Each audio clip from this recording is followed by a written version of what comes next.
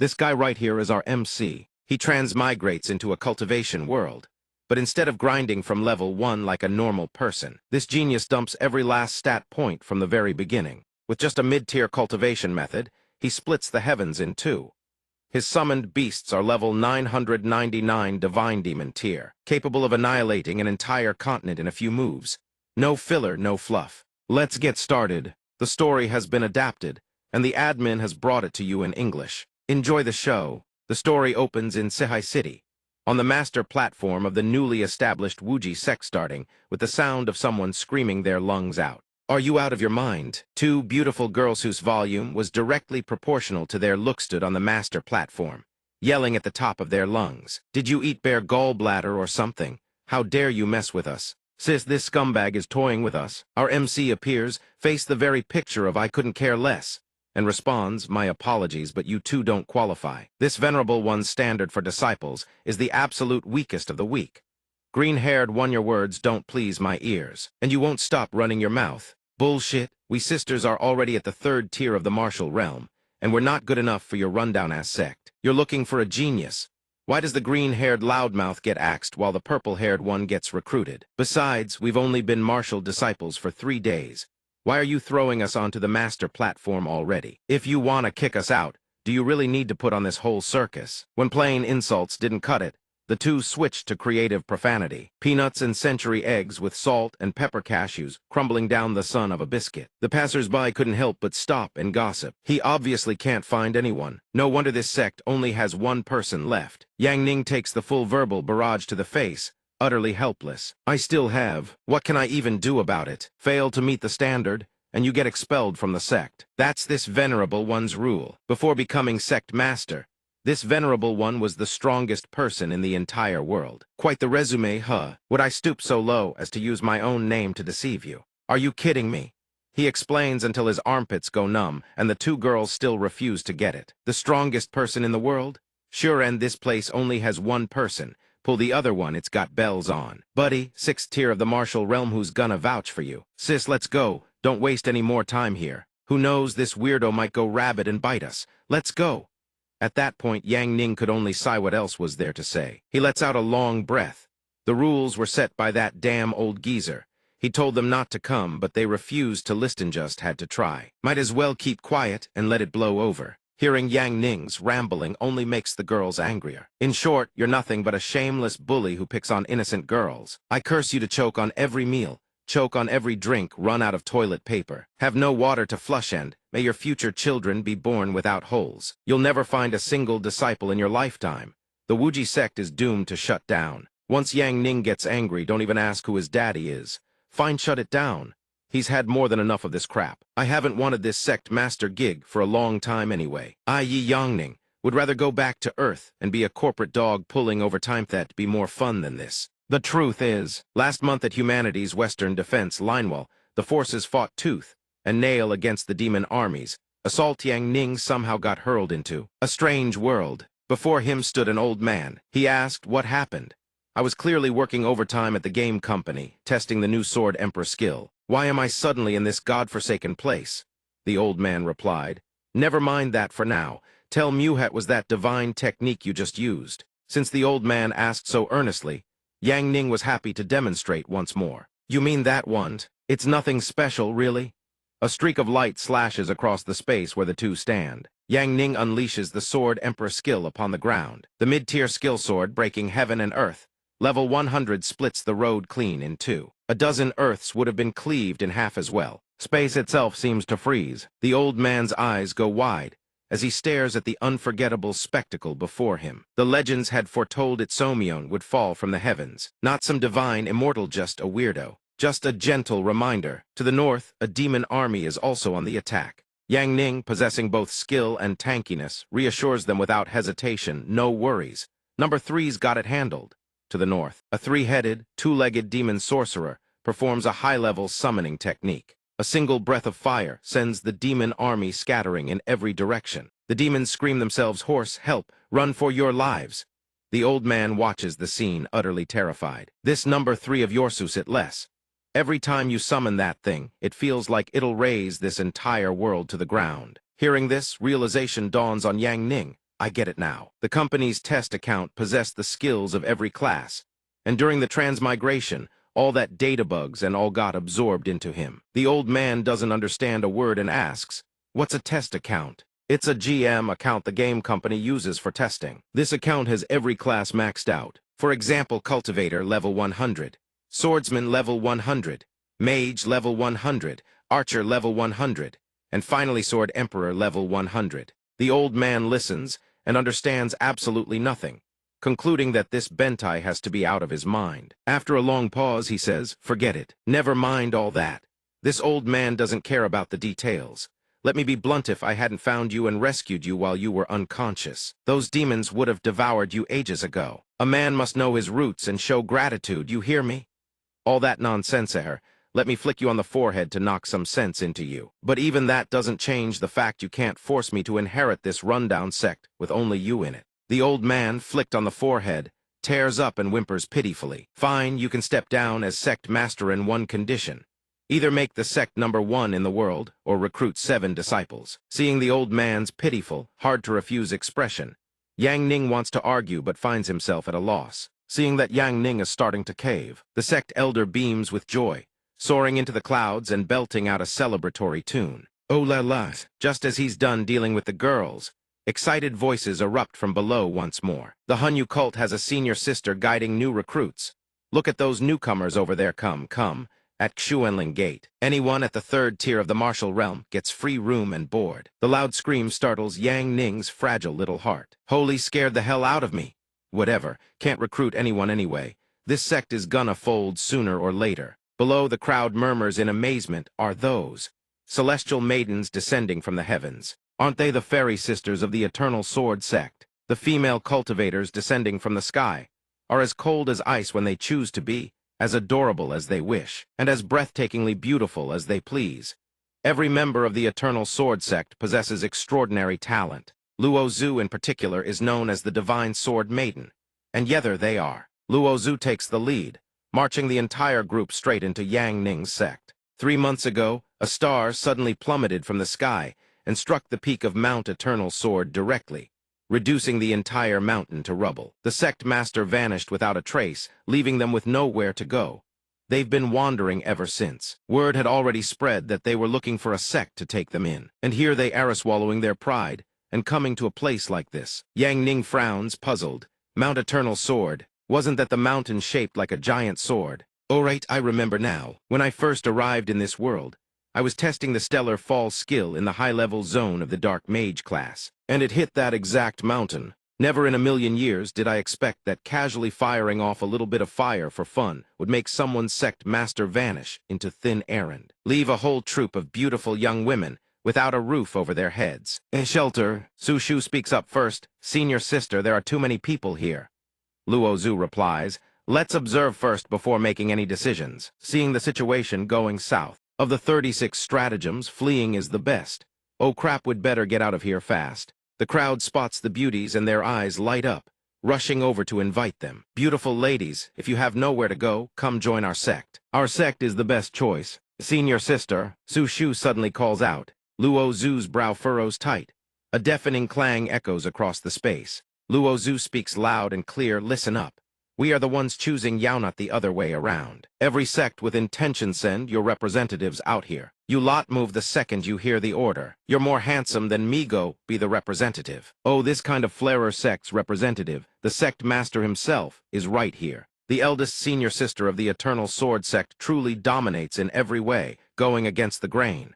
Meanwhile, Yang Ning quietly slips away from the trouble. But this catches Luo Zhu's attention. That person actually has zero interest in their sect. Could it be that they don't even register in his eyes? Compared to everyone else, he, so utterly unique. Could he be some kind of hidden master from beyond the world? Suddenly, a shrill scream rings out from nowhere. Nobody picks, nobody moves, nobody leaves this place. Our Liang sect has already claimed these ladies. Don't even dream about it, everyone show some respect. Then he turns and calls out to Yang Ning. "Hey you, I'm talking to you, get back here." He silently chants a prayer in his head. "Damn it. My legs are just itching to bolt, aren't they?" But not that stinking old man already said it. A sect master must uphold his decisions. Before the public, I have to maintain the demeanor of a true expert. You deaf? Yang Ning turns around in one fluid motion and asks, "Well, what do you want?" The fatso sees Yang Ning's nonchalant act and grows visibly irritated. "TCH, don't you put on airs with me. You're just the sect master of some half-baked, rundown sect. I'm running things here now. Everything I say you follow to the letter. And you little girls watch closely. This is what real power looks like." Su Shu listens, but doesn't understand a single thing. Who the heck is this guy even talking about? The guy keeps rambling on. "Sect Master Yi, I'll give you 3 punches.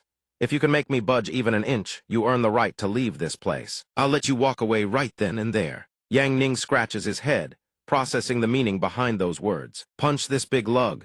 Old man, did you drag him here just to get his ass kicked?" The fatso burns with rage from a single insult. Sensing the situation turning sour, Luo Zhu quickly reacts. "This isn't good." The fatso stomps the ground hard, fists raised, and lunges straight at Yang Ning. This bastard is seriously asking for a beating. He lets out a tired sigh. Yang Ning stands perfectly still, letting the fatso close in. The fist is mere inches away. Yang Ning's eyes flash. One hand rises to intercept the blow. "Fine, I'll grant your wish then." Two forces collide with devastating impact. Seeing Yang Ning block him so effortlessly, the fatso is utterly stunned. The next instant, he's blasted backward. Everything in his path shatters to pieces. The bystanders scramble to defend themselves. "Watch out!" The fatso finally slams into a wall 1,000 meters away. Skill-activated basic fist technique Yellow Dragon Straight Strike, level 100 max. After the attack ends, he lets out another comfortable breath. But the next second, Yang Ning's face goes ghost white with panic. Never mind choosing sides, every single person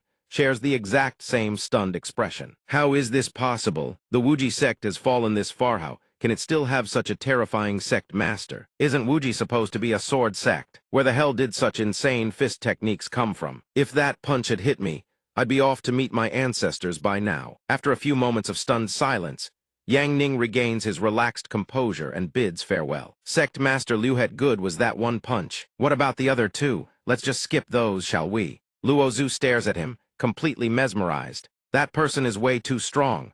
The fight ends, and by then it's already late evening. The scene shifts to a beautiful landscape. Young birds have already woken to welcome a brand new day. A pair of feet dangle in midair. None other than Yang Ning. He lets out a breath and says, "Finally made it back. I'm dead tired." The sect is built way out in the middle of nowhere. Suddenly, something bizarre catches Yang Ning's eye, freezing him in place. The sect's front gate is so wrecked it's held together with duct tape. Yang Ning's voice drops, dejected. "Every time I see this gate, I can't help wanting to smash it to pieces. The biggest headache every time he returns is opening the door too big, too heavy, impossible to budge with normal force. Last time he used basic palm technique level 100, and riding the momentum, accidentally shattered the gate. Got scolded half to death by the old man. Now, returning to the sect means climbing the wall like a thief. Being alone in such a huge place gets a little lonely. The street is cold and empty. As he passes through a desolate alley, a sudden sound makes him snap to attention. Yang Ning frowns with irritation. She's pulling her stunts again. Time to deal with this. He arrives at the demon ceiling hall and throws the door open without hesitation. A creature with a sickly green body pipes up. "Kept in here way too long today. Everyone be careful. With a temper like that, looks like no new disciples again today." He suddenly stops in his tracks at a certain spot, standing before an iron cage. He speaks into it, "Save your energy. Your crying act doesn't fool anyone around here. I'm the only human here." The high-profile prisoner inside eats like royalty and dresses in luxury, yet still causes trouble. A voice full of grievance echoes from within the cell. I don't want food. I just want to go outside for a walk." The pitiful Bai Fei, caged like an animal, speaks up with desperation. "Being locked up here is so boring." Yang Ning hears her out and responds without a shred of sympathy. "Then think about how many people you've hurt. That's exactly why you're locked up in here." She speaks up to defend herself. "I've been good, I've been repenting. You can't even afford to feed yourself right now. How about just letting me go?" After a bit of back and forth, Yang Ning naturally refuses her request. "No can do. I promise the old man absolutely no letting you escape." Hearing this harsh truth, Bai Fei is left speechless. Yang Ning casually tosses the freshly heated food into his mouth and warns, "Stop thinking about breaking out every day. It's a rough world out there. Aren't the free snacks good enough for you?" Bai Fei refuses to back down. "I'm worth more than snacks. Just let me go and I'll marry you." Yang Ning sits down, grimacing. "You think I'm an idiot, Bai Fei? I'm not that easy to fool." Bai Fei's voice grows more and more aggrieved. You big dummy, I'm being dead serious. Let's run away together. We'll have so many kids. I've already picked out names for our eldest. Or if you let me go, within 3 years I'll turn you into a first-rate expert. Yang Ning isn't fooled for a second. He calmly sits down and retorts, bring out every trick you've got. The nine-tailed fox empress who once destroyed an entire dynasty don't even dream of wreaking havoc on the mortal world again. Just stay put here for me. He gazes at Bai Fei in her cage and warns for life. The instant those words leave his mouth, an explosion erupts from within smoke, and dust swirl as the silhouette of a young girl with flowing white hair slowly materializes. Her bewitching voice rings out, "Foolish human, how laughable. The old man saved your life once, and now you'd bind yourself for eternity." Yang Ning walks away, leaving behind a single reply, "You're wrong. I agreed to inherit this sect not only because he saved me, but because I respected his path. He spent his entire life with a burning determination to revive this sect. I honored his courage and his perseverance. So when I arrived in this world with nothing but empty hands, I decided to carry on his legacito, make this sect stand between heaven and earth once more." Bai Fei lets out a soft snort, acting all cool in front of little Almi. "So you won't release me, huh?" Boom, another burst of sound, and she reverts back to her small, adorable form from moments ago. She pouts and slams her tiny hand against the ground. "If you won't let me go, this precious one can break free on her own.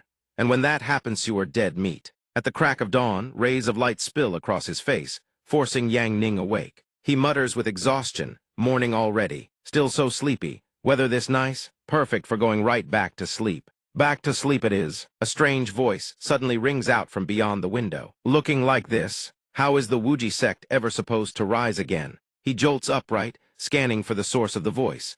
A black bird perched on a branch outside the window is staring right at him, mocking with that sorry bird-brained look of yours. "The Wuji sect is doomed to be ruined in your hands sooner or later." Yang Ning sits up sluggishly and answers, "If I don't sleep in, you think this sect can be revived? Besides, you're just a bird I picked up off the road. Unknown origin, sketchy background, stop minding other people's business." The bird lifts its beak like it's some big shot. "Fine. From now on, I'm done managing this rundown sect's books, the ancestral bylaws, the sect regulations, so you handle all of it yourself. Today, I officially resign as sect housekeeper." As if struck at a nerve, he instantly reverts to his groveling mode to butter it up. "I was wrong, O great divine bird who knows all the gossip under heaven. Good that you know you're wrong. Rememberers is a transactional relationship. I manage your affairs for 3 years, you help me fulfill one wish." He keeps up his flattering tone, showering it with praises. The bird on the branch grows impatient and urges, "Then get off your ass and go meet the guests." Yang Ning blinks, genuinely surprised. This sect doesn't even get a single demon visiting, and now there are guests. The black bird spreads its wings to fly off, but doesn't forget to relay the message. Outside the mountain, there's a whole group of beautiful girls demanding to join this sect. Yang Ning's entire face scrunches up tight. Every line of his face screams annoyance. He thinks, good grief, they've actually come knocking, like lingering ghosts that won't take the hint. But my eyelids are so heavy, I can't hold on. No way I can meet anyone. The bird, about to leave, hears him say this and wastes even more breath trying to persuade him. "Haven't you always been looking for suitable disciples? Pretty girls delivered right to your doorstep and you won't take them? Very suspicious, if you ask me." Yang Ning refuses to accept reality and opts to pretend he's already asleep. The bird seems to give up and flies away, but not without leaving one last remark: "Suit yourself." Even with the bird upset, Yang Ning has no intention of coaxing it. Just ignore them. They'll scatter on their own eventually. That's right, it has to be that way. Outside the sect gates, several girls are indeed kneeling on the stone steps. Luo Zhu's expression is tense but resolute. "Sect master, if you refuse to come out and meet us, we absolutely will not leave." They've been kneeling since the sun blazed high overhead, all the way until dusk settled in. The problem Icer man here isn't the type to go soft, just because of a few pretty faces. Yang Ning stands at a distance, silently watching the group below the gate. A breeze sweeps past, and his expression grows somewhat strained. The next morning, the sun climbs high, yet the girls are still stubbornly kneeling at the sect gate. Luo Zhu speaks with a determined face and an urgent voice. "Sect master, please come out and see us." Su Shu's face shows clear exhaustion. "Senior sister, we've been kneeling for an entire day, and the sect master still hasn't shown his face. Doesn't that mean he doesn't want us?" Yang Ning sits on the rooftop, listening to Su Shu, and silently nods in agreement. Finally, someone gets it. Although Luo Zhu herself doesn't look too great, Her voice still carries a thread of hope. The sect master is a transcendent expert beyond the mortal world. Accepting disciples naturally comes with countless trials. We must steel our resolve and never waver. Yan Yu, with her remarkable endurance, nods eagerly in agreement. Yang Ning gazes down helplessly and thinks good Lord Thier not planning to kneel for the rest of their lives, are they? Forget it, forget it. Go home and get more sleep. Night falls. Heavy rain comes crashing down, accompanied by thunder kaboom. The blackbird perches on a branch and calls out as if trying to persuade Yang Ning. The downpour is torrential. Though a sliver of worry stirs within him, Yang Ning's will remains ironclad. They're all martial practitioners. A little rain won't give them a cold. Relax. The blackbird can only stare in helpless silence. What else is there to do? Even Yang Ning has to admire their tenacity. He thinks these girls are ruthless. I need to find a way to make them back off. What a headache. The rain hammers down like a waterfall. Yet Luo Zhu and the others remain kneeling in the brutal weather. Thunder roars, lightning cracks, but not a single one of them considers giving up. The next morning returns with clear skies and calm air. Puddles of rainwater dot the ground everywhere. Luo Zhu is still kneeling there, her entire body soaked through by the rain. Extreme fatigue is etched across her face. Su Shu shivers from the cold. The rain really came at the worst time. Yet the chill seems to reignite her resolve. Luo Zhu's eyes are locked dead straight on the sect gate. Cold gusts of wind still sweep through the space. From the rooftop, Yang Ning lets out a long sigh. Why haven't you left yet? Forget it, out of sight, out of mind. Take your time suffering. About to turn away, Yang Ning suddenly senses something wrong. It's not just Yang Ning. Luo Zhu also feels something is off. Below the steps, a bone-chilling dark aura begins to manifest. Yang Ning's face tenses with vigilance. He silently assesses such immense killing intent. Suddenly, Luo Zhu speaks to her junior sisters. Junior sisters, let's go.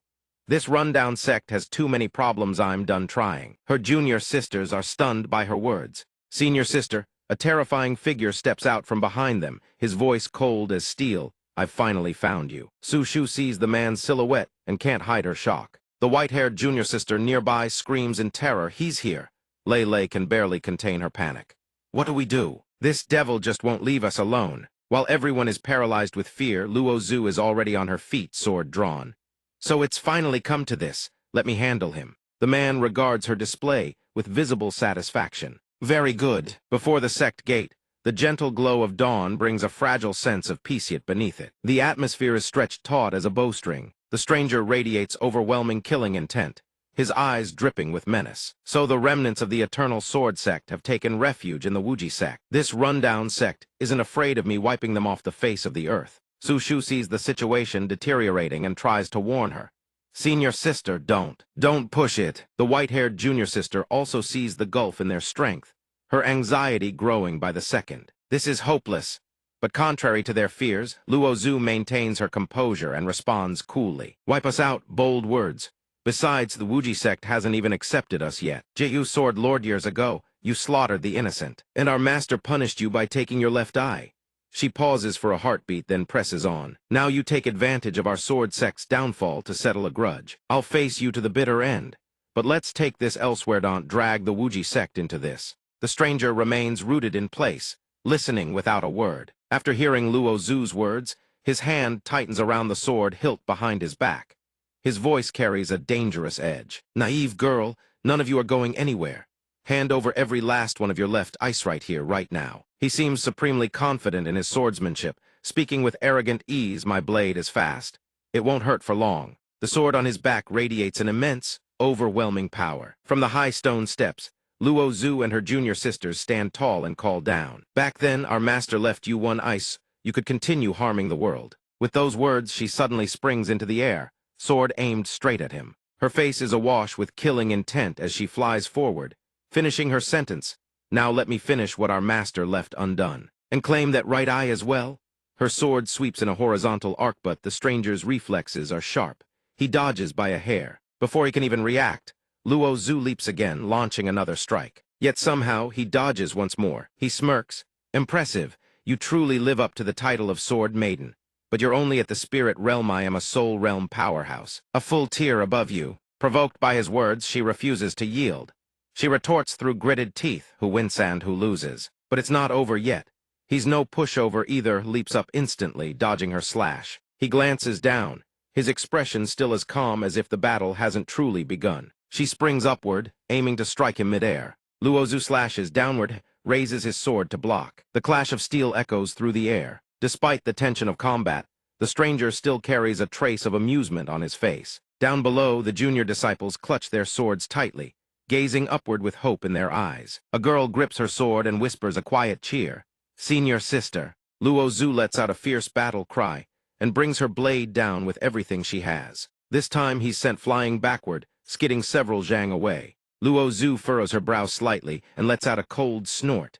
The sword in her hand now crackles with fierce arcs of lightning. She tightens her grip on the hilt and unleashes a thunderous roar. Only now does a flash of surprise cross the stranger's face, realizes the full force behind her attack. He leaps up, narrowly dodging the devastating slash.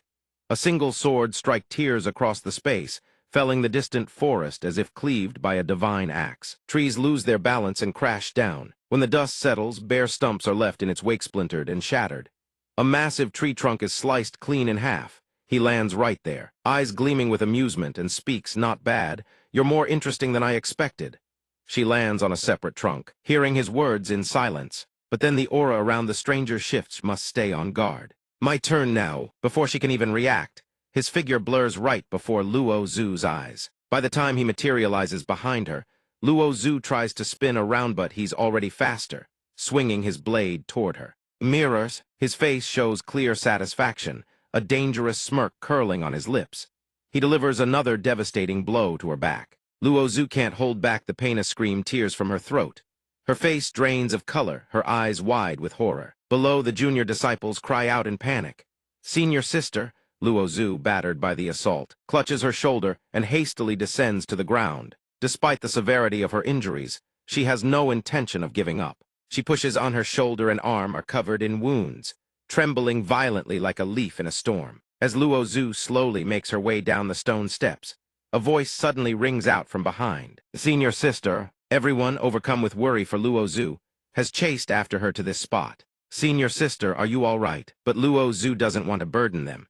She shouts out, "Don't come any closer. What did I tell you all before? When we encounter this person, I go first and hold him off. You run immediately. So why are you all still standing there? Get out of here now." Su Shu and the others, caught off guard by Luo Zhu's fierce reaction, stand frozen like statues. Luo Zhu only wants what's best for them. That's why she barks out those harsh words. "Move it. Don't underestimate your senior sister. I have a plan. Stop getting in my way." While they're still exchanging words, he reappears, sword in hand. "Still trying to struggle? A genius like you?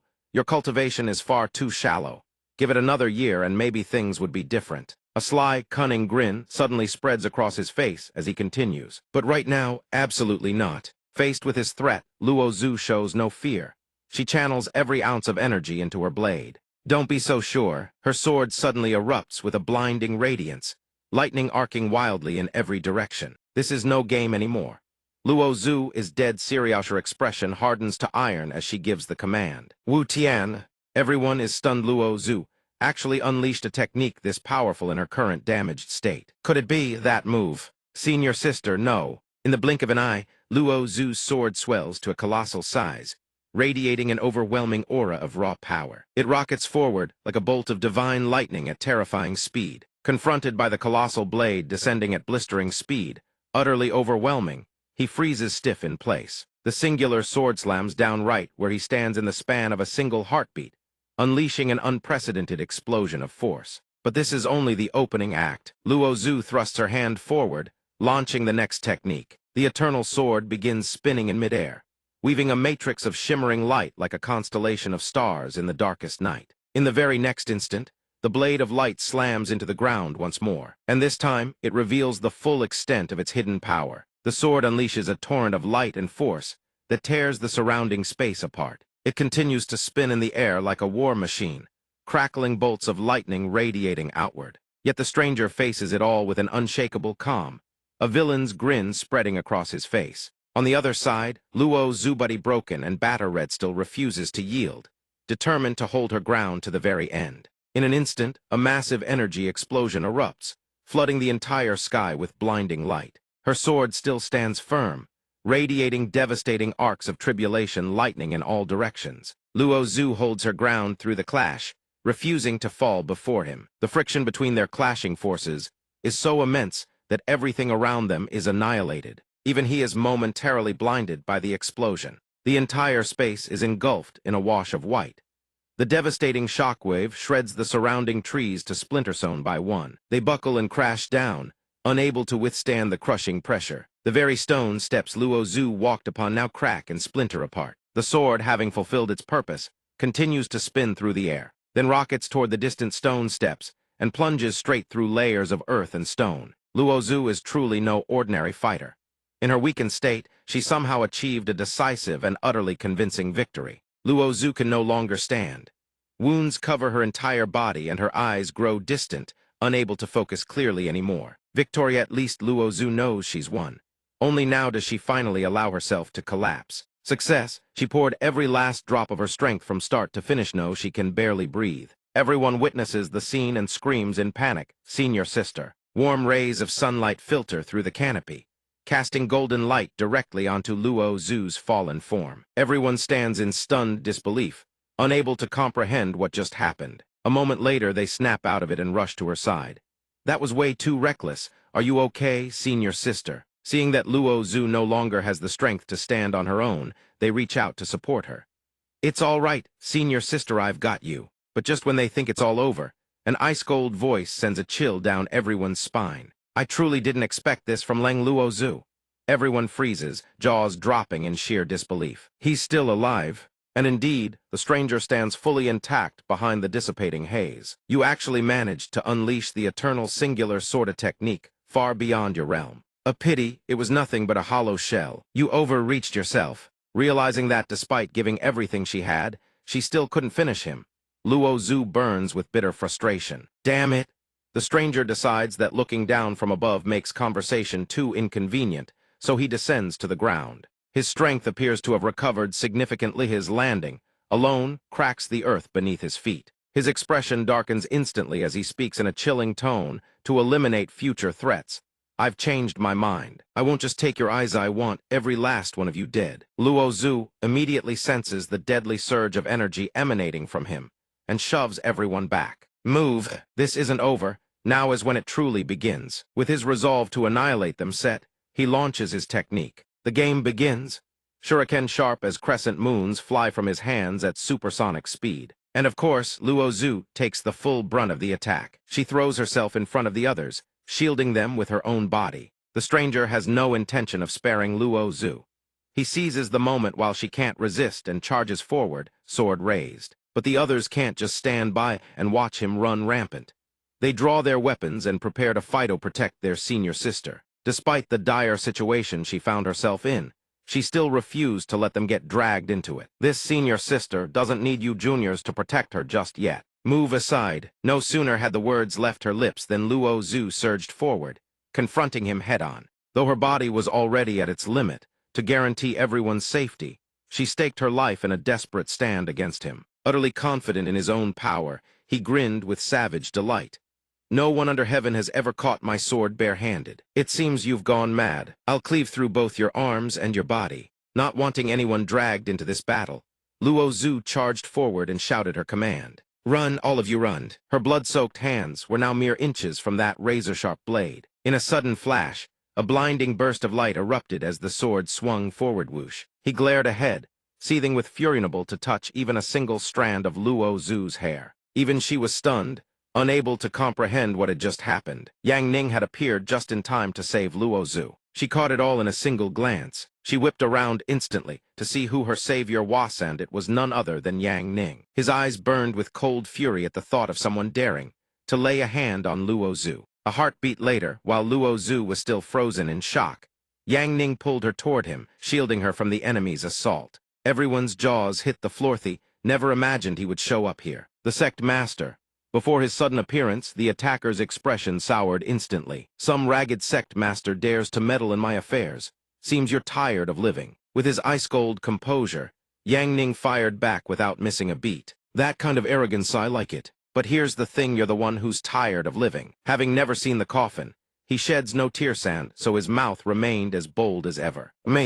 You'll die alongside them. Yang Ning placed his hand on Luo Zhu's shoulder, shielding her from the cold wind, and let out a sardonic smirk. Though his temper snapped like a lit fuse, could endure no more, and he unleashed a flurry of vicious slashes toward them. The clueless busybody would soon be erased from existence. He gripped his sword tight and charged at them with breakneck speed, ready to strike head-on. Yet despite the attacker's aggression, Yang Ning was mildly annoyed after all. He was a man who preferred to take things easy. The air around them suddenly grew heavy. He still didn't know his end was near, wearing that smug grin on his face. Another fool who thinks he can block my sword with his bare hands. The next second, Yang Ning casually raised 2 fingers with a smirk as if about to unleash something devastating. You're wrong. Who could have guessed he'd use those 2 fingers to catch the blade mid-swing? Before this absolute madness, the attacker's soul nearly left his body, couldn't believe his own eyes. His face instantly tightened like a taut bowstring. With the power of a supreme being, this young man could shatter his sword with laughable ease. Skill basic martial technique, barehand blade catch. 2 fingers are more than enough to deal with you. In the blink of an eye, the attacker's sword shattered into 1,000 pieces kaboom. Before this sight, his eyes widened in sheer, unbridled disbelief. But he still hadn't given up and launched another attack. This is my strongest sword, rot in hell. Without a word, Yang Ning's expression turned cold. He extended his hand into the air and summoned Luo Zhu's sword, which had been lying on the ground. Basic martial realm cultivator, Yang Ning gripped the sword tight ready for a one-on-one showdown to the bitter end. Moments later, a crescent-shaped slash came hurtling from the attacker's position swish. Skill Duan Shui sever the current. Yang Ning refused to be outdone. He swung his sword in retaliation. One moment the attacker was charging in with overwhelming force. Next, he froze dead in his tracks. His face darkened, and blood sprayed across the sky in a violent splash. In that instant, he had taken Yang Ning's killing blow beyond all salvation. The fate of a braggart who knew not the vastness of heaven and earth was to be cleaved in 2 beneath Yang Ning's devastating sword strike. A gentle breeze swept through his hair. Yang Ning wore a deeply satisfied smile, having just sent that man straight to the king of hell. Everyone stood stunned, utterly speechless, that he had felled the enemy in a single beat. Moments later, Yang Ning descended softly from the air to the ground. He planted Luo Zhu's sword into the earth, as though completing a noble mission. Yang Ning walked toward Luo Zhu and gently helped her to her feet, but Luo Zhu's gaze remained glued to his silhouette. Having saved Luo Zhu's life, Yang Ning turned to leave without waiting for a single word of thanks. Everyone rushed over to her side. Senior sister-in-law, now did Luo Zhu truly have her eyes opened? So this world really does have someone who has mastered both fist and sword arts to the absolute pinnacle. Being a man of righteousness, Yang Ning simply turned and walked away, but before he got far, a voice called out from behind him, "We owe the Sect Master our lives. Please take us in. We swear to devote ourselves fully to restoring the Wuji sect to its former glory. We beg you, Sect Master, please accept us." Before their earnest plea, Yang Ning decided to offer them a glimmer of hope. "Since your resolve is this firm and you seem to have at least some understanding of our sect's situation, then I'll give you a 3-day trial as disciples. If you fail the trial and can't earn your place, then don't linger here any longer." Upon receiving Yang Ning's approval, Luo Zhu was filled with determination, resolved to pour every ounce of her heart and soul into it. "We thank the Sect Master. We will perform excellently, we'll earn our place." The others' eyes lit up like festival lanterns. Their hearts overflowed with pure joy. "The Sect Master is willing to take us in. This is wonderful." Suddenly, Yang Ning raised his hand and issued a command. "Ling Luo Zhu, come here." Before this unexpected demand, everyone was bewildered while she stared at him in confusion. After a moment, Luo Zhu regained her composure and slowly stepped up the stairs to the platform. She expected something serious from Yang Ning, but he merely extended his hand to her great surprise. A dutiful master, Yang Ning didn't just save her life, he also healed her wounds. Skill basic Wood Sage minor healing technique, LVL 100 max. A soothing green aura enveloped Luo Zhu's body, and in the blink of an eye, every wound on her vanished without a trace. Luo Zhu's complexion had turned rosy and vibrant once more. Before this spectacle, everyone couldn't help but marvel at his many talents. "Sect Master, what kind of technique is this? Senior sister was so gravely injured yet she's healed in an instant. Is the Sect Master a divine physician?" Lu Qing, standing nearby, also fixed her gaze steadily on the 2 of them. She suddenly furrowed her brows slightly and thought to herself, "Sect Master Yi." Luo Zhu looked herself over moments later, equally astonished by the disappearance of every wound on her body. "Healing this fast, it's truly unbelievable. Even the old scar on my wrist has vanished." While everyone saw this as nothing short of miraculous, Yang Ning didn't think so. Good grief, a minor healing technique, and they're making this much fuss. These maxed-out low-level skills are seriously broken. Grateful for Yang Ning saving her life and healing her wounds, Luo Zhu bowed deeply to express her gratitude. I thank Master for saving my life. Yang Ning noticed it was getting late and wasting no time on formalities said, "Get up. Follow me back to the sect." Seeing that they finally had a place to call home, everyone beamed with overwhelming joy. From ear to ear, yes, under Yang Ning's protection, they set out and followed him back to the sect. Before long, they arrived at Yang Ning's sect, a place secluded from the bustling mortal world. Everyone looked up and gazed around, unable to suppress their astonishment. The gate is this massive. How are we supposed to open these? Naturally, Yang Ning didn't bother with brute force. He raised his hand and channeled a wave of chi energy toward the gate. The formation instantly recognized his unique spiritual signature. And just like that, the enormous gate swung wide open with a single touch of his hand. The moment the gate opened, a tremendous gust of wind blasted outward, slamming into all of them. Yang Ning turned around and ordered, "Get inside, now." The massive gate slowly yawned open, revealing a long path stretching into the distance, waiting for them ahead. The instant everyone stepped inside, their jaws dropped. A paradise of immortal scenery hung suspended in the Ira Serene. Boundless realm unfolded right before their eyes. The next morning, the sun revealed itself after a long slumber, casting its warm rays down upon everything below. Though the new day had only just begun with the dawn's arrival, Yang Ning had already been sitting on the rooftop for quite some time, yawning as he muttered to himself, "Why the hell did I wake up so early?" Suddenly, it flew over to him and brought something to his attention. "Let me show you just how hard those girls have been working. Only someone with no conscience would want to kick them out." Meanwhile, Yang Ning was still yawning wide, not yet fully awake, and asked back, "Really?" Seeing how utterly indifferent he was, it decided to show him directly. "Look, Luo Zhu has been training there all night. Looks like she fell asleep. This girl really is a sword maniac, just like the rumors say." Witnessing Luo Zhu's dedication and diligence, Yang Ning couldn't help but feel a twinge of admiration. She's insane. Then it suddenly grew curious about something. She's so deep into the sword dea could she have lost interest in men entirely? And for that, he scolded it. "You really ask too many questions. Where are the other disciples?" From early morning, the bird had been observing their every move and reporting back to him. Over their thigh have been up and working since dawn. Having received Yang Ning's kindness, none of them were willing to be lazy. They all pitched in to help with the sect's manual labor. It continued to press him. "Do you even remember all their names?" But Yang Ning answered bluntly, "A dozen girls who can remember all of them. There are a few oddballs that left a deeper impression. The big one, Su Shud, brute force laborer, among the clueless cultivation group. Why am I always hungry whenever I cultivate?" Lei Lizelf proclaimed as the only one who truly loves Luo Zhu. "I absolutely won't let anyone touch my senior sister. Yan Youth, little kitchen girl. Sect master, can I tidy up your room for you? Men can't even take care of themselves, after all. Flower maiden she type androphobia. Master once said all men are beasts. The tomboyish Xingzairoxia loves cosplay and role-playing above all else. Lu King's strange girl who keeps pestering. Sect master, have you forgotten about me already?" The very next second, Yang Ning suddenly stood up and stepped down, much to its surprise. "I've made my decision." "What decision?" Who would have thought he'd make such a ruthlessly cold-blooded call? "I'm cleaning house. I'll watch them in secret, find their weak points, and kick them out one by one." It couldn't help but question his intentions.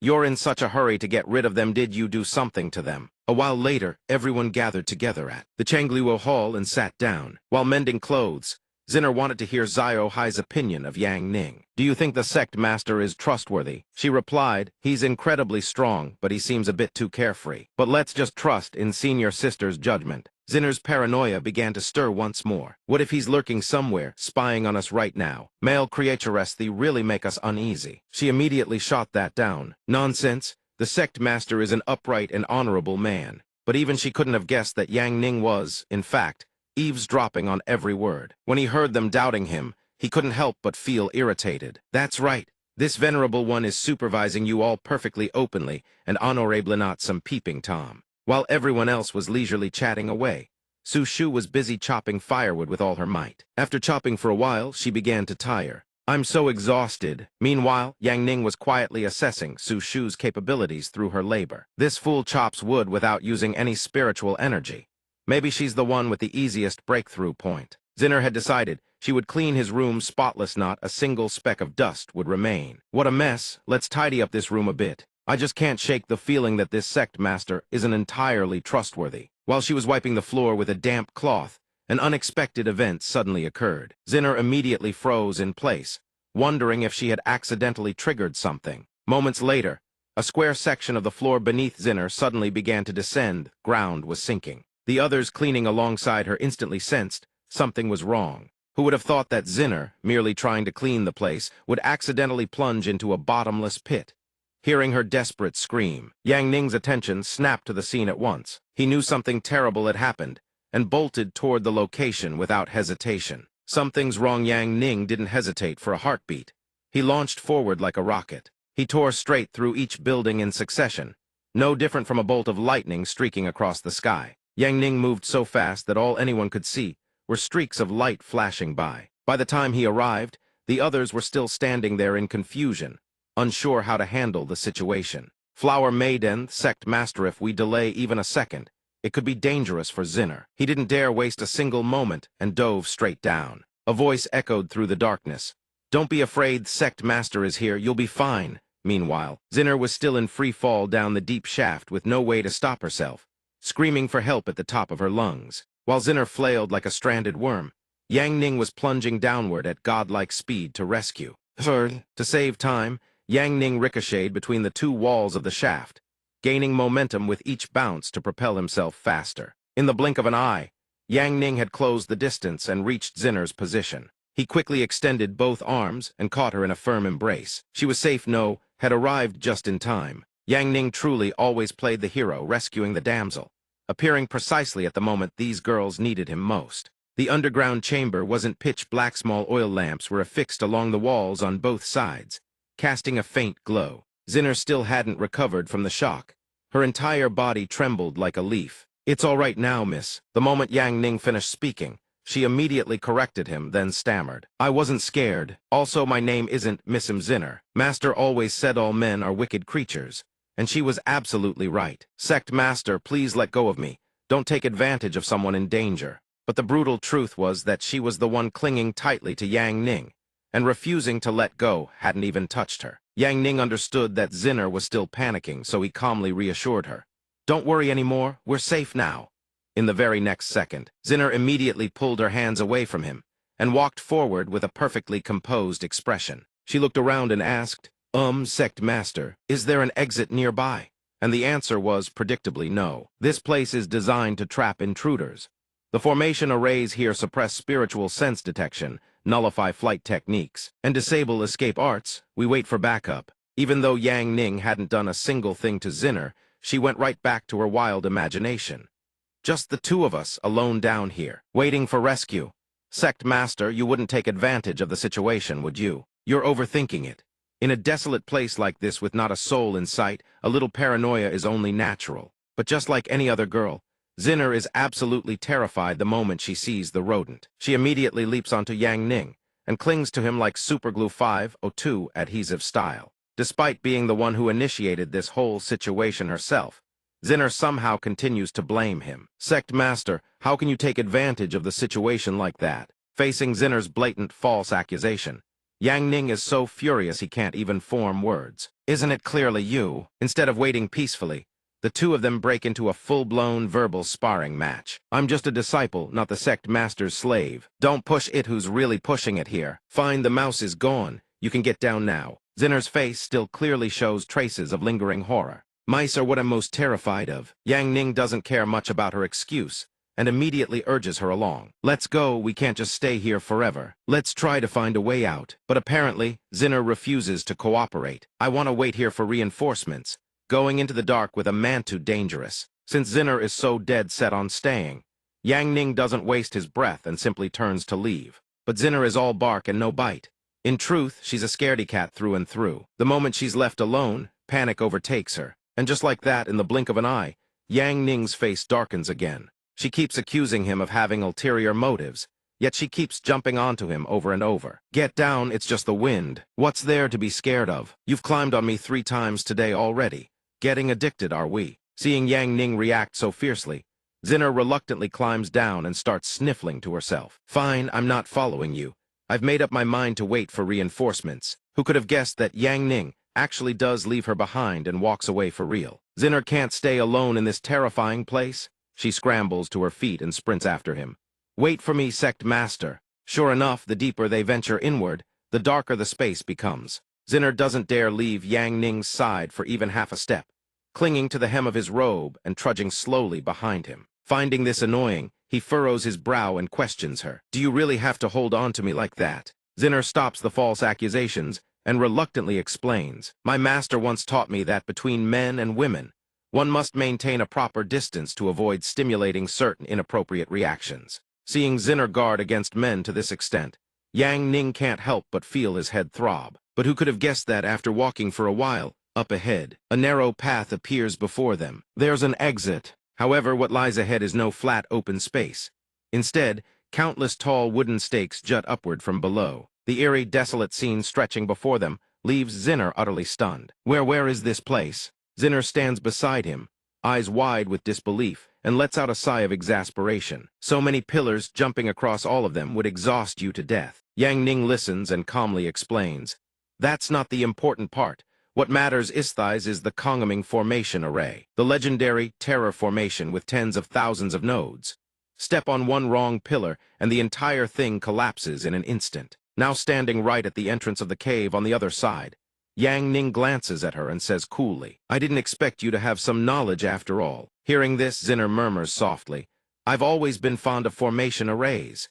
Even if I've never eaten pork, I've at least seen a pig run. To clear this formation, you'd have to make countless jumps each time.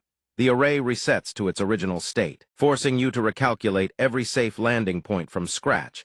This formation is basically impossible to pass. Seeing him begin to step forward, she panics. W, what are you doing? Unlike her anxious expression, he remains perfectly calm. Just stepping on top. I want to try a little jump. Zinner immediately rushes to stop him, voice trembling with worry. Sect Master, please don't be reckless. One wrong step and we die. I think we should just wait for the senior sisters to come rescue us. But he has already stepped fully onto the stone platform, maintaining that same unruffled composure. Then you can keep waiting. I'll head over there first. Without a second thought, Zinner lunges forward and clings to him tightly. Let's go, I'm ready, let's start. I am, after all, a disciple under your command. I'm willing to advance and retreat alongside you, my lord. Yang Ning can only fall silent, utterly helpless against her clingy behavior. Yang Ning lets out a soft sigh, gazing helplessly at the girl clinging tightly to him. You really are a coward. Also, you're squeezing way too hard. She blushes but still doesn't let go, her lips pressed together, not uttering another word. Yang Ning coils his legs and launches himself into the air, warning her to hold on tight. The leap is so powerful that only a streaking blur cuts through the darkness, making Zinner scream in terror. With a single jump, he soars past an entire row of stone pillars. Just as he's about to land on a nearby pillar, he warns, Don't you dare move. The moment they touch down, she blurts out, Sect Master, could you maybe use one arm to hold me properly? He replies with a low growl, If I step on the wrong spot, that's when we have a problem. Hearing this, she's absolutely stunned in just a fraction of a second. He's already landed on the soul-safe node. Sensing the tension, he warns, I'm going to speed up, hold on tight. She wails in panic. No, each jump requires searching through over 1,000 possible safe nodes. Don't rush it. But he ignores her pleas and dashes forward, leaving her screaming until her voice goes hoarse. Too fast, I'm getting dizzy. He continues leaping across the spaced-out stone pillars in rapid succession, while she grows increasingly nauseous. I'm going to throw up. No matter how tightly she clings to him, nothing can slow down that unbelievable speed. Before long, the two of them reach the other side of the cavern. Yang Ning lands gently on the ground. Before them yawns a deep, pitch-black cave entrance. He raises a hand to shield his eyes from the light, and surveys the surroundings, forgetting to even remind her. Hey, we made it. Hearing this, she slowly lifts her head, her voice laced with half-belief, half-disbelief. We're here, that's impossible. The books say this formation requires tens of millions of calculations for every single step. So how did you get through so fast? Yang Ning lets out a soft snort and replies, I calculated everything. He answers patiently, because before every jump I already worked out all the subsequent variations. She can't believe it and can only stammer. This has to be some kind of joke, right? Yang Ning responds flatly, Who's joking? The functions of this formation array, I've got them all maxed out. A formation at this level, just activate the function and it's solved. You get down first. In any case, until I've confirmed it's safe, I'm not leaving my own turf. She seems to notice something and turns her head. Right in front of them stands a massive stone door engraved with a yin-yang symbol. She climbs down from him, her eyes locked onto the enormous door without blinking. What else could possibly be unsafe now? There's only one door ahead. It looks strangely familiar, as if she's seen it somewhere before. She suddenly gasps, this door, it looks so familiar. Contrary to her initial impression, the door is so massive that the two of them look like specks of dust standing before it. Yang Ning wastes no time introducing it. This is the Duanlong Demon Imprisoning Formation. She immediately recognizes it. A Grandmaster Tier formation array. To unlock it, you have to press these embedded stones exactly 188,632 times. One single wrong press, and the stone door is sealed permanently. Throughout all of history, only 3 people have ever opened it successfully. Hearing her explanation, he merely responds with a nonchalant "oh." Zinner watches him step forward without a moment's hesitation and is utterly bewildered. She suddenly cries out, immediately falling into a panic, reaching out to stop him. Don't be reckless. This is a Grandmaster Tier formation array with extreme difficulty. If you mess around and it locks, the entire space gets sealed with it. We'll be trapped and die in here. Yang Ning falls silent, then lets out a soft sigh. Yang Ning can't help but let out a few chuckles before suddenly shifting into a combat stance. She was somewhat surprised. Wait, could it be that he's already finished calculating? He replied with utter nonchalance. Nope. Zinner blinked in confusion. So he's going to wing it. Yang Ning answered. The calculation part is easy, but you'd have to press those stones over 10,000 times. That'd be exhausting as hell. I'm not solving this formation the proper way. Her voice carried a hint of disappointment. You couldn't actually solve the formation at all, could you? This formation looks like only a genius could crack it. But apart from using your brain, there's another way to break a formation. He stopped talking and raised his fist toward the stone door. His fist began to move toward the gate. Outside, the senior sisters were still trying to find a way to rescue them. A junior sister asked anxiously, Senior sister, if we start digging here, how long will it take to get them out? Luo Zhu answered flatly. Stop talking nonsense. Even if we have to dig up the entire Wuji sect, we will get them out.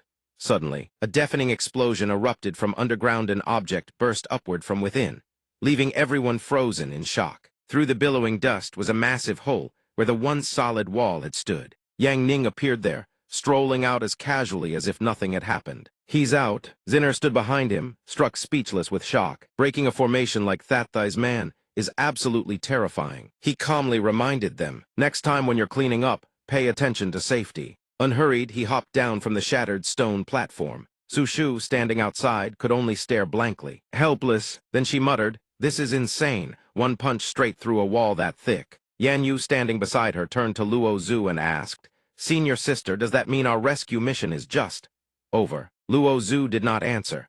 A look of deep contemplation settled on her face. She watched his retreating figure in silence, and in her heart, she made a solemn vow. Sect Master, please allow this one, Lin Liuxu, to follow by your side for a lifetime and beyond. In Sihai City, West District of buildings here mostly bore an East Asian architectural style. The streets were always bustling, teeming with endless streams of people. Yang Ning's outfit today looked a bit different from usual. This world had no manga and no games. Thankfully, there were still novels to read. Surprisingly, the books that Chuni kid recommended were pretty good. He strolled along, glancing around as he read. Today was their second day of trial operations. He'd already borrowed the books, so he needed to hurry back and clean house. 4 burly men appeared ahead of him, walking with aggressive swagger, and looking like they didn't give a damn about anyone. One of them sneered, Yo, let's swing by that place over there in a bit, bros. That little punk up ahead looks dumb as rocks. Yang Ning was still absorbed in the book in his hands, completely oblivious to what lay ahead. This novel, Legend of Juanyang, is great. Juanyang, Lengfeng, or Zioa, who do I root for? Decisions. Too engrossed, he walked straight into one of the 4 men. Oof, he stumbled back and looked up at the person he'd bumped into. The man who got bumped immediately scowled. Hey, kid, you people, what? Don't you watch where you're going? You ran right into us. Yang Ning's expression didn't change. He simply replied with a mild, oh. That only made the thug angrier. He'd been itching for a confrontation, and know what's this punk going to do about it? Well, speak up. Yang Ning calmly bent down to pick up the book he'd dropped, his voice still placid. Then I'm sorry. But the apology did nothing to soothe the other party. The thug stomped right onto his book. Yang Ning raised his eyes. A cold edge crept into his gaze. The ringleader still kept his mouth shut, pointing behind him and barking an order, "Kid, my bro here got hit by Yao badly injured, yeah." The one who'd been bumped immediately clutched his stomach and rolled around in dramatic agony. "Ow, ow, it hurts, it hurts." An old man nearby let out a sigh. "Poor young fellow." The surrounding crowd began murmuring among themselves. "Those thugs are at it again. Yeah, they always lurk near the library entrance to prey on scrawny scholars." Bangs covered part of Yang Ning's face. No one could read his expression, but his voice dropped noticeably cold. The ringleader still wore that smug sneer, reveling in someone else's humiliation. "So hand over every last coin on you right now, and we'll call it even." Yang Ning gripped the book tightly. A faint aura of pressure radiated from him. He spoke up, "And if I don't?" The old man, who had been watching from the start, could only shake his head in dismay. This guy was just another clueless scholar. "It's over for him. He's definitely going to get hurt. What do we do? Should we help him? Not those four bastards are all mid-stage martial realm experts. We can't afford to mess with them. Damn it." And there were no patrol guards nearby either. The thug's build was far more imposing than Yang Ning's, so he spoke with swaggering confidence, his voice dripping with menace. "No problem, didn't think you had a spine, punk. Don't hand it over. Then here's what happens." Yang Ning let out a small HMPH upon hearing the threat. He looked up, observing the troublemaker's every move. The ringleader pulled out a thick, hefty plank of wood from somewhere. Quickly, he put on a shoshadering it with a bare-fisted strike. The bystanders were visibly startled by the display. Blindly confident in his own power, the thug sneered, "Gramps, look, Harith's punch is going to land on your body." He merely swung his fist sideways, and the nearby wall cracked open with a gaping hole, even though his fist never actually touched the wall. The old man standing nearby clenched his fists in fury. "That bastard, he's dangerous." Yet Yang Ning remained completely unfazed by the display of strength. "That's it. I can do that too." The thugs burst out laughing the moment they heard him. This kid really is stupid, still talking tough at a time like this. The one he'd bumped into was laughing too, but then froze, his eyes suddenly locking onto something. He looked left, then right, frantically searching for his blade. "Where's my Dao?" No one noticed when, but Yang Ning was already holding the thug's blade, saying calmly, "I'm not lying to you. I really can." One hand gripped the hilt, the other held the tip, and he began bending it like a toy. "Watch closely." The moment he finished speaking, the large blade in his hands snapped clean in two by bare hands alone. The blade that had been whole just moments ago now lay in three separate pieces. The two thugs who had been mocking him just seconds ago could only stare, eyes bulging. The other two broke into a cold sweat, stuttering, what the hell is this? Oh, and there's this too. I can do this as well." He raised his hand as if preparing to do something. "Watch carefully." He threw a casual sideways punch. The sound of destruction echoed through the air boom. A wall far from where he stood now had a massive, gaping hole blown clean through it. The four thugs could only gape in utter disbelief at his strength. Even those who had been worried for him just moments ago were now stunned beyond words. Is this young man an immortal who descended from the heavens? As expected, raw power is what truly matters. Am I dreaming right now? Someone slapped me awake. He blew lightly on his fist and spoke softly. "So hand over everything of value on your bodies, and we'll call it even." Having witnessed his terrifying display of strength, the thugs trembled with fear. How are you this strong? Are you a monster?" They chose to preserve their own lives and bolted at full speed. "Run. Whatever you do, don't let him get his hands on you." He casually turned back to look at the group who had just fled and said, "Running." He immediately gave chase. Don't even dream about it. But just as he did, after a few steps, one of his shoes slipped right off his foot. He could only stand there, helpless and utterly frustrated. He stopped, gave up the chase, and chose a different approach holding the shoe that had just fallen off his foot. He casually spun the shoe in his hand and said, "None of you are getting away." Then he hurled the shoe forward with all his might. The shoe slammed straight into the back of the one running in front. The shoe ricocheted and struck another one right behind him. The guy whipped around in shock. The shoe had smacked his butt and bounced off behind him. The one in the back wasn't as lucky as the other three. The shoe flew straight into his mouth. The shoe hit with such devastating force that the moment it entered his mouth, it knocked him flat on his back. He flew back quite a distance and could only lie on the ground, groaning in agony. "It hurts." Yang Ning had already walked over to him, one shoe on, one shoe off. He was outrageously brazen, saying, "How dare you dirty my shoe like this?" The guy knelt on the ground, trembling. "Please spare my life, hero. We'll give you everything we have." Yang Ning still seemed furious as he raised his fist. "Not enough. You still owe me one more punch." The guy trembled as if struck by lightning. Yang Ning just silently glanced at him. The wretch had already fainted from sheer terror.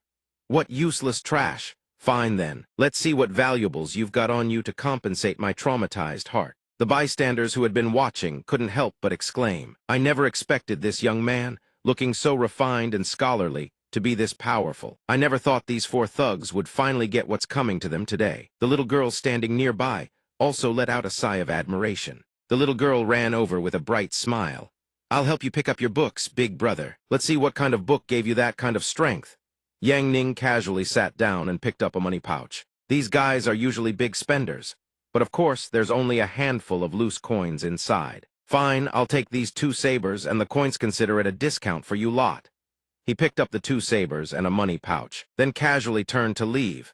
As he walked, he spotted the little girl busy doing something. What are you doing? The little girl quickly answered him. I'm helping you pick up books. The little girl also started reading the title of one of them. These books are... Yang Ning saw the little girl reading the title and was instantly startled. The little girl handed the book back to him and couldn't help but ask, Big brother, do you normally read these kinds of improper books? Yang Ning took the book, utterly speechless. The moment he grabbed it, he tucked tail and bolted. I'm out. The little girl just silently watched him run away. It perched on a tree branch, peering into the study, watching Yang Ning deep in slumber, and let out a complaint. How can you just sleep in the study like this? Deep in his nap, he heard its voice and groggily woke, rubbing his eyes. Don't even start. This morning, those broke bastards ran me ragged. He glanced out the window and was surprised dusk had already fallen. The sun's about to set already. Time waits for no one. It heard him and asked, What do you want to do? He cracked a grin so devious, it couldn't possibly get any more sinister. I've already found the breakthrough point. I can kick them out right now. It could only sigh helplessly at his deviousness. Your face right now really looks like those scheming villains. Yang, the evening sunlight gently bathed the dark crimson roof tiles. He stood behind a tree, observing all the activity happening over there. Su Shu appeared to be chopping firewood, was counting. 407. It stood on a tree branch watching her. Her mind is very pure. Her personality knows no deceit. He replied casually, Who cares about that? The key point is she chops firewood without ever using internal energy.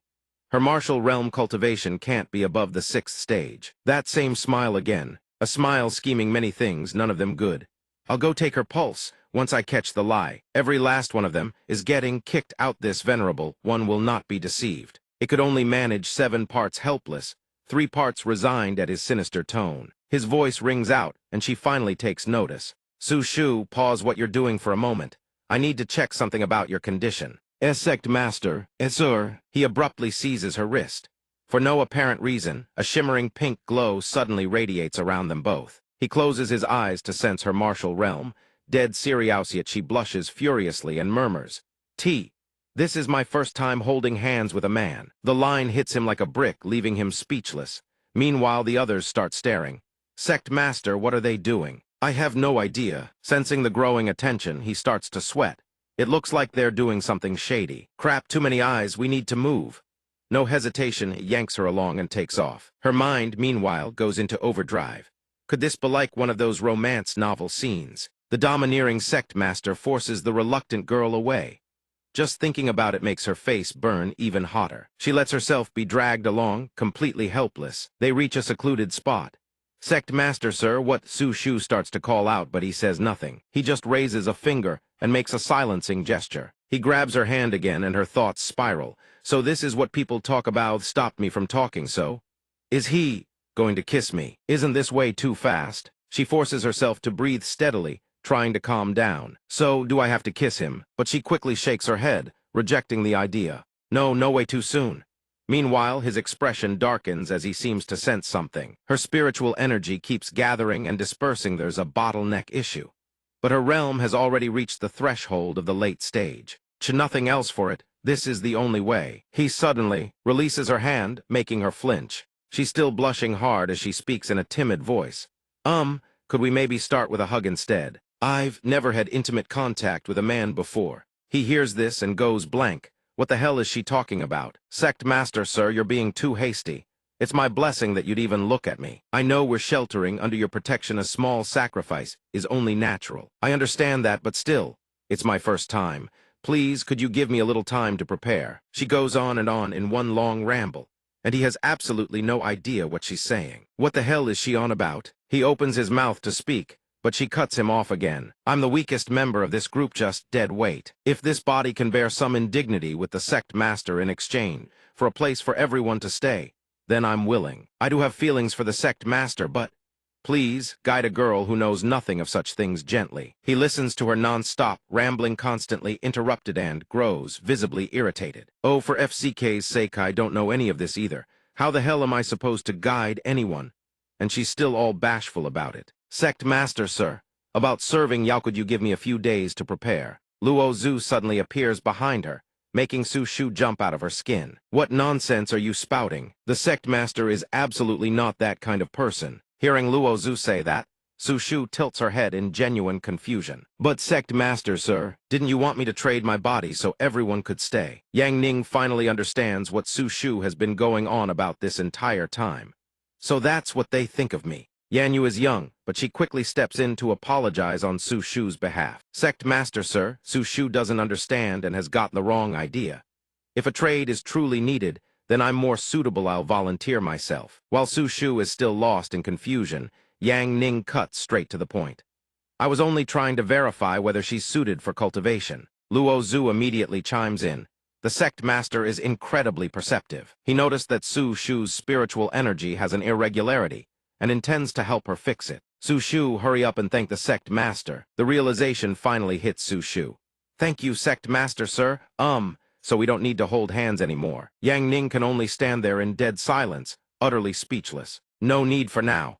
We'll deal with it when there's a chance to become official disciples. Tomorrow, all of you prepare to face the entrance trial. Luo Zhu looked surprised, while Yan Yu was visibly thrilled. She quickly spoke up. Yes, she answered enthusiastically. In the underground cell, Yang Ning leaned against the wall, urging the person inside to eat faster. Hurry up and eat. The new arrivals are waiting to wash the dishes.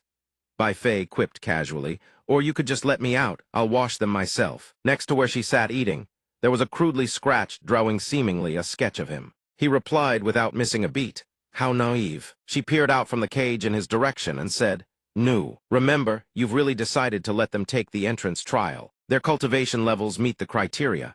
All we can do is give them the chance. Whether they pass or fail is up to their own fate." She set the food tray down.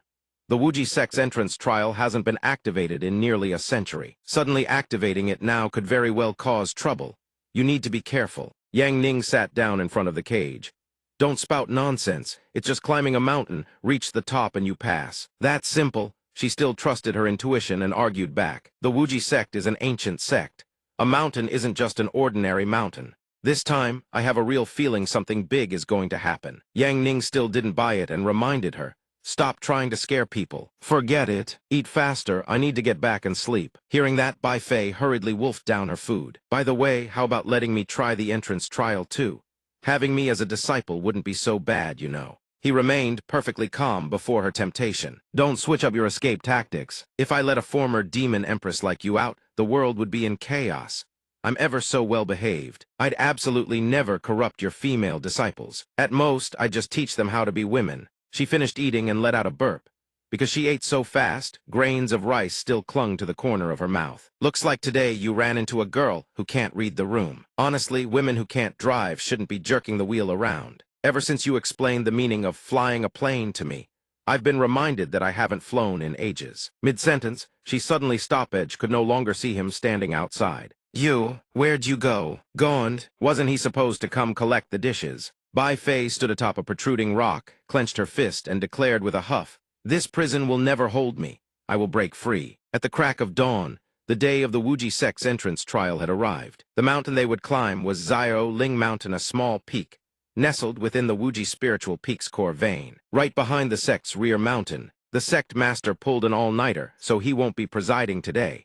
He says you just need to climb the mountain yourselves. She perched on a tree branch and pointed her wing forward. Use your own strength, reach the summit, and you qualify to join the sect. The others were somewhat surprised to hear the trial was just mountain climbing. Mountain climbing, that's it. Who doesn't know how to climb a mountain? Is the Wuji Sect seriously testing us on just this? Su Shu also grumbled about her sect master. The sect master is a martial cultivator, and yet he stays up all night. No discipline whatsoever. Yan Yu quickly came to his defense. You see, yesterday, it's not what you think. Yesterday I happened to spot the sect master. In the dead of night, he was carrying a lantern toward the cliff on the mountain. You have to understand Thai's place borders the wasteland where demons roam freely. The sect master must have been on night watch, keeping demons from breaching into the human realm. Luo Zhu, standing nearby, quickly echoed her praise. A night watchman, a hero guarding the human world against the demons.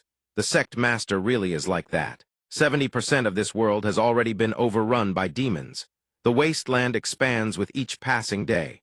Fortunately, there are heroes like the night watchman holding the line for humanity. The Wuji sect sits right on the border of the wasteland. We should have realized it sooner. Listening to all of this, Yan Yu swelled with pride and admiration. Indeed, the sect master is a night watchman both gentle and solitary. Luo Zhu also beamed with pride in him. The sect master is truly a hero who stands tall between heaven and earth. Their spirits soared with renewed conviction. Even if it costs us our lives, we must join the Wuji sect. We swear to follow the sect master unto death. The disciples behind them shouted in unison. Yes, she recalled last night when he had gone to the cliff. He'd clearly just woken up to relieve himself, gotten lost, and ended up at the canyon edge. He'd wailed to her in every way imaginable, moaning about how cold and terrified he was, begging her to come pick him up immediately. Where am I? Someone come take me home. But through Yan Yu's eyes, it became an entirely different image. Forget it, let them build up their own fantasies. They began walking up from the foot of the mountain. Suddenly, a stranger appeared behind them. Everyone wait up. I'm here for the entrance trial too. In the forest, as the group of female disciples pressed forward, a strange figure suddenly emerged from the shadows. Who's there? A female disciple turned around and asked. The girl beside her also turned to look puzzled. Where did this extra person come from? Another female disciple asked, turning back. Following the question, everyone turned around. Your outfit is really bizarre. One girl remarked, sizing him up. Yang Ning wore a cloak that shrouded him from head to toe. Hearing the female disciple's questions, he stammered. Bai Fei blew this trial way out of proportion. It's far too dangerous. I have to come along to ensure everyone's safety. A person should be upright and forthright. Take off your hood. Luo Zhu stepped forward from the group of disciples. Recognizing that it was him, she gave a few deliberate coughs. Seeing Yang Ning was about to be exposed, the black bird perched on a branch quickly interjected. She is the sect master's close little sister, but she's terribly shy and afraid of strangers.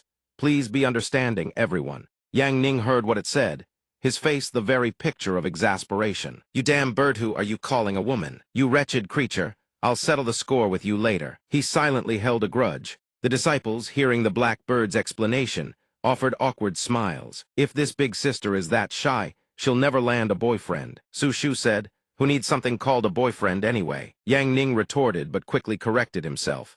What I mean, Ish's still young. She doesn't want to think about that sort of thing right now. Yan Yu had somehow gotten close without anyone noticing. He tilted his head upward to look at her. I think your figure is really tall and elegant, tall and graceful. Yang Ning could only smile awkwardly.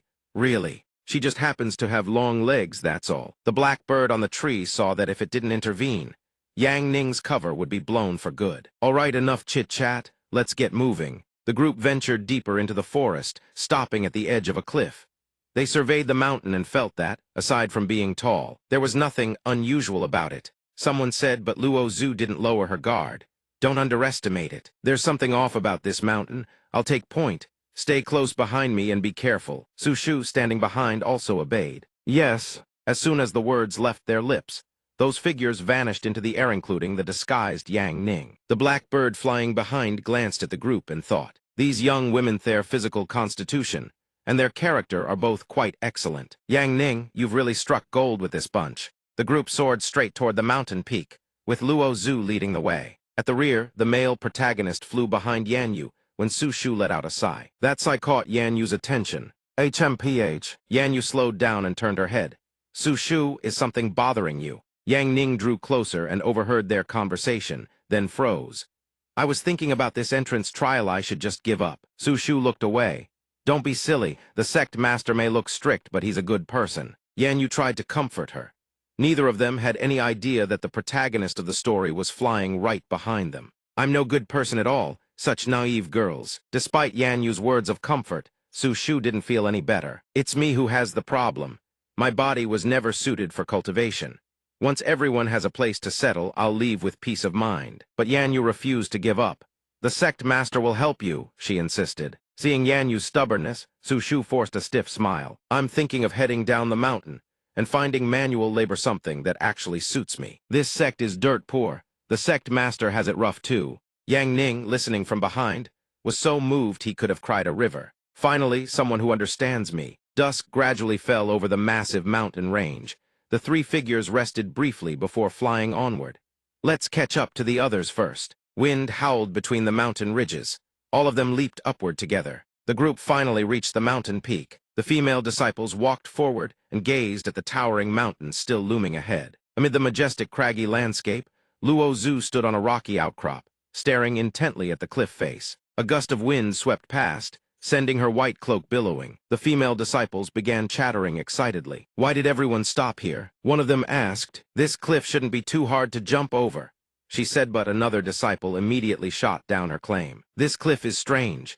The moment you try to jump across, a powerful gale appears out of nowhere. Yanyu, standing nearby with her hands on her hips, noted that only senior sister Ling had managed to cross. Everyone else who tried had failed. However, Yanyu quickly noticed something odd and scratched her head. There's wind. Wind blowing at a cliff face is perfectly normal. Hearing this, a glimmer of hope flickered in Luo Zhu's heart. Try again, everyone. She spoke, and the disciples behind her obeyed without question. Yes, senior sister, we'll give it our all. As soon as the words left their mouths, two figures wrapped themselves in protective chi and shot straight toward the cliff face ahead. Everything seemed perfectly normal until the two reached the middle of the chasm. A ferocious gale erupted, so powerful that chunks of rock from the cliff walls came raining down. Both of them screamed.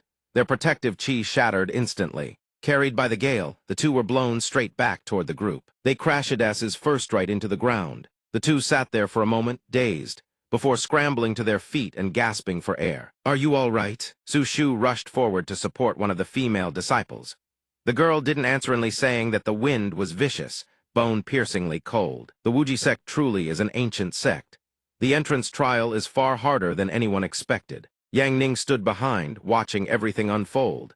A sudden unease crept into his chest. This isn't good. I hope nothing goes wrong. Yanyu silently observed for a while, then stepped forward on her own.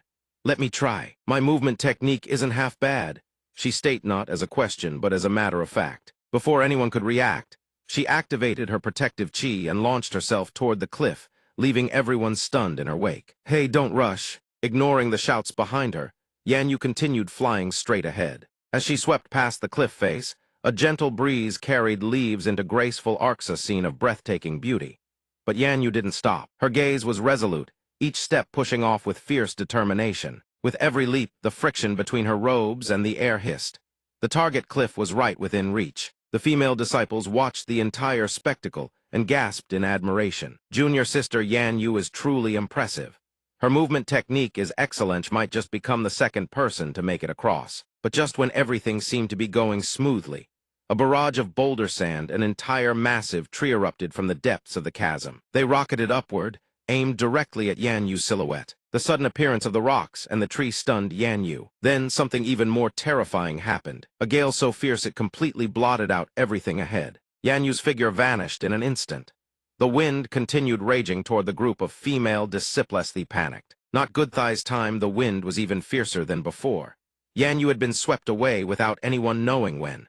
By the time she realized it, her body was completely out of control. She struggled in vain, her limbs flailing as she desperately tried to save herself. The sudden fall sent everyone into a panic. Yang Ning froze. But before he could act, Luo Zhu had already launched herself in pursuit. Seeing this, Yang Ning stopped in his tracks. He didn't follow. Just seconds later, Luo Zhu caught up to Yanyu, catching her gently and carrying her back. Yanyu lay in her senior sister's arms, her entire body trembling from the cold. It was unbearable. Seeing her junior sister in this state, Luo Zhu comforted her softly. It's all right now. But watching even Yanyu fail to make it across, the other disciples grew even more disheartened and anxious. This cliff is too dangerous. We can't possibly make it across. Senior sister, what do we do? After a moment of deliberation, the female disciples finally reached a decision. Senior sister, don't worry about us anymore. Please go ahead. We'll figure something out on our own. But hearing this, Luo Zhu couldn't help but flare up. Quiet, all of you. Stop talking nonsense. I have a plan. From what I've observed, This gale has an enormous amount of resistance. Her eyes gleamed with deep contemplation, her expression utterly serious as she assessed the situation. Don't even mention the 6th stage of the martial realm if you haven't stepped into the spirit realm. You can't break through it. Since I can't help all of you instantly raise your cultivation to suppress this gale, then I'll just have to cut the wind itself. Su Shu was still processing her words, bewildered at how do you cut wind, when Luo Zhu had already shot straight toward the cliff face, leaving her juniors in shock. Unlike the previous attempts where everyone tried to leap across the chasm, Luo Zhu only made it to the halfway point then stopped. There's a formation array here. Destroy this formation, and we can extinguish the 1,000-fold gale, allowing all of you to cross safely. Luo Zhu turned to her juniors as she spoke, channeling her qi. True energy enveloped her body, streams of power converging around her, lifting surrounding boulders into the air. Yang Ning, still in disguise, stood behind and heard everything. A faint smile tugged at his lips. Truly worthy of being called a genius, identified the key in no time at all. After briefing the rest on the situation, Luo Zhu turned and dove straight down toward the bottom of the chasm. Her body moved so fast it left only an afterimage of blue in its wake. Senior sister, a junior sister on the ground, shouted, "Senior sister, please be careful." The remaining girls peered down into the pitch-black abyss below and yelled their warnings. Suddenly, from the depths below, a strange black aura began to coalesce. Whatever was down there, it was enough to paint every face above with unmistakable fear. This formation carries an enormous amount of destructive energy. Zinner said. Yan Yu, beside her, said nothing, but the look on her face made it clear she felt the same. While everyone's attention was still locked on the strange black aura rising from below, the ground began to tremble, earth and stone crashing against each other, each impact echoing through the air. "Huh, what's that? An earthquake?" a disciple stammers. Yang Ning, standing further back, already knows what's happening the moment the ground trembles. A terrible premonition grips him. Trouble from deep in the abyss. A tornado surges upward, whipping boulders and trees into the air, rising toward where the junior sisters stand. Trees crash down without mercy. The tornado shows no sign of weakening. It grows fiercer with every passing second. Panic erupts. No one understands what's happening. What the hell is going on? The blackbird circling overhead sees the tornado growing more violent and swoops closer to the girls.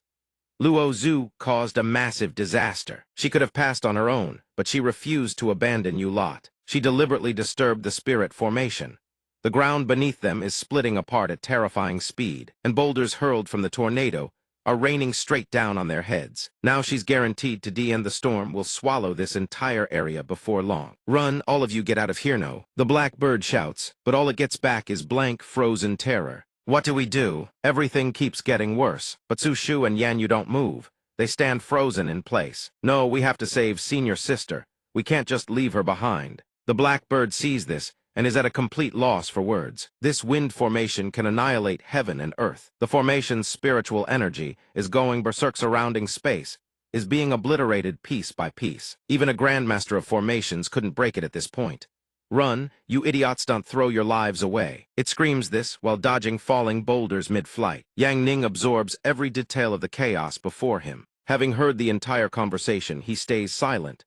Then, whether by accident or design, he steps forward, missteps right toward the cliff, edge with a perfectly natural stumble. Yang Ning's foot slips, and he plummets straight down the wind-whipped cliff face. "Ugh, looks like I tripped." His arms and legs flail wildly. Su Shu, standing behind, sees Yang Ning's fall and screams. She bolts forward without a care for the danger, arm outstretched in a desperate attempt to grab him. Su Shu shrieks in horror, throwing herself to the cliff's edge. She reaches out, heedless of the danger. "Big sister, grab my hand." Yang Ning widens his eyes in feigned surprise, but this is all part of the plan. He keeps up the act, playing helpless. Ami arms have gone completely numb. As he says this, he throws both arms out to his sides. Su Shu stares in disbelief as his figure plummets into the abyss, unable to process what just happened. Behind her, the other female disciples start murmuring, utterly bewildered.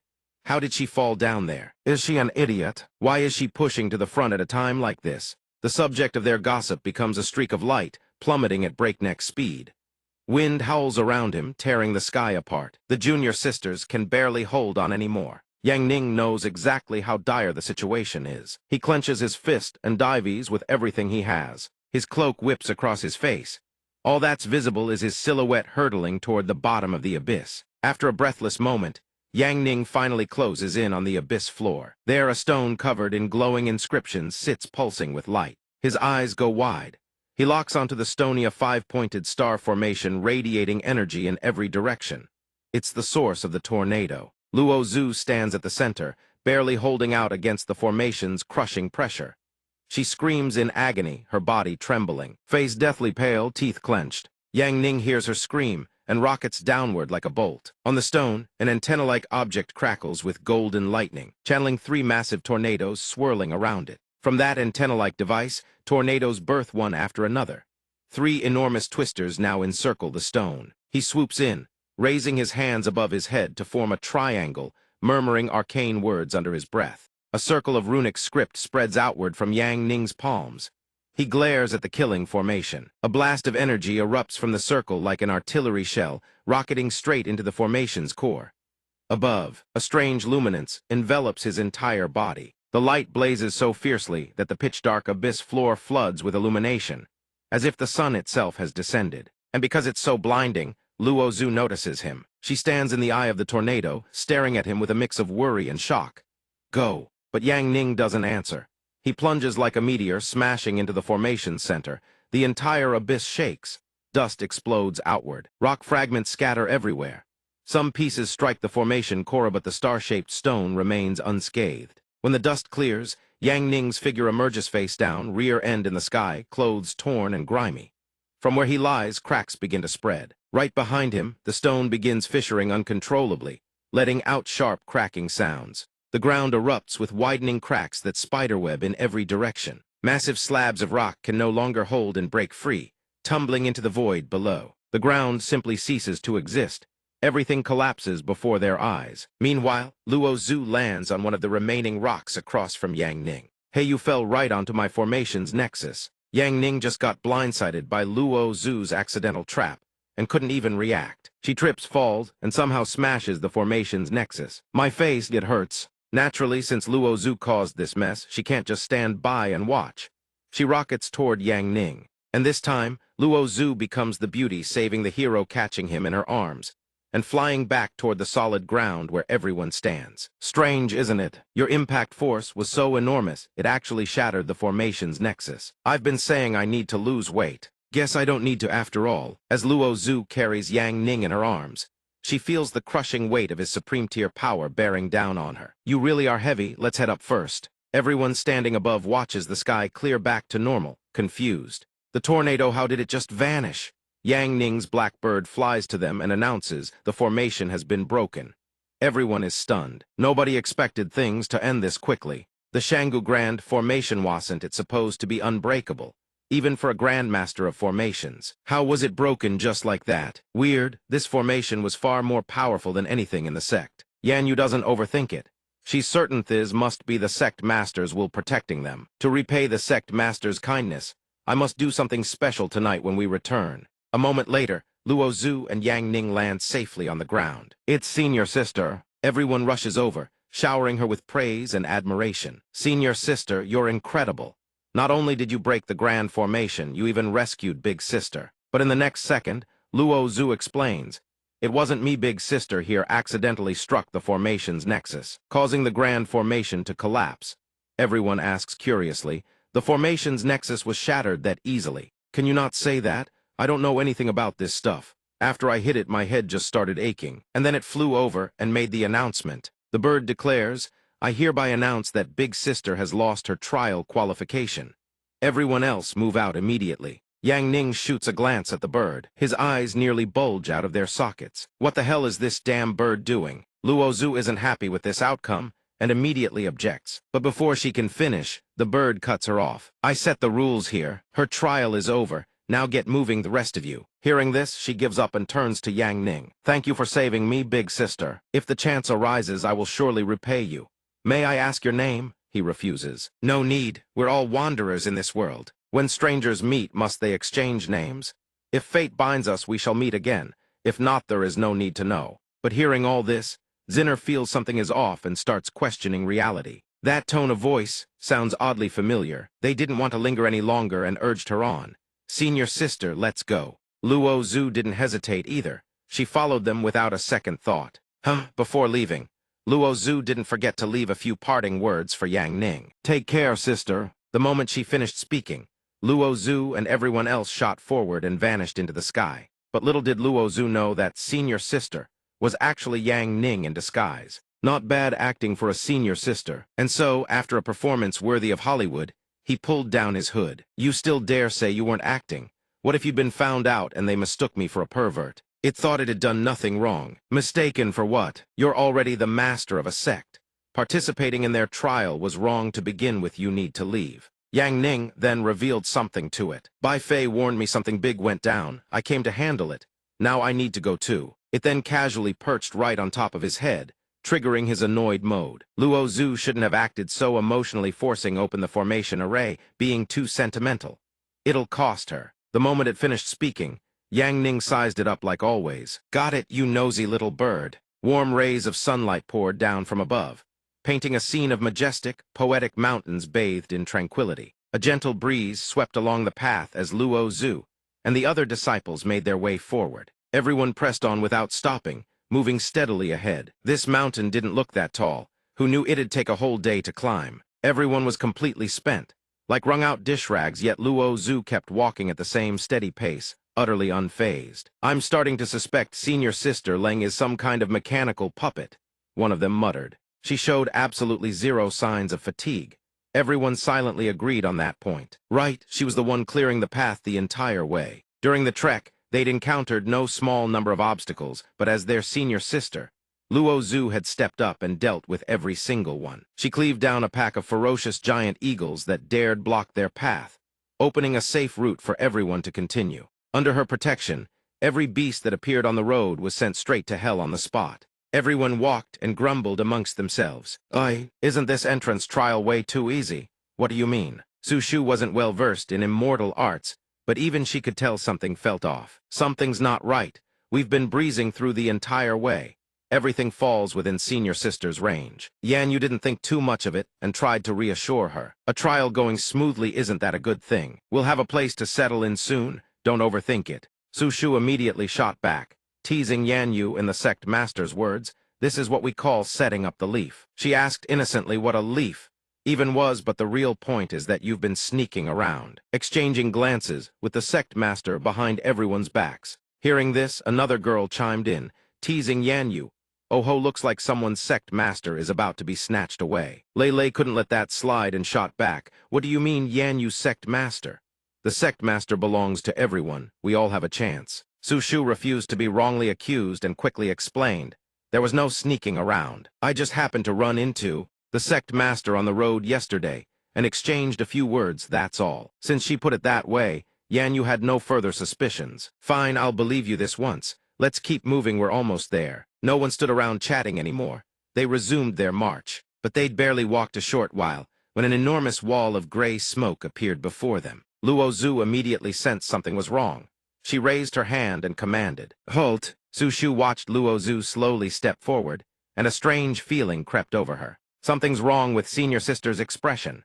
Su Shu's heart filled with unease as she whispered to the others. Be careful, she spotted something. Lei Lei also stared blankly toward Luo Zhu, arriving at the same thought as Su Shu. She's not acting like her usual self. The massive gray smoke still showed no sign of dissipating. Instead, it continued to spread wider and wider. Su Shu stared at the bizarre spectacle before her, utterly baffled. It's not even dark yet. Where did this fog come from? Trouble really does find the virtuous. They'd barely had a moment of peace before a new danger lurked somewhere in the shadows. Looks like they'd pulled the Z-tier gacha.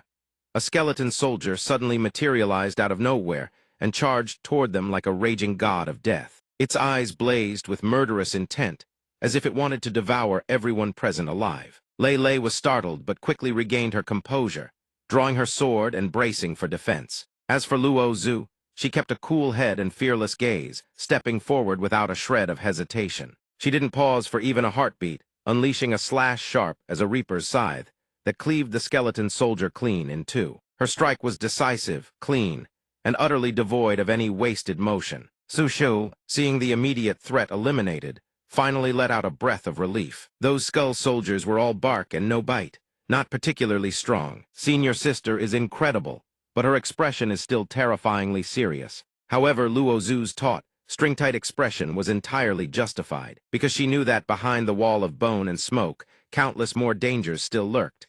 Everyone, full defensive formation. Prepare for a fierce battle. The moment she finished speaking, another skeleton soldier shot straight toward them, ready to attack. Not just one but many. This might be an entire skeleton soldier army lying in ambush along their path. Luo Zhu's expression darkened. Her voice turned stern. Everyone grip your swords tight. They were now completely surrounded. Looking east to west, skeleton soldiers were closing in from every direction. They looked savage like starving tigers ready to pounce and tear them to shreds. Despite being encircled on all sides, they resolved to fight to the bitter end. They're charging. Go big or go home. Everyone poured every ounce of their strength into this fight. Screw it all in. Su Shu had no proficiency in swordsmanship. The moment she entered the fray, a skeleton soldier swatted the blade clean out of her hand. Su Shu's face froze in bewilderment. She didn't understand what had just happened, and couldn't react in time. The skeleton soldier naturally seized the opening as she lost her rhythm and lunged forward. But it hadn't even laid a bony finger on Su Shu before its skull was severed in a single strike. Luo Zhu had instantly thrown herself in front of Su Shu, shielding her at all costs. Fall back. From within the bone smoke, skeleton soldiers surged in a relentless wave. She suddenly felt the sheer weight of numbers bearing down on her. Luo Zhu couldn't handle them all alone. She needed everyone's cooperation and support. We can't stay here. Push forward with me. Meanwhile, Yang Ning's bird perched on a branch, watching everything unfold. No, that's impossible. This many skeleton soldiers. This isn't an entrance trial, this is the invader annihilation tier. We're screwed. It's all that bastard Yi Yangning's fault. He shattered the primordial grand array and triggered the invader annihilation mechanism. This will be endless. They need to break through now. I made a huge mistake. I shouldn't have driven Yi Yangning away. Going down the mountain for help is too late now. By the time Yi Yangning arrives, they'll have died several times over. Not good move, senior sister. Everyone was still struggling against the swarm of skeleton soldiers, numerous as ants. Atop the mountain, in stark contrast to the picturesque, serene scenery, Luo Zhu and her fellow disciples were fighting through a tribulation. They now faced an entire skeleton soldier legion. The undead horde was pushing them back inch by inch toward the cliff's edge. These skeleton soldiers look like they've been buffed with extra power. They definitely won't be easy to deal with. On top of the buff, their numbers are completely overwhelming. This is going to be a real headache for everyone. Luo Zhu starts growing anxious. What do we do? We're finished. Facing the sea of skulls shrouded in mist, Luo Zhu does what she always does, steps forward to keep everyone else safe. Everyone fall back behind me. Our senior sister stands with Yao advance and retreat together. Everyone we fight, give it everything we've got. The skeleton soldiers charge straight ahead without a shred of hesitation, hot-blooded as molten fury. None of their swordsmanship can compare to Luo Zhu's, but they are a team and they will stand beside her no matter what. Yen Yu may have the frame of a twigpatite as a cheese stick, but her operating system runs on pure battle frenzy. She charges forward to join the fray. Each of them grips their sword tight, swinging clean, razor-sharp arcs at the skeleton soldiers like slicing through fruit. The skeleton soldiers surge forward all at once, creating a scene of utterly overwhelming chaos. Luo Zhu is dead set on guaranteeing everyone's absolute safety, even if it means staying behind to buy them time. None of you are allowed to die. I'll hold the Sea of Skulls climb down the cliff and keep living. But Yan Yu can't bear to leave her side and refuses to abandon her, vowing to stand and fight together. Your junior sister also wants to stay with you and hold the line against the Sea of Skulls. Lu Qing also refuses to go along with Luo Zhu's plan, insisting they live and die together. No, senior sister, if we go together. Zinner is just as united with the Rische, won't let anyone be left behind. If we go together.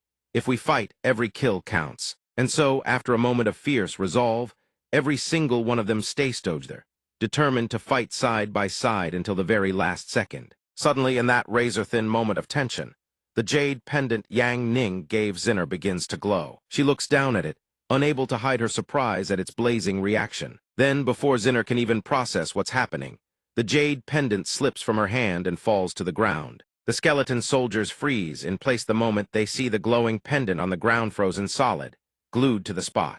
It radiates a brilliant blue light, laced with crackling bolts of lightning. The jade pendant accumulates enough energy, then releases it all at once. An earth-shattering explosion of blinding white light fills the entire space. Luo Zhu stands frozen for a full 5 seconds, staring blankly at the scene before her. No one can explain what just happened.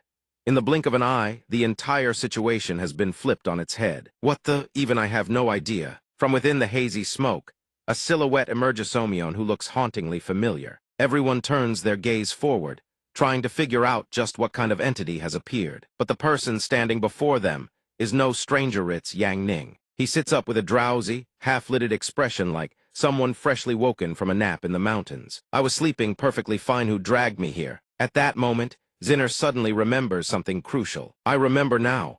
Last night the Sect master stuffed a jade pendant into my hands and said, just in case. So that's what it was, a teleportation device. Everyone looks like they've been hit with surprise after Saprisiach of them wide-eyed and completely bewildered, like deer caught in headlights. Meanwhile, the skeleton soldiers show no sign of stopping. They barrel toward the group with reckless abandon, even though the spears are aimed straight at him.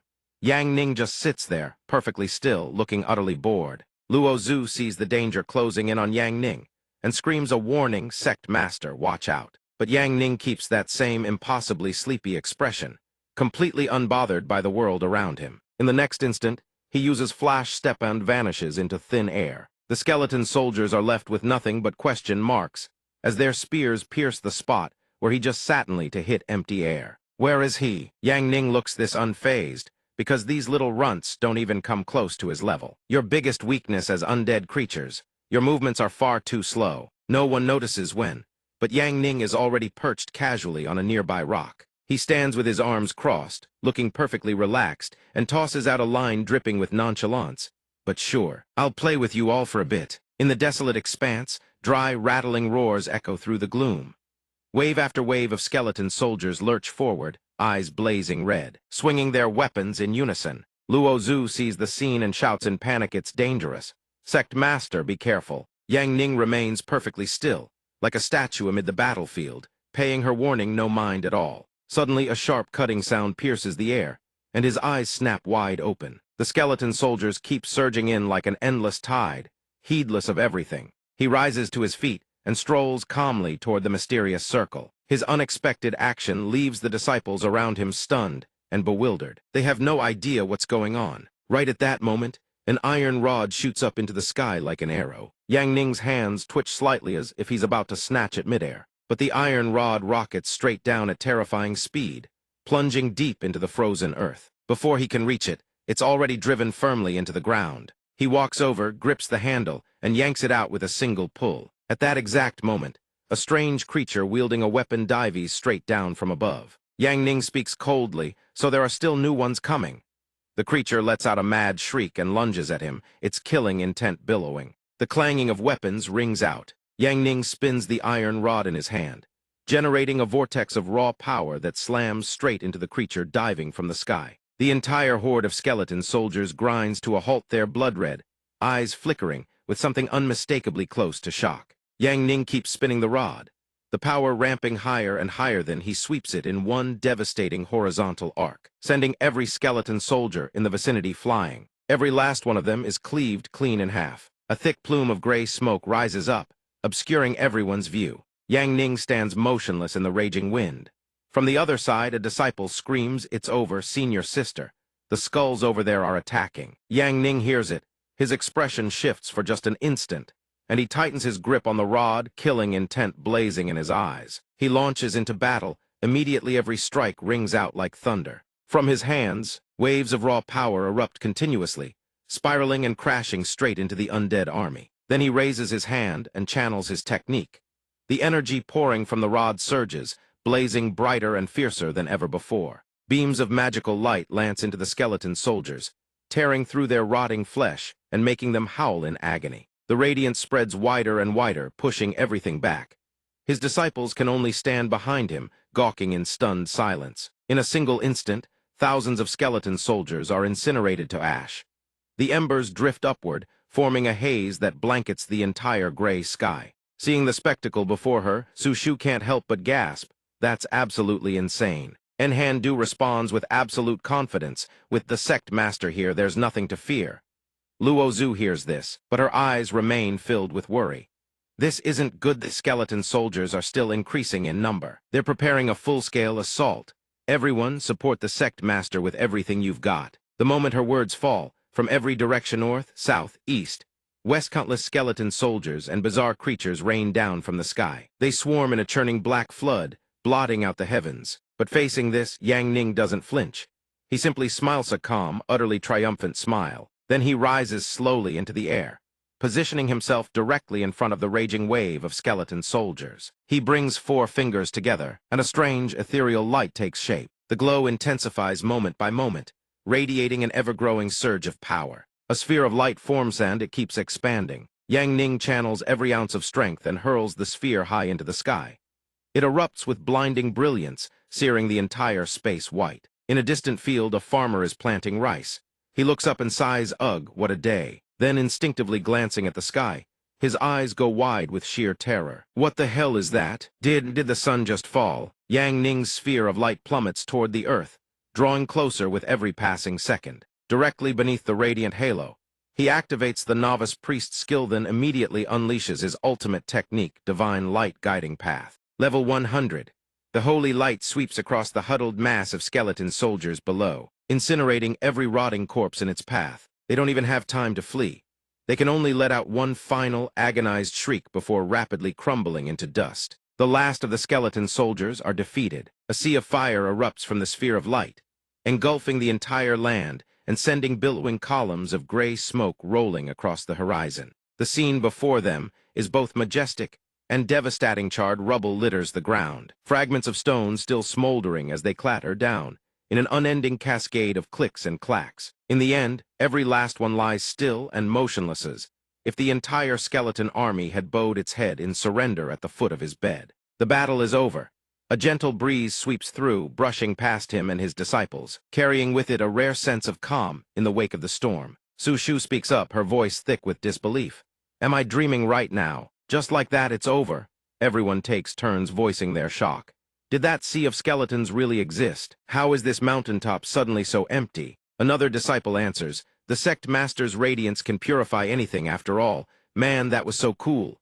Meanwhile, Yang Ning slowly walks to the edge of the cliff, his gaze sweeping across heaven and earth, lost in deep contemplation for a long while. Behind him, Luo Zhu kneels and speaks earnestly. "Thank you, sect master, for rescuing us. We consider this trial a failure on our part." Hearing her words, his tone is warm yet resolute. "The fact that you endured to this point in the face of such catastrophe. This venerable one respects both your spirit and your strength. Standing before mortal peril, willing to lay down your lives to protect your comrades, that is exactly the character I seek in a disciple. This venerable one hereby declares from this day forward, you are all members of the Wuji sect. Should anyone come looking for trouble, this venerable one will protect you to the very end." Luo Zhu freezes for a long moment, then bows together with her teammates. "Thank you, master." He lets out a soft laugh, his gaze gentle. "You all did well. You've earned your rest. Take a breather and then I'll lead you onward." At this, everyone's faces light up. "Yes, master." They all rise to their feet in unison, their eyes turning toward the distant horizon. The twilight settles over them as everyone takes the chance to rest, preparing for the journey ahead. Suddenly a bird swoops down and alights on a branch. It speaks up. "Sneaking me over here, what do you want?" Hearing this, Yang Ning immediately asks, "Tell me, how many of them do you think are worthy of being my true disciples?" The bird snorts, its voice dripping with sarcasm. "Before, you were picking them apart every chance you got. Now you're already scheming to recruit the best ones as true disciples." Yang Ning lets out a sigh. His expression is utterly drained. Making this sect the greatest under heaven is no easy task. If I can find all 7 true disciples, hopefully I can get my carefree, laid-back life back as soon as possible. Hearing this, the bird teases him again. "Isn't every single day of yours already a life of lounging around doing nothing?" The true disciple trial for the Wuji sect is literally heaven tribulation level difficulty. Probably only Luo Zhu could pass it. Yang Ning agrees with the assessment. One person is still a good start. What matters is that the sect's grand enterprise finally has someone to carry it forward. The bird tilts its head and looks down at him. "So how are you planning to arrange things?" Hearing the question, Yang Ning strokes his chin in thought before speaking slowly. "Depends on what they're good at. The obedient ones can cook and do laundry. The ones with strong bodies can give massages. The ones with great figures can be dancers. The eloquent ones can tell jokes to keep me entertained." Before he even finishes, the bird flies into a rage and swoops over to kick him square in the head. "What are you, some kind of tyrant? They came here to cultivate, not to be your personal handmaidens." Yang Ning rubs his head defensively. Taking good care of the sect master is also a form of training. You really have no sense of humor. HMPH, I'll train them into masters of every class magical girls, sword immortals on Myoji. The bird falls silent for a moment, then furrows its brow. Wait, are they all kneeling? Yang Ning startles. He reflexively turns to look in the same direction as the bird. Every single disciple is kneeling on the ground. Luo Zhu steps forward, her voice calm and steady. Master, we have finally fulfilled our promise to you, leading everyone to a new sanctuary and finding a worthy teacher. We no longer have to wander the four corners of the earth, bullied and oppressed. Her words make Yang Ning think to himself, wow, she really knows how to make it sound good. But then she continues, which means the next step is to build up our strength so we can avenge you, master. At those words, Yang Ning freezes stiff as if struck by lightning, blood nearly spewing from his mouth. Su Shu cuts in hastily, her voice bewildered. Master just went missing, his fate is unknown. Isn't talking about revenge a bit premature? There's also a chance it was just a twist of fate. Zinner immediately rebuts, but that person never allowed us to call them master. They said destiny had arranged a true master for us. Maybe they already knew they'd be sabotaged by a villain. Lei Lei chimes in from the side. If we ever find that scoundrel, I'll beat him within an inch of his life. Amid the heated discussion, Yang Ning can only stand there frozen, his face like carved stone, utterly helpless. Yan Yu turns and whispers to Luo Zhu. We finally have a place to call home, senior sister. Now you can finally sleep peacefully and have sweet dreams. Luo Zhu smiles, gently patting her head. Silly girl. The next morning at the sect's main gate, the sound of ding-ding-ding rings out continuously, stirring the entire place into a frenzy. A disciple looks around and asks, has senior sister still not arrived? Yan Yu frowns and murmurs, she's never been late before. She turns her head and thinks could it be that before she can finish. A figure comes hurtling in like the wind. It's none other than Luo Zhu. Even as she runs, her mind races, oh no, I'm late. I had that dream again. Those frantic words keep echoing inside her head on loop. Run, run faster, don't stop. And whatever you do, don't look back. You must escape. You absolutely must not turn around. Her expression hardens, strained as if she's trying to bury something unbearably painful. She thinks to herself, it's all in the past now. I've grown stronger. Su Shu spots her and exclaims in surprise. Yan Yu shouts, senior sister. Luo Zhu stands there panting, head bowed. Sorry I'm late. Everyone hurries to reassure her. It's fine. Master still hasn't arrived yet. Yan Yu steps closer and asks softly. Senior sister, did you have that dream again? Luo Zhu waves her hand dismissively. No, I didn't. Children shouldn't be so nosy. Come on, let's go inside. They all file in together. Finding the place completely empty, they voice their confusion. That strange we hasn't master shown up yet. Right at that moment, a loud voice rings out from a distance. The sect master has urgent matters to attend to.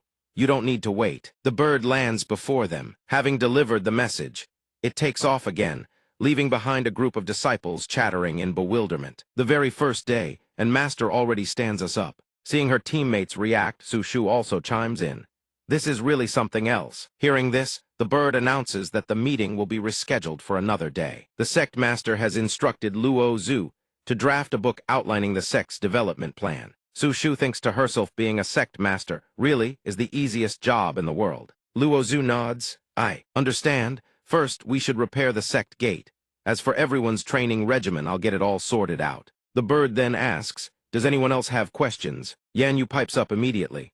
I want to ask, is the sect master off on a date with some mysterious woman? The place he's heading probably has plenty of women, too. The bird says this with a bashful little cough. The answer makes every single face go dark. Luo Zhu is at a complete loss for words and can only smile awkwardly. The bird doesn't let them continue. Its voice turns stern. Luo Zhu, do you realize what you did wrong? Hearing the question, she startles and asks back. HMPH. The bird flaps its wings indignantly and growls. I told you not to give the sect master pocket money, and yet you secretly slipped him some anyway.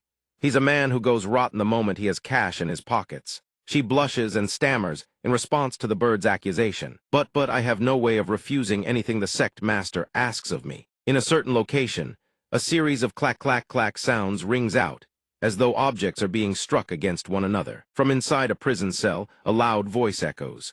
So that Yang Ning is heading off to that kind of place again today. Bai Fei mutters under her breath, furiously scribbling graffiti all over the walls, cursing non-stop. He leaves a peerless beauty like me locked up here without a second glance, then goes off to that place to chase skirts. Men are nothing but swine. Finally, she can't hold back and screams at the top of her lungs. Being cooped up here is so boring I could die. Yang Ning, you scoundrel, get back here and talk to me already. In a land of breathtaking natural beauty, tucked behind a range of majestic mountains with a verdant river winding through, it lies a place called Sihai City. Inside a certain tavern, Sanjiang Tavern welcomes our honored guests. Another jug of wine. Yang Ning is far from sober. He speaks while tossing a gold bar toward the owner. Boss, 3 skewers of chicken wings, 5 lamb skewers, a grilled squid, and a steamed tubefish. The 2 chefs nearby exchange a sigh of amazement. Sect Master Yi was so impressive yesterday, and now he's ordering even more food. Where did he suddenly get all this money? 2 customers sitting behind them over here, and begin whispering to each other. That broke freeloader has owed money for 3 months eating and drinking on credit the whole time. Did he find himself some rich lady or something? Hearing the slander about himself, he immediately shouts in rebuttal. This venerable one has never relied on a woman, pure as a snow lotus on the mountain. The woman snaps back, fine then, ye Zulian from now on, don't even dream of borrowing a single coin from us. Brother Gu rises unsteadily, still gripping 2 jars of wine, and slurs, don't take it to heart. Friends should help each other in times of need. A little money to befriend a powerhouse like me is a bargain. Another girl, chewing her food with a grimace, grumbles, who'd want to be friends with a scoundrel like you. In this tavern, you might not even be the weakest one here.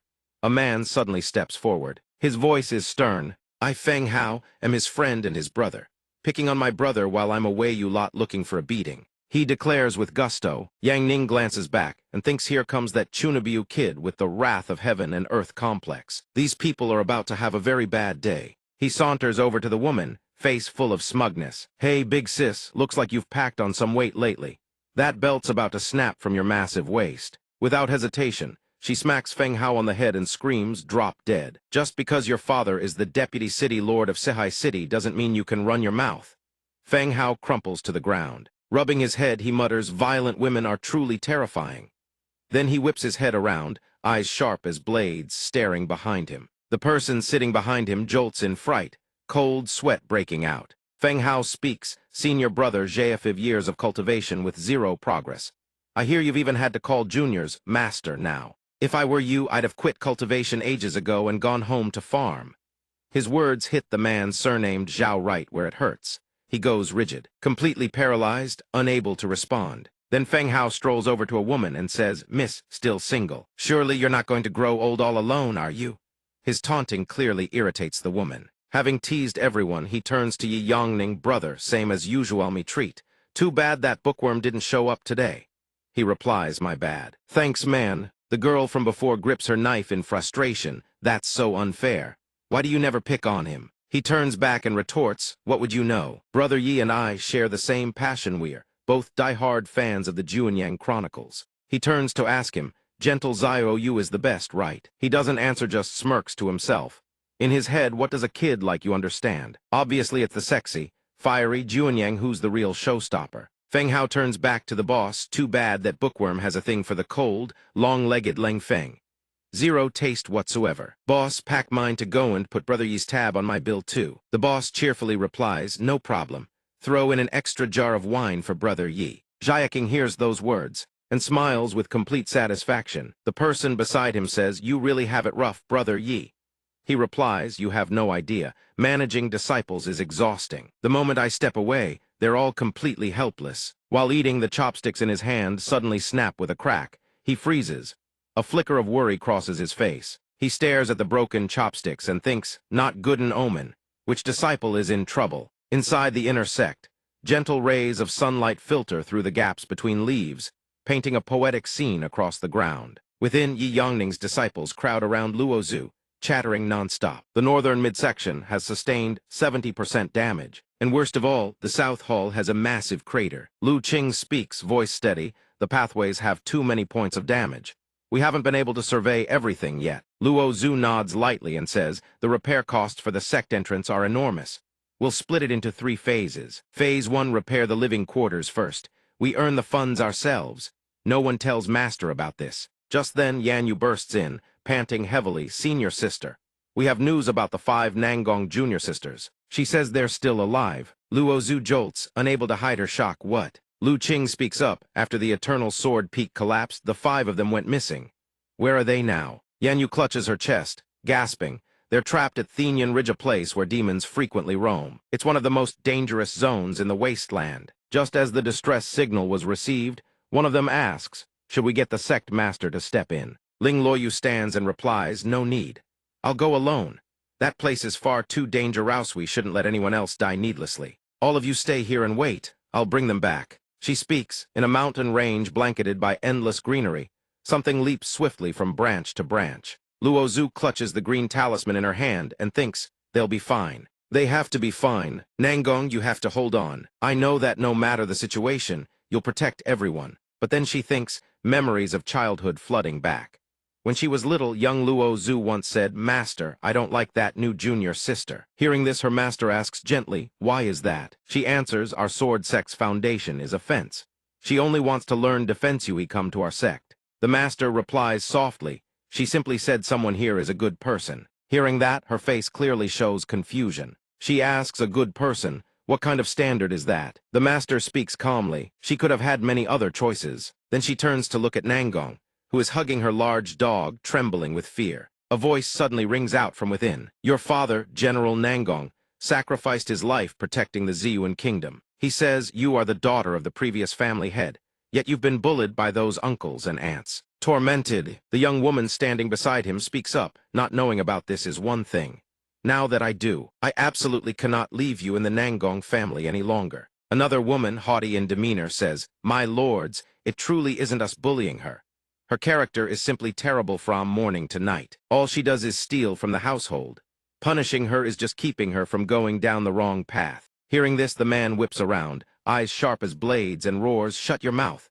You're still spewing slander. You won't even let her eat her fill. Sneaks into the kitchen to grab food, and you call that wrong. The woman counters, even if she took food from the kitchen, it wasn't for herself, it was for the crippled dogs, the ones that followed her father into battle. Hearing these rebuttals, the woman seethes with fury. He looks at the pack of dogs eating contentedly and says, she herself can barely eat enough, yet she still insists on feeding those stray mutts, and you frame it as bad character. After you discovered those old, crippled dogs and deemed them a waste of food, you tried to kill them. She threw herself in front of them to shield them, and you beat her half to death. That's when this all came to light. Hearing this, the woman is furious inside but can say nothing. She just lets out a cold snort. The man approaches and gently pats Nangong's head. Good child. Tell me which sect would you like to join? The aunties and uncles here are all peerless masters. Any of these sects you can take your pick. She hugs the dog shyly with one hand and speaks. She points at the young woman standing behind the man and says, I want to join this big sister's sect. Seeing this, the young woman hesitates. Oh, I don't really mind. The man turns and asks why. She quickly answers his question. Because she's a good person. I saw her feeding Da Wang and the others. The young woman adds, a month ago, I passed through here and saw these crippled dogs looking so pitiful. I casually gave them a little food. That hardly makes me a good person. Little one, I hear you want to become a protector. My sect focuses on offense. You need to think this through carefully. Hearing this, her eyes well up with tears, and she says in a soft voice, Big Sis is a good person. She'll help me become a protector. The man says, this little one keeps saying that the person her father loved most was a protector of the nation. She may not have the power to protect the whole world, but she hopes to become a protector. Even if she can only shield one person, that would be enough. Since she's chosen you, please take her in. As for the dogs, I'll take care of them.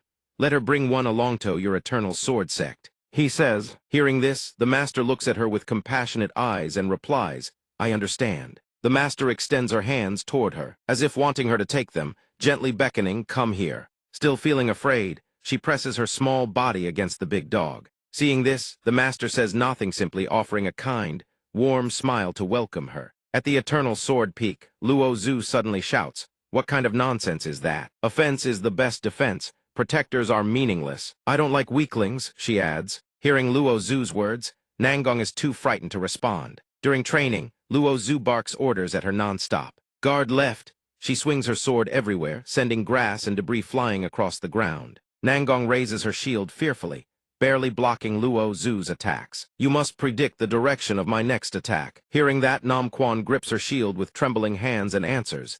Yes. On a day of white clouds and golden sunlight, a gentle breeze drifts through. Nam Quan sits before a grave, sobbing uncontrollably.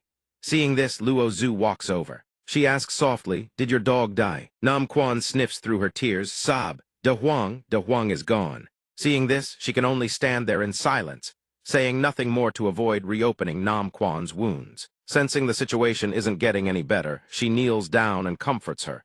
"It's okay. Now that he's gone, you can keep protecting me instead. Just think of me as De Hyun protect me the same way." Overcome with emotion, Nam Quan can barely speak, struggling to get 2 words out. "Senior sister." A few days pass. Nam Quan and Luo Zhu continue training diligently. One day, the two venture deep into the forest and realize they've stumbled into danger. Luo Zhu shouts, "There are wild wolves nearby, stay sharp." Nam Quan answers, "Don't worry, senior sister, I'll protect you." And so the two watch over each other, day after day, protecting and caring for one another. Now back in the present, both have grown. Luo Zhu pushes deeper into the forest, searching for Nam Quan. Suddenly, she notices the trace on the talisman fading. Ding, her heart clenches with worry. Noth trace is about to disappear. "Nam Quan, you absolutely cannot be in trouble." She searches frantically in every direction, her mind consumed with thoughts of Nam Quan. Inside a massive cliff face, a group of people huddles together, panic in their voices. "It's over. The Jade Messenger talisman is about to fail. Senior sister won't be able to find us." Nam Quan steps forward to calm them. "It's all right. Senior sister will definitely find us. It might just take a little more time." Another voice pipes up. "But my Lu's senior sister was captured by a monster. What do we do? We have to save Hirsch, can't hold on much longer." Hearing this, Nam Quan speaks up shyly. "Then let me go save my Lu's senior sister." But someone immediately objects. "No way, Nam Quan. You barely have any attack power." She responds firmly, "A rescue doesn't require attack power. I'm agile. I'll bring her back alive. Everyone stay here. If things go south, scatter and run." With that, she leaps off the cliff edge below. The others call out after her in desperation, "Junior sister." They watch her disappear, then begin murmuring among themselves, "I can't figure her out. Nam Quan is so frail, yet she managed to become an outstanding support. Senior sister once said she compensates for her lack of physical strength with pure awareness. I just hope Nam Quan can pull off a miracle. Rescuing my Lu from inside the stone golem's den, that's incredibly dangerous." Nam Quan lands on a boulder, letting out a breath. She looks exhausted. She strains to climb an even taller rock. Upon reaching the top, she blurts out, "That's way too high." Her small frame holds steady against the gusting wind. She murmurs, "My Lu's senior sister, where are you?" She peers below and spots something. Her eyes widen. Found her. A girl is slumped weakly against a cluster of enormous boulders. Her entire body trembles partly from the cold, partly from sheer terror. Nam Quan calls out gently, "My Lu's senior sister, don't be afraid." She leaps across the boulders and drops to the ground. Each of her footsteps echoes against the stone. Clack, clack, clack. She tiptoes toward my Lu and thinks to herself, "Heaven's on my side. The monster isn't here." She approaches and calls out, "Senior sister, are you okay?" My Lu opens her mouth weakly to answer, "Nam Quan, junior sis," but before she can finish, Nam Quan cuts in loudly, "We need to move now." Suddenly, the boulders around them begin to quake. Fear grips both of them instantly. She drapes my Lu's arm over her shoulder and breaks into a desperate run. The surrounding boulders crack apart into fragments, yet they don't fall. Instead, they swirl and fuse together, forming a massive stone golem. She drags my Lu behind a large boulder for cover. Her mind races. This is badly now. The golem's enormous hands are crushing boulders one by one as it searches. Glancing at the terrifying sight behind them, she thinks, "What do I do? I have to hold my breath. If we're found, we're dead." She pulls my Lu close and thinks it's already torn through most of the rocks. It's probing the area. The air grows suffocating. She whispers under her breath, "Don't find us, don't find us." The words barely leave her lips when the golem's enormous face appears right beside them. It spots both of Themit's eyes flare with rage. It smashes the boulder they were hiding behind. Nam Quan hoists my Lu onto her back and leaps from the ledge. The golem whips its head around, locking onto them. She lands hard, skidding across the stone floor in a long trail that sends pebbles scattering. The golem in hailsand unleashes a violent gust straight at them. The blast shatters the surrounding boulders in an instant. My Lu whispers weakly, "You fool. You threw your life away to save me. We can't beat a stone golem, Nam Quan." Comforting her senior sister, she replies, "I still have one protective treasure that master left me." The stone golem takes thundering steps toward the two girls, each footfall shaking the earth. Nam Quan adds, "This protective talisman can blind it temporarily. Hopefully it works." She steps in front of my Lu and hurls the talisman. The talisman flies toward the golem. It notices and stops in surprise. In a flash, a blinding light engulfs its vision. It can't see a thing. It clutches its face and roars in helpless fury. Does Nam Quan seize the chance to escape? She says it can't see anymore. No run. The loss of its vision sends the stone golem into a blind rage. It swings its arm and smashes the stone floor beneath them to pieces. The ground heaves. She screams in panic. This is it. Thousands of rock shards barrel toward her. Suddenly, a massive boulder slams straight into her gut. The impact rips a gasp from her throat as blood spurts from her mouth. Despite the searing pain, Nam Quan forces herself to chant. Spirit Shield activate. A translucent barrier materializes, shielding both of them. She says, I'll hold the spirit shield. Keep retreating. The golem still can't see. It thrashes even harder, turning the entire area into a maelstrom of shattered rock. Seeing her sister's condition, she asks, Are you okay? My Lu answers in a faint voice, I'm fine. Suddenly, the golem finds a massive boulder. Without hesitation, it hurls it straight at the two girls. Though its vision is still impaired, the boulder crashes down, mercifully missing, its aim thrown off by its blinded eyes. Nam Quan braces the shield against the falling debris and grits her teeth. If we push through this stretch, we'll make it outside. My Lu senior sister, you have to hold on. The chaos closes in around them, pushing them deeper into peril. She thinks just a little further. Just a little more, and we're out. A sudden rustle erupts from the treetops above. Luo Zhu streaks in like a bolt of lightning from above. She thinks frantically, Nam Quan, hold on, little sister. Nam Quan, drenched in sweat and exhaustion, tells herself just a little more. We can make it out. A boulder hurtles toward them with tremendous force. It slams into the shield with a piercing, metallic screech. She absorbs the blow. A breath of relief escapes her lips. But My Lu's condition is worsening. Her face twists in visible agony. Suddenly, a voice rings out from afar. Junior sister. Three girls leap down from a rocky staircase, calling out, Junior sister, are you all right? Nam Quan stares at them in shock. Why did you come? Didn't I tell you to stay put? From high above, an enormous boulder plummets toward them, a death sentence for both her and My Lu. It's the one the stone golem hurled to cut off their escape. The boulder is so massive it blots out every ray of light. The other girls see it and scream, Junior sister, look out. Nam Quan reads the situation instantly. She shoves My Lu toward the others and yells, Take her and go, I'll hold it off. She turns to face the colossal boulder hurtling toward her, eyes blazing with resolve. She channels every last ounce of her strength and raises the shield to meet the boulder head-on. The boulder collides with the iron shield. A deafening, ear-splitting crash rings out. She fights to protect herself, thinking, Nangong Tong, don't be scared, you can hold on. Suddenly, someone steps in front of her and speaks. Step back. One of her senior sisters sees this and screams, her face twisted in panic and worry. The junior sister only hears a boom, and a single hand now holds up the massive boulder. Nangong Tong stares wide-eyed at the person before her. Confused, she asks, Who are you? Yang Ning smirks and replies, Call me master. The boulder he's holding begins to crack then. In an instant, it shatters into pieces. Nangong Tong's jaw drops. She can't believe he faces the monster without a shred of fear. Her senior sisters are equally stunned. With some impossible force, he forces the stone golem to halt and retreat. Then he turns around and smiles at everyone. Oh right, Su Shu asked me to bring you all back. Everyone looks confused. Su Shu, he nods, go on ahead. Wait for me outside. I'll catch up shortly. With that, Yang Ning extends his hand. Lend me your sword for a moment. Instantly, a sword flies from one of the girls, spinning through the air before landing in his grip. He catches it and says, I'll return it right away. With that, Yang Ning soars into the distance, leaving everyone standing there in stunned silence. He lands atop a tall cliff, silently watching the monster from afar. After a moment, he suddenly calls out, Hey, aggro successfully pulled. The creature squints, trying to make out his tiny figure. The moment it locks onto its target, it swings down, smashing the cliff where he stands to rubble. But he dodges in time, darting to another position. The instant he lands below, the monster gives chase, raising its fist to obliterate everything in sight. But instead of fleeing, Yang Ning turns around and catches the colossal fist with his bare body. He channels every ounce of his strength into that grip. Its eyes widen, shock and terror intertwined. From his small hands, cracks spiderweb across the stone. The entire arm shatters, reduced to rubble cascading to the ground. Seeing its arm obliterated, the monster's face contorts in pure panic. It clutches the shattered stump, howling in agony. Yangning bellows, Big Iron Head still won't give up. Hearing that, it whips its head around. Fury erupts to its breaking point. Its colossal body quakes as if to raise this place to nothing. But his eyes show zero fear, only blazing determination. He lunges forward and headbutts the monster skull to skull. Kaboom! Stone pillars crash down all around them.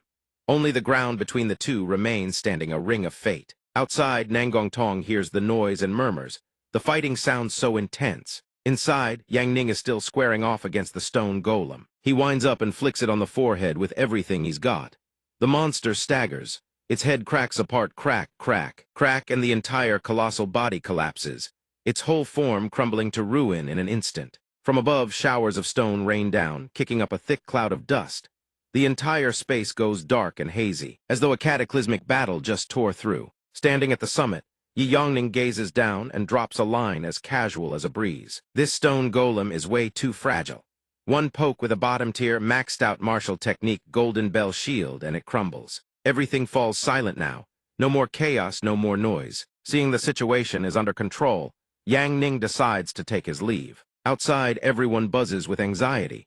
The fighting seems to have stopped. He'll be okay, right? Going to check would be too dangerous, they warn. You'd just be walking into your own grave. Suddenly someone shouts, "Hey, everyone, look." From the distance, a figure approaches. Yi Yongning lands and speaks calmly. "Don't worry, everyone. The stone golem is dead. Is anyone hurt?" Nangong Tong stammers, We're fine. You're that strong. Are you really our master?" Suddenly Luo Zhu walks over and says, "That's correct." The moment they hear her voice, everyone's eyes widen in surprise. Luo Zhu responds, "He is our master." Whenever anyone sees her, they all call out "Senior Sister." Nangong Tong also calls out "Senior Sister" and throws herself into Luo Zhu's arms. Seeing this, she smiles and says, "It's over now. You held on for so long protecting everyone. You did great." Nangong Tong replies, "I thought I'd never see you again, Senior Sister." Yi Yongning watches from a distance, quietly reflecting. A beautiful moment of reunion. Then he speaks, "Let's go, I'll take everyone home." Meanwhile, Luo Zhu gently pats the little sister's head, comforting her. She walks home beneath the golden sunset, thinking to herself, having a master really is wonderful. At the Wuji Hall, where the sect assembly is about to begin, Yi Yongning leans back and sleeps without a care in the world. His snoring echoes through the hall. Below, the disciples exchange helpless looks, whispering among themselves. How can he doze off during the sect assembly? Every single disciple in the sect is gathered before him, and he's still sleeping like a baby. Seeing this, a black bird swoops in from nowhere and kicks him square in the head, jolting him awake. Had enough sleep. It spreads its wings wide, voice dripping with displeasure. "You sit here for 1 second, and you're already dozing off. Where were you out gallivanting last night?" Yi Yongning rubs his eyes and replies lazily, "My bad. I was up all night contemplating the sect's development plan." The bird scoffs coldly.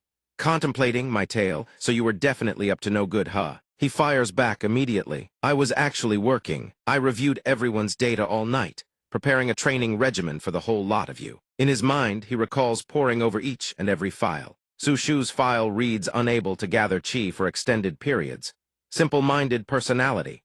Bottomless pit when it comes to food. Yan Yao's file highly agile, but severely lacking in stamina. Mu Qing's file extremely solitary, quiet, distant from everyone. Lei Lei's file has a certain charisma, but despises physical contact with others. Excessively idolizes Luo Zhu, wasting her own cultivation time. Yang Ning rests his chin on his hand and mutters, "A whole bunch of problem disciples. No wonder Luo Zhu couldn't find a sect to settle down with for so long. Good thing she ran into me. Let's see how this venerable one whips them into shape." Back to the present, he clears his throat a few times and announces, "Now that everyone's here, let's discuss this venerable one's plan." He stands up, flicks his sleeves, and declares, "Simple. All you need to do is one thing: make our sect's ranking return to #1 under heaven." Everyone freezes in disbelief. Su Shu yells, "#1 under heaven." He coughs, "Okay, maybe that's a bit of a stretch. Let me simplify. Within half a year, 7 of you must pass the true disciple trial." Zinner blurts out, "How is that even possible? The entrance exam for this sect was already insane. The true disciple trial has to be literal hell difficulty." Luo Zhu also speaks up.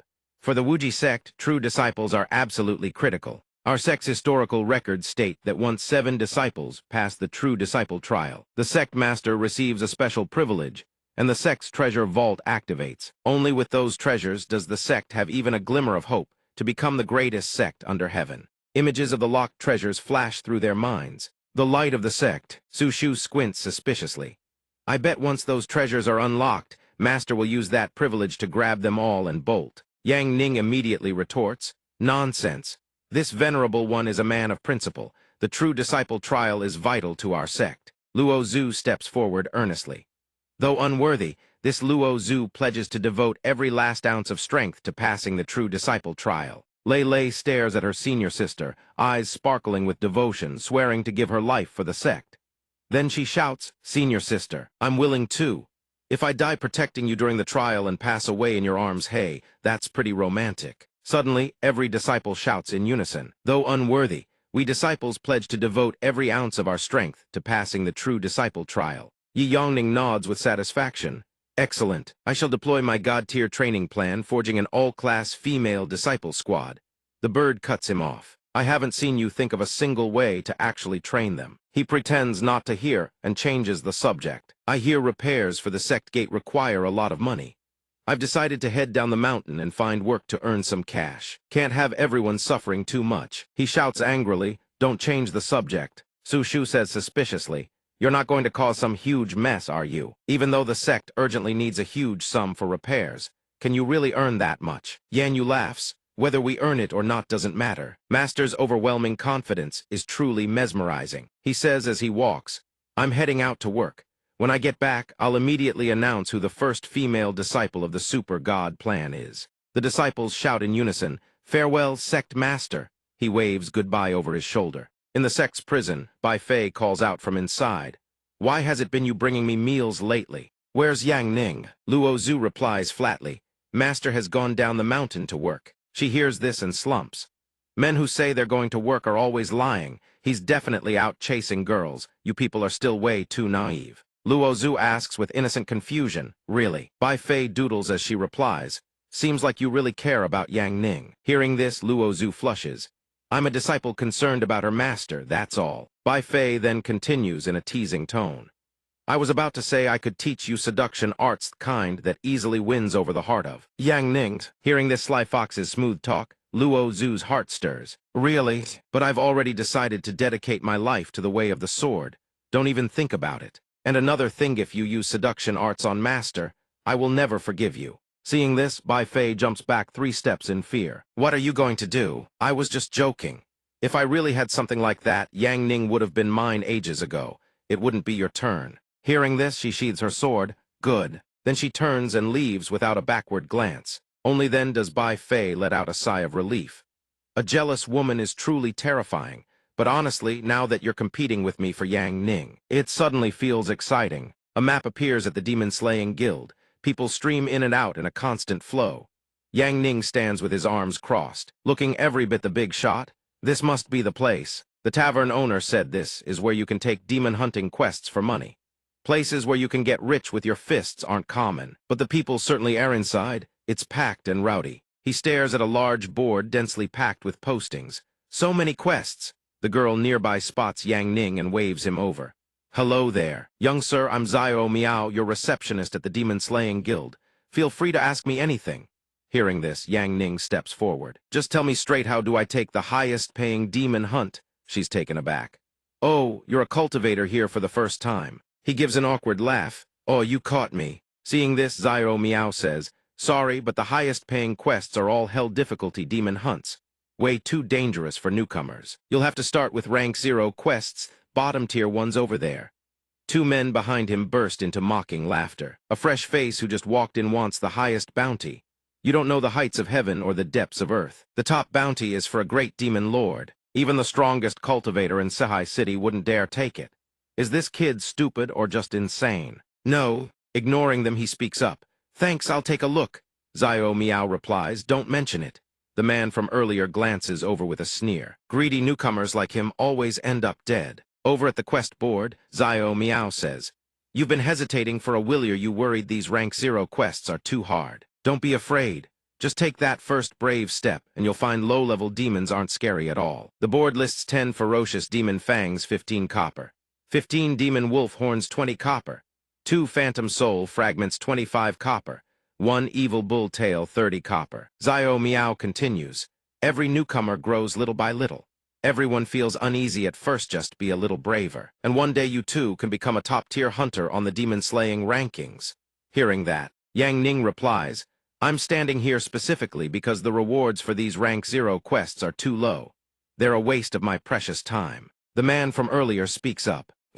Rank 1 quests on the board include eliminate 10 blood bats around Spirit Mountain 10 silver. Wipe out the corpse-eating fish swarm at Mao River 10 silver.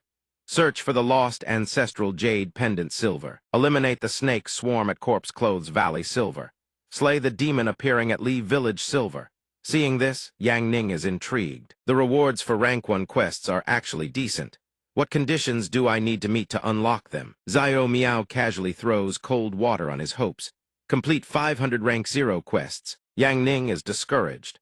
The demon hunting quests here basically give newcomers 0 chance to make money. I'll go check out other places in the city. Just as he turns to leave, he suddenly spots a familiar face. Yang Ning squints. From afar, Zhaoxi waves excitedly. Sect Master Yi, what a coincidence. You've finally come to the demon-slaying guild. I've been waiting for you. Yang Ning asks, who are you? As if he can't believe it. Zhaoxi replies angrily, we drink together every day and you've already forgotten me. Only then does Yang Ning exclaim with joy, oh, I remember now. You're the outer disciple from ages ago, senior brother Zhaoxi, right? He continues helplessly, of course you remember that, so are you heading out? Yang Ning replies dejectedly, newcomers can only take rank 0 quests. The rewards are way too low. I can only leave. Seeing this, Zhaoxi slings an arm over his shoulder with a suggestion. If you really need money, I can take you on a rank 1 demon hunt. But the risk is pretty high. Question is, can your heart handle a quest that intense? Yang Ning asks, can we form a party to share the quest and split the rewards? Zhaoxi quickly explains, exactly. The Blood Kite Hunt at Willow Hill Forest is designed for teaming up with newcomers who lack strength. I'll take you through it, but what he gets in return is a blunt, uninterested answer. I want to do this one. Zhaoxi's face goes dark. You're out of your mind? Absolutely not. This is an extreme difficulty red quest. It has the highest fatality rate among all rank 1 quests. You can't take it. But Yang Ning gives absolutely 0 damns. The reward is 1 gold coin. Other rank 1 quests pay peanuts. Zhaoxi remains hesitant, but at this difficulty level, I'm afraid I can't guarantee your safety. But with his signature overpowered nonchalance, Yang Ning reassures him. Relax, I've always been a really fast runner. Hearing this, Zhaoxi can only relent with a resigned sigh. Fine, just remember Safety first. In the end, both select the quest search and clear Tanzhuang village. Eliminate 30 rank 1 demons outside Sihai City. Zhaoxi talks as they walk. This is your first demon hunt. You have no idea how dangerous it really is. I have a duty to spell it out for you, so you don't die a pointless death. Yang Ning replies casually, oh, thanks for the trouble, senior brother Zhao. Walking alongside with notes in hand, Zhaoxi explains, 70% of this world's territory has been overrun by demons, but humanity absolutely refuses to sit and wait for death. Demon hunters are humanity's force of resistance. The demons always want the remaining human lands to become wastelands too. But humans keep fighting to reclaim what was lost. That's why the wastelands surrounding human settlements are constantly being reclaimed by the military and demon-slaying organizations. Sect Master Yi, even the cleanup work we demon hunters handle is extremely dangerous. Zhaoxi says, you have to remember stick close to me. Don't go running off on your own, and you won't risk your life. Yang Ning quickly assures him, no problem. As long as the money-worth monsters don't run, neither will I, Zhaoxi starts to say, Sect Master Yi. But before he can finish, Yang Ning cuts him off with a grin. Come on, let's go. At Tanzhuang village, the wind howls. People mill about as a sentry bellows. Danger zone, non-hunters keep out. Yang Ning and Zhaoxi then approach the perimeter. Zhaoxi looks around warily. I don't know why, but I keep feeling like something about this village isn't right. Yang Ning replies casually, is that so? Zhaoxi quickly adds, I've heard that quite a few demon hunters have died suddenly in this village. Even so, Yang Ning remains perfectly calm. This quest is simple enough. Kill 30 demons, then we leave. Hearing him say that, Zhaoxi responds with great displeasure. Sect Master, you can't underestimate an extreme difficulty quest. If it were simple, they wouldn't have opened it to a large number of hunters simultaneously. Right after, Zhaoxi stares blankly. The whole point of a group quest is for everyone to band together when a powerful demon shows up. So, why did you bring a shovel? Hoisting the iron shovel over his shoulder, Yang Ning says casually, I saw you all had weapons. I forgot mine, so I grabbed this iron shovel as a stand-in. After hearing this, Zhao Shi mutters to himself in bewilderment. Og, I really shouldn't have brought this clueless guy to such a dangerous place. Zhao Shi hurries to catch up, calling out, Sect Master Yi, wait up. He replies, we gotta move fast if we want to finish quick. Zhao Shi pants as he hurries along. Caution above all. We're in the wasteland. Spirit realm level creatures could show up here. Remember, if we encounter a spirit realm creature, all we can do is run. Don't hesitate. Hearing this, Yang Ning pauses for a moment and thinks to himself, Spirit realm Evan Luo Zhu can't handle that. Suddenly, the two arrive at a tree completely stripped of its leaves. Seeing this, Zhao Shi looks around nervously. We've gone the wrong way. Quick, back to the main path. It's just the two of us out here. If we run into a powerful demon, we're done for. Hearing that, Yang Ning points into the distance. A demon, you mean that thing? Where he points, a wolf with blood-red eyes appears, snarling menacingly. Seeing this, Zhao Shi's face goes white with terror. It's over. We've run into the most ferocious demon in this area. Yang Ning remains unfazed. Don't worry, the three-eyed wolf is fierce, but it hasn't reached the spirit realm. It's just fast. I can still handle it. Don't panic. Seeing Zhao Shi trembling up ahead, Yang Ning thinks, you're the one panicking, buddy. The colossal demon closes in on them step by step. Zhao Shi swings his sword with bravado. Come at me. Hello Kitty thinks she's a tiger, only to take a claw swipe clean across the chest. He winces in pain. Meanwhile, the remaining wolves are still lurking, ready to strike. Seeing this, Zhao Shi retreats, though he doesn't forget to reassure his companion. Not good, more are coming. Three-eyed wolves fighting in coordination would be devastatingly lethal. Sect Master Yi, don't be afraid, I'll handle this, shovel in hand. Yang Ning speaks up, let me take it from here. His face remains perfectly calm. He grips the shovel, channels his internal energy, and launches forward in an explosive burst of speed. That guy called Long Geth, one from the demon hall who'd been mocking Yang Ning, appears out of nowhere, cutting in with a smirk. All newbies in this area are under Long Ji's jurisdiction now. The woman beside him chimes in. Puny little demon beasts like these have you all panicking. Pathetic. Watch how the seniors do it. Yang Ning is utterly exasperated to run into these two walking Buddhas again. The demons around them snarl with fury. Long Ji's expression shift looks like a berserk maniac. A deafening slash tears across the sky. Whoosh, birds scatter in every direction. The wolf demons are cut down in an instant. Long Ji sheathes his blade and strikes a pose, acting like he's the main character. Fighting just like the novel's absolutely perfect. Aren't you the little bro who tried to take on a high-rank demon-hunting quest? The girl beside him collects the loot and sneers. Overestimating yourself much. A level 1 danger quest, how could a snail like you ever handle it? Not enough strength, getting yourself and others killed. Consider yourself lucky you ran into us this time. Long Ji picks up where she left off. A battlefield hellscape like this isn't suited for snails. Hurry on home, little guy, take care of yourself. Yang Ning stares at these two arrogant clowns, utterly helpless.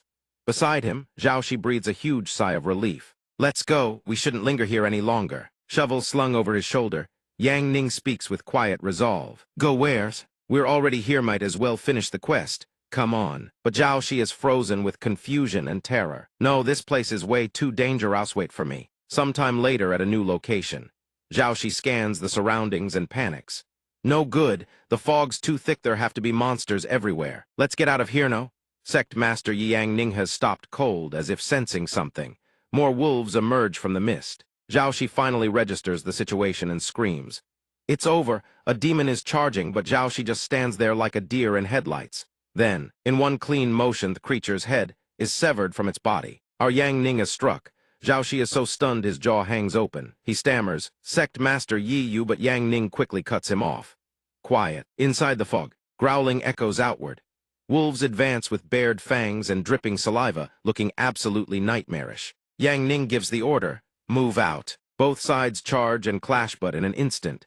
Yang Ning's shovel flashes, and the demons' heads fly clean off their shoulders. He turns to Zhao Shi. I'm speeding up. Stay close, don't fall more than 3 meters behind. Zhao Shi, still not recovered, can only manage a dazed oh. He scrambles after him, thinking, how can he execute sword techniques with a shovel that fast? Up ahead, Yang Ning cuts down demon after demon without breaking. Stradivari movement crisp, decisive, and fast as the wind. From behind, Zhao Shi can't help but exclaim, Holy Mother, what kind of moves are those? Sect Master Yi, you've never hunted demons before, have you? Your technique is absolutely terrifying, it's not human at all. Yang Ning replies flatly, because of my passive skill knowledge mastery, level 100. but the jargon he throws out only deepens Zhao Shi's confusion. I don't understand any of that. What does it even mean? Laziness wins out, he sighs. Forget it, you are still too slow, just stay right here. With that, he dashes straight into the fog. A rapid barrage of swish swish swish slashes erupts from within. Zhao Shi stares from outside, eyes darting everywhere his head is spinning. He can't track a single movement. A moment later, Yang Ning walks out. Behind him trails a procession of dead monsters. The sight makes Zhao Shi's hair stand on end. Yang Ning lands and surveys the wolf demons surrounding them completely unfazed. Not too few, not too many. Plus the 3 from earlier, that's exactly 30. Zhao Shi is shaking. But they have completely surrounded us. Yang Ning stays calm as ever. This is actually more convenient. Zhao Shi's face goes pale. He trembles so hard he nearly soils himself. Mom, oh mom. Before he can finish, Yang Ning grabs him by the collar and without ceremony hurls him skyward. A desperate scream rips through the air.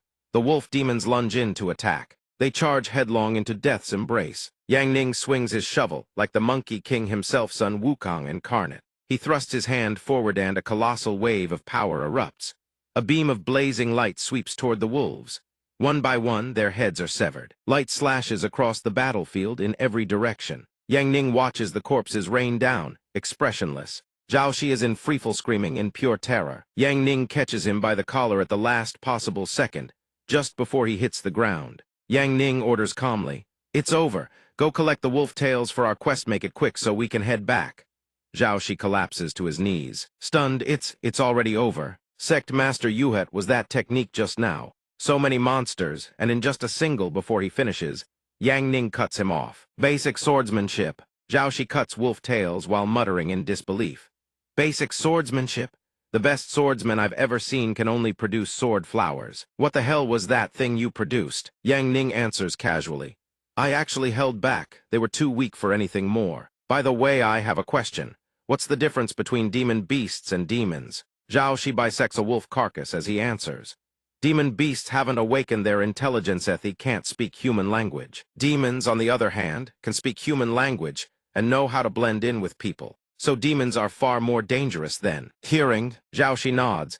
That's mostly true, but some demon beasts are stronger than demons. The only real difference is their level of intelligence. Got it. Once we finish this quest together, I can take on main quests by myself, right? Life isn't a dream. Zhao Shi shakes his head firmly. Absolutely not. Hearing this, Yang Ning deflates. Making money in this world is way too hard. Zhao Shi tries to comfort him.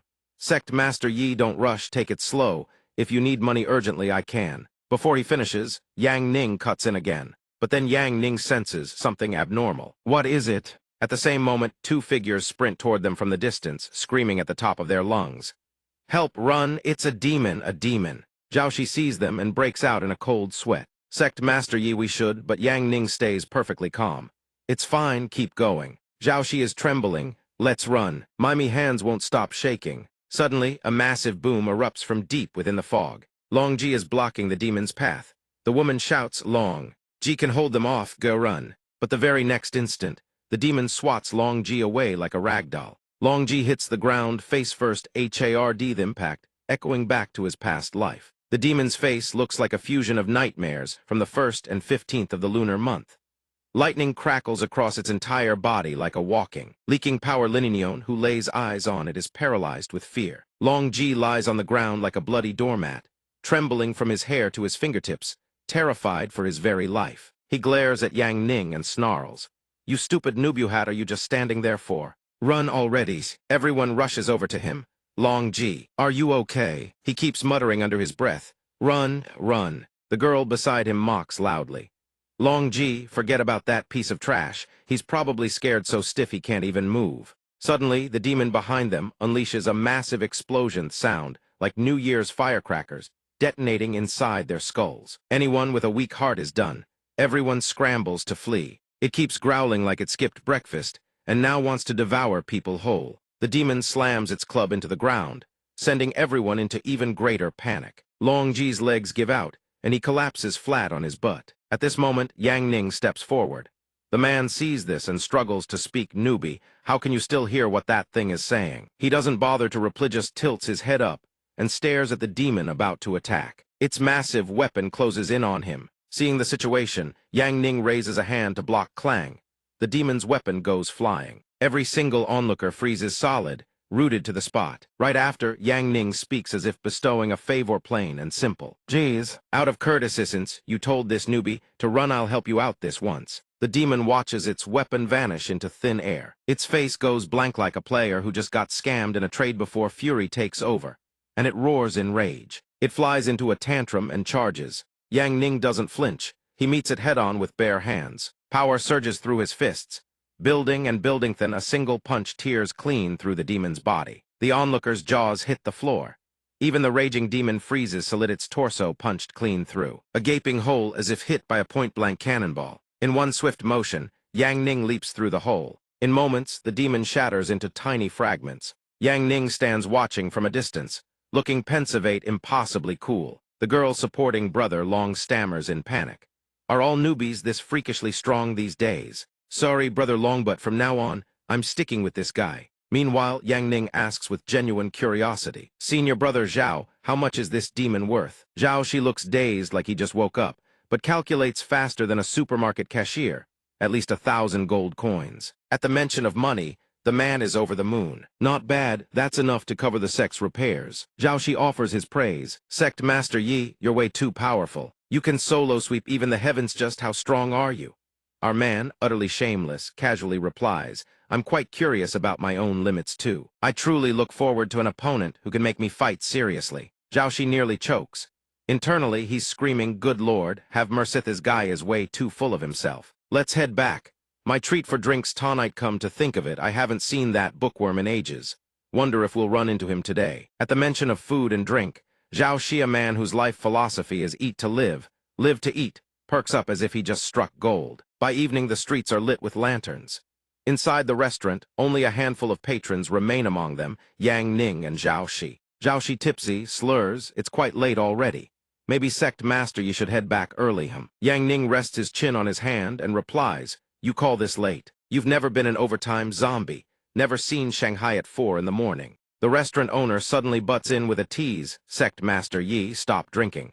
Someone's here to pick you up. Yang Ning blinks, someone's here to pick me up. That's right, your senior disciple Luo Zhu came by a while back and left a communication jade token. Said if you ever get drunk, to give her a heads up.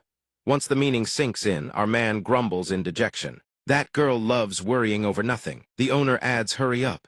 Your ride's probably at the door already. Yang Ning staggers outside in no time. He stumbles along, hiccuping as he goes. Oh, is that you, Su Shu? Su Shu greets him. Master, no choice. Senior sister is worn ragged from Sect business, and the other junior sisters are all busy too. I'm closest to you anyway, mainly because I work in the city, so it's convenient for me to pick you up. Yang Ning looks absolutely hammered, but he still catches the key point. Doing what? Su Shu doesn't hesitate to share. I unload cargo from merchant ships at the southern port. Don't underestimate me just because my cultivation isn't great, me physical strength is solid. Yang Ning, bleary-eyed, asks in confusion. Why? Su Shu's mood drops. She recalls and confesses, I have no cultivation talent. I can't really help anyone with anything. So during the day, I go into the city to work and earn a little money for the sect. Immediately, our man refutes her words. Who says you can't cultivate? Before he can finish speaking, he vomits violently, sending Su Shu into a panic. Master, what do I do? I'll go get you some water. But Yang Ning refuses. No need. Let's just go. Then, Master, let me carry you. No need, no need. He refuses, of course, but in the end, he ends up on her back anyway. Su Shu shares sincerely, I was really happy today.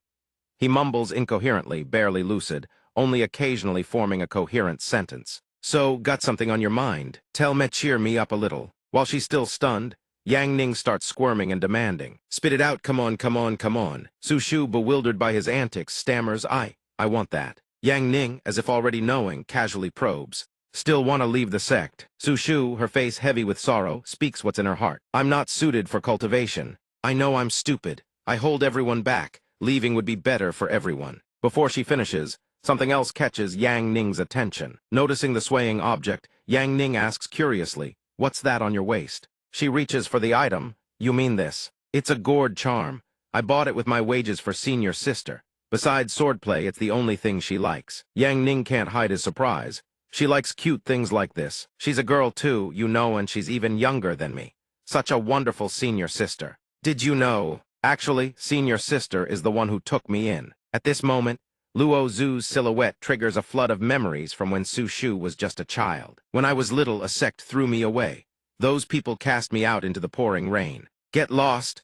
Living in a crumbling ruin, little Su Shu always trained with everything she had. I always thought someone as hopeless as Muho falls asleep the moment she picks up a book had only one path: cultivation. But I couldn't even gather chi for any sustained length of time. She was even beaten half to death. The two thugs, having beaten their fill, dust off their hands and saunter away. Enough, enough. A little lesson will do. Spare its life who might have use for it later. His companion replies casually, but I'm not done yet. Beaten black and blue.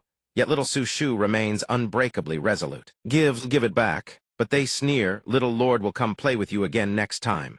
Let's go, let's go. Just then Luo Zhu appears, blocking their path. Stop right there. Small in stature but fierce as a blade. She stares down the thugs and coldly orders them to return the stolen goods. One of them jabs a finger at Luo Zhu and howls with mockery. They catcall at little Luo Zhu, leering, hey, not bad looking.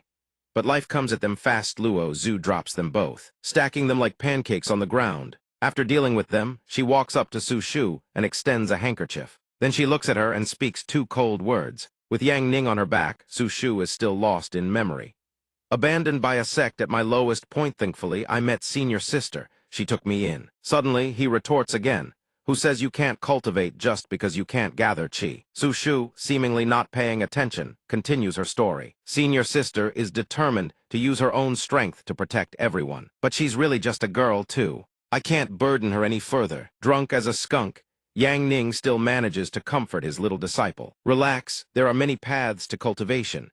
This master has been observing you for a while now. You have a very unique, wild potential. I will help you. The moment he finishes speaking, he slumps forward face first onto Su Shu's shoulder. Seizing the moment, she starts venting without holding back. Sect Master, you don't need to force yourself to comfort me. You fight incredibly well, but you never agree to teach us anything. Some of the junior sisters even suspect that Master doesn't know how to teach disciples at all. Only after the words leave her mouth does she realize she's just made a fool of herself. Oh no, senior sister specifically told me not to let Master find out about this. Panicking, she stammers out, let's just head back first, okay? The two of them begin climbing the tall stone steps together. Reaching the top, Su Shu lets out an exhausted sigh.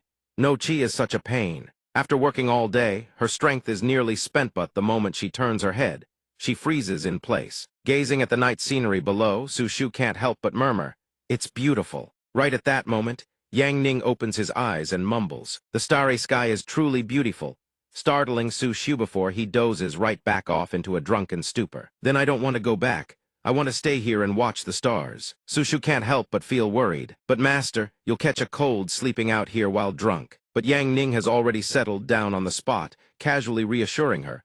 It's fine. Staring at the sky full of stars and the starlit streets below, he lets out a quiet sigh. It's beautiful. Then, overcome by drunkenness, he collapses onto Su Shu's shoulder, making her jolt in surprise. For some inexplicable reason, she watches him sleep and can't help but smile with a flushed face.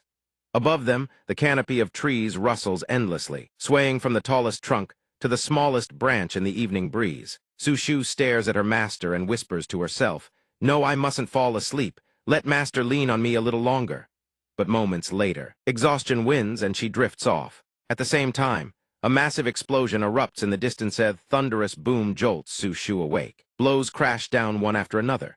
The citizens scream and wail, begging for their lives. The ground is torn apart, left in total devastation. Su Shu stares blankly at the apocalyptic scene before her, her face pale and drenched in cold sweat. High up in the distant sky, three silhouettes hover in midair. Three demons loom over the chaos below, gazing upon the ruined world of mortals. One of the demons looks down and sneers.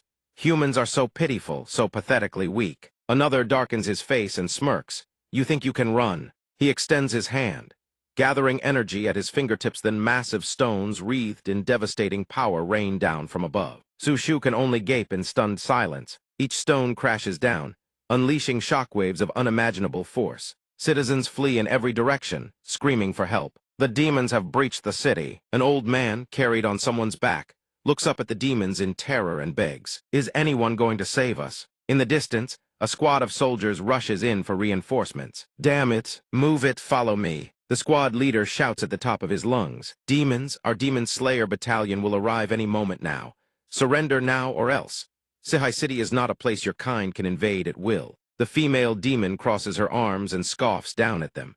Death's at your doorstep, and you're still running your mouth. The male demon is even more arrogant, unleashes an attack mid-sentence. Whoever cleans up your corpse, it's all the same. The squad leader can only watch helplessly as his soldiers scatter in an instant. The female demon glances at the carnage and asks her companion, "Against such weak little humans, do we really need to hit this hard?" Then she suddenly spots something new. Over there, whoa, people who saw us arrive and still haven't run. The man is dead drunk. The woman is frozen stiff. I want to have a little fun with them. Sushu's sharp instincts immediately pick up on the enemy's attention. The male demon warns, "Don't. You're wasting too much time." The female demon waves him off. Yeah, I know." The other male demon lets out a sinister laugh. "These two are really unlucky, running into a sicko like you." The female demon's face twists into a dark, gleeful grin. Hey. Then she hurls a massive fireball straight down. Sushu watches in wide-eyed horror, rendered speechless. The fireball plummets and detonates with a devastating explosion. The three demons gaze down at the devastation below from their lofty perch. Meanwhile, Sushu struggles to carry Yang Ning on her back. Barely dodging the raging flameshare body, nearly burned to a crisp. She gasps for breath, utterly exhausted. The female demon laughs with delight from above. Watching humans squirm is just so entertaining. Then more fireballs rain down in rapid succession. Sushu grits her teeth and stares up as the next fireball descends boom, a direct hit. She's thrown back, internal injuries racking her body. Thud-thud-death, deafening impacts echo through the air, followed by the sickening sound of a body slamming against the ground. Sushu is smashed into the dirt. The drunk Yang Ning is blasted far away. He lies sprawled on the ground, caked in dirt and grime, yet still completely unconscious. Sushu pushes herself up with trembling arms, panting heavily. In her heart, a single thought burns at a time like this: I don't want to give up on cultivation. Not one bit. Because in this world, only the strong have the right to survive. But how unfortunate I can't cultivate at all. The male demon points down and orders, "Had enough fun. Finish her off." The female demon lets out a long sigh. "Sigh, all right then. Sorry about this, but you're going to die." Multiple fireballs streak down at blinding speed. Sushu hears the roar and watches the orbs of light descend. Her mouth falls open in shock. Then she leaps to her feet, cursing herself. "Master, it's my fault for being too weak, but at the very least you have to live." A sky-splitting explosion erupts.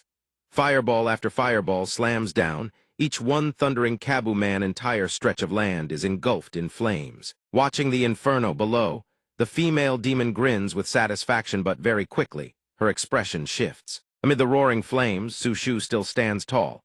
Yang Ning's voice cuts through, half-conscious but steady. "This is called defensive magic. Even someone without chi can learn it." In a state between wakefulness and oblivion, Yang Ning raises his hand and weaves the spell. Sushu cries out, "Master!" Yang Ning murmurs, "After careful observation, I've determined that your soul is exceptionally powerful. So I've chosen the magical girl class for you." Staring at her master, Sushu blinks in confusion. Magical girl. A mage is a class that channels magic for offensive attacks, he explains. High above, the three demons stand motionless, watching. The female demon frowns. "That drunkard actually blocked my attack." The male demon scoffs. "Must have stumbled onto dumb luck, that's all. Let me teach him how to be a proper human being." The strongest of the three male demons issues his command. "You two, stop yapping. The Demon Slayer battalion will be here any second now." Yang Ning reaches up, wiping away a tear. "Sushu, you've had it rough. Now Thenthai's master will open the door to a brand new world for you." Sushu stares at him, bewildered. The mote of light before them rapidly expands, growing brighter and larger. Yang Ning names it Magic Wind Blade. She asks with burning curiosity, Does this thing actually work?" "Trust me," he replies. "You'll love it the moment you try." The male demon sneers dismissively. "What's this human trying to pull? An attack with energy output this pathetic?" And he dares to show it off. The female demon joins in the mockery. The little thing's speed is passable, but only the leader among them falls silent. Eyes fixed on the incoming wind blade, he watches the wind blade slice through the air at blistering speed instantly. He senses the anomaly and screams. "No good, run now." The green-haired demon glances over, his expression twisting into one of sheer disbelief. Yang Ning stands below and snaps his fingers with a sharp click.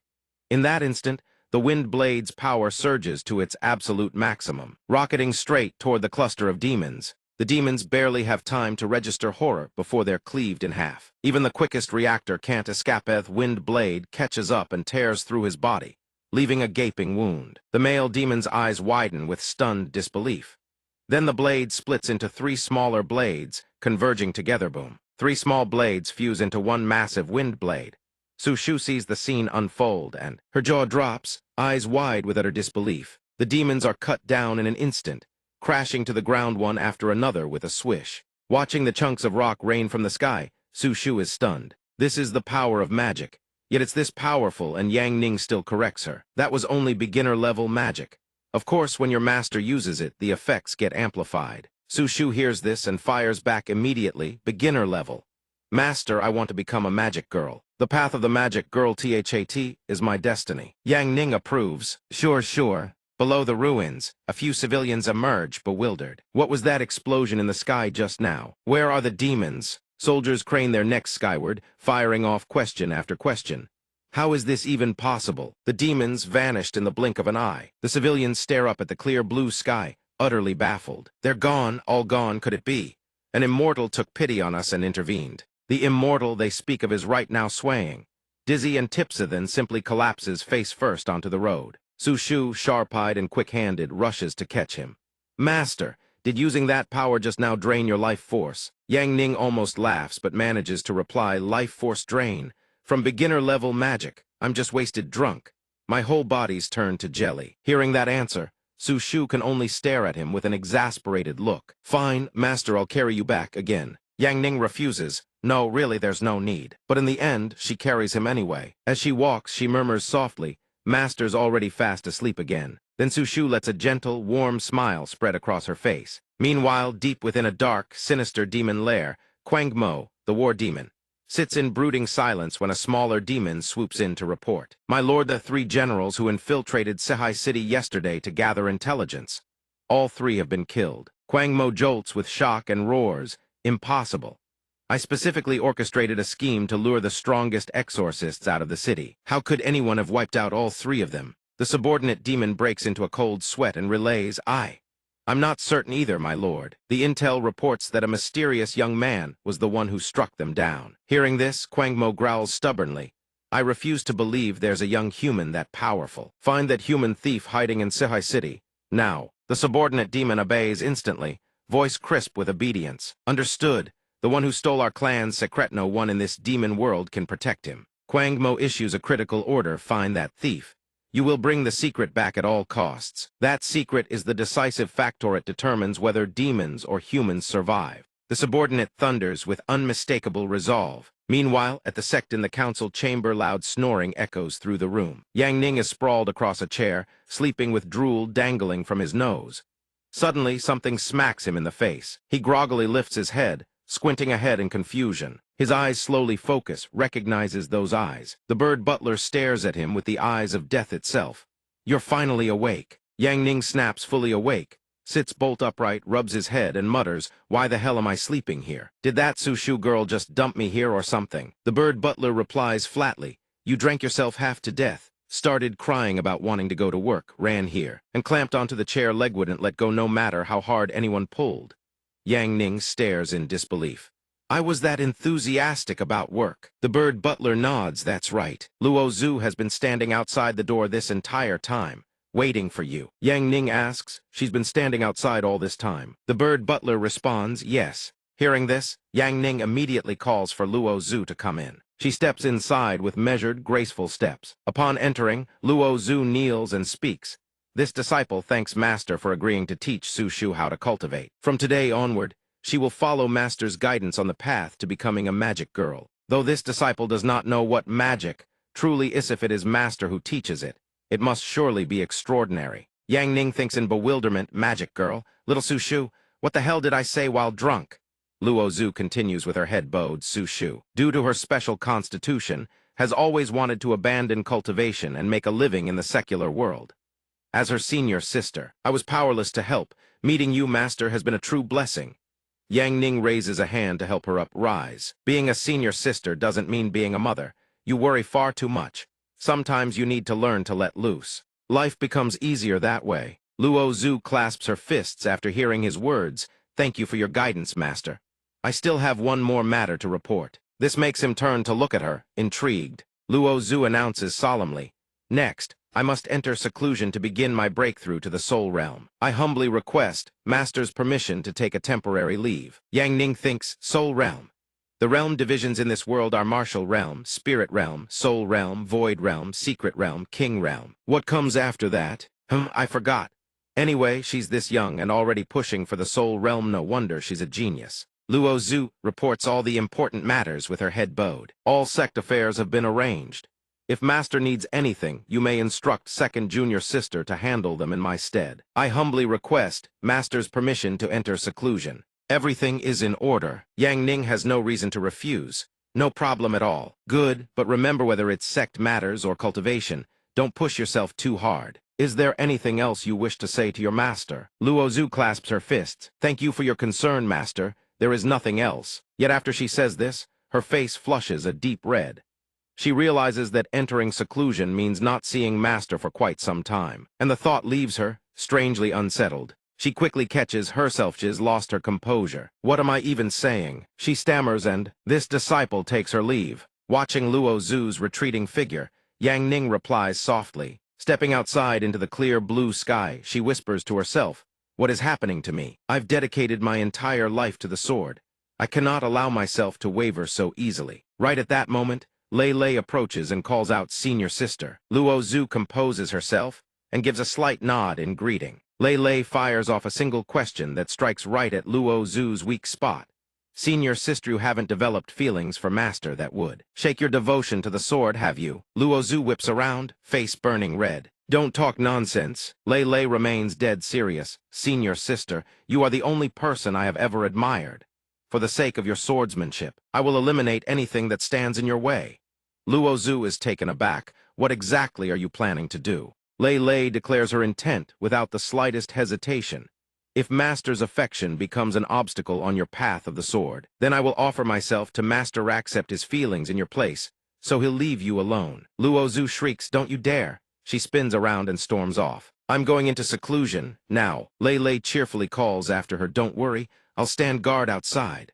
I won't let master get anywhere near you. The scene shifts to the neighboring wasteland, a barren, desolate expanse of cracked earth. Two figures sprint in a blind panic, screaming, run, move it. It's that demoness Fang Xing, a monster who betrayed humanity for power and evolved into a creature of darkness. Heaven will surely strike her down. She is now the leader of the three great heavenly demons, and she's gone completely berserk, slaughtering both humans and demons alike. Absolutely terrifying. At that moment, Fang Xing materializes with rabbit ears atop her head, her arrival accompanied by a savage, maniacal laugh. The two tremble violently and wail, Fang Xing, don't come any closer, please spare us. The instant the words leave their mouths, she swings her hand and cuts them down. Agonizing screams rip through the air. Pools of blood spread outward, staining the earth crimson. Once it's over, she even lifts her hand and licks the blood from her fingers. When I, Fang Xing, make my move, whether my target is human or demonic, one walks away alive. No exceptions. Fools should be erased from this world permanently. Come to think of it, I haven't been back to Wuji Sect in quite some time. I'm starting to miss that old man, Sect Master Junior brother of mine. Let's go pay him another visit. In no time, she returns to Wuji Sect. Inside the prison cell, Bai Fei paces back and forth, grumbling non-stop like a nagging wife. Yang Ning, you jerk. Yang Ning, you scoundrel. Right at that moment, a booming laugh echoes through the chamber. Fang Xing appears, arms folded, and taunts, Bai Fei, still haven't broken free. Bai Fei responds coldly, none of your business. I eat well at Wuji Sect. I have no intention of leaving. Hearing that, Fang Xing shifts to emotional manipulation. Oh, so it's your own choice not to leave, and here I was about to set you free. Bai Fei's attitude flickers for an instant. Really? But then she flips just as fast. Granny told Minion who abandons the Wuji Sect and forsakes their humanity in pursuit of power can never be trusted. I won't fall for it. Fang Xing leans against the cell bars, continuing to dangle the bait. Bai Fei, don't be so hasty. Hear my terms first. All I ask is that you spend 1 year seducing the emperor of the Beihuang Kingdom in the northern Extreming, that nation under my control. Do that and I set you free right now. Bai Fei turns her back unmoved. Refused. This kind of scheme holds zero interest for me. Fang Xing presses on. Haven't you always wanted to break free and take your revenge? If you're chained here for the rest of your life, how will you ever get that revenge? The moment revenge is mentioned, a subtle tremor passes through Bai Fei. Fang Xing, sensing the opening, pushes further. You could topple an entire dynasty, plunge the world into chaos and still not outdo your true enemy. How about this complete the mission for me, and I'll throw my full support behind your vendetta? Deal. Bai Fei is lured further and further in. A dark expression crosses her face as she speaks. You really are? Yang Ning's thunderous shout cuts her off. Fang Xing, you traitor to the Wuji sect, who gave you permission to come back and seduce Bai Fei? An instant deathly silence follows. The furious Yang Ning glares at her, and for a brief moment the demoness actually flinches. But she recovers fast, closing in on him with a coy, pouty smile. Sect Master Junior Brother, we finally meet again. Truth is, I was pining for you so desperately that I sneaked back just to see you. Yang Ning extends his hand and shoves her straight into the wall with a thud. Cut the crap. I told you before set foot inside Wuji sect without permission, and I'll seal you permanently in this very cell. Smacked hard against the wall, Fang Xing lets out a yelp, but the very next second, she practically has stars in her eyes. That works too. I need an excuse to stay by your side anyway. You know the old man placed a curse on me. Only by marrying the new sect master how can it be broken. Sooner or later, we're bound to share that phoenix pillow anyway. Kai, bang! Yang Ning recoils in sheer terror, face flushed. Stop spouting nonsense in here. Come outside with me first. But Fang Xing remains unbearably coquettish.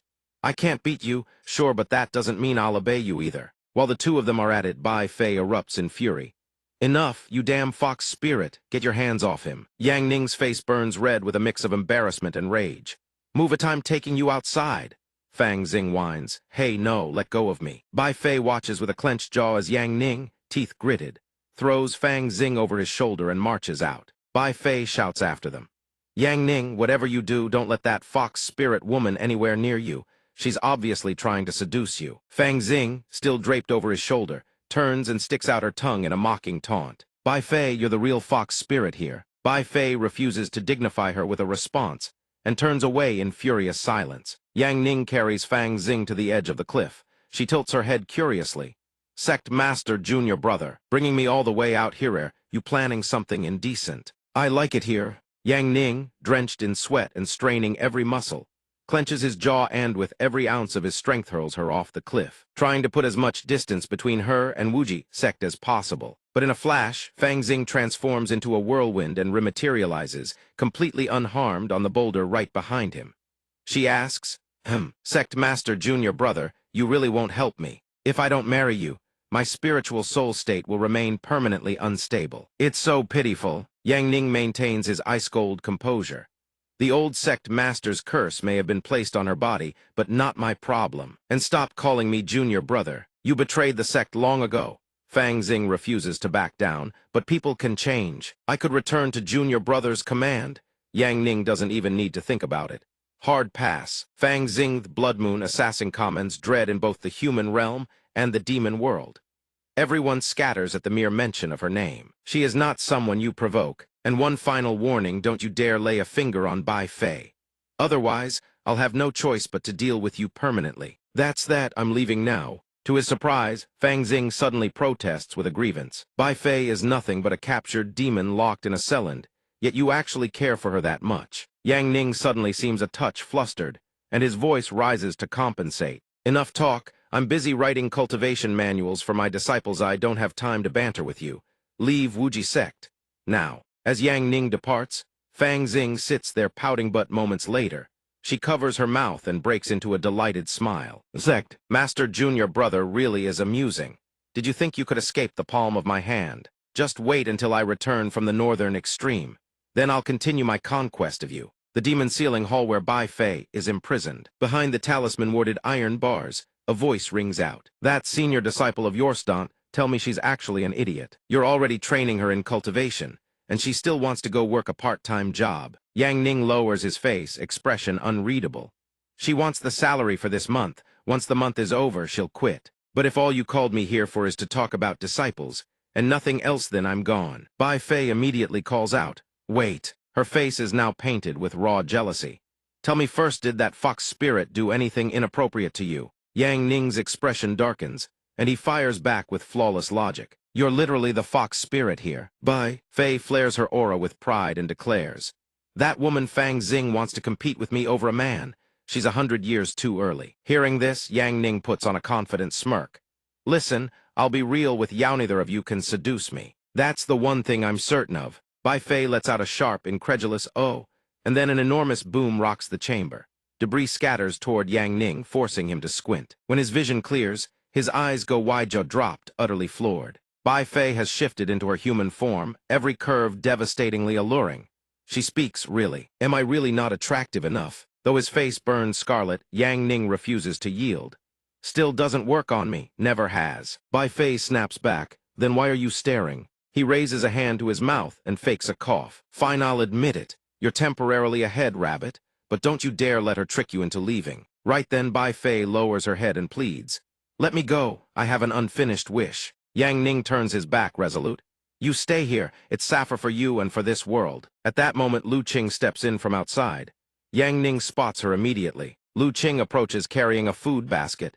Greetings, master. Yang Ning asks. You're the disciple sent by Luo Zhu to deliver the meal, correct? Under absolutely no circumstances should you talk to that one in there. She might try to charm you into helping her escape. Disciple understands. Lu Qing nods obediently. Bai Fei, treated like this, can no longer contain herself. She screams, Yang Ning. You pig-headed fool. You never treated me like this before. It's all because of that rabbit. I will not lose. Yang Ning glances back at her, offering a soft, gentle smile. Behave. I'm heading to the library to find some references. I'll be back to see you soon. In the western district of Sihai City, Yang Ning browses through materials while muttering to himself. How am I supposed to write an introductory magic fundamentals manual? This is genuinely a tough problem. I have to write it from an angle that people of this world can actually comprehend. Let me start by referencing the 5 elements treatises of this world. Metal, wood, water, fire. Earthy correlate with elemental systems well enough. He quickly makes his way to the city's library and approaches the front desk. Excuse me, where can I find the 5 elements treatises? Yu Ru and her younger sister eye him with undisguised contempt. This good-for-nothing who can't read anything but cheap novels is here again. Can he even understand 5 elements texts? What's he even pretending to be? The nerve. These words leave Yang Ning staring in bewilderment. What the hell? But for all her attitude, Yu Ru still points the way. First aisle, bookshelf 1 through 13. That's where they are, help yourself. Her sister snickers behind her. This guy who only reads trashy novels is actually picking up 5 elements texts. Don't tell me he found out big sis Yu Ru is obsessed with real 5 elements lore, and is trying to worm his way in. Yu Ru rests her chin on her hand, preening. Being this beautiful really is a curse. Yang Ning stares at the two of them, a single thought running through his mind. Are they insane? Where does that confidence even come from? He quickly strides over to the towering bookshelf and flips open the volumes stored there. Yang Ning thinks I only need the structural framework and writing perspective from these books. The actual content doesn't need a close read. The passive skill 5 elements specialization is already max level. Looking at this stuff is like reading elementary school textbooks. Boring. The angle on this one is decent, but it's way too simple. In the distance, Yuru whispered with her sister. He's clearly not reading serious, Liz, absolutely faking it, just trying to cause a scene. Just to get senior sister's attention. What a waste of effort. How could a childish, over-the-top man like that ever catch senior sister's eye? Senior sister's type is the young hero archetype, like that unknown hero who reportedly soloed 3 great demons in the sky the other day. A young hero like that, how could I ever be worthy? I can only admire from afar in secret. Sigh, the ones who simp for me are always worthless trash. Yang Ning thought helplessly, 2 lunatics. A blank, clean book appeared on the table. Yang Ning picked up a pen and started writing while muttering to himself. Can't take the reference books out, so I'll just start here. Yuru's sister watched him and judged. He's been pretending to write forever, but it's all just scribbles. These men will do anything just to hit on senior sister. She also turned her head to look. What Yang Ning had been drawing in his notebook were ugly, crooked lines. Yuru slammed the table in fury. Enough. You're just a trash who reads novel show. Dare you pretend to be a 5 elements enthusiast to get close to me? The two of them then stormed over with righteous fury. Yang Ning, still writing, had to look up. What's wrong with these 2 women? Yuru pointed at himself righteously and declared, please leave. Yang Ning stared at them coldly, as if they were lunatics. What do you mean? Yuru's junior sister shouted back. Pretend what? We've already seen through your little act pretending to be a 5 elements enthusiast just to get close to senior sister Yuru. Yuru continued, the library isn't a place to find dates. You don't know the first thing about the 5 elements. The 5 elements is a supreme artai won't allow trash like you to defile it. Leave. Leave right now. Perhaps you can still keep a tiny illusion about me. At this point, do you still want to pretend you understand the 5 elements and linger here? I want to expose the truth that you know nothing about the 5 elements. Pick any book from those stacks beside you. Everyone around, pay attention to this exchange. What's going on? These two women are so loud and she just keeps admiring herself. I'll pick any question from those books. If you can answer it, I'll admit you're genuinely reading these 5 elements texts. Otherwise, please give up on me. Leave the bookstore and stop disturbing everyone. Yang Ning looked at them with disdain. This venerable one has never answered questions for free. And you two are the ones disturbing everyone. Hearing this, they looked behind and saw several other scholars already watching critically. These two women are so noisy it's killing me. He pointed his pen at them and added, this venerable one has never given free guidance to outsiders. Come on, 10 silver coins per question. Yuru's sister blurted out, that's shameless. But by now, Yuru had been thoroughly provoked into a rage. Fine, if you can answer, I won't just give you 10 silver coinslets, raise the stakes. I hear you're a trash sect master who can't even recruit a single disciple. If you can answer, I'll become your disciple. If you can't, you're banned from this bookstore forever. Her sister chimed in. One sets the trap, the other springs it. If you can answer, you'll get what you want. Do you dare accept senior sister Yuru's challenge? Yang Ning remained calm and continued writing. A disciple? I'm not even considering you for a sect janitor, let alone a disciple. Let's begin in silver coins per question. More questions, more money. Yuru's sister grew even angrier.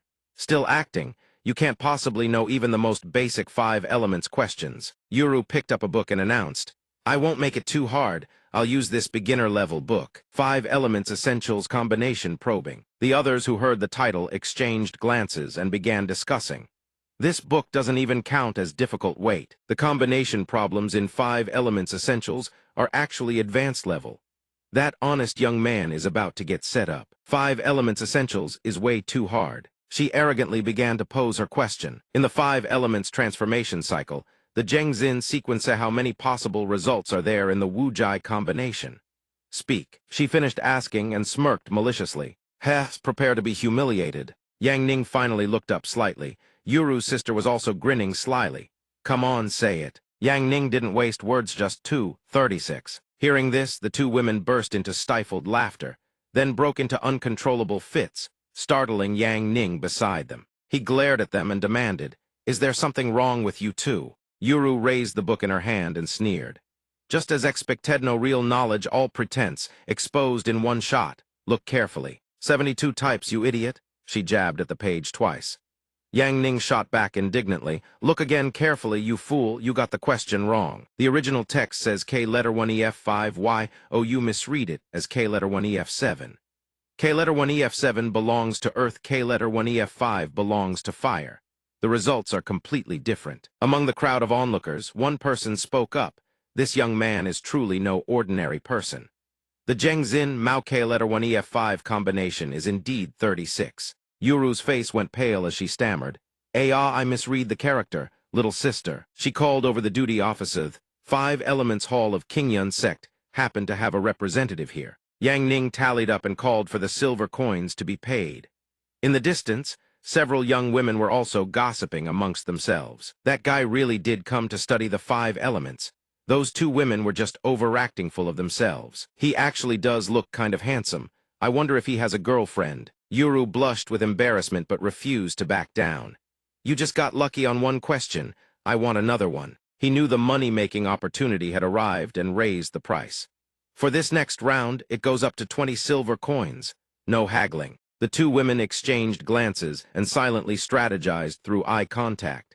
What if we pick the hardest possible question for him? Fine, let's see how smug he acts after this. Her sister understood and turned to go. These books are all too easy. I'll go get one that's a bit more advanced. Yang Ning answered casually, sure. She climbed up the ladder, fumbling around for the advanced edition, then exclaimed, found it. In her hand was a book with a long, difficult title. Yuru praised her, holding the book. Well done. Yang Ning protested again.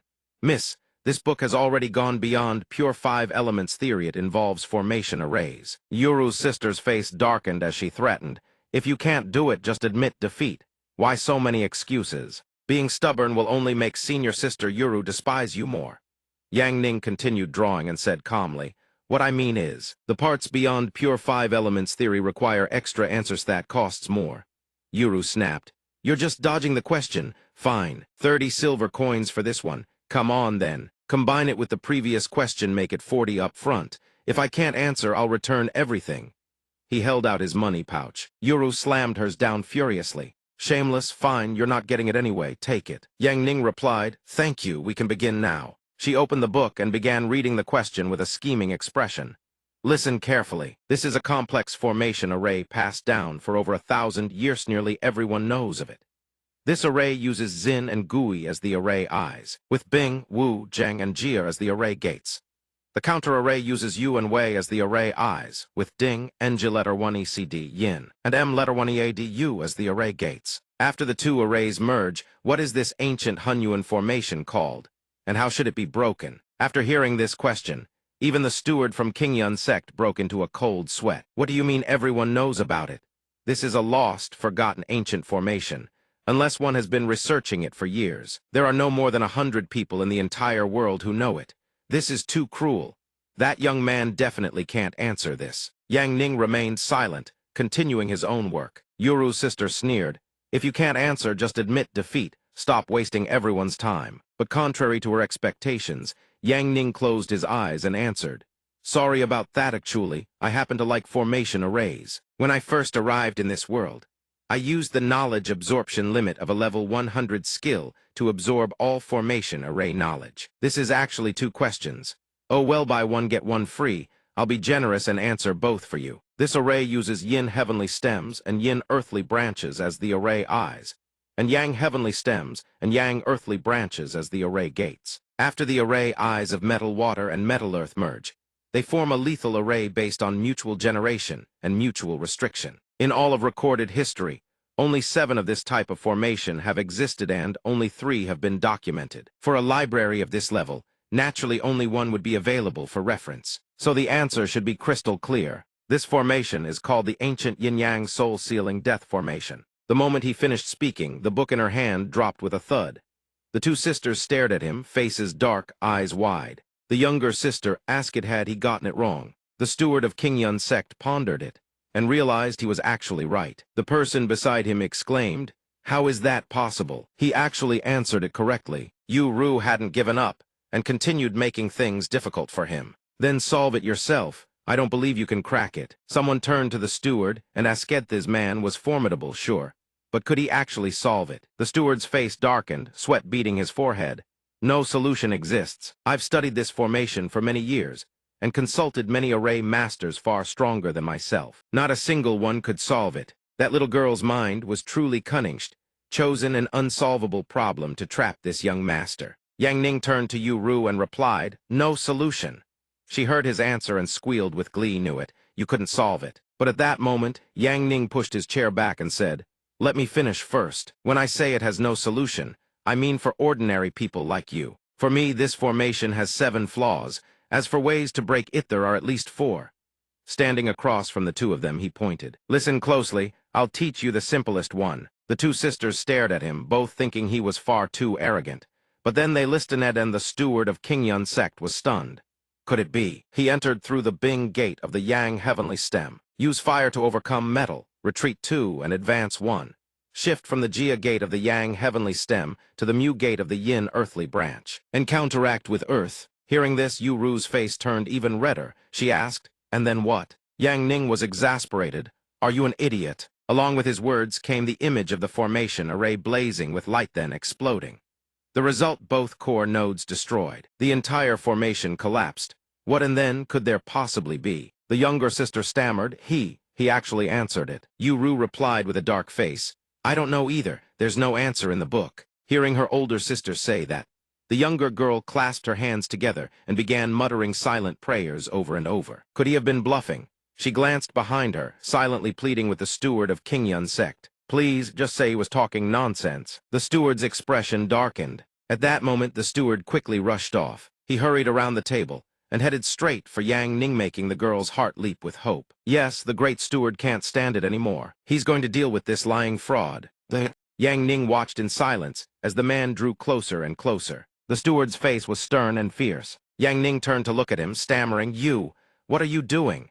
The younger sister, huffed smugly. But then steward dropped to his knees, leaving Yang Ning's jaw on the floor. Then the man clasped his fists and loudly pleaded, "Master, please accept me as your disciple." This act stunned everyone present. The steward declared, "The great master is not only a grandmaster of the 5 elements arts, but also a formation array grandmaster. This yin-yang ancient soul-sealing formation, I've studied it for 10 years and never found a single solution." He was practically sobbing, his display utterly theatrical. Today, Master revealed the breakthrough. It has enlightened Memi mind is suddenly crystal clear. I beg the great master to take pity on my obsession with the 5 elements and grant me a chance to seek your tutelage, to calm my heart and learn the way. Yang Ning scratched his cheek, sweating. "This isn't really appropriate. You're a member of King Yun's Sect, you can't just defect. Besides, you're quite advanced in years. Me being your master wouldn't make sense. Please stand up." The younger sister was now panicking, her voice trembling. He actually got it right. Oh my God, wasn't he just some good-for-nothing who came here every day to read novels? I'm going insane's actually a dual-craft grandmaster. We've offended someone we absolutely shouldn't have. Yang Ning turned back to the 2 girls and asked, "Anything else you'd like to say?" At this point, Yuru slammed her knees to the ground and cried out, "I was blind. I misunderstood the great master. I am guilty. I admit defeat. I'm willing to become the master's disciple and serve at his side. Please give me a chance to atone. And I'm still very young." However, Yang Ning showed no mercy. "Sorry, your cultivation realm and aptitude are both far too lacking. As my disciple, you're not worthy." Yuru received this answer, her face flushed, completely stunned. It was the first time she'd been humiliated like this. She couldn't hold back, tears streamed down her face. Not worthy. Yang Ning took his book and walked outside. The bustling streets were alive with cheerful chatter. A merchant called out from within, "Fruits, fresh fruits. Give me that needliake." He quickly passed through an incredibly crowded area. "Oh, it's Fairyxing. Fairyxing is so beautiful," she's appeared again. Fairyxing truly deserves her title as the #1 dancer of Ziyuan, kingdom absolutely mesmerizing. Someone shouted loudly, "Brothers, everyone show your appreciation." Yang Ning couldn't help but sigh. What a crowd. Forget it, no point going this way. Su Shu's magic class has definitely ditched again. At that moment, Fairyxing, also known as Xingzioxidist, while thinking to herself, no choice. Senior sister said reviving the Wuji sect requires more funds. What else could I do but come down the mountain and dance? Money comes fast this way. I can only keep dancing. If only master knew how to make money, I could just stay home and relax. Behind Xioxi as she danced, a Gyukin player sat. Her hair flowed and fluttered with the wind. Yang Ning walked along, still watching, muttering, "#1 dancer, huh? Sounds interesting." But the crowd's too packed, can't even get close. What a pity. The surging crowd behind him continued to press forward, completely captivated. Xioxi's delicate hands moved in graceful arcs, her whole body swaying with the melody. The spectators watched with flushed faces. Then figures in strange hooded cloaks appeared. The one at the front grabbed a civilian by the shoulder and ordered, "Move." The man who was grabbed turned around angrily. "Who the hell do you think you're pushing?" But the hooded figures didn't care, shoving their way through and angering everyone in their path. "Hey, who said you could cut to the front? Get lost." Xioxi had already noticed the commotion below. The leader of the hooded figures spoke, "Fairyxing, please come with us.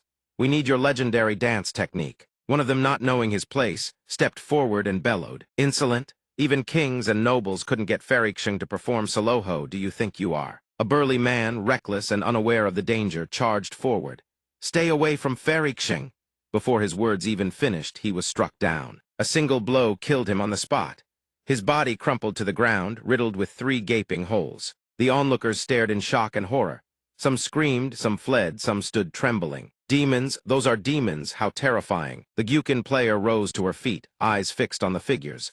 "Demons brutal by nature, fairy run." The lead demon was small in stature, but its aura was absolutely terrifying. "Have you made up your mind? If you refuse, what do you think happens to everyone here?" Xingzioxi had no choice. She trembled as she spoke. Don't harm the innocent. I'll go with you, but before I leave you, on last thing. Master, save me." Yang Ning's eyes snapped open. He whipped around instantly. He stood there, processing the situation. Was that my disciple's voice? That lazy little bug actually went down the mountain. Yang Ning sprinted back at full speed. He scanned the scene, bewildered. Where's my disciple? An injured civilian looked up and answered, those demons. They took Feriksheng toward the north gate. Yang Ning heard this and fell into deep thought. Why would those demons kidnap my disciple? The person holding his arm stood up and began to speak. Those demons completely concealed their aura. This is bad. Feriksheng won't be coming back. Yang Ning quickly moved to grab a Gyukin to calm the crowd. Rest assured, my disciple. Even to the ends of the earth I will find you. The scene shifts to a rocky mountain range. The demons carried Zioxy and fled through the terrain. Behind them, civilians armed with weapons gave chase, shouting, you demons, put Feriksheng down right now. The demons came to a sudden halt. The Grand Priest Gecko glares at the crowd and snarls, fools, do you have a death wish? A fearless citizen shouts back, you've infiltrated Zai City and kidnapped our people. You demons have some nerve. Return the people you've captured, Redno. The Grand Priest Gecko hears this and laughs as if he's heard the greatest joke. You're not the Demon Extermination Corps, yet you dare pursue us. You lot are the truly audacious ones. Third Brother, kill them all. The demon called Third Brother grabs his cloak, tears it off, and leaps down with a gleeful cackle. Leave it to me. Got it. Third Brother moves at blinding speed. The citizens below can only crane their necks upward in terror. In an instant, one person is dragged away so fast they can only scream, what is that? Help. Moments later, Third Brother laughs maniacally as he continues snatching people one after another. He flicks out his long tongue and licks a citizen's face. The Grand Priest Gecko snaps, rein in your disgusting habits, just kill them. Third Brother extends his grotesquely long tongue in agreement. No problem. 1 second to finish theme end at that exact moment. The sound of a guzheng rings out from Yang Ning. The Grand Priest Gecko, hypersensitive to sound, jolts in surprise. He whips around and roars, who are you? Yang Ning sits atop a distant cliff, offering a lazy compliment. Not bad. You finally noticed me. Return my disciple. I might consider giving you a chance to live. The Grand Priest Gecko takes one look at him and bursts into contemptuous laughter. So you're the trash sect master who's all bark, and no biteth one everyone's been talking about. You're offering us a way out? How generous. What a pity I have no intention of letting anyone leave here alive. Third Brother, clean up the field first. Then we'll deal with this fool. At the command, Third Brother splits into afterimages and lunges at the people. Below, screams fill the air without end. The citizens turn and flee in blind panic. Run, someone save us. Without warning, Yang Ning extends his hand and strikes a single chord. The sound wave crashes into the demon sand into the humans as well. Everything's spinning. Oh, I'm gonna be sick. This guy's playing is unbearable. My soul feels like it's about to leave my body. One person realized, wait, that's not just noise. He's playing a soul separation melody with a disorientation effect. Who the hell is this young musician? The Grand Priest Gecko sees his own men staggering and shouts, Second Brother, Fourth Brother, snap out of it. There's something wrong with this Third Brother, kill him. Second Brother, back up Third Brother. Second Brother obeys instantly, ripping off his cloak and charging forward. He rockets straight toward Yang Ning's perch, opens his mouth wide, and begins charging energy to the limit. Yang Ning doesn't even need to look to know their game. Trying to counter my music with a roar? Seriously. Are you geckos actually stupid? The energy from the strings surges towards Second Brother instantly. He's blasted backward, screaming in agony. The other demons rush in to reinforce. Don't get cocky, brat. Third Grandpa is here to end you. They all converge on Yang Ning's position. His fingers dance across the strings once more. Threads of light pierce through each demon's body. High above, shockwaves burst out in rapid succession boom. Boom, boom. The Grand Priest Gecko freezes, utterly stunned. Third Brother is dead. Yang Ning doesn't even bother looking up. Still want to call it quits. The only answer is a demon's furious roar. Second Brother, use your ultimate. Avenge Third Brother. Second Brother obeys instantly, his jaws open wide, unleashing a deafening roar. The roar rockets toward Yang Ning. He strums a counterchord in the same breath. Two forces collide midair. Second Brother's attack is clearly the weaker of the two. The sound energy from Yang Ning's strings quickly overwhelms the roar. Second Brother's own attack backfires, screams in agony as it tears through him. The surrounding terrain is obliterated, swallowed by a thick veil of white smoke. Smoke billows upward from a crater, so deep its bottom is invisible. The pursuing citizens stare in utter disbelief. Oh, me's that thing in his hands a guzheng or a cannon? The fairy's master just struck, and now I'm more certain than ever that she descended from the heavens. Yang Ning asks, calm as ever. Hey, dead yet? The Grand Priest Gecko is now thoroughly enraged. You stinking brat, you've been played. The fourth demon tears off his cloak and bursts into laughter. The Grand Priest Gecko declares, fourth brother is the true killing blow. Fourth brother leaps up with murderous intent. Die! The citizens watching grow terrified. It's over. Musicians are weakest in close combat. But when fourth brother swings his claw, Yang Ning doesn't even flinch. He simply raises his fist and punches back. This single punch carries force rivaling the demon's own. Instantly, spiritual energy tears through fourth brother flesh ripped apart, raining down. Then kaboom! An explosion that shakes the sky. Another obstacle eliminated. Yang Ning turns to the Grand Priest Gecko. Now it's your turn. The demon seethes with rage and snarls a threat. Arrogant human, do you think I won't kill your disciple first? But when he turns around, Zio Hai has already fled, scrambling away in a pose no different from a wriggling red worm. The citizens witness this and can't help but praise her. As expected of the #1 dancer, Revan, her escape has rhythm. The Grand Priest Gecko leaps high into the air and roars, "Get back here!" But in an instant, a brilliant light erupts behind him, followed by another massive explosion. Kaboom! After the shockwave subsides, the citizens are bewildered. How is this young man so powerful? From within the white smoke, a horn emerges. The demon moves with terrifying speed. It successfully snatches a person. It swings the victim high into the air. The person screams in terror. The Grand Priest Gecko is absolutely livid. He growls, "Stupid and weak humans, I will devour every last one of you." The citizens dodge attacks while shouting to each other. That mountain-devouring gecko is impervious to blades and immune to fire and water. It's a super-rank demon. Everyone run, that thing's gone berserk. The demon turns, and the mere motion creates a thunderous roar. Wherever its tail sweeps, people go flying. Panic screams echo everywhere. One person is sent crashing through a boulder, shattering it. Another strike cleaves an entire stone mountain in two. Yang Ning strokes his chin, thinking, this worm has some serious bulk. It actually withstood my regular strings. Interesting. As the demon closes in, Zio Hai's face goes pale with terror. She screams, It's coming, master, save me." In an instant, the scene transforms into a giant gecko chasing down a tiny girl. The lead demon opens its maw and lets out a thunderous roar. Yang Ning swiftly channels spiritual energy into the strings. The force surges toward the demonach. String wraps around its body, binding it tight until it can't move a muscle. Yang Ning grips the other end of the strings, controlling the demon like a puppet. The gecko demon roars, desperately thrashing to break free. Yang Ning, perched high above, offers a calm reminder. "You can't break free, it's pointless." The bound demon refuses to listen, thrashing wildly. "Release me, or you'll force me to unleash my full power." Yang Ning pays no heed, hopelessly stubborn fool. He extends his hand and strums once more. The strings tighten instantly, slicing into the demon's flesh. The gecko demon is carved into pieces by the strings. It lets out one final, futile roar, then kaboom!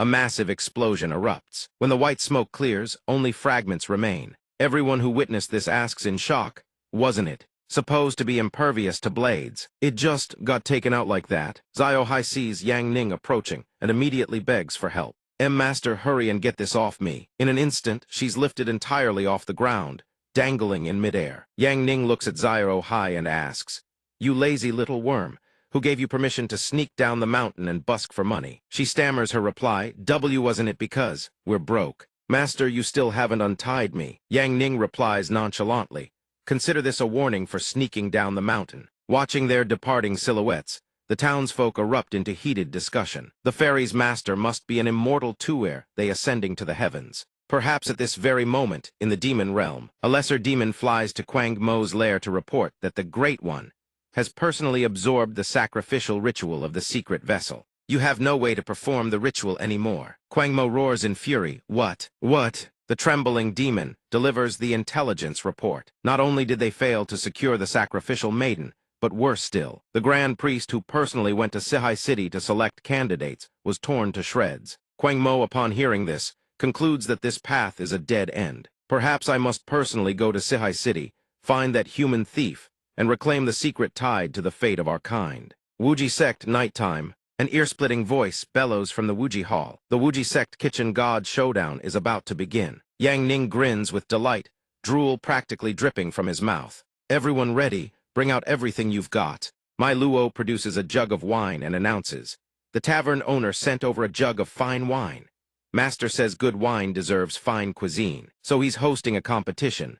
The winner earns a trip to the hot springs with Master. Upon hearing this, the sisters exchange fierce glances, sparks practically flying as they prepare to vie for favor except for Yan-Ru, who sits off to the side, dejected. Her kitchen skills were so overpowered that she got disqualified. I wanted to soak in the hot springs with Master too. Yang Ning pats her head to console her. You're too skilled for your own good. Mai Luo raises her hand and continues. The judging criteria is Master's palate. The sect's funds are limited, so there can only be one winner. She pauses, now announcing. The competition begins. Su Shu brings out a dish, blushing. I'll go first. A single steamed bun. Yang Ning takes one bite, his face goes dark. Game over, he spits it all out. Mai Luo announces with a dry cough. Su Shu can't cook at all, she can't possibly. Use Master's hot springs as an excuse to practice. Next up, round 2, the Papaya sisters. They bring out their dish and chant in unison. Sect sisters united, breaking metal with a single blade. Master, please drink up while it's still hot. But when the lid is lifted, Yang Ning's face goes pitch black. Bone broth so overcooked the bones dissolved completely. Seeing the dish, Mai Luo understands instantly. Master refuses to drink this black sludge. Next up, cherry cake. Yang Ning's eyes light up, drooling with excitement. Finally, some real food. The one who made it is Shield Maiden Nangong Dong. She speaks shyly. I made this pastry myself. I wonder if it suits Master's taste. Yang Ning finishes eating and gives a thumbs up. Not bad. This standard would be a top-rated shop back on Earth. The gluttonous Su Shu watches enviously, drooling. She snatches a chicken leg and takes a bite. Yang Ning continues his review. Lu Qing's roast chicken isn't bad either, crispy on the outside, tender on the inside with an earthy aroma. Magnificent, Lu Qing responds bashfully. You flatter me.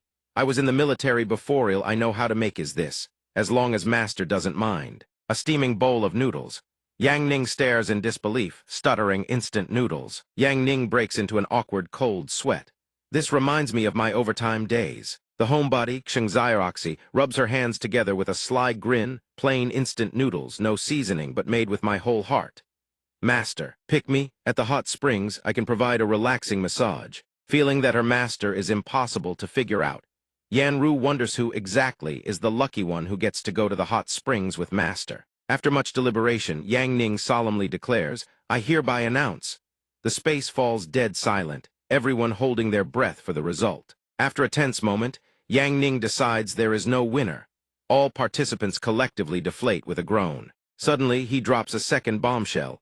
But I'll take everyone to the hot springs together. Yan-Ru is stunned by his decision and explanation. While Luo Zhu is in seclusion and nobody's watching the finances.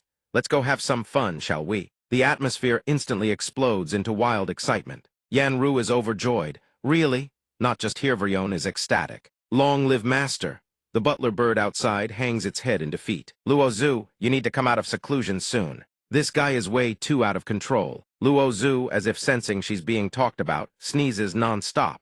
Mid-cultivation, she keeps motivating herself. Strange, no, I need to focus. I have to come out of seclusion quickly. Master is waiting for me outside. Lei Lei rests her chin on her hand and sighs. I don't want to go to some stupid hot spring. I need to stay here and watch over senior sister. But if I could soak in the hot springs with senior sister, now wouldn't that be the perfect life? Nighttime, in a room somewhere, Bai Fei lies on a pile of straw, mumbling in her sleep. Yang Ning, I want to go to the hot springs too. Soaking alone is so boring. A late afternoon at Sihai City. Same old Three Rivers Tavern. While a customer calls for another jug of wine, a girl's voice rings out from the back. Today is the 1-year anniversary of the Three Rivers Tavern. Cheap wine, free-flowing drinks. That ye Sect master who always eats and drinks for free, how come he's not here? How strange. Feng Hao hears this and immediately chimes in. Brother Yi, he's been busting his ass day and night, working hard to train his female disciples into proper talents. He's been busy lately, she replies with a mix of irritation and contempt. That man, the weakest guy in the whole tavern, what could he possibly teach anyone? How to play dead. Suddenly, the young girl at the next table speaks up. On such a special day, with neither Sect Master Yi nor the bookworm here, something still feels missing. Hearing this, the elder beside her teases, Miss Li, don't tell me you've taken a fancy to those lads. She responds shyly, Elder, you really do love to joke. Seeing this, the men at the next table join in on the ribbing. I share the elder's sentiment. This place is boring without them. Suddenly, a stranger arrives at the tavern but is stopped at the door. Sorry, today's the tavern's anniversary. regulars only. Before the attendant can finish, the man bellows, "Get lost!" He kicks the attendant clean across the room, sending the man crashing to the floor with a cry of pain. Feng Hao hears the commotion and whips around to look. Two hooded figures loom at the entrance, exuding the aura of thugs. The crowd begins to panic. One of them speaks, "Call your boss out here." The two who were joking moments ago draw their swords. "Hey, do you have any idea this tavern is a gathering spot for cultivators? If you use force here, the consequences will be dire. No need to waste words on them. Teach them a lesson first." Before they can strike, one of the men is already sent flying by a single blow from one of the strangers. The other one freezes in shock. "Hey, you," the two strangers speak coldly, not coming out. "Get the owner out here, no, or we'll slaughter everyone inside first." Seeing this, Miss Lee steps forward. The owner is away. "If you dare butcher people in broad daylight in Sehai City, don't expect to leave here alive either. Kwang Mo and Ren Ma monsters that show no mercy to the living. I'll hold them off Ivrion run." But to her shock, they've already overheard every word. He snarls, "Who told you to run?" His hand darts toward her, lifting her clean off the ground. Feng Hao sees this, fury exploding in his chest. "Bastard, let her go." Provoked beyond reason, he spins around, unleashing a torrent of killing intent that shatters everything in its wake. Every wine jug and cup in the tavern cracks and shatters. The atmosphere in the tavern turns terrifyingly sinister. The chair slips from Feng Hao's hands. His eyes glaze over and he collapses. Miss Lee tries desperately to call out to him. At that moment, the elder steps forward, props Feng Hao up on his shoulder, and shouts, "This is the central district of Sehai City. Kwang Mo and Ren Mo, you two great war demons are leaking demonic aura here. Human powerhouses will arrive any moment. I advise you to leave immediately," he says. Hearing that, Kwang Mo hurls Miss Lee aside. She cries out in pain, her body slamming into a tavern table and shattering it to pieces. Then he speaks, "Don't be naive, old man. We've set up an image lock barrier covering a 10-li radius. Even if everyone inside is slaughtered, those outside won't know, and they certainly won't get in." The elder's expression darkens. "So you even deployed the legendary suppression artifact, the image lock barrier. Just how many demons have infiltrated Sehai City?" Kwang Mo answers nonchalantly, "Over 100. The elder's eyes narrow. "I see. What you're after this time must be something enormous. What exactly are you planning?" Kwang Mo responds immediately, "We're hunting a thief, a human thief who stole the most classified secret of the demon world. This is a secret our race absolutely cannot afford to lose." Suddenly, the tavern owner walks in from outside. "Humanity has already been pushed to the brink by your kind. This secret is humanity's only hope of striking back. You can search all you want, and even if you kill me, I will never hand it over." Ren Mo tilts her head. "What if I kill all of them first?" The tavern owner stands firm. "Even that won't work. This concerns the survival of all mankind, even at the cost of their lives. I will protect this secret to the bitter end," he declares. Ren Mo grips her mirror blade and smirks. "Then come." A violent aura erupts from her body. Kwang Mo also unleashes his full power. His raw strength shocks everyone present. He roars, "Come on." At this moment, the battle between Ren Mo and the tavern owner is about to ignite. Without warning, a blinding flash of light tears across the air. Both Ren Mo and the tavern owner charge at each other like moths to a flame. The sheer force of their collision blankets the entire area, sending bystanders fleeing in terror. The village chief screams, "Run! Get out of here now!" A colossal wave of energy explodes outward. The tavern is obliterated.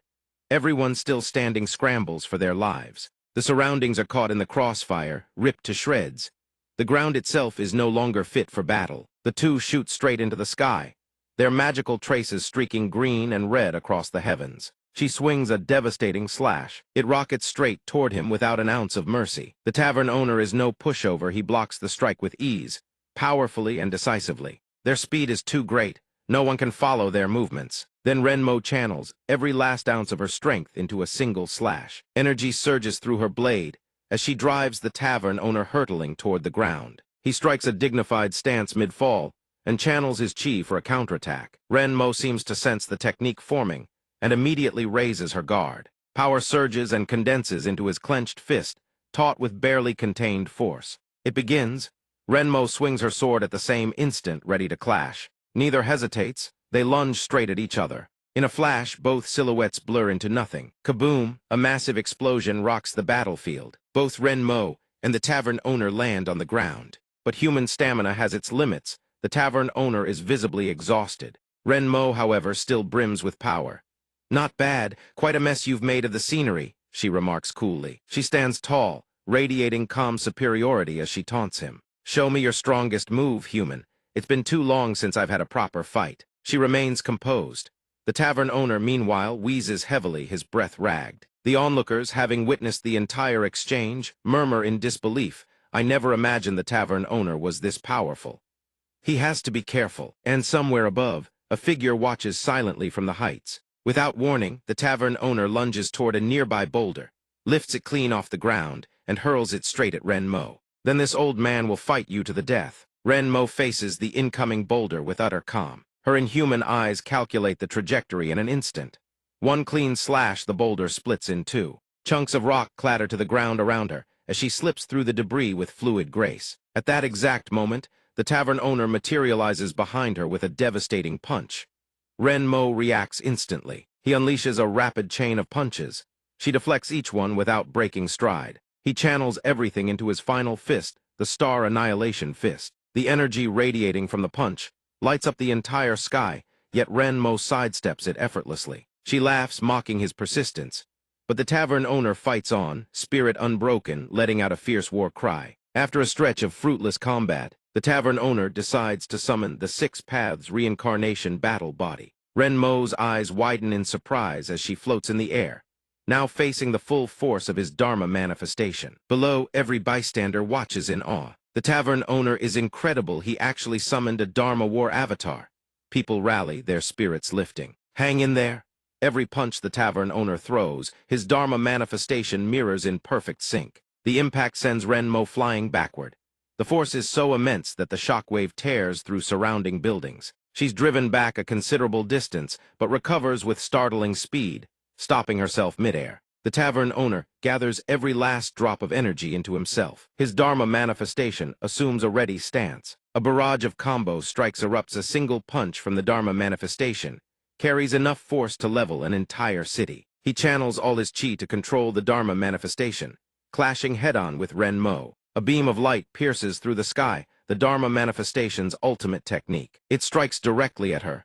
Everything caught between the two combatants is annihilated. The surroundings disintegrate into dust in an instant.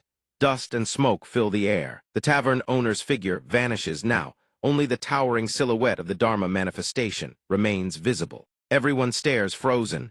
No one knows what comes next. The Dharma manifestation's combo punches crash into Ren Mo, leaving a massive crater in the earth. Dust and debris obscure her form completely. The tavern owner watches from above. He looks utterly spent. He gasps for air. After all, human strength has its limits. From within the crater, Ren Mo's silhouette gradually emerges. Her body bears not a single wound, completely unscathed. The tavern owner's face drains of color, horror etched across his features. Even the spectators can't help but gasp, unbelievable. Ren Mo doesn't have a scratch on her. Unable to hold back any longer, the tavern owner burns through his final reserves. His face blazes with fighting spirit. His eyes burn with unyielding will, and veins bulge across his body like cables. The Dharma manifestation unleashes ultimate techniques faster than lightning, each strike aimed directly at Ren Mo. Yet she dodges every single one without so much as a flinch. Quang Mo watches the fight from above, visibly losing patience. Enough playing around, finish him, he orders. Ren Mo channels sword energy into her blade and rockets upward. Don't need you to tell me, she snaps back. A colossal slash erupts from her blade, surging straight toward the tavern owner, devastating and merciless. His Dharma manifestation shudders, cracks spreading across its form. It begins to dissolve, breaking apart. The tavern owner is caught in the backlash. Blood erupts from his throat. His consciousness dims, his vision blurs. His body gives out. The Dharma manifestation dissolves into nothingness, and he plummets toward the ground. His body crashes into the earth, shattering the ground on impact. The velocity is so great that trails of dust spiral in his wake. He has no strength left to resist. The tavern owner lies motionless on the broken earth, utterly spent. The onlookers watch him with sorrow and pity. Ren Mo swoops in like a gust of wind and plants her foot squarely on his chest. The human body really is pathetically fragile. And yet you dare defy us, kill the rest of them, then drag this one back with us. I have 10,000 ways to make him spill the secret. Everyone who hears this recoils in terror. What did they just say? Not good. These two are about to go on a killing spree. Ren Mo and War Demon smirked, satisfied with their carnage. The battle had reduced the surroundings to rubble then, out of nowhere. A massive, heavy table crashed down from the sky. It slammed into the ground with a deafening thud, drawing every eye in the area. Even Renmo and War Demon couldn't help but look. Suddenly, a voice rang out, "Boss, got any booze today?" The tavern owner lay there, battered and covered in wounds. "We're closed today, get lost." His presence alone electrified the atmosphere. "Oh, it's him, the weakest guy around. What are you doing here causing a scene?" It was Yang Ning. He looked completely nonchalant, even half asleep. Everyone looked down on him, but the two demons sensed something different. Waithi's person bears the mark of the shadow barrier on his body. He just came in from outside the shadow barrier. "You've got to be kidding me. How can a human possibly break through our high-level barrier?" While the two were arguing, Yang Ning cut in. "You mean that black dome thing? Just tore it open." Renmo and War Demon couldn't believe their ears. "What? How could a barrier forged from our extraordinary demonic power be shattered by a mere mortal?" He turned to the tavern owner. "Boss, let me tell you, if I can't get a drink today, I'm not going anywhere. As long as I show up to drink, this tavern of yours stays open for business. I don't have any money. You're the only person in all of Sehai City who's kept me fed and drunk for this long. So whoever tries to mess with your business, I'll eliminate them." Renmo erupted furiously. "This human must have slipped through by sheer dumb luck," War Demon cut in. "What about the soldiers stationed along the route? Why didn't they send out any warning signals? He must have been so pathetically weak that the soldiers didn't even register his presence." "Missed one," Yang Ning smirked with contempt. "They really didn't notice me because dead men have no senses." The soldiers he mentioned were now lying scattered outside the barrier, every last one sent to their graves. Renmo's pride had been struck to the core. "Damn you, you lowly human, how dare you? I'll kill you." War Demon behind her also surged forward. "Use your 3-strike heavy slash to send him packing." Renmo charged in, fury blazing. "Die." Yang Ning remained perfectly calm, his expression unmoved by the dire situation. He raised the toothpick in his mouth and casually parried Renmo's violent slash. She froze for an instant and he seized the opening. 1 strike, 2 strikes, 3 strikes. His slashes connected directly with Renmo. Every part of her body seemed ready to burst apart. Before her end, she still couldn't believe it. How is this possible?" A piercing scream erupted and Renmo's body dissolved into nothingness. Yang Ning spat out the toothpick from his mouth. On the other side, War Demon was contemplative, but never stopped watching his every move. The toothpick he spat out shot through the air like a bullet. Whoosh! War Demon dodged on reflex, but it still pierced clean through his hand. In that instant, he could only scream in agony. "Damn you, I have advanced dark regeneration." As he spoke, his arm was already restored by magically healed in moments. But that single spell had cost him a considerable amount of energy. War Demon rubbed his wrist and cursed loudly. "You little brat!" At that moment, Yang Ning's toothpick shot back like a boomerang. Yang Ning caught it effortlessly without even looking, then said flatly, "Regeneration, huh? Still gonna dry up and die." The bystanders stood in stunned silence. What just happened? Did Sect Master you just take out Renmo in an instant? Renmo wasn't even worth a single blow in front of him. How is that possible? Isn't he just a freeloader? We're done for. I used to mock him as the weakest person in tavern history. War Demon erupted in fury. "You're going to die for this." Renmo was careless and didn't transform. "That's the only reason you killed her." "Despicable human." The sky darkened. A violent gale swept through. War Demon now unleashed his ultimate techniqueth immortal shadow body. Yang Ning stood watching and commented, "Oh, not bad, actually."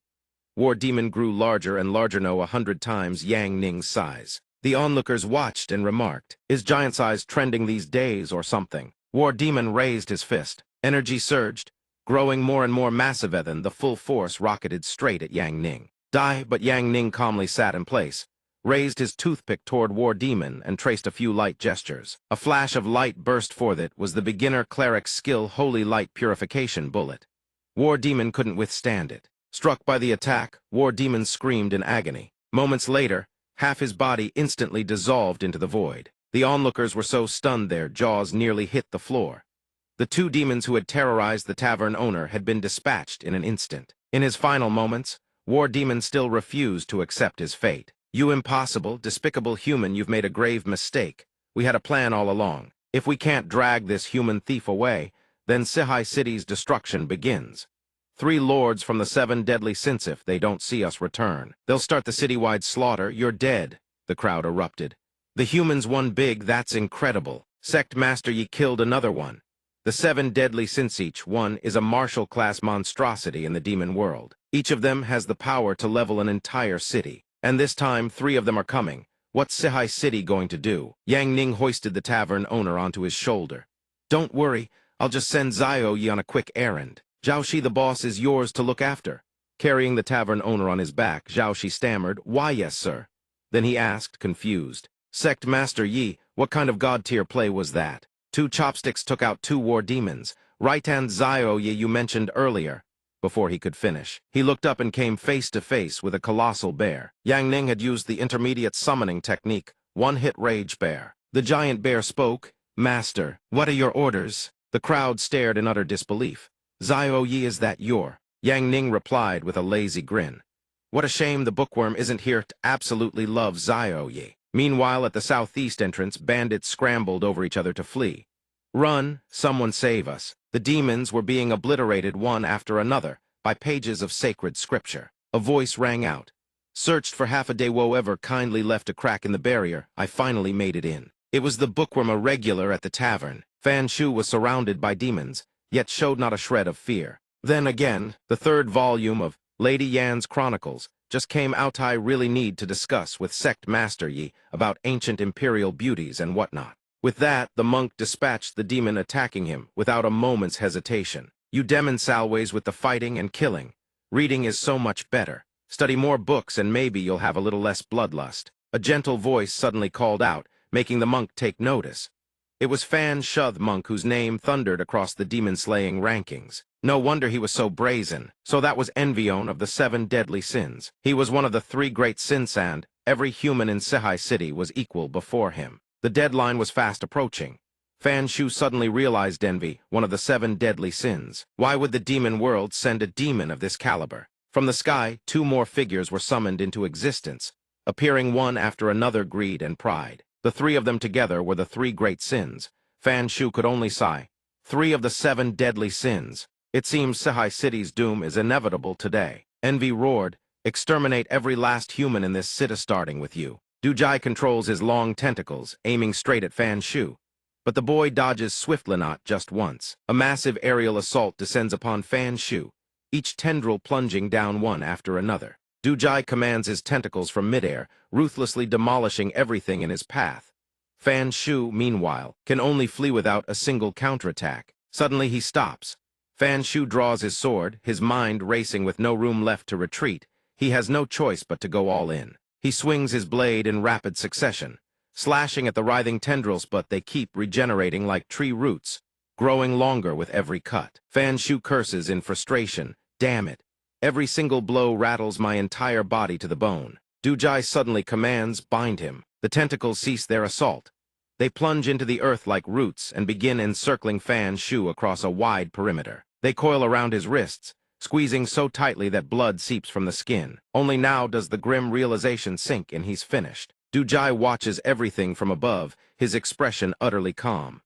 "Boy, not even a giant can escape this old man's bindings. Before you die, let me broaden your horizons." A massive demonic vortex materializes, hurtling straight toward Fan Shu at terrifying speed. In his mind, there is only one thought: it's over. Suddenly, a voice rings out. "Using my ultimate skill to wipe out the Armadont panic, bookworm.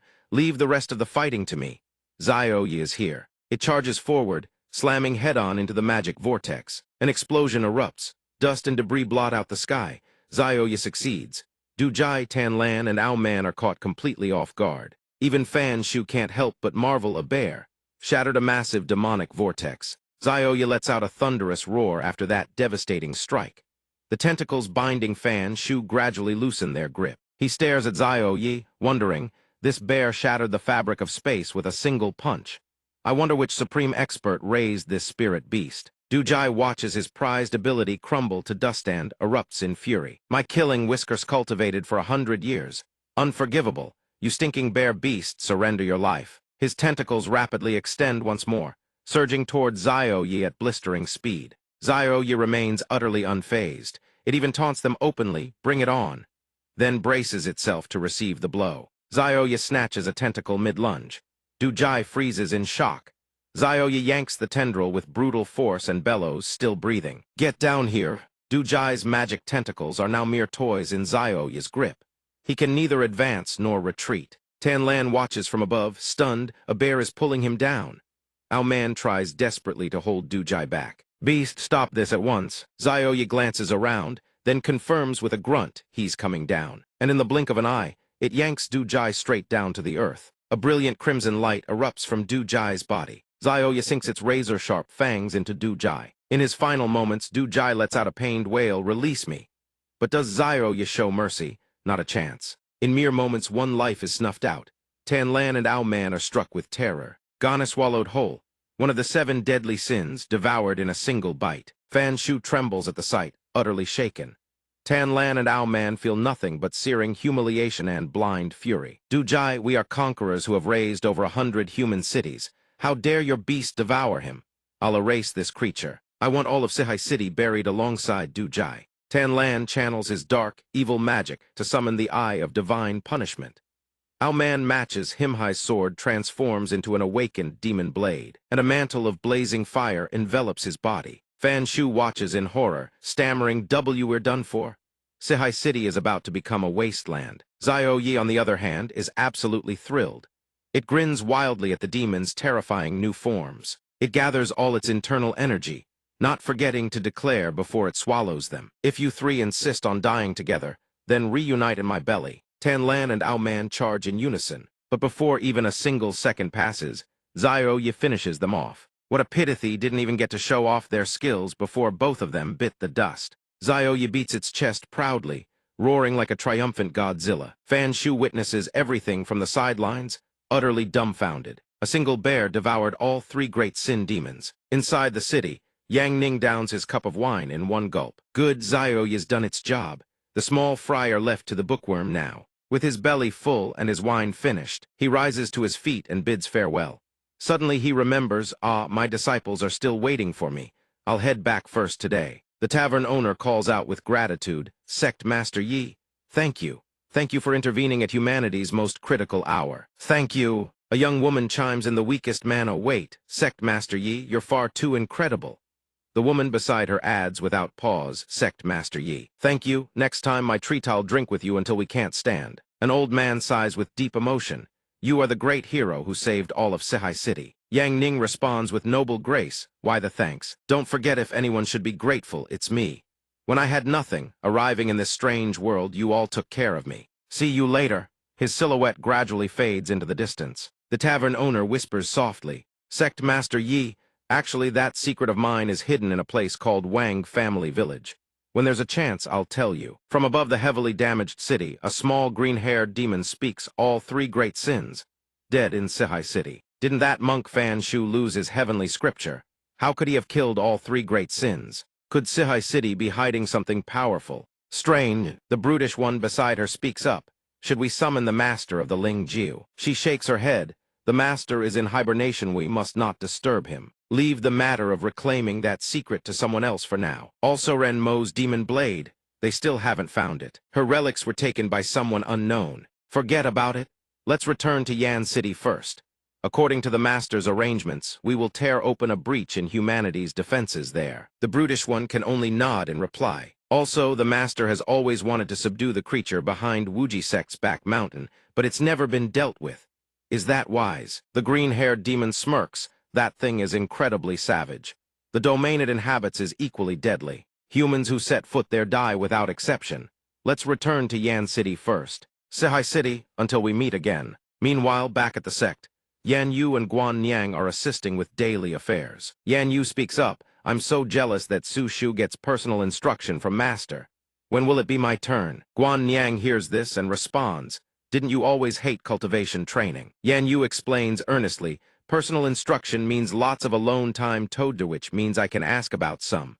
Girl's heart matters. Mu Guan Xiang, you want that too, right?" Guan Niang realizes she's been mistaken again and sighs helplessly. "Mu Guan Xiang is my older sister." Yan Yu goes back to work but doesn't forget to add, "Sorry.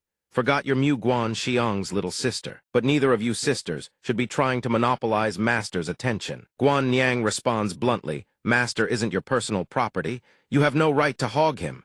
She refuses to yield an inch. Yan Yu fires back, "First come, first served.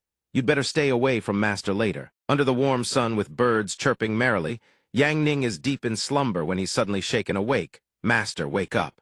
We're almost there. What the? He was dragged off somewhere by his own disciples while he slept. He bolts upright in a panic. Didn't I drink too much and pass out in the study? How did I end up here? Are you lot trying to sell your master off into the deep mountains as someone's live-in son-in-law? Yan Yu turns to face him, answering enthusiastically. It's not convenient for women to travel alone. It was the great elder who told us to bring master along. We're heading to the back mountain where demons gather to reclaim a spirit field. That way, the sect's food supply problem will be solved entirely. Please, master, stand guard for us. Hearing this, Yang Ning flops back down in defeat. No problem, let me sleep a bit more. Wake me when we get there. Mei Lu suddenly speaks up, her tone direct and unyielding. Master, as the head of a sect, your conduct really shouldn't be so casual. After all, your every word and action influences the entire sect. Please stop being so whimsically laid back. Yang Ning looks at her curiously. This prim and proper female disciplethes must be Mei Lu. She was captured by the scholar that time, wasn't she? She responds, Master, you saved me. Senior sister has acknowledged Master as well, so I naturally won't be of two minds. But I hope to still see a virtue in Master that can make people submit wholeheartedly. The moment she finishes speaking, someone chimes in, Master, Mei Lu is a bit rigid. Just ignore her. You shouldn't bother arguing. Rest assured, this sovereign excels at winning people over with virtue. It seems they have arrived. The forest ahead is utterly gloomy and suffocating. Yan Yu quickly recognizes the woods ahead as the dark forest rumored to be a place where ghosts and monsters roam. Mei Lu adds that to reach the spirit field, they must pass through it. Mu Guan Niang calmly hints that they should stay composed and not lose their feminine elegance in front of Master. Sure enough, from deep within the shadows, something is drawing closer. Mu Guan Niang warns that something is approaching. Lu Qing immediately springs to her feet, going on full alert. Yan Yu is left mortified. Turns out Mu Guan Niang, so fearless moments ago, is now cowering behind her master, screaming in terror. And the thing that emerges, a Rabita cheese-stick rabbit. Yan Yu can't contain her fury. She unleashes a torrent of scolding. Where's that feminine elegance now? Coward, you're scared of everything, just like your sister. Running to Master's side again? Get off him this instant. Yan Yu boldly yanks Mu Guan Niang away. The two of them bicker back and forth, a moment of intimate bonding between disciple and master. Is there a problem? Cowardice isn't your weapon to get close to Master. Next time you're scared, come running into my arms instead. Yang Ning suddenly leaps off the cart. He lands with effortless cool. The forest makes the cart impossible to navigate. Let's go on foot from here. The disciples immediately erupt in excitement. Master, be careful. By all accounts, this place is especially sinister. He remains unfazed. Sinister, you say? Now that's something to look forward to. Finally, they step inside. The atmosphere is oppressively gloomy. A rustling wind whispers past the gnarled branches. Suddenly, Mu Guan Niang speaks up. This place feels like demons could appear at any moment. Yan Yu immediately warns Mu Guan Niang, don't you dare use demons as an excuse to cling to Master again. Mu Guan Niang scoffs arrogantly. HMPH. My mind is resolute. I'm not afraid of any demons. Without warning, something's arrival shatters the forest's silence, sending everything into chaos. Mu Guan Niang lets out a blood-curdling scream. She frantically leaps onto Yang Ning, curling up against him in sheer terror. Truly a face-slapping moment delivered in record time. Yang Ning is rendered utterly speechless. Yan Yu's fury erupts. Yan Yu hurriedly pries Mu Guan Niang off him, not forgetting to scold her. What do you think you're doing? Let go, but Mu Guan Niang stubbornly clings on and replies, I'm protecting Master. Mei Lu and Lu Qing watch from the side, looking utterly helpless. After a prolonged tug-of-war, Mu Guan Niang finally lets go of Yang Ning. Yan Yu shoots her a threatening glare. Yang Ning speaks up to smooth things over. It's fine. Let's keep moving. And so the five of them continue on their way. Along the path, more and more strange signs appear. Mu Guan Niang trembles with fear at the sight of them. Yan Yu, well aware of her true intentions, immediately pulls her master back. What do you think you're doing? Mu Guan Niang can only make excuses. I want to protect Master. Mei Lu senses something wrong. Up ahead, something is very wrong. Lu Qing hears this and immediately draws her sword, ready to defend. It could be wolves. In the distance, hundreds of glowing eyes stare in their direction. One disciple speaks, Master, there's nothing here. He replies, This place is rather interesting. Lu Qing continues to scan the surroundings with razor-sharp vigilance. Yang Ning doesn't even need to look. Lu Qing, don't turn around, keep walking straight ahead. She answers without hesitation, Yes, Master. They press on along the path. After a while, Yan Yu and Mu Guan Niang grow confused. We've been walking for so long, yet we still can't get out. Haven't we passed this spot before? Look, that tree has claw marks on it. Mei Lu can't help but worry. We've been walking in a straight line.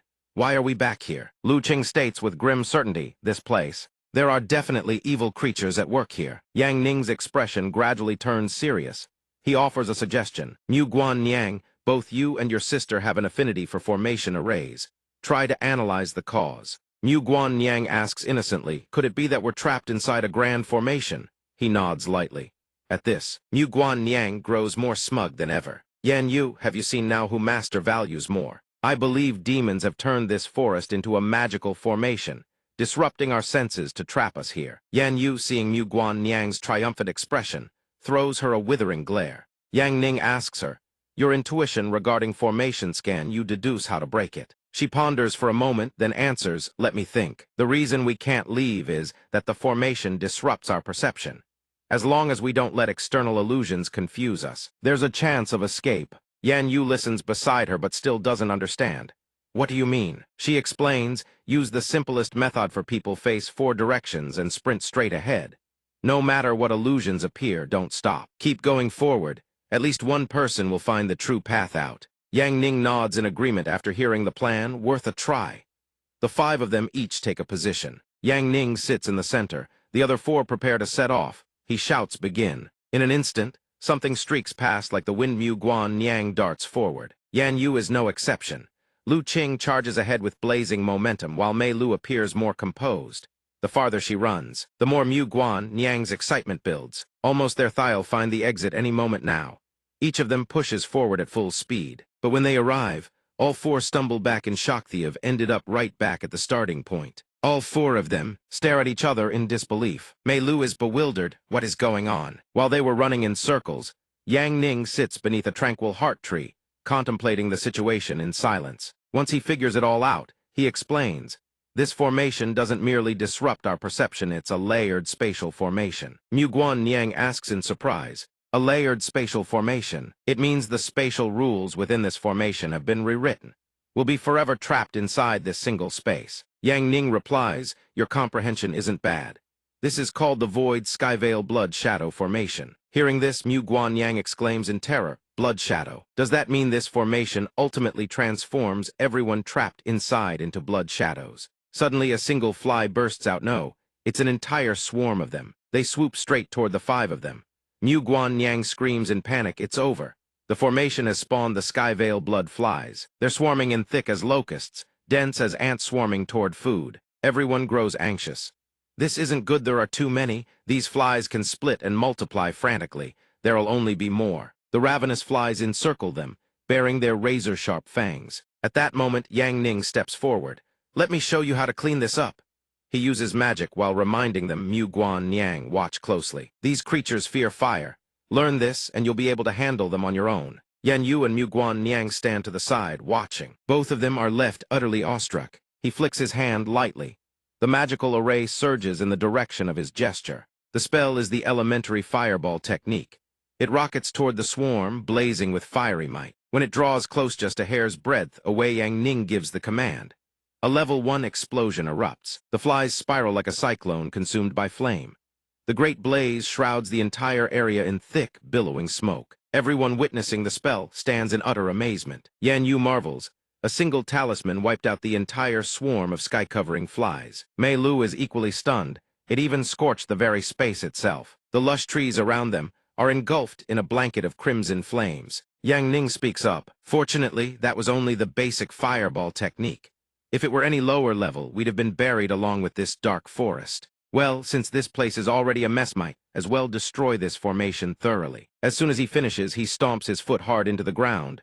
The earth trembles violently. Everyone staggers. Cracks race across the ground along the talisman lines. In the blink of an eye, the terrain is completely shattered, forming sweeping arcs of destruction. The great blaze subsides. The forest bears heavy scars from the ordeal. The 4 disciples stand frozen at their positions as smoke drifts in every direction. Mei Lu's lips tremble as she stammers. Tita break a formation like this, it's the first time I've ever seen anything like it. Lu Qing marvels inwardly, incredible. Mu Guan Niang is stunned. Master broke the formation without any technique at all. He just stomped the entire thing into oblivion with one kick. How am I supposed to learn that? Yan Yu watches from the side, eyes brimming with admiration. Master is truly amazing. Yang Ning stands atop the vantage point and replies warmly. A river has its bends, and a man has his fortune's turns. Let it God unsweat the small stuff. Let's move, time to reclaim our spirit field. All 5 of them continue their journey together. When they reach the edge of the forest, Yang Ning can't help but marvel's spirit field is far larger than he'd imagined. One disciple chimes in that they could grow all sorts of things here. The soil looks rich and fertile, even more so than land out in the mortal world. Yan Yu, upon seeing the spirit field, immediately drifts into a daydream imagining herself, planting a garden of flowers, then picking a bouquet for the one she holds dear. Mei Lu, on the other hand, remains vigilant about the group's safety. They can't afford to let their guard down. There's no telling where the true body of that demon might be lurking. Perhaps it's nearby. Guan Niang senses something wrong just as a piercing shriek erupts from ahead. A colossal beast stands before Themit's grotesque eyes burning with hunger, as if it wants to devour all 5 of them whole. Yang Ning raises his guard, ready to strike, and says without missing a beat, "The big one showed itself. Take it down. And this spirit field reclamation job is as good as done." Mei Lu, Lu Qing, and Guan Niang understand their master's intent. The 3 of them charge at the beast together. Sect Master, leave this one to us disciples. Indeed, if we rely on Master for everything, what use are disciples like us? Master, just hold the formation for us. Leave the rest to your students. Everyone move. Yang Ning glances at her and asks, "Guan Niang, what about you?" She blurts out her excuse in a fluster. I need to stay and protect Master. Besides, you already have enough people." "Master, why are you staring at me like that?" He sees right through her but just gives a nonchalant reply. "Fine, fine." Right there on the spirit field, 3 disciples are already hurtling toward the beast. It watches them intently, its gaze hungry enough to swallow them all. Lu Qing strikes first. She swings the sword in her hand and launches herself at the beast. The beast howls in agony as the blade tears through flesh. Blood sprays everywhere, not 1 but 2 devastating slashes. The second slash comes from Mei Lu, severing the beast's legs clean from its body. The doubled agony drives the beast into a frenzy of shrieking. How could a battle be complete without everyone joining in? Now it's Yan Yu's turn. "I'm coming in too." Though her weapon looks small and delicate, its strikes prove devastatingly effective. The beast's body is now riddled with wounds. Lu Qing lunges forward with another sword strike, and Mei Lu follows suit. Together, they execute a seamless dual-blade assault to finish the creature off. In mere moments, a relentless barrage of slashes tears the beast into countless pieces. Its core detonates, sending a massive explosion, rippling across the surrounding area. A thick plume of smoke blankets the entire spirit field. Suddenly, Guan Niang senses something deeply wrong. That was too weak. Something's not right. Yang Ning, standing beside her, asks with a puzzled look, "What is it?" Guan Niang screams at the top of her lungs to warn them. Up ahead, Yan Yu and Mei Lu also snap their gazes toward the opposite direction. All 3 cry out in unison, "It's alive again." The beast charges at them with ferocious momentum, fully regenerated. Lu Qing and Yan Yu courageously rush to intercept it. But as they draw close, they realize the beast has transformed. Its size has grown enormously. Guan Yang screams, "Run, fall back now." Spotting Lu Qing in its sights, the beast lunges without hesitation. Its swipe sends her hurtling through the air. Lu Qing thinks to herself it's far faster now.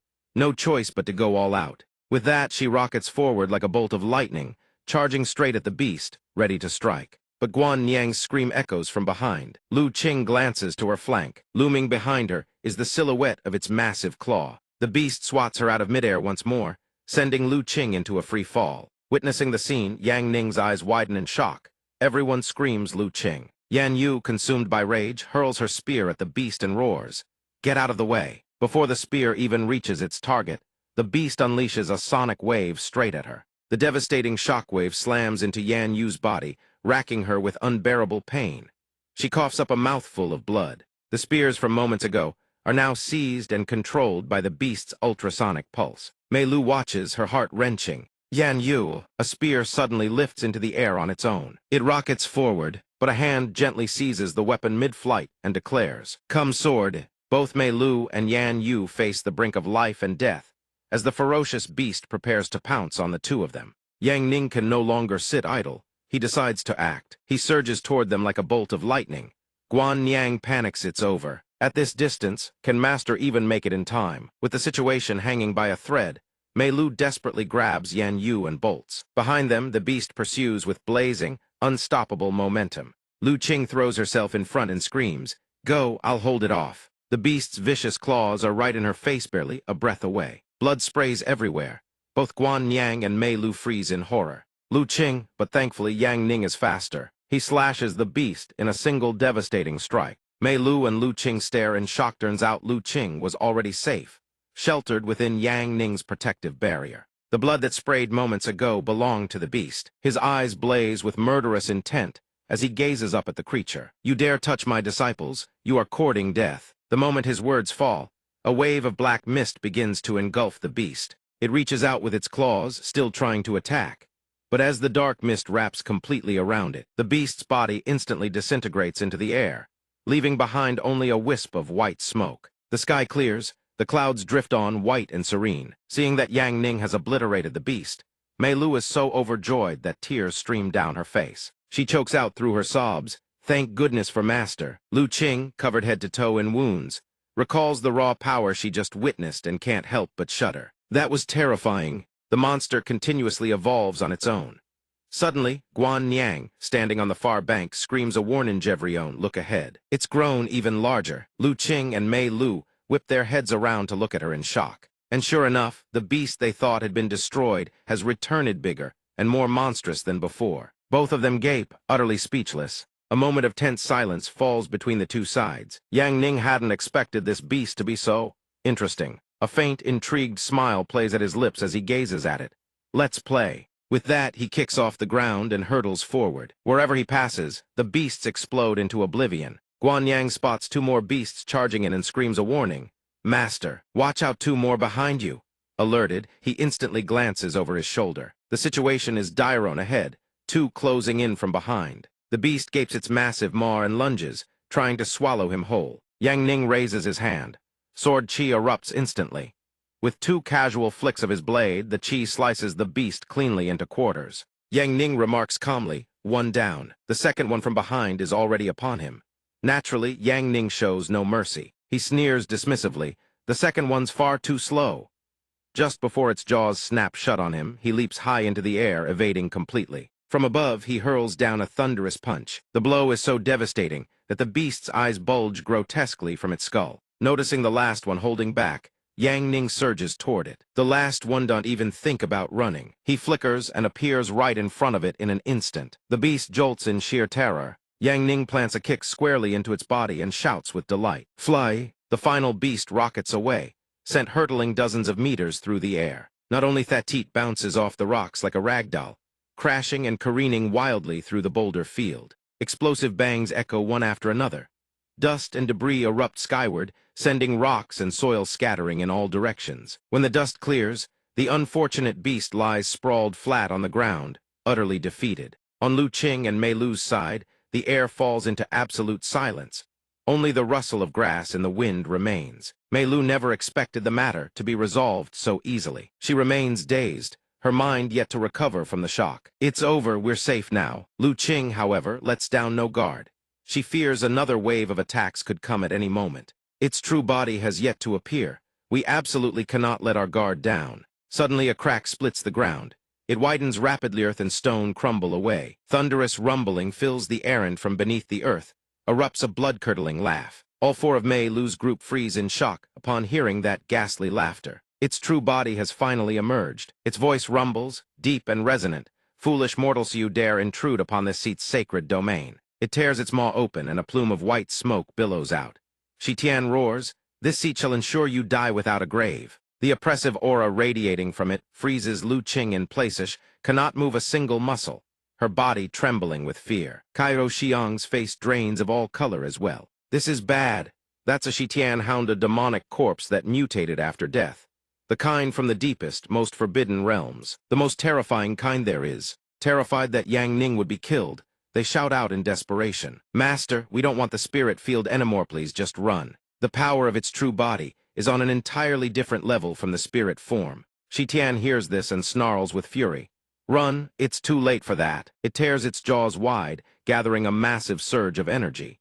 "All of Yausketter to the winds for this seat." Once its demonic power reaches its peak, it unleashes a beam of devastating force enough to rend heaven and obliterate earth. The blast rockets straight toward Yang Ning. He grips his sword and murmurs lightly, "Triple flash, triple shadow." He stares at the approaching beam with wide eyes, then curses under his breath. Pathetic. He swings his sword downward, cleaving through the air with a devastating surge of sword chi. Still not enough for you. Shi Tian's blast is instantly pierced through by the sword chi. It cleaves the beam clean in half, and the sword chi doesn't even slow its surges straight toward Shi Tian. Just like that, the Shi Tian that moments ago stood mighty and terrifying is split cleanly in two. The sword chi is so devastating that after bisecting the beast, it continues to streak across the horizon behind it. Wherever it passes, a trail of razor-sharp sword energy lingers in its wake. All four of Yang Ning's disciples, stand stunned. None of them had imagined he was this powerful. Shi Tian's body begins to fracture. Blood sprays from the wound into the air, then it erupts in a thunderous explosion. Fragments of its body rain down from the sky, and the landscape returns to its serene, verdant calm. But suddenly, through the lingering smoke, the faint outline of a miniaturized Shi Tian becomes visible. It darts its eyes around frantically. Spotting no sign of Yang Ning, it slinks out of the smoke, ready to bolt. That freak is way too monstrous. As long as the Green Mountains remain, there will always be firewood. I'm getting out of here first. But at that moment, a talisman flutters toward it from Yang Ning's hand. Shi Tian's soul nearly leaves its body in terror. "No, don't destroy me." Before it can flee, the talisman latches firmly onto its form. Just like that, Shi Tian is sealed within the talisman. Yang Ning holds the talisman in hand and reassures it, "Relax. I'm not destroying you, I'm giving you a chance at rebirth." Then he turns and walks toward his disciples. "This avatar is yours now." Cairo Xiong gazes at the talisman with naked curiosity. "How do I even use this talisman?" Yang Ning doesn't want to reveal the method just yet. He tells her, "Don't worry about it for now. Once you become a yin-yang master, you'll understand naturally. Keep it safe." With that, the group departs from the area. Cairo Xiong's voice can still be faintly heard in the distance. "This spirit field is really not bad at all. From now on, even if we stay cooped up in the sect without ever coming down the mountain, at least we won't starve to death." Mei Lu, however, feels no joy after their narrow escape. Instead, she blames herself. "Master, as the head of a sect, how can you not even possess a storage pouch?" He hears this, tilts his head to look at her, then scratches the back of his head with a goofy grin. Mei Lu lifts her head, stares at him in surprise, then lets out a soft smile, half helpless, half relieved. She thinks to herself sister's choice was right after all. Sure, he has a few minor flaws, but he's truly someone you can count on. Inside the prison cell, Fang Xing's melodious voice rings out. "Junior brother, sect master, junior brother." Bai Fei, disguised in Fang Xing's appearance, begs him desperately, "Please help me." She puts on a show of betrayal and fury as she lays out her tale. "Bai Fei, that wretch, I kindly helped her escape, and she repaid me by tying me up here instead. Junior brother, please let me out." Yang Ning plays along perfectly, putting on a look of utter shock. "Little," the vixen ran off. She asks, "You're panicking?" He furrows his brows with exaggerated disgust. "Panicking? What is there to panic about? As a matter of fact, I was getting a little tired of seeing her face every day. At least senior sister here can give me something fresh and exciting." Bai Fei hears this and immediately erupts in fury. "What? You're actually tired of me?" Yang Ning continues to provoke her with a smirk. "That's right. Senior sister is beautiful and knows how to have fun. Why don't you stay here and keep me company in place of the little fox?" She is furious enough to see stars, but forces herself to hold it in. No, I can't compare to the little fox. She's the one who's beautiful and knows all sorts of tricks. She's more fun, having teased her enough. Yang Ning drops the act entirely and tears the charade apart. "Enough, change back." Bai Fei never expected to be exposed so quickly. Poof, she reverts to her true appearance. Yang Ning smiles and offers a suggestion. "Your transformation technique and you turn into anyone. Why don't you transform into Yan Niang from the tale of Yan Niang? I've been dying to meet her." Bai Fei sees this guy's lecherous side flare up again and screams in rage, "You damn scoundrel. Am I not fragrant enough for you in real life? Obsessed with fictional girls every single day, you are sick in the head."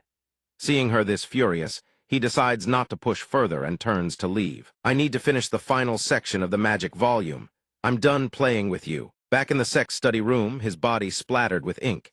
He stretches his arms wide with a weary yawn. Done. Writing cultivation techniques is way too exhausting. Thank goodness for the passive skill that streamlines compilation. He leans back, muttering as he tidies up, I want to drink wine and watch The Tale of Yan Niang, Volume 4. A small bird perched on a branch watches this scene, utterly helpless. It complains. The little kitchen girl, Yan Ru, has also been secretly reading The Tale of Yan Niang. The entire Sect's culture has been led astray by one man. But at this point, Yang Ning is far too drowsy to hear a single word the bird says. What are you saying? Too sleepy. Can't hear clearly, let me nap a bit longer. The small bird pays no heed and chatters on by itself, even as he drifts off to sleep. There is one matter. Thought World is about to hold the Great Sect Tournament, an event that will determine whether their sect can reclaim its position as the #1 in the world. The scene shifts to a vast sea, a bustling port. Sailors bellow for help. Someone lend a hand, hurry. Su Shu pants heavily as she hauls cargo alongside the others. The ship captain barks orders without pause. Everyone move faster. Come on, give a hand. She wipes the sweat from her brow and exhales a hot breath. So exhausting. Yang Ning appears behind her and calls out softly, Su Shu. She mistakes him for the captain and blurts out, sorry, boss. I was just resting for a moment. I'll get back to work right away. He quickly says, it's me. Recognizing Yang Ning's voice, she whips her head around in shock. Master, Su Shu drops the items in her hands and asks, bewildered. Why are you here? Didn't I say not to come here if there's nothing important? This place is filthy. He explains gently, saying he brought her a gift. Hearing this, her face lights up with a radiant glow. Good food. Yang Ning hands over a book, something like spiritual nourishment. Su Shu takes one look at the book, and her face drains of color. Just looking at this thing gives me a splitting headache. He ignores her complaint entirely, and asks whether her fire element magic has improved. She hesitates and answers, the moment I enter magic meditation, I fall asleep. Yang Ning is in no rush. He speaks gently. Su Shu sits beside him, gazing at the shoreline stretching before them. She murmurs softly, if I could just sit like this with you. Mr. No studying, no talk of cultivation, that would be wonderful. She pauses. But I will try my hardest not to disappoint you. Yang Ning chuckles and teases her. Then I'll test your progress first thing tomorrow. Remembering her unfinished work, she blurts out, right. I need to hurry and get to work. Master, go already. This place is really filthy. Su Shu tries to push him forward. Remember what we agreed on, finish this month, then take a leave. The dock laborers catch sight of them and tease with knowing grins. Flaunting your love in broad daylight. Before he leaves, she waves cheerfully, not forgetting to remind him, come back early, and don't drink too much. Yang Ning waves her off, replying helplessly, yeah. But the scene before her makes the smile vanish from her lips. A group of people sweeps past Yang Ning. The girl at the front spots Su Shu and sneers, isn't that the trash, Su Shu? This fool is still in Sehai City. Hearing someone insult her, Yang Ning's face darkens. He turns to glare at them. Jiang Sheng curls his lips into a mocking sneer. Junior sister Su, long time no see. Su Shu never expected to run into them here. Jiang Sheng and his lackeys stride forward, standing face to face with Su Shu. One by one, they begin hurling insults without an ounce of mercy. After this idiot got expelled from Lingyun Sect, did she really find another sect willing to take her in? This fool is truly beyond help. A cultivator reduced to hard labor at the docks. She brings shame to her entire sect. The girl laughs with relish, mocking her. I heard this jinx has already hopped between two sects since Lingyun Sect kicked her out. This fool is nothing but a fraud. Jiang Sheng chimes in from the side, backing her up. Drive this stray mutt away from Lingyun. Lingyun Sect truly had foresight. Su Shu endures their barrage of insults. Though seething with rage, she forces herself to hold back. Did you all come here just to say these things to me? If there's nothing else, I'm going back to work. Halt! But Jiang Sheng has no intention of letting her go. He bellows, you're not going anywhere. Even though you were expelled from Lingyun Sect, I was your senior brother for a day, which means you owe me a lifetime of respect. Have you fallen so low in those trash sects that you've even forgotten basic etiquette? Hearing him insult the Wuji Sect, Su Shu finally can't hold back. She whirls around and fires back in fury. The Wuji Sect is not a trash sect, but Jiang Sheng shows no sign of stopping. Seeing her flare up only spurs him on. Not a trash sect, then why would they take in trash like you? Only the most worthless sect master would accept a good-for-nothing like you. Seeing her grit her teeth, Jiang Sheng eggs her on. Does this fool actually dare raise a hand against a genius like me? His insults toward Yang Ning are no different from poking at the reverse scales on Su Shu's chest. She snarls through clenched teeth. You can say whatever you want about me, but I will never allow you to insult my master.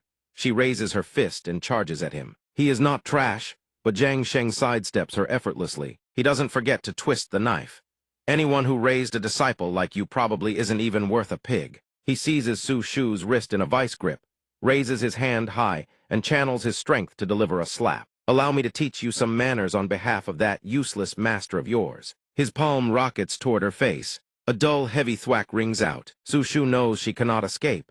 She squeezes her eyes shut, bracing for the impact. But something happens that freezes every single one of them in place. Yang Ning's robes flutter in the sea breeze. His voice thunders, "Release her." The entire group stares at him with shock and disbelief. He rests his hand lightly on Jiang Sheng's brawny arm.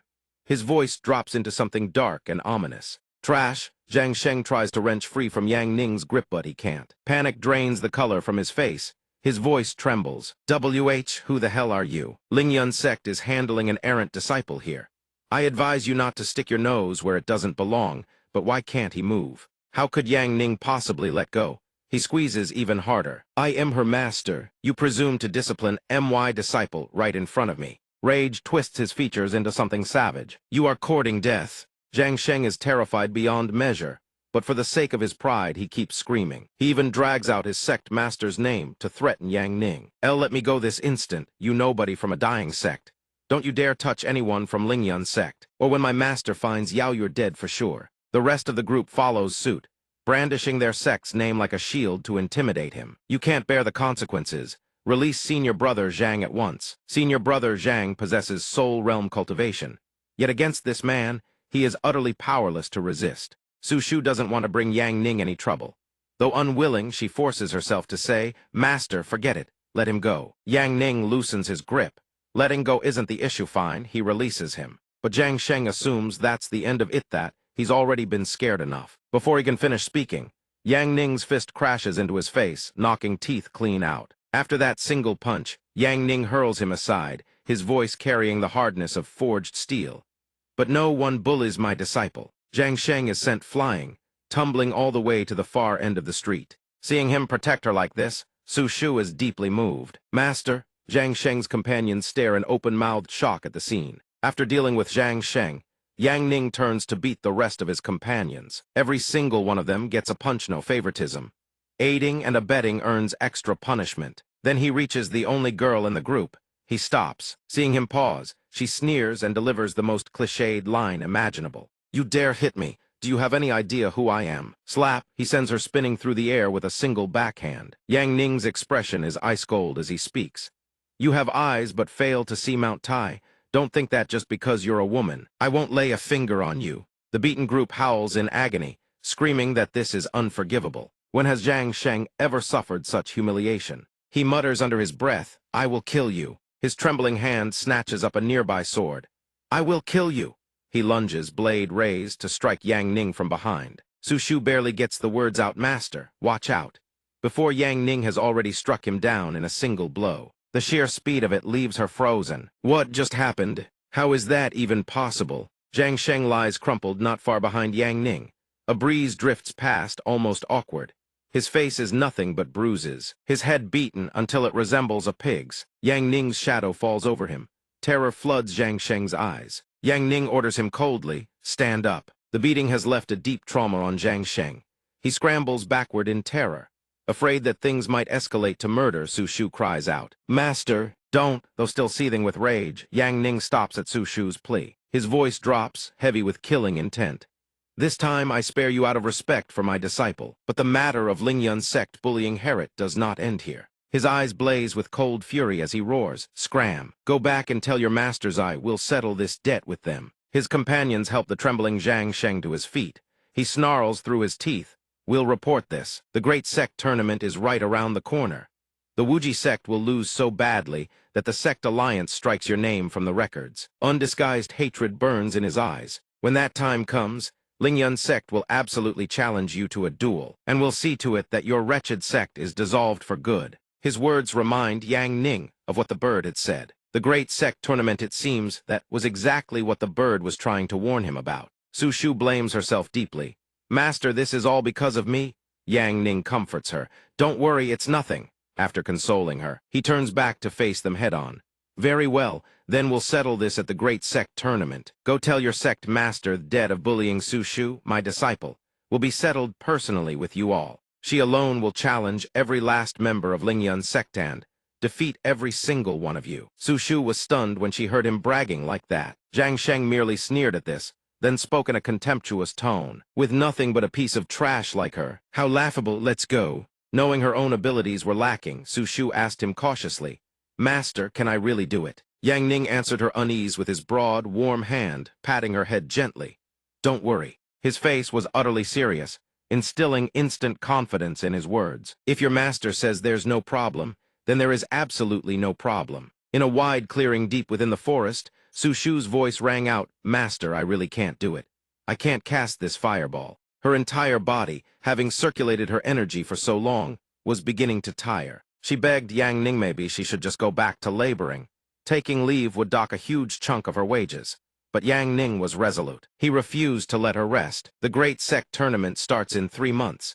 You need to become strong enough to knock down everyone who's ever bullied you. After cultivating for so long without the slightest progress, Su Shu felt utterly dejected and wanted to give up. Master, I quit. Even though Su Shu didn't want to tolerate those ill-natured disciples, Yang Ning, who had heard them insult her, could not stand it. Her humiliation was no different from a slap to his face. You can let it slide, but when my disciple is bullied, the debt must absolutely be repaid. He had absolute faith in her abilities. He urged her to keep training, to continue the magic curriculum, at least cast one out. Seeing him so stubborn, she could only sigh, groan, and clutch her head in frustration. If special training didn't mean spending more time with Master, I definitely wouldn't be here. Yang Ning looked at her baffled. Noticing his puzzled gaze, Su Shu furrowed her brow, forced herself to keep circulating her energy, and explained, All the junior sisters say, the chances of a disciple marrying our master are very high. So who would be the one to marry him? It has to be the one who spends the most time with Master. Hearing her flawlessly logical deduction, he said helplessly, You're not stupid at times like these, are you? Still circulating her energy, she added, Actually, among the disciples, one of us will marry Master. Eldest senior sister already made private arrangements for me. Before she went into secluded cultivation, she told me to keep an eye on him, don't let him drink too much. That's clearly her handing Master over to me. The thought of marrying Yang Ning made Su Shu break into a blissful smile she couldn't suppress. I know I'm not worthy of Master yet, but I'll keep working hard. He was utterly speechless. Yang Ning turned away, helplessly urging her on. Let's just focus on getting the fireball out first. Su Shu desperately wanted to, but she always felt something was holding her back. But no matter how hard I try, I can't concentrate those fire element particles. Seeing her discouraged again, he quickly reassured her. Your soul power is very strong. Just follow the method I taught you before. While the two were busy talking, Linya walked over. Isn't this the notorious playboy Sect Master Yi? Hearing someone call him, he turned his head in surprise. Linya led Yanzai over. So you actually know how to teach a disciple. But upon seeing her, he asked with an indifferent expression, And who might this big sister be? Su Shu took one look at her red outfit and getup, and blurted out a naive answer. Being compared to a Hanand outright called a hen at that sent Linya into a white-hot rage. I am Linya, Sect Master of the Hunyuan Sect right next to the Wuji Sect. You've even come running to our territory to train, and you have the gall to ask who I am. Upon hearing this, Su Shu instantly recalled information about them. The Hunyuan Sect seems to be just like our sad, declining ancient sect. Linya was absolutely fuming. Who's anything like you people? This time at the Great Sect tournament, our Hunyuan Sect will rise again because I found a genius disciple who cultivates flame element techniques. When Yanzai's name was invoked, he looked at them with unmistakable pride. Hearing that he also practiced fire element arts, Yang Ning beamed with joy and exclaimed, Fire element? What a coincidence. My disciple is also a genius in fire element magic. Hearing him say that, Linya sneered and mocked. A genius? I saw her hauling cargo down at the docks. Sect Master Yi, let me give you a word of advice. If you can't recruit good disciples, just disband the sect. No need to pick up stray dogs and cats to carry the load. Seeing she didn't believe him, he affirmed once more that she truly was a genius. But Linya didn't buy a single word. This genius has been at it for ages and hasn't produced a single spark. Jun'er, show them your great flame palm. Yanzai immediately circulated his energy. A flame flickered to life in the center of his palm. Then he swung and struck out a palm. But fire was nowhere to be seen. Only a thick plume of black smoke erupted from his hand. Linya showed no shame whatsoever. Instead, she proudly boasted, Look, this is a true genius. He's only trained for half a year and the great flame palm already produces black smoke. By the time of the Great Sect tournament, he'll definitely condense smoke into fire and conjure real flames. Yang Ning's eyes, meanwhile, had turned red from the acrid smoke. He clamped his nose shut, waved the fumes away, and still didn't forget to snark. "This is the great flame palm? That's shocking," being snarked at Lin Ye, fired right back, calling him useless. "What do you know? You're the very definition of a trash master knows nothing, just like that worthless disciple of yours." Hearing her insult him, hot blood surged through Su Shu. Her round eyes narrowed dangerously as she glared at Lin Ye in warning. "Hold your tongue. Do not insult my master." The mere mention of Yang Ning being slandered unleashed something within her. The fireball she couldn't cast all this time now blazed to life in her palm. And not only that heat burned even fiercer than Yan's eyes. "You can call me trash all you want, but my master is absolutely not trash." Su Shu's jaw clenched as she glared at Lin Ye through gritted teeth. He knows how to teach his disciples. When Lin Ye and Yan's I saw the blazing fireball in her palm, their souls nearly fled their bodies. Yang Ning was overjoyed at the sight. His voice brimmed with pride as he showed off. "Cast fire she hasn't even trained for 10 days. Impressive, right?" Lin Ye, scrambling to save face, shot back stubbornly. "It's all for show. In combat, what matters is destructive power. Jun demonstrate the true might of the great flame palm." He immediately obeyed. "Understood." After saying this, he gathered strength in his legs and launched himself forward. He aimed straight for the ancient tree ahead and slammed a single palm strike into its trunk. When his hand pulled away, a pitch-black handprint was seared into the bark. Lin Ye pointed triumphantly at Yang Ning's face. "See that? If an ordinary person took that palm strike, they'd suffer dark internal injuries for certain." Su Shu naturally refused to let her master be outdone. She drew her hand back, channeling her power to unleash her strike. "Master, I can fight too." She hurled the fireball forward. It sailed past the tree Yan's I was standing beside and slammed into the trunk behind it. Lin Ye burst into delighted laughter. She can't even aim straight and she wants to hurt someone. But the fireball shot toward the trunk like an arrow. The instant it struck, the tree trunk exploded, the upper half toppling backward with a thunderous crash. The sight left Lin Ye and Yan's eye utterly stunned, their eyes bulging. Yang Ning swelled with pride. "My disciple truly is a super genius." But Su Shu was far from satisfied, had missed her mark. Missed. I can't let master lose face." She conjured even more fireballs, determined to try again. "Come on." She unleashed a relentless barrage of fireballs. Their combined might was so devastating it obliterated the entire area. By now, Lin Ye couldn't even speak. Her face went rigid. With Yan's eye at the center, everything around him had been swallowed by a sea of fire. The scene froze him solid with terror. Su Shu's overwhelming power had frightened him, so badly he nearly lost control of himself. Tears streaming down his face, Yan's eye trembled and begged to retire from life itself. "Master, I've decided to leave the Hunyuan sect and go home to farm." Su Shu had fired off a whole volley of fireballs, yet not a single one had hit Yan's eye. She collapsed into despair. "I'm sorry, master. I can't hit him. I'm really not suited for combat after all." Lin Ye couldn't believe her own eyes. "Good heavens, and you call that not suitable for combat?" He reassures her, "It's fine. The fireball came out, that's already massive progress. The benchmark scores will come with more practice." "Heh." Yang Ning turns around with a serene expression, yet his voice drips with smugness, making Lin Ye tremble with fury. "I told Yaomi disciple is truly formidable." Despite her rage, she refuses to let it shake her composure. "You just got lucky. You don't know a single thing, you're so few, merely stumbled upon a good disciple." Seeing, she insults Yang Ning again, and Su Shu immediately snaps into combat mode. "Don't you dare talk trash about my master." Despite being scared half to death, Lin Ye still refuses to back down. "What, all you know how to do is hide behind your disciples? Why don't you throw a fireball like your disciple did?" Yang Ning smiles and replies, "Forget it. This forest is too nice to be ashamed to destroy it." Lin Ye thinks he's just making excuses. She declares confidently, "This is the Hunyuan sect's forest. If you've got the guts, show me what you've got. Always making excuses to hide the trash you truly are." Seeing she won't let it go, he sighs. "Fine, you asked for it, so don't blame me when it gets destroyed." He raises his palm skyward, and a colossal fireball materializes. Elementary magic fireball technique. Level 100 max. Lin Ye and Yan's I see the fireball size of a planet hand. Their faces drain of all color. Yang Ning pays them no mind. He calls Su Shu over. "Good heavens, Su Shu, watch closely.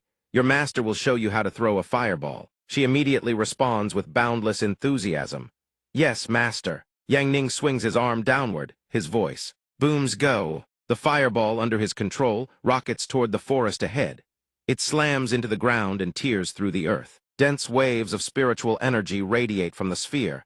Then the energy begins to expand outward, on the verge of detonation. Instantly, every tree in the vicinity is blasted to splinters. Just like that, nearly half the forest is consumed by an inferno. Just before the fireball annihilates them all, Yang Ning swiftly scoops up Su Shu with one arm and grabs Linya with the other, soaring into the sky. He gazes at the devastation below and lets out a long, exasperated sigh. I told Yutai's kind of place isn't suitable for fireball techniques. She stares at the sea of fire below and bursts into tears. Oh, my Sect, how could this happen? Yanzai is so terrified he's screaming for his mother. Mommy, I want to go home. Go home and tend the fields. Yang Ning sees the situation below is beyond salvation and flies the entire group away. Forget about it, let me get you all out of here first. Under this inferno, your Hunyuan Sect is probably finished. As he soars away, he can't help but add with a sigh of regret, should have moved out sooner.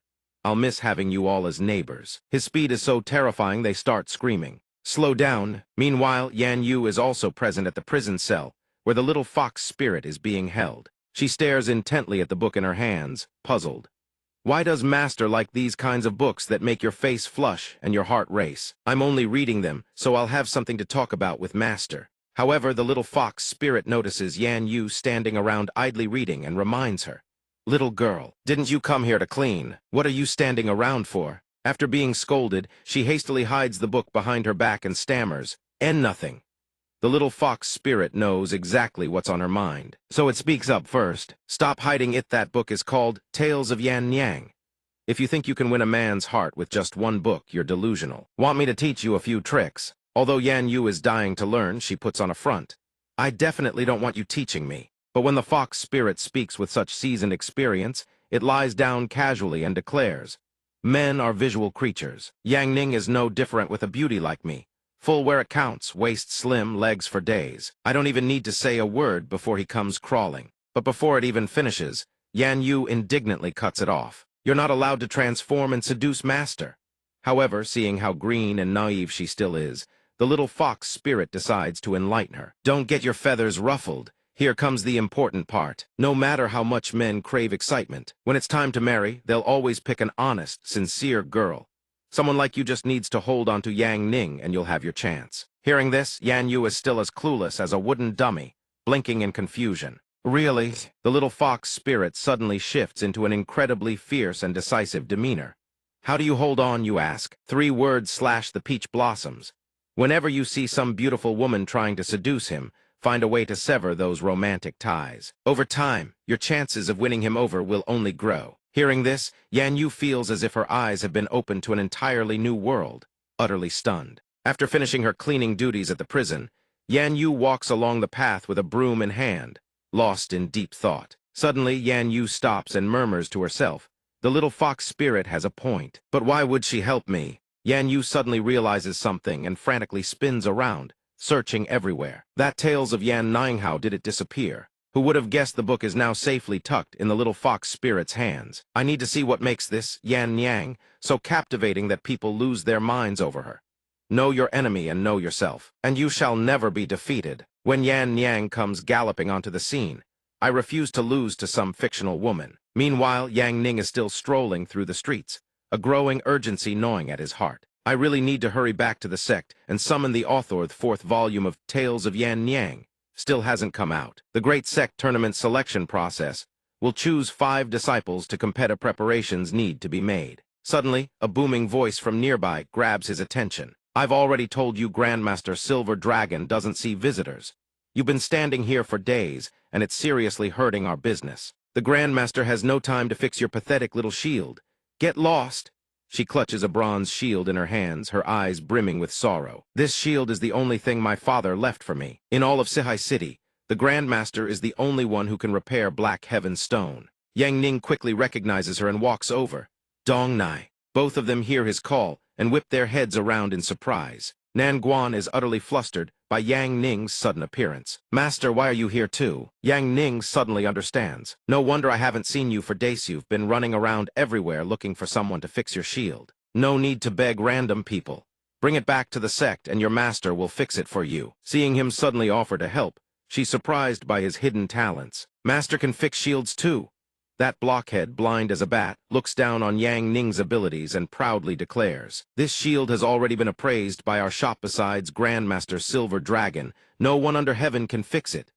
What an arrogant claim. Everyone around starts focusing their attention on them. What's this? Picking a fight with the Grandmaster? Yang Ning doesn't want to stay and argue with the man, so he turns to leave, taking Nan Guan with him. "Let's go. Don't worry, your master's top-tier blacksmithing skills will definitely fix it perfectly." Even though he's backed down and let it go, that blockhead presses his advantage and gets riled up. Except for Grandmaster Silver Dragon, there's no way anyone can fix it. "If you really can fix it, our smithy will give you 1,000 gold coins." Hearing his bold wager, both of them freeze in their tracks. As a slave to capitalism, Yang Ning absolutely cannot let this money-making opportunity slip through his fingers. He does a complete 180 and blitzes back toward the blockhead, catching the guy completely off guard. "You mean it?"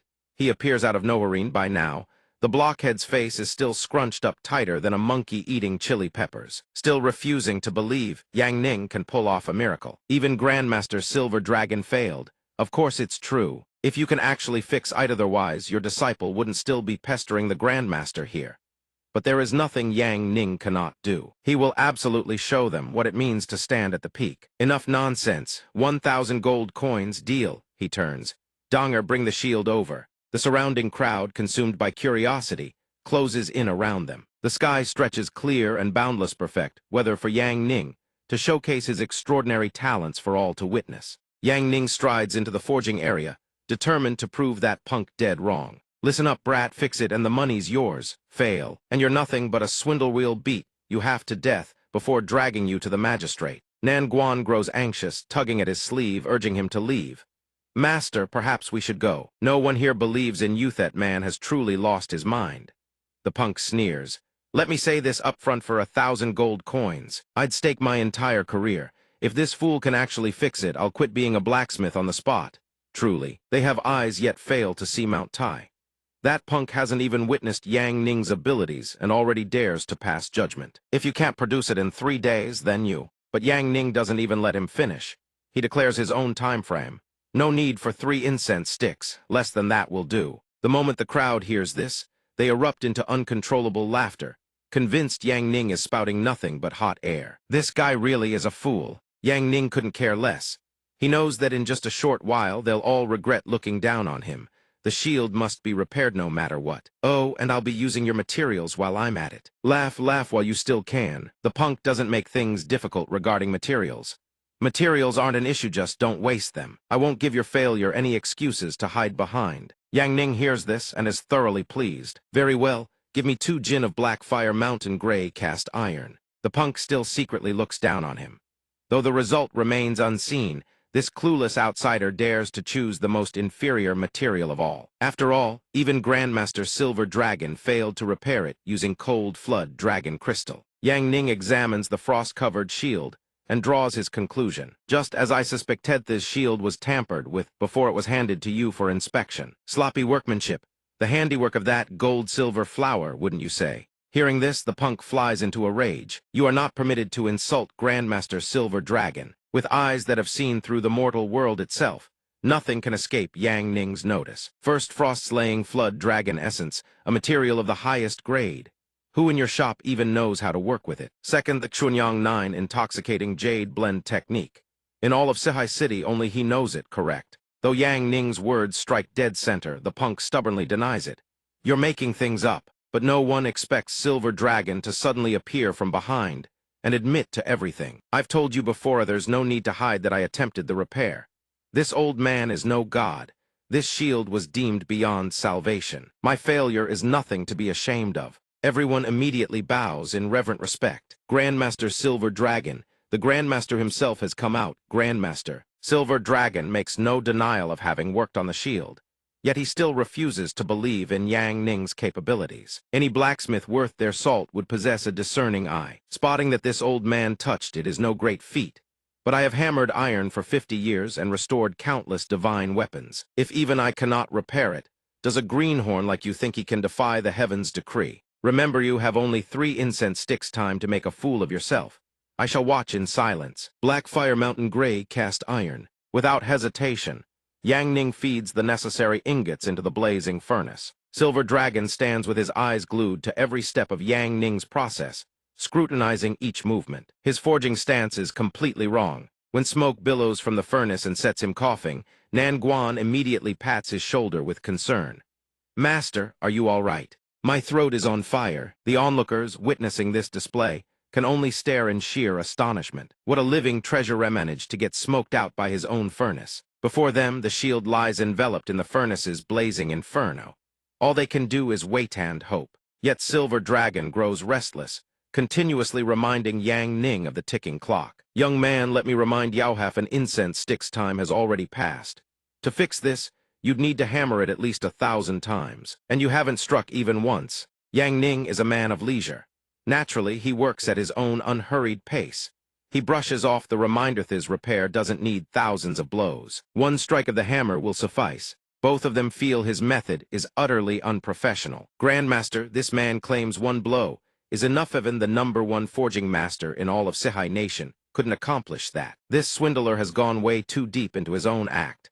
When he's done, we drag him straight to the magistrate." After selecting the sturdiest and most fitting hammer, Yang Ning grips it firmly in hand. Yang Ning then strides toward the shield, a powerful aura radiating from his body like an invisible storm. "Old man, watch closely." Without a shred of hesitation, he raises the hammer high overheadedly decisive already to bring it crashing down like a bolt from the heavens. With the might of a supreme being, Yang Ning channels every ounce of strength into his arm and slams the hammer down onto the shield. Intermediate blacksmith, repair, skill heavenly tempering 100 reforgings level 100 max. Silver Dragon witnesses this spectacle and lets out a long, disappointed sigh. But mere seconds later, his eyes snap wide open. Silver Dragon's face drains of all color as he witnesses something utterly inconceivable. "I'll drag him to the magistrate at once." Even Nan Guan stares at the shield in utter disbelief and awe. The old, cracked shield from moments ago has been resurrected by Yang Ning's hand, now gleaming with a radiant golden luster. The more they look down on Yang Ning before, the wider their jaws drop now. Heavens above, the shield is restored. In the blink of an eye, it's done. Good heavens, so one-hammer supermen really do exist in this world. Nan Guan is still frozen in shock, mouth agape. "It's done. Esteemed father, your shield has been restored." He pours water onto the shield to demonstrate its integrity, then calls out, "That gold-silver flower person, would you care to come inspect it?" Silver Dragon goes completely stiff on the spot, standing frozen for a full 5 seconds. Utterly dumbstruck, the punk's face turns as green as a banana leaf as he whispers into Silver Dragon's ear, "Sir, would you like to inspect it?" But with his lifetime of experience, Silver Dragon can judge the result from a distance alone. "No need. This old man has hammered iron for 50 years. I can see it with my own ice-thigh's shield has been thoroughly and completely restored. So the god of forging truly exists, and he stands right beside me. Though Yang Ning's talent far surpasses all imagination, he shows not a shred of arrogantianly humble composure. "Please, thigh's old man begs for your guidance. I am left utterly speechless." She holds the shield in her hands, now gleaming like a mirror, and can't help but gasp in admiration. Not only is it repaired, it looks brand new, just like the day father gave it to me. Yet Yang Ning himself doesn't seem particularly impressed. This skill is way too broken. Honestly, even I'm not a fan. Nan Guan is overflowing with gratitude for everything Yang Ning has done. "Master, you're too kind. From now on, I swear to repay you with everything I have." Yang Ning gently places his hand on Donger's head, stroking her hair softly. "What is it, Donger?" She can feel Yang Ning's warmth both inside and out. "Master's hands are so warm.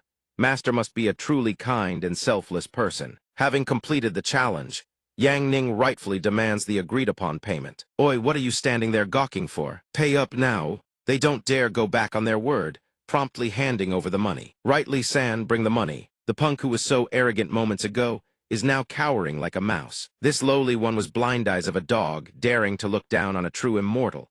"Please, do not take offense.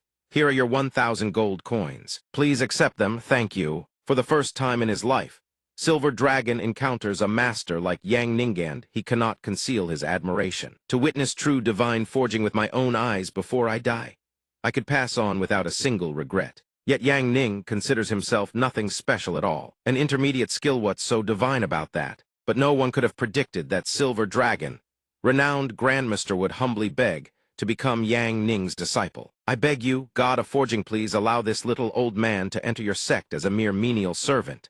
Grandmaster, I know full well I am unworthy of becoming your disciple, but I humbly ask to serve at your side. If, from time to time, you could bestow even a few words of guidance on the Tao of Forging, this life of mine would be utterly without regret. Yang Ning doesn't waste a single moment of thought before retorting bluntly. No need. My little sect has no need for servants. Hearing this, Yin Long is stunned for a moment, as if some profound truth has just dawned on him. As Yang Ning turns to leave, he mutters to himself, "As expected, I truly don't deserve the Divine Forgemaster's recognition. Or maybe the old man has another grandeur. Would the Divine Forgemaster be interested in taking her on as a servant?" But Yang Ning couldn't care less about such titles.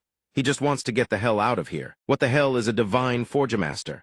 Better to leave this place fast before these obsessive blacksmiths start hounding him. He doesn't want to linger a moment longer, so he urges her along. Dong Nai, let's head back to the sect. Nan Guan, upon receiving the brand new shield, is overjoyed and agrees immediately. All right, by now no one dares look down on him anymore.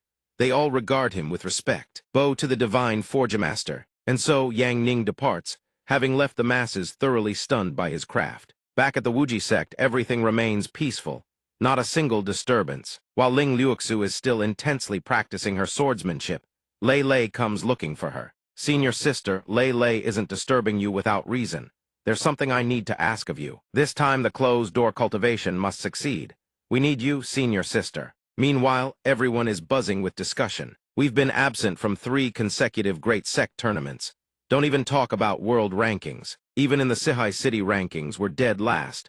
It all falls beneath the sect master. Where is everyone? Suddenly, the big bird jolts in surprise as a familiar voice rings out. While the outside world buzzes with chatter, Yang Ning is leisurely feeding his dog. Come on, eat up.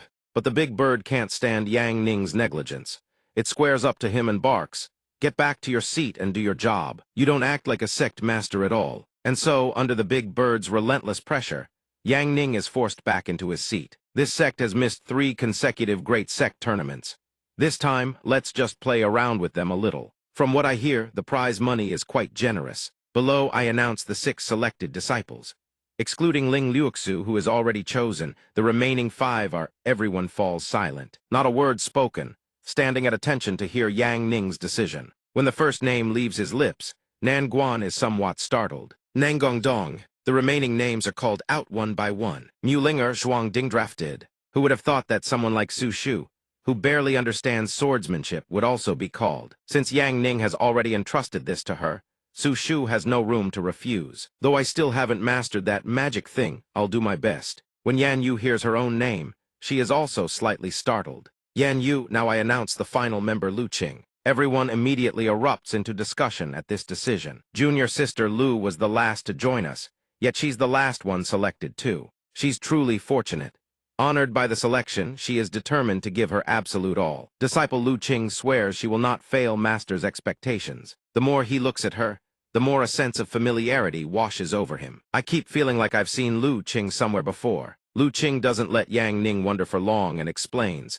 Before I joined the Wuji sect, I actually had a brief encounter with Master. At the time, I was in such a wretched state. It's only natural Master wouldn't recognize me. Hearing this, Yang Ning suddenly remembers. He slaps the table. I finally remember you are from 3 months ago. Lu Qing immediately confirms. Yes, it was me 3 months ago. At that time, the sky is pitch black, and waves surge as if to swallow everything whole. Bei Fan stands calmly atop a boulder, gazing down at the raging waters below. The sea is dark, somber. Too many corpses. The human armies and the demons clash year after year on the Western Front. Casualties are countless mountains of bones, seas of blood. This place is incredibly dangerous. If this old man hadn't picked you up, you'd have been devoured before you even regained consciousness. Yang Ning is deeply grateful, but he has no desire to take on any position. Thank you for saving me, but I have no interest in being some sect master. But Bei Fan turns a deaf ear to those words. What did you say? I can't hear you clearly. Getting old, the one downside of age. Helpless, Yang Ning can only say, Old fox, since I owe you a life, I'll figure out a way to repay you. But in Bei Fan's heart, the decision is already made. Yang Ning is the chosen one. Don't overthink it. Just help me revive the Wuji sect. Looks like it's about to rain again. Lightning flashes, and a thunderbolt crashes straight down from the heavens, shattering the trees to splinters. The surroundings become utterly devastated. Freezing rain pours down in relentless torrents. It's raining. Am I not dead yet? At least being thrown hereth quarters of the common soldiers isn't too bad. When I die, at least the sound of rain will keep me company. In that vast, cold emptiness, she has been abandoned by her very own comrades. Number 7, there's nothing we can do. Your injuries are too severe. We can only leave you here. Even if we could save you, you'd be crippled. A soldier who can no longer fight holds no value. Besides, with no parents or family, your life ending here leaves nothing to regret. Lu Qing doesn't want to burden them, so she agrees to let them leave. Understood. Don't worry about me, everyone. Go. I take pride in the Blazing Sun Army. Everyone is deeply moved by Lu Qing's acceptance of her sacrifice. The Blazing Sun Army honors her as one of their own. Before giving everything to this cause, Lu Qing knows she has always walked a dangerous path, nameless, without legacy. Orphaned after demons raided her village, she would ultimately die alone, discarded on the battlefield. This was the life of a soldier, no regrets left. But Lu Qing's fate has not yet run its course. Yang Ning discovers her. Strange, faint vital signs, someone's here, you're definitely still alive. Guided by his instincts, he searches relentlessly through the bodies scattered across the ground. After a moment, Yang Ning finally finds Lu Qing. Hearing someone call out to her, she slowly opens her eyes. She had thought darkness would claim her forever, in that instant. She sees the light of hope shining right before her. Are you all right? Yang Ning can't bear to leave Lu Qing alone in this godforsaken place, so he hoists her onto his back. Yet she still wants him to put her down. Put me down, I'm useless now, just leave me. Yang Ning knows Lu Qing has lost the will to live, but he decides to keep her by his side. I picked you up, that makes you mine. Useless or not, that's for me to decide. The sky above is shrouded in a bleak purple haze. Lightning continues to strike, as if trying to tear the heavens apart. Just when things seem to settle, danger lurks once more. Not bad luck at all, 2 survivors. Kill them or drag them back as slaves. The demonic beasts, upon spotting the humans, begin plotting their next move. I say we just eat them, but that pale-faced one looks far too scrawny. Lu Qing is overwhelmed with guilt, seeing that Yang Ning has been dragged into danger because of her. I'm sorry I've dragged you into this, but these small fry are nothing compared to Yang Ning. He is confident he can handle them all. Don't speak, leave this to me. These creatures haven't seen the coffin yet, so they still reek of arrogance. You haven't even grasped the situation, fool. What you face is far more than just us. Laughable human. What you've stumbled upon is a covert unit specializing in ambushing humans. Yet Yang Ning shows not a shred of fear, responding with supreme arrogance. Does it make a difference whether it's 1 demon or 1,000? That demon has eyes yet fails to see MT. Tai, foolishly standing its ground and challenging him. Humans are truly laughable. Death looms and still you run your mouth. Yang Ning wastes no more breath on them. He simply raises a hand skyward. Before this gesture, they can't help but be puzzled. Are you raising your hand to surrender? Humans are always useless when it matters most. But how could things possibly be that simple? A shockwave laced with arcs of lightning erupts immediately after. The shockwaves blaze across the entire sky, forming pillars of light that shoot straight upward. They never expected Yang Ning to be this reckless. The demon begins to tremble with dread, issuing orders without delay. Something's off about this brat. Don't let him strike first, finish him now. The demons immediately obey, surging forward in unison to overwhelm and kill Yang Ning. Yet he doesn't flinch or falter. Calmly, he raises his hand and conjures a beam of light. Lightning, above them now looms an enormous, pitch-black storm cloud, hurling bolts of thunder straight at the enemy. They are far too green.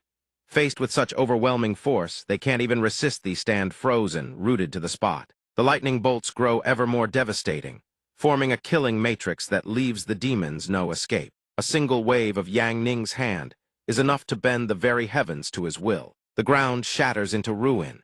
Every demon that had been so fierce moments ago now burns down to the bone, each as wretched as they were arrogant. An energy explosion erupts right before the 2 of them. Thick smoke and dust rapidly blanket the entire space in the wake of this overwhelming assault. As the gray haze slowly dissipates, the figures of the 2 still stand tall and unmoved. Yang Ning has truly wiped out the entire demon legion single-handedly. Not a single shadow of a demon remains around them. Seeing that a single move had sent them all to their graves, he finds it insufficiently stimulating, gutturally boring. A pile of trash. They couldn't even withstand basic lightning arts. But it doesn't end there. A voice suddenly booms from afar. Despicable human, you dare use lightning arts to ambush us. This king was born immune to lightning. and has devoured countless lightning warriors of the human army. Wait on breath, and I'll start eating you limb from limb. Naturally, Yang Ning doesn't regard this creature as a worthy opponent. Should I let Zio handle this fool, or? Without a word, the demon's eyes blaze crimson with murderous intent. It unfurls its powerful wings and charges straight at them. While Lu Qing's face drips with cold sweat, Yang Ning remains utterly composed. Let little three teach you a lesson. A flash of light streaks across the sky, forcing even the demon to look up. From high above, a pillar of light suddenly materializes against the crimson sky. Moments later, the demon feels an impossibly heavy pressure crushing down upon it. The sky-rending beast appears in an instant, a mountain of rock forming beneath its feet as it slams down, flattening the demon like a shrimp. Immediately after, the boulders that form the mountain are cleaved clean in half. Everything collapses downward. The rock structures shatter completely. The sky-rending beast descends after completing its mission, spreading its massive wings wide to shield itself from the falling boulders. Without Yang Ning needing to lift a finger, the sky-rending beast has acted in his steadying bone and pulverizing flesh. Yang Ning feels he went a bit overboard. His pet size is far too truly troublesome. He really can't summon it casually. With the sky-rending beast gone, they shouldn't linger in this dangerous place. Yang Ning hoists her onto his back and departs at once. Let's go, the rain seems to have stopped. We need to find a place to restore your health and treat your wounds. A while later, they step out of that blood-soaked dimension and into a living, breathing forest. When Lu Qing is propped against a tree, guilt begins to consume her. I'm truly useless. Even if you save me, I'm just a good-for-nothing. Don't waste your medicine on me. But Yang Ning does it for free. He reassures her skills like this cost nothing. Relax, this'll be over in a flash. Intermediate cleric skill healing arts, level 100 max. In an instant, a gentle green aura envelops Lu Qing's battered body. She feels the surge of power coursing through her, warm and relentless. Lu Qing is reborn anew. The technique takes barely any time. Yang Ning finishes in the blink of an eye. Try moving a little. Indeed, Lu Qing feels as if she had never sustained a single injury. The pain is gone, the wounds have vanished. How is this possible? Every meridian and bone in my body was shattered beyond repair. I can never repay the life-saving grace of Lord Seven. She declares, from this day forward, you are my master. But Yang Ning doesn't gloat. He remains utterly humble. It's just a small skill, nothing to it. Actually, repaying me is really quite simple. Overwhelmed with gratitude for Yang Ning's salvation, Lu Qing resolves to pledge her loyalty to him from this day forward. She awaits his command. Through mountains of blades and seas of fire, 10,000 death's eye would not turn back. Without hesitation, he states his demand. Prepare yourself. You will inherit a sect on my behalf. Lu Qing doesn't fully understand, but she agrees without question. I don't quite understand what this entails, but I will do everything in my power to fulfill my master's command. Yang Ning doesn't want her to feel uncomfortable. No need to call me master. Wait here, I'll be right back. Half an hour Latterman proposes, but heaven disposes. Lu Qing is actually rejected. The old fox won't accept anyone else. So do you have any plans of your own? She has no choice but to follow his orders. If my master has no need for me, I'll return to the Blazing Sun army first and await your call at any time. After that, they exchange words about what needs to be done next. You've already died once for the army. Change your way of life, go to the mortal realm. I've never left the army, but no matter the road lies beneath your feet. Just keep walking forward. Inside that bundle is some dried rations I took from the old fox, along with 2 gold coins. She takes it. After settling everything, Lu Qing slings the bag over her shoulder and prepares to set off. Your orders are my command, master. Before she departs, he also tells her to live well. In the blink of an eye, Lu Qing vanishes into the horizon.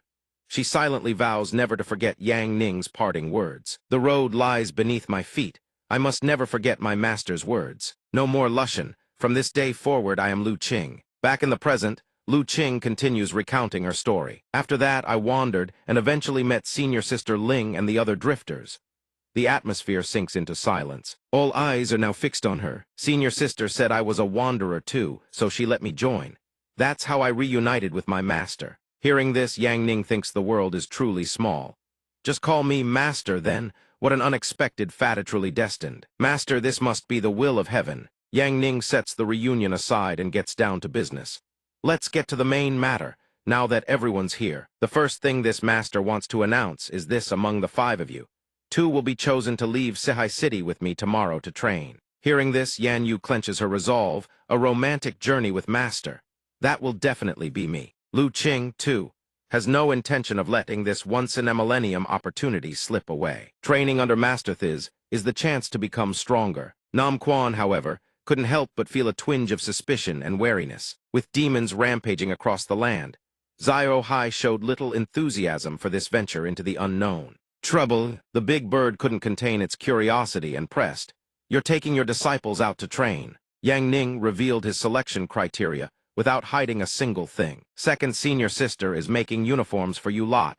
Whoever finishes theirs first wins. Hearing Yang Ning's decision, the big bird fell silent for a moment in contemplation. Uniforms, images of each disciple in their new outfits surfaced, one by one in his mind. Su Shu, for instance, was a Majiso. He'd dress her in a sultry mage's garb. Mu Ling was a yin-yang master prepper, an adorable yin-yang outfit for her. But the big bird was convinced he was just being a lecherous pervert, so it kicked him on the spot. That's not a standard at all. That's clearly your own degenerate fantasy. Every single person present now dared not utter a word, overwhelmed by the crushing pressure of the big bird within the demon confinement hall. At the demon confinement hall, it was Su Shu's turn to clean. Since the others were busy, she would take over the sweeping duties for today. Unlike Yan Yu, who was easily distracted by books, Su Shu cleaned with unwavering focus. Growing bored, the little fox struck up a conversation the moment it spotted Su Shu. "Big sister, is this your first time here? Your face is unfamiliar." After that, she let out a sigh and explained why she was here. "Second senior sister needed help, so I'm filling in for a bit. Mainly that magic handbook reading, it gives me a splitting headache. Master had to go on a long trip, and he keeps making me catch up on my studies. Hiding up here feels a bit safer." The very next second, the little fox hatched another scheme, putting on a pitiful act. "My head hurts so much. Big sister, could you please help me out just a little?" But Su Shu was no easy mark. She refused flatly. "No can do. Eldest senior sister warned mesh is dangerous." Despite Su Shu's rejection, the little fox still felt absolutely no shame. "I feel so awful, I can't breathe. Big sister, just peel off one talisman for meth, that's all I ask." But Su Shu merely tossed a heap of indifference its way, and continued sweeping in silence. Seeing itself being completely ignored, the little fox erupted in rage like a caged lion. "Don't you have a shred of sympathy? I'm really about to die in here. Just peel one talisman so I can breathe it just 1 minute. That's all I need." After endless pestering from the little fox, Su Shu finally wavered and turned around. After being psychologically manipulated for a while, she finally agreed to help. "Find just one talisman, right? I'll only peel it off for 1 minute so you can take a breath." "Just 1 minute, okay." The little fox's eyes were now glued to Su Shu, watching with bated breath for her to peel the talisman off. But Su Shu wasn't as green as the little fox had hoped. Instead, she broke into a triumphant grin and fired right back. "Oh dear, I just can't seem to peel it off. Little fox, you actually thought I was that stupid.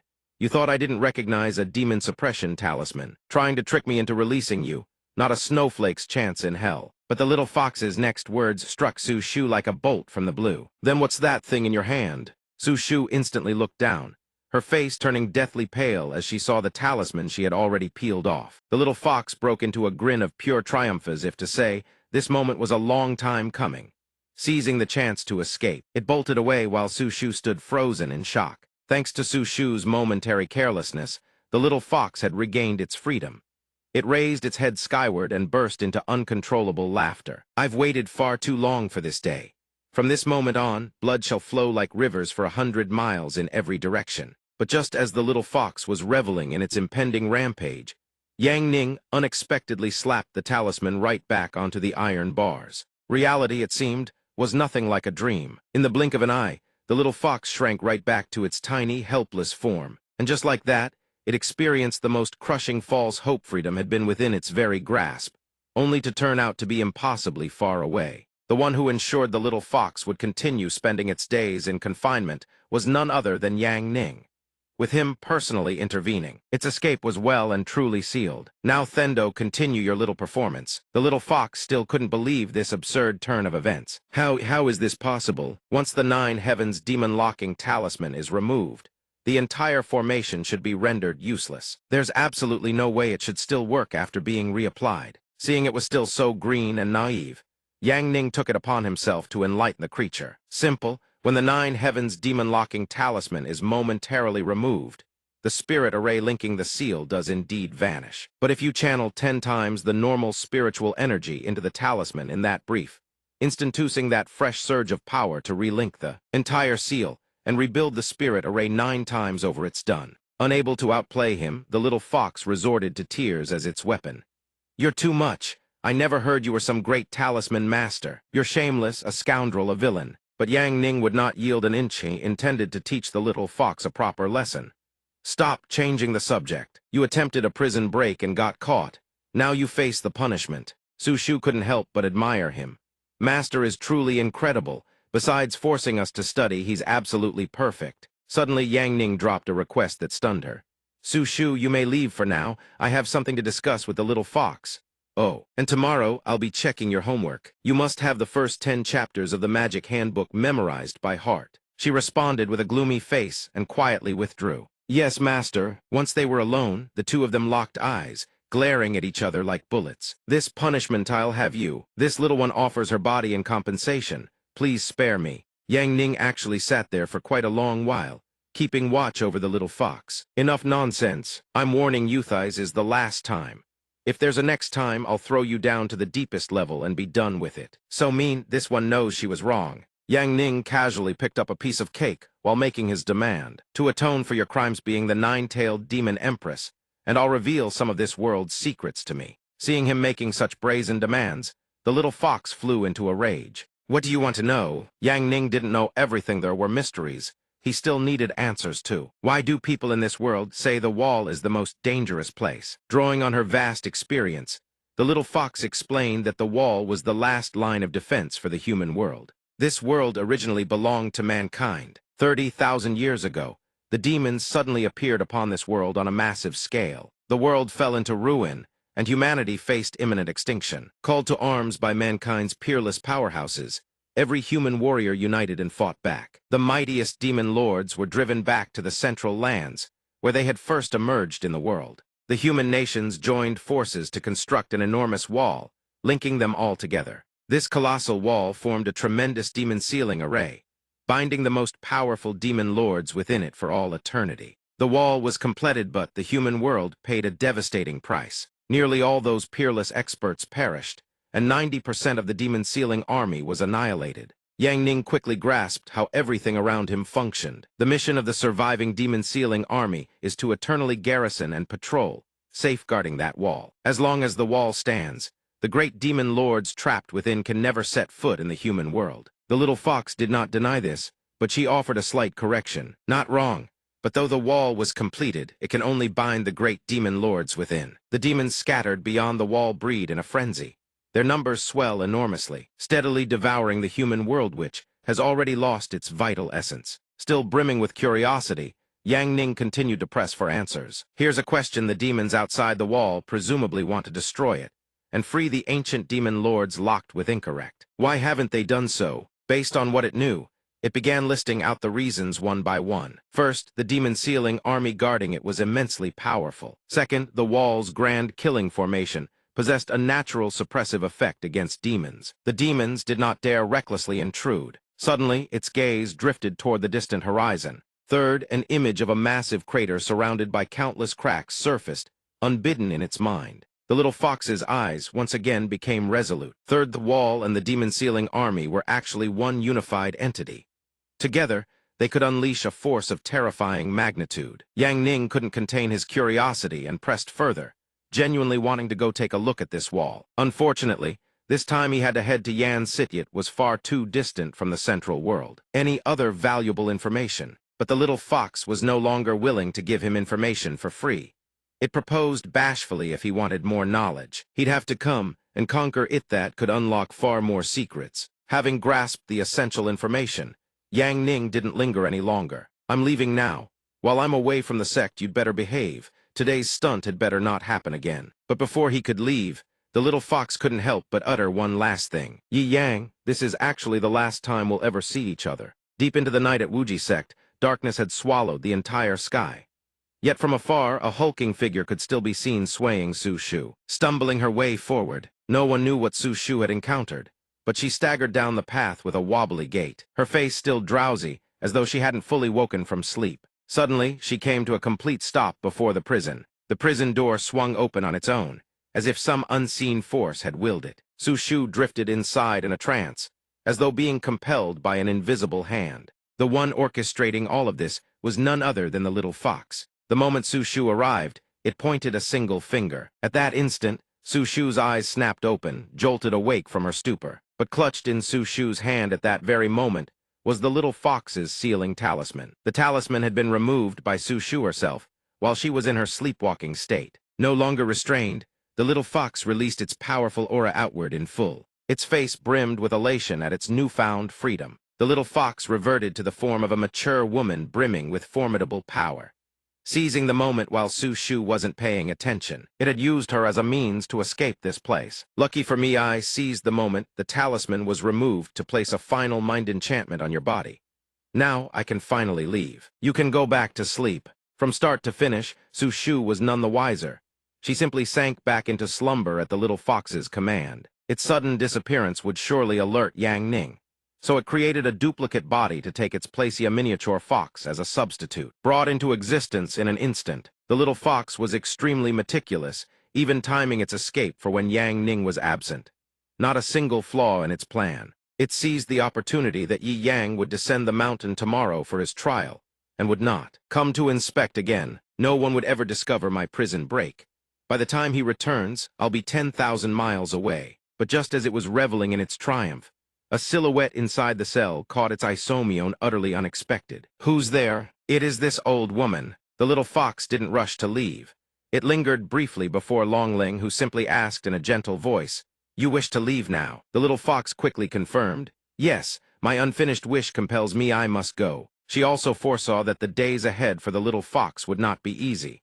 A cycle of vengeance, endlessly repeating. When would it ever end? Your enemy is far too powerful.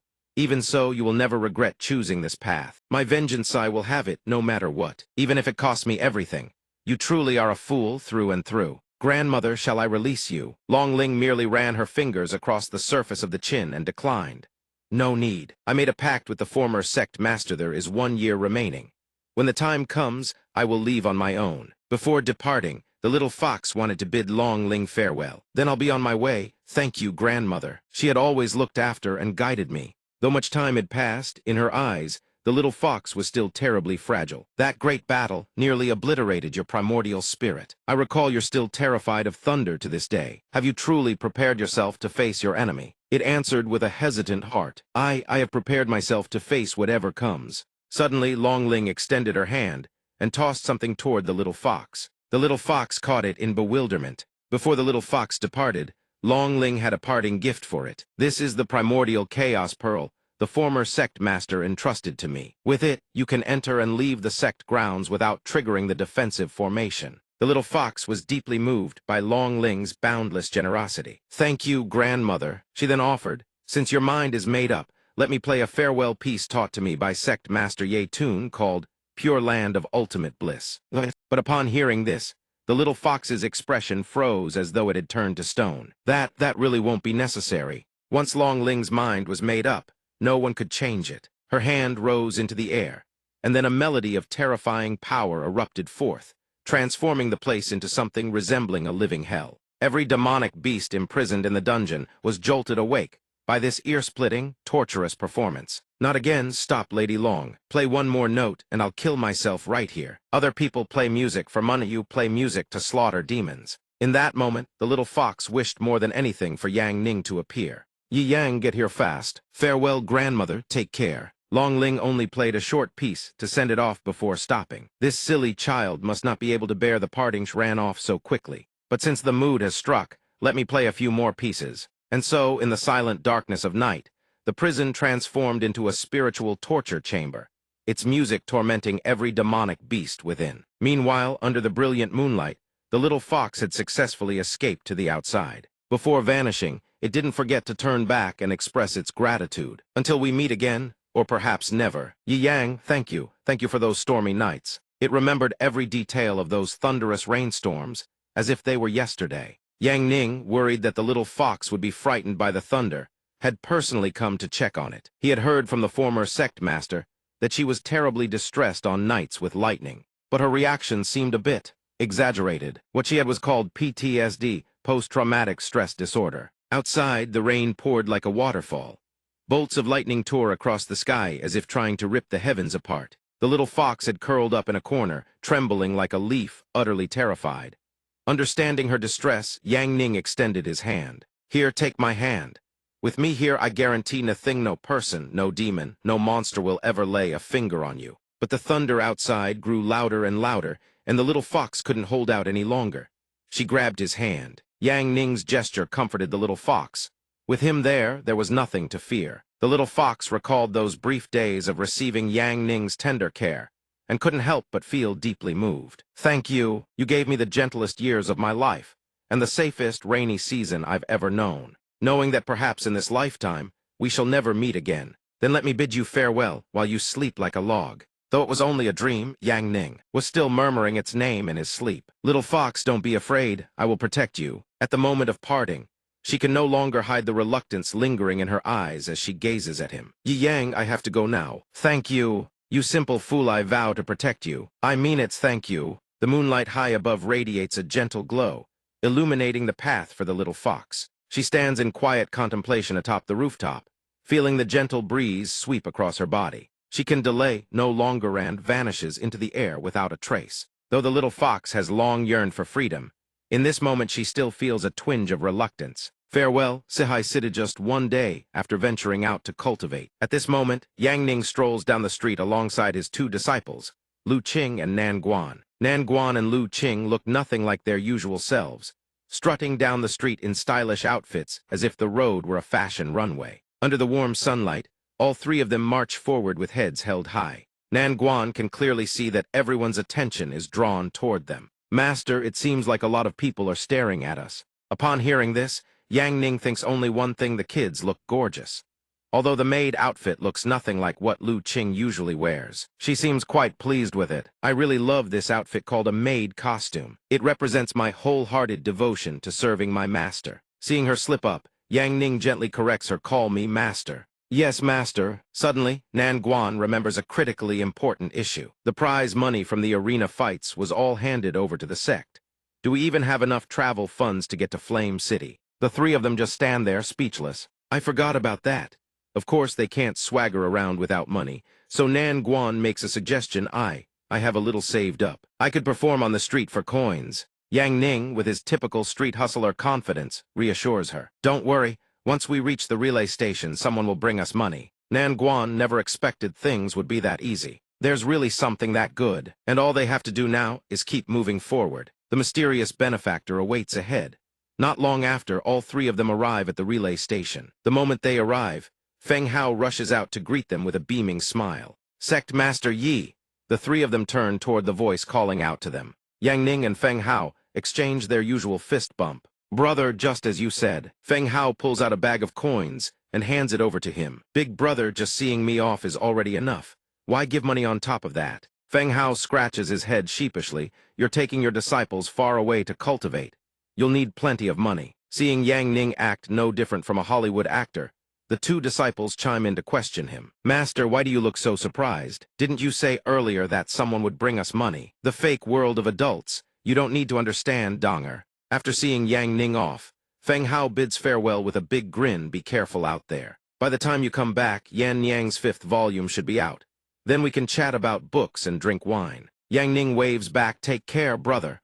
From what she's gathered, Lu Qing knows a thing or two about this person. She's heard that he is the son of the Vice City Lord, but lately he's been working tirelessly to earn money. Nan Guan has also heard plenty about Feng Hao. Su Shu once said all of his money was swindled by their master. The guy seems naive and easy to fool. Afraid they'd misunderstand, Yang Ning explains, "Your master never swindled him. Anyway, we've arrived. Let's set out." But Nan Guan doesn't find any of this natural, so she presses the question. "Master, then why does he support you so desperately?" Yang Ning decides to keep that story to himself. "A story between men. I won't tell you lot." Memories suddenly flood Yang Ning's mind like a slow-motion film reel from 3 months ago. Back then, Yang Ning sits quietly in a corner, watching the crowd pass by. Gazing at the unfamiliar surroundings, a wave of nostalgia surges through his heart, desperately misses Earth. Suddenly, Feng Hao approaches him, his purpose simply to check in. "Brother, I've seen you sitting here sighing for days. Need any help?" Though Yang Ning deeply appreciates the gesture, he knows full well Feng Hao can't help him. "You can't help. If I told you to dimension hop back to Earth with no family to be found anywhere, you'd sigh the same way. Who could have expected Feng Hao to be such an incredibly generous person? He enthusiastically offers a suggestion. You have no family anywhere. Looks like you're a drifter who ended up here alone. How about I become your first friend in Sihai City? Moved by Feng Hao's concern, Yang Ning feels it would be a waste to just brush it off. Sometime later, Feng Hao finds himself tangled in trouble. I told you 3 days Aga stopped following us. Are you an idiot? You're no longer qualified to hang out with us. Another one, seeing that Feng Hao has lost his former standing, decides to cast him aside. Your father, the Vice City Lord, has lost power and could be exiled at any moment. Don't you dare drag us down, damn it. Seeing them turn their backs on him, Feng Hao is utterly stunned. He pleads, but you said friends would never abandon each other. We even drank the Oath Brotherhood wine. But what he receives in return is not sincerity, it's a fist, straight to the face. You fool, we never once considered you a friend.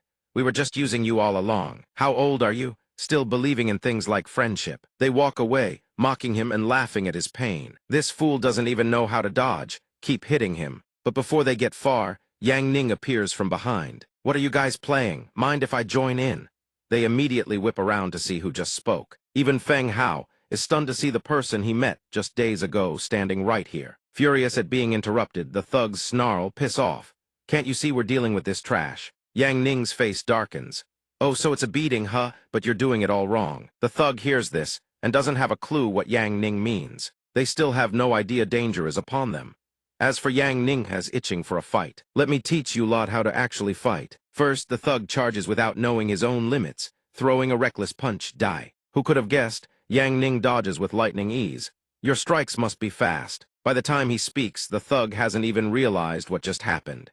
Your target didn't even run, no a gentle push forward. Yang Ning just demonstrated a textbook takedown clean, fast and brutal. The thug is utterly floored. The two remaining cronies witness the scene and stand frozen in shock. Yang Ning's force sends the thug crashing straight into the wall, shattering a massive chunk of it. Feng Hao's jaw drops. He never imagined Yang Ning possessed such terrifying martial prowess. Yang Ning turns to Feng Hao. What you told me last time. The thugs finally realize they've poked a hornet's nest. Damn it, we are finished. While Yang Ning is chatting with Feng Hao, the two remaining troublemakers attack from behind. About the friend thing, watch out. But Yang Ning pays no heed to the warning, continuing, I agree. From now on, you're my. Feng Hao looks up, stunned, reeling from one shock after another. This chivalrous act of Yang Ning's marks the beginning of their bond. My first friend. The two remaining thugs now learn from Yang Ning what it means to show proper manners. Since Feng Hao is now his friend, Yang Ning won't allow any of them to act rashly. The two remaining thugs could have escaped, but their stubbornness demands a price. Yang Ning grabs both of them by the collar and slams them down hard, leaving them sprawled unconscious on the shattered ground. Both of them are out cold, completely oblivious to the heavens above. After knocking them out, Yang Ning casually informs Feng Hao. Done, they'll be bedridden for months. Hey buddy, you got any good novel recommendations? Something with a bit of spice, all for the cultured ones. You know what I mean. Feng Hao bursts into sobs like a child at that very moment. Now that he has finally found a true friend, Feng Hao here has finally made a real friend. Yang Ning can't help but be bewildered by his expression. Why are you crying? Back in reality, the three of them continue crossing a desolate, sprawling desert toward Flame City. They ride onward,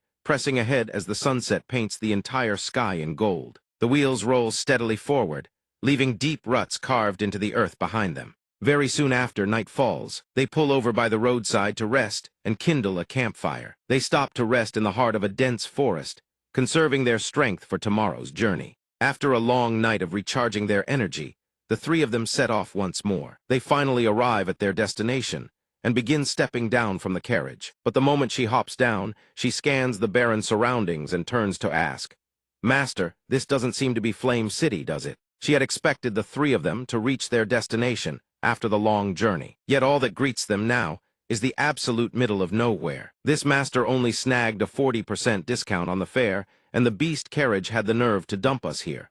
How outrageous. But Yang Ning is the lord of optimism, so naturally he moves to reassure the two of them. It's fine, it's probably not too far now. They could still press on, but Nan Guan suddenly spots something. Nightfall is approaching. She had assumed there wouldn't be a single soul out here, yet Yang Ning catches something on the horizon. Looking ahead, wisps of smoke rise into the sky. Nanguan surveys the desolate landscape, unable to fathom how the monsters rampaging through the wasteland could be kept at bay. With his vast experience, Lu Qing swiftly provides the answer. They rely on guardian spirit stones, powering a defensive formation array. Though they still haven't reached their intended destination, Yang Ning looks absolutely thrilled to explore this place. Let's head to that little village up ahead and stay the night. Watch as this master leads you all to mooch a free meal. Truly the master's signature move. The three of them then make their way toward the distant columns of smoke, a hidden retreat belonging to a tavern owner Wang family village. A small hamlet reveals itself in tranquil serenity. The moment Yang Ning and his group arrive, a crowd of villagers emerges to greet them. Welcome, great masters, you finally arrived. Recently, the monsters surrounding the village have surged in number. Thank the heavens you came in time. Hearing that title, Yang Ning can't help but be puzzled. Great masters, the village chief then explains. Of course, world-renowned masters of the demon-slaying sword sect. You've journeyed all this way, it must have been grueling. Please, partake in some food and drink first, and then we shall discuss the demon-slaying. Although he still has no idea what they're talking about, he agrees to lend them a hand. Don't know any demon-slaying great masters, but no problem.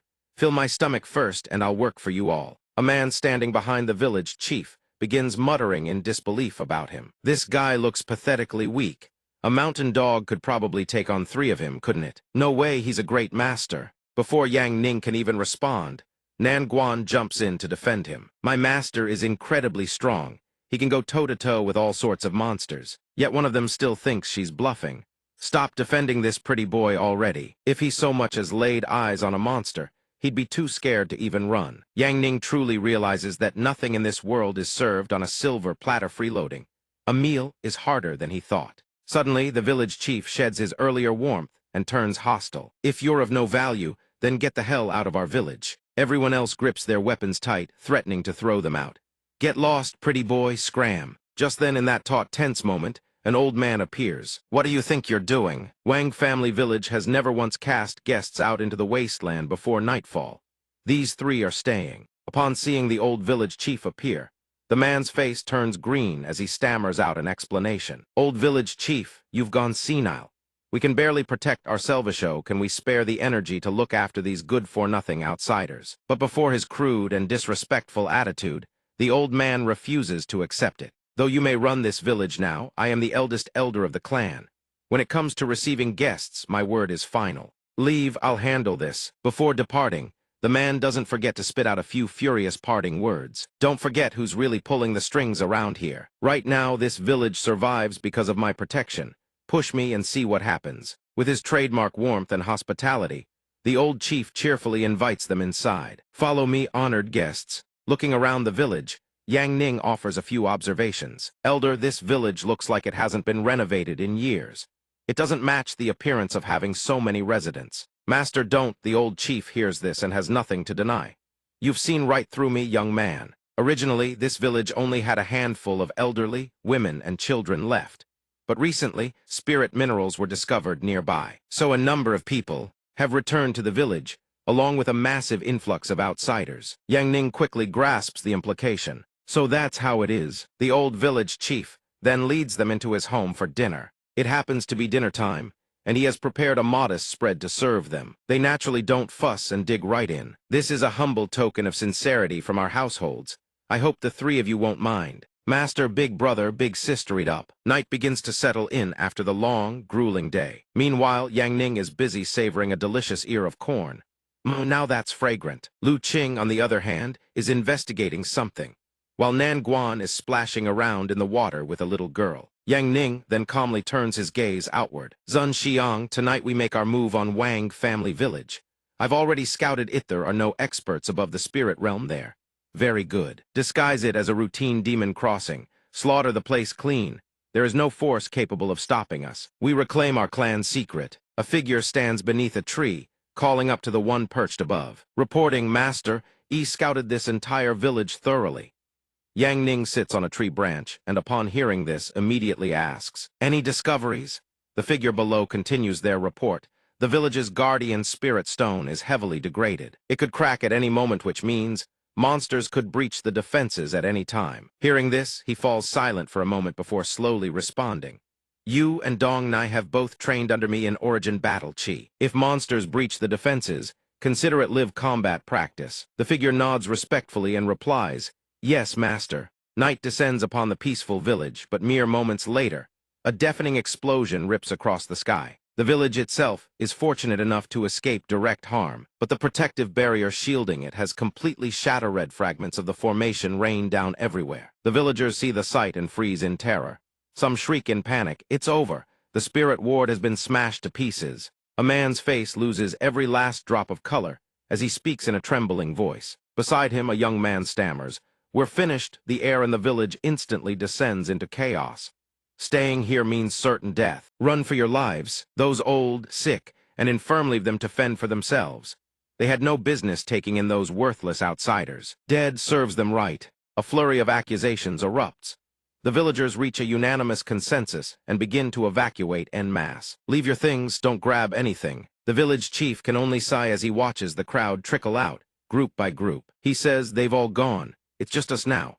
Everyone head to the ancestral hall and hide. I pray the ancestors will protect us." A little girl speaks up anxiously. "Village chief, let me go find those 3 big brother and big sister so we can hide together." Hearing this, the old folks in the group can only sigh quietly. They've probably already run, haven't they? The village chief thinks the same, but it's just as well no point blaming them. They're young. They shouldn't have to stay here and wait for death. Everyone heads to the ancestral hall. A procession of nothing but the elderly and children files into a weathered, time-worn building. Upon arrival, the door hangs wide open, startling the village chief. Strange, why is the door already open? He boldly stepped inside, only to find not demons but Yang Ning and his 2 disciples. "It's you lot, what are you all doing here?" "What are you doing?" The trio turned around and recognized the village chief. Speaking in hushed tones, they addressed him. Yang Ning no longer concealed his purpose. "I had intended to repair the spirit talisman," he said plainly, "but I discovered it has been completely destroyed. Does the village have any blue spirit stones?" His question leaves the chief and every villager present wide-eyed and slack-jawed. Seeing their stunned reaction, Yang Ning feels a twinge of awkwardness. "I'll forge one myself." A young boy's eyes light up with excitement. "Big brother, you can actually make one. That kind of blue spirit stone will have plenty in storage." He ruffles the boy's head with a grin. "Got it. You lot wait here, I'll be right back." He strides off toward the village without a backward glance, though he does raise a hand in a lazy wave. Everyone stands frozen, watching his figure vanish into the distance.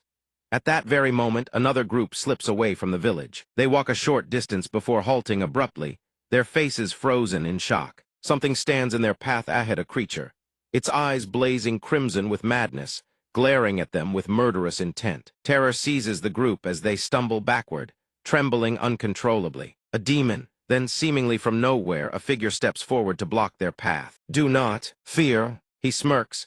"This is just a mountain spirit, a minor fiend.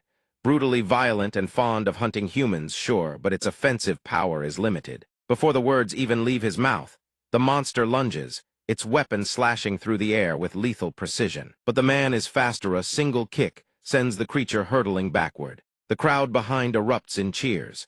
"Brilliant!" The man at the front hears the praise and lifts his nose skyward with smug satisfaction. "The bodyguard my lord hired at such great expense handles these little monsters like chopping vegetables."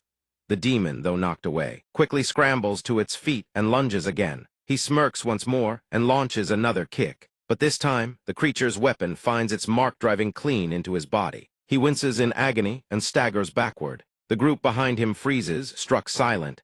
Someone opens their mouth to speak but thinks better of it. The man crumples to his knees, clutching his wound as blood seeps between his fingers.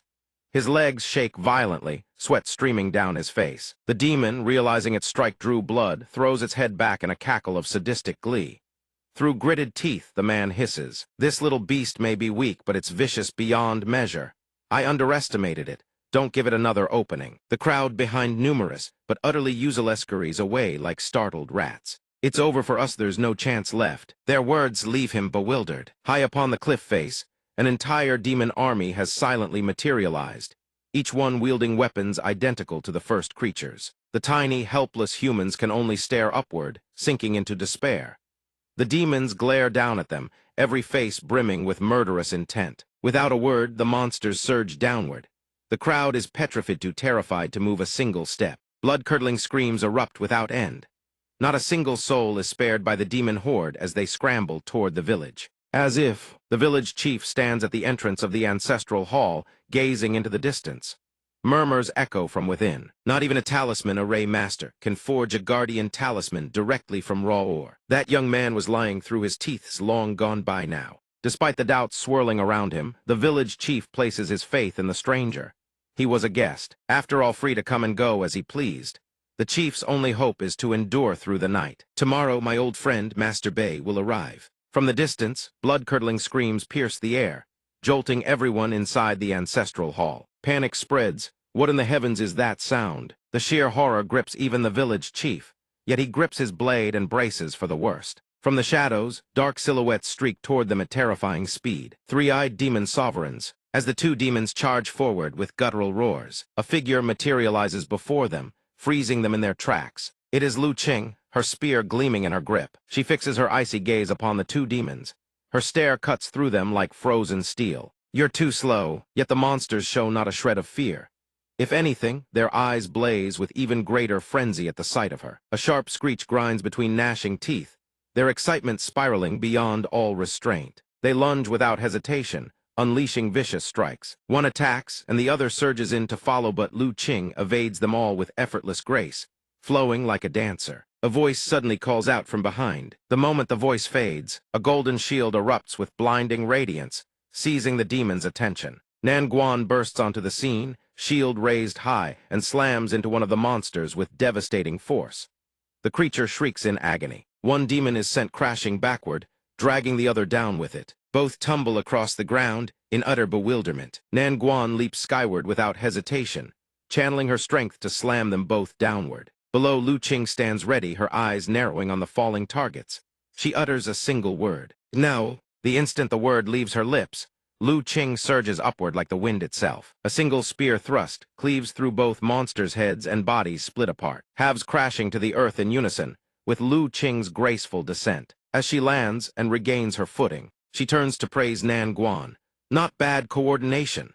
But instead of responding with joy, Nan Guan quietly raises her hand and stares at it, then murmurs, Lu Qing. Master's origin battle kits made us stronger in an instant. Lu Qing's tone hardens instantly. Don't celebrate too early in formation. The words die in her throat. On the horizon, a full demon arm to the teeth eyes bearing down on them. Lu Qing frowns, her voice cold. This is far more troublesome than we imagined. Without hesitation, both of them charge forward. Nan Guan unleashes a thunderous roar. The battlefield erupts into carnage, blood-curdling screams tearing through the demon ranks. Before long, demon corpses litter the ground in every direction. Lu Qing's spear punches clean through a demon's chest, but she doesn't stop. She immediately hurls the corpse away with a flick. She whips her head back to survey the battlefield. Worry is etched across her face. This isn't good. There are far more of them than we anticipated. Lu Qing grits her teeth, her gaze drifting toward the horizon. Another demon army continues to pour in, relentless as a tide. Nan Guan is no better, fear creeps across her features. With numbers like this, the village chief is in grave danger. We have to go back, now. But Lu Qing's eyes darken. She cuts through Nan Guan's intent before the words fully form. We can't leave. Before them, a colossal foot crashes into the earth. The ground quakes. Heavy, labored breaths rumble from a massive form looming in the dust. Lu Qing and Nan Guan snap to full alert. Their gazes lock onto the towering silhouette emerging from the hazy monster of terrifying, colossal proportions. Without a single word, it swings its enormous fist at them. Lu Qing barely evades by a hair's breadth. Where the blow strikes, the ground shatters into fragments. In that instant, even Lu Qing, renowned for her composure, screams, her face twisted in alarm. Nan Guan. The dust clears to reveal the monster has somehow closed the distance, driving its fist straight at Nan Guan. Her golden shield holds, sparing her from injury, but she's forced to pour every ounce of strength into keeping it steady. I'm fine, she reassures Lu Qing. The situation grows more perilous by the second. Lu Qing clenches her teeth and shouts, hang in there, Nan Guan, hold on. Her eyes blaze with fury as she glares at the beast. I'll use the moving spear technique to finish it off. From a distance, Lu Qing launches forward like a loosed arrow, her spear aimed straight at the creature. It roars in agony and swings, sending her hurtling backward, but the blow frees Nan Guan from danger. Lu Qing lands gracefully, having successfully rescued her comrade. But in that moment of relief, she fails to notice the monster's fist closing in. Fortunately, it doesn't connect. As if by some miracle, Nan Guan has already interposed herself between Lu Qing and the blow. Neither is injured, but the sheer force of the impact drives them both staggering back several steps. Lu Qing steels herself and rallies them both.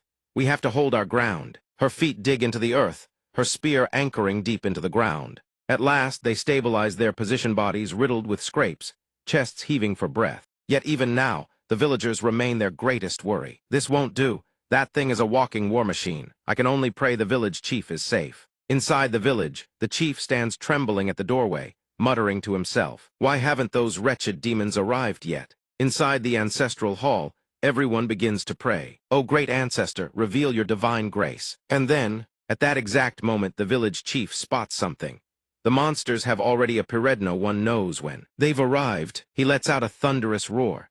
They're everywhere below, on the streets, up on the rooftops, every direction. One of them locks eyes on the village chief, grinning with twisted excitement. The village chief's eyes are bloodshot with terror. Seeing its prey paralyzed by fear, the demon cackles even louder, its laughter dripping with sadistic glee. A gust of wind sweeps through, and the sound of their gnashing teeth grows clearer and clearer. The villagers huddle together, trembling, while the monsters radiate murderous intent. Then, without warning, the village chief slams the door shut, leaving only himself outside. He shouts into the hall, "Hide well, don't make a move." Everyone inside can't help but worry for him, but the village chief's eyes hold no more fear, only killing intent as he stares down the demons. At the far end of the road, a massive explosion erupts, ripping earth and stone asunder. Each tremor reaches the village chief's ears like a familiar signal. A sense of dread creeps over him. A colossal demon bursts from the ground. It stares at him with a gaze cold enough to devour him whole. "Old man, where is the treasure of this village hidden?" The demon looms before the village chief, its grotesque face twisting with mockery, its voice a guttural rasp. "Tell me where the goods are stashed, and I'll let you live as my slave." The village chief hears this, sees its brazen arrogance, and fury erupts to his skull. He roars, "Whatever you're looking for, it doesn't exist here. This old man doesn't fear any of you. Come and get me." His defiant words send the leader demon into a thunderous rage. It points forward and barks an order. The lesser monsters behind it charge at once, their faces twisted with sadistic glee as if they're about to indulge in a brutal game. One of them leaps into the air, arms drawn back, ready to swing its weapon like a predator about to snatch up helpless prey. But the village chief is no easy target. The moment its weapon comes crashing down, he ducks low, dodges the strike, raises his axe high, and brings it down like a thunderclap straight into the attacker's face. Don't underestimate me. Even after landing the hit, he doesn't relent. He drives a fist straight into its face and snarls, "Get out." The monster is sent flying several meters back, tumbling across the ground before finally coming to a stop. Though its minion is wounded, the massive leader demon merely smirks with contempt. Humans truly love to struggle in vain. On the village chief's side, the weight of age clearly bears down on his body. After only a few exchanges, he's already gasping for breath. His armor is torn to shreds, yet he grips his war axe tight, as if it were etched into the very earth. "As long as this axe remains in my hands, I will protect this village. I will protect the human world." The massive demon hears this and bursts into a sinister laugh. Relying on that little axe? Suddenly, the ground beneath its feet trembles and fractures, cracks spreading outward like a spider's web. The village chief watches the phenomenon, bewildered. A lesser demon erupts from the earth below, cackling wildly, eyes locked straight on him. He sees it's far too close. All he can feel is horror can do nothing. It lunges straight at the village chief. Before he can react, it has already latched onto his axe. The village chief's only weapon gone.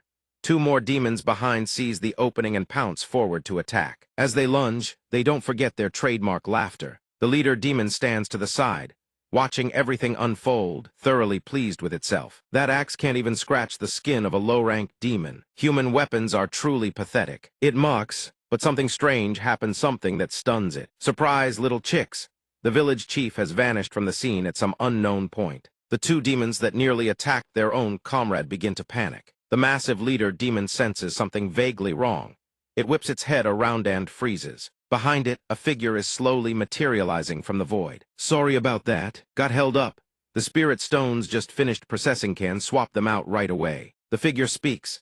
At that very moment, the village chief appears behind the stranger, eyes wide with astonishment. "Yao, how did you?" The man doesn't answer. He speaks only a few brief words. Now then, he pauses for a beat, then makes a beckoning gesture with his fingers. The axe clutched by the monster suddenly hurtles backward through the air, as if possessed of its own will. It lands cleanly in the hand of the newcomer, and that person is none other than Yang Ning. His face is cold as ice, his eyes blazing with killing intent. Even as he strides forward, he doesn't forget to throw a few barbs.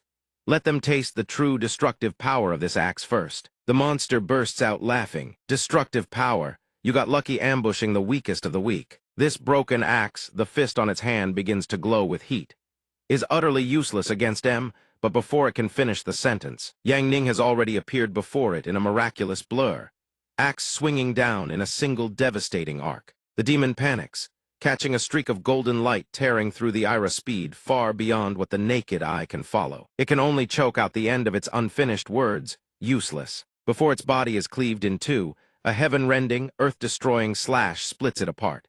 Every onlooker in the village chief stands frozen, watching the leader demon's corpse disintegrate. In stark contrast to everyone else, Yang Ning merely smirks. His voice is ice cold.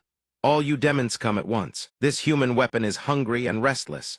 A fierce gale sweeps through, heralding the storm of blood to come, and immediately after, the demons surge forward like a tidal wave. Yang Ning move ascend in the blink of an eye. Every last one of them crumples at his feet. Behind him, the village chief collapses to his knees, eyes glistening with tears. Great ancestor, this must be Jiu Ping watching over us from the heavens. Inside the ancestral hall, a young boy peeks through a crack in the door, witnessing everything. He murmurs, "One axe killed that many." But the adults are still on edge. The monsters just keep coming, there's only him.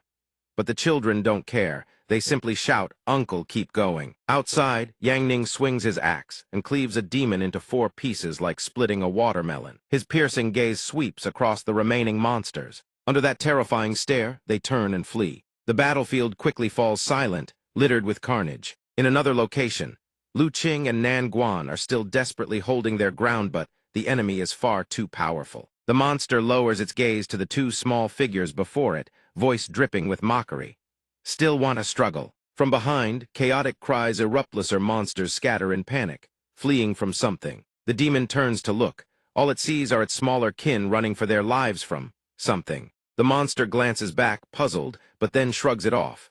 It turns its attention back to Lu Qing and Nan Guan. It draws its fist back. Flames erupt and roar to life around it. "Now time to send you both to the afterlife." Lu Qing stands before her shield, Nan Guan crouched behind it. Despair is written across their faces. It's over. A punch like divine retribution comes crashing down. The surrounding earth shatters and splinters apart. The ground fractures into rubble, dust erupts in a blinding cloud, and boulders are hurled in every direction. Finally, after a long moment, the dust begins to settle, revealing the silhouette of the demon. Its face is frozen in shock. A single person has blocked its punch using just 1 finger. Nan Guan behind the shield is equally stunned. The figure is Yang Ning, hand stopping the blow, the other gripping his axe. His presence overwhelming and commanding. Yang Ning extends 3 fingers and flicks them once. A storm of fire-like agony tears through the demon's arm, but the pain doesn't stop there. A colossal surge of energy erupts outward. It howls in agony. Yang Ning exhales sharply, then surges forward like lightning. He swings the axe upward in a casual arc. In the next instant, he's already behind the demon. Then, light as a feather, he lands. The demon's legs, now severed, tumble lifelessly to the ground under gravity's indifferent pull. Lu Qing and Nan Guan see who has arrived. Their eyes widen in shock, and they shout in unison, "Master!" Yang Ning lands gracefully. Beside him lies the charred, blackened corpse of the demon. The 2 girls rush over immediately. Lu Qing can't help but gasp, "That was incredible!" But her mood quickly sinks. She berates herself, "Master, we're too weak. We couldn't be of any help." Yang Ning doesn't scold them. His voice is gentle as he comforts them. "You've both already grown. Fight a few more battles, and you'll become even stronger." While the 3 of them are still talking, a thunderous explosion erupts in the distance. Cracking the earth open, a demon clad head to toe in heavy armor appears. Its voice brims with excitement. "Finalipry that can make my blood boil." Nan Guan sees it, and her face drains of color. She stammers, "It's a celestial vein, demon legendary creatures clad in demon armor. No human weapon can pierce their defense." Yang Ning studies the demon. Lu Qing steps up from behind and requests, "I want to keep fighting. Master, please restore me." Her unexpected plea catches his attention. He doesn't agree right away. He turns back to confirm. You want a forced restoration. Lu Qing's body is covered in wounds, but her voice is unwavering. Please, master, I wish to challenge a powerful foe. Without a word, a thread of green energy shoots from Yang Ning's fingertip. The energy envelops Lu Qing's entire body. Every wound, large and small, rapidly heals. After a moment, Lu Qing's eyes snap open, clear and sharp. She grips her spear tight and charges forward in a flash. Even Lu Qing is surprised by her own speeches gotten faster. In an instant, she's closed the distance to the celestial vein demon, thrusting her spear again and again. But every strike is deflected by its shield. Nan Guan stands to the side, watching the scene unfold, struck speechless. The demon swings its arm and sends Lu Qing soaring into the sky. She's launched a tremendous distance, her freshly healed body once again battered and broken. She gasps for air, eyes wild with panic. It vanished, without her knowing when. It has already materialized behind her. Its arm is already drawn back. By the time Lu Qing realizes it's too late, it slams a devastating blow into her small frame. She screams. She plummets from the sky, out of control. Nan Guan cries out in horror, "Senior Sister Lu!"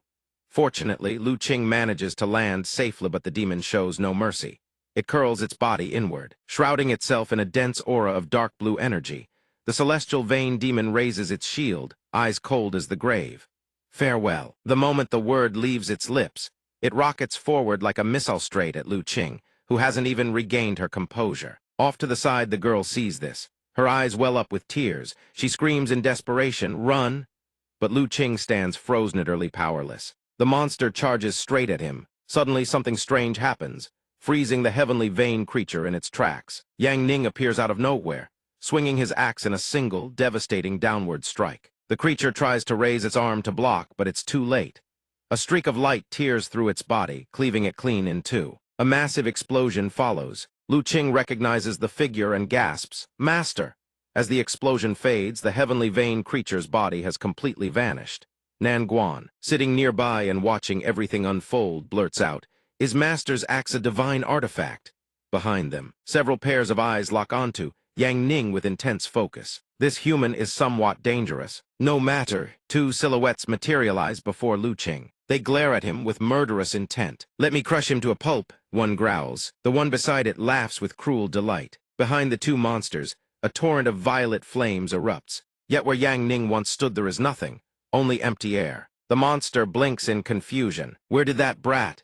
It fails to notice that its companion has already been cut down. Yang Ning speaks, and the monster's corpse collapses to the ground. No time to react. Yang Ning delivers a killing blow, then lands softly on the ground as though it cost him not a single ounce of effort. The lesser monsters watch their leader get slaughtered so effortlessly.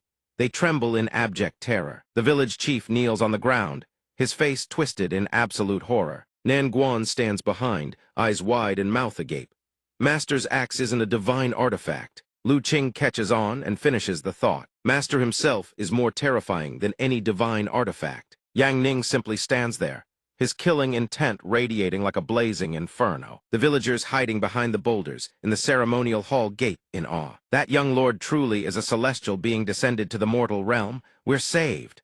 The crowd erupts in cheers. After a fierce exchange of blows, Nan Guan lets out a long, relieved breath. It's over, thank heavens for Master. But the moment they relax, the earth violently shakes. From ahead, a colossal foot slams down. A booming voice rings out, how laughable. A gigantic creature emerges, mocking them. These insignificant, feeble humans dare resist me. Lu Qing and Nan Guan stare in sheer terror. The villagers and the village chief turn deathly pale. It's not just on the ground, the sky itself is swarming with demons, thick as storm clouds. Unable to believe his eyes, Nan Guan stammers, What is going on?" The girl sits to the side, clutching her wounds, equally bewildered. Something's off. A small village like this should never be the target of a full-scale demon army. What is hidden in this village? The village chief hears this. His eyes widen. His voice stutters as panic spreads. "We're doomed." The villagers hiding behind the boulders begin to thrash in hysteria. "What do we do? What do we do? They're going to devour us whole." Yang Ning surveys the army before him. His expression grows solemn. "Plenty of small fry," he mutters, yet he shows no fear. He raises his hand skyward and a radiant beam of light erupts from his palm. Time to let the little third stretch his legs. Elemental three-headed dragon summon. The instant those words leave his mouth, a colossal three-headed dragon materializes. Every single witness stands frozen in disbelief. As the blazing heaven beast appears, a brilliant pillar of light descends from the heavens, bathing its enormous body in radiance. At the same moment, Yang Ning's silhouette is wreathed in flames as he slowly ascends into the sky. The monsters below stare slack-jawed, struck completely speechless. Seeing their distraction, Yang Ning's eyes turn ice gold, brimming with killing intent. He gives one command, clear a path. The blazing heaven beast immediately heeds its master's will. It unhinges its jaws and unleashes a torrent of raging fire. Not one head, all three spit searing flames at the 7 monsters simultaneously. A sea of fire crashes down, sweeping them away. Shrill, agonizing screams tear through the air. Trapped in the middle of an inferno, they cannot withstand the heat. They cannot fight back. They turn to flee, but how can one outrun heavenly fire? The blazing heaven beast continues to breathe fire, pursuing relentlessly. Wherever they run, the flames follow. In mere moments, a spiraling vortex of fire is born, engulfing and annihilating everything in its path. The flames show no mercy, growing fiercer with each passing second. Yang Ning floats in midair, arms folded, watching the carnage below with a look of quiet satisfaction. As expected of the little third, he remains perfectly calm, though those behind him are anything but. The villagers gawk, their minds utterly blank, unable to produce a single word. Nan Guan stands beside them, clutching his shield, his expression frozen in stunned disbelief. Seeing their reactions, Yang Ning begins to feel a twinge of unease. I might have gone a bit overboard. While the inferno still rages, a series of savage, guttural roars echo from the distance. Several dark silhouettes emerge from beyond. Their crimson wings blaze vividly against the black canvas of the sky. Gradually, their full forms come into view, ferocious colossal demon lions. Not one, but 3, arriving at once. Behind the boulders, the villagers cower. The children stare, eyes wide with primal horror. Colossal demon lions, a single one of them, is enough to raise an entire village to ash. The village chief trembles violently, his eyes red with despair. It's over. It's all over. A sphere of black-violet energy begins to coalesce before one of the colossal demon lion's maws. Without warning, it fires straight at the blazing heaven beast standing below. Only when the sphere is nearly upon it does the blazing heaven beast sense it, but it's too late. The sphere strikes the ground and detonates with catastrophic force. The explosion is so thunderous that even Nan Guan, standing far away, hears it with perfect clarity. She screams, "Little third." Her face overflows with terror and anguish. A moment later, the dust gradually clears. The blazing heaven beast still stands. It throws back its heads and roars with ragged sonic shockwave, sends rocks and debris scattering in every direction. Without hesitation, all 3 heads erupt in wild, untamed flame.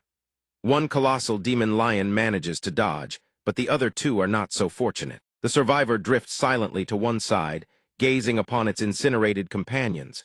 It utters not a single sound. No one notices when the blazing heaven beast takes flight until it appears directly behind the last lion. By the time the creature senses the descending claws, it's already too late. The blazing heaven beast plunges downward, its colossal body slamming onto the colossal demon lion's back, driving it straight into the sea of flames below. The colossal demon lion's body is swallowed whole. Only towering pillars of raging fire remain, not shrinking, but growing larger and fiercer by the second. The blazing heaven beast descends and lands, spreading its massive wings wide. It stands there and unleashes one earth-shaking roar. Yang Ning's expression reveals nothing. He simply watches everything with cold detachment. Those behind him, however, are petrified hands hovering in midair, utterly unsure how to react. The village chief prostrates himself on the ground, his face a mask of utter disbelief. Lord Dragon God, after a moment as if waking from a dream, cries out in overwhelming gratitude. Thank you for saving our lives, Lord Dragon God." Hearing this, Yang Ning blinks, momentarily stunned, a field of question marks floating above his head. Even so, he doesn't spoil the mood. He flashes a thumbs up and grins. "Just so long as you don't mind me scorching your plains to a crisp." The raging inferno finally, gradually, fades to embers. The next morning, clear skies, calm clouds, a gentle breeze. On a deserted road, the figures of Yang Ning and his 2 disciples walk at a leisurely pace. Nan Guan trails behind, constantly glancing back with worry. "I wonder if the old village chief and the others will run into any more danger." Lu Qing stops and turns to reassure her. A demon army of that scale breaching humanity's defense perimeter means it must have been in the works for a very long time. A crisis that severe won't repeat itself so soon. Nan Guan has no rebuttal. She gives a small nod and quickens her step. Yang Ning overhears the entire exchange and chimes in. Relax. That person called Lord Fei has already arrived at the village. Sensing the two girls' doubt, he turns around with a radiant smile. I can sense his aura from here. It's incredibly powerful. Now then, let's move out. He pauses. The destination. Yan City, he finishes. Lu Qing and Nan Guan exchange a glance. They answer in unison, yes, master. A tall, imposing figure stands amid the vast plain snow, a battlefield scarred by brutal combat. He occupies the center of the ravaged earth, where smoke and ash still drift lazily through the air. The man furrows his brow and asks once more, as if seeking confirmation. A youth had been guarding the village. That person was Bei Fan. He hailed from one of the 4 great sword sects, and was an old friend of the village chief. The old man stared at the scene before him, his face etched with shock and disbelief. What kind of youth was this fearsome? In the sky, a colossal monster slowly descended. The moment it touched the ground, it dropped to one knee and reported deferentially to the 2 terrifying beings standing before it. Reporting to the 2 emissary lords the Demon Legion tasked with assaulting Wang family village and retrieving that item was entirely annihilated in a sea of flames last night. The 2 monsters listened with cold indifference, seemingly unconcerned, until the truly shocking revelation Evan. The 3-eyed demon lord who commanded the army had been burned to ashes. One of the 2 monsters tilted its head, its eyes filled with disbelief. What kind of joke is this? Our clan's greatest secret was hidden in Wang family village, meant to be devoured by the demon ancestral spirit, a clue that thousands of high-level demon beasts struggled to obtain. This ambush was sudden.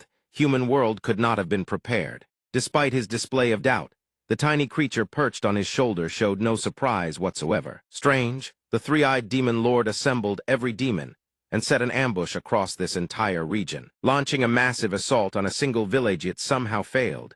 Unbelievable. From her tone, one could detect a hint of disappointment. Hearing this, the subordinate monster seemed to gain courage and hastily spoke up. This subordinate boldly speculates it was likely the work of a band of super-powerful humans passing through. The massive monster nodded, finding it reasonable, and cracked his knuckles with a series of pops. Super powerful humans, eh? I'll go have a word with, but the small creature on his shoulder cut him off. Don't stir up trouble. We must head to Flame City to prepare for that grand matter and welcome the Master's awakening. At that moment, the demon from behind respectfully reported the remaining details. Bei Fan of Sword-Slaying City has stationed himself at Wang family village. Not a single demon force dares approach. If there is nothing else, this subordinate takes her leave. The one sitting on his shoulder finally took notice. A sinister gleam flashed in her eyes. You bring bad news to ruin my good mood. That warrants punishment. The monster's face drained of color the instant it heard those words. Overcome with sheer terror, it didn't dare linger for even a second. It spun around and fled, crying out repeatedly, "Mercy, my lord, mercy." But reality is never so kind. From behind, an enormous sphere of energy had already been hurled. The faster it ran, the faster the sphere closed in. When the blaze was nearly at its back, it turned its head, its eyes filling with sheer terror. It let out a scream as an earth-shattering explosion tore through its body was reduced to ashes. The massive monster turned away without a shred of remorse. The 3-eyed demon lord is truly a good-for-nothing. Had the master let the 2 of us handle it, the secret would have been recovered long ago. Let us head to Flame City. The one perched on his shoulder also turned to gaze into the far distance, a provocative smile playing across her lips. Flame City, where all 8 directions convergate, was sure to be very entertaining. At Flame City, distinguished by its magnificent and massive city gates, Yang Ning and his 2 disciples had finally arrived. He raised a hand to shield his eyes from the sun, surveying the surroundings. The journey had not been easy. After more than 2 days of travel, they had made it at last. Nan Quan also swept her gaze around and seeing the deserted streets. She couldn't help but exclaim, "There are so few people in this city." "It's quite quiet," Lu Qing, walking beside her, explained. "This place lies near the Storm Wastelands, an incredibly dangerous region, where demon beasts appear in massive numbers. That's why the human population here is relatively small." Yang Ning, walking ahead, turned and asked, "You've been to this city before?" Lu Qing nodded lightly. "I came here once with the Liang army." After a pause, she continued, "Master, are we here to find someone?" He shook his head. "No, we're not looking for anyone. We're here to find the original monster arena." Upon hearing that, Lu Qing elaborated. The original monster arena is a place where humans and all manner of ferocious demon beasts fight each other to the death. Her words made Nan Quan's eyes widen beside her. Yang Ning turned around, a cunning gleam in his eyes, grinning like a mastermind hatching a devious plot. That's right. It's the place I'm going to use to train you kids in the most terrifying way possible. Seeing fear flash across Nan Quan's face, Yang Ning burst out laughing. Little. Nan Quan was truly frightened. He stopped teasing. The three of them pressed onward. Come on, let's go have a look. Eagles soared across the sky on outstretched wings. Below them loomed a colossal, awe-inspiring arena. The three stood before its grand entrance, once again raising their hands to shield against the blazing sun. Yang Ning swept his gaze across the entire panorama and declared, "We're here." The place was packed and bustling with activity. Nan Quan couldn't contain her excitement and exclaimed, "The monster arena is so lively. Many cultivators come here to fight and earn money. Some factions even bet on the outcomes of battles." Lu Qing added, "If you can predict the winner, you can make a fortune." From the distance, an ox cart came into view. Shouts rang out, "Make way, make way." Nan Quan and Lu Qing looked over curiously. This seems to be the convoy of the monster traders at the arena. One person watched the convoy pass and muttered, "Those people, selling monsters, is an incredibly dangerous profession." Heaven's Theer, the renowned powerhouses, ranked on the demon extermination board. The others gasped. The poverty ghost and the evil ghost of the five slaying ghosts have both come to Flame City. Following the exclamations, two figurettes on large, one small set atop the cart's canopy. Lu Qing also noticed the two, though her gaze lingered longer on the masked figure. The five slaying ghosts were infamous. Rumor had it that the poverty ghost would stop at nothing for money. Their gender remained unknown. And when hungry, the ghosts would feast on demon beasts. This person was extremely dangerous. The fat one beside them continued eating nonchalantly, paying no heed to the whispers. Hearing his disciples chatter, Yang Ning merely said flatly, "Forget whatever ghosts they are. Look over there. We've arrived at our destination." Before them, a flood of people surged into the arena. Yang Ning grinned. "We're entering the Monster Arena tournament." The two girls heard this and looked puzzled. Master is competing too, 300,000 gold coins per person, and the tournament even covers food and lodging. Yang Ning didn't answer. He simply closed his eyes and smiled faintly. The reason he was competing was that he had been away from the Wuji sect for quite some time now. He wondered had Bai Fei been behaving herself back at the sect. While Yang Ning mused, gazing at the crystal-clear pool before him in a distant land far to the east of the world, there existed a nation known as the Nation of 10,000 Forests, the sole haven for fox maidens in a world torn part by war between demons and humans. The reason for this was that a fox maiden had once saved this nation's king. They were deemed not demons, but pure spirits. Despite this official recognition, there were still a few reckless fools on the streets who would spot a fox maiden, mutter, "She's so adorable," and following old customs attempt to capture her, knock her unconscious and drag her away. Little did they know that fox maiden had heard every word. In the blink of an eye, the fox spirit vanished. A heartbeat later, she materialized behind the two of them, a brick already in hand, her gaze cold as a blade's edge. The counterattack commenced. The two with ill intentions were stunned. Before they could react, a three-person brawl erupted right in the middle of the street. After a fierce scuffle, the fox maiden emerged victorious. She stood tall and proud, still gripping the brick, looking down at the two battered men stammering, Don't kill us." She didn't bother responding. She crouched, reached for the pouches at their waists, and said in a low voice, "I want your money, not your lives." She claimed her spoils. She turned and walked away. That fox maiden was none other than Dong Yue, one of the 4 great bodyguards loyal to Bai Fei. By the roadside, 2 girls who had just walked past whispered to each other, "That bandit girl is robbing passers-by again. Aren't fox maidens supposed to seduce men? Keep it down, don't let her hear you." The girl beside her reminded her. At that moment, a blazing red figure streaked across the sky. Dong Yu's head snapped up instantly. That red figure was none other than Bai Fei. Dong Yu recognized who it was, and tears of joy welled up in her eyes. "Mistress, the mistress has returned." Without a moment's hesitation, Dong Yu circulated her chi, wrapping herself in a veil of azure light, and shot toward the red figure. She raced to meet her mistress. At the same time, at a small steamed bun stall, a little girl with fluffy fox ears and a tail was haggling. "Uncle, I don't have any money. Can I trade firewood for steamed buns?" The shop owner wasn't annoyed in the slightest even. His expression was warm and welcoming. "Of course you can, little cutie. Would you like 1 or 2? As he spoke, he pointed at a sign beside him.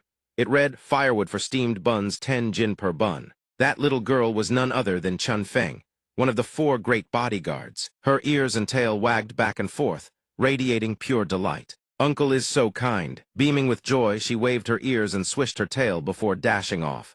Wait for me, I'll be right back. Chun Feng's behavior left the bun shop owner utterly bewildered. A short while later, Chun Feng returned, carrying a mountain of firewood so tall that both the owner and the customers inside froze in shock. A young man even wondered aloud whether some colossal beast had wandered into the city. But no one answered his question. From the distance, Chun Feng trudged forward step by step, hauling the massive load closer. When she drew near enough, a radiant smile broke across her face. Uncle, before anyone could process what was happening, Chun Feng hurled the entire pile of firewood forward.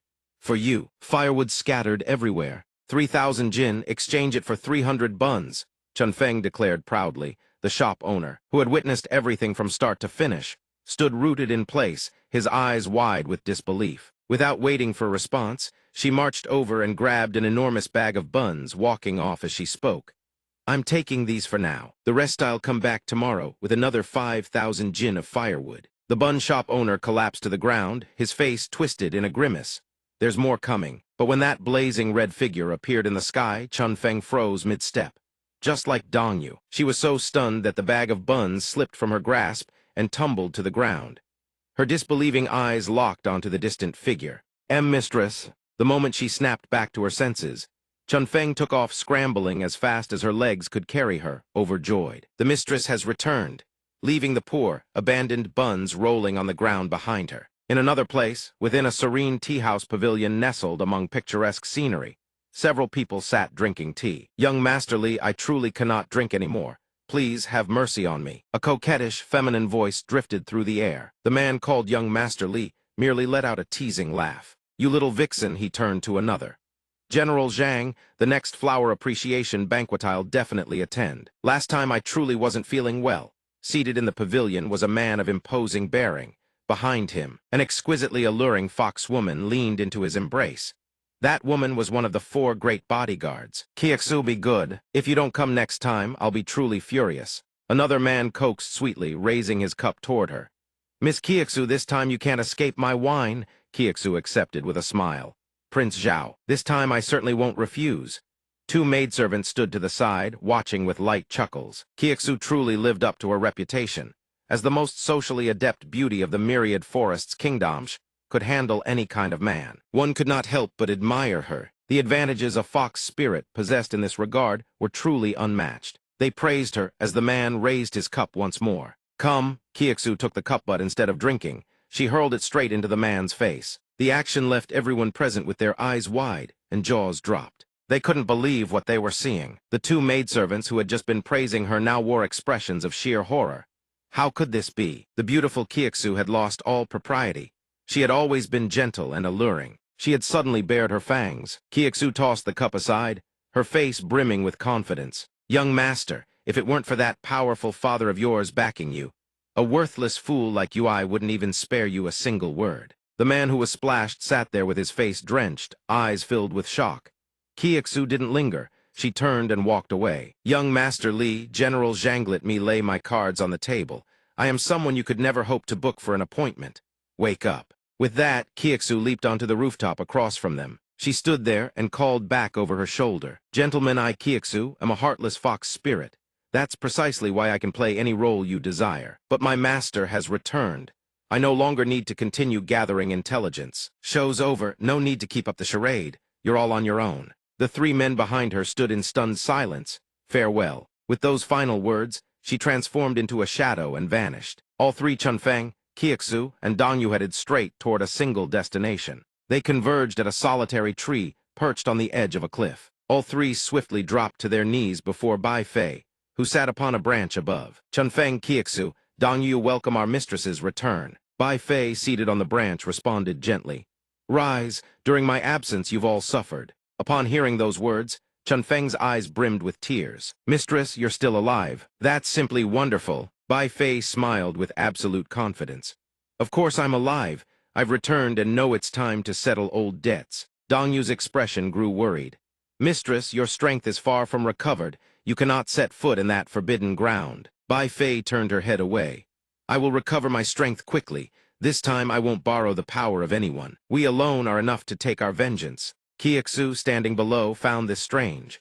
When the mistress said she wouldn't borrow anyone's power, it was because there was someone in her heart she feared dragging into danger. She stared puzzled, as though her words had struck a nerve. Bai Fei whipped around in shock. "And no such thing. How could there be someone in my heart?" The three standing below found this even more suspicious, and began whispering among themselves. The mistress lived among the humans before could it all be because of a man. The mistress doth protest too much. Bai Fei erupted in fury from above. Who likes men? Men are nothing but tools to us nine-tailed foxes. Ignoring her protests, Chun Feng began speculating about what kind of man could have moved the mistress's heart. Her curiosity was burning. Back then, the bodyguards had all wanted to marry the man the mistress truly loved side by side with her. Someone spoke up, unable to hold back any longer. Bai Fei's entire body trembled with rage as she spoke. Enough! A wisp of smoke rose, and her body began to shift back. Bai Fei returned to her normal appearance. "There is no such person. I will recover my strength swiftly. Also, among the 4 great bodyguards, Xiahua has gone missing. Do you have any news?" "No more jokes," the 3 replied solemnly. "We found some leads. We'll locate her soon." Bai Fei leaped down from above, a trace of satisfaction crossing her face. She landed at the edge of the cliff. "Very good. Once my strength is restored, and all 4 of us are reunited, that is the moment we strike." The 3 behind her answered in unison. Yes, turning back to Flame City. The night before the Monster Arena tournament officially kicked off, Yang Ning stood in the middle of the street, clutching a bag of snacks, his gaze sweeping across the surrounding scenery. This place was definitely busy. Even the girl selling grilled skewers was dressed provocatively. Chewing the food in his mouth, he glanced at the rooftop behind him where a figure lurked silently in the shadows. Though he noticed, he pretended otherwise and turned away. Better hurry back to the inn. The grilled meat still piping hot. Let those 2 girls have a taste. However, after walking only a short distance, Yang Ning's figure vanished without a trace. The one tailing him was none other than Dong Yu. Seeing him leave, she couldn't help but be startled. She leaps down from the rooftop with ease, landing softly on the ground. She scans her surroundings, but sees no one. Dong Yue has no idea that Yang Ning is hiding behind a nearby building. A sudden tap on her shoulder makes her jolt in fright. Yang Ning speaks up and asks, "Why? Are you following me?" Being tapped doesn't even surprise you. Dong Yue answers calmly, "You found me out. I'm here to verify whether this man who tempts my mistress, but refuses to admit it, has any real strength." Hearing this, Yang Ning roughly understands the situation. "Your mistress Bai Fei, she actually fled while I was away from the sect." Hearing that, Dong Yue retreats in anger, her gaze scrutinizing him from head to toe. "You look utterly ordinary. I have no idea why the mistress is so enthusiastic about you. Regardless, I'll be taking you back first." Yang Ning smiles with keen interest, a sharp glint in his eyes. "A bride snatching. I haven't had a good workout in a while. Come on, if you can so much as touch the hem of my clothes, I'll go with you." He taunts her. Hearing this, Dong Yue's aura surges. She assumes her stance. She is fast, incredibly fast, but the instant she moves, Yang Ning is already like a ghost. Appearing atop the rooftop across from her, Dong Yue's eyes go wide in disbelief. Is this the speed of a human? Even so, she refuses to give up. Dong Yue once again surges forward with full momentum. "I will catch up to you." She dashes toward where Yang Ning stands, reaching out, muttering to herself that she's just a little short. But just as her fingers are about to graze him, Yang Ning once again rockets into the air, and as he flies forward, he doesn't forget to call back. "Ming Yue, when will you ever learn?" His words ignite her fury. Neither of them notices a shadow lurking behind a nearby building. The figure dons a mask, watching the entire exchange from start to finish. Dong Yue and Yang Ning soar across the rooftops like birds in flight. One runs, the other chases. Yang Ning lands on a tree branch, pauses for a moment, then launches himself straight forward with renewed force. Dong Yue, trailing behind, is starting to lose steam. "Stop running." She grits her teeth, summons her strength, and continues the pursuit. The 2 of them chase each other across a sprawling mountain range. Only when they reach the edge of a cliff does Yang Ning finally come to a halt. She arrives moments later, landing right behind him. Dong Yue braces her hands on her knees, gasping for air. How can a human possibly fly that fast? She can't comprehend it, but he doesn't answer. He simply turns around and asks one question. "You're the strongest combat force under Bai Fei's command, aren't you?" She stands there, still struggling to catch her breath, her eyes filled with confusion, but she answers nonetheless. "I am the best fighter." Hearing her answer, he speaks in a calm tone to deny it. "You're far too weak. You can't protect Bai Fei while her strength has yet to recover. Dong Yue doesn't quite understand. What do you mean? Yang Ning doesn't elaborate. Instead, he says, I could teach you a few tricks enough to handle multiple enemies. But she refuses.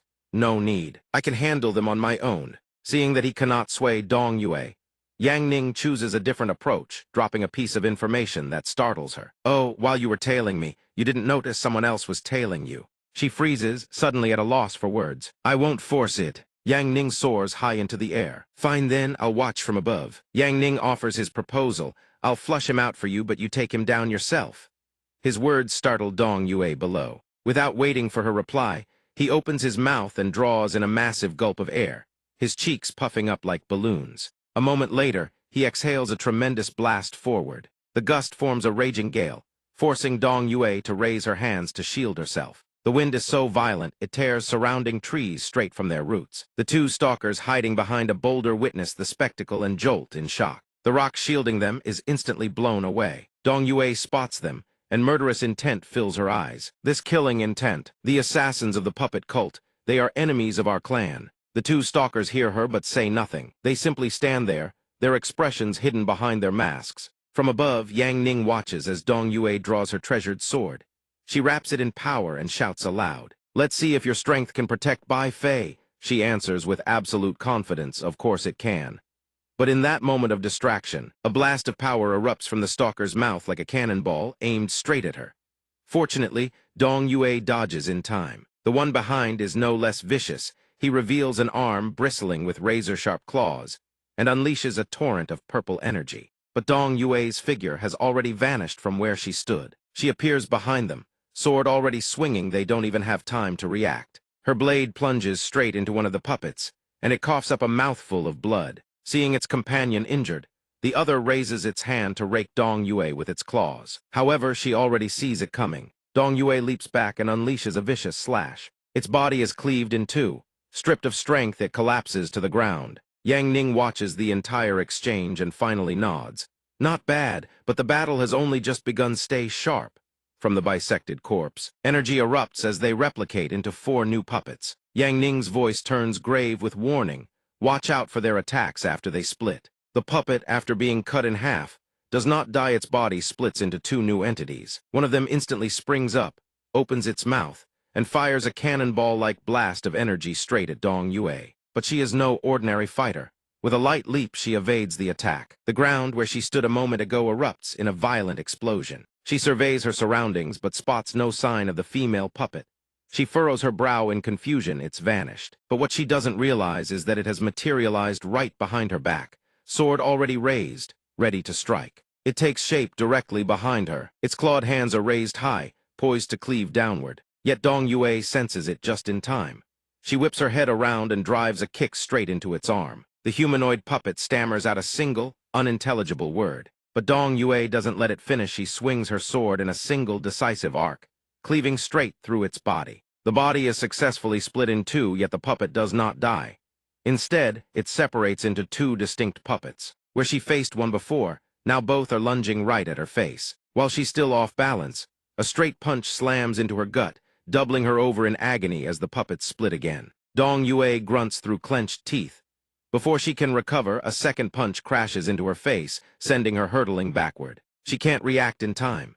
Her body is launched through the air, rolling across the ground. She can neither control nor stop herself. Fortunately, just before crashing hard into the earth, Dong Yue regains control of her center of gravity and lands safely, skidding back several steps to steady herself. From the distance, the male puppet opens its mouth once more, firing another blast of energy at her. This time, it's not 1 but 4 blasts fired simultaneously. Dong Yue immediately rockets into the air to evade, but fails to notice that another blast is already aimed straight at her back from behind. By the time she senses it, it's already too late. Yang Ning witnesses the entire scene. Seeing the situation turn dire, he darts forward in a flash, using a tree branch to deflect the attack. The deflected blast ricochets back, slamming into the horde of puppets, and erupting in a violent explosion that sends dust and debris soaring into the sky. Yet neither of them realizes that another female puppet is silently closing in from behind. Before Dong Yue can even react, Yang Ning is 1 step faster. His hand clamps down on her shoulder, and both their figures instantly vanish from the spot. The follow-up strike hits nothing but air. Yang Ning carries her and lands on the ground, letting the torrent of energy slam into the earth behind them. After the two of them touched down, 6 puppets materialized in an instant, forming a circle that encircled the two. Yang Ning still held her around the waist, making Dong Yue blush crimson. He paid it no mind. His eyes swept the battlefield. Analyzing in a heartbeat was a speed-type swordsman. Evasion was her lifeline. The puppets showed no hesitation and charged once more. Yang Ning held her close, twisted his body, and vanished from the encirclement. Even mid-movement, he didn't forget to teach. Watch my footwork. 30% real, 70% feint. Everything is an illusion. Whether Dong Yue heard him was unclear. All one could see was her staring at him, face flushed scarlet, not looking away for a single second, as Yang Ning glided effortlessly forward. The puppets couldn't keep up. They could only stand there, seething with impotent rage. After a good while of chasing, Yang Ning finally stopped. Given a moment to breathe, Dong Yue finally managed to voice her thoughts. You move so fast you're like a phantom. If I hadn't felt your hand, I'd have mistaken you for a ghost. Yang Ning didn't bother responding and continued his lecture. Next is defense. Its key isn't simply about speed. He paused for a beat before continuing. Seize the initiative from your enemy. A vine shot out from Yang Ning's sleeve. It lashed toward the puppet's head, and he whipped it straight down with a vicious crack. The puppets behind continued their advance, firing energy blasts at the two of them in unison. But Yang Ning commanded the vine to intercept every single one, and he showed not the slightest strain or fatigue. Prediction is key. Dong Yue, cradled in Yang Ning's arms, watched in stunned silence, her eyes wide as saucers. The puppets, battered by the attacks, staggered backward despite themselves. A surge of energy erupted and wrapped around Yang Ning's entire body. He stared ahead with a serious expression. Finally, offense. Only by combining speed and power can every strike find its mark. The instant he finished speaking, a massive wave of energy exploded outward. A barrage of slashing attacks erupted from Yang Ning, but this time he didn't stand still. He turned and took off. A chain of small explosions erupted where the puppets stood. What were once jagged silhouettes transformed into rings of fire hanging in the air. As the dust cleared, the shattered puppet remains tumbled to the ground. Yang Ning and Dong Yue stood nearby watching. He asked, "Did you memorize that fight?" She responded dejectedly, "Memorizing is useless if I can't replicate it." As expected, Yang Ning produced a book from somewhere titled Yi Family Basic Sword Techniqueen, tossed it to her before striding away coolly, not forgetting to remind her, "I wrote this book back in the day for 2 junior sisters in the sect to try out. Combine it with today's real combat, and you'll reap the rewards." The book landed squarely in Dong Yue's lap. She stared at it, bewildered. "Something this valuable and you just give it to me." As if hearing her thoughts, he glanced back and replied casually, "If that little fox insists on running off, I'll let her roam free for now. When I'm free, I'll go drag her back. Until then, she needs to keep herself safe." With that, he soared off without looking back, leaving her clutching the book in her hands. Dong Yue watched his silhouette fade into the distance, lost in thought. He's incredibly powerful. No wonder our mistress has fallen for him. If that's the case, and all 4 of us follow our mistress into marrying him, we'd actually be the ones getting the better deal. Only when his figure had vanished completely did she turn and leave. As she walked, she mused, head back to Wanson Kingdom. "My only transmission talisman is used up, so now I can only walk the entire way." Fortunately, she could refine the sword manual on the road. As for protecting her mistress, dawn was already breaking. At the monster arena, the grand opening day was about to begin. Crowds had gathered since early morning, each person wearing a numbered badge on their chest. Of course, Yang Ning and his disciples were no exception. He stood there, surveying the scene. After scanning the surroundings, he remarked, "There are even more people here than at a ball game." Suddenly, from the center of the arena, 7 figures shot into the sky, instantly commanding every gaze in the Colosseum. The 7 figures soared upward and hung in a single line across the heavens. The contestants below erupted in shock. The master of this arena, blood elders here. The 6 blood guards flanking him were each master-level warriors who had slaughtered countless demons. Nan Guan frowned, appraising their terrifying aura. The pressure radiating from those 6 was truly fearsome. One might expect Yang Ning to be indifferent, but he merely stuffed his hands into his pockets, his eyes gleaming with interest. "The truly formidable one is that old man. He's somewhat interesting." Blood Elder spoke in a booming voice. "Everyone, thank you for your patience. This old man hereby declares 9th Monster Arena Tournament is officially open. Life and death are fated, the strong reign supreme. The final champion will earn the privilege of facing this old man in combat. The stands below erupted in thunderous cheers. Blood Elder heard them chanting his name but paid them no mind. He simply turned to leave. Though not without a final remark, I wish you all luck. After a brief commotion, the 7 figures vanished as if they had never existed. In the wake of their departure, the contestants below were electrified with excitement, as if injected with a surge of fire. A transcendent powerhouse like Blood Elder was actually granting juniors a chance to challenge him, an opportunity of a lifetime. Those nearby nodded in fervent agreement. A single pointer from him could multiply one's strength tenfold. The registration counter was now open. Before its doors, people were packed shoulder to shoulder, and the contestant roster was swiftly posted on the wall. After examining it for a moment, a voice rang out. Not bad luck, you two are in Group 1. Head to the arena immediately. Yang Ning stood reading the roster and said calmly, your master is placed in Group 2. Before he could finish preparing mentally, the referee's voice boomed across the arena. The first round survival trial is about to begin. All Group 1 contestants enter the arena immediately. The first round survival trial is about to begin. All Group 1 contestants enter the arena immediately. Hearing the announcement, Nan Guan's face paled. She asked anxiously, Master, this is a survival trial. Will people die? Yang Ning chuckled and patted her head reassuringly, making Nan Guan's face flush bright red. He comforted her, don't worry. With the evasion strike techniques I've been teaching you these past few days, no demon will get close to you. Before the 2 girls set off, he sent them on their way. But in this fight you battle for yourselves, no teaming up. The 2 girls' morale surged after his encouragement. Lu Qing replied, yes. Inside the arena, the stands were packed to the brim, without a single empty seat. Lu Qing and Nan Guan followed the other contestants inside.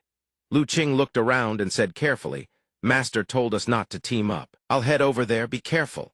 Nan Guan nodded in agreement. The referee then continued announcing the rules. The rules of the survival trial. Once contestants enter the arena, they must endure waves of monster attacks and survive for 30 minutes to qualify for the next round. In the center, contestants huddled in a massive cluster. The referee looked toward the gates and shouted, Wave 1 of the monsters is approaching. Everyone, prepare yourselves. The monsters of the first wave are upon us. Brace yourselves. Countdown 10, 9, 8. Nan Guan trembled with each count. Behind her, a young couple stood pressed close together. The girl said fearfully, Brother Yang, I'm so scared. I really shouldn't have come. But the boy beside her quickly reassured her, don't be afraid. They're just low-level monsters. When the time comes, just hide behind me. I'll shield you from 1,000 demons and 10,000 fiends. Their display drew Nan Guan's attention. The girl, hearing his words, happily hugged him even tighter. Noticing Nan Guan's fear, the girl offered, Little sister, don't be nervous. Come stand with us, I'll have Brother Yang look after you too. But Nan Guan gently declined, oh, no need, 3, 2. With each countdown number, the gate slowly rose. At the final count, the last gate was fully raised. Countless figures surged out from within. A wolf-like beast burst forth and landed in the arena, as an endless tide of monsters flooded out like a raging wave. The pack of direwolves appeared at the forefront. A thunderous roar shook the arena. The contestants on the field, witnessing their arrival, felt their hearts plummet in terror. It had begun. Shock and horror spread across every face as people staggered back several steps. What is this? The monsters this round are insane. One contestant asked, voice trembling. Direwolves possess immense strength, blinding speed, and ferocious tempers. Everyone be extremely careful. The moment they spot humans, they attack with savage fury. The words barely left his mouth before the wolves charged straight at the crowd. But their figures vanished without warning. For that very reason, the contestants stood frozen, unable to react until the attacks struck, and they screamed in panic. One wolf landed right before Nan Guan and the couple behind her. The boy called Brother Yang, who had been so full of bravado moments ago, was now cowering behind the girl, trembling just as badly. Don't be afraid, I'm here. Nothing to fear, big brother has got you at all. Burly man standing nearby witnessed the entire display and shot him a look of pure contempt. Trash. That man wasted no time. He launched his own attack, charging straight forward. The direwolf saw the incoming assault and lunged with a bone-chilling howl. 2 other contestants stood watching as the man and the wolf were about to collide, marveling. Incredible, a true expert who dares to face a direwolf head-on. He's a spirit realm cultivator. Actually has the confidence to challenge such a terrifying creature. Both sides clashed in a brutal collision, but even the so-called expert was swiftly pinned beneath the direwolf's claws. The wolf planted its feet and launched itself forward. In an instant, it appeared before Nan Guan's group. It stared at the three of them with savage, crazed eyes. Brother Yang screamed, his legs retreating as he abandoned the girl and fled though his mouth still sputtered, Don't worry, I'm here." The girl could only stare in frozen terror. Nan Guan finally summoned her shield. The direwolf lunged to attack. Though her body trembled with fear, Nan Guan remembered Yang Ning's words. Trusting in herself and her shield, she charged straight at the wolf. Shield strike technique defense mode. It blocks the wolf demon's claws dead in their tracks. The moment its paw slams into the shield, the claw simply vanishes. Everyone standing nearby stares with bulging eyes. It hits the shield and the claws just shatter on their own. Nam Quan surges forward with the momentum, sending the wolf demon's body hurtling through the air. The wolf demon crashes to the ground. Blood spills across the earth. Its body shatters to pieces. Everyone stands frozen. By the spectacle then erupts into thunderous cheers. Good heavens, this girl is insane. A single defensive strike and the wolf demon is dead. Others begin questioning their very existence. Wind sweeps across the arena. Nam Quan's cloak flutters and snaps in the breeze. She stands there like a war goddess. She cannot believe what she just accomplished. After bringing down the wolf demon, Nam Quan's eyes glisten with unshed tears, her face burning with determination. The second form of the shield strike technique, one master just taught her, truly works. The contestants watching from the sidelines feel a surge of courage. One of them shouts, "Even this little girl dares to step up. We can fight too." But the moment those words leave his mouth, a wave of wolf demons charges straight at them, sending everyone stumbling back several steps in sheer terror. Screams of panic erupt one after another, far removed from the soaring bravery of moments ago. Now they turn tail and scatter, shrieking as they flee. They can't fight these things at all. Their lives hang by a thread. Behind them, the wolf demons pursue relentlessly. But just as a wolf demon lunges, a spear plunges straight into its maw, sending blood spraying in every direction. The spear's wielder is none other than Lu Qing. After finishing it off, she yanks her spear free and walks away, leaving the wolf demon to hemorrhage violently on the ground. The fleeing crowd skids to a halt, staring at her with utter bewilderment. Isn't this supposed to be a survival race? Why is she the one chasing down the monsters? And what kind of terrifying spear technique is that?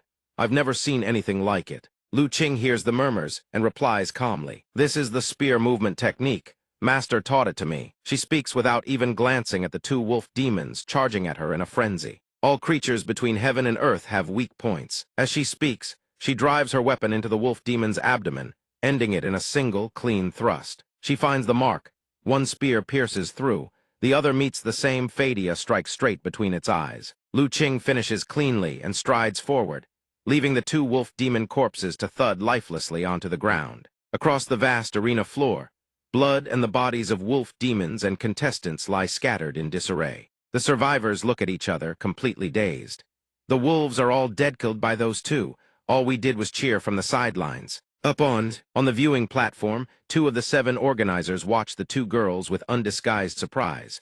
Watching them fight is exhilarating. I want to go down there and join in myself. Poor Ghost speaks up. It's the prize money that's got your blood pumping, isn't it? Hungry Ghost, sitting beside him, reads his true intentions the instant the words leave his mouth. Hungry Ghost doesn't dwell on it, and resumes savoring the delicacy in his hand. This time in Flame City, our mission concerns the lives of countless people. Don't stir up any more trouble. Poor Ghost lets out a long sigh, his gaze never straying from Nam Quan's fighting style. Just watch the match. I like that little shield girl. He watches Nam Quan's figure standing on the arena floor, eyes full of anticipation, hoping she can hold out a little longer. The referee, silent until now, finally speaks, "Attention all contestants. The second wave of monsters is approaching. Prepare yourselves." The countdown begins. The contestants below are stunned. The referee counts 10, 9, and panic grips them all. Already, the second wave already. But the referee doesn't care, he keeps counting. 3, 2, 1 on the final number. The gate imprisoning the monsters lifts open, revealing creatures with long, lolling tongues. They are serpent demonsan. They surge forward in a frenzied charge. As they close in on the contestants, their mouths gape wide, and a strange, frigid aura erupts forth. The freezing chi spirals into a vortex, hurling several contestants through the air. Those who fail to dodge are instantly frozen solid on the spot. A red-haired girl trembles violently. "This is terrifying. They're frost-piercing serpent demons. What do we do?" A young man named Dung hides behind her, his mouth still bold. Don't worry, an idea suddenly strikes him and he jabs his finger forward. That girl. She'll protect us, stay close to her. The crowd agrees it's their only option and huddles behind Nam Quan's small frame. A serpent demon slithers close, launches into the air, and spews a blast of frigid chi. It quickly swirls into a small vortex, but Nam Quan raises her shield and blocks it cold. The people behind her gasp at the tremendous impact. Incredible, that shield can even block freezing chi. But there are too many swarming around Evan. The red-haired girl is being pushed back by the fierce winds. If this keeps up, we're finished. Let's go help her. Nam Quan hears everything and reassures them, no need. My shield strike technique still has another form shield strike counter. With that, Nam Quan thrusts her shield forward, sending the frigid chi blast ricocheting straight back. The reflected attack slams into the serpent demons, drawing a deafening shriek from their ranks. This time, it is they who are frozen into ice statues. Solidified, they plummet to the ground and shatter into countless shards. The people behind her gape in total astonishment.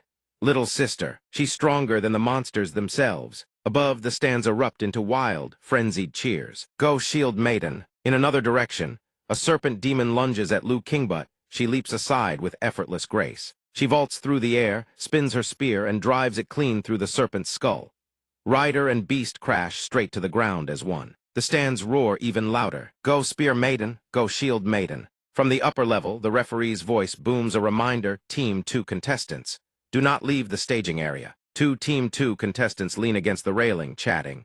Team 1 is so blessed. Those two girls fight like war gods. Wonder which powerhouse trained them. Must be nice to just coast to victory. We don't have that kind of luck. We've got a good-for-nothing dragging us down. Neither of them realizes that the very powerhouse they're wondering about is leaning against a nearby pillar, fast asleep. A while later, the referee makes another announcement. Time's up, contestants. The survival round has ended. No contestant has fallen. All have earned the right to advance. The contestants on the arena floor erupt in excitement.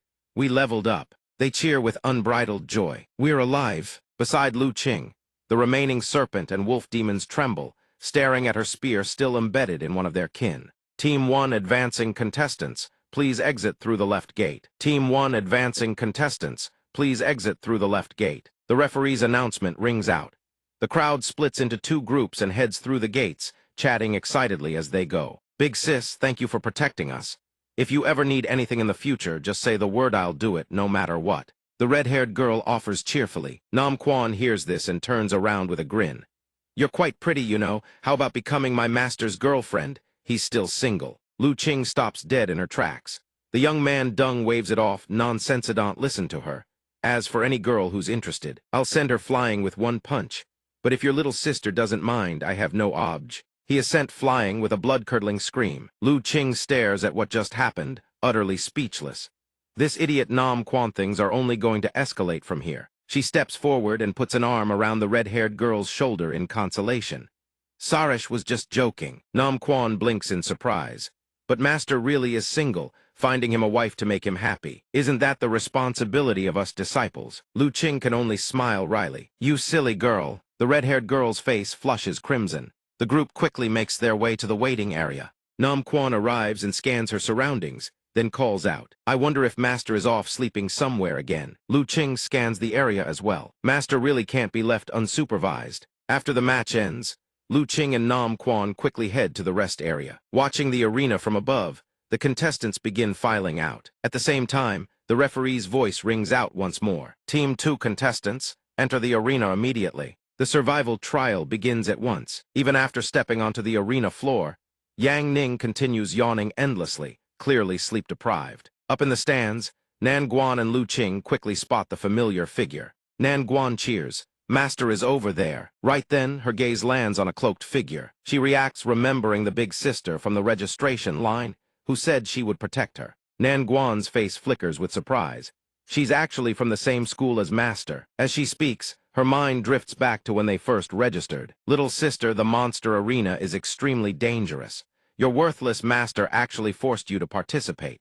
If we end up in the same group, I'll protect you. Before those words, Nan Guan at the time could only nod helplessly. Suddenly, a thunderous roar of excitement erupts from the arena floor. It's the old hero. The old hero is actually here. The two contestants shout.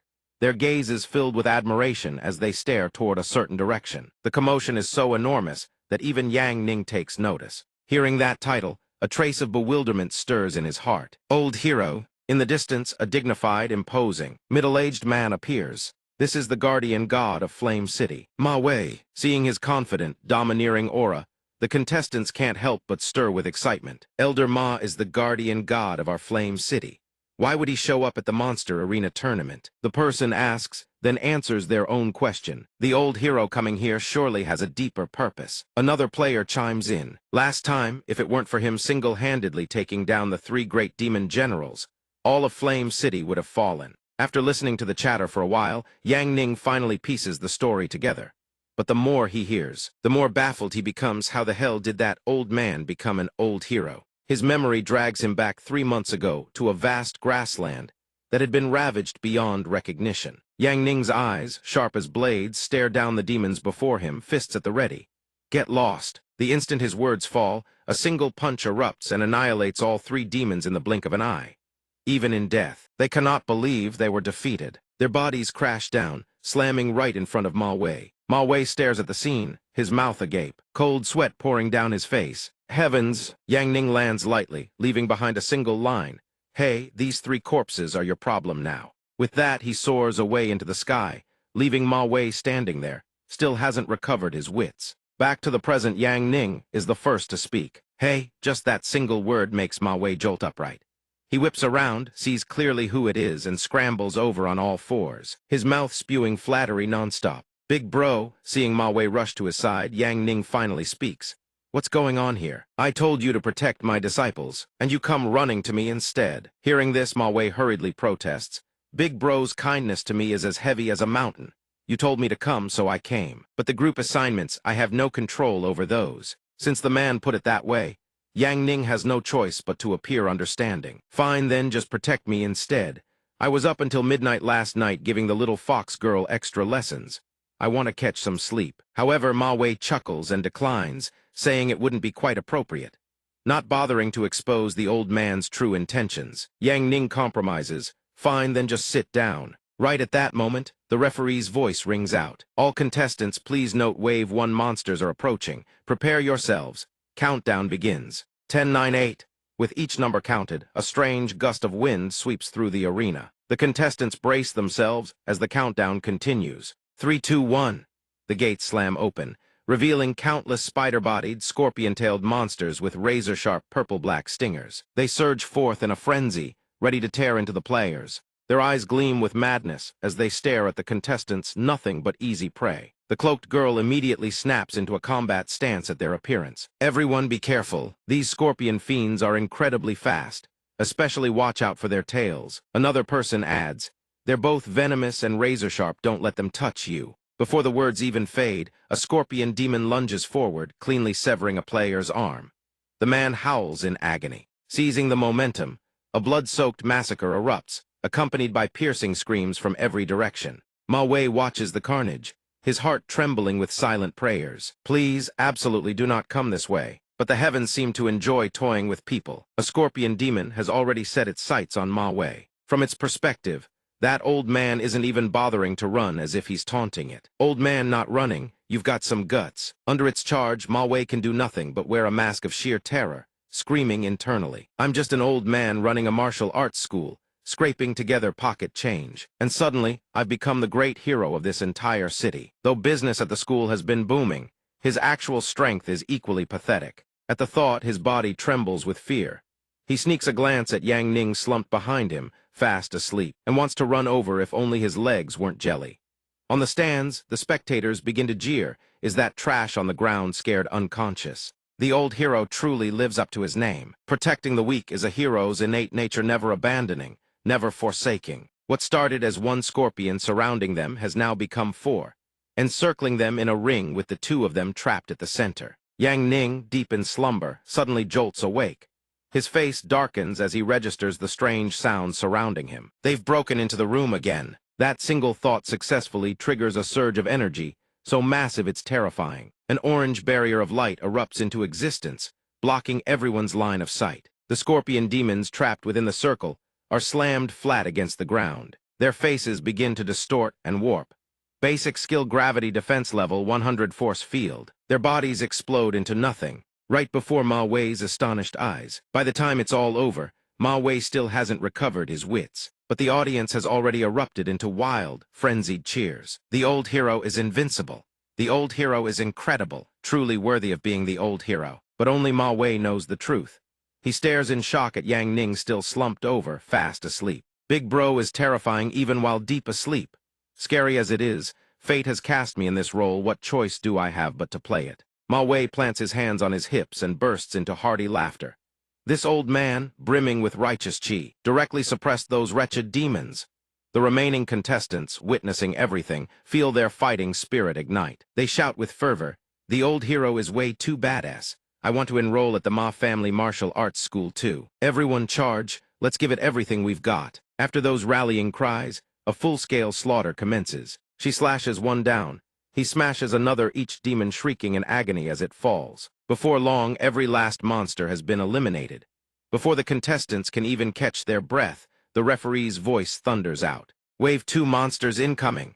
The gates swing open once more, and countless bull-headed, human-bodied demons wielding colossal maces charge into the arena.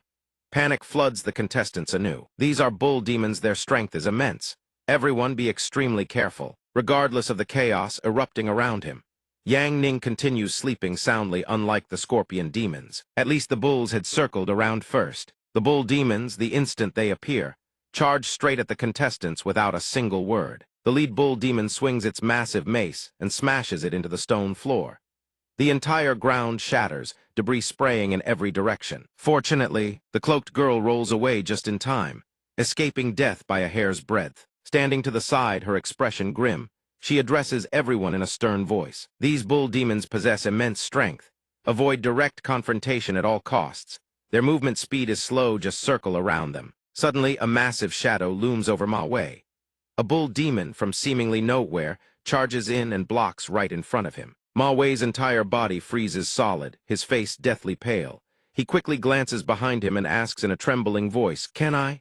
Run. He assumed Yang Ning had long since fallen asleep. Yet by some miracle, the man answers without missing a beat, "No running." Hearing that, Ma Wei feels as if struck by lightning. His face shifts from pale to ashen green, cold sweat streaming down in rivulets. But fate never grants anyone time to prepare 2 more bull demons charge in. Witnessing the scene, Ma Wei's soul practically leaves his body. His legs give out and he topples backward. But in that very instant, a hand grabs his shoulder, holding him steady before he can hit the ground. Yang Ning dips his first 2 fingers and taps several acupoints on the old man's back. Instantly, a torrent of colossal power erupts within Ma Wei's body, startling even himself. But before he can even adapt, the bull demon's massive club comes crashing down. In a panic, Ma Wei raises his arms to block on pure instinct, yet nothing goes according to plan. The demon's club snaps clean in 2. Even Ma Wei himself can scarcely believe the terror of what he's just done. The spectators in the stands can't help but gasp in stunned awe. The remaining bull demon lets out a furious roar. It swings its club straight at his skull, but just like before, the weapon shatters in 2. The surviving contestants gulp in unison, murmuring. The old hero is incredible, taking on the bull demon's hardened bodies with his bare fists. Old, yet still this sturdy. While the stands erupt in amazement, Ma Wei hasn't recovered. His mind has gone completely blank. Right at that moment, Yang Ning's voice echoes in his ear, "I've reinforced your body with Origin Battle Chi. It lasts 3 minutes. Drive them away and stop bothering me." Those words alone are like pouring fuel onto fire.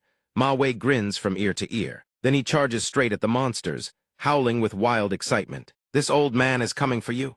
His aged frame barrels straight into the herd of bull demons. He hurls punches and kicks, each strike tearing through the air like it wants to rip the atmosphere apart. His war cries echo across the arena like a madman who just escaped the asylum. The other contestants watch the spectacle, torn between laughing and crying. The old hero's moves are so fast, his skills are just like the old days. Unfazed by the world, Ma Wei remains utterly lost in his punching frenzy. Then he throws his final blow. As the last punch lands, Ma Wei strikes a pose, desperately trying to look cool. But when he eagerly glances at the bull demons, not a single scratch on their bodies. Ma Wei's eyes go wide. Cold sweat drenches him from head to toe. Obviously, his pathetic cat-scratch martial arts aren't even enough to tickle them. The 2 bull demons turn to stare at each other, utterly bewildered. The spectators munching on snacks in the stands also wonder what's the meaning behind that stunt. Why are those two brutes completely unharmed? Is this some kind of zero damage, maximum humiliation technique? It's like someone just doused us with a bucket of cold water. Ma Wei finally realizes something is off.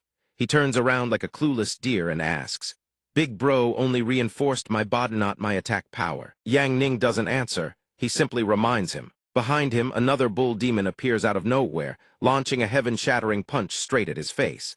By the time he turns, it's far too late to dodge. The punch lands square, planting a violent kiss right on his face, but surprisingly, the injured party isn't who you'd expect. It isn't Ma Wei, it's the bull demon. Its arm snaps clean in half, drawing a shriek of agony, exploiting his momentary lapse in awareness. Another bull demon swiftly materializes behind him. It drives its razor-sharp horns straight into his back, but all it does is make Ma Wei stiffen ever so slightly. The true damage falls on the attacker. The bull demon's entire upper body erupts into shreds. The remaining contestants, battered and bruised as they are, can't contain their excitement at the sight. So the old hero was toying with them the whole time. The old hero truly is a cunning veteran. He hears everyone's praise but understands nothing.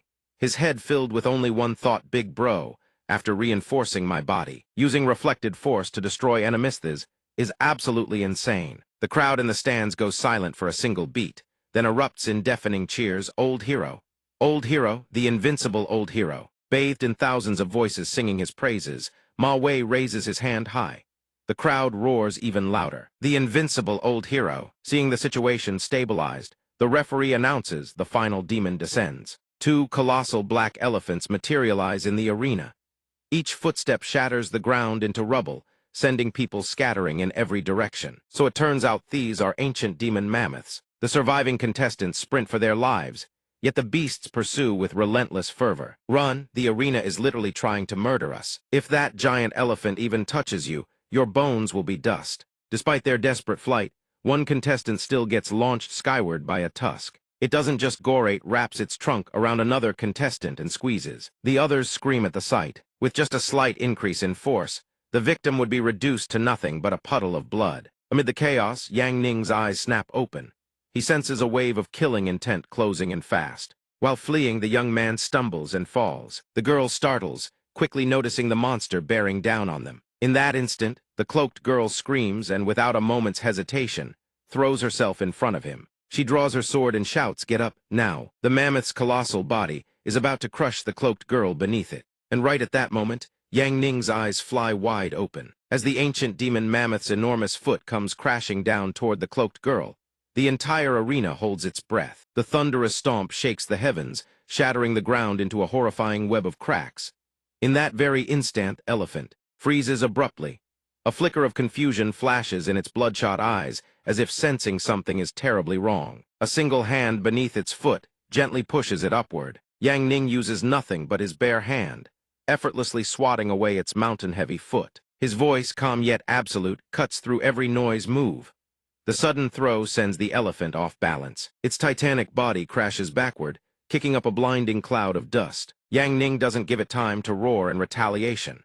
Instantly, the mammoth's enormous trunk convulses as if seized by an invisible titan's grip. To the beast's sheer horror, Yang Ning grabs its trunk with one hand and swings it around like a toy. He glares at it and delivers a single command, short and cold as a death sentence. Scram! Spun like a top, the elephant is far too dazed to do anything. Its enormous body gets hurled like a ragdoll, slamming straight into the protective barrier wall. The colossal beast is pinned firmly into the wall, embedded in stone by Yang Ning's raw strength. Old Ma Wei and the girl can only stare in frozen silence.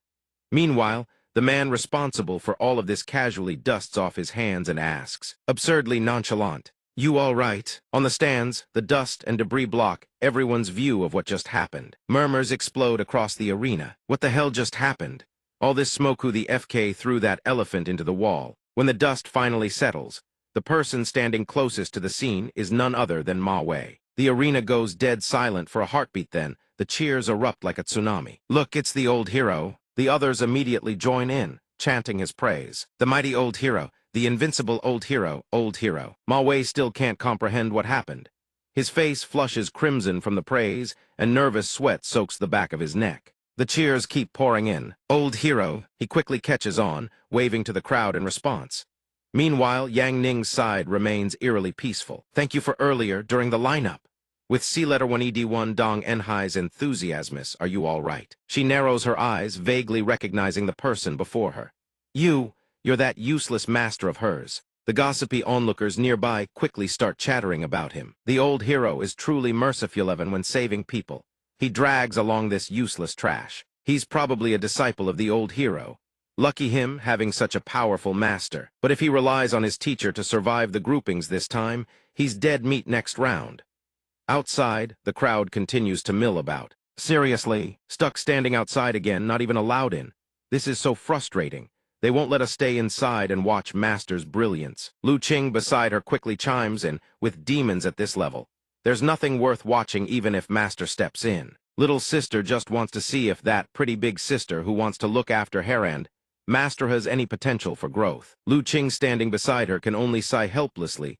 Stop trying to find a Master's wife, for Master already. Immediately the announcement rings out, grabbing both their attention. Time's up. This round of the survival trial has concluded. All contestants who have not been eliminated are hereby qualified for advancement. Yang Ning yawns lazily and strolls outside, ready to clean up and go back to sleep. Old Ma Wei remains basking in the adulation. Old hero, the old hero's domineering aura. The old hero irritates the wolf beyond reason. Without hesitation, it lunges straight at him, catching him off guard before he can dodge. It pounces and bites him relentlessly, leaving him screaming. Stop, stop, stop, stop. The people watching from above stare in bewilderment. Why doesn't the old hero just deal with that wolf? Perhaps he's a dog lover. As expected of a great hero, shows compassion even to small animals. Watching from above, he lets out a sigh. How boring. There are clearly some interesting demons in there. Why won't they release them? In a nearby room, someone speaks up. That young man behind the old hero is quite formidable. Could he be the one the demon world has been searching for? One of the people involved in the Wang family village incident. The woman beside him quickly interjects. The envoy from the demon realm mentioned that person might show up at the monster arena. Blood Elder. Let's use the next match to test him. Otherwise, the demon world will say we've been taking their benefits all these years without delivering. She immediately responds, yes. At Wanlin Nation, Autumn Leaf Lake Thurzu stands aboard a boat. Zun Fong rushes over from afar, her expression frantic. Mistress, mistress. She nimbly leaps onto the boat from the far shore, startling even Thurzu. Hey! Thurzu smacks her, and she clutches her head, yelping. Ow, ow, ow. Thurzu glares at her. Such recklessness will disturb the mistress's cultivation. She calmly asks Zun Fong, what is it? Zun Fong immediately produces a book. Mistress, I found a magnificent, one-of-a-kind book. It will surely brighten your tedious cultivation days. She speaks slowly. Zun Fong. I've long since reached a stage where such things no longer bring me joy. Let me take a look. She picks up the book and can't help but be stunned. The title reads, Record of Yan Xiang. Instantly, a burst of energy erupts from where she stands, startling even Zun Fong. Die, die, die, die, die. I never want to see this book. Every copy of the record of Yan Xiang and Wanlin Nation must be burned. Her calm composure vanishes, replaced by white-hot fury as she tears the book to shreds. That Yan Xiang is nothing but a green tea schemer, pretending to be innocent all day to lure in those shut-in men. Even Zun Fong and Thurzu are taken aback by the sudden outburst. Thurzu suddenly speaks up, Mistress, what is a shut-in man? Hearing the question, she hesitates. Well, it's a type of man who stays cooped up indoors all day. Thurzu continues, if the mistress despises the record of Yan Xiang so much, why not let me hunt down its author and kill him? That shut-in man's obsession with Yan Xiang will be severed, and his heart will turn to the mistress instead. Autumn Leaf is left speechless, her face flushing crimson. I want to focus on my cultivation. I couldn't care less about anyone's feelings. I simply, purely dislike Yan Xiang. That's all. With that, she leaps away in a flash, leaving the two on the boat staring blankly. Thurzu speaks up. The mistress is so strange. To think a mere human man could make her lose her composure like this. Zun Fong beside her quickly adds. Once Dong Yue returns, we'll find out what kind of man he is. After all, he could very well be my future husband. Back at the Monster Aranathe competition enters its second day. The announcer's voice echoes across the Coliseum. All second-round contestants, prepare yourselves. The matches begin now. Nan, Guan, standing beside Yang Ning, lifts her gaze and whispers, Master, it's our turn today. The people nearby turn around and freeze. The goddess of commerce and the beast-taming goddess. They really are together, but their astonishment quickly erupts into chaos when they see Nan Guan and Lu Qing walking shoulder to shoulder with Yang Ning. Wait, that trash disciple of the old hero is that close to them. One man immediately steps forward, playing the hero rescuing a damsel. "My two goddesses, is this trash bothering you?" He nearly chokes on his own saliva. Lu Qing doesn't hesitate, pointing straight at him. "We all belong to him. What are you even talking about?" The man's eyes widen, his face turning beet red. The would-be hero freezes, his face draining of color as panic and bewilderment set in. The three of them stride inside without another word. Yang Ning strolls along, speaking casually. "Our match is about to start. Let's go leave those two behind to stew, definitely just in it for the money. A trash like him needs money to buy a good master and chase after goddesses." His companion sneers. "Don't Waratade's fights are one-on-one. No one can help him. He'll get booted for sure." The announcer's voice rings out again, "All contestants on the floor. Proceed to your designated arenas for the individual advancement matches." The moment Yang Ning steps up, the crowd erupts in disdainful whispers. It's that trash disciple of the old hero. Last round, he only passed because the old hero shielded him. The two from earlier, on the other hand, laugh with absolute confidence. Without his protector, he'll surely piss himself in terror. Quiet now, the real show is about to begin. Right before Yang Ning, the ground trembles. A black rift tears open, and countless massive tentacles slither out. The crowd on the stands gasps in shock. "What in the world is that?" The referee's startled voice crackles through the speakers, stuttering. "This kid drew a non-ranked elite-tier demon." He pauses. "What was it called again?" Since the referee has the memory of a goldfish, he frantically flips through his handbook and finally finds the name. The referee's voice turns laden with dread. "This octopus, it's the demonic Deathreacher." In a room near the stands, someone speaks up. "Master isn't using something as fearsome as the demonic Deathreacher on him a waste." The woman beside him cuts in quickly. "After the demonic Deathreacher kills its prey, it devours their soul. That way, we can confirm whether he was involved in the Wang family village incident. If he was, we'll know exactly what happened there. Sell that intelligence to the demon world and we'll reap enormous profits." The old man stands there in silence, his expression darkening. If the kid doesn't die, then he's as good as dead anyway. The stench radiating from the creature's body forces him to grimace and clamp his nose shut. "God, that reeks, stay away from me." Soul-rending Rampagate attacks him instantly. But catching him is no easy feat. He leaps and bounds, weaving away from its foul, reeking tentacles. The two from earlier laugh with glee. "Where does that trash think he can run? Now this is exciting. Go big octopus, get him." The two are so hyped that the people around them stare in disbelief. The acrid stench is so unbearable that he can't help but clamp his nose shut and scramble to flee. Attacking its body directly would send fluids splattering everywhere. Hardly a fun time. He spins around and flips the creature off with a friendly middle finger. The three from earlier who wanted to assess his strength can only stare in speechless silence at the scene before them. Yang Ning flicks his finger so basic priest's lure activates. The creature senses something amiss and flinches. Soul lure level 100 max. Its soul is ripped from its body in an instant. Everything happens so fast that it has no time to react. Blood Elder watches in shock. The demon beside him recognizes it instant. Plithis is the legendary soul-locking art. The lesser demon blurts out, "Is he human or the god of death?" Unable to see the spiritual forms, these two can only stare in confusion at his actions. What is that trash doing? Is he seriously taunting the demonic Deathreacher? Yang Ning's expression hardens. He swings his hand to the side, no words wasted. He turns and walks away, his tone utterly nonchalant. Done. The demonic Deathreacher's soul splits in two. Its massive body crashes to the ground right behind him. Dust and debris billow where it fell, but he strolls away without a care in the world. Everyone present is struck by a mixture of shock and disbelief. The referee snaps out of his stupor and bellows into the speakers, "Contestant number 287 wins." Advancing to round 3. The two spectators from earlier are left in utter, incomprehensible disbelief. "That demon just fell on its own. It must have been injured during capture. He just got lucky and drew a dying one." Meanwhile, one of them bolts away, muttering curses under his breath. "Holy crap, Hugh!" The figure standing beside Blood Elder speaks up quickly. "The Deathreacher died at his hands. Shall I go down and probe him in the next round?" She seizes the moment, rushing forward with a coquettish plea. "This time let me go." Blood Elder finally opens his mouth, his voice carrying a hint of amusement. "It's been a while since such interesting prey has appeared.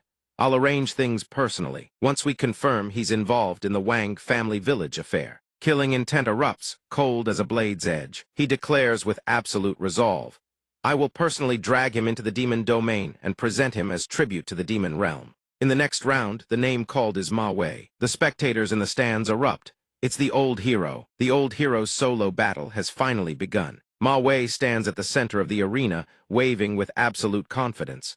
"All you monsters come at me." Flashback 10 minutes. Ma Wei clutches Yang Ning's leg, tears and snot smeared across his face. "Boss, you absolutely have to help me keep the old hero title, or my martial arts school business is done for." Yang Ning sits there, calm and composed, his tone flat. "This old man will give you face since you'll earn money after this, always supporting the orphans of soldiers who died in battle. The demons will help you this once." Ma Wei immediately lifts his head, eyes as if finding light again back to the present. Yang Ning's voice rings out from a nearby stand, startling Ma Wei into spinning around. "Hey, look ahead." From the dark portal before him, a colossal alligator slowly crawls out. The announcer's voice, booming through the megaphone, can barely hide its shock. "Ah, it's the mystic water alligator. The old hero's opponent is formidable. The mystic water alligator is savage in temperament, its body tough as steel impenetrable to blade and spear. A truly fearsome existence." He nearly pops his eyes out seeing it. How will the old hero deal with this? Ma Wei tries desperately to calm himself. He must stay calm. Taking a deep breath, he points forward and shouts the rehearsed line, "Come forth, my avatar." He can't help but curse inwardly. Boss made him say the most humiliating lines. Instantly, a magic circle appears beneath his feet. Yang Ning, from his position in the stands, flicks his wrist to activate the mid-tier summoning Technique 1 Strike Berserk Bear, level 100 max. A colossal bear, towering as tall as a building, materializes behind Ma Wei. He immediately puffs out his chest and declares with ferocious authority, "Indeed, this old man's hidden occupation is the envoy of the material world." Old Ma Wei shouts these bizarre words, flailing his fists wildly forward. The spectators witness this magnificent spectacle and erupt in cheers. The old hero is so cool. That summoning is absolutely magnificent. The mystic water alligator roars, its eyes brimming with killing intent, as it addresses the old man posing for show. Old men are nothing, but Bones Thigh's bear's meat must be delicious. The giant bear, hearing this, immediately flies into a rage and shoves Ma Wei aside with one arm. "Old man, scram, this lord wants to fight." Ma Wei stumbles to the side, yelling in a panic, "Bro bear, can you at least let me have some sense of participation? With so many people watching, at least save me a little face." The giant bear shoots him a sharp, warning glare. It grumbles and grudgingly accommodates Ma Wei's wish. "Fine. You get to be the bait in this fight." Then with a single casual punch, it sends him flying into the sky. The stands fall silent for several seconds at the sight, then burst into animated discussion. That old hero's avatar is brutal.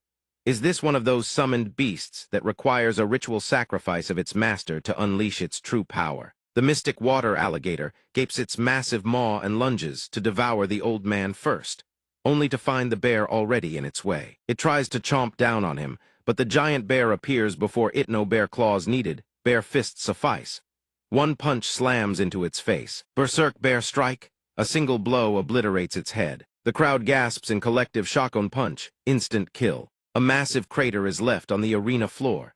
The mystic water alligator's body crashes down amid horrified cheers. Blood gushes endlessly from its neck. Ma Wei possesses such a terrifying summoned beast. Previously our investigation showed he probably doesn't have that kind of strength. We need to report the latest situation to Master. Old Ma Wei crashes down from the sky, screaming non-stop, a tremendous thud echoing behind the giant bear. The announcer springs into action, reporting the situation swiftly. Contestant 314 advances to the third round. The method of conclusion was rather spectacular. The stands quickly erupt over this effortless victory. Truly worthy of the old hero, deliberately lured the monster into attacking him, then seized the moment for his summoned beast to strike. The old hero and his summoned beast work together in perfect harmony. The old hero's strength is formidable, and his acting is equally powerful. That blood-curdling scream was so convincing. The giant bear glances at the old man trembling on the ground and snorts coldly. "Old man, for the sake of my master, this lord helped you this once." Ma Wei barely manages to crawl back up, unable to form a complete sentence. "My back, someone help me up." Yo, the mystic water alligator side doesn't look much better either. It lies there twisted, crying out for help. Somyeon come save its back. On another front, Lu Qing has also finished his battle. Result Longzai surrenders. Contestant 288 advances to the third round. Next up is Nan Guananother. Announcement rings out. Contestant 289 advances to the third round. She smirks triumphantly. Watching the disciples breeze through the rounds, he observes with pride and praise. Not bad, not bad. Suddenly he lets out a massive sneeze. Yang Ning blinks in surprise. Huh? What's going on? Who's thinking about me? Cut to the Sect's library. A black bird squawks in panic, surrounded by a swarm of disciples. Did you hear the rumor from somewhere? The first girl to enter Yang Ning's room will receive good luck. I suspect he made it up himself to trick people into cleaning his room. The girls quickly retort. Sect Master is the only man in the entire sect. If his room can bring good fortune, that's not nonsense at all. I heard there's even peach blossom fortune involved. You absolutely must secure the right to clean Master's room. Yan Ru glares at them furiously. Only I can clean Master's room. Anyone who wants to step inside will have to go through me first. The shut-in girl Xingzaiozai quickly chimes in. Squeeze in? Get out of the way. A nerd's room should be cleaned by a fellow nerd like me. Break any of those weird gadgets, and can you afford to replace them? Fan pats the bewildered heads of Luo Zhu and Lei Lei. To make senior sister give up on Master, I can only sacrifice myself and bear Master's evil peach blossom fortune. Whatever nonsense this is, the cleaning rights I don't care. Do as you please. Suddenly, someone steps out from the room. What's all this noise so early in the morning? The girls freeze in shock. Su Shu emerges looking half asleep. You all woke me up. Yan Ru turns to stone seeing her walk out. Yao, how did you get in there? Su Shu says nonchalantly, because senior sister has already decided to let me marry Master. So while Master's away, I came here to get used to the bed, so that after we're married, I won't have trouble sleeping. What the hell is going on here? Yan Ru erupts like a volcano, screaming, You're dead. Wretch Su Shu, I'll kill you. Su Shu trembles in fear. Alive, I am Master's wife. Dead, I am Master's departed spouse. She stands there, terrified before these women. Yang Ning, hurry back. I can't handle these women anymore. The third day of the Monster Arena Top 16. The stands are packed to the brim, murmurs and chatter ceaseless. You think that good-for-nothing is going to die this time. His luck is about to run out. He's made it this far. If he can advance another round, I'll quit martial cultivation entirely. The two-person team, rounds to resist the monsters, continue. Next team, please enter the arena. Yang Ning lets out a bored sigh. The wait is too long. It finally irritates the nearby spectators enough to speak up. When he steps out, trash rains down from the stands above. It's that good-for-nothing Agin withdraw from the tournament. Withdraw. But when Ma Wei steps out behind him, the attitude of those on the stands flips entirely. It's the hero again. The old hero is here. Ma Wei strides forward with booming confidence, face beaming as he addresses Yang Ning. Boss, being in the same team as you to fight monsters this time, Thai's little old man's good fortune spans 3 lifetimes. A blessing others couldn't beg for. The eliminated contestants, seeing the two paired together, immediately howl in disbelief. Did he bribe the organizers or something? He gets to team up with the old hero. I'm losing all faith in a world where money can buy everything. Before the dark portal, Yang Ning smiles faintly, anticipation glimmering in his eyes. I wonder if they can give us some interesting demons. From the dark portal, a blood-red wing drenched in the stench of gore bursts forth. Killing intent floods the arena. Though, Yang Ning merely utters a single syllable, showing the barest flicker of surprise. The announcer immediately introduces the beast that just appeared. It's the celestial blood rock, a ferocious predator that devours stifling horses as prey. The audience panics at the words. The announcer quickly reassures, everyone, please don't worry. This grand demon has spatial restriction seals on its body, and the spectator areas are protected by barriers. Everyone is safe. By now, Ma Wei's face has gone completely green.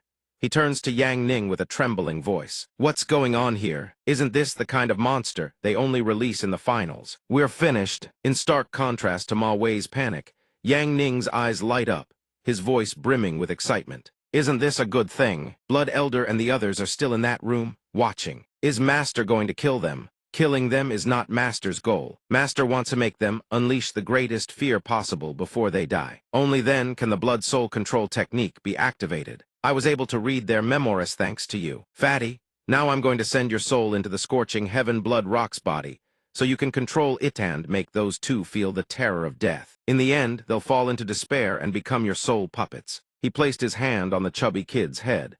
Turning the tables on enemies, that's my specialty. The kid's soul immediately left his body. As soon as he finished speaking, he hurled the soul toward it. The blood rock seemed to sense something flying toward it. Now, the scorching heaven blood rock's body was under the kid's control. The people above stared wide-eyed. It was a forbidden tier max-level summoning technique. The snakes immediately spat venom toward him. Scorching heaven blood rock great toxic rain. He closed his eyes and dragged Ma Wei out of harm's way. The old man was hauled along, screaming nonstop. Both Yang Ning and Ma Wei managed to dodge the attack. From above, cheers erupted nonstop. The old hero truly fears no danger. Even in a mountain of blades and sea of flames, he moves with ease. At the critical moment, he didn't abandon that trash disciple. Truly, the old man's cool factor is off the charts. He's still in a state of panic, his legs wobbling as he stumbles around. Yang Ning calmly asked the old hero, "What do we do next?" Ma Wei was stunned upon hearing this. "Big boss, please don't address me like that. You'll shave years off this old man's life. The one who wants to kill you isn't mates that bird." As soon as he finished speaking, the blood rock soared toward them with murderous intent. The snakes surged forward relentlessly. One dove down to attack, leaving a massive crater in the ground. Yang Ning calmly pulled Ma Wei aside, dodging the strike. Composed as ever, he suggested, "How about we play catch with it?" He then sealed Ma Wei's acupoints. Boss, except for my hands, I can't move a single part of my body." His hands flapped frantically like a bird beating its wings. Yang Ning grabbed Ma Wei's immobilized legs exactly as planned. "I'm using Origin Battle Chi to harden your body. Right now, you're the host and you're my weapon." Ma Wei's face went pale as death upon hearing this. Human weapon snakes kept charging forward. 3 snakes lunged at him with clear killing intent. A true rice-powered weapon. Yang Ning grabbed Ma Wei by the legs, spun him like a baseball bat, and slammed him repeatedly into the snakes. Ma Wei had turned ghost-white with terror. The others above screamed, "Get him." This unfilial disciple is using the old hero as a baseball bat. Suddenly, something flew into the private box on the spectator stands. In a single strike, the snake's head landed squarely in his hand. The chubby kid's body also began to recover. "He's provoking us." The old hero used himself as a weapon to protect his trash. Discipline truly, the actions of a man with heroic virtue. The invincible old hero, the mighty old hero, the dashing old hero. Ma Wei, tears brimming in his eyes, still waved his hand, desperately trying to look cool amid the roaring cheers. "Damn it, I will make every last one of you feel true fear. Go wait for death." Mad barrage of sinking stars cannon. Countless giant snakes surged forward like a storm of artillery fire. Yang Ning smiled faintly and said, "Bring it on." Ma Wei lay sprawled on the ground, crying without tears. "Boss, hurry up and finish it. I want to go home." The blood rock unleashed its mad barrage of sinking stars. A terrifying torrent of power erupted from its body. Without hesitation, Yang Ning grabbed Ma Wei and hurled him skyward. The old man streaked through the sea of fire and dense barrage, then charged at blinding speed. A single slash cleaved the blood rock's body in 2. The spectators witnessed the scene, and their hearts nearly leaped out of their chests. After bisecting it, the old man ricocheted back like a human pinball. Yang Ning reached out and caught him effortlessly, as if nothing had happened. The old hero landed, foaming at the mouth, eyes spinning in circles, yet still managed to strike a cool pose. The entire arena erupted into chaos. The old hero is foaming at the mouth as, putting his life on the line for the performance. The strongest weapon in the mortal realm isn't easy to wield, the horned girl calmly assessed. The head wasn't destroyed, so there's still a chance. Though the body was bisected, the chubby kid's soul gritted his teeth, desperately forcing the body to heal. The blood rock's flesh and blood gradually reconnected. Sinew by sinew, bone by bone, it reassembled. After a while, it finally returned to its original form and let out a piercing screech. "Is the blood rock immortal? We already cut it in half and it still can't be killed. This is going to be trouble." A talisman suddenly appeared, flashing to life. The talisman seemed to have awakened something dormant deep within it. Exotic rock awakening. Flames erupted around it, engulfing its entire body. Blood flames of scorching heaven. A ring of fire radiated outward from its body, sweeping toward the spectator stands. The audience scrambled to dodge. Just as it was about to reach them, everyone was shielded by a protective barrier. The temperature climbed steadily from the intensity of its flames. A few stray sparks slipped through and the evil demon immediately drew them into its mouth. "That thing really eats anything. Careful you don't get indigestion. Broke demons, stop your yapping. Stop mourning your money already. Push any more and someone's going to die." The broke demon flicked a single bean hair. 1 bean soldier, 1 silver plum coin flip, 1 bet on my meal money. The bean dropped slowly, forming a tiny humanoid body. Moments later, it solidified into a small silver-grade bean soldier. It charged toward the crack and clung to it with all its might, refusing to let go. Gradually, the blood rock's body began to mend with startling professionalism. Moments later, the crack vanished, leaving the onlookers nearby wide-eyed in disbelief. The referee quickly announced, "Thank you, Lord Broke Demon and Evil Demon, for your intervention. That was far too terrifying. Blood flames of scorching heaven will incinerate everything within its area of attack. Can the old hero and his disciple hold on any longer?" Yang Ning hurled Ma Wei once again. "Here we go." The old man could only scream helplessly. Before he knew it, he was already face to face with the blood rock. The kid controlling it sneered with contempt. "Overreaching fool, in moments you'll be burned to ashes." Ma Wei, standing before the blood rock, was already drenched in a waterfall of sweat. Yang Ning raised one hand toward the sky. Ma Wei mimicked his gesture exactly. Basic puppet technique. The kid launched his attack. "Come, the moment you touch me, your soul will be scattered to the winds." The instant he finished speaking, a fist crashed into his skull-synchronized direct fist, level 100 max. The old man's punch had struck the blood rock's headbutt at the same time. The blow connected with the kid's soul trapped inside. A single punch from the old man sent its head flying. On the other side, the kid suddenly coughed up a mouthful of blood, startling the horned girl beside him. The spectators in the stands were all stunned by the sight. Even the evil demon couldn't hide its astonishment. In the end, the chubby kid's headless body severed from its soul collapsed to the ground, with a heavy thud, blood gushing endlessly from his neck. On the arena floor, the blood rock crashes down, its crimson blood staining the entire stage. The referee grasps the situation instantly and announces the result without delay. The blood rock is defeated. Congratulations to the old hero and his disciple for advancing successfully. He flicks his finger downward. "Come on down." The moment the words leave his mouth, Ma Wei collapses to the ground, trembling violently, his face pale as a corpse. Yang Ning releases his technique. He walks away with an air of nonchalance, not forgetting to remind Ma Wei to clean up his road to riches draws one step closer. Ma Wei remains ashen-faced, unable to comprehend what just happened, while the entire audience erupts, chanting his name as old hero. In a dark chamber, the girl with a horn atop her head grits her teeth and asks, "Master, how do we deal with him?" "Go down there and settle that brat yourself," Blood Elder says in a low voice, his killing intent spreading. The blood rock proved no match for him. "The arena has its rules, but this arena is my world. No matter how powerful he is, he's nothing more than a chess piece. He cannot escape my control. Let us wait and watch the fate I've arranged for this piece unfold." In the Tiantian Kingdom, atop Songji Mountain, Bai Fei sits cross-legged inside her cultivation chamber. Outside, Chunfeng and Kiexu stand guard in silence. Suddenly a strange aura sweeps in, snapping her eyes open. From beyond the bridge, a figure approaches slowly. The demonic aura radiating from her is so intense that its power can be felt clearly even from a distance. Chunfeng and Kiexu stare in shock. That demonic aura, it's overwhelmingly powerful. Chunfeng immediately reveals her terrifying nature. She lets out several roars and begs, "Don't come any closer."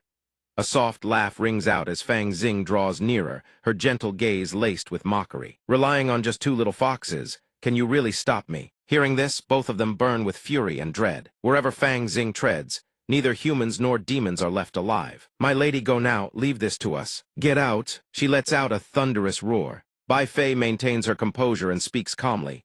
"It's fine, let her through. At worst, I'll lose a single tail more than enough to destroy her." In the blink of an eye, Fang Xing stands before her. Her face twists into a grimace as she speaks.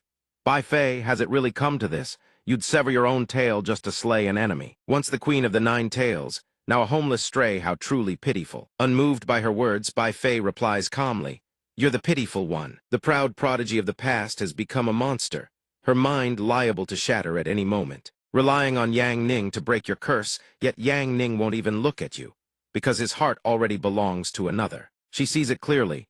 Witnessing Bai Fei's utterly nonchalant attitude, Fang Xing can barely contain her agitation. "Sect, who even is this so-called junior martial brother of yours?" Hard to say. Bai Fei refuses to remain seated on the ground. She gathers momentum and leaps to her feet. She lands on the railing, a delighted smile spreading across her face. "Do you really need to ask? We've even kissed already. Every time you see him, all you get is teased, don't you?" Struck at the heart, Fang Xing's fury ignites. her voice growing louder by the second. Bai Fei, cut the nonsense.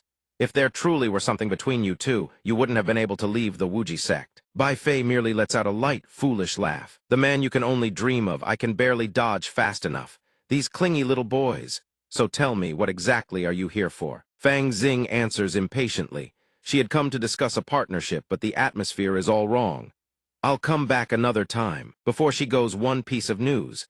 A matter of life and death regarding your sect's junior master. The moment Yang Ning's name is mentioned, Bai Fei's eyes flicker with a reaction she cannot hide. Fang Xing turns to leave, speaking as she walks. The demon realm is about to unleash a catastrophe upon Scarlet City. No human will escape. This plan of the demon realm is but the first step toward utterly annihilating humanity's defensive line. Central Scarlet City will be reduced to a wasteland of death. Will your sect's junior master be caught in it? Truly worrying, handle it yourself. The instant she finishes speaking, she rockets into the sky and vanishes. Whatever Bai Fei is thinking, she too launches into the sky without hesitation, leaving the two girls with a single sentence: I must go to Scarlet City. Bai Fei hasn't gone far before Kiexu blocks her path, her gaze stern and questioning. My lady wants to go save Yang Ning. Her face flushes crimson with embarrassment. Nonsense. I'm heading to Scarlet City to find pills that can restore my strength. My lady has not recovered, and Sect Master Yi's strength still surpasses yours. Going there won't make much difference. Better to advise Dong Yue to warn him to leave Scarlet City. A message arrives from above. The atmosphere grows grave. Kiexu reports tensely, My lady, I've just located Xia Hua's position. She's been pinned down. We need to deal with this first. At the mention of Xia Hua, she freezes. In the end, Bai Fei turns her back, signaling her intent to return. Fine, tell Dong Yue to warn Yang Ning he must leave Scarlet City immediately. I don't care whether he lives or dies, but he has helped me before. The Azure Fox clan has always repaid both kindness and grudges in full. Chun Feng giggles to herself. My lady is so adorable. The two little foxes speak in unison without prior arrangement. Repaying kindness and grudges in full, we understand completely. After a moment of thought, Bai Fei finally orders Chun Feng and Kiexu to go find Xia Hua. Both respond, yes. Meanwhile, in Scarlet City, 7 figures huddle together, gossiping about Yang Ning. That old hero's disciple, and he actually made it into the top 16. So annoying, makes you even angrier the more you think about it. He struts around every day with 2 goddesses on his arm. Just then, he steps through the door, and the group jolts in shock. Boss, I'm back. Are the 40 lamb skewers, 20 chicken wings, and 30 beef tendons ready yet? The shop owner replies hastily, just a moment, almost done. Sorry for the wait. He recalls meeting Dong Yue earlier. I see now. As for Bai Fei, don't worry, I'll handle it. Bai Fei, one of the men eating nearby speaks up. Speak of Cao, and he arrives, why are you even here? He fires right back, not backing down one bit. What are you staring at? Never seen a handsome man before. The men sitting there sneer. Handsome men? Sure, we've seen plenty, but we've never seen one disqualify himself. Hey, pretty boy trash during the Monster Arena tournament. Contestants are strictly forbidden from leaving the training quarters at night. You left without authorization. That's an automatic disqualification. It's over. No good show to watch next round now. The man bursts into raucous laughter, each shrill note striking Yang Ning's face like a slap. He freezes. Once again, he steadies himself with silent encouragement. No way. Without a second thought, he bolts outside. The shop owner panics and shouts after him, Kid, your grilled meat. Back at the arena, 2 guards block his path. They bark in his face, you left without permission, automatic disqualification. Clutching the skewers of grilled meat to his chest, he can only weep at this absurd twist of fate. It's over, all my money was riding on me. Everything's gone. The Monster Arena's day of reckoning arrives, such a pity. Duty calls, he can no longer watch the decisive battles. The Demon Realm's grand offensive is about to begin. The Blazing Sun Legion madly mobilizes its forces in Scarlet City. The moment the crisis erupts below, legions of soldiers stand in rigid formation. Poor Ghost speaks up, hundreds of thousands of humanity's granaries are stored in Scarlet City. This place must be held at all costs. If Scarlet City falls, it means the complete collapse of humanity's western defensive line. The demon annihilation has begun. He lets out a long sigh. Today, I won't be able to cheer for Shang Niang, or Shun Niang for that matter. Evil Ghost stands above, gazing down from on high, and replies, but all your money is bet on their master's team. Poor Ghost can only say in anguish, I'm never trusting a man again. In the surveillance chamber, the elders have gathered to observe the match. One of them speaks with amused interest. that Yang Ning violated the rules and got himself disqualified. Another raises a doubt, could it be? He saw through the scheme, the outcome was already decided. Perhaps he chose to leave on his own terms. Blood Elder's expression darkens as he answers them. It matters not. Shang Niang and Shun Niang are his disciples. As long as they remain here, Yang Ning cannot escape. This old man has his own arrangements. No one escapes this net. Look, there he is. The people around him are chattering and complaining about him as we speak. This guy is truly shameless, forfeits on his own just to dodge a fight. And he even wanted to watch him get thrashed by monsters in the arena. The old hero has announced his withdrawal too. What magnanimity, giving the younger generation a chance. The referee wastes no time and declares in a booming voice, "Today is the day of the monster duel. I am the host and referee of this preliminary clash. 4 participants enter the arena, and the ultimate victor shall earn the right to challenge the mightiest monster." The final battle format is rather unique. Now let us welcome our first duo, Spear Goddess, Lu Qing, and the Shield Goddess, Nangong Dong. The crowd erupts without hesitation, chanting both their names, Shield Maiden, Spear Maiden. Yang Ning lets out a dark, dejected sigh from the sidelines and half-heartedly encourages his disciples. Hang in there. All the money this master has lost you two need to claw it back with the prize money. The battle is about to begin. The referee's voice thunders once more. Welcome, everyone, to the battlefield of the Monster Duel Championship. Team 2 consists of the Zyro siblings Zyro Ling and Zyro Han. As you all know, they are descendants of the Zyro family, one of the 4 great noble houses of Ziyuan Kingdom. This is Zyro Han, a prodigy of the younger generation. Let us all look forward to their performance. And this young lady is Zyro Ling. The crowd gasps in unison. The Zyro family actually came to participate in this kind of deadly tournament. The referee doesn't keep them waiting and quickly lays out the rules. Now then, the rules of the duel. 3 teams shall engage in an all-out free-for-all. If the last team standing is the human team, 1 member shall be selected to challenge the final monster.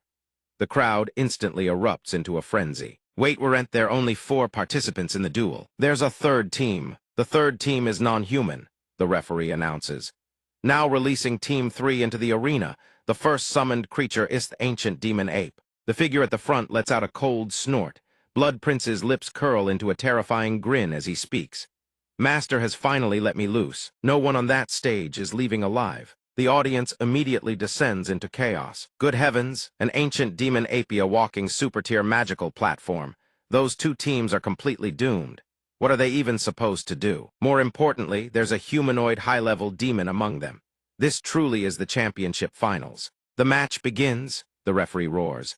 The battlefield is open. Who will emerge as the ultimate victor? Let us wait and see. May fortune favor them all. Even the referee seems to be looking forward to this match, speaking such words. The audience is still speculating wildly about the 2 human teams' strategies. How do you think this match plays out? The human teams will definitely join forces to eliminate the monsters first before settling things between themselves. I think someone will use the monsters to wipe out one team first, then reap the benefits. The countdown timer begins to echo through the arena. 3, 2, 1, and the match officially begins. The battle turns thrilling right from the start, fueled by the referee's electrifying commentary. Incredible! The Zyro siblings have the audacity to wage war against both the humans and the monsters simultaneously. This is absolutely heart-pounding. Zyro Ling launches her assault, but Nangong reacts with lightning speed, successfully blocking every single strike. As for Zyro Han, he sweeps his fan and conjures massive tornadoes. Even the referee is stunned by the siblings' display. His voice brims with excitement. You've got to be kidding me. These 2 siblings are overwhelmingly powerful, suppressing both teams at the same time.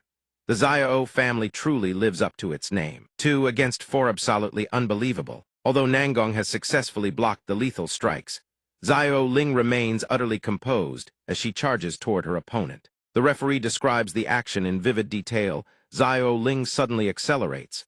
Nangong, you must be careful. She suddenly leaps backward, catching even Lu Qing off guard. Zyro Ling rockets in from behind, her blade aimed straight at Lu Qing's vitals. Fortunately, Lu Qing reacts swiftly and leaps backward to dodge. Nangong coordinates seamlessly.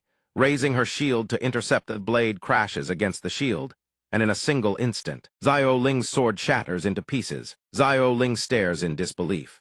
Lucky Methat's shield is absolutely domineering. It's practically a weapon-destroying machine. My sword, it's broken. Zyro Ling immediately springs away, maintaining a safe distance. On the other side, Zyro Han enters the fray with his full focus. With such a mundane approach, my opponents have no chance of resisting. He sweeps his fan, his expression darkening with intensity. He unleashes his wind formation chaos beast technique. Massive tornadoes instantly spiral to life, engulfing everything around them. The tornadoes grow so immense that dust dissolves into the gale, blotting out all visibility. A thunderous roar erupts. Immediate lithe ancient demon ape bursts through the vortex, its fist descending like a mountain straight toward Zyro Han's face. The audience is struck with terror at the sight of the blow. The announcer reviews with fervor, a massive turning point. A single strike from the demon ape has completely reversed the situation. The might of that creature is truly terrifying. Sensing the dire situation, Zyro Ling whips around and cries out, "Brother!" Without a second thought. She abandons her target and rushes to her brother's side. Blood Prince stands behind the veil of smoke, a sinister smirk playing on his lips. His voice drips with leisure as he gives his command. Continue. Zyro Han has already been knocked to the ground, yet the ancient demon ape still moves to pummel him with more blows. A deafening crash suddenly rings out amid clouds of dust. Zyro Ling tries to charge in, but Blood Prince blocks her path with a single casual wave of his hand, sending her coughing up a mouthful of blood on the spot. She is sent flying dozens of meters away. Just as the ancient demon ape moves to finish Zyro Han off, Nangong dashes in and shields him with her barrier. The referee continuously relays the battle's developments. Contestant Nangong is actually helping her opponent. She's taking that devastating blow head-on. Little cutie a beauty with a kind heart, but she must be careful. Over here, Zyro Ling is in mortal danger. The demon is aiming for a killing blow. Blood Prince brings his fist crashing down toward Zyro Ling, but just as it descends, a swift surge of power sweeps her away. It turns out Lu Qing has saved her life. She calls down toward him. She's already lost consciousness. Hey, you really must hunt them down to the very last, don't you? Seeing his prey snatched away, Blood Prince's expression turns deadly serious. Then die with her, he snarls. He lunges at her. Blood Prince hurls a strike toward Lu Qing, but with her nimble footwork, she evades it effortlessly. The crowd instantly erupts, shouting their encouragement. Lu Qing, Spear Maiden, why haven't you counterattacked yet? Spear Maidens strike back already. Yan Yu, who has been watching the match from the sidelines, also chimes in. The Spear Maiden's technique is about finding the enemy's weakness zone thrust. One kill. So when she doesn't strike, she holds back, but once she does, her enemy dies. According to the previous combat data, the critical kill rate of monsters she's slain with a single blow reaches as high as 95%. The reason she hasn't attacked yet is because she still hasn't found her opponent's weakness. She remains focused, dodging his relentless attacks. Her mind races with calculations. I've found his weakness, but his raw power is overwhelming. Before I can strike his weak point, I'll be killed first. On Nangong's side, the ancient demon ape is still furiously pounding against her shield. Nangong remains perfectly composed, not a single speck of dust on her person. The announcer praises her, as expected of little Nangong. Even facing the onslaught of a colossal beast, she achieves absolute defense. The ape roars in rage, heaving heavy breaths. It slams both fists into the ground, forcing her to drag Zyro Han aside and use her shield as a makeshift sled to escape. Little Nangong, so clever, but right now the monster team completely dominates the battlefield. What can the humans possibly do? Big brother, it's already come to this, and you're still reading that Flame Maiden story. Ma Wei says this, but his eyes remain glued to the book, his face beet red. Yang Ning is equally flushed, eyes fixed on the book. Wait until I finish this page, he mutters. The MC's voice thunders across the stands. Ladies and gentlemen, the demon team has seized total dominance. The human team is in dire peril. The arena floor has never been more devastated. Blood Cyan attacks relentlessly, laughing with savage delight. Lu Qing dodges with blinding agility, evading each strike one by one. Suddenly, a howling wind erupts behind him, razor-sharp gales hurtling straight for his back. Blood Cyan pauses slightly, tilting his head. A sneak attack from the weak. It turns out Zyro Han has regained consciousness. With no other choice, the humans can only join forces against the demons. Before his words even fade, something flashes before his eyes. Blood Cyan is so fast, he materializes in front of him and drives his hand clean through his body. With just that single strike, Zyro Han collapses into unconsciousness. Wounds bloom across his frame as the referee hastily relays the situation on the arena floor. The situation is dire. Zyro brothers have both been defeated in the blink of an eye. The demon team now holds an overwhelming advantage. Having struck down Zyro Han, He rockets toward Lu Qing at blistering speed. What will the Kingdong do now? She immediately sets Xiao Ling down beneath her and dodges away. He pursues her relentlessly. The Kingdong duo has plunged into a bitter struggle. Both sky and earth are under the demon's dominion. On her end, she is also desperately dodging its savage punches. Old Ma Wei, frantic with worry, shakes Yang Ning desperately. Big brother, stop reading the book. Your disciples are locked in a bitter battle. The nearby spectators hear him call Yang Ning Big Brother, and are bewildered at his disciples' Big Brother. He remains utterly calm, reading his book while transmitting his voice through spiritual resonance. Lu Qing, Nangong, two of you listen carefully. Your enemy's strength far surpasses yours. Cooperation is the key to defeating the strong with the weak. Nangong, you must shield Lu Qing and clear every obstacle before she targets the enemy's fatal weakness. Both Nangong and Lu Qing are already surrounded by the demon squad. Yang Ning's calm instructions continue to ring out, steady as a heartbeat. Use the yin-yang formation I taught you. Both of them grasp the strategy Yang Ning has laid out. They lock eyes, instantly a silent signal, clear as day. The spectators in the stands are just as anxious. They're reaching their limit. The gap between humans and high-level demons is simply too vast. She immediately shouts, activate the chaos origin. Yin-yang formation, the referee continues. The primordial demon ape's ultimate technique is about to be unleashed. Can the human team withstand it? My heart pounds so hard it feels like it will stop. The primordial demon ape attacks without delay. Demon ape annihilation cannon. A colossal blast of energy erupts outward in an instant. Nangong immediately raises her shield to intercept the attack. The yin-yang formation shifts with exquisite precision. Because Nangong absorbs the blast, it deflects off-course, hurtling straight toward Blood Cyan. Caught completely off guard, he has no time to dodge. The force is devastating. He is sent hurtling across the arena. Blood Cyan lies on the arena floor, blood still streaming from the wound on his arm. Lu Qing immediately surges forward to attack. She leaps up in front of the beast. It throws a crushing punch at Lu Qing, but Nangong blocks it with her shield. Lu Qing swiftly leaps upward. Shield strike technique retreat. Under the shield maiden's coordination, the spear maiden finally unleashes her strike. She drives her spear down toward its skull. Blood erupts from the pierced wound. She immediately leaps away to dodge the spray. He sees the primordial demon ape has been felled and is utterly stunned. Blood Elder is equally shocked by this display. Ma Wei is bewildered. The spectators are terrified by her Macaroon spear strike, one kill. The referee shouts with wild excitement. This battle is absolutely breathtaking. Reversal after reversal. The primordial demon ape has been slain by the Kingdong duo, and now they continue the pursuit against the humanoid demon. Gravely wounded by the ape. Fight on. Blood Cyan has risen to his feet. His entire body tenses as his power erupts. Before anyone realizes what's happening, he rockets forward. God knows who will fall. Lu Qing and Nangong both charge forward as well. Nangong raises her shield to block his devastating punch. The high-level demon's claws crack against the shield. From behind, Lu Qing has already circled behind him, spear in hand. The weapon seems to know its target. It traces a perfect arc straight toward Blood Cyan. A single precise strike pierces clean through his body. Blood Cyan, impaled, leaps away to create distance. The high-level demon somehow survives the killing blow, but this is his last stand. The spectators erupt into deafening cheers, chanting both their names. The arena roars with excitement for the spear maiden and shield maiden, but Yang Ning clutches his stomach and bolts outside. Ate too much barbecue. Might as well find a quiet restroom and finish the last page of Flame Maiden Chronicles. Turns out the venue's restrooms are packed to the brim. He can only head outside to find one. The referee declares with fervor, humanity stands at its peak moment. Let us witness the final strike together. Nangong's shield slams hard enough to stagger him. Another blow crashes into his face. Finish him, stab him. He stumbles backward as both step forward together.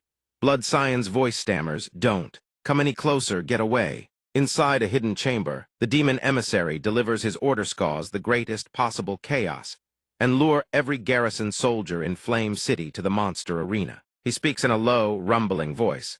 These foolish demons think they can use me as a pawn, but I am the one using them. Now I will slaughter everyone in the arena. First make my opening gambit. As he speaks, his overwhelming aura erupts outward, his voice dripping with menace. What I desire I will take. This entire world will become a blood-soaked arena under my dominion. The MC's voice thunders across the arena. The high-level humanoid demon has been cornered by the spear shield duo. The arena floor is scarred with gashes large and small. Blood Cyan unleashes Aurora Scream that tears through the void itself. He refused to accept this. Lu Qing rockets toward him instantly, spear in hand. One strike to kill, one strike to kill. Her spear tip is caught between someone's fingers. A single flick of the wrist sends Lu Qing hurtling backward. He seems stunned to see Blood Elder has intervened on his behalf. Witnessing such an intense battle within his heart, this old man itches for a fight. I shall descend into the arena and toy with you myself. From this moment forward, the rules have changed. If you can make this old man bleed, even a single drop of blood, you are the champions of this tournament. But if within the time it takes for an incense stick to burn, you cannot so much as scratch, Mivrion here dies. The spectators hear his terms and erupt into panic and terror. Has Blood Elder gone mad? Why would he do this? Blood Elder not only shields the Demonch, intends to slaughter every last one of us. The referee's expression mirrors the spectator's disbelief. Is what I'm seeing even real? A small sphere of energy materializes in his palm.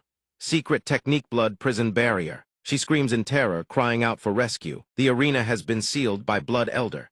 No reinforcements from outside can break through. Killing intent flickers through Blood Elder's eyes. They can certainly get in, but by the time the military arrives, you will all have become corpses. You should pray these two girls can create a miracle instead. Both Lu Qing and Nangong are panting heavily, exhaustion etched across their faces. They steel themselves with everything they have. His strength surpasses those other demons by far more than a margin. He waves his hand casually, attack rockets toward her. Nangong immediately raises her shield to block, but the overwhelming force still sends her flying. Blood Elder sees she can withstand a single blow and remarks, "Oh, more tenacious than I expected. Then how about this?" He unleashes two strikes. Those two consecutive blows send her crashing down. She slams into the arena floor with a deafening impact. Moments ago she was unscathed. Now she is battered and broken. She lies on the arena floor, coughing up a mouthful of blood. Lu Qing, who vanished moments ago, now appears behind Blood Elder spear, poised and ready. Without hesitation, she drives the spear downward. He blocks it effortlessly with a single finger, as though swatting a child. A powerful counterblow sends her hurtling away. All she can do is scream in agony. The old man licks the blood from his fingers and speaks. Human fear is the most exquisite delicacy. The audience cheers for both fighters without pause. Come on, Shield Maiden, don't lose to him, come on. Nam Quan forces herself upright, gritting her teeth. She coughs violently, over and over. She trembles as she struggles to sit up. Lu Qing also scrambles to her feet. Without hesitation, both charge forward at the same time, each unleashing their own attacks. Spear thrust technique, blazing flame, shield bash, super heavy strike. With one hand, he catches the spear. With the other, he strikes Nam Quan's shield. A single, casual blow sends both of them hurtling backward. The spear flips and impales its wielder's own body. Nam Quan gets launched through the air and crashes far away. The audience that was cheering for both of them now turns on them in an instant. No good, these two girls are way too weak. Let's get out of here. Staying means death sooner or later. Yeah, run. Maybe if we hide first, we can survive this. Old Ma Wei stays silent, his expression darkening. The referee, rather than fleeing, tries desperately to brief the panicking audience. Many spectators, terrified of the Blood Elder, scramble to flee in a blind panic. The match has devolved into this kind of chaos. Run! The Blood Elder strolls forward at a leisurely pace. Over already, that was completely unsatisfying. Nam Quan sits there, still coughing without end. Forget it. Come find me again in your next life if you dare challenge me. Shield girl, I'll send you on your way first. He pauses. Something catches his eye. It's Ma Wei. He's standing right there, shielding Nam Quan with his body. The blood guard radiates killing intent. Ma Wei, you want to die. The old man stands firm against the Blood Elder. I'm here to stop you. Listen up, everyone can't just sit here waiting to die. We can't rely on two wounded girls to protect all of us. Things have come to this. Only by uniting fighting with everything we've got can any of us survive. Do you hear me? Do you understand? At those words, even those fleeing skid to a halt. The girl he once saved clenches her jaw, trembling but resolute. Immediately, several people leap down to join the old hero, live or die together. Protect the Shield Maiden. A horn erupts from the Blood Elder's forehead. Pathetic humans. I obtained demon blood long ago and evolved into a superior being. I am a god, how dare you resist me? Do you even comprehend that? A single wave of his hand sends everyone flying. Debris rains down in a relentless shower. Ma Wei and a handful of others somehow remain standing, barely. The audience scrambles in terror. The old hero can't hold on. Is nobody going to stop this monster? Help! He senses danger instantly, a spear hurtling straight at him from behind. Before it can touch him, an invisible barrier blocks the strike cold. You think mere human spear techniques can wound me? The spear veers off and buries itself into the wall beside her. That display of power makes Lu Qing's blood run cold. I told Yaokul her first, then you die. What's so hard to understand? This is MY Arena. My world, my rules. No, let me send you to your grave. The spectator seats explode apart from a single massive force. Everyone jolts at the deafening crash, all eyes snapping toward the source. The Blood Elder slowly turns. A book tumbles through the air and lands on the ground. From the massive breach in the arena wall, a mysterious silhouette steps through. The audience stares, jaws dropping in sheer disbelief. Oh my God! Wait, the person who came to save everyone. It's HIM. Ma Wei's eyes well up the moment he sees Yang Ning. Voice cracking between sobs. You ghost, I missed you so damn much. Yang Ning steps forward, eyes cold as forged steel. A powerful aura radiates from every inch of his body. The MC's voice crackles through the loudspeaker. Can contestant Yang Ning truly challenge the Blood Elder? Let us all pray for him. The audience erupts into chaos, everyone panicking. Everyone talking at once. That trash dear kid, what the hell is he doing here? Did he really just punch a hole through the arena wall? Witnessing the provocation firsthand, the Blood Elder finally speaks, voice dripping with excitement. So you've finally arrived. Good, crushing a worthy opponent, that's what gets my blood pumping. The book that fell to the ground flies back into his hand in an instant. Yang Ning's face darkens. My book. That cost me good money. Can't just let it go to waste. The Blood Elder smirks with amusement. But if you want to challenge me, let's see if you've earned the right. The moment his words fade, 5 of his disciples materialize simultaneously, every face twisted with menace. The gawkers who poke their heads out recoil in horror. The 6 great blood guards, every one of them is a monster. Even the weakest was a mutated blood demon.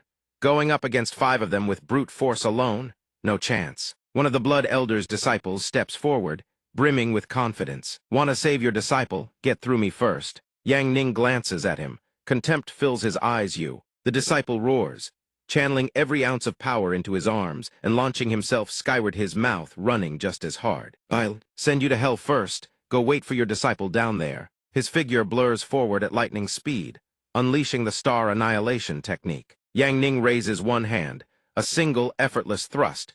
His palm pierces clean through his opponent's body. Before the disciple's attack even reaches him, before the realization can set in, Yang Ning's hand has already punched through his torso. The disciple finally understands what just happened. His eyes go wide, staring straight at Yang Ning. The Blood Elder freezes in shock. The audience erupts, a blood guardon shot by the trash deer kid. The disciple collapses onto the arena floor. Yang Ning's voice cuts through the silence like a blade. Stop wasting my time. His words carry a killing intent, so cold it freezes the air. Come at me, all of you. 4-on-1? How shameless. The remaining blood guards attack in unison. Radiant flame cannon, thunder artillery, heavenly flame wave. 9 heavens slash. 4 strikes converge into one devastating wave, surging straight at Yang Ning. The combined assault triggers a catastrophic explosion. Dust and smoke billow upward, swallowing the entire arena. From the stands, that attack is horrifying's done for. We're all done for. Ma Wei clenches his jaw, heart hammering, screaming internally, brother. Through the thick haze of dust, a figure emerges standing tall. Yang Ning stands perfectly still. He casually brushes dust from his sleeve. The MC gasps through the loudspeaker, ladies and gentlemen, legendary. Where there's smoke, there's no harm. Principle has just manifested on contestant Yang Ning. That's all you've got. 4 words, every single one of them goes silent, frozen in shock. His voice rings out, cold as steel, basic skill copying, technique using your own moves against you. Flame strike LVL 100. The explosion tears into the blood guard. The others get no reprieve either. The strikes find their marks, unavoidable. One of them gets slammed into the arena floor by the sheer force. Explosions thunder one after another, booming right in the Blood Elder's face. The audience is speechless. Nobody can believe that terrifying power came from Yang Ning. The Blood Elder's voice erupts with fury. You killed my disciple, I'll take your life to pay for theirs. Dark Dragon Claw. The Blood Elder lunges, immediately playing dirty, targeting Nam Quan directly. I'll make your master suffer for the rest of their miserable life. Yang Ning flips open his book and tears out a single page. The page whooshes through the air, intercepting the blow right in front of her, catching the Blood Elder's strike head-on. No matter how devastating the force behind that punch, It cannot pierce even a single thin page of paper. Yang Ning flicks his fingers coldly, a dangerous glint flashing in his eyes. They're my disciples, you don't get to touch them. The paper explodes instantly. Blood Elder can't dodge in timeth blast sends him flying straight into the stands, crashing down with debris scattering everywhere. The referee stares, utterly bewildered. Blood Elder can't even handle a single piece of paper. The audience finally realizes the terrifying power Yang Ning wields. Holly's actually bullying Blood Elder. He's no weakling's a god. Oh my god. Emerging from the pile of rubble, Blood Elder's deep, hoarse voice echoes out. That's your ultimate killing move, is it? Impressive. It destroyed 80% of my beastified body. But a moment of silence. The body you burned away, it regenerates in an instant. Now let me show you the true horror of a great demon. Blood Art deployed Forbidden Skill Terra War Commander. He bursts into maniacal laughter. The referee shouts urgently, "This is bad. Blood Elder is fusing with the Aranize. This is final form." The rocks beneath everyone's feet begin to tremble and shake, rising, hovering in midair. Yang Ning frowns. His voice drops low. "So the old man likes playing with dirt." Blood Elder cackles, his eerie voice echoing across the arena. "I have fused with the arena into one." Blood Elder's body undergoes a grotesque transformation, his aura growing heavier and more terrifying. The earth begins to crack and rumble, chunks of stone flying upward. The spectators on site start to panic. Is the arena going to swallow us? This is terrifying. Young Master Yang Ning has to win. Yang Ning's voice deepens, laced with irritation. "Old man, if you want to fight, then fight. Stop trying to look cool." Blood Elder grins with a mad laugh. "Then I'll crush you to dust." He immediately strikes. Terra Colossus Wrath. Enormous stone hands burst upward from the arena floor, shooting straight toward Yang Ning. The referee screams in panic. "Contestant Yang Ning, run!" Yang Ning merely stomps lightly on the ground. Basic skill anti-gravity defense field. Level 100 max. A golden circle of light expands around him. In an instant, every stone hand shatters into dust like sand. The arena is now nothing but wreckage. A few spectators hiding behind their seats can't help but blurt out, "Holy crap, this guy is absolutely insane." Blood Elder's body remains embedded in the earth, only his upper half exposed. "Brat, that was just an appetizer." Blood Elder presses his advantage, launching his next move. Terra Colossus Fury. This is my true killing technique. Massive stone colossi rise from deep within the earth all at once. The referee immediately realizes Blood Elder's stone colossus Armithas is no different from a monster assault. It will slaughter everyone in the arena. The army's emergence makes Blood Elder even more arrogant. "All of you kneel and beg for mercy. Kneel sincerely enough, and I might just pick one lucky survivor to keep as a pet." The moment he finishes speaking, he bursts into gleeful laughter. Yang Ning's gaze turns sharp as a blade. Anti-gravity defense field amplified. Instantly, an invisible, crushing pressure bears down across the entire arena. The stone colossus army collapses to their knees in unison when Blood Elder is forced down, unable to lift his head. The pressure, it's unbearable. Everyone seems frozen numb before the spectacle. I can't believe my eyes. Blood Elder and the colossus army just knelt before Yang Ning. Yang Ning lowers his index finger, issuing a command. "Kneel all you want, I still won't spare you." Instantly, a colossal finger-shaped torrent of energy descends from the heavens, slamming down on them. Both Blood Elder and the army are driven deep into the arena floor. The sound roars like thunder, dust and debris billow into a thick haze. Ma Wei chokes up, tears brimming in his eyes, unable to stop praising. Big Bro is drop-dead gorgeous. Yang Ning stands there without a single scratch. Suddenly, the ground behind him cracks open. Blood Elder bursts forth, still laughing maniacally, lunging straight at him. "As long as I'm linked to this arena, I can endlessly regenerate my body and fight you forever." He slams both hands down onto the floor and commands, "Arise." Massive streams of energy erupt from deep underground, converging into a single point Terra destruction core. The aura radiating from it is immensely powerful. Some energy tendrils even lash toward the stands. Ma Wei quickly dodges out of the way. Nan Guan instantly raises her shield for protection. Lu Qing stands beside her. The energy streams continue roaring toward Yang Ning in overwhelming numbers. Yang Ning stomps hard on the ground. "Then I'll sever your connection with the arena." Basic skill anti-gravity defense field, level 100 max. Basic skill anti-gravity defense field, level 100 max. Half of the massive arena floor is instantly lifted off the ground. The audience gasps in collective shock. Half the arena just flew into the sky. Is he a god? The ground shakes violently, massive fissures splitting the earth. At the center, the arena floor hovers in midair, radiating a terrifying pressure. From the raised section, Blood Elder erupts, screaming in madness. Damn you, you beast! He keeps cursing Yang Ning without pause. Lu Qing, watch closely, I'll demonstrate this for you once. Her spear flies from her hands. In a flash, it's already in Yang Ning's grip. He executes the Universe Pillar technique.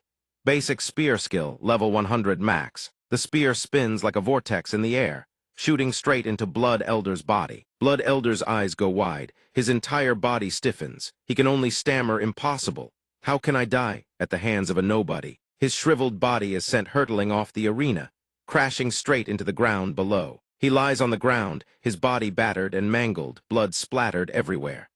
The loud impact immediately draws soldiers rushing to the scene. It's over. We mobilized all these rescue personnel, and there's nothing left to do. The section of the arena that was lifted gradually descends back into its original position. The MC announces the result. The match has concluded.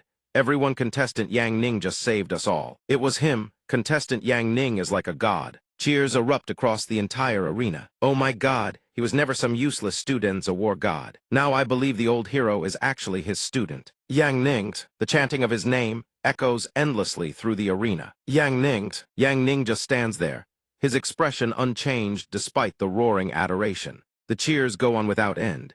Yang Ning finally shouts, "Shut the hell up. What are you all yelling for? I didn't come here to save you lot. I was just protecting my disciple." The entire arena falls dead silent from the sheer embarrassment. He raises his hand, casting a simple healing spell on his disciple, and says softly, "Sorry about the spear. Master will make you a new one later. Don't look at it anymore." Lu Qing quickly responds, "Master's Universe Pillar is truly magnificent." Yang Ning says nothing more. He simply turns and walks away. "Let's go, time to head home." The two immediately respond in unison. "Yes, Master." A sudden cold gust of wind makes him stop.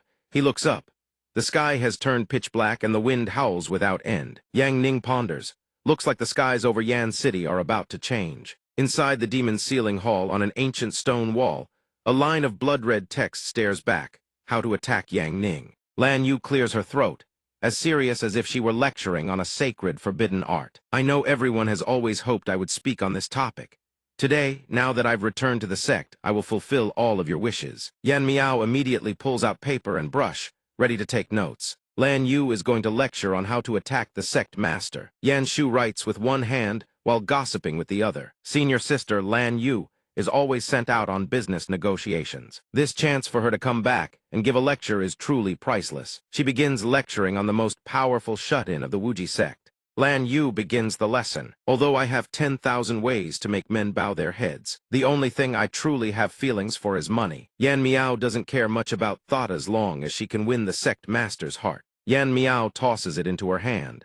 "I'll give you everything I've saved up over the past few years." Lan Yu shows a touch of courtesy. We're all family here. I'll give you a 50% discount." After a pause, Lan Yu adds, "The other half you can pay with labor. From now on, cleaning the demon hall is your responsibility." Guan Yang and Mu Guaxiang cheerfully agree. "No problem at all." Lan Yu puts on a noble air before the girls. Before class officially begins, everyone tells her why they want to win him over. Yan Miao hugs her brush and paper, smiling as she speaks. "Our master is devastatingly handsome. Whether he's shuffling around the sect in flip-flops or dozing off and snoring, he's effortlessly cool and domineering, makes your heart race." Lan Yu feels helpless at a loss for words. Total brain damage. "You're next." Hu and Yang steps forward, ponders for a while, then squeezes out a few words. "I always feel like I simply can't lose my sect master." Hearing this, Yan Miao bursts out furiously. Lose your head, you never had him in the first place." Guan Yang pays Yan Miao no mind. She continues, "After all, the sect master is the most important man in my life." Yan Miao can't take it anymore and cuts in. "Hey, don't jump to conclusions. You can't just claim him like that just because you're scared of other men. So you're forcing yourself onto the sect master." Mu Guaxiang, standing nearby, chimes in as well. "My reason is simple." She props her chin up and muses. "The sect master is a shared resource, belongs to all of his disciples. I don't want certain people hogging all his love for themselves. I want to even the playing field." Seeing that Yan Miao is furious enough to kill, Guan Yang frantically grabs her hair to hold her back. "Calm down." Yan Miao thrashes in Guan Yang's grip, still seething. "HMPH." Lan Yu speaks up to quell the chaos and restore silence. "The pre-class survey is over. Now the real lesson begins. You can listen while you work." Suddenly, a substitute puppet is tossed out, as Lan Yu's gentle, melodic voice rings out. First off, everyone knows the Sect Master is extremely powerful that's in terms of combat effectiveness. She throws the puppet aside to demonstrate, but when it comes to emotions, he's essentially just a shut-in who reads novels and has a simple mind. Targeting a shut-in like that is relatively straightforward. Allow me to introduce the techniques. Bai Fei is secretly hiding nearby. Hearing Lan use words, she thinks to herself, lucky I can use the soul projection technique to temporarily check in. She forces herself to listen to Lan use boring tactics. Lan Yu launches into a lengthy speech before quickly wrapping up. In summary, here are the 3 key points for capturing the Sect Master's heart. First, fulfill any and every request he makes. A simple-minded shut-in has 0 defense against an enthusiastic girl. Yan Miao silently nods in satisfaction. I can always agree to his requests, it's just that he never makes any. Bai Fei, still eavesdropping, pulls out paper and brush to take notes. Second, never show jealousy toward a man like the Sect Master. There will naturally be plenty of beautiful women around him, but your gentle, generous nature is what will make him linger. Third, when the moment calls for it, force the kiss. You can't just keep chasing with words forever. When the time is right, physical contact is the catalyst that ignites passion. Bai Fei finds this more and more laughable. Ha ha ha, I'm Diengthis is pure nonsense. If you follow her advice, you'll only end up farther and farther from Yang Ning. Bai Fei's words reach the ears of Lan Yu, Yan Miao, Guan Yang, and Mu Gua Xiang. Lan Yu's expression darkens as she turns to face her. Oh, Bai Fei, do you have a different take? Bai Fei remains utterly composed, oblivious to Lan Yu's fury. You lot, you are all far too naive about matters of the heart. Do you know why our kind has been able to keep men wrapped around our fingers for thousands of years? Because human women are too soft, they don't understand the true nature of emotions. To win Yang Ning, you must practice the 3 nevers. The moment these words leave her mouth, the 3 girls' expressions turn blank with shock. Bai Fei seizes the opportunity and eagerly shows off. First, never be too eager. Simps never get what they want, anything that comes too easily. A man won't treasure. Yan Miao listens and actually agrees. That actually makes sense. Bai Fei continues. Second, never let Yang Ning get entangled with any other girl. Those beautiful women are dangerous. While none of them have a chance right now, this is the fairest approach for all of you. Third, never initiate physical contact. How shallow is it to rely on touch? A woman who's too handsy will leave a bad impression on Yang Ning. Huan Yang stands up. That sounds very reasonable, but what she's saying is completely different from what Lan Yujai said. Mu Gua Xiang chimes in. Bai Fei is probably right after all. Fox spirits understand men best. Lan Yu sneers. Bai Fei, this little speech of yours makes everyone think you have ulterior motives. Bai Fei replies bluntly. What bad intentions could I possibly have? But you are the greatest boy charmer in the entire Wuji sectui. Are you still single? Is your theory really even reliable? Bai Fei tucks her tail and slinks away. I've said enough. You girls figure it out yourselves. Yan Miao fumes, her face flushed red. Both sides have a point, dammit. Whose advice do we even follow? Mu Gua Xiang murmurs timidly. I'm really afraid of making one wrong move. Calls of your majesty echo one after another. Only when Chuan Fong and Zhu Zhu stand before her does Bai Fei slowly open her eyes. She groggily hears Zhu Zhu's voice. Your majesty, you were spacing out just no. What are you smiling about? Bai Fei jolts awake and denies it. I wasn't smiling. I was just thinking about how to deal with those puppets. She explains further, the puppet clan has been causing us trouble for years. This time, your majesty has recovered 20% of her strength. Zhu Zhu asks, puzzled. Shouldn't we just wipe them all out? We can already destroy their entire clan. Bai Fei murmurs in response. Sure, but this is just to rescue Zia Hua, who's trapped in the forbidden zone. Zhu Zhu looks slightly surprised. Killing all these puppets would be a waste. Why not keep them alive and make them slaves for your majesty? Some dirty work, we really should let others handle it. What does your majesty think? No response from Bai Fei. Zhu Zhu continues calling, Your Majesty. She snaps back with a start. Oh, whatever, doesn't matter, do as you see fit. Chuan Fong, standing behind her, suddenly spots something on her fox fur and exclaims, What's this? Your Majesty was just absent-mindedly copying something a moment ago. Bai Fei's face flushes red as she whips her head back. Don't look, give that back to me right now. Before she can snatch it back, Chuan Fong reads aloud the neatly written words on the paper. Fulfill any request he makes. Third, when the moment calls for it, force the kiss. Your Majesty, what exactly are you memorizing? 1. Fulfill every request he makes. 2. Never be jealous. 3. When the moment calls for it, force the kiss. Bai Fei furiously snatches the paper away, stammering. K-kids shouldn't butt into things like this. Once we've secured the map, we set out for the place where Zia Hua is trapped. Shu and Feng hastily responds. Ah, yes, ma'am. A glint flashes through Bai Fei's eyes. She says 10,000 miles to the west, there is an overwhelmingly destructive orate's direction is Yan City. Zhu Zhu offers reassurance. Your Majesty, don't worry. Once Sect Master Yi receives word from Dong Yue, he should have already left Yan City. Bai Fei replies. I certainly hope so. Yan City will soon be completely destroyed. Hopefully he can make it out alive.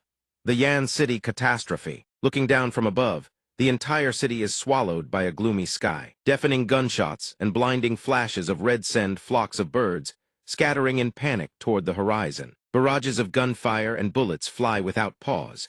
Everyone is scared out of their minds by the relentless roar of weapons. What's happening? Gunfire melds with agonizing screams, composing a symphony straight from hell. Earth mines, the Earth mines are here, help. A ghostly voice echoes from the distance, growing closer and closer. Finally, it has been triggered. She and the demon lord stand on a high vantage point, gazing down at the sea of chaos and fire. This is only the first wave. The demon beside her responds softly. The forest is done for. Yan City is becoming unsalvageable, as everything is being destroyed piece by piece. The rain of bombs and bullets continues endlessly, with no end in sight. Buildings collapse one after another. Thick murky smoke blankets the sky. The demon's expression darkens as it speaks. These structures are truly too fragile against Earth mines. Nearly every house has been demolished. The demon's face turns ashen and the bridges can't hold anymore. Even the grandest structures collapse. Everything is now reduced to rubble. All of Yan City sinks into mourning. Desolate and hopeless, the poor ghost can only sigh. Yan City is completely finished. The central arena is riddled with cracks. Desperate cries for help ring out. Help! The arena is about to collapse. Yang Ning immediately forms hand seals basic skill, level 100. The massive stone fragments slowly descend to the ground. Civilians flee in terror, scattering in all directions. Yang Ning raises a protective barrier to shield everyone. A girl shouts, "Everyone hurry to the square. Get away from the collapsicum here now." Yang Ning turns to his disciples. Lu Qing, Tong protect yourselves. I'm heading up to check things out. With that, he vanishes into the sky. While soaring through the air, Yang Ning thinks to himself, those Earth mines only lasted 45 seconds, but their destructive power is absolutely terrifying. He dives down toward another district in Yan City. In another area, a tall building teeters on the verge of collapse as people scream and flee. Ah, run, hurry. A little girl falls flat on the ground, crying out in pain. Her mother rushes over and clutches her child, ready to shield her with her own body. But to their shock, the building doesn't collapse instead. It's lifted clean off the ground. The mother looks up, her face filled with astonishment as she discovers a strange young man hovering above. The girl is utterly stunned. The child points excitedly at Yang Ning and cheers. An immortal! Mommy lookin' immortal! Meanwhile, in another area, a raging inferno blazes as people scatter for shelter. But the path ahead is completely cut off. Yang Ning hurls the enormous building downward. The onlookers stare in bewilderment what's falling from the sky. After the building crashes down, the water freezes into a long sheet of ice. Yang Ning seizes the moment to create a bridge for everyone. He uses his skill to freeze the layer of water solid. Next, he uses his eyes to scan the surroundings. In an instant, the debris is leveled into a makeshift bridge structure. People run with their feet and chatter with their mouths, overwhelmed with relief. Thank you, immortal. At that moment, a girl appears in the sky, being carried off by a dragon. The girl screams from inside the dragon carriage, "Help!" Yang Ning surges forward, grabs the dragon's tail, and yanks hard. He speaks, "This city is total chaos. Even the flying beasts have gone out of control." He turns to survey the surroundings. "We need to restore order immediately. The people inside the protective zone remain perfectly safe." Yang Ning brings the girl there, and first releases the passengers from the dragon carriage. A familiar voice calls out, "Master, Yang Ning is back." Yang Ning lands on the ground and issues urgent instructions. Lu Qing, Tong I've already sent people to investigate the source of these mysterious earth mines. These people are in your care. Lu Qing and Tong respond in unison. Understood. Yang Ning looks around, then whooshes into the sky. "I'm going to keep rescuing people." Tong gazes upward, her eyes gleaming with admiration. "Master is so cool." At Yan City's central granary, a massive, million-ton grain storage raging inferno erupts without warning. People scream in panic it's over. The tremors have triggered a fire. Yan City's central granary is burning. Get fire support here now. Yan City's granary is gone. Humanity's western defensive line is finished. The flames are like a nightmare, devouring the entire granary. A fire brigade unit is trapped in the sea of fire. Squad 5, take a break. Over 10,000 tons of grain burning at onset blaze is too massive. We can't put it out. The exhausted soldiers slump in despair. We can't even get out ourselves. I'm not afraid. My wife and child, Scorching Sun Army will take care of them. But Squad Commander cuts in. We can't give up. If we give up, what happens to humanity's western line? Right at that moment, another massive explosion erupts. Commander Squad 5 is blasted to the ground by the shockwave. The flames close in on where the soldiers are hiding. Tears of frustration stream down her face. I refuse to accept this. At that very moment, rain begins to fall. They look up and sigh it's raining, but it won't help. A fire of this magnitude can't be extinguished even by a monsoon. The space warps thunder cracks with deafening force. Commander Squad 5 also looks up at the rain pouring down. High in the sky, a mysterious figure stands, gazing down at the devastation below. None other than Yang Ning. He activates his intermediate-level summoning skill dragon calling Rainstorm, level 100. A colossal three-headed, six-armed dragon follows Yang Ning's command and unleashes a torrential downpour. Massive raindrops cascade like a waterfall, plunging straight into the inferno below. Moments later, the fire is successfully extinguished. The sky begins to clear, returning to calm. Commander Squad 5 catches sight of Yang Ning in the sky and gasps. She's filled with disbelief. Am I dreaming? The sea of fire extinguished just like that. The central granary is saved. Yang Ning leaps straight down to where Commander Squad 5 stands. He activates a minor healing technique, leaving everyone in awe. Squad 5, that immortal, doesn't just know how to put out fires. He can heal wounds too. This immortal truly knows everything. Yang Ning finally speaks. Your name is Squad 5. I once had a disciple called Squad 7. What a coincidence. Commander Squad 5 is startled. Squad 7, the image of Commander Squad 7 flashes through Squad 5's mind. She once said, this time, heading to the front line, I might not make it back. Squad 5 suddenly shouts, you're Squad 7's master. Is Squad 7 still alive? Yang Ning replies, she's alive, and so are you. After saying that, he leaps straight up into the sky and flies away. Squad 5's heart sinks with emotion. Squad 7's master is incredible. Yan City has been saved. In the central district of Yan City, the demon gazes at the devastated landscape and murmurs, perhaps heaven favors humanity. A freak superstorm swept in and extinguished all the fires caused by the earthquakes. But humanity's true crisis has only just begun. The demon realm has truly gone all out this time, awakening the primordial Tegu volcano that has slumbered beneath Yan City for millennia. To bring it to the surface, they didn't hesitate to trigger earthquakes. The formation array is activating the primordial volcano. Once it erupts, Yan City will be utterly annihilated. The central granary will cease to exist. Humanity's western line will fall. The poor ghost finally responds. This will be the true beginning of the demon realm's apocalypse. No matter the cost, we must destroy the activation formation and prevent the primordial volcano from erupting. Suddenly, a girl's voice rings out from behind. This is exactly what the Blazing Flame Army was born to do. The poor ghost turns and remarks, legend has it that the 6th general of the Blazing Flame Army, cunning and steeped in demonic arts, is cold and devoid of emotion. Yet she's a woman. The 6th general speaks. Ghost, demon lord, poor ghost, how are the two honored lords doing? Humanity stands at the brink of extinction, and the two lords have come to help. The Blazing Flame Army is deeply grateful.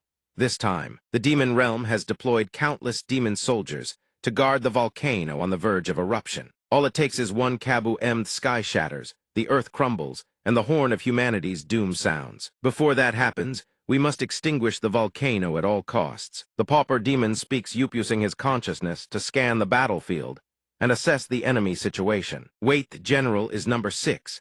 Does the Blazing Sun Corps also have a number 5 and number 7 general? Number 6 replies, truth is, all of us numbered soldiers are orphans who survived the war against the demons. Number 5 was logistics. Number 7 was the frontline fighter died on the battlefield.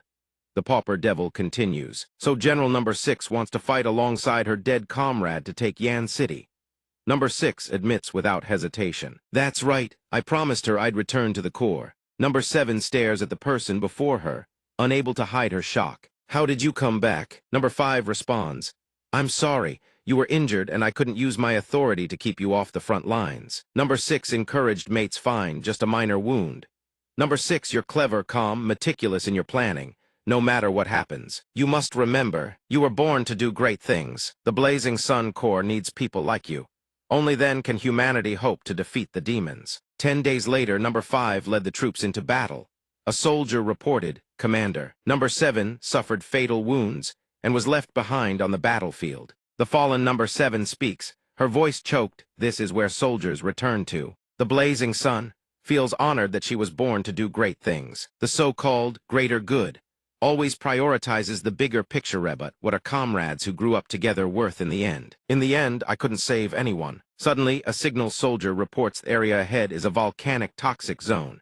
Wounded soldiers are slowing down, relying solely on the elite combat guard numbers. Breaking through deep enough will be nearly impossible. Elsewhere, the evil demon speaks with a dark expression. Reconnaissance around Yan City is complete. Ahead of us lies a sacred formation made up of the great demon army. We can only break through by force. Pauper Devil, make your move. The Pauper Devil curses under his breath. Damn it, this is a massive blood expenditure. The Blazing Sun Corps better compensate me. Number 7 affirms as long as Yan City holds, the army will definitely compensate the Pauper Devil. Double the payment, the Pauper Devil replies. To avoid taking a loss, I have to stop the primordial volcano from erupting. This time, I'm going all in. With that, he activates his super-grade Technique Bean Soldier summoning. A horde of silver rank minions materializes. They charge aggressively toward the demon horde ahead. At the same time, 2 primordial demon flame beasts leap out and fire attacks at the tiny soldiers. The Pauper Devil is stunned. There are demon flames too. The evil demon is equally shocked. Looking up at the trouble descending from the sky, an entire battalion is thundering toward the 2 demons. These are the upper 3 sins of the 7 great sin demons. They roar excitedly, let the games begin. Gluttony activates its Technique Lion heavy cannon. The earth shatters and explodes. A massive force slams into the ground, rocks and debris splitting into a gaping crater. Lion, a reminder, Lion, calm down. This fight is a long one, don't burn through all your power at once. In that instant, the small soldiers panic. They scatter, fleeing for their lives. Xiao Qiang also speaks up. Lion loves to make a spectacle. What an idiot.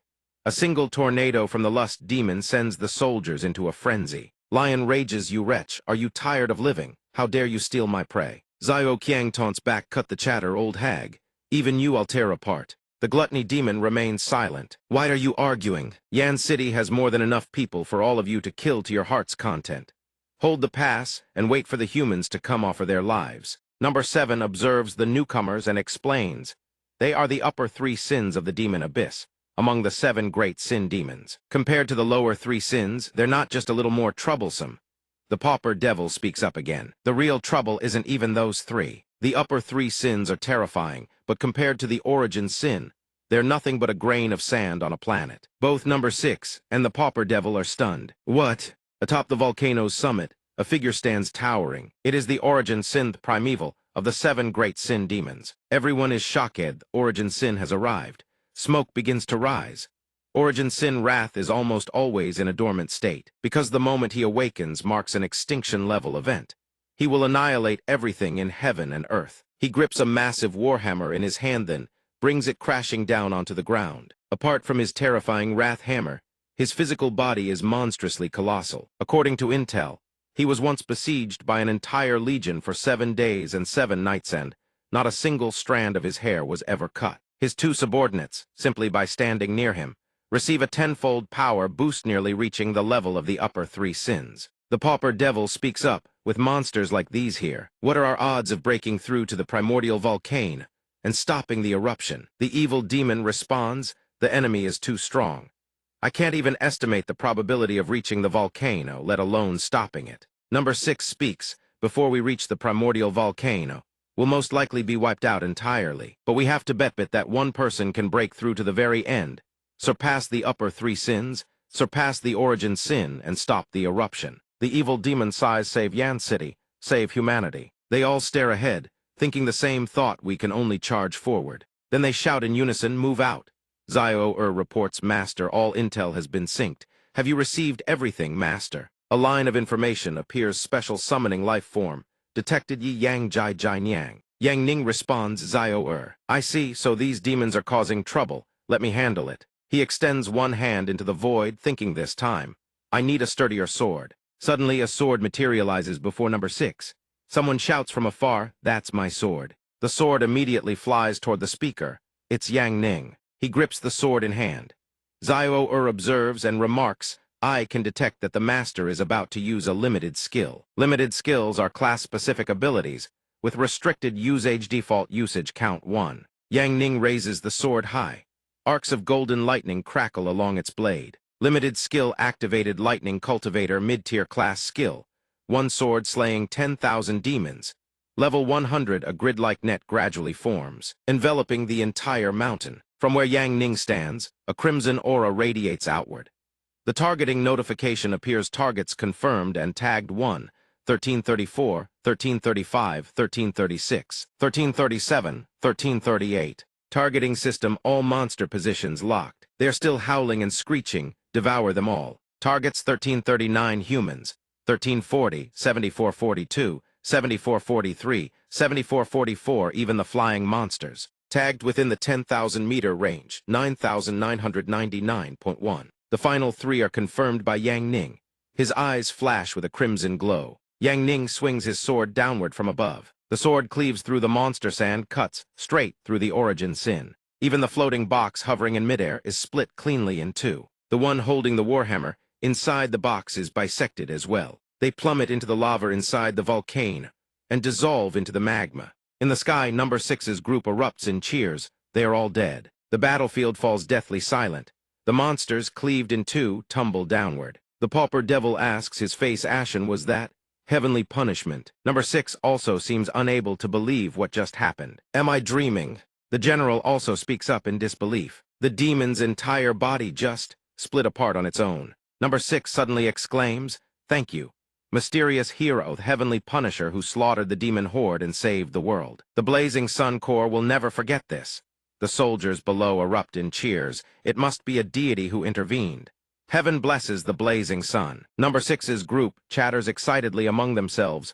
Fate is truly on humanity's side. Terrifying, that god unleashed a single strike and wiped out every last demon. The evil demon looks disgusted. You have to understand, among those demons was the origin sin, that monstrous abomination. Zio suddenly asks, Master, next step, suppress the volcano eruption. Yang Ning responds casually, no need.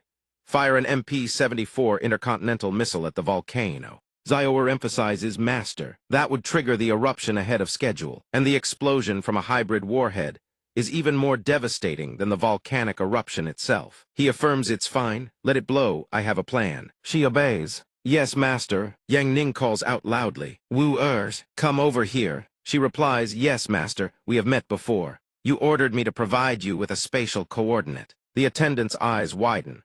I understand now the spatial coordinate you need is 98621349. Yang Ning speaks up, you strike first. She responds loudly, yes. Then she launches the international MP-74 missile. The attendant's eyes bulge as he locks the targeting system onto the volcano's crater and announces his readings. The MP-74 international missile acquires its target lock and streaks straight into the crater. The soldiers stare in shock. What the hell is that? Magma erupts from the crater at that very moment. Number 6 gasps in alarm. It's over. The ancient volcano's energy has gone out of control. It's about to blow. Yang Ning activates his Techniquia basic spatial teleportation array, level 100. The magma inside the volcano erupts with ever-increasing fury. The pauper wonders aloud, did such an enormous formation suddenly appear? Out of nowhere, number 6 trembles as she recognizes what it is. At that moment, Yang Ning speaks up to reassure everyone. Don't worry, I've already read the spatial destination coordinates of those demons. All the terrifying energy unleashed by the ancient volcano eruption will be transferred entirely through the formation I've set up. The erupting magma from the volcano is drawn into the array formation. At the demon abyss, a group of people tries to charge into the mountain, but a barrier blocks their path. One of them speaks, My lord, the barrier of the demon abyss is too powerful. We simply cannot get in. Hua is trapped inside a situation is dire. If we can't break through, she'll be in mortal danger. Then the woman looks up and sees a torrent of magma crashing down from the sky above. An endless deluge of magma pours down without mercy. The 9-chain ancient volcano erupts violently out of control. It plummets to the earth and detonates in a cataclysmic explosion. Smoke billows everywhere. The group trying to infiltrate the demon abyss stares in sheer terror. How terrifying the power of the 9-chain ancient volcano eruption.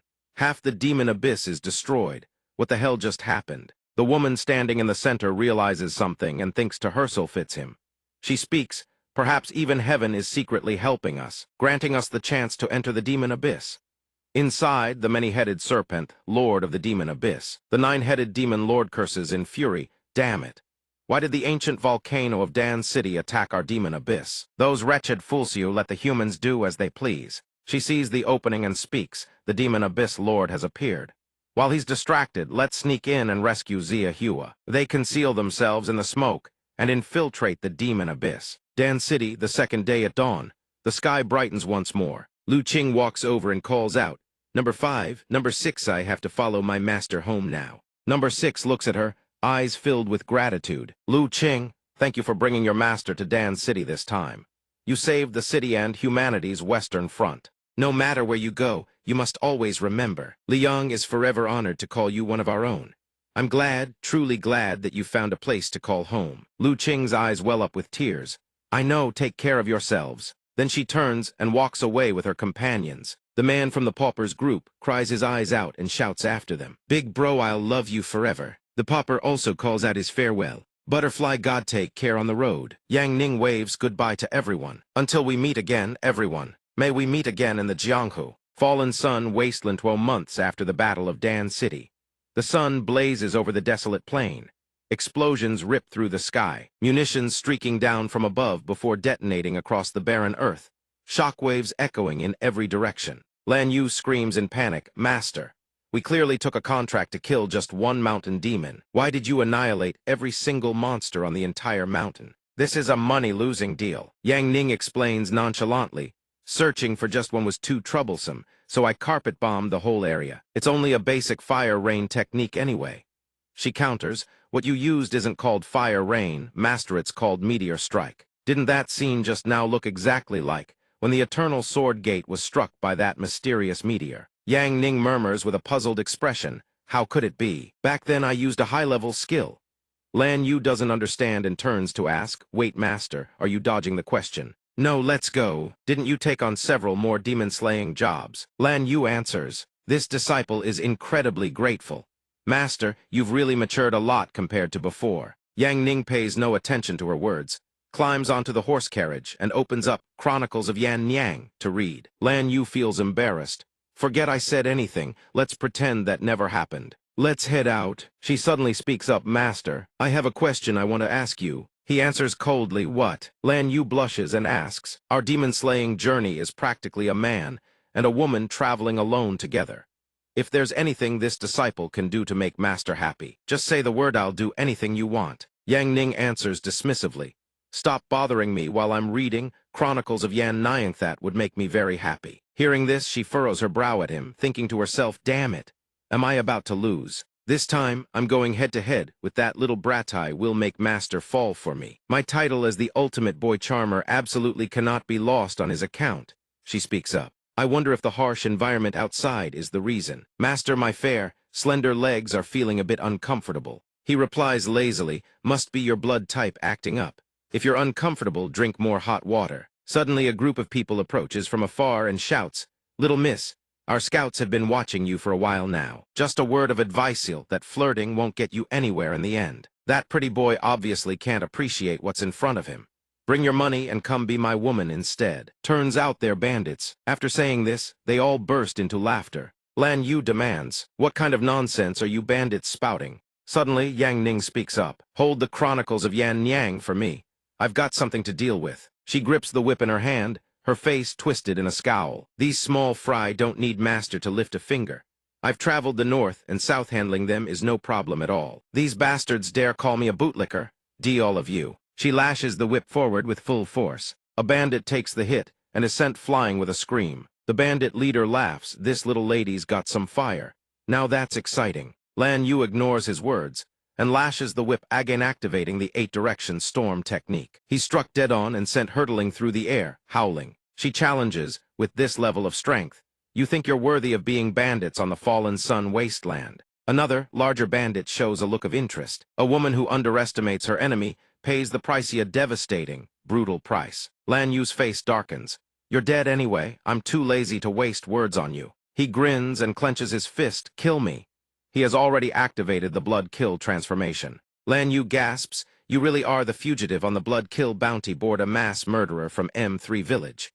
You were targeting me all along. Exactly. If it weren't to lure you out, who the hell would ride this junk wagon back and forth around here? Now hold still and accept your fate. He grabs her whip and sneers. This woman sure knows how to schemaskery indeed. Too bad you're far too weak.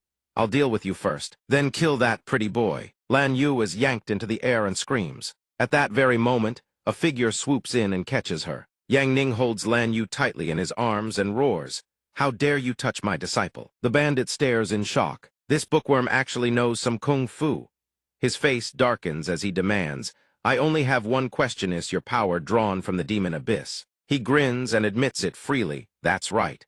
I once obtained the blood of the demon abyss. One finger is enough to kill 100 men. In an instant, Yang Ning snaps the whip, hurling the bandit away. The bandit barely manages a cry before the whip slashes through every remaining bandit in succession, severing their heads from their bodies. After dispatching every last one of them, Yang Ning speaks without a trace of emotion. Clean up. The two of them resume their journey on the carriage. Lan Yu rambled on.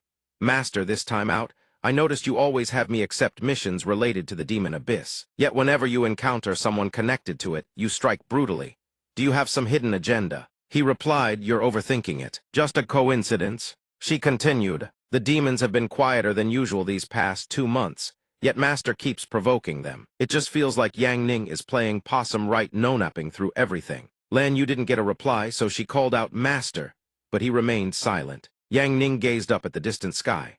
At Luori City, the Shen family estate, Lan Yu spoke up, add another 100,000 gold coins. Or I'm walking. Shen San cried out, Miss Lan Yu, you can't do this to us. Didn't we clearly agree on 100,000 gold coins? You jacked up the price the moment you showed up. Our family is about to go bankrupt. Where would we get that kind of money? She sat down in a chair and continued. Master Shen jests. You neglected to mention beforehand that the demon you wanted dealt with is the Earth Heart Elder. The Earth Heart Elder is a city-destroying class demon who has lived for over 1,000 years. He may not be the strongest in the demon abyss, but he's the oldest. He feeds on towns and cities, devouring the life force of entire populations, turning them into wasteland and sand. And you, sir, dare to cry poor over a mere 200,000 gold coins for dealing with a demon abyss creature of this caliber. My business has never been ambiguous. There are 2 reasons for the price hike. First, you concealed critical intel. You failed to disclose that the demon is the Earth Heart Elder, which put us in serious danger. That warrants compensation. Second, your estate has a contract signed with the Shadow Council's Black Blade, a kill order with no leniency. Tomorrow is the handover deadline. If the Earth Heart Elder isn't eliminated, what do you think your fate will be? Shen San replied, trembling.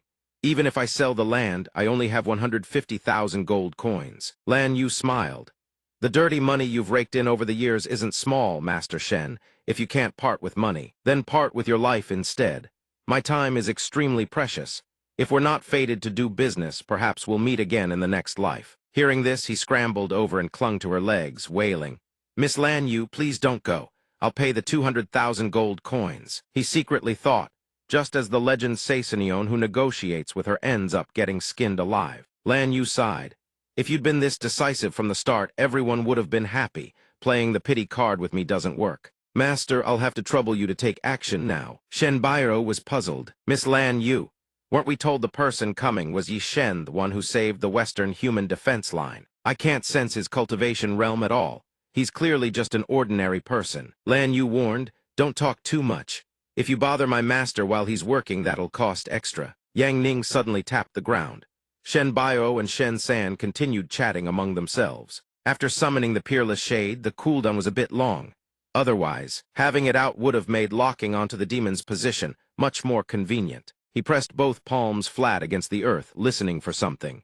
Shen San frowned and asked, If you can't eliminate the Earth Heart Elder, I won't pay a single coin. Looking at that crack in the ground, does he really think the Earth Heart Elder is just going to crawl out on his own? Shen Baio crossed his arms and replied, Suddenly, Yang Ning placed both hands on the ground and tore the earth wide open. Those watching from afar screamed in panic. The house was split clean in two. Shen Bio worriedly reminded, "Master, my weapon is still on the other side." Lan Yu casually cut in, "You're selling the land anyway. The house was going to be demolished sooner or later. We're just giving you a head start. No need to thank us." Yang Ning suddenly soared into the sky. The Earth Heart Elder seated deep within the earth roared, "You foolish mortal! How dare you disturb this sovereign's slumber?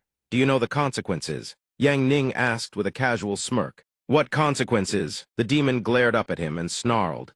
"I had originally planned to savor this city slowly, but since you've angered this sovereign, within 3 hours, I will reduce this city to a wasteland. Let's start by sinking this district first." Shen San's face went white. He thought, it's over. This piece of land is done for two. Yang Ning hovered in midair and asked Lan Yu, "By procedure, can I strike now?" She immediately replied, "Master, please take out a packet of salt from your sleeve." Shen San stared in disbelief. "You want to use salt to fight the Earth Heart Elder?" Shen Bairo stood beside him, jaw hanging open. Yang Ning scratched his head.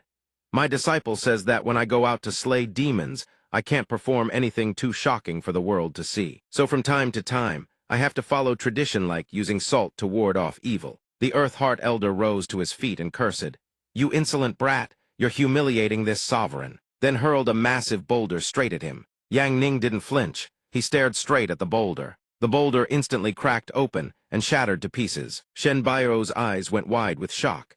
A single glance and an entire hill was gone. Lan Yu said with a smug tone, "That's the psychokinesis ability. Master offered to teach me, but I prefer using a whip to beat people up." Yang Ning roared, "Demon, retreat!" The Earth Heart Elder, seated below, saw Yang Ning charging straight at him. He slammed both hands into the ground, radiating 2 concentric rings of energy, then unleashed his technique Great Sky Shielding Barrier. Yang Ning casually snapped his fingers. Sparks rained down endlessly from the sky. It turned out he was using the Tang Sect's basic skill-hidden weapon art. Obscure Blossom Storm, level 100 max mastery. The fire-like projectiles pierced straight through the Earth Heart Elder's body. The projectiles tore clean through him, leaving his eyes wide with sheer horror. A massive explosion erupted. Shen San exclaimed, "Salt can be used like that? My eyes are truly opened." Shen Bio looked awestruck. Is the Wuji Sect still recruiting? He wanted to become a disciple. After the Earth Heart Elder was eliminated, Yang Ning turned to Lan Yu. "Lan Yu, the demon-slaying quest is complete. I'm quite looking forward to the Demon Abyss's reaction. Let's head back to the Wuji Sect first." She happily replied, "All right, Master Shen. Remember to transfer the gold coins into the Wuji Sect's treasury. Account within 3 days or face the consequences yourself." Shen San wept with emotion, seeing off Miss Lan Yu and Yi Shen, while Shen Bairo couldn't stop asking questions. "I wonder if the Wuji Sect is still accepting servants." 4 Seas City, City Lord's Manor, demon-slaying VIP chamber. Master Jiu sat on a chair, drinking from a gourd, grumbling. "Just how powerful is this demon that we need to assemble everyone before we can even go?" Taoist Ren, ranked 28th on the demon-slaying rankings, Demon Hunter channeled his energy and said, "Quit complaining. Stop yapping. The bounty this time is as good as mine old Jin's taking it home." Demon Hunter, ranked 25th on the demon-slaying rankings. Lan Yu sat beside Yang Ning in silence for a moment, then cautiously asked, "Master, you won't blame me for picking up one more job after we already arrived in 4 Seas City, will you?" She really didn't want to take it either, but the bounty was so staggering she couldn't help being tempted. A bounty of 500,000 gold coins was simply too alluring, and Yang Ning didn't feel it was any trouble at all. With his strength, he said with absolute confidence, "No problem." After all, Fan Shang walked in from outside, holding registration ticket number 19, calling out, "Sect Master Yang Ning. There's a regular at the Taverna Monk Disparate to see you." Seeing the monk charge at him, Yang Ning raised his leg and kicked him clear across the room, then walked out. Fan Shang spotted the book in Yang Ning's hand and seemed to completely lose his mind. Miss Yan. Yang Ning shoved him away while shouting, "Don't you dare touch my Miss Yan Volume 6. Fan Shang, seeing he absolutely couldn't touch the book, turned to greet Lan Yu instead. "So stingy. Miss Lan Yu, it's been too long." But she didn't like this monk one bit. "Get lost, you bookworm who reads trashy romance novels all day long." The monk, rejected and dejected, whimpered, "Miss, aren't you the same?" Lan Yu immediately fired back with a double-barreled retort.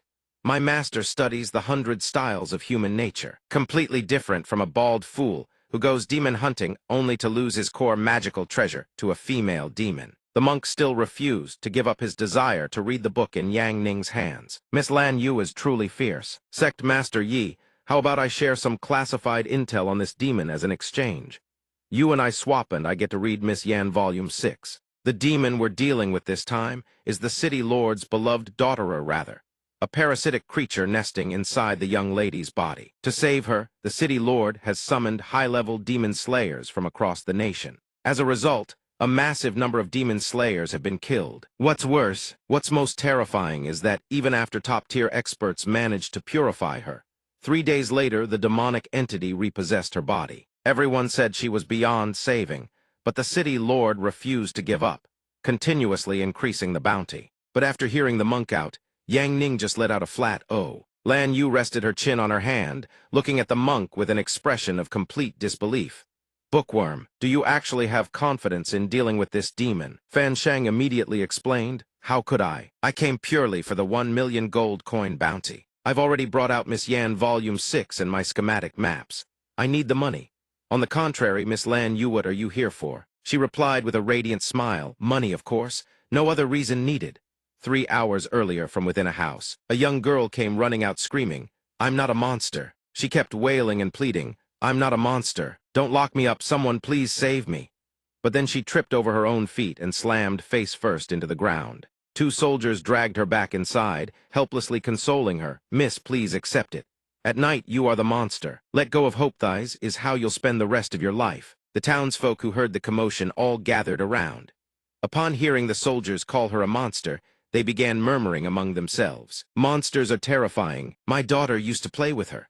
We absolutely cannot let her go near that girl anymore." This scene triggers a painful childhood memory for Lan Yu. "Don't play with that monster, or it'll kill you." After the gang hurled stones at her, they drew swords. The purple-haired boy raised his blade to kill her, his voice dripping with malice. "I'll use my old man's sword to kill you, monster." Lan Yu resists out of sheer survival instinct. Strange, luminous markings bloom across her hands. She catches the blade bare-handed and snaps it clean in two. The whole gang was so terrified they nearly shat themselves, scrambling to flee. Mo and Stir don't play with the monster. Only Lan Yu remains. Standing in the pouring rain, she looks so small and wretched. And then at last, someone saves her. That person gives her a pair of gloves. "I've heard that ever since you were little, you kept moving from place to place, but no matter where you went, you were always bullied and pushed away. Starting today, the Eternal Sword Gate is your home.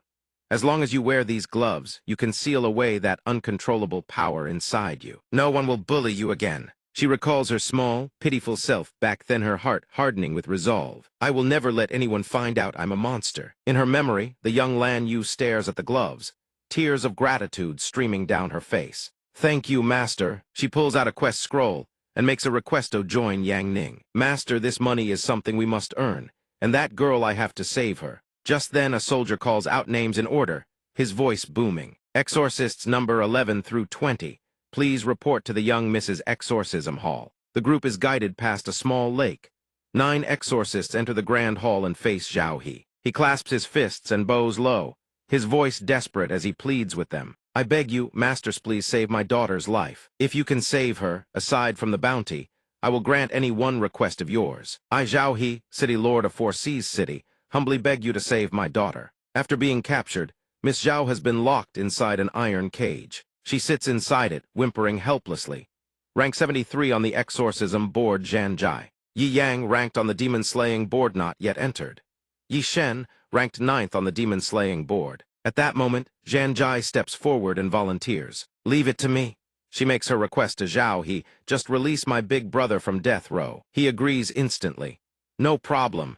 As long as you can save my daughter, even a death row prisoner can be pardoned. Even a death row inmate can be granted amnesty." With Zhao He's word secured, she walks over, opens the iron cage door, and steps inside. She gazes at Miss Zhao within the cage.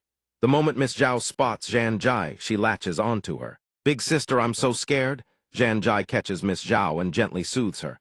There, don't be afraid. Let big sister take a look, we'll be fine soon." But in that instant, Miss Zhao's expression twists.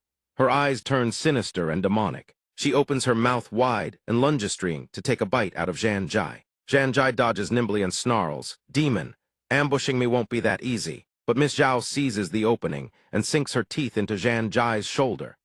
Zhan Jai lets out a blood-curdling scream as fangs pierce her neck. The onlookers are stunned by Miss Zhao's terrifying speed. This demon is fast as hell. After finishing off Zhan Jai, she leaps up and sits cross-legged atop the iron cage, looking down at them with utter contempt. Is that all? What kind of trash showed up today? Just as Lord Jiu steps forward, Elder Dia charges in Hai's fishing rod thrust straight at the demon's face. Demon, don't you dare cause trouble. Leave it to this old man to handle you. Old brother, let me have this one. Don't compete with me this time. Fan Shang watches from behind and immediately recognizes the two. Lord Jiu and Elder Diu both are top-tier masters ranked within the top 30 on the demon-slaying board. They always claim to be each other's worst enemies, but the moment one of them is in trouble, the other will throw themselves into the fray without hesitation. Miss Zhao lets out a piercing shriek and charges. Lord Jiu immediately exhales a plume of smoke, great fury flame. The moment the smoke cloud surges forward, Miss Zhao dodges effortlessly, but in that exact instant, Elder Dia lashes out with his demon-binding rope and wraps her tight. The demonic binding rope cracks her down into the ground. Seizing the opening while she's restrained, Lord Jiu blows a ring of fire that encircles her. Zhao he sees this, and panics afraid his daughter will be hurt rushes forward. Don't harm my daughter, Elder Dia quickly reassures him. Rest assured that smelly Taoists' demon-refining fire only harms demons. Humans won't be injured. I'll extract the demon right away. With that, he swings his fishing rod upward. A wad of pitch-black demonic chi is yanked out, tangled and bound by the enchanted line. Zhao he thinks it's over and nearly weeps with relief. Thank heavens, Fan Shang can't help but marvel from behind. The legendary Wynandra Du truly lives up to their name. Lord Jiu doesn't stand idle either. He produces a Gordon from its mouth. A blazing red chi erupts, blazing crimson purge. It wraps around the demonic chi and sucks it into the gourd in his hand. Purification complete. Miss Zhao regains consciousness, looking around in confusion. Lan Yu watches and feels a wave of relief wash over her. Thank goodness she's saved, but a sudden scream makes her freeze in her tracks. Miss Zhao has severed one of Lord Jiu's arms. He howls in agony, but she doesn't stop there. She lunges forward, aiming to finish him off. Elder Dia sees this and rushes to his old friend's side. He grits his teeth, staring at her in disbelief. Impossible, but the moment he gets close, Miss Zhao swish as severing both his head and an arm in one strike. After dispatching one opponent, she floats in midair and taunts everyone below. Pathetic humans, come try to exorcise me. Fan Shang can no longer stand idle. He unleashes his technique celestial scripture summon and bellows seal. As the heavenly scripture brushes past Miss Zhao, she is instantly imprisoned back inside the cage. The monks are stunned of the strongest exorcists present, and they still failed. This demon is terrifying, it can resurrect itself. Perhaps the only way is to kill the host along with the demon. Yang Ning speaks up from behind, addressing her gently. Lan Yu, let me handle it. She lowers her head, her expression unreadable. Only her lips move, barely forming words. Master, can I try? I want to say something to her. He doesn't stop her, he simply nods. She approaches the iron cage. Miss Zhao spots her and smiles. Big sister, you're so pretty. Lan Yu's voice comes soft and gentle, like a whisper. Little one, big sister wants to tell you something. The only person who can save you is yourself. Miss Zhao stares blankly, her face a mask of confusion. Lan Yu looks at her with unwavering resolve and repeats, the right to control your own body must be held by you alone. If you don't want to be a monster forever, if you want to return to the normal world, then take your body back. Inside the cage, Miss Zhao trembles, her voice fragile and uncertain. Big sister, can I really do it? Lan Yu encourages her. You have to believe in yourself. She nods obediently. Big sister, I understand. But in the blink of an eye, her expression does a complete 180. She opens her big, round eyes wide, staring straight at Lan Yu. But big sister, I can see the monster inside your body too.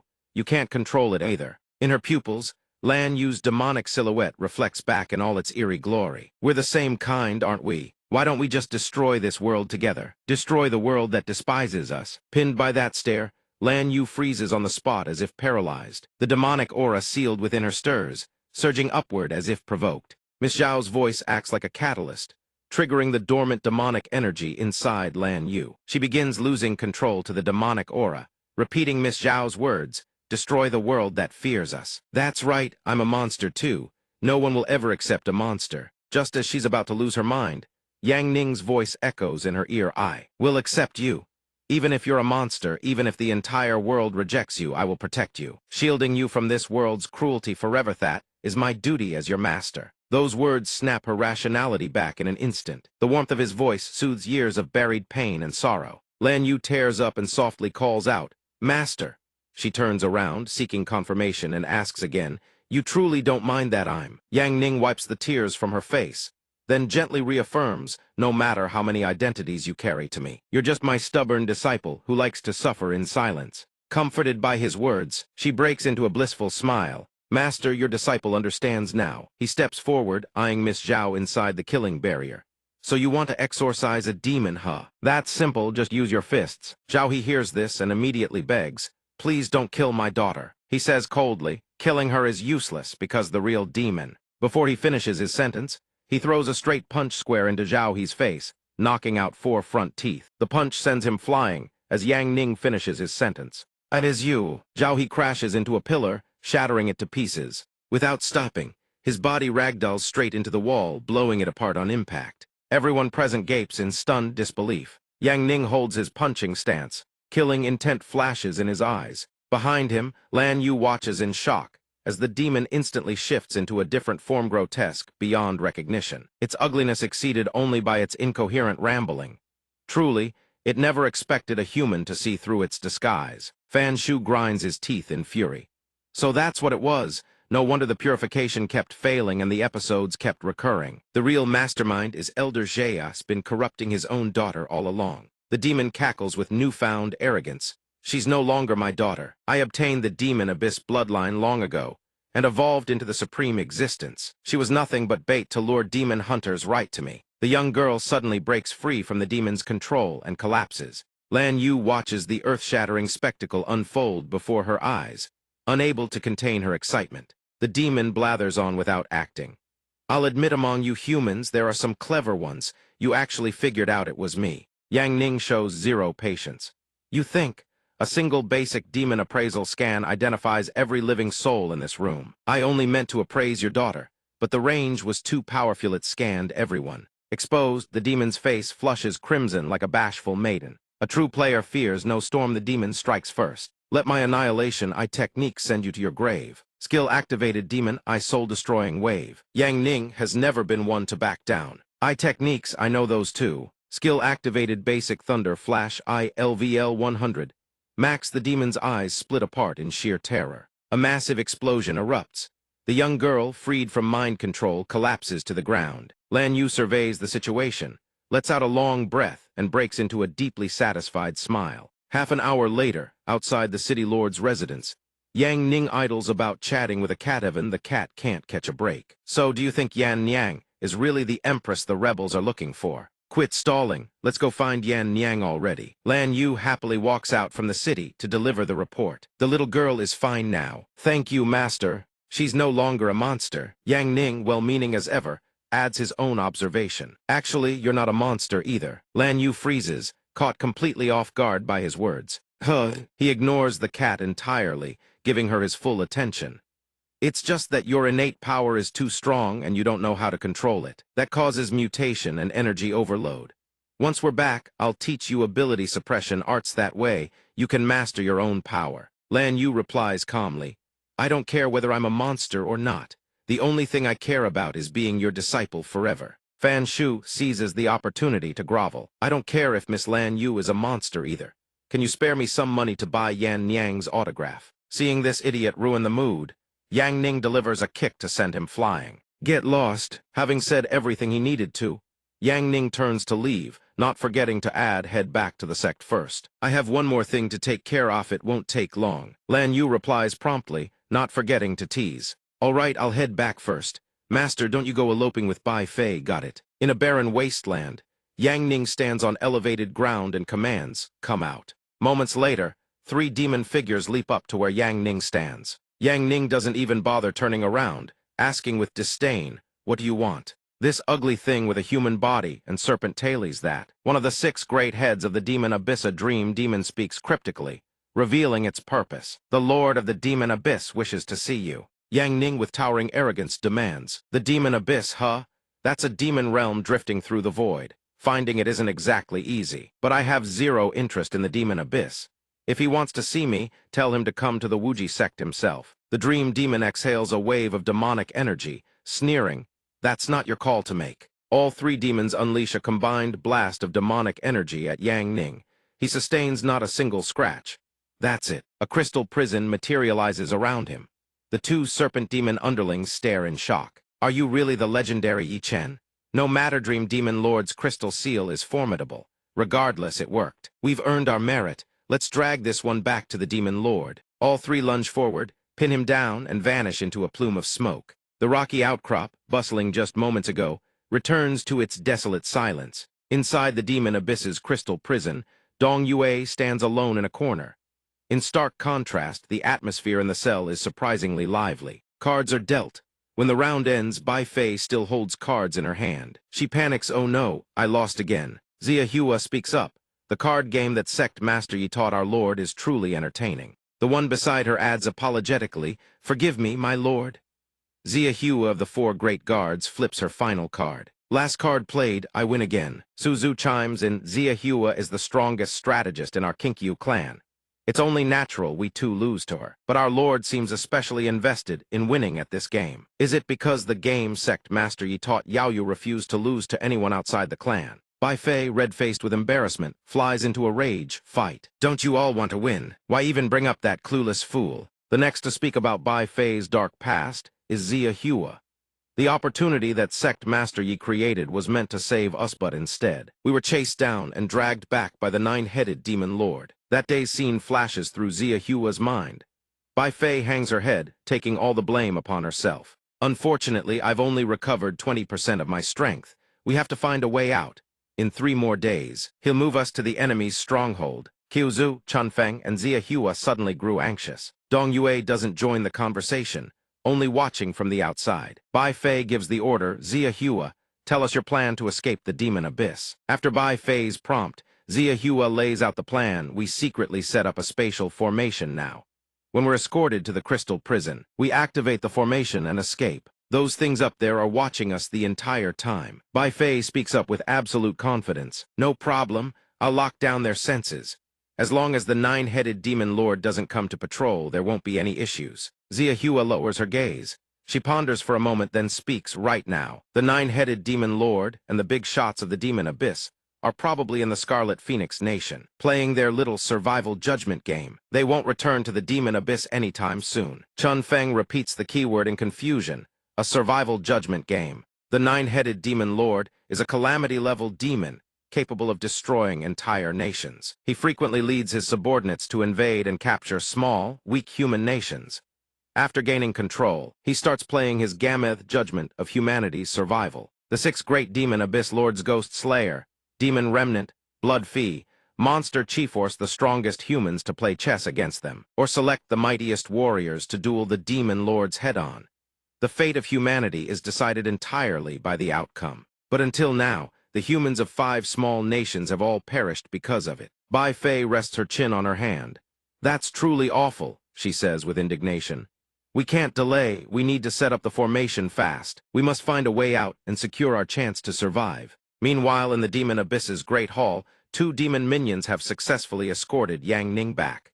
One demon stands guard, putting on a show of authority. "Lord Zio Meng's orders. Crystal Prison can only be opened after the demon lord returns." Blood Fee is a demon who took up monkhood, but his heart is far from pure. The little monk wants to see what makes that human Yi Chen so special. Both demon guards scramble to block the path. "You can't enter here." The 2 demons try to hold him back, but it's hardly worth mentioning. Gon's strike, and they drop. Blood Fee's eyes turn sharp and cold. Yang Ning enters without a hitch. "So were the legendary Yi Chen. I can't sense his realm at all. Original Sin really did die at his hands." Sure, Original Sin was the weakest of the 6 great demon abyss lords, but dying to someone like him is still bizarre. Original Sin's death is one thing, but all of this little monk's demon blood followers were slaughtered by him too.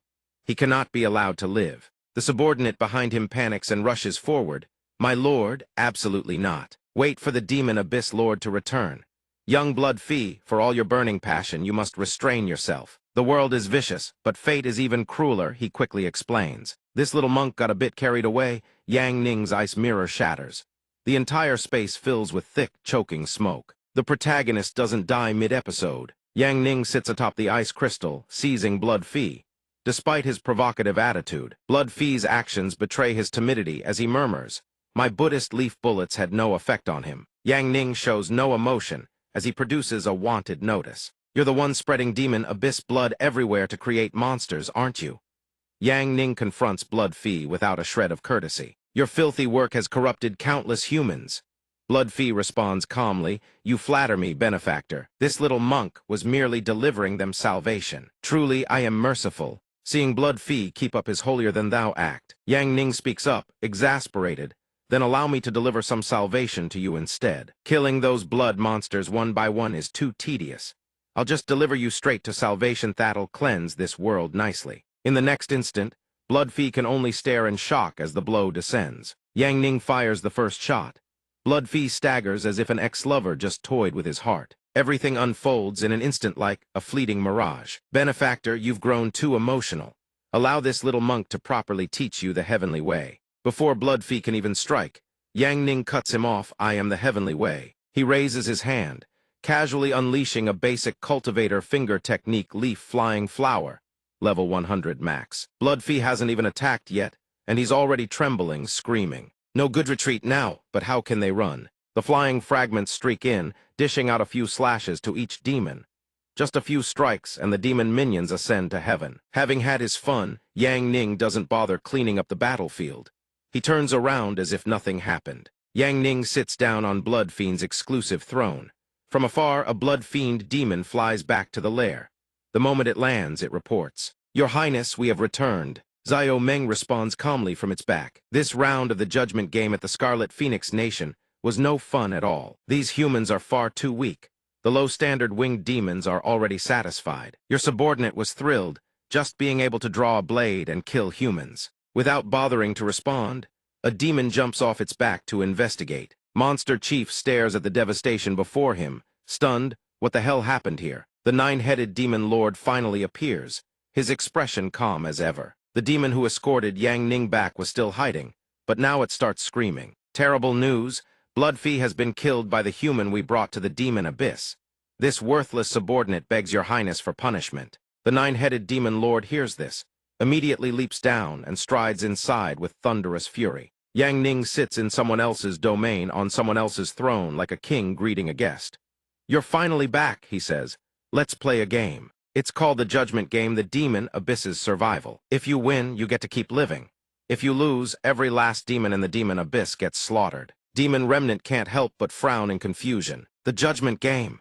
The nine-headed demon lord, unfazed, issues a cold threat. "Human, the Demon Abyss has never been a place where you can throw your weight around." Yang Ning's expression darkens. He speaks in an icy tone. "Monk, just now you couldn't even handle a single finger of mine. You lot really want to resist me." The nine-headed demon lord roars. "Ha, a single strike from me could kill even Blood Fee. You've gone too far. You think killing Original Sin and Blood Fee means you can do whatever you want in the Demon Abyss. Is that so?" Demon Remnant chimes in alongside. "Exactly. How can the Demon Lord's domain allow someone like you to run wild?" Yang Ning, unflinching, stares them down. "Can't run wild, you say?" Then two massive bursts of power erupt. Kaboom! The deafening explosion rings out. The nine-headed demon lord is stunned speechless. Every last one of his subordinates stares in shock. Yang Ning's expression darkens as he warns, "Think carefully. Perhaps the master of the Demon Abyss can withstand my attacks, but every demon under your command certainly cannot. So the only path forward is to play by my rules." The demon lord trembles, but in front of his subordinates, he still has to salvage his image. "If I act to kill him, all the creatures of the Demon Abyss might perish before I succeed." Demon Remnant, having lived long enough to play advisor, speaks up. "Your Highness, things have come to this. For the sake of the Demon Abyss, we have no choice but to accept this game first. We will definitely win. Once he leaves the Demon Abyss, we'll find our chance to deal with him. When that time comes, we'll make sure he meets the most wretched end imaginable." In the end, the nine-headed demon lord makes his choice. "Fine, I'll play this judgment game with you." Monster Chief and Ghost Slayer beside him wear expressions like street thugs sizing up a rival. Yang Ning encourages them casually, "Cheer up. You're winning yourselves a chance to survive right now. Now then, Zio Ba, come host this game." He raises his hand, casually casting a mid-level summoning spell. Zhang Yuji level 100 Maxa, K. A little fool materializes. Hello, everyone. I'll be hosting this judgment game on behalf of my master. Little Ba loves playing exciting games like this the most. Listen carefully to the rules. Every own because they determine whether you live or die. The game begins now. You're all going to love it. The rules are very simple. The Demon Abyss and my master will each send 5 fighters for one-on-one combat. Have you Demon Abyss folks been thinking your chance has finally come? By the Master's special grace, the Demon Abyss only needs to win 2 out of 5 matches. For the challenge to succeed and you shall receive the Master's pardon. Muz, how merciful. Zioba loves it and you all will too. Quai th letter 1e7 and qu letter 1ef7 tr letter 1e3m watched the scene, practically itching with impatience. Yang Ning snapped his fingers. Ngu Ko, catching his cue, called out, then let the first match begin. A goodwill reminder: if the Demon Abyss wins 2 matches, midway through the game, you all get to keep living. So struggle all you want. Should the Demon Abyss lose 4 consecutive matches, the Demon Abyss shall be annihilated. Demon Abyss, you may now send out your first player. Quai th letter 1e7 roared with fury, let me go first. But the Demon Lord held him back. Qu letter 1ef7 tr letter 1e3m was to take this fight instead. Qu letter 1ef7 tr letter 1e3m obeyed and strode forward. Ngu Ko watched him take the field and commented with a hint of surprise. So this is the legendary #1 blade of the demon realm, renowned for his monstrous blade work. I hear you once single-handedly annihilated every sword saint among the humans. I'm quite looking forward to seeing you perform. Qu letter 1ef7 tr letter 1e3m spoke, puzzled. My opponent is that lazy human who can't even be bothered to speak just a snap of his fingers. An instantly basic spirit summoning technique. Sacred relic activated. Level 100 max has appeared. Tru M letter 1ed9ng looked on, filled with questions. Ma Tan answered, that was NH letter 1EADM Ma's weapon when she died. Hadn't it vanished long ago? How did it end up in the hands of this human? NH letter 1EADM Ma appeared, bowing deeply. Greetings, Master. I thank you once again for summoning me, granting me the chance to return to the mortal world as a spirit. To feel the thrill of battle once more, M letter 1ed9ng immediately confronted her. NH letter 1EADM Ma, you carry the bloodline of our Demon Abyss. How can you accept a human as your master? NH letter 1EADM Ma replied, utterly indifferent. I've always served the strong. Compared to my master, you're all pathetic. The Demon Lord, humiliated beyond bearing, could barely suppress his rage. Qu letter 1ef7 tr letter 1e3m show no mercy. She's nothing but a lowly, despicable demon slave who dares betray her master. Make her regret ever betraying the Demon Abyss. He obeyed instantly, unleashing his signature move Phantom Blade, first severing, then replied, rest assured, my lord. I'll make sure she dies drowning in regret. The first strike cleaved the floor clean in 2. He immediately followed with a second move Phantom Blade, Heaven and Earth Net. NH letter 1EADM Ma stood still, facing the blow head-on, but in a split second she vanished, reappearing behind him. A single slash landed, then both fighters leaped backward. Pulling distance, Qu letter 1ef7 tr letter 1e3m praised her without restraint. You're stronger than I thought. NH letter 1EADM Ma boasted casually. Obviously, my master has already buffed me. But the great Qu letter 1ef7 Tragil weighs so high and mighty you are slower than I expected. Slicing with his blade, Qu letter 1ef7 tr letter 1e3m roared, take this and die. 4 phantom blades shot forward like homing missiles. This was his ultimate technique, Infinite Phantom Blade. Watching from the sideline, Tru M letter 1ed9ng was thrilled. Infinite Phantom Blade, that wretched woman is dead for sure now. But life is no dream. NH letter 1EADM Ma shot forward, appearing right in front of Qu letter 1ef7 tr letter 1e3m with a mocking smirk. She then countered with Yi-style Phantom Mirage Step. Qu letter 1ef7 tr letter 1e3m was struck down by his own technique. Quai th letter 1e7 exclaimed in shock. The first time I've ever seen Qu letter 1ef7 tr letter 1e3m wounded by his own blade. Ma Tan added, I never expected her speed to become this monstrous after her enhancement. Hovering in the air with the upper hand, NH letter 1EADM Ma spoke with pride. I'll give you 3 more seconds. I want to end this fight. Qu letter 1ef7 tr letter 1e3m wiped the blood from his mouth and cursed furiously. You wretched demon slave, how dare you speak to this lord with such insolence? Annihilation awaits. He then unleashed his ultimate skill, Infinite Phantom Blade, Heaven and Earth Severing. Even Ma Tan had never witnessed such ruthless killing intent. NH letter 1 EADM Ma was as good as dead, or so they thought. But against all expectations, NH letter 1 EADM Ma smiled. Too slow. She raised her blade high, channeling every ounce of power into a killing strike thousand-fold heavy slash enhanced. The tide reversed in an instant. QU letter 1 EF7, TR letter 1 EA3M stood frozen, defenseless. The blade cleaved his entire body until he didn't even have time to gasp. The 9 demon lords stared at the carnage and screamed in shock. QU letter 1 EF7, TR letter 1 EA3M, and Ma Tan quickly transmitted a voice message to counsel restraint. Your Highness, you must remain absolutely calm. If your Highness acts now, you may win, but the entire demon abyss will be destroyed by him. After the match, NH letter 1 EADM Ma landed gracefully. Yang Ning, seated on his throne, raised his hand to give th. Up. She was instantly elated, feeling the master's power course through her, strengthening her even further. This feeling is truly wonderful. Nguko materialized, her voice sweet and lilting as she announced, match 1 Aren wins. Wuji Sect versus Demon Abyss. The Demon Abyss's QU letter 1 EF7, TR letter 1 EA3M ended up looking like that. How adorable. The game continues. Ma Tan seethed with rage, that traitor to the Demon Abyss. TRUM letter 1 ED9NG chimed in as well, cursing the turncoat. NH letter 1 EADM Ma turned toward them and repeated once more, I only follow the strong.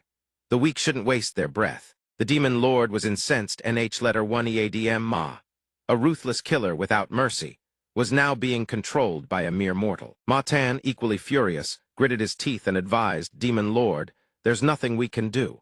NH letter 1 EADM Ma's speed was already terrifying on its own. After this enhancement, her speed has increased 30-fold, enough to rival the 6 great elders. This human is unpredictable. If we can't kill him in a single strike, your Highness, please be patient. Swallow your rage, even if it chokes you. The Demon Lord gritted his teeth. Meanwhile, the beast lounged in his throne with an air of absolute authority. Yang Ning spoke, well done, Aren. You may withdraw. Before vanishing, NH letter 1 EADM Ma turned back and called out, that battle was exhilarating. I'll keep training the way Master taught me. I look forward to Master arranging the next match soon. Also, I very much enjoy serving Master. I hope Master can give me that chance. Your humble servant takes her leave. After she left, the human wailed like a hungry child. Hurry up, next Demon Abyss fighter. Make it stronger, I want a real fight. Ma Tan spoke, testing the waters. Your Highness, among our Demon Abyss elites, Kwai Th letter 1 EE7 is truly our trump card. Don't forget that. The Demon Lord agreed. Indeed, this round our victory is certain. Kwai Th letter 1 EE7, having waited eagerly since the previous match, finally stepped onto the field brimming with arrogance. Your Highness, I will absolutely not embarrass us. Yang Ning snapped his fingers once more. Zyro, ye go fight.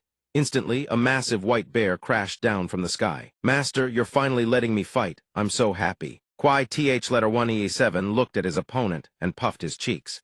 You stupid bear, meeting me is the worst luck of your 8 lifetimes. He took a deep breath and exhaled a foul demonic miasma. Quickly, 2 silhouettes emerged from the miasma. Was B letter 1 ED9C and letter 1 ED9. The other QU letter 1 EF7, TR letter 1 EA3M. Nguko watched the scene unfold and added with flair, now this is getting interesting. So Kwai Th letter 1 EE7's special ability is using waste matter to temporarily recreate the bodies of fallen comrades. Hearing the explanation, Kwai Th letter 1 E7 clicked his tongue in approval. Not bad, you know your stuff. The demon blood of the other 5 elite commanders is stored within my body. I can create 2 fallen comrades at their peak strength at once, though they can only last for the time it takes an incense stick to burn. But that's more than enough. Everyone, let's hunt this bear. Ma Tan and the Demon Lord watched smugly, noses turned skyward. 3 demon elites attacking together, playing dirty. Want that bear's gallbladder. B letter 1 ED9C and letter 1 ED9 was the first to charge in, leading the combo with a ferocious snarl swinging a massive warhammer at Zio Yi. The white bear didn't flinch, raising its fist to meet the blow head-on. The clash between these two was a textbook case of when titans fight, the grass suffers. Zio Yi sent the opponent flying and couldn't help but gloat. Didn't you eat your fill today? Meanwhile, QU letter 1 EF7, TR letter 1 EA3M attacked from the flank, screaming as if desperate not to be outdone. Phantom Annihilation aimed square at the foolish ambusher. Zioya dodged with flawless precision, and on top of that, bit the enemy's weapon clean apart. Watching this, QU letter 1 EF7, TR letter 1 EA3M was stunned. The Phantom Annihilation was eaten, This bear is absolutely terrifying. From behind, Kwai Th letter 1E7 enlarged his arms and howled, unleashing his evil shattering strike. B letter 1ED9C and letter 1ED9, and QU letter 1EF7, TR letter 1EA3M acted on the same impulse, screaming in unison, kill it together. Trap of Fury Temptation. Annihilation Net of Severing Ngu Ko watched from the sideline, thoroughly entertained. Oh, it's finally getting interesting. The three great elites of the Demon Abyss joined forces against Zioye. Zioye stood below, looking up, then a massive explosion erupted, blasting all three demons away. Kwai Hindered seized the moment and slammed the ground with everything he had. But when he looked up, he was startled stiff. Little One has transformed towering and colossal in its beast form. Giant beast state. Watching Little One transform, the monster commander cursed in fury. Damn it, I'll guess I have no choice but to use that technique. The moment those words left his mouth, a colossal hammer materialized out of thin air. The hammer slammed down with earth-shattering force divine annihilation strike. And when the wrath beast looked up, perfect Timinga pair of half-bodied wraiths lunged from behind, going all in on a desperate ambush. But Little One whipped its head around, jaws wide open chomp. The creature was bisected in one bite. The monster commander tried to flee from beneath its colossal foot, screaming, "Someone save me!" But even running, he still caught a kick that obliterated his entire body. The demon lord howled in rage at losing his fighters. Ma Tan was equally furious. Damn it! Yang Ning, on the other hand, watched the whole thing with delight and clapped for Little One. After dealing with the demons, Little One turned back. Master is too kind with his praise. Being able to fight for Master is 3 lifetimes worth of good fortune for Little One. Tong stepped onto the stage at this point and cheerfully announced, "Round 2. I who always flatter Master declare that Little One wins." But what followed was venomous. Wuji Sect versus Demon Abyss. Dear Demon Abyss folks, Little 8 is growing very disappointed in you. Right now, I really want to kill all of you. Zio Meng heard this and felt a chill run down her spine. That's enough. Yang Ning doesn't bully the weak. I'll make the call myself and give you one chance. For round 3, I'll lower the difficulty. I'll send out a disciple who's still in training. Ma Tan, relying on his intelligence, was confident he had it all figured out. The disciples of Wuji Sect, those girls originally from the Eternal Sword Gadeth, strongest among them, was only at the spirit realm. They had only joined Wuji Sect half a year ago. Sending one of them meant a guaranteed death sentence. The demon lord spoke up, his voice seething with anger. Disrespect the Demon Abyss and you will pay the price. Yang Ning snapped his fingers again. The magical girl Chu Shu instantly appeared with a broom in hand. She looked around in bewilderment. I was sweeping in the sect. Why did Master summon me here? Yang Ning finally spoke. First, tell your master how do you like the new magical girl outfit I picked for you. Chu Shu gave her honest opinion. It's fine, very cool. What matters is that wearing it makes Master happy. Hearing the answer he wanted, he finally explained, I summoned you here because you've trained long enough. It's time for real combat. Fight properly in this match. Win, and your master will reward you. Chu Shu happily replied with a statement both ignorant and delusional. Really? If I win, will Master marry me soon? My head's not that smart, you see. Lately I've been reading lots of books about maintaining a good mother-in-law and daughter-in-law relationship. But I'll forget all of it in a flash. Hopefully while I still remember this stuff, let's just get married. Maintain the initial stability of marriage while we can. Yang Ning could only sigh helplessly. Get out there first. Show me the results of your special magical girl training. Chu Shu asked again. Normally, married couples give each other a loving hug before a fight for encouragement. Can Master give me a hug? From the other side, Zio Meng stepped forward with a dark expression. Ma Tan was confident, ranked number 2 in courage. Surely no one in their right mind would challenge. Zio Meng's victory was all but guaranteed. The opponent was only at the weakest martial realm. Besides, the snake demon's poison was tailor-made to counter humans. She was just a sweeping servant dead for sure. The moment Zio Meng stepped onto the field in her cat form, she spewed venom, flooding the arena with a sea of toxic mist. Chu Shu spun her broom at blinding speed and flames erupted from its bristles. Now it's my turn. The serpent spirits watched in stunned silence. Zio Meng stood there, drenched in sweat, utterly baffled. How can a mere servant girl's fire magic be this overpowered? In an instant, countless fireballs materialized across the sky. Grand fireball barrage mode. Zio Meng's soul nearly left her body at the sight. Holy! Chu Shu swung her broom and yelled. The fireballs detonated instantly, raining down like a storm. Zio Meng shrieked like a pig being slaughtered, dodging left and right, but that venom-spewing mouth of hers just wouldn't quit. Damn it! Ma-Tan was utterly useless from the sideline, old, loud, and worthless. That girl was truly ruthless and her calculations were razor-sharp, using flames to completely seal off Xiao Meng's movements. Yang Ning spoke with a calm tone, as if delivering an insult. I'm asking, are you people actually stupid? This is just Chu Shu's avatar or simulation master form, nothing more. Tong watched the match with excitement and praised. Chu Shu is exactly as the legend says, absolutely the perfect magical girl with flawless evasion and target suppression. Chu Shu was over the moon at the praise. She spread her arms wide and cast a spell. I'll just use a spell that doesn't need accuracy. Immediately after, blazing flame storm erupted. Xiao Meng bolted for her life, but escape was hopeless, was swallowed by a fire tornado, her screams echoing to the heavens. Below, the serpent spirits under her command screamed in horror. Lady Xiao Meng. Without warning, a tentacle shot out. 2 serpent spirits went flying. Tong was livid and threatened them, no matter who you are. Anyone who violates Master's game rules will be punished by Little 8. The Demon Lord was seething with frustration, but still didn't dare make a move. From this side, he stepped onto the stage, his voice flat and even. The Demon Abyss had lost 3 rounds in a row.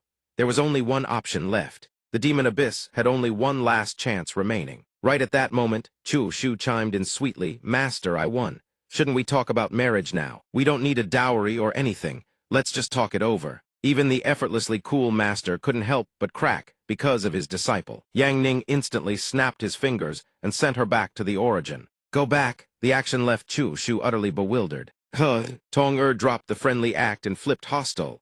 The final round to annihilate the demon abyss begins the countdown. The 9 demon beast lords stepped forward, brimming with unshakable confidence. As long as I exist, no one will ever destroy the demon abyss. Ma-Tan groveled and flattered. Your Majesty, please let these ignorant humans witness the true power of a nation-destroyer-class being. The Demon Lord fixed his gaze on Yang Ning and growled. After all these years, I've lost count of how many human nations I've destroyed, how many terrified faces I've seen. Do any of you humans dare face me one-on-one? He matched the pose perfectly, his tone dripping with arrogance since arriving in this world. Not a single being has been a worthy opponent for me, great demon of nation-destroyer rank. Now that does sound interesting. The 9 demon beast lord's face darkened at this delusional arrogance. If I hadn't held back out of concern for the demon abyss's living beings, I would have crushed you long ago. This fight will drag you straight to hell. Yang Ning rose to his feet and strode forward, oozing with hubris. I hope you don't disappoint me. Tong was practically buzzing with excitement. Master is about to make his move. Little 8 was hyped beyond belief. The 9 demon beast lord charged first tyrant fist army annihilator. Yang Ning calmly raised one hand and caught the blow head-on. The fist rocketed toward him, but he countered with effortless grace. The 9 demon beast lord unleashed his hair this time and praised, very good. A full power strike that can actually shake Mei were worth taking seriously. 9-headed bombardment. Countless serpents surged toward where he stood. He blocked with one hand, his expression calm and analytical, not enough force.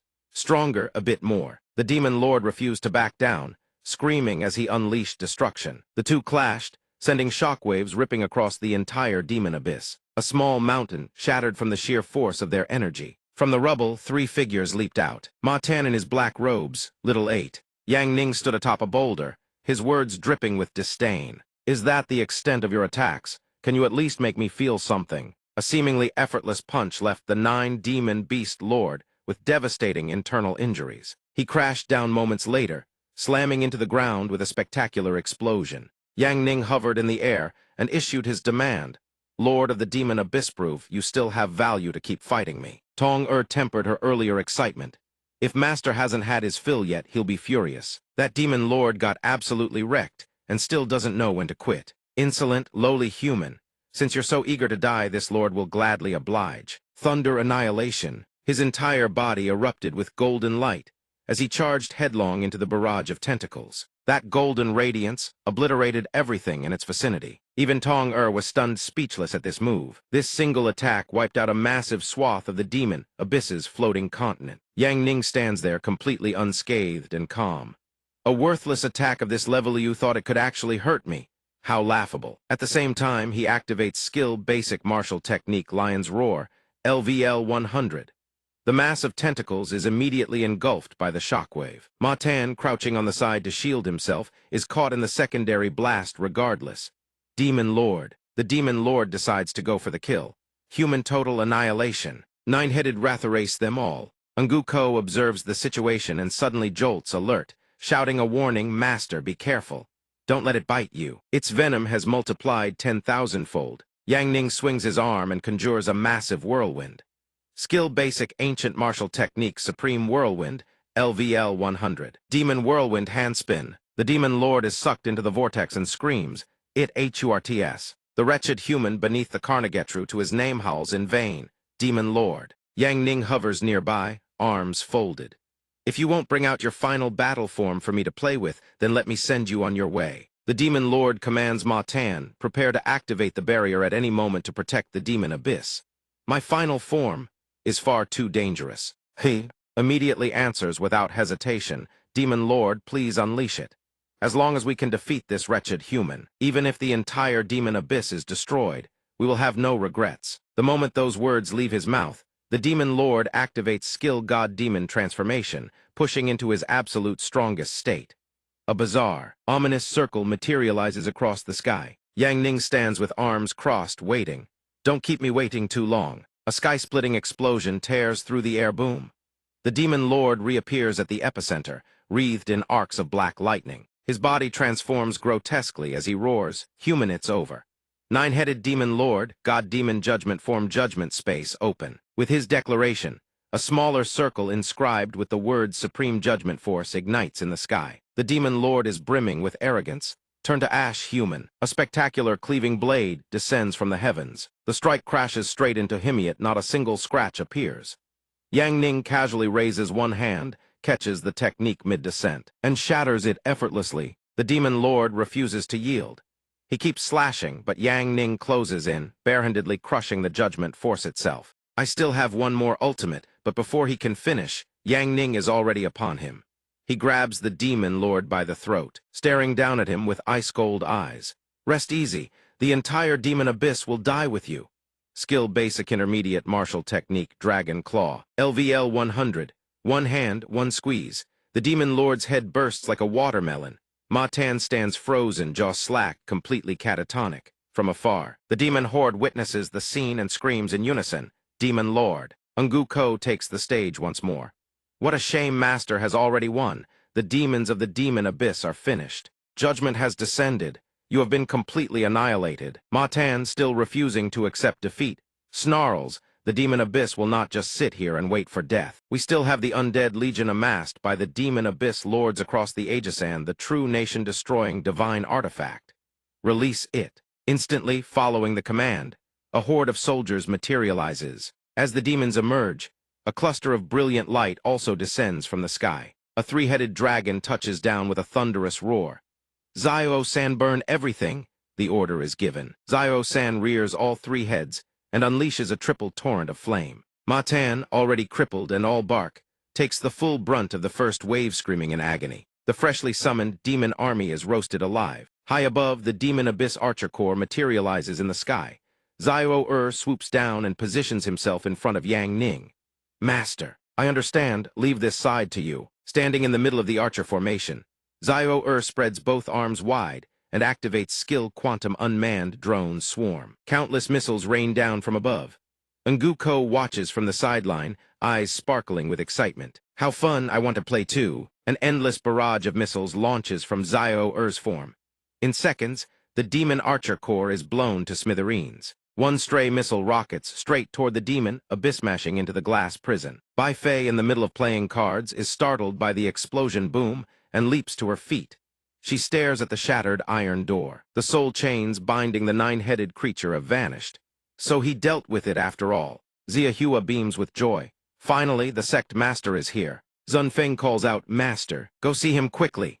Bai Fei, addicted yet too proud to admit it, huffs, "Why should I go see that reckless fool who doesn't know his own limits?" Hearing this, Chun Feng immediately calls her out. "Ever since we left the Wuji sect, you've mentioned that man's name at least 1,000 times. Ziahua adds gently, "Master, please go. Perhaps this is the last time you two will ever meet in this lifetime." Bai Fei claps both hands over her ears, refusing flatly. "I won't go, I can't go. I know that the moment I see him, I'll become weak. I'll just want to stay by his side forever. I can't afford that. I still have a debt of vengeance to settle." Shu Zhu understands her feelings and speaks on her behalf. The truth is, Master is afraid of dragging Sect Master Yang Ning down. After all, our enemy is the sole ancient god remaining in this world. Originally, Master overturned the Great Chu dynasty and mobilized an army to slay a god. In the end, Great Chu was the one annihilated. Chun Feng nods in agreement. That's right. Sect Master Yang Ning can destroy the demon abyss. Yes, but against a true god, he stands no chance. Because of this, Bai Fei stubbornly cut all ties without a word. Let's go. I will use every means at my disposal to recover my strength. She transforms into a fox spirit and departs, deep in thought and willing to be tied to anyone. But the moment they leave, Yang Ning notices. Zio glances at him. Master, what are you looking at? Yang Ning's expression doesn't change. Nothing. The emotionless machine that is Zio exposes him without mercy just now. Master's heart rate frequency fluctuated. Yang Ning scowls, annoyed.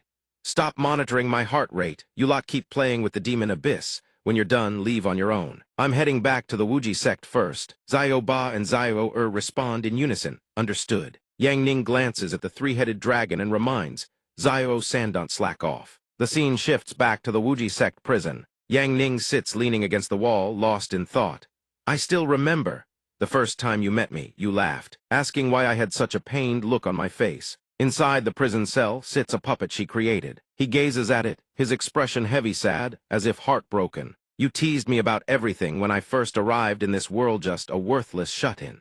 The first time I came to the Wuji sect, you were finally there by my side. Now I'm giving you temporary leave, but one day, I will come find you again. Just you wait. At 4C City, citizens line up in orderly rows, waiting for the grand release day of the Yan Niang illustrated book. Fan Shu sighs in disbelief.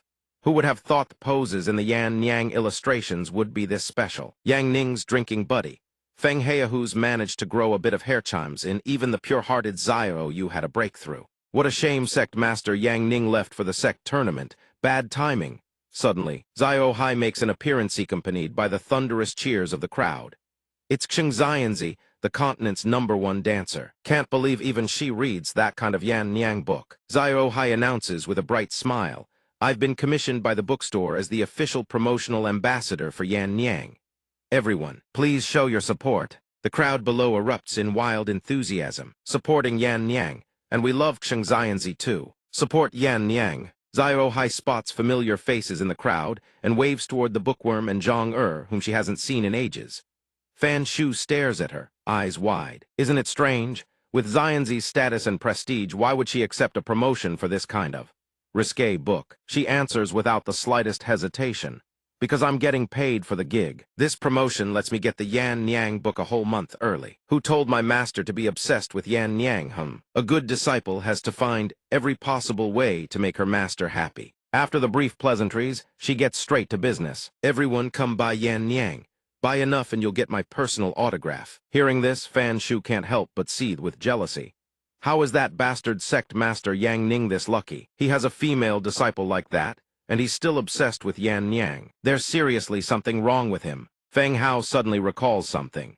Wait, doesn't this Sect tournament explicitly forbid Sect Masters from personally participating? Over at Lulen Forest, the trial grounds for the Eastern Yuan 15 Nation Alliances, Sect Tournamenta Luminous Circle materializes, opening a gateway into the competition zone. First round of the Sect tournament squads from various sects must brave the demon-infested Lulen Forest, fight through the monster's territory, and successfully reach Lulen's illusory city to advance to the second round. Since Sect Masters are forbidden from entering the tournament, Yang Ning uses an alias and sneaks into a random squad, which is why he's currently hunched over a campfire, grilling scraps and grumbling. Joining this bottom-tier Remnant Sect squad, I haven't had a single decent meal in days. This is suffering. The Remnant Sect elder, Bai Xian, hears this and erupts in fury. Brother Yang Ning, that is absolutely out of the question. Lighting a fire will lure the black demon lizards here. They'll camp out in this river and water region. Our team won't have any way to get past the first checkpoint. Yang Ning glances back, unfazed. We're a temporary squad. We were meant to be eliminated at any time. Calm down. A drunk who could drop dead at any moment. A good-for-nothing who can't fight. A 5-month-old baby, the young master of the Remnant Sect, and a literary maiden. Quite the roster. Bai Xuan laughs cheerfully. Little Bao, when you grow up, be like your big sister, a novelist who doesn't even glance back at wolves. And that old martial arts guard in 7 layers. This team surviving at all is a miracle. Bai Xian growls furiously, no matter what. The black demon lizard is a great demon-tier creature. Absolutely do not provoke it. The more you forbid me, the more rebellious I get. Comes the snarky reply. Then let's see what happens when we don't provoke it. After that single strike, a demon goes rocketing into the sky. Yang Ning, proud as the heavens, calls out, "You scared little Bao." Then he snaps his fingers and the demon's body simply explodes into nothing. Sheng Yuan and Bai Xian witness the scene, their faces drained of color. Then Yang Ning uses a basic ability and pulls out a demon's leg. Bai Xian stares in confusion. What are you? By then, the leg is already roasting over the fire. Bai Xian breaks into a cold sweat.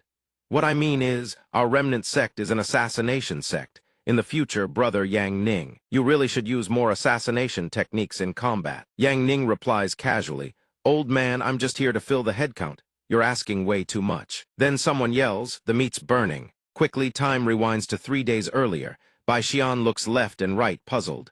Where is everyone? Still one person short. Ancient Assassin Sect recruits the living join the Sect tournament. Free food and lodging included. Yang Ning steps forward with his usual indifferent expression. Being alive is enough, right? Just this morning I saw you calling for experts. Bai Xian, quick on his feet, blurts out, "State your name, time's up. Sign right now, stamp it, and we'll have a bright future ahead." Yang Ning can't help but think a sect master can't participate in a sect tournament. But he does worry about those disciples back home. Finding any random sect to join would do the trick. After filling out the form, he carefully double-checks. "Hey, you really have enough people." Bai Xian answers eagerly. "Of course. Let me introduce the team. I'm the Grand Elder of the Remnant Sect. My lifelong wish is to see the Remnant Sect flourish. This is the young sect master. Bai Xuanch knows nothing about martial arts. She wants to give up cultivation to become a literary writer, but her essays are all street vendor quality." Bai Xuan immediately chimes in. "I've also written books for money like the Xiangxia adaptation of Madame Yan's Tale." Hearing that title, the die-hard fan Yang Ning lights up. "What? You're a colleague of Bai Pio Pio, the author of Madame Yan. I can't believe the standards among her colleagues are this high. Was all of that your work?" Quickly, Bai Xuan holds up a hand to silence him and explains. "SHH, I was just writing to make a living. The real goal is to become the most famous literary figure in history. He's little Bao, the youngest member of our team. I picked him up in a village when demons attacked." Yang Ning looks at the group helplessly. The sect tournament has no age restriction. They used a child just to fill the head count. Brutal. Meanwhile, Sheng Yuan thinks sinisterly, "I'm not some random brat.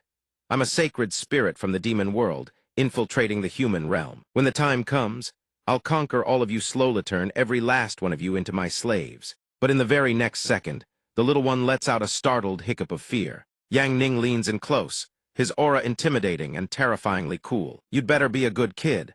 Uncle here hates naughty children the most." Instantly, Sheng Yuan puts on his innocent, sweet little angel act again. "This is bad. This person is incredibly dangerous and overwhelmingly powerful." Bai Xian continues. "The last one is a strong man we happened to meet on the road.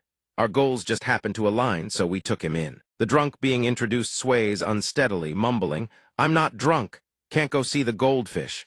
Look at that kiddo, sent no night from day. Rain from shine. Our boss definitely. You must have seen her passed out cold, so you had her sign just to fill the head count." Bai Xian protests. "She joined completely willingly." Back to reality, he sighs and laments. "What kind of bizarre team have I actually joined?" Sheng Yuan crawls behind Yang Ning, silently assessing Gone Hand, and the black demon lizard is crushed to nothing. Terrifying. I absolutely cannot let my true identity as a demon be exposed. Standing atop a cliff, gazing into the distance, Yang Ning murmurs to himself, "I hope my disciples are all doing well. Hang in there. The path back to my world is already open." In the trial forest, piercing, agonizing screams echo through the trees. "Why are we so damn unlucky? It's over. That's it, we are all going to die here. Another beast tide." Suddenly, a figure soars through the skit-sushu. She sweeps her arm, and a wall of fire blocks the threat. Behind her, another person appears and reassures everyone, "Don't panic." And that person is a familiar face. The divine sword maiden Ling Luoxu declares, "We will handle this." Below, people have already recognized her identity. It's the divine sword maiden, Ling Luoxu. She's also participating in this sect tournament. Luoxu raises her hand high, conjuring countless swords blade annihilation of heaven and earth. After shouting, "Kill," countless blades shoot forward. Sword intent crackling with lightning rains down upon the horde of demons. Vortex-slashed blades carve through them in an instant, cleaving them into 3 pieces. In a flash, Yandu rockets passed with a blade in each hand, cleaving through flesh like a butcher. Disobey, and you'll be punished. The people who had just been fleeing now stopped dead in their tracks, spectating and cheering. Goddess Ling is both beautiful and powerful, truly worthy of being the continent's most beautiful young goddess. That little junior sister is adorable too. The shield maiden and a male spectator standing far away comment. Everyone's gotten so much stronger since changing classes. Spear maiden Lu Qing chimes in. You're incredible too. So far, no monster has been able to break through your defense. With you here, everyone feels safe this time. Soon, night falls and the moon climbs high. The sisters gather around the campfire, and Liuxu speaks to reassure them. There's no need to be afraid. The danger has passed. We're all cultivators if we're participating in this tournament together. We should look out for each other. It's getting dark. I suggest we all camp together for safety. The others are overjoyed and exclaim, "Thank you, Goddess Ling." As expected, the goddess is a beauty with a heart of gold. What lucky man will get to have her? What nonsense! Goddess Ling is devoted entirely to the sword in this life. How could she possibly make room for a man? Yandu sighs while grilling meat. I wonder if Master's eating properly, and without me by his side. Who knows if some strange woman might deceive him? Suddenly, Lu Qing turns to her in surprise. Where are the others? Yandu answers with a huff of irritation. Senior sister went to practice her swordplay. Nangong is running around everywhere contacting beautyesses. He needs to screen candidates for Master's wife. As for Su Shu, she seems to have gone to find some married senior sisters to ask about something. Meanwhile, in a tree hollow, Su Shu is asking questions. Excuse me, Sister Zhang, could you say that again? If a mother-in-law is in a bad mood, what should the wife do? Sister Zhang isn't bothered. Let me repeat sweet words, humble tone, and most importantly, be generous. But you're not even married yet, so why are you so interested in this? Pulling out paper and brush to take notes, Su Shu answers shyly. It'll happen soon. Senior sister already wants to rush me into marrying Master. These are questions I'll have to face sooner or later. I'm slow-witted, so I need to start preparing early. Also about that thing couples do, how many times a week is ideal. Should I be more proactive? Or should I try to be more seductive? At that moment, high up in a tree, someone is watching them. Fang Xing crosses her arms, seething with frustration. What kind of bizarre bunch has junior brother taken in? Aside from that training machine, Ling Liuxu, and her obsession with the sword. The other disciples seem far more interested in junior brother than in cultivating. Thinking this, she mutters aloud in frustration. If I weren't afraid of angering junior brother, I'd kill every last one of them. She soars away into the night. She thinks to herself, junior brother probably just grabbed whoever he could find. I'll go find him. But suddenly, Fang Xing's body malfunctions, again her condition flares up. Her soul state grows increasingly unstable, and the frequency of the eruptions keeps climbing. I must reach junior brother's side as soon as possible before I die for nothing at the very end. There is no way to control it. All she can do is replenish her energy. Quickly, Fang Xing finds her target. She lets out a wild, savage cackle before materializing mid-kill, her horrifying laughter, punctuated by agonizing screams. Bodies crash to the ground as blood rains across the sky. Fang Xing declares, "These people were disguised demons who'd infiltrated the tournament. Consider yourselves unlucky." She pauses, then smirks. Much better now. When it's done, she reaches down and picks up a token from the ground. Studying the inscription on the jade pendant, she murmurs, "A demon lord has come to this sect tournament too. Could his target be the same as Mineth Lulan treasury? The demon lord is making a move. Looks like there's something good in that gourd that even I didn't know about." Among the 12 demon lords, the 9-headed lord was taken care of by my junior brother. That thick book isn't even worthy of a pig's head. After all, that one was subdued through nation-ending force. The 9-headed one only managed to destroy some spiritual tier cities of the Zio kingdom. Of the 12 demon lords, only one truly matters. I feel like even that star-tier existence can't compare at most. It's just a star-tier threat. Zhou Tian is a red moon-tier figure who has devoured tens of thousands. But the most terrifying existence is still the New World tier, Cataclysm-level Dragon Lord. If Zhou Tian truly shows up, every single person at the Sect tournament could get swallowed whole. Decided, I'll put off finding junior brother for now. First, I need to see what Zhou Tian is really after. Who knows, maybe I can snag a treasure that makes me stronger. This sect is turning out to be far more interesting than I imagined. Junior brother, keep living. Back at the camp, Saint Origin's wailing echoes through the air. Yang Ning frowns. What's going on? Crying nonstop first thing in the morning, what a pain. Saint Origin cries on the surface, but inside she's elated. Hurry up and hand me to someone else. As long as I get away from this terrifying human, I can reunite with my people somewhere safe. The little one wails even louder, riding the momentum. Bai Xian bolts out the fastest. I'm too old for this, me weak nerves can't handle the sound of a child crying. Where did that literary woman Bai Xian run off to? I have zero experience dealing with kids. Forget it. Then let's just toss him up high. Kids on Earth seem to love this trick. Saint Origin's tiny face goes dark immediately. A bad premonition strikes, and lo and behold Yang Ning flings her skyward with full force. Her sobs spiral into wailing corkscrews across the sky. Saint Origin's face turns ashen as she trembles. Why the hell did this human throw me so high? I'm so dizzy, I think I'm going to puke. This is absolutely terrifying. She plummets back down and slams into the earth, cracking the ground. The baby in his arms breaks into delighted laughter, as if she just achieved something monumental. Workedge finally stopped crying. Saint Origin lands safely, trembling from head to toe. I survived. Could he have figured something out? Is this some kind of warning? I absolutely cannot make any sudden moves. The drunkard stumbles forward. Hand the little one over to me. Yang Ning scoffs. You, an alcoholic, know how to take care of a kid. Saint Origin sweats profusely. The drunkard shrugs nonchalantly.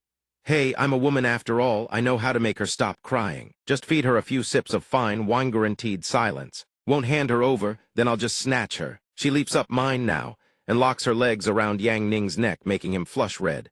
Whoosh, the drunkard's hair tumbles down. The woman sits straddled on top of the inexperienced pretty boy, clutching the gourd flask while her face burns crimson.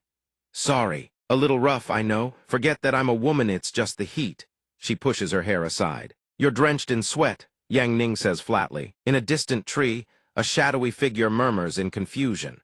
Wasn't it said that the little lord would kill any male creature after drinking alcohol? So that was a lie. The drunkard's eyes flash toward the right as she sniffs the air. I smell the stench of demons. You should know that I, the drunkard, rank 99th on the celestial rankings.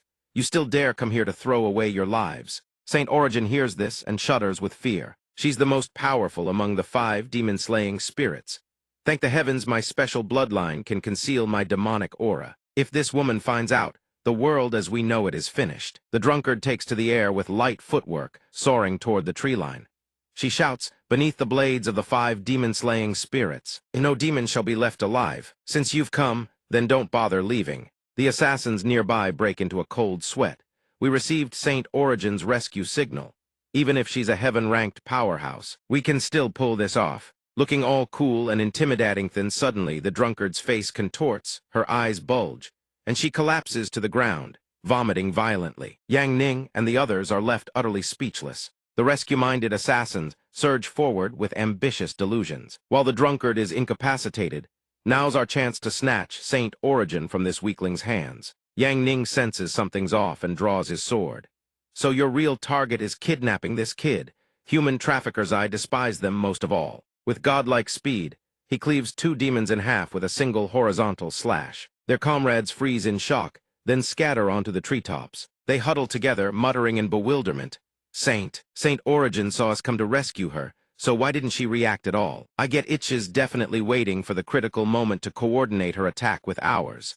Saint Origin has matured. She's not the same as before, flipping out at every crisis. Saint Origin overhears their discussion and wants to scream.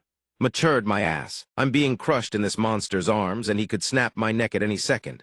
Flip out. Your whole family would flip out. Damn it all, I don't even know you people. Dark clouds roll in without warning, and rain begins to pour. Yang Ning casually holds the baby up to block the rain. I just washed my hair, I'm not getting it wet again. For the sake of her life, Saint Origin can only cry and accept her fate. This expert is definitely probing me. I must stay calm. No anger, just smile. The one in black. The rescuers observe the scene, baffled. Why is he holding Saint Origin up like that? And Saint Origin is smiling. One of them speaks with self-assured conviction. Saint Origin is definitely signaling us. We have to hold our smiles to the very end. This young guy must be weak. That slash earlier probably drained all his power. They stand frozen in place. Yang Ning frowns. Why are these idiots just standing there like statues? He makes his decision. Little treasure, let's go deal with these human traffickers. The clueless assassins reach their verdict. He's weak. Take him out. Even with a child in one arm, Yang Ning moves at blinding speed, looking impossibly cool while doing it. Every tree he approaches Sanyon standing on it gets cut down. Soon, the tree line echoes with horrific, blood-curdling screams. The fight ends. Mayan floats out gracefully. The drunkard sits on the ground, looking up with admiration. This Yang Ning guy is seriously cool. I'll drink with Yao drink till we're wasted. Drink till we drop. As he touches down on this side, a lone surviving demon trembles, watching him. Yang Ning catches the gaze. The 3 surviving demon rescuers turn tail instantly, screaming as they flee. That's a mad dog. Saint Origin, we are useless. We couldn't save you. We're going to call for backup right now. Only now does he notice the baby in his arms. You okay, little treasure? The baby immediately tenses up. He's definitely testing Mew-watching to see if I'll be heartbroken over my subordinates being killed. Then putting on a pitiful act. 2 tigers love to jump around. A good little rabbit picks carrots. Yang Ning's face turns purple. The first thing this kid ever learned to say is this. Saint Origin keeps up the act, jump around, pick carrots, hoping to make Mayan feel guilty. I knew I shouldn't have sung those cursed nursery rhymes from Earth. Under the tree, Bai Xian steps forward and speaks. A hero of Youthai's old man's eye was not mistaken. Our hopes for the tournament are bright now. Yang Ning immediately clarifies. I'm only joining the caravan to the ancient city of Lulan. Once we arrive, I won't lift a finger. Don't read too much into it. Meanwhile, the drunkard is on the other side, trying to force-feed wine to Saint Origin. I'm not letting anyone else drink the good stuff. Saint Origin squirms, telling herself over and over patience. I cannot make any rash moves. Yang Ning speaks up. Actually, little treasure can already talk. Keep soothing her. Saint Origin's face is drenched in tears, but she keeps telling herself those 3 survivors got away this time. Rescue is definitely coming. I just need to keep up the act a little longer. 2 tigers love to jump around. A good little rabbit eats carrots. Inside, she's seething. I was a saint hero in my past life. Must I endure this humiliation? Bai Xian stands beside them, clapping enthusiastically. Our little treasure has finally grown up. Mayan reads his novel while quietly wondering, should I chase after those 3 that escaped? Forget it. Better to just read the novel that shut-in girl bought for me. A young servant's image appears, carrying a novel and flying off. This is what I specifically asked for C's City to fetch for me. The illustrated edition of Enchanting Fragrance really is more captivating. Deep in the forest, the surviving demons urge each other on. Keep running, don't stop. That young man with no visible cultivation level. He's absolutely terrifying. Suddenly a figure appears in the distance. Fang Xing. Oh, how terrifying exactly. Is it scarier than me? The fleeing demons recognize her and cry out in unison. Great Demon Lord, what are you doing here? She's injured and she makes no effort to hide her intentions. That's right, I'm wounded. I need you all to sacrifice yourselves and become my medicine. The deer-like demon beside her continues. Don't worry, it won't hurt one bit. Then the demon opens its maw and inhales all the lesser demons into its mouth. They scream in agony as every ounce of their power is drawn into the demon's forehead for Fang Xing to absorb. Your master Zhou Tian is the one who injured me. Absorbing you is only natural. But then, without warning, a devastating blast of power comes crashing down. Fang Xing, barely recovered, turns and bolts, glancing back over her shoulder. Again, the strike lands, sending her plummeting onto a small boulder. Zhou Tian led his group forward and spoke arrogantly. Fang Xing, come out. Don't you owe us an explanation? You killed so many of my subordinates. In the vast sky, the Zhou family members looked like talking ants. Fang Xing, do you still not obey the Demon Lord's orders? Get out here. Your Highness, let me destroy this entire area. Standing below, looking up, Fang Xing cunningly retorted. Destroying this entire area would alert the organization's side. You disguised yourselves as humans to enter the competition. You wouldn't want that exposed, would you? So many of you bullying a helpless girl. You really have no class at all. Zhou Tian then raised his voice. His voice dripped with mockery. Oh, so there is a difference between humans and demons. So Fang Xing is just a helpless girl after all. Fang Xing replied without batting an eye. Your Highness Zhou Tian flatters me too much. With a Crimson Moon-tier demon lord personally attending this competition, their deaths were unfortunate, but their lives are cheap and worthless to your Highness. Don't bother squabbling with me over such trifles. Zhou Bing beside him couldn't hold back and demanded.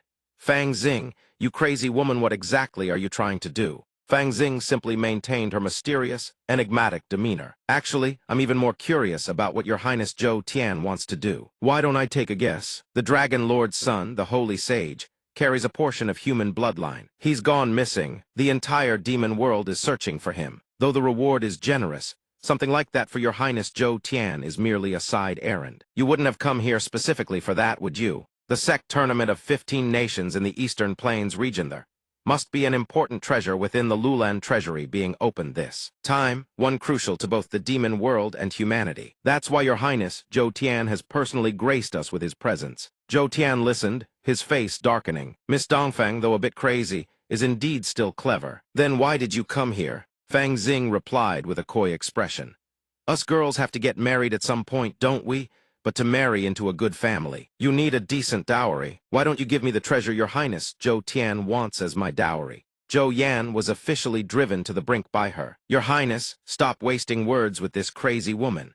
We can't let her ruin thinks your subordinate will kill her right now. Zhou Tian reminded him, capture her alive. Drawing his nether rock blade, Zhou Yan replied confidently, fine. I'll keep this crazy woman's head intact for the soul transfer ritual. A shark was summoned alongside his command. Bring me her head. The giant fish charged straight at Fang Xing. Being called crazy, who could stand that? Fang Xing instantly raised her hand in retaliation. Who are you calling crazy? Now I'm upset. As punishment, I'll drag you all down to hell with me. Then came a massive explosion, kaboom. That blasted the entire area. Zhou Yan dodged out of the blast radius, grinding his teeth as he reported. She self-destructed. Zhou Tian remained much calmer. It's just her physical body exploding while the real her fled. Let her go. If I truly wanted to kill her, she'd be dead within 3 seconds. She's skilled at finding treasures. Let's use her as a tool to locate the Lulan treasury. If we can obtain that item, the plan to annihilate humanity will be executed within 3 years. The Dragon Lord will also submit to your highness. Speaking of which, we received orders to rescue the Dragon Lord's holy sage son. But all the subordinates sent to rescue him are dead. Doesn't matter. Just go through the motions and call it done. The Dragon Lord has 108 children. Only 9 pure-blooded sons are considered noble. The rest he sometimes treats as food. Actually, I'd quite like to have a taste myself. Zhou Mu, silent until now, spoke up. I've been contributing intel all along, based on our intelligence. The Wuji sect killed a demon lord, and its leader is also participating in this tournament. That Yishen might show up too. Zhou Tian looked up at the sky and declared arrogantly, that worthless 9th brother of mine might actually shed a tear for him. It's decided.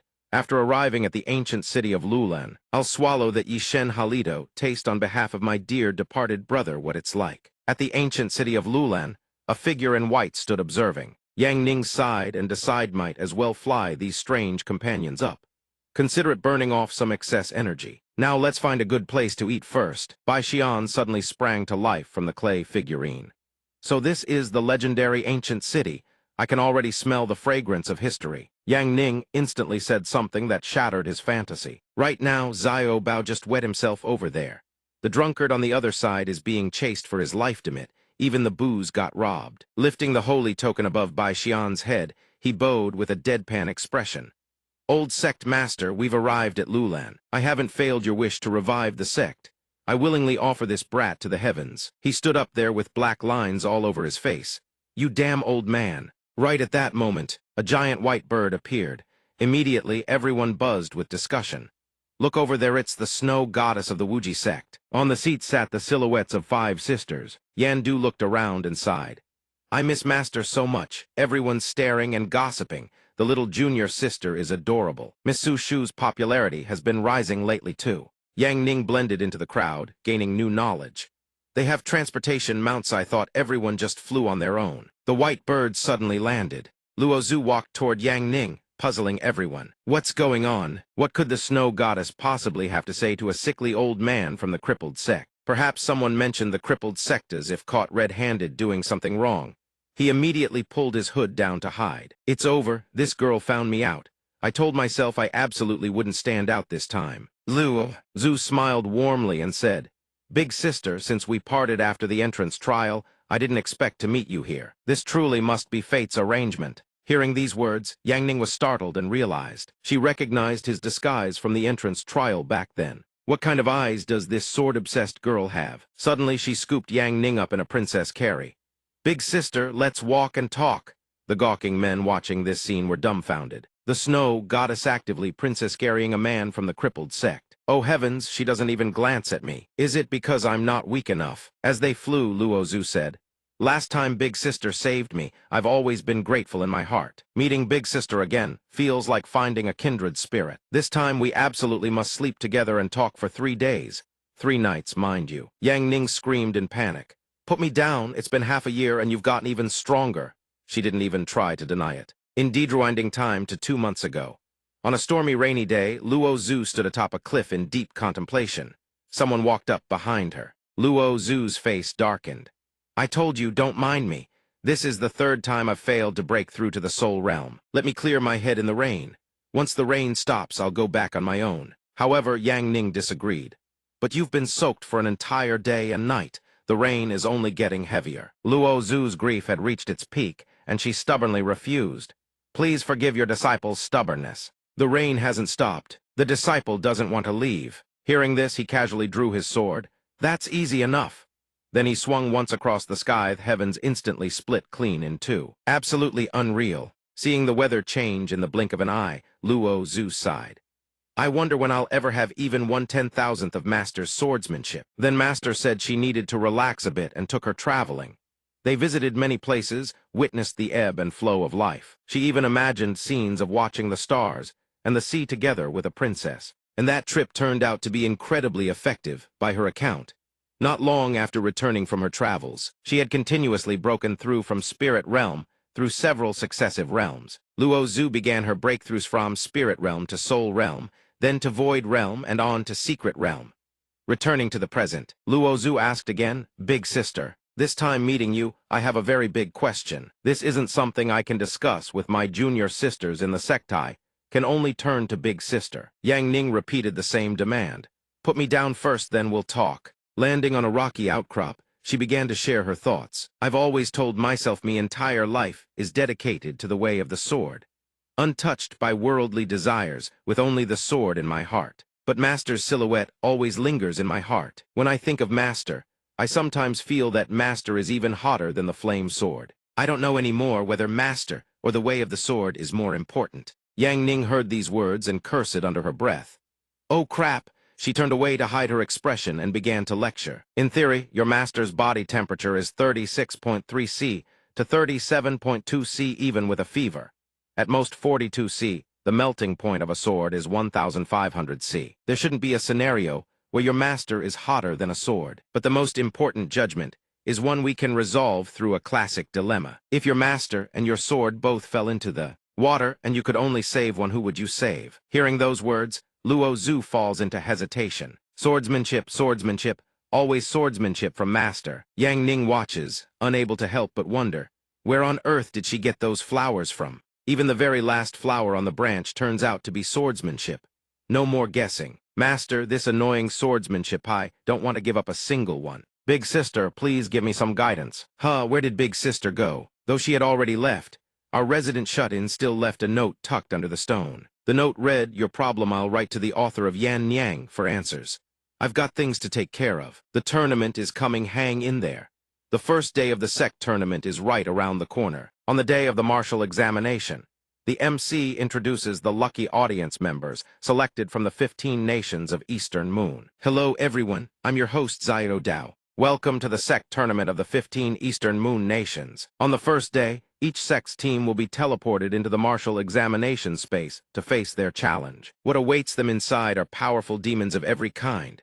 Now, let's focus on team number 1, the Ruin Sect. The camera pans toward Yang Ning's group. Bai Xian exclaims about his lucky draw of number 1. What a fortunate start. Xiao Jiao quips, the Ruin Sect has been silent for several hundred years. They've been voted the number 1 team most likely to get eliminated. Who would have thought they'd ride sheer luck all the way to the ancient city of Lulan? Everyone, place your bets. How many minutes do you think they'll survive in that space? The other teams burst into contemptuous laughter. This squad is completely unreliable. There's even a little kid in there. If they pass this martial examination space, I'll stand on my head for the rest of the tournament. And the funniest part is that Bookworm is definitely going to piss his pants when the monsters show up. Bai Xian is so panicked that stars are spinning over his head. Where are the stats displayed? Our trial is about to begin. Is everyone 100 times more confident than this old man? In his heart, his goal is to rank first in the tournament and enter the Lulan treasure vault. Meanwhile, Yang Ning sits there absorbed in his book, reading intently. Yang Ning announces flatly, I won't be making any moves. I'm just here to wait to get eliminated. The drunkard pays the world no mind, continuing her drunken stupor.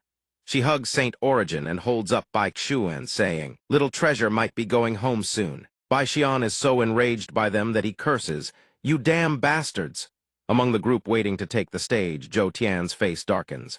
"Huh, I think I smell the death aura of the nine-headed prince on that book-reading kid over there." At the ancient city of Lulan, the surrounding spectators remark, "This team doesn't have a single normal person among them. Why are they even at Lulan?" The martial examination space theater definitely headed for disaster. Xiao Jiao grabs the megaphone and shouts toward the crowd.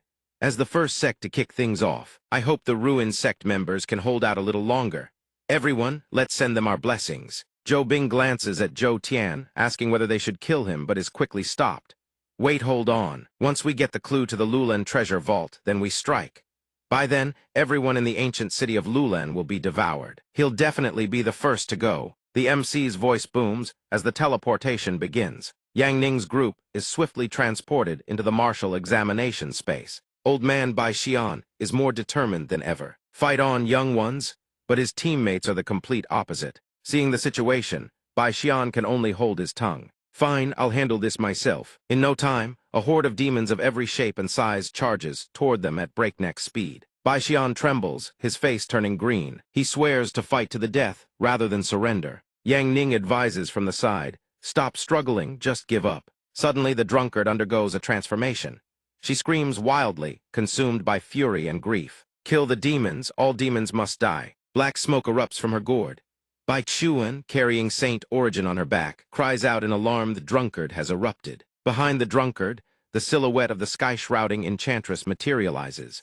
She mutters endlessly about slaughtering every demon in the world, then soars into battle alongside the phantom. In mere moments, the demon horde is torn to shreds. The drunkard, still in her berserk state, roars, "Are there any demons still alive? I'll kill them all." The sky-shrouding enchantress raises her umbrella and fires several golden blades. Those blades tear into the demons, ripping them apart one after another. Yang Ning watches the spectacle, utterly puzzled. "What just happened? Didn't we agree to just lie down and wait to get eliminated?" Bai Xuan, worldly wise as ever, explains if this truly is the drunkard from the demon-slaying quintet, then this is perfectly normal. The drunkard was a member of the Crane Sky Orphanage, organization rescued from demon territory by soldiers. But during one rescue mission, every member of Crane Sky was annihilated. She alone survived. Since then, she came to be known as the drunkard. Whenever she fights demons, she loses all self-control. After the carnage, the little one wails in frustration, "Dead. These demons are already dead. That wasn't enough. I want to destroy even more of them." Xiao Jiao can't believe his eyes and begins the announcement. All monsters in Martial Examination Space Number 1 have been eliminated. All members are about to be teleported out. The ruined sect has advanced. How the hell did they pull that off? The situation inside the Martial Examination Space couldn't be fully observed. But in any case, congratulations to the ruined sect for advancing to the next round. The spectators in the stands can't help but wonder this sickly. Ragtag team actually advanced. Good heavens, what kind of situation is this? Yang Ning hears the result, and his face goes pale. Even something like that counts as passing. Whatever, reading a book here is the same as reading anywhere else. Saint Origin wails in dismay. "I don't want to advance. I want to get eliminated and stay far, far away from that terrifying man." Xiao Jiao strikes a love-struck pose, drooling as he announces, "Oh well, now let's turn our attention to the other teams entering the Martial Examination Space. The most anticipated team this year is undoubtedly the Wuji Sect. After all, they have Goddess Lynx, is the dream of every male cultivator on the continent." Hearing about his own disciples, the shut-in finally tears his eyes away from Yan Niang. Luo Zhu and the others have already started. Inside the Wuji Sect's Martial Examination Space, the four of them sit down to play cards. Guan Tong asks, "Is this really okay?" Su Shu reassures her, "Just sit back and relax. With senior sister handling things, there's nothing to worry about." On the other side, Luo Zhu conjures countless sword shadows and commands, "Exterminate." The demon horde is impaled by 1,000 blades. Outside, Xiao Jiao cheers enthusiastically, hoping Goddess Ling can pull through. This year's Sect tournament, I believe, everyone has been eagerly anticipating it. Especially the mightiest sword sect, Heavenly Sword Sect. Every one of them is a genius born for the blade. Inside the Heavenly Sword Sect's Martial Examination Space, a disgruntled disciple complains, "I just can't figure it out. Why did the sect master force us to participate in this pointless tournament?" Yu Chen, the ninth-generation disciple of the Heavenly Sword Sect, speaks up in irritation. "We of the Heavenly Sword Sect stand above the clouds. What's the point of squabbling with ants?" Sword Princess Zhu Shan is equally arrogant. "A bunch of filthy creatures who have never seen the wider world. Even someone like Luo Zhu gets worshipped as a goddess by them. What a joke! How utterly boring." Then sword after sword rains down, cleaving through the demons below. Outside the martial examination space, someone notices and asks in confusion, "Huh, what is that?" Xiao Jiao's eyes go wide. That position is the Heavenly Sword Sect's trial space. Those terrifying sword beams actually shattered the space itself. The Heavenly Sword Sect truly lives up to its reputation. Let's look forward to the rest of the tournament. Right at that moment, the outer shell of one trial space suddenly cracks open. Looking up at the darkened sky, everyone erupts into discussion of the martial examination spaces has been blown apart. That group, that's not the Heavenly Sword Sect. Zhou Tian raises his hand, throws a single punch and scoffs dismissively. This trial space is pathetic. One punch and it blew up, how boring. Xiao Jiao, with his encyclopedic knowledge, introduces, "Those are the members of the Old Mountain Sect's team. They usually live deep in the mountains and have kept an extremely low profile. They haven't participated in the tournament for years. Truly unexpected that they've grown this powerful." In a corner, Fang Xing stands with arms crossed and realizes, "So that's it. Now I understand. Zhou Tian is actually a dog demon lord.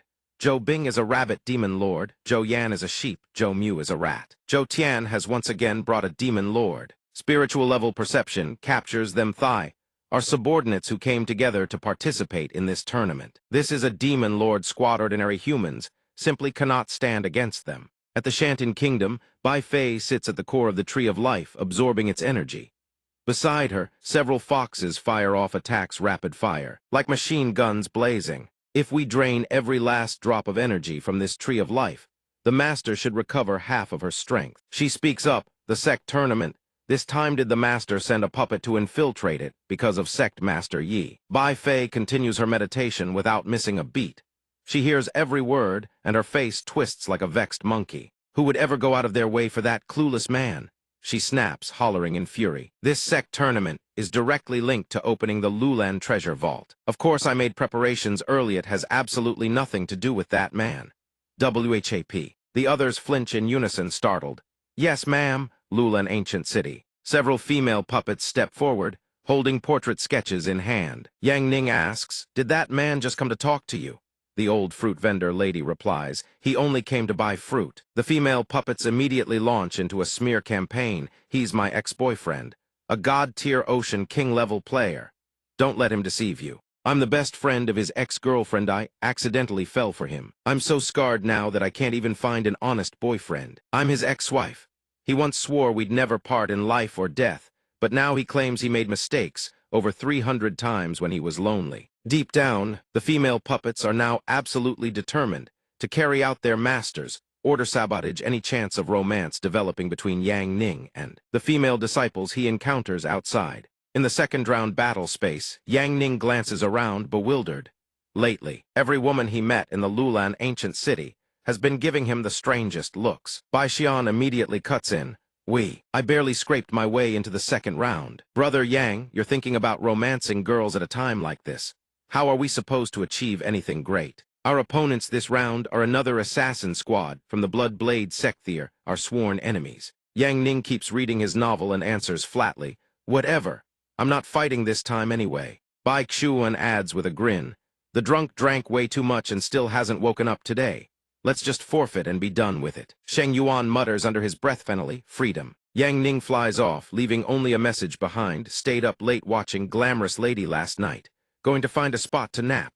Old man, just surrender early." Bai Xian shouts in a panic, "What do we do now? The Blood Blade Sect plays dirty. How are we supposed to deal with them?" Once again, Bai Xuan chimes in with the brilliant suggestion of surrendering. Yang Ning leans against a tree and drifts off into a peaceful sleep. The Blood Blade Sect squad saunters past, eyeing their target.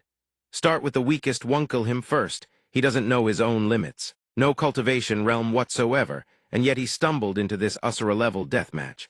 When the Blood Blade Sect strikes, we show absolutely no mercy. But when the hidden blades fly down, Yang Ning is already gone.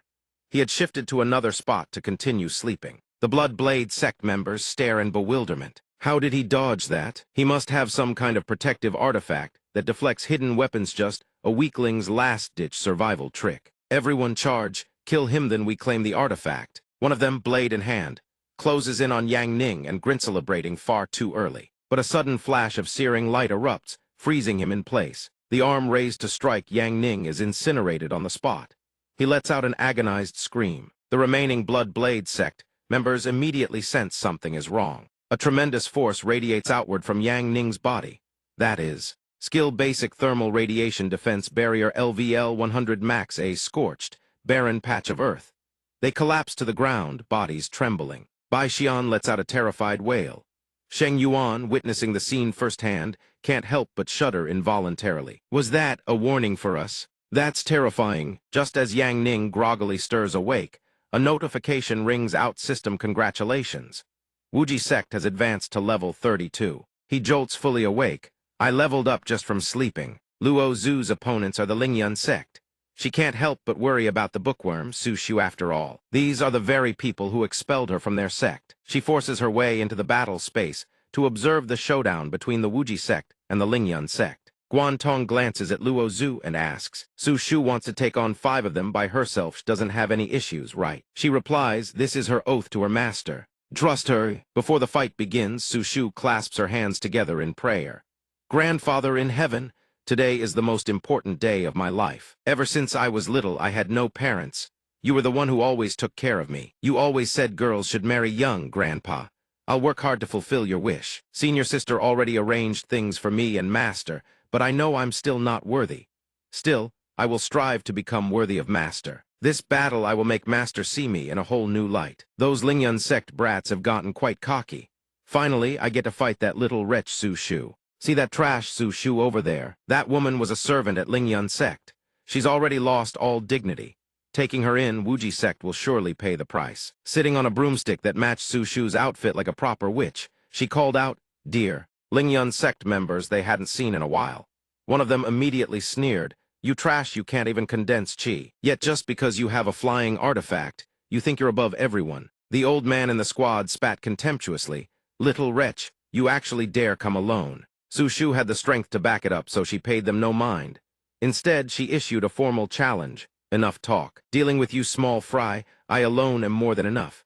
Now I'll complete Master's first assignment, a slap for each and every one of you. Another one answered arrogantly, you, alone. Su Shu didn't bother with more words. She attacked with phantom pierce. The guy who was just running his mouth stood frozen, eyes wide. Then he ate a slap that sent blood spraying from his mouth, howling in agony. The old man from the sect also caught a slap that knocked his teeth clean out. Su Shu whooshed up into the air. The Lingyun Sect crew kept getting wrecked, accompanied by agonizing screams. One disciple took a hit so hard he collapsed, clutching his face and wailing. At the same time, someone ripped off their mask and roared, you wretched disciple, learning such despicable tricks, that's the sect master of Lingyun Sect, Yin Lion. He clenched his fists and bellowed, you still dare ambush your own benefactor? Recognizing the familiar face, Su Shu raised a warning, so it's Sect Master Yun, disguising yourself to enter the competition, that's against the rules. Then she straightened up. Besides, you are not my benefactor. I only have one master and his name is Yang Ning. Now time to complete the second task Master assigned me. With that done, she raised her hand and conjured a fireball. The massive fireball materialized the Yizai energy sphere. The Lingyun Sect crew stared, eyes wide and jaws dropped. How is this possible? In an instant, the fireball was hurled down. They scrambled and screamed, help. Shut it and run. But there was nowhere to run. Everyone took the hit. They screamed in unison, writhing in pain. Su Shu looked down calmly from above. Master's second task was to rip off their fake masks. No masks in sight, so she had to rip everything off instead. And lo and behold, the Lingyun Sect bunch was left stark naked. Yin Lion frantically covered himself and screamed, you, wretch, you've ruined my lifelong innocence. Yang Ning clutched his stomach, laughing until his face turned red. Ripping off their fake masks was just a figure of speech. This girl Su Shu really is innocent. Yang Ning shook his head with a wry smile. The organizers set up an observation screen, probably at everyone's request. Let's start the broadcast. The battle in the arena will now be broadcast. It's the clash between the goddess of Wuji Sect and Lingyun Sect. The battle is absolutely spectacular, folks. Don't blink. On the screen right now were the images of those stark naked figures. Su Shu is too cruel, blasting wildly on purpose, deliberately missing us, tormenting us over and over. This evil woman, why doesn't she just finish us off with one strike? Su Shu called out from afar, telling them to shut up. She raised a hand to cover her eyes barely. Xiao Jiao said before the fight, Lingyun Sect said they'd teach Wuji Sect a lesson. Oh, my eyes hurt. Kids, don't look. Sitting with arms folded on a tree branch. Enjoying the show, Yang Ning remarked. Su Shu can be truly ruthless to her enemies when she wants to be. Match announcement, congratulations to Wuji Sect level 33 advanced. Yang Ning mused to himself. Lingyun Sect is dealt with. As for whatever comes next shouldn't be a problem. After all, we have Luo Zhu. In the Tianjian Sect's battle arena, the gap between the two sects was equally enormous. Zhou Tian said, the name Luo Zhu, I never want to hear it again. The one and only sword goddess can only be one, and that's me, Zhou Tian. Never forget it. Yu Shen beside her spoke up to offer comfort. Tianjian Sect is supreme and peerless. Wuji Sect is lowly and inferior. They must never be compared to us. Their crimes are unforgivable. The participants from the earlier match kept crying and pleading. Zhou Chan replied without emotion, you're all wrong. The ones who deserve to die are already dead. As for the survivors, I've sealed their mouths with a silence curse. They'll never speak again. Hao Tian spoke up from the side. Junior sister Zhou is too kind. Hopefully our next match puts us against the Wuji Sect. When that happens, you handle that fake goddess Liuxu. I'll slaughter the rest of the Wuji Sect myself. The scene shifts to Zhou Tian's team's battle space. Zhou Bing stared at the frozen figures before him and scoffed. This boring-ass match, I'm done playing. Zhou Tian quickly stopped him. Wait, what? Our next match might pit us against that bookworm from the ruined sect. When that happens, we can have all the fun we want. The tournament bracket appeared on the display. Xuanjian Gate versus Shadow Sect. Wuji Sect versus Dragon Claw Fortress. Lin family versus Tang Clan. Yang Ning glanced at it and remarked, Dragon Claw Fortress? No threat whatsoever. Bai Xian burst into tears on the spot. It's already come to this, and you're worrying about other sects, Yang Ning. Our opponent is the Heavenly Sword Sect. Yang Ning stared blankly. The Heavenly Sword Sect, what the hell is that? Bai Tian immediately explained. The strongest sword sect in this entire tournament. They say every other sect is just cannon fodder to them. Hearing that, Yang Ning couldn't be bothered. He turned away. You guys handle it. I'm not fighting anyway. Bai Tian set her terms. You will fight, and for every match we win from here on, I'll give you one Yin Yang fan book. The moment he heard Yin Yang, the simp inside him awakened. Really? Can I pick whatever pose I want? Whatever action I want Yin Yang to do? Bai Tian replied coolly, of course. Hearing that, Yang Ning rushed over like an eager puppy. I want Yi, Niang, Xiao Yu, Leng Feng, and the main character all locked in a secret chamber. The three of them are also poisoned with a mysterious toxin. The main character rescues all three at once. Bai Tian agreed generously. No problem. Yin Yang's prison chamber of spring scenery, write it now. They sealed the deal with a high five. Bai Xian wiped tears of joy, streaming down his face like a broken dam. Finally, the young sect master is taking things seriously. This is all for the ruined sect. I heard the Lulan Vault contains tons of ancient records. I'm definitely going to get my hands on them. The day before the ruined sect's decisive battle. At the contestant quarter, Yang Ning pushed open the door and found Su Shu already sitting inside. She tilted her head and smiled warmly. Senior sister told me Big Sis is about to face the Heavenly Sword Sect in her decisive match. So she sent me over to help Big Sis relax her whole body a bit. I'm an expert foot washer and back scrubber, you know. Come to think of it, during the entrance trial, Big Sis saved me. I've always wanted to repay her. A flashback scene appeared, accompanied by Yang Ning's words. It's nothing, and Su Shu's admiration. Big Sis is so strong. Yang Ning's face turned purple with frustration, as he thought to himself. Back then, I masked my face to protect them during the entrance trial, and now they've mistaken me for Big Sis. Will this masked persona never go away? He closed the door and refused coldly. Thank you, but no, please leave. However, Su Shu's broom blocked the door. Then whoosh, a flash of white light. Su Shu pinned Yang Ning against the wall, leaving him bewildered. What are you doing? She answered with righteous conviction.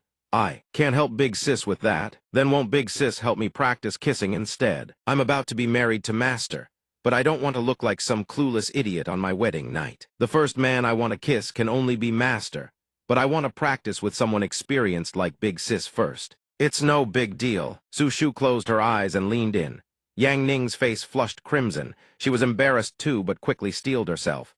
Come on, big sis. I'll master a kissing technique that satisfies master or die trying. Big sis, your temperature seems to be spiking really high. At the same time, Yang Ning found his escape rowdy a distraction. This master of yours is really that important to you. Su Shu answered, of course. We watched the starry sky together. We drank together. Spent the night alone together as man and woman, and woke up in each other's arms. Hearing that, Yang Ning couldn't help but wonder. Did we really go through all that together? What matters is that master never looked down on me for being a fool, a useless idiot who can't cultivate. Living in a world overrun by demons, always relying on others for protection. Even though I'm dumb, I can't drag everyone down. So I focused my spirit and trained with everything I had. Thankfully, I met Master. You taught me magic and told me to always believe in the light. In truth, Master is my light. No matter what happens, I want to marry Master. Yang Ning stared, stunned and at a loss. He wiped away her tears and muttered gently, "You fool." Instantly, Su Shu leaned in again and puckered her lips. Big sis, kiss me. Put some force into it." Panicking about his virtue, Yang Ning frantically snapped his fingers. "Go home, now." In a flash, Su Shu appeared in the middle of the street. She looked left and right, utterly confused. That's weird. Why am I here? Wasn't I supposed to be with Big Sis practicing kissing? Over on Liuxu's side, she and the other girls clasped their hands in prayer. I hope Big Sis will be safe tomorrow against the Heavenly Sword Sect. Tong Tong also prayed. As long as Big Sis survives when we get back, I'll introduce her to Master for sure. Lu Qing heard this and sighed helplessly. Just how many people are on your masterwife candidate list exactly? Xiao Jiao's voice echoed across the arena. Welcome, everyone, to the round of 32 Showdown Ruin Sect versus Heavenly Sword Sect. The legendary clash between the weakest and the strongest in the tournament. The spectators buzzed with discussion. How did the ruined sect even get this far? I bet that drunkard is some washed-up has-been from the heavenly rankings, just dragging a bunch of losers up the bracket. Even so, at best he can only win one match. What about the other four? Everyone turned to watch the Heavenly Sword sect members backstage. Yu Chen is so handsome, and he was chosen as the 9th generation Heavenly Sword before even turning 20, undefeated since his debut. Zhou Chan is a goddess 2 on par with Liuxu, the strongest swordswoman in the Heavenly Sword Sect. I wonder how many sword strikes the ruined sect can even endure. Bai Xian held the flag, trembling. What do we do? This round is best of 5 first to 3 wins advances. We're totally screwed. Yang Ning was still reading his yin-yang book, perfectly calm. Calm down, just follow the plan I laid out. And what a surprise. Bai Xian and Bai Tian both raised white flags. The ruined sect opened the round with 2 members forfeiting. The Heavenly Sword Sect won 2 consecutive matches by default. Their members laughed smugly. The spectators munched on snacks and chatted from the stands. 2 forfeits in a row? Unless they pull off a miracle and win 3 straight, there's no point watching. A washed-up drunkard, a little kid, and a bookworm with no cultivation realm win 3 straight. In their dreams. Yu Chen sat in his chair, radiating arrogance. Zhang, go finish this fight. This match is utterly boring. Oh, and if the opponent refuses to surrender, take your time tormenting them. Zhang Shibo responded, Relax. Anyone outside the Heavenly Sword Sect is just a toy. The arena had gone silently. Dead leaves drifted across the empty stage. To lure out the little brat, our man needed a bit of strategy. Come on, win this and I'll buy you drinks. My yin-yang book is riding on you. Zhang Shibo appeared, radiating overwhelming presence. On the battlefield, I show no mercy, not to women, not to the weak. Whoever dares face our Heavenly Sword Sect, your final fate is to be crushed worse than dogs. He forced himself into combat focus. Zai Gui scoffed, ridiculous. Then she threw a single punch POW, her opponent's eyes bulged out. An elbow strike followed, crashing into his jaw. Zai Gui successfully knocked out a few teeth. The spectators in the stands jolted in shock. What the hell just happened? That drunkard is absolutely brutal. Is this really a sect tournament? No different from a street brawl, getting smacked around by a drunkard who grabs your hair and drags you. Senior Master Zhang stammers. Yao, you were sitting right there watching the match. You saw everything. Xiao Jiao slams the table in shock. I'm not reading this wrong. Grand Elder Zhang Ci, a legendary senior of the Heavenly Sword Sect. The man who once destroyed an entire sect with a single sword. Strike, what the hell is this right now? Then Xiao Gui swings her arm and sends Senior Master Zhang flying into the sky. She spits out a mouthful of wine after having the booze splashed all over her. Senior Master Zhang's temper flares. You no good drunkard. You ambushed me. How can you even call yourself a hero? The drunkard stands below the stands. flicks a finger and Senior Master Zhang's scream rings out again alongside a deafening explosion. Chu Kaiyan and Yu Shen watch this scene unfold, unable to hide their shock. Xiao Jiao speaks up with the question on everyone's mind. Could this drunkard really be the drunkard from the heavenly rankings? Why did she suddenly join the remnant sect? Chu Kaiyan furrows her brow. She never expected that drunkard to join the remnant sect. If I'd known, I would have had senior brother Lin deal with him first. Yu Shen's face darkens as she answers. That drunkard beat up Senior Master Zhang. I'll settle this debt with her later. Even if the other two surrender after this tournament is over, I will annihilate their entire sect. Xiao Jiao immediately announces. Next up is the fourth match. Taking the stage this time, Xiao Bao. Yang Ning threatens at this point. If Uncle can't see Yan Niang, he's going to be very angry, you know. Xiao Bao glances over and goes pale with fear. That guy really is terrifying. Chu Kaiyan steps up to accept the challenge. She looks at her opponent and can't help but seethe with rage. They sent a little kid out here. Is this supposed to be an insult to me? Don't the trash of the remnant sect have someone else to forfeit on his behalf? Xiao Bao picks up on the insult and seethes with frustration. In the blink of an eye, the little one lands a punch so hard on Chu Kaiyan that her eyes practically pop out of their sockets. While she's trembling in agony, Xiao Bao leaps up again, watching as his opponent prepares to counterattack. Chu Kaiyan swears, "You little bastard," and immediately eats a foot straight to the face. That kick actually shatters the arena floor. The spectators watch in horror, hands covering their mouths. This kid is way too violent. Goddess Chu's face is probably done for. The sword goddess of this generation might only have Liuxu left now. Bai Xuan watches the match, a look of bewilderment spreading across her face. Xiao Bao, Yang Ning grins happily.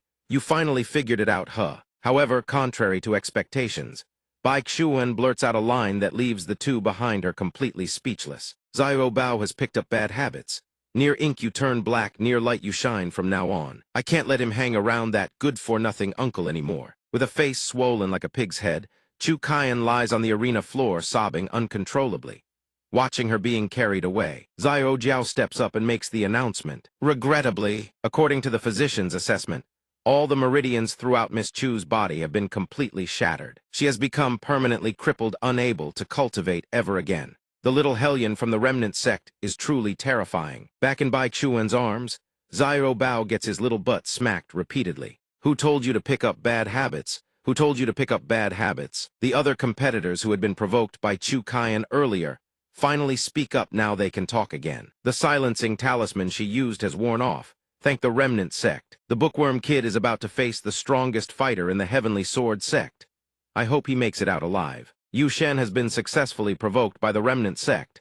You ants. When the two step onto the arena, Xiao Jiao immediately picks up where she left off. The final showdown, the weakest sect versus the strongest sect. Above the stage, Yu Shen, who since her debut has never faced an opponent she couldn't fell with a single sword strike. I have to say, bookworm contestant, if the situation turns dire, please forfeit immediately to save your life. Yu Shen speaks from above, her voice dripping with menace. On this stage, can he even forfeit? Let me be clear starting now.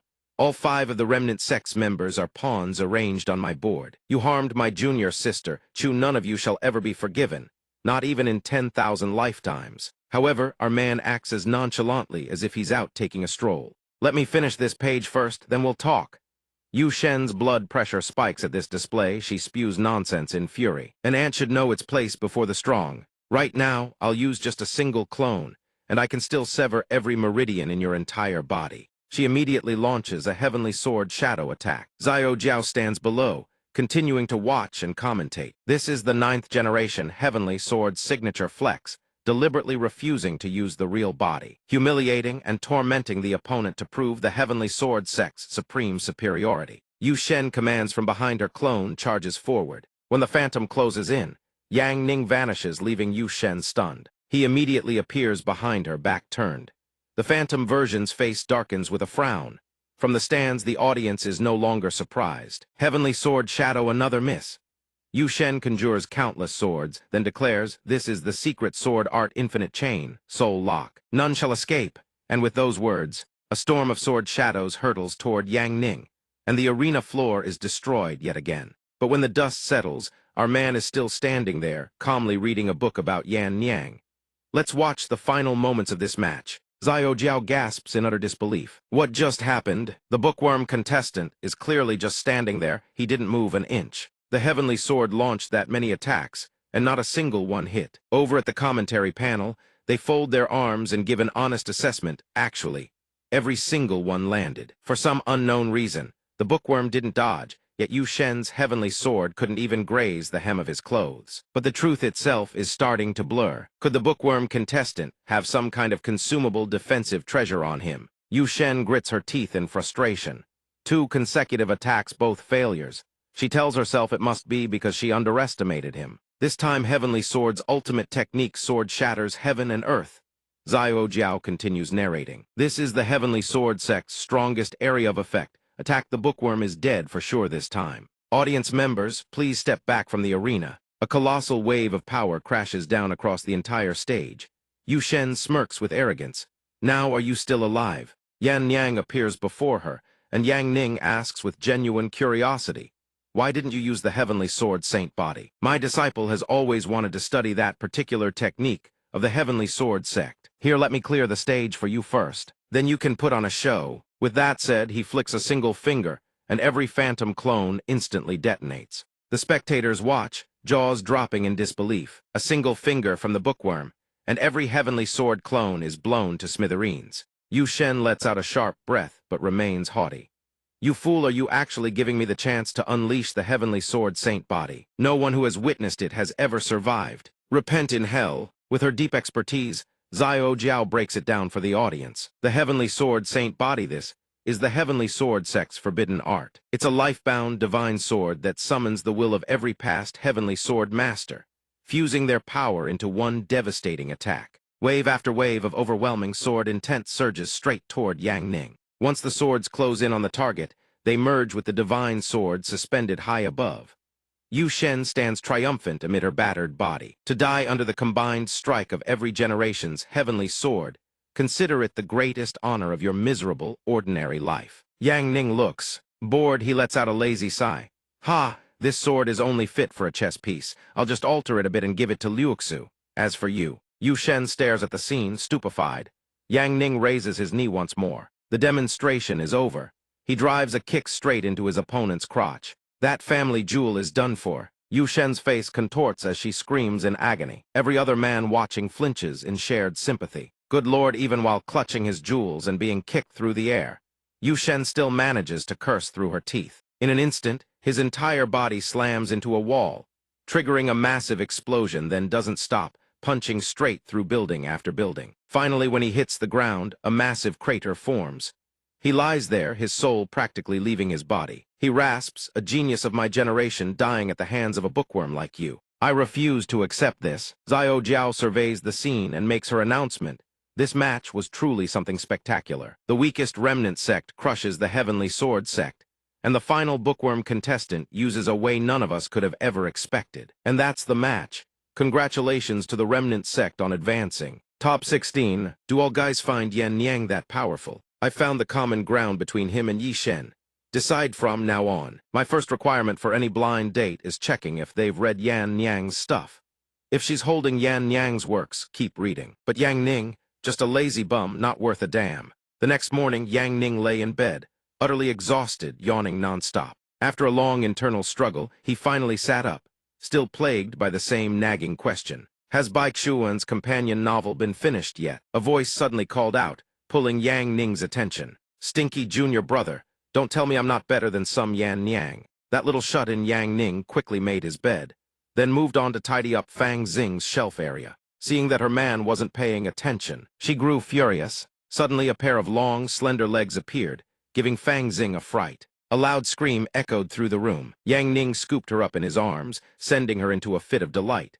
This annoying guy has finally succumbed to my boundless charms. I knew you'd eventually fall to my pomegranate skirt in the end. Her fantasy shattered the instant Yang Ning tossed her aside with a heartless remark. Get lost. Clean up this pile of junk first, then I'll be satisfied. All right, the room's clean now. Let's head out. Today is Su Shu's round of 32 match. Not my thing, but I should go watch. From outside the window came Fang Xing's cursing. Damn it. When Yang Ning finished getting dressed, Fang Xing spoke up again.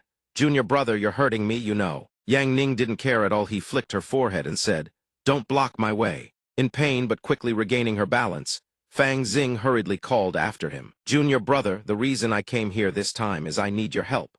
Come with me to the Lulan treasury. I found it after great effort. Yang Ning, ever the picture of aloof composure, replied flatly, not interested. Left with no other option, she played her trump card, pulling out a stack of documents. I spent big money to dig up some exclusive details about Yan Yang. The manuscript has several iconic poses that are absolute fire exclusive content, mind you. Just come with me and they're all yours. Not surprisingly, once the addictive bait was dangled, our man took the hook. Fang Xing, having achieved her goal, was overjoyed. This must be what happens when you've been single too long. Once we're inside the Lulan treasury, a man and a woman alone. Tinder near flame, let's see if I can devour you whole. At the Lulan treasury, Fang Xing walked while deep in thought. What Zhou Tian wants is inside here. Whatever lies within could have a massive impact on both the demon world and the human world. I have to get to it first. Time to make my move. Junior brother, the gates of Lulan are sealed with numerous ancient formations, crafted from sky-mending stonetheer, incredibly heavy. The great demon army once spent 3 days and 3 nights just to break through. How about a bet? If I can crack it open within 1 watch period, junior brother, you have to give me a kiss. What do you say? Yang Ning couldn't be bothered. A single palm strike shattered the gate. Fang Xing nearly pissed herself. Yang Ning strode forward and called out, let's go. Though she failed to cop a feel, Fang Xing still remembered her goal. They were finally inside-ish, had to find what Zhou Tian was after, and conveniently, deal with junior brother while she was at it. If I pick the right door. Having made up her mind, she turned to call for junior brother. Our man was reading Yan Yang while swinging his arm, cutlass rocks and debris scattering through the air. Watching this, Fang Xing seethed with frustration. Damn it, he did it again. No, I need to switch tactics. If brute force won't work, I'll go soft. I have to devour him inside this Lulan treasury, and if nothing else works, I'll use Yan Yang transformation. But then Fang Xing suddenly sensed something was wrong. Oh, that's strange. Wait, thighs is bad. I can't make a sound anymore. It's over. Something inside this treasury has swallowed me whole. Could it be the very thing Zhou Tian is searching for, controlling me right now? I have to stay calm. Where am I? Is this a time reversal? You cannot blame us for deceiving you. The village needs a child as a sacrifice to the demons. A wandering orphan like you has no ties to anyone. Eat your last meal and be on your way. This is your fate. Even if you keep starving yourself, nothing will change. The scene shifts, buildings engulfed in flames. The arsonist is none other than Fang Xing herself. You wanted my life. This is your punishment. From this moment on, anyone who threatens Mehuman or Demon Eye will eliminate. At the gates of the Wuji sect, Fang Xing kneels before Zhang Zai. Zhang Zai speaks. Girl, your heart was crooked from the start. I had no intention of taking you in, but every dawn you knelt here, and every midnight you scavenged for scraps. In the blink of an eye, 3 months had passed. Your willpower was steadfast as a mountain, so I made an exception and accepted you. But you killed and plundered treasures everywhere, slaughtered the innocent without mercy, committed unforgivable sins and brought the wrath of every sect down upon us. Things have reached this point. I have no choice but to expel you from Wuji. As she left, Fang Xing still clutched the bloodied weapon in her hand. She said, this is a world where the strong rule. They were weak. They deserved to die. Killing them was not wrong. Old man, I want to climb to the very top of the food chain and become the god who sets the rules. I won't just leave Wuji. I won't hesitate to cast aside my very humanity. Because I want to reach where I need to go. I want to return to reality. Fang Xing, you have slaughtered countless beings in both the human and demon worlds, violating the heavenly law. The gods have imprisoned you in the 9 Abyss prison for 30,000 years. Do you show any remorse? Hearing this, she responded with bewilderment. 30,000 years? Has that much time really passed? Have I arrived in the future? But what even is the heavenly law? It's nothing more than a game made up by those who wrote the rules. The other party, enraged by the provocation, exploded in fury. As long as I, Fang Xing, still draw one breath, sooner or later I will overthrow you and redefine the heavenly law itself. Call me stubborn. Call me beyond redemption, I don't care. Then let your divine soul be obliterated. Fang Xing showed no fear, she only taunted them further. Bring it on, I just can't accept it. I'm still too weak. I can only end here. Suddenly, a familiar voice echoed through the void. Hey, hey, you idiot. And what exactly? I'm still standing right here waiting for you, you crazy woman. What the hell are you dawdling for? Only then did Fang Xing snap back to reality. Jun, your brother, quick, let's get out of here. This is a god's domain. That nosy void entity is butting into someone else's story. Too late, this is MY world. Since you've entered, you shall face divine punishment together. Beyond redemption for all eternity. Yang Ning hurled a palm strike at the entity. What kind of garbage is this? Barely taking one hit, and already on the brink of annihilation, the entity couldn't believe it. Immortal, shattering the unshatterable. Glass fragments cascaded down from the entity. At the same moment, Fang Xing was freed from its control. Yang Ning certainly knew how to sweet-talk a girl. His voice was warm and gentle. The old sect master once said, "When you're scared or going crazy, just a gentle touch like this will make you feel more comfortable and calm down a little." How's that? Immersed in the sweetness, she was so happy she nearly cried. You. He kept asking gently, "Feeling any better?" Fang Xing didn't speak, but inside she was screaming. Junior brother. He seems to have become something beyond both humans and demons now. All done, Yang Ning spoke. It's fine now. Let's keep going deeper to deal with whatever that thing was that attacked your true body. Walking through the Lulan treasury, Fang Xing poured out her feelings. What we just faced was merely a consciousness fragment of that entity. It dragged me into a world of inner demons. Thank goodness Junior brother saved me. Yang Ning's eyes sweep across the area. As the true body of a powerful life form, perhaps he could toy with it a little. Fang Xing sits ignored and helpless. It must be the reason Zhou Tian wants to reach the Lulan treasure vault. Perhaps I can grant the power that Zhou Tian has always dreamed of. This power must be obtained at all costs. Yang Ning urges them on. Let's go. Once we deal with this creature, Lu Zhu and the others' tournament should go smoothly. Back at the arena, Xiao Jiao's booming voice rings out. Welcome to match 32 of the Sect tournament. The goddess that everyone has been waiting for from Team Wuji Ultimate has entered the stage. Lu Zhu's team steps out following the announcement. The men in the stands instantly flip into fishwife mode, gushing non-stop. The goddess and her junior sisters are here. That tall sword goddess maiden. I like Miss Su Shu, she looks both innocent and beautiful. En Du glancing over at me like that? I'm dead. Shang Niang and Chun Niang are also super popular. Shang Niang is cold, Chun Niang is adorable. Their master really hit the jackpot. Wuji Sect will definitely win. Wuji Sect #1 in the world. On the other side, Team Long Claw Treasure sighs dejectedly. I feel like I've already lost. Both squads send out 2 members each for the first round. En Du shoulders the responsibility for the opening match. Xiao Jiao's voice rings out. The first match between Wuji and Long Bao, truly something to look forward to. Before the match even begins, a bolt of lightning slams down onto the arena floor. The opponent from Team Long Claw Treasure screams bloody murder. En Du stands there with her jaw hanging open. Before the fight even starts, that guy's already gone to meet his ancestors. The rest of Team Long Claw Treasure panics. What's going on? Who is it? From above, it's the Chu family. Everyone, this match just changed opponents. Wuji Sect's opponents are now us. Chu Huo channels every ounce of power and plummets down. All of you die. Xiao Jiao is stunned, but doesn't forget to narrate. How terrifying. The remaining 4 contestants of Team Long Claw Treasure were wiped out in a single strike. Truly worthless trash after all. The people in the stands flee in terror. Help! Let's go run now, before things get any worse. The MC tries to rally them. Everyone get out of here. Move, run for your lives. The advisors rush forward to intervene. The City Lord roars with fury. Insolent. The Lulan City Lord is right here. How dare you demons cause chaos? Chu Bing's cold expression shifts as she unleashes her technique. Freeze. A massive chunk of ice hurtles down and slams into the arena floor. The frozen person lets out a blood-curdling scream. Chu Mu rambles while attacking. Go ahead, run.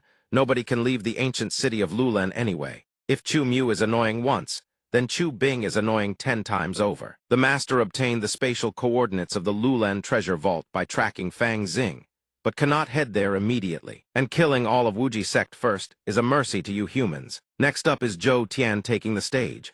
Shall we skip the warm-up and start the carnage right away? Yi Chen killed my precious little brother, so I'll slaughter his beloved disciple to settle the score. Chu Huo continues. Chu Huo receives his orders and grows even more savage. A torrent of power surges down from above. Guangdong jolts, eyes wide at the chaos unfolding. With razor-sharp reflexes, she successfully guards her chest using the Guardian Shield technique. Chu Huo refuses to back down, unleashing a relentless barrage. Demon Abyss killing fist. The one panicking the most right now seems to be Xiao Jiao. How terrifying. One punch and the sky crumbles, the earth splits. En Du acts swiftly, joining the fray. Master always said the best defense is a counterattack. Super Cyclone Slash. Chu Huo's smug grin vanishes in an instant, barely missing tears. Enhandu fires back with a taunt. Don't underestimate us. Chu Huo's shirt tears away. Two extra arms each wielding a weapon sprout from his sides. This is the demon summoning, with a grotesque, twisted body. He lunges forward to attack. Very good. I love it when prey fights back. It makes the slaughter even more exhilarating. Lu Zu charges in. Your opponent is me. That armor might look tough, but I bet you can't actually fight. Tung Lung evil spiral. Enhandu murmurs to herself. Senior sister. Lu Zu and Chu Huo both soar into the air, yet strangely, they never collide once. One blazes green, the other red, clashing like a martial arts showdown. Chu Huo speaks up. You're even stronger than I imagined. Xiao Jiao below watches, bouncing with excitement. The goddess can actually hold her own against a demon lord. Go for it. Lu Zu quickly breaks away and launches a new technique star/sword, channeling massive power before following up with 10,000 swords. Converge. Countless razor-sharp sword tips rocket straight toward Chu Huo. Xiao Jiao watches with glee. The goddess's sword storm of heaven and earth. A torrent of blades crashes down in unison. A massive cloud of white smoke billows outward. Chu Huo's figure hasn't reappeared yet, but his voice already echoes through. Not bad, little brat. You actually managed to make my indestructible hell body bleed. Interesting. In an instant, every wound on Chu Huo's body heals completely. Enhandu gasps. Instant recovery? Xiao Jiao trembles. The indestructible hell body, contestant Chu Tian the demon lord. Could each of them actually be powerful enough to destroy an entire nation's demon lord? As his body finishes regenerating, Chu Huo shamelessly taunts them. Little girls, is that all you've got? Lu Zu turns and issues an order. Su Shu, your turn. She receives the command and takes her position, ready to deal with the one who doesn't know his limits. I'm going in. A massive fireball, the grand fireball technique, takes shape. Not exactly elegant, but the way Chu Huo bites his tongue certainly has flair. He finds it amusing. The moment the fireball Su Shu conjures locks onto him, Chu Huo's attack is blocked, but it costs a tremendous amount of energy. Despite the immense struggle, for some reason he bursts out laughing. Within the roaring flames, after a moment he successfully shatters the fireball. Seeing the result, Chu Huo is immensely pleased with himself. Xiao Jiao comments in horror, the grand fireball was blown apart. The demon lord is truly terrifying. Next, Lu Qing surges forward. A single strike pierces cleanly through Chu Huo's skull, sending him to meet his ancestors. The guy doesn't react in time, managing only a pained scream. The crowd in the stands erupts. Shang Niang's ambush succeeded. Every time she strikes, she kills in one hit. She never misses. Lu Qing doesn't hold back, pulling out the Meng Qing blade. But suddenly her face turns ashen. A devastating punch slams squarely into her stomach. The impact sends Lu Qing hurtling backward. Lu Zu watches her with worry in her eyes. The blow is so devastating that Lu Qing smashes hard into the wall at the far end of the arena. Hairline cracks spiderweb across the surface. Lu Zu rushes over to catch her junior sister. Over here, dark demonic energy coils around Chu Huo's body. He steps forward, slow and deliberate. That spear girl really did spot my weakness. But I've got 3 heads, you know. Unless you can pierce through all of them. Now it's my turn. Lu Qing glares at him, straining with everything she has, and can only squeeze out one word. Damn it! Before Lu Qing's body can recover, Chu Huo continues his advance. Off to hell with all of you. The entire Wuji sect charges forward in unison. Yi family basic defensive formation. Lu Zu is the one giving commands. Formation up. The squad instantly erects a protective barrier, bracing for Chu Huo's impact. He slams his fist into the shield's surface. Before the technique fully manifests, it's the demon abyss killing fist. He glances at the barrier, not a scratch. He clicks his tongue in frustration, unable to break through. Then he immediately resumes with the demon abyss killing fist, each strike heavier than the last. Screams ring out as earth and rocks blast skyward, accompanied by muffled explosions. Lu Zu chants inside the protective barriers is what Master taught them. The basic defensive formation, leaf rest, can indeed withstand attacks from an ordinary demon lord tier opponent. Chu Tian watches the battle with rapt attention, evaluating every move. This formation is rather interesting. It can even block a demon lord-level spiritual attack. But all things can be destroyed. Chu Tian channels his power to reinforce Chu Huo. In an instant, the protective barrier shatters completely. Chu Mu charges forward with gleeful excitement. Chu Tian savors this hunting game. Chu Mu has joined in. No, let's torment them to death together. Chu Huo below wipes the blood from his mouth, cursing under his breath, damned rat. This doesn't look good. Lu Zu come up with a plan. I'll hold them off everyone else run. She startles at the voices, shouting warnings from above. Lu Zhu, you can't hold them off alone. Let me merge with you. The group in the sky fuses into a single nine-tails puppet formation. Bai Fei's face emerges. Lu Zhu is the first to notice and calls out. She's using a remote puppet technique to help us. Chu Mu eyes Bai Fei with amusement. Nine Tails, I advise you not to meddle in Lord Chu Tian's affairs. If I recall, you were sworn to protect that human. Bai Fei corrects him flatly. You remembered wrong. And besides, just because you say don't interfere, I'm supposed to listen. Then the master of the Nine Tails clan would lose a lot of face, wouldn't she? I'm stepping in. They're under my protection. Chu Mu looks at her with contempt. You've only recovered half your strength. Forcing yourself into this will only make sure you never recover again ever. Bai Fei lashes out with her tailbind technique and throws the challenge back. Let's see which one of us never recovers again. In a flash, one of her tails pierces clean through Chu Mu's body. Then she whips him into the ground with brutal force. Someone shouts a reminder, even if her power hasn't recovered, she's still a nine-tailed fox of the highest caliber. Get serious. Chu Mu drags himself up against a boulder and replies, I know. Then he lets out a bizarre shriek and transforms. After shifting into a massive rat, he leaps into the air, unleashing the demon rat's sky-rending fist, and demands old dog attack together. Attack together, Chu Yan lunges from the side. You think two measly tails can hold me down. Bai Fei's piercing white eyes snap toward him. The Nine Tails forest entangles without Endan naturally. Her tails don't spare Chu Mu either. Tu Shu watches from below and comments, Bai Fei is incredible. Lu Zhu sighs in admiration, 1 against 2, and she's not at a disadvantage at all. Without warning, a dark surge of power rockets in. Bai Fei's keen senses detect it, but she can't dodge in time. She's pierced clean through. It's Chu Tian who struck. He sneers, puny creatures deserve nothing but annihilation. Game over. Quickly, Bai Fei's figure fades, then dissipates entirely, leaving only a wisp of red aura. Returning to her true form, Bai Fei's face darkens as she coughs violently. The foxes around her immediately panic. Master, you've only recovered 40% of your power. You mustn't force yourself to fight anymore. The remote battle puppet has been destroyed. Your true body has been affected as well. Bai Fei reassures them it's fine. I've stayed at the Wuji Sect long enough. 1 act of assistance, and I no longer owe Yang Ning anything. Su Zhu stands nearby with crossed arms. Her expression stern. Master only recovered 40%, yet held her own 1 against 2. Once she's fully recovered, vengeance is only a matter of time. Bai Fei responds with a weary sigh. I only managed to stall them temporarily. Especially that demon dog lord's undying hell body, I couldn't break through his defense at all. What happens next depends entirely on Yang Ning himself. Chun Feng asks, has Sect Master Yi arrived? She answers, yes. He appeared out of nowhere in that very instant. My puppet body was blown to pieces. After eliminating Bai Fei's puppet, Chu Tian grows arrogant in the end. It's just a fox. Nothing impressive at all. Yang Ning materializes like a demon behind him. His voice calm. Oh, really? So you're the one who laid hands on my people. Guantong spots him and shouts with joy, Master. Tu Shu also cheers, Master is here. Chu Tian recognizes him and immediately grows serious. The legendary Yi Chen has finally arrived.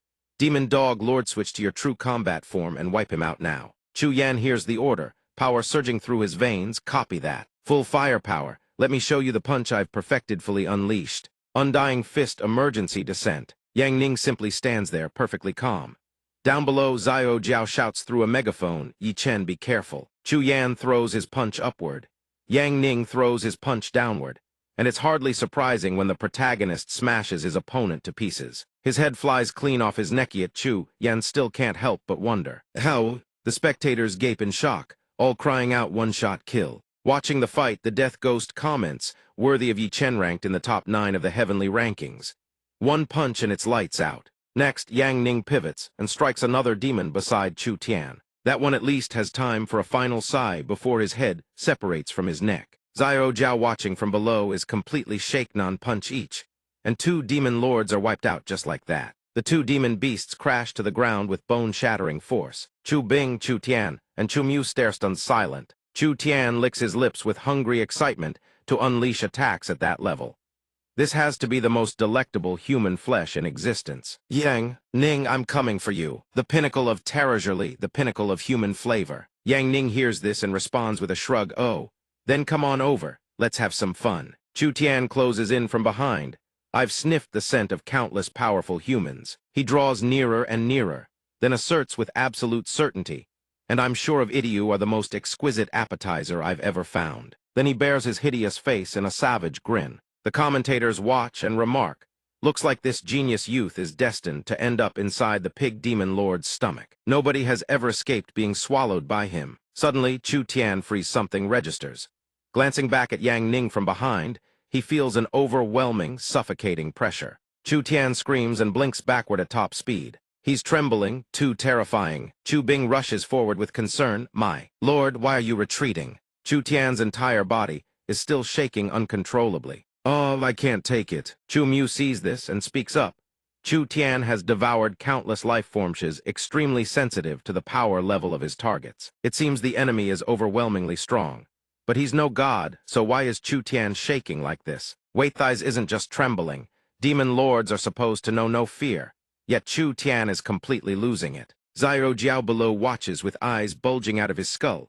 What the hell is going on? A crimson moon-rank demon lord scared stiff. The commentators also voiced their bewilderment. Am I seeing this right? No mistake, he literally pissed himself from fear. Bai Xuan comments from below. That's a bit of an exaggeration. Xiao Bao thinks tearfully. The uncle's terror, it's not just me who can feel it anymore. Yang Ning looks around, puzzled. Chu Mu appears behind Chu Bing and speaks. Lord Chu Tian is absurdly powerful, but also extremely cautious. He only dares to fight battles he's certain to win. In truth, once he enters the god-demon transformation, he never loses to any human. Hearing this, Chu Bing makes her decision. Let's help him activate it, force him into the god-demon state. Then both shout in unison, slaughter everyone in Lulan ancient city. Chu Tian is quickly activated and lets out a thunderous roar. Waves of horrifying power converge upon him. Chu Tian reveals his true form, a colossal demon pig. After transforming, he declares with absolute confidence, now I'm at the invincible level. Earlier was my mistake, I was affected by his aura, before even entering the god-demon transformation. Human, the me of now will not be shaken again. Standing at the pinnacle as a supreme predator, I shall punish you all. Behold me ultimate form. Yang Ning responds without a flicker of emotion, sure. Come at me. Instantly, Chu Tian is driven into a frenzy.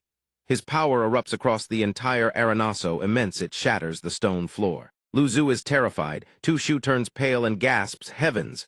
Yandu sighs so enormous. Guantong stands frozen in shock. Zai Gui looked up, unable to suppress a shudder.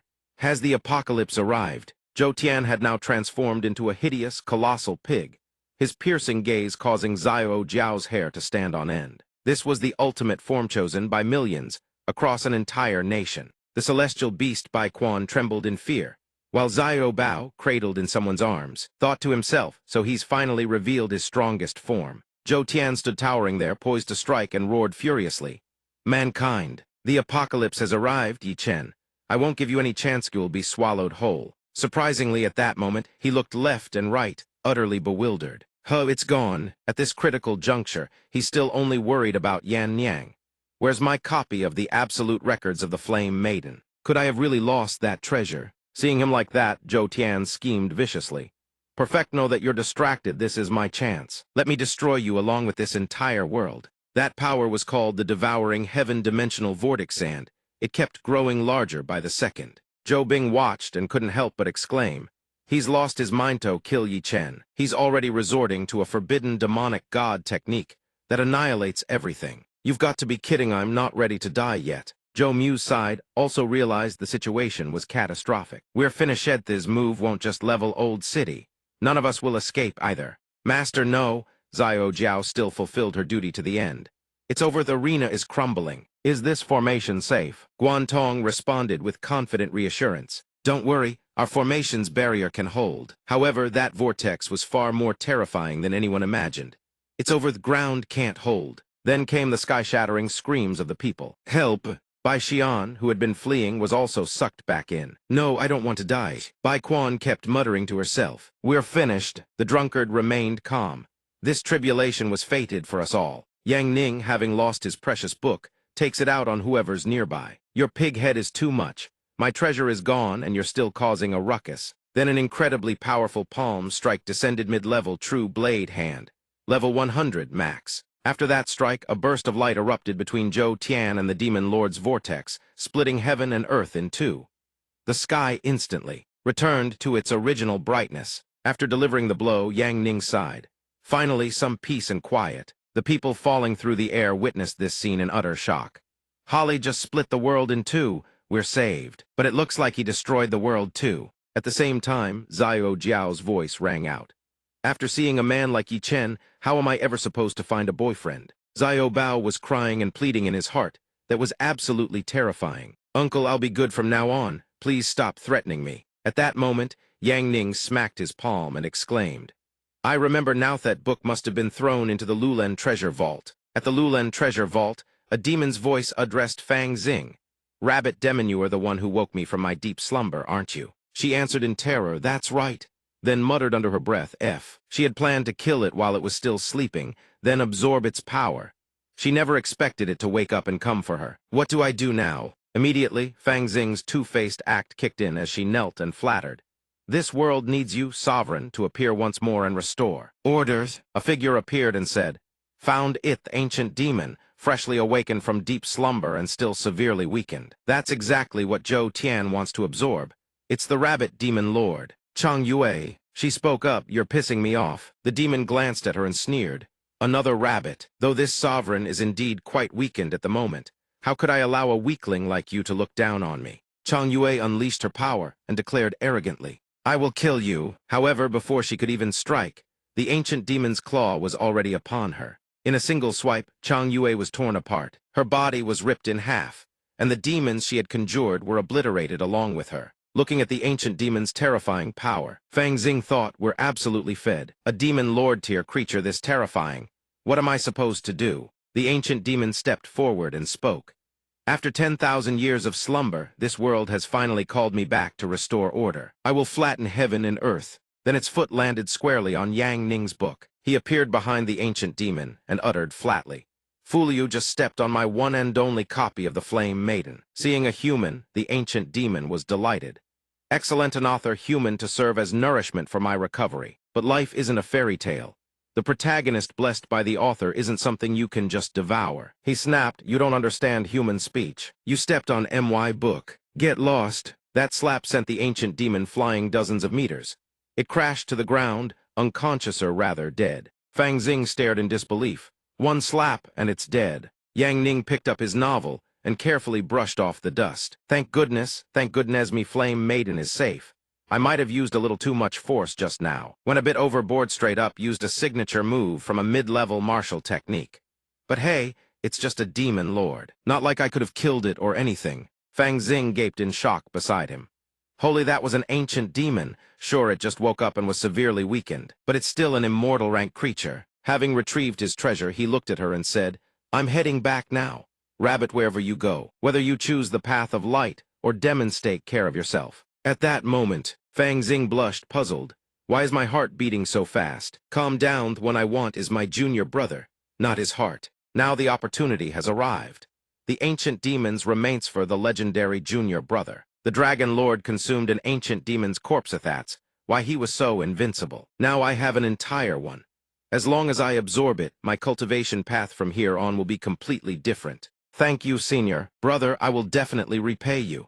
In a way that makes us both very happy. Time flies like a dog sprinting across a field. The next day, Yang Ning sat in meditation slept soundly. The people of Old City knelt to bid farewell, seeing off Yi Chen. Yi Chen, if you ever have time, please come back to our old city. Yi Chen, thank you for saving us. We are the surviving remnant of humanity after the pig demon lord's attack. Bai Quan smiled among the crowd and said, I've decided I'll write an epic poem about humanity's resistance against the demons, to inspire all of mankind to unite and fight back. Bai Xian continued, whatever poem you write will probably end up being the last legend of Brother Yang. The drunkard, standing alone in one corner, called out, Yi Chen, farewell. Meanwhile, Xiao Bao was crying. I've decided I'm not going back to Dragon City. I want to live as a human, otherwise. Uncle won't forgive me. Above, under the vast sky, white birds soared into the distance. Luo Zhu gazed far away and said, this Sect tournament was halted due to unforeseen circumstances, but we still managed to secure qualification for the World Tournament. Everyone, let's give it our all. We must not let Master down. Enhandu gazed at Yang Ning and replied, that's right, especially Master's sleeping posture, truly as dazed as ever. I suggest we play rock, paper, scissors. The winner gets to sneak a kiss on Master. What do you say? Her words made Lu Qing and Guan Tong blush furiously. Su Shu, already fully prepared, asked excitedly, "Really? Is that actually allowed?" Luo Zhu exclaimed, outrageous. Hearing this, someone immediately offered a suggestion. Then let's exclude eldest senior sister. 4 of us can just play among ourselves. However, Luo Zhu objected. No way, I'm in too. Then all of them played rock, paper, scissors at once. Almost everyone threw scissors except one person who threw rock. Su Shu jumped up in delight. Yes, the others looked dejected. Cheat, we all threw scissors and she threw rock. Looking toward her master, Su Shu grew bashful. Even though after marriage she could kiss Master all she wanted, right now it still felt a little daring. She's already right in front of him, yet she's still hesitating. Should we go through with this, or just forget about it? Suddenly the bird shakes from the impact, and everyone sees Tu Shu's lips pressed firmly against Yang Ning's. Yan Du screams in fury, "Tu Shu, you damn bastard, I'll kill you." Liu Xu turns to stone, tears streaming down her face. Master, the sword Dea at 4C's city, men's faces turn crimson, some even have nosebleeds, and the entire crowd erupts in wild cheers.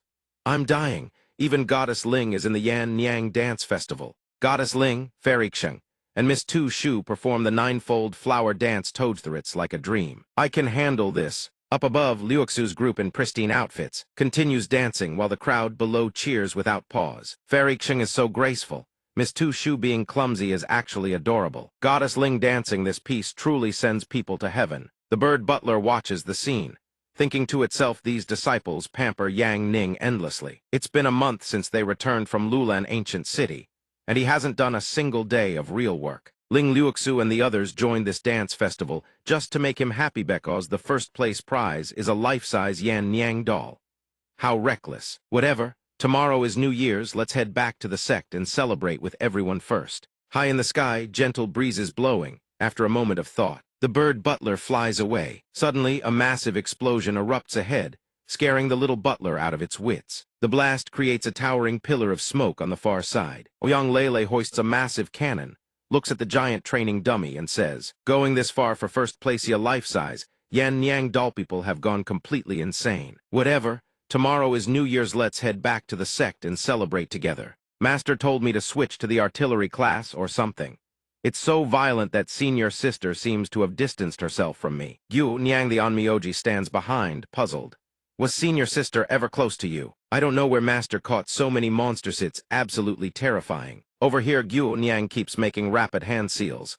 Stop chatting, you two. I can't hold on much longer. Master demanded I kill with a single arrow. Lele glances over from the side, still convinced that Master is training them to destroy the world. The moment she finishes speaking, the soul-shattering bow's arrow flies from the string, aimed straight at the training dummy ahead. It pierces clean through the dummy's head. Just like that, the dummy's head is obliterated.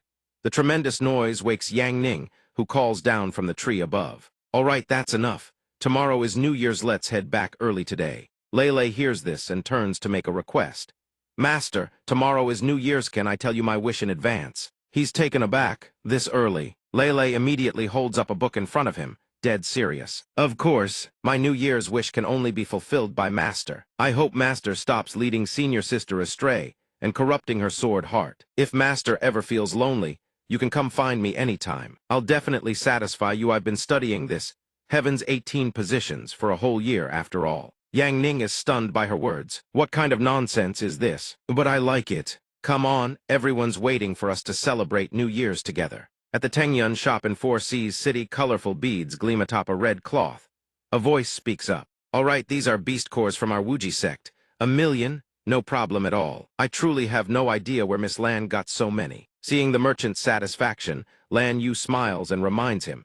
These are all the fruits of everyone's training. Junior sister, hey, hurry up and pay. The man nods repeatedly in agreement. Yes, yes, yes. But today Miss Lan is bargaining so straightforward, usually you'd skin us several layers deep. Hearing this, Lan Yu replies, tomorrow is New Year's. Nothing is more important than celebrating with Master. I've already given you plenty. Inside the main hall of the Wuji sect, the atmosphere is festive. People come and go, settling at tables for the feast. Yang Ning speaks up. Everyone's here, let's start the feast. Before we eat, does anyone want to share their New Year's wish? Lan Yu smiles and replies, we all want to hear Master's wish first. Tu Shu, standing beside him, gently adds, Master's wish surely encompasses the whole world. Hearing this, Yang Ning speaks without hesitation. All right then. I hope next year, the author of Chronicles of Yan Niang releases more chapters and stops taking so many breaks. The bird butler beside him sighs helplessly. Yan Du clasps her hands in prayer. My turn. My New Year's wish is to stay by Master's side forever. Seeing this, the others chime in one after another. I also hope to stay by Master's side forever. Lele and Liuxu also clasp their hands in silent prayer. Liuxu prays silently, please let me share a wedding night with Master soon. Meanwhile, Lele prays, may senior sister's sword path always run smooth. May Master see me as a worthy replacement for senior sister. Enveloped in that warmth, outside the sun begins to set. The moon slowly rises, and fireworks bloom across the sky. Below, everyone is brimming with joy. Yan Du shouts, look, fireworks! New Year's is here. At the field camp, Pan Shu and two companions eat and chat. That bastard Sect master Yebuties flock to him like clouds, while we're stuck here cold and alone. Too bad Sect master Yi is stuck hanging out with his own disciples. The four heavenly kings assembling to watch Yan Niang Toj the Rand. We can only manage 3 out of 4. Drink up, night has fully fallen. Lights drift and float through the sky, and scatter across the ground below. Fang Xing watches the fireworks and murmurs, Junior brother. She prays silently, my wish is to become the next demon rabbit lord, and to have Yao somewhere far from here. Bai Fei sits among her subordinates and speaks. Humans are so boring actually enjoying something called fireworks. Flashback to 1 year ago, Yang Ning and Bai Fei stand on a rooftop, watching fireworks and talking. Since it's New Year's, I brought you out for some fresh air on purpose. I bet this time next year, it'll still be just the two of us sitting here watching fireworks. Bai Fei hears him and acts completely indifferent. HMPH, I couldn't care less. Watching fireworks with you, I only found you boring, so I'm merely watching out of pity. She says this, yet her cheeks flush red like a blossoming maiden. Then Bai Fei reaches out and tugs at the hem of his clothes. Deep in the forest, a massive foot stomps down, making the earth tremble. The dense forest groans as giants lumber forward one by one, wearing grotesque smiles. Beneath the tree roots, a man watches the scene in sheer terror. The giants in this forest are absolutely terrifying. Your Highness, I believe we've lost our way. The girl beside him snaps in fury. We've been trapped in this forest for days. Do you think I need you to tell me that? The speaker is Princess Chuoba of the Duran Empire. The large, fierce-faced man walking behind speaks up. This cursed place is nothing like our great desert. Dead trees everywhere, damn it all. Where the hell is the Wuji sect? The man beside him glances over, perfectly calm. Remember, Thisser most important mission in coming to Four Seas City is to seek the Wuji sect's aid. The scarred man replies angrily. The Wuji sect once protected our Duran Empire for thousands of years, but I've heard they've long since weakened. We haven't been in contact for over a decade. Will they really help us survive this crisis? Right then, Chuoba speaks up. The ancient demon army deep within the great desert is about to revive. A commander-rank ancient demon is about to descend, and the great desert's apocalypse is upon us. We have no other choice. Seeking the Wuji sect's help is our last hope. Wait, Somyeon's ahead. Under a distant tree, Yang Ning holds a copy of Yan Niang and sighs to himself. In a deserted forest, alone with the newly released Volume 7 of Yan Niang's is truly the life. The man in the hat speaks up, puzzled. This person has no cultivation whatsoever. How is he even in a forest crawling with demons? The scarred man cuts in irritably. Probably just lost and trapped in here. Someone like that is worthless. Don't bother with him. Right then, Chuoba approaches Yang Ning and asks, young friend, you must be lost and trapped in here, right? Come with us, we can protect you and leave together. Yang Ning hears this and asks, puzzled, why would I leave? Chuoba smiles and replies, this place is crawling with demons everywhere. One wrong move and you're dead. You can't walk because you've been locked up in here for days with no strength left, right? Amu, share some of our dried meat with this young man. Instantly, Amu carried over a wooden box, trailing a rich, mouth-watering aroma. Yang Ning, initially uninterested, had a sudden change of heart. Ah, that smells amazing. I'm coming with you guys. Deep in the forest, the group walked while chatting. Everyone, hold on just a bit longer, we're about to leave this forest and reach Four Seas City. Yang Ning walked and ate, then pointed to the side in confusion. Isn't Four Seas City in that direction? Chuoba heard this and said, really? Let's try going that way. Amu behind them asked doubtfully, can we really trust him? Princess Chuoba grew annoyed. Then go find someone else for me to trust. Scarface jumped in with contempt. I reckon he's just after our food. Besides, in this forest he's nothing but dead weightly dragging us down. Suddenly, birds exploded from the canopy in panic. A massive crash rang out, startling the entire group. Stiff. Chuoba instantly yanked Yang Ning down. Hide now. Right on cue, a pack of fierce giants burst onto the scene. Everyone scrambled behind a massive boulder. Yang Ning, utterly lost, asked, "What's going on?" Chuoba kept watch and signaled, "SHH, don't talk those cursed giants." They prowled the forest, searching. After a tense while, Chuoba exhaled in relief they are gone. Before the relief could settle, a massive face with a sinister grin peeked in. Chuoba screamed, her face drained of all color. Yang Ning stood behind her, wide-eyed. Suddenly, the giant head froze, its eyes went wide. It stared directly at Yang Ning, then jolted in sheer terror. The giants immediately turned tail and fled, howling in panic. They ran without looking back. Yang Ning watched them go, helpless. After I killed their comrades, they still remember me. Not entirely stupid, I suppose. A Mew behind him was stunned. They ran. Scarface beside him was equally shocked. They all just ran. Ba Dao continued. Uncle, could it be that they were full and only came to scare humans? Chuoba frowned. Obviously, something had frightened them. What on earth could have scared creatures like that? Ignoring everyone around her, Yang Ning walked forward alone. Chuoba noticed and called out in alarm. "Hey, bookworm, don't just wander off." High above, flocks of birds flew away into the distance. Yang Ning stopped and pointed. "All right, follow this path, walk about 3 more hours and you'll leave the forest and reach 4 Seas City." Chuoba asked, "You're not coming with us?" He casually held his book and replied, "No, I have to go back and read." Ba Dao muttered beside him, "This bookworm's probably read himself stupid." Suddenly, something enormous appeared before the group, a Yaoming hunter. Ba Dao gasped. "A Yaoming hunter spotted us." A single secret realm-class demon could level an entire village. Scarface, however, looked thrilled. "Leave it to me." He channeled power into his fist and swung. A devastating blow, called Heaven-Opening Strike, slammed straight into the Yaoming hunter's face. It showed absolutely zero reaction. Scarface gritted his teeth. Ordinary strikes are useless against a Yaoming hunter. It has to be a blitz kill. Only by burning his vital essence could he use this technique. Immediately, he switched techniques. Life-burning blood annihilation appeared to work. The Yaoming hunter's entire body burst apart under a relentless barrage of fists. Blood streaks appeared across Scarface's body. He muttered, "It's over." Chuoba beamed with joy. "We're saved." Ba Dao was equally excited. Thank goodness Uncle Shan unleashed his life force to take down that incredibly dangerous Yaoming hunter. Yang Ning, meanwhile, remained perfectly calm, cradling his beloved novel like it was his one true love. But before anyone could celebrate for long, thunderous footsteps erupted from behind. A whole horde of Yaoming hunters appeared at once. Chuoba immediately threw her arms out to shield Yang Ning, nearly 100 of them. "Bookworm, stay right behind me." She raised her hand high. A massive vortex formed in the sky, a pillar of purple energy at its core. A LV 100 basic lightning array activated, and the power surged forward, crashing into the horde of Yaoming hunters. In mere seconds, all 100 Yaoming hunters were obliterated. Yang Ning floated high above. Chuoba craned her neck upward. Stunned, the bookworm was this strong all along. Scarface went green with fear and clasped his hands together. A divine being revealed. This lowly one was blind, please forgive me. After everything was settled, Yang Ning turned and flew away.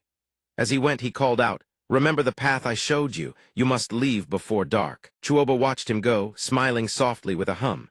Meanwhile, at the Wuji Sect, a group stood chatting on the grounds. "Though we've never met in person, we've received the Celestial Nation's supplies every year. We are truly grateful. If the Ran Nation ever needs anything, we will give our all. Master isn't here right now. I'll take everyone to meet Senior Sister first." Chuoba followed behind Yi Zhen, thinking the Wuji Sect may have declined, but their courtesy is still impeccable. The group passed by where the sisters were training. Scarface immediately took notice. The mighty Wuji Sect is down to just these frail female disciples now. Yi Zhen smiled and explained, "Not weak. Master has personally guided all of them." Scarface scoffed. "Weak is weak. Even an immortal couldn't teach them. They're like little children. On flick of my finger would kill them." Yandu's sharp ears caught every word from afar. She rushed over, pointing. "Hey, big monk, let's have a match." Chuoba and the man were both startled. Scarface waved his hands frantically. No, Evan, holding back. One strike would kill you." Chuoba then said, "Why not give it a try? Just don't go for a killing blow." She thought to herself, the Wuji Sect has already declined. If we refuse even their sparring, they'll feel deeply humiliated. Hearing this, Scarface relented. "Fine then. My strength is terrifying. Even if I hold back, a direct hit would still leave you gravely injured. Be careful, Yandu scoffed with disdain. You won't even touch me. Instantly, Scarface lunged. But with her agility, Yandu dodged cleanly. She leaped high, grinning smugly. Scarface was taken aback. Fast, I'll give you that, but dodging is all you can do. Eventually, you won't escape. Before he even finished, Yandu had already drawn her weapon and shot straight at him. She circled him relentlessly, slashing away. Scarface was caught completely off guard. Shreds of fabric were sliced into the air. In an instant, his clothes were slashed to pieces thankfully. His hands covered the essentials just in time. Yandu landed and smirked. I held back, you know. After snapping back to reality, Scarface screamed in utter embarrassment. Yi Zhen and Chuoba awkwardly turned away. Amu hurriedly shielded him. Sir, please put on my clothes, quickly. Scarface tied a robe around his waist, then declared, Speed is nothing but cheap tricks. True strength is what proves a real warrior. Watch this. This is what a true hero looks like. Only with power can you shatter heaven and earth. Lan Yu suddenly appeared in the sky above. With a single raised hand, she made massive stone statues float in midair. Scarface gawked in disbelief. She glanced down. I just wanted to go down the mountain and make some money, but Master made me practice my abilities instead. So boring. The words barely fade before the stone lions shatter into fragments in midair. The scarred man's eyes widen in shock, then his jaw clenches with rage. I won't accept defeat. Our great desert has even stronger expert zones who can summon flames. Two Shu steps onto the stage without hesitation. There's really someone like that. The crowd below erupts in shock. The scarred man drops to his knees at the display of power. A saint who can summon the sun itself. Please, come with me to save the great desert. I'll serve you in any way you wish. Yi Zhen, standing behind, can only shake his head helplessly. That's just Tu Shu's basic fireball technique. The senior sister is still waiting for us to invite her over. The elder pipes up. Hasn't the Wuji sect already fallen into decline? How did this sect master manage to train so many terrifying experts? This sect master is no ordinary man. Hall of 10,000 beasts, Luo Zhu speaks. I already know why you've come, there's no issue with this. Chuoba's face lights up with joy. You can really lend it to us. Luo Zhu then leads the group forward. Master isn't here, but he's always been generous. Follow me inside. The group descends a staircase leading underground, arriving at a rocky outcrop. Below, jagged and flat rocks jut out in every direction. Chuoba surveys the scene, troubled there isn't a single guardian beast in sight. Without the Wuji sect's beasts, what will become of the great desert? Is total annihilation the only answer? The great rock that protected the great desert for 10,000 years has grown too old to fight. They had hoped to borrow the Wuji sect's beasts. Luo Zhu explains, the great desert faces a millennial calamity. The Wuji sect would normally step in to help, but Master isn't here. We can only act on our own to head for the great desert. Recently, Master has been refining artifacts. He crafted an incredibly powerful magic weapon. You can take it back first as a precaution. Chuoba agrees without hesitation. Very well. Everyone gathers in the vast courtyard. Luo Zhu produces a mid-tier martial blade level 100, exquisitely crafted. Chuoba stares at it, bewildered. This is supposed to be the powerful magic weapon. What did you just say? Luo Zhu quickly explains. This blade was Master's first attempt at artifact forging, so he couldn't quite control it. Its destructive power is too immense and not suitable as an everyday weapon. It could easily harm innocent people, but during the great calamity it might prove useful. It can be used twice. The elder and the scarred man hear this and burst out in fury, taking turns to voice their outrage. Absurd. Why are you handing us a kitchen knife to save our lives? Do you take us for country bumpkins who have never seen the world? Luo Zhu recalls the image of her master, using that blade and his words. Damn, first time forging artifacts, and I overdid it a little. This thing can't be used in everyday situations. After a moment of thought, Chuoba forces a smile. We appreciate the Wuji sect master's kindness, but the situation in the great desert grows worse by the day. We must head back first.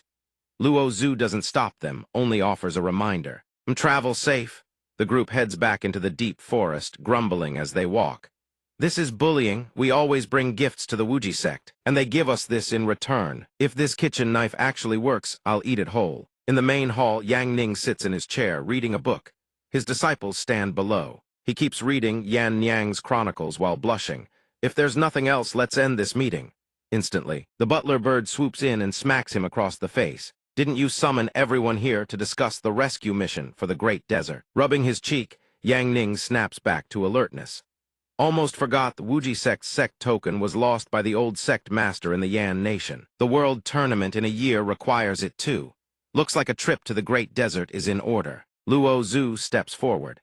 This disciple wishes to go to the Yan nation to provide aid and recover the Sect token. Yang Ning approves. Then Luo Zhu head to the Great Desert alone, consider it a training exercise. She beams with delight at his approval. Understood. Yang Ning then lays out the plan. In 3 days, I'll take the disciples into the Great Desert for special hell-level training. Last time you couldn't even beat a demon lord. You all need serious training. Luo Zhu, depart immediately. We'll regroup at the royal capital of the Yan nation. Luo Zhu responds promptly. Understood. Just then, the butler bird swoops in to address everyone. A word of caution: the resurrection of the ancient demon army won't just spell doom for the Great Desert. It could trigger the apocalypse for the entire human world. You must treat this with the utmost gravity. Your responsibility on this trip to the Great Desert is enormous. The butler bird glances toward Yang Ning's seat. As he speaks, but the man vanished who knows how long ago. The butler bird snaps, unable to hold back a curse. That damn Yang Ning sneaking off before every single meeting ends. You're not a part-timer anymore, you son of a... The scene shifts to the Great Desert in the western wasteland. A massive convoy marches through, voices booming. The Great Desert trade caravan is on the move. No loitering. The caravan men shout their warning. 2 ordinary travelers on the road glance over and whisper to each other. What exactly is the background of this Wuji Sect master? The vicious beast hound pulls the cart with perfect obedience, but inside, its heart overflows with resentment. I'm a heaven-rank city-destroying beast hound, and they're using me to pull a cart. This Sect master is truly outrageous. Inside the carriage, Yang Ning praises the beast hound. Not bad at all. Gotta say, this ride is pretty stable even on the desert sand. Just then, Two Shoes' sweet, coquettish voice comes from beside him. Master, try these chilled grapes. I processed them with my ice magic specially treated. Chewing the cool, refreshing fruit in his mouth, Yang Ning sighs in contentment. Cold snacks in the summer heat, it really does remind me of Earth. The 2 men who witnessed everything seethe with displeasure. How absurd. What kind of background does the master of a small sect even have? Several beauties surrounding him, not looking like they're on urgent business at all, more like they're on vacation. I can't stand this anymore. Lei Lei and Yandu appear before them, weapons drawn, menacing. What are you looking at? Anyone who dares approach our master uninvited will face the consequences. The 2 back off under the threat, but their resentment doesn't simply vanish. That guy has 0 cultivation whatsoever.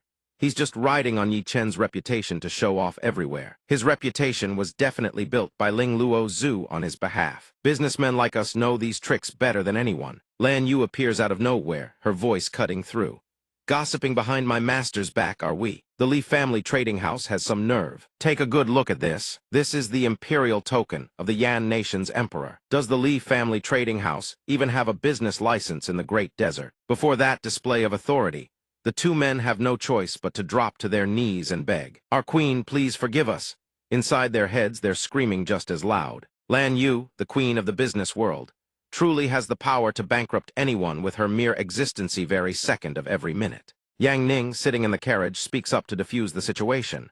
Zio Yu, let it go. We're traveling with the same caravan to the Yan nation, consider it fate. Spare them. Don't ruin my reading mood. Lan Yu returns to his side, her demeanor instantly shifting to that of a smitten maiden. Yes, master, understood. Behind them, 2 men watch and sneer. I just can't wrap my head around how can Queen Lan serve a skirt-chasing simp like that. That man is Bai Jian, the young master of the 5 Dynasty trading house. Beside him is his attendant, who seethes with equal fury. The young master has to choose every word carefully. When speaking to her, wouldn't dare offend her with a single misplaced word. Yet this Yang Ning orders the queen around as he pleases, and she's happy about it. Bai Jian's face turns beet red with rage. A woman I can't even get close to, and he orders her around? I'll deal with this bastard. I've already observed that Skirt Klinger sleeps alone at night. When the time comes, I'll drag him deep into the desert, use a few tricks, and make him cry like a baby. Then I'll force him to hand over Lan Yu's contract of servitude to me. The attendant immediately echoes with enthusiasm. The young master is truly brilliant. Bai Jian laughs even louder at the praise. Nightfall swiftly blankets the desert wastes. The group camps around a bonfire. Yandu grills food for him as she speaks. Master, have a late-night snack. If there's not enough, we can always roast this mutt too. Those words make the beast hound freeze in terror. Behind him, Tu Shu kneads his shoulders and asks, "Does Master feel comfortable?" I've added wind magic to make the sensation even softer. Yang Ning eats while reading Yan Niang's chronicles and praises her. Not bad at all. The magic I taught you is finally being used this flexibly. Just then Lan Yu appears. "Master, your tent and bed are ready. Your chamber pot has been cleaned too. Everything is prepared, Master. Can rest at any time." Hearing this, Yang Ning makes up his mind. Traveling through the great desert to keep pace is truly exhausting. I'll turn in first. The girls bow respectfully. We see Master off. Bai Jian hides behind a rock, his whole body trembling.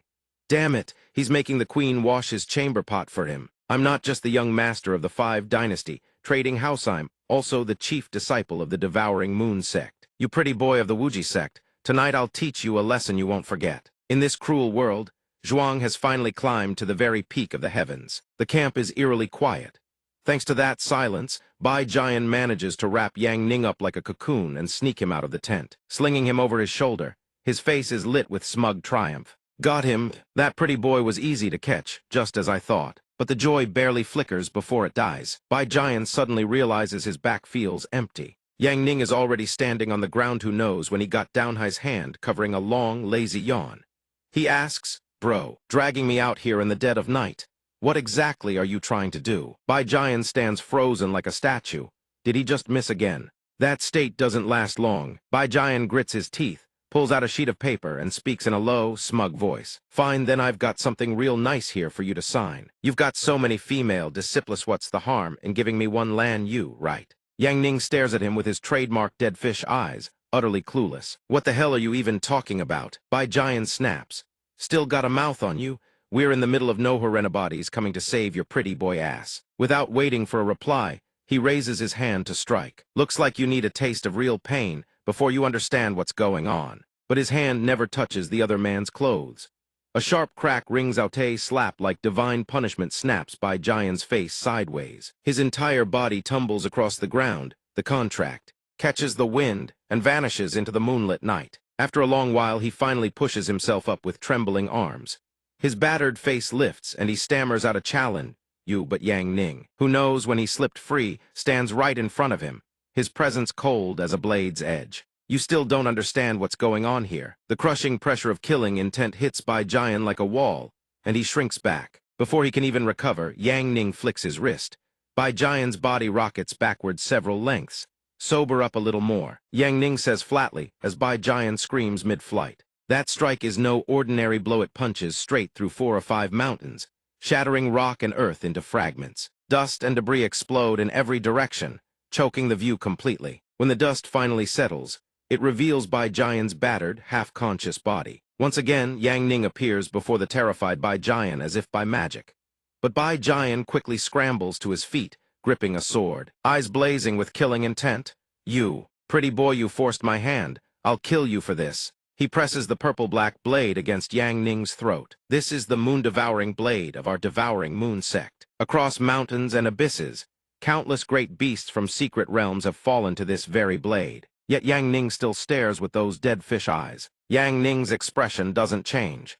He simply reaches out and pinches the tip of the blade between 2 fingers. A few gentle squeezes and the blade shatters into dozens of pieces, clattering to the ground. At the sight of his so-called treasured sword crumbling to nothing, Bai Jian goes numb, his face turning chalk white. Yang Ning holds up a blade fragment, his voice calm but chilling.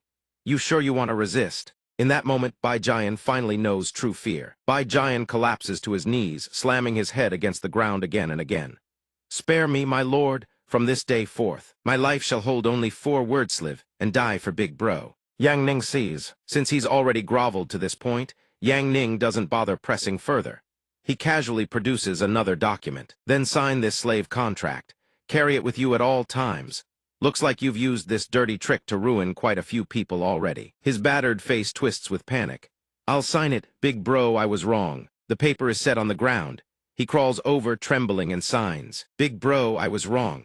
From now on, I'll definitely become an even worse person." On the surface, he grovels and begs, but in his head, the gears are already turning. Just endure for now. Once he gets back, he'll settle the score with Wuji Sect. When the time comes, he'll cripple the sect master of Wuji Sect and take all his disciples as concubines. With his plan set, he holds up the paper. Big bro, I've finished signing. Please check it. Very good. In that very instant, Yang Ning merely flicks his wristband by Jian's head separates from his neck in sheer horror. Yang Ning's expression darkens, his voice dripping with menace. Once you signed that slave contract, your life belonged to me. The blood-stained paper flutters down beside the severed head. Yang Ning turns and walks away, his silhouette dashing beneath the moonlight. Taking a life now feels perfectly reasonable. Morning arrives swiftly. Yang Ning's group has already been up for a while, eating breakfast. Between bites, he offers praise. Lan Yu, breakfast today shows real improvement. But compared to Xiao Ru's cooking, you're still a bit behind. Lan Yu stands behind him holding a tray, her face tinged with disappointment. I've let Master down. I'll make sure to learn cooking from senior sister Yan Du from now on. Yang Ning lifts his bowl and slurps, not forgetting to encourage her. Keep at it. The group on the other side watches this scene unfold, growing increasingly agitated. The queen of the business world, Lan Youth woman who despises household chores above all, Elsie's, actually doing all this for him without a single word of complaint. Don't stop me. I'm going to kill that pretty boy master of hers. Overhearing the entire exchange, Lan Yu speaks up whether intentionally or not. Oh, right, that young master from the Five Dynasties trading house who caused trouble yesterday. His body was found on the sand dunes this morning. He didn't disturb your sleep last night, did he, master? Yang Ning replies casually, not at all. I slept like a baby. The others begin to panic. The young master of Five Dynasties was also the chief disciple of the Devouring Moon Sect. Going around beating people isn't right after all. I am a refined gentleman. Right at this moment, Su Shu steps out of her tent. Good morning, master. She surveys her surroundings and quickly notices something odd. Where are Xiao Ru and Aoyang? Yang Ning answers between bites. They went off to train. Hearing this, Su Shu pauses mid-bite of her pastry. Training, I want to go too. Yang Ning, of course, doesn't shortchange her, tosses her a scroll. Your training is to study magic theory and spell formulas. That grand fireball spell is so advanced that even a magic lord-level caster can't handle it properly. You need an upgrade. Su Shu's face begins to lose color. She lets out a weary sigh. But master, reading gives me a headache and makes me sleepy. Can I please skip studying? Yang Ning raises an eyebrow. Where did you learn that trick? Read properly. There'll be a test tomorrow. Knowing she can't change his mind, Su Shu reluctantly accepts. Fine, but for some inexplicable reason, she darts over and wraps her arms around him in a tight hug. Okay, if I pass tomorrow's test, can Master reward me with 1 hour? In that 1 hour, I can ask Master to do anything I want with me. Unable to endure the situation, Yang Ning agrees in a panic. Fine, fine, fine. Get off me already. I said yes. Just pass the test and it's yours. Having achieved her goal, Su Shu goes back to searching for answers. But where on earth did Aoyang and the others go? Lan Yu, watching from behind, has a vein throbbing on her forehead. She needs Xiao Ru Jr.'s sister Harith more she watches. The less she can hold back, Lan Yu steps forward, brimming with frustration. This is classified information. I can only tell you this much, Master intends to travel to Ran country to quell the apocalypse. It concerns the survival of countless lives, so we must bring the major powers of the Great Desert to heal. Blockhead, even if I explain further, you wouldn't understand. Those words stun Su Shu. In a flash, Su Shu charges headlong into a heated standoff with Lan Yu. Being smart is that impressive. At most, you're just Master's strategist. In the future, I'll be your Master's wife. Lan Yu fires back without missing a beat. Being the wife is that impressive. I can do that too. Master never said there could only be one wife. The two of them go back and forth, bickering endlessly. This stupid woman actually wants to hog Master all to herself. Master doesn't like greedy gold diggers like you. This is the main topic of their argument. Yang Ning doesn't understand a thing. Why are they so heated? Must be the Great Desert's weather. It's just too hot. Back at Yan Du and Lei Lei's location, the situation isn't looking good. The two are surrounded by a group of strangers, their eyes brimming with killing intent. Yan Du keeps her composure, speaking in an even tone. Not bad, just a wandering maiden passing through. What I mean is, little girl here, what exactly do you lot want? The group breaks into sinister laughter, their grins dripping with malice. Then your luck is absolute trash. You've stumbled right into bandit territory. Our boss loves nothing more than draining the fresh blood of humans like you. The corners of Yan Du's lips curl into a cold, thin arc. Not bad luck. You really are the desert demon bandits Master sent us to find. Her calm composure drives them into a furious roar. This stupid girl can still smile, break every limb she's got, then drag her back. Before the words even leave his mouth, a streak of fire tears through the night, slicing clean through the speaker's body. After the strike, Yandu straightens up, her gaze rippleless, thinking, "These bandits really have made killing a habit. Strike fast, finish fast. Once this is done, I'll catch some goats and cook for Master.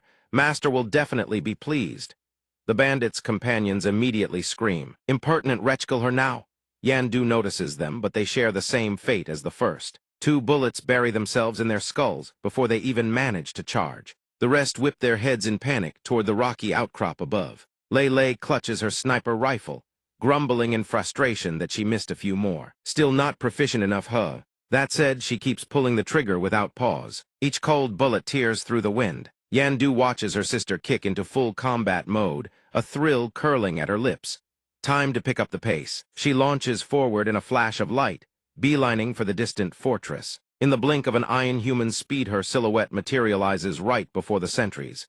"Exterminate! Accept your death." Yandu's eyes reek of danger. She says nothing, simply gazes, and calmly takes their heads. Of course, it doesn't stop at slashes. Yandu hurls the blade in her hand straight at them. "Ouyang, your turn." Her blade shatters the fortress gate. As the gate crumbles, the creatures inside come flooding out. Witnessing the scene, Yandu feels a twinge of worry. "Ouyang, there are nearly 1,000 demons packed in this fortress. We're counting on you." Lei, perched on the outcrop, responds to the signal pulls an assault rifle out of thin air and opens fire. A blast of fire rockets straight into the fortress gate. Then flames begin erupting from every part of the gate. Built from stone, the fortress begins to crack apart and explode. The fortress erupts, boom, sending dust, dirt, and rubble flying everywhere. Yandu and Lei have already disengaged. No one noticed when. The two stand there watching the roaring flames, exchanging commentary. "You really can't tell at all. Ouyang, is this berserk?" "Am not. I just don't like demons getting close to my body.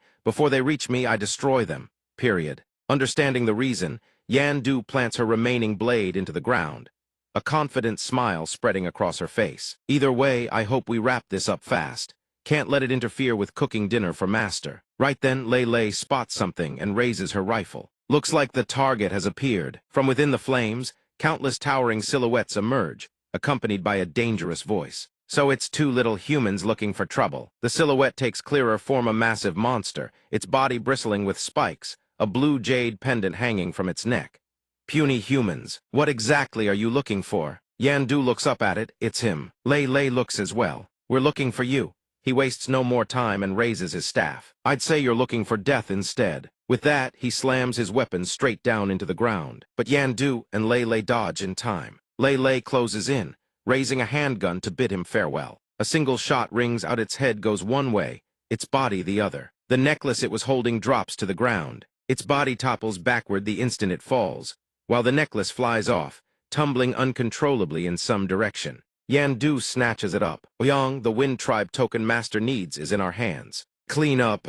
On cue, Ouyang hurls a barrage of grenades at the remaining monsters, blasting them into ash. Lei doesn't bother looking, turning her head to ask, "Yan, junior sister, I've always wanted to ask, do you really still dream of becoming the world's greatest chef?" She doesn't answer immediately, letting out a sigh instead. It's finally over. She hugs her twin blades and turns to flash Lei a bright smile. "Of course, becoming the greatest chef, making dishes that bring joy to whoever eats them, will forever be my dream. That doesn't conflict with Master choosing me as an assassin." She hurries after Lei, not forgetting to ask, "What about you? Ouyang, you always said you just wanted to be an ordinary person, quietly protecting our eldest senior sister. Right now, I'm just a normal girl who summons Gunsweight. Why does it feel like Master has sent our lives in some really bizarre directions?" Lei furrows her brow, her voice heavy with worry. "I wonder how senior sister is doing. She was sent alone to where the ancient demon army sleeps." On some rocky ledge, a group of children stand huddled together. A boy suddenly speaks up, "Are you scared? Ever since that demon dragged us here, it eats one person every day." The girl sitting beside him, her face bruised and battered, flashes a bright smile. "I'm not scared. My idol is the goddess Luozu. I want to be brave like her." The boy beside her looks surprised. "You mean Goddess Leng, the one who cultivated the way of the sword and swore to cut down every demon under heaven?" The reason for this admiration, Luozu entered the great desert with her teacher at the age of 11. After her teacher slew the great demon and lost the ability to fight, it was she alone, own person, one sword, who stood at the front, drawing a line of life and death. Anyone who crossed it would be killed. She held off over 100 demons for an entire day and night, until the desert's reinforcements arrived. She alone had protected the people with her own strength. Since then, Luo Zhu has been the guardian goddess in the hearts of every girl in the Great Desert. Right at that moment, a powerful gust of wind sweeps in. The boy quickly shields the girl with his own body. It's coming. A sharp, chitinous leg enters the children's field of vision. Before its arrival, the girl has already moved to stand between it and the boy. Don't be afraid. The monster leers at the two children with a wicked grin. Yum yum, snack time again. Which little morsel gets to fill my teeth today? What just appeared is the guardian of the ancient demon grounds, soul-devouring demon. The girl grips a wooden stick, standing guard over everyone. You won't. The soul-devouring demon eyes her trembling body with amusement. Little human girlie, you actually think you can resist? Despite her trembling, the girl stands fierce. Goddess Leng once said, with a sword in hand, never give up until the very last moment. Goddess Leng once said humanity must never sit and wait for death. The boy standing behind her finds strength. Screw it, we are dead anyway. Might as well fight, screw it. The monster, no longer amused, raises its arm to crush them. Die! But a surge of green energy snaps its arm clean in two. The blast slams downward, striking the rocks below. The impact shakes the very boulder. The soul-devouring demon stands sending it toppling. The soul-devouring demon and the boulder crash straight into the ground, creating a massive explosion. The dust clears slowly, and a pristine white silhouette comes into the children's view. They look at her and cheer excitedly. It's Miss Ling, the goddess. The girl at the front is probably the happiest of them all. Miss Ling has returned to the Great Desert, but now is no time for Luoxu to let her guard down. Her expression turns deadly serious as she stares down the soul-devouring demon. I act under my master's orders.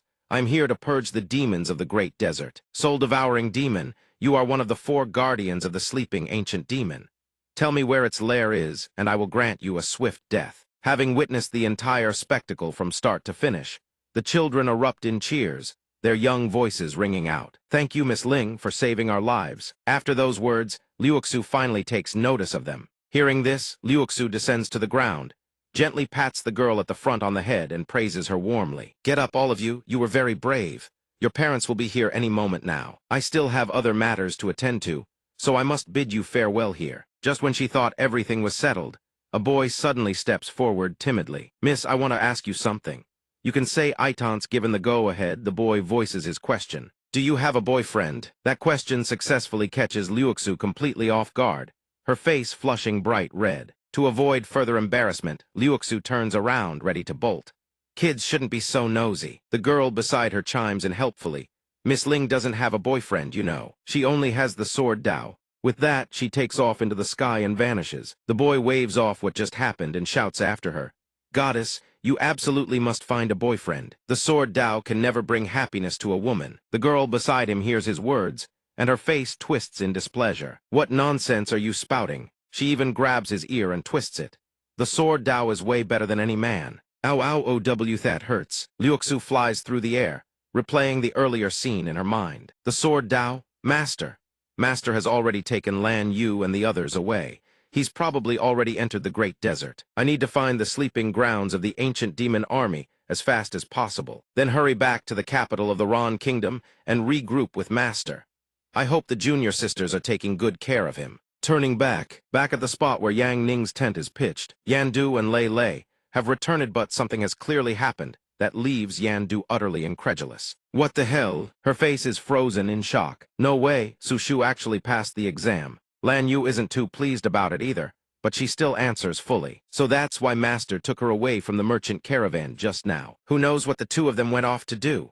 The more she hears, the more violently Yandu's body trembles. Meanwhile, Lei Lei doesn't care about any of that and starts speculating. I wonder what kind of request Su Shu will make of Master. I heard that last time at the ancient city of Lulan, Su Shu kissed Master. Could she be thinking of something like that again? At that thought, Yandu's rage spirals out of control. No, I have to go find them. Ignoring her sister's outburst, Lei Lei continues her speculation. Master has always been a man of his word. He probably wouldn't refuse any request Su Shu makes. Chances are you won't be able to stop them. Those words successfully push the fury in Yandu's heart to its absolute peak. If I can't stop them, then I'll join them. Confronted with that declaration, both Lei Lei and Lan Yu can only stand there helpless. Contrary to what the female disciples imagine, what Su Shu actually asked Yang Ning to do with her is visit a grave. She leads him to a solitary, weathered tombstone. Su Shu's voice carries a faint tremor of emotion. "Thank you, master, for coming here with me to pay respects to grandfather." Yang Ning replies, "This is something I promised. Within this 1 hour, I can do anything you ask. Besides, you've already passed the exam anyway. You've been studying non-stop without sleep these past few days, haven't you?" Before his question, Su Shu answers with unwavering resolve. "I had to pass because only then could I bring master here to meet grandfather." Yang Ning calls her a lovable idiot. With that, Su Shu suddenly kneels before the stone tablet, her voice dropping low. "Grandfather, you once said if I ever found someone I wanted to marry, I must bring them here for you to see, so you wouldn't worry anymore. A fool like me, with no one left to rely on, living in this chaotic world." Yang Ning responds firmly. "Rest easy, grandfather of Su Shu. I will protect this little fool." After a long, heart-wrenching sob, Su Shu wipes her tears, her voice choked with emotion as she says to Yang Ning, "Master, grandfather was the last person in this world who truly loved me. Grandfather always told me I must be a good wife. I will be a wife who makes master's life feel like heaven. I'll work hard in the kitchen cooking for you." Suddenly, a giant hawk swoops down and lands on a branch. Spotting the bird, Su Shu exclaims joyfully, "It's Grandfather Hawk." The bird seems to respond to her with a cry. Chirp. The hawk lets out a single call, as if confirming. Su Shu beams with even greater delight. Grandfather Hawk has come too. Hearing this, Yang Ning can't help but ask, "Grandfather Hawk." The hawk glances at him and bristles with hostility, letting out a cold snort. Su Shu explains, "That's right. Years ago, when grandfather and I were wandering through the great desert, Grandfather Hawk helped me bury grandfather after he passed and even saved my life. Every time I come to pay respects to grandfather, Grandfather Hawk flies here too. I always report to him how I'm doing. Grandfather Hawk, this is my future husband. I brought him here to meet you." Su Shu is about to step forward for introductions, but the hawk reacts violently, spreading its wings to shield Su Shu, glaring at Yang Ning with unmistakable warning. Yang Ning isn't fazed in the slightest and even praises the bird. The hawk grows angrier at his reaction. Su Shu hastily mediates, "Master isn't weak. He can protect me just like you can." Watching the two of them converse with seamless fluency, Yang Ning begins to question his own reality. He never imagined Su Shu could actually understand bird language. Suddenly, the conversation takes a tense turn. Su Shu objects firmly, "No, absolutely not.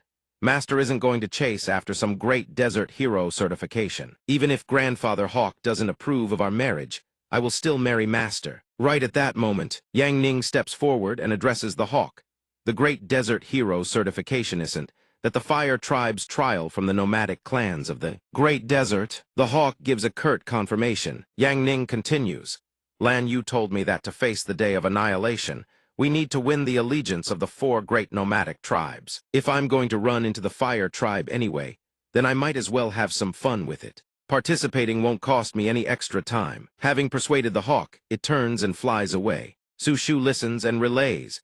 Grandfather Hawk says that although you're quite the greenhorn, you have courage. In a frigid, snow-capped mountain region, a group of people has gathered, all of them muscular and radiating tension. A broad-shouldered man steps into Yang Ning's path and declares, "The hero certification of our fire tribe is traditionally closed to outsiders. It's far too dangerous. A bookish type like you has no business in a trial of this caliber.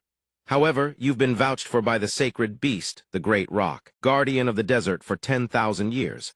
So I'll make an exception and allow you to participate." Su Shu gasps in surprise. Grandfather Hawk is a sacred beast. The trial has 3 stages in total. Is the first stage climbing the snow mountain? He asks. The broad-shouldered man begins his explanation. The first stage is to go and collect cold star stones. Everyone has already started. I advise you not to act recklessly. Watch how the warriors of our tribe do it first. This snow mountain is extremely perilous. The terrain is treacherous. Bone-chilling frost permeates the mist, and savage magical beasts lurk throughout. Once you reach the summit, dangers beyond measure await. You must collect the cold star stones amidst that brutal environment. Cold star stone is harder than diamond. Without enduring several days and nights of effort, success is impossible. Young man, do you understand the dangers and hardships of the trial of this gate? He continued his attempt to persuade him. This old man advises you to give up while you can. You shouldn't throw your life away for an impossible goal. Yang Ning says nothing. He simply forms a fist and throws a casual punch downward. Starting from where his fist lands, the mountain begins to crumble. Small cracks spread across the entire peak, splitting it into massive chunks that crash to the ground.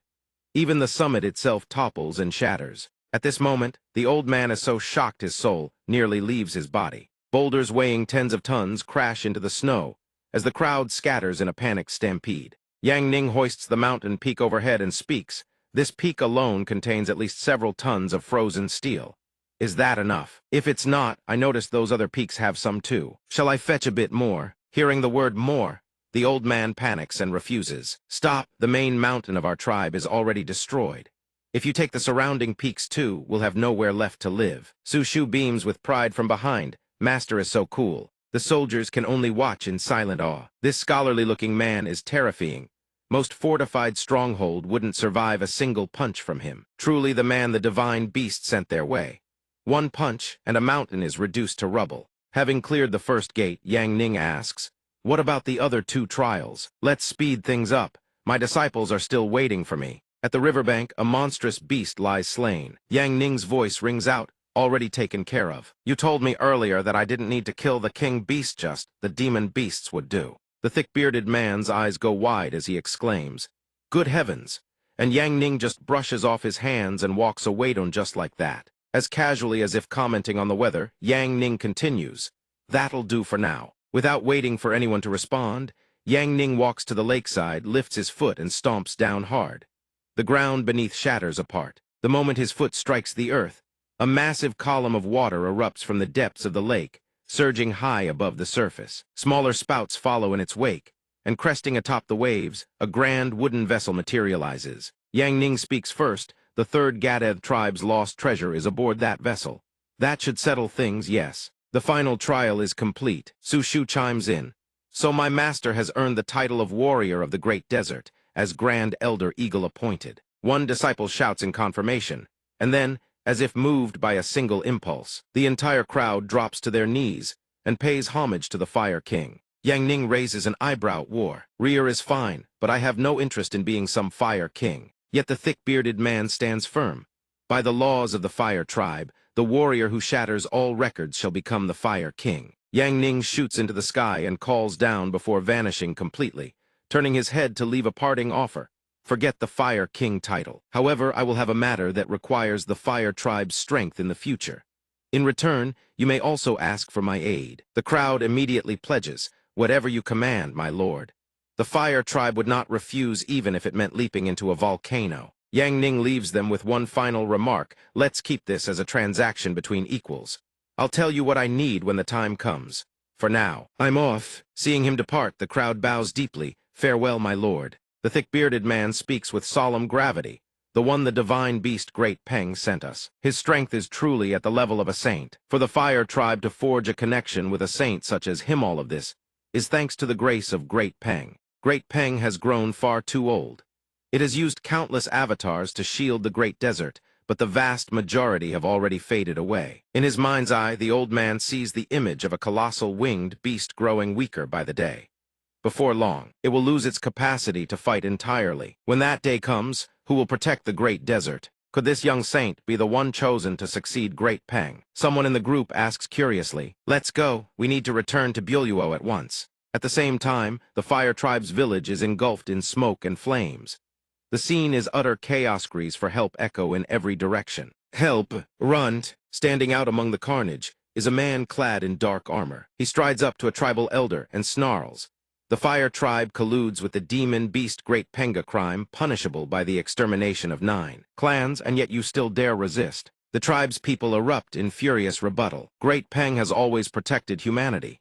It is the faith of the entire great desert. You are soldiers of the Ran Kingdom, yet you side with demons, betraying the nation and the imperial family. Before those scathing accusations, the armored man merely sneers. The imperial family. The Bada clan's only backing was the Wuji sect, and that sect has already crumbled. The dynasty needs to change, no, and all you trash must be purged. But it seems he is not the one to finish the young man off. Another soldier lunges forward and delivers a sweeping horizontal slash. The victim screams in agony, then collapses backward. As for the one who struck, his only creed is slaughter. One by one, then in rapid succession, countless lives are reaped by a single sword stroke each. One of the tribe's people sees the situation growing dire. He rushes to the fire pit and lights a signal flare. The leader spots the smoke rising from behind and makes no move to stop it. Instead, his eyes gleam with cruel amusement. "Excellent, I was hoping you'd call for reinforcements. Round up the entire fire tribe?" The order rings out. He raises his sword and rallies the soldiers into formation. Meanwhile, the group with the thick-bearded man spots the massive column of smoke rising from the direction of the tribe. They realize what has happened in an instant. It's over. Panic crashes over them like a tidal wave. After great pangs decline, it seems the surrendered factions within the Ran Kingdom's military have begun colluding with demons, plotting to annihilate all forces still resisting on behalf of humanity. The thick-bearded man clenches his fists, fury blazing in his eyes. He fears the worst. A red-haired man gives the command, "Everyone, double your pace. Even if every soul in the village has been slaughtered, we will still have our revenge." Back at the tribe, the massacre continues unabated. A woman clutches her child, trembling as she begs, "Please don't kill me." But her pleas fall on deaf ears. The armored soldier raises his blood-soaked sword, pointing it straight at her face.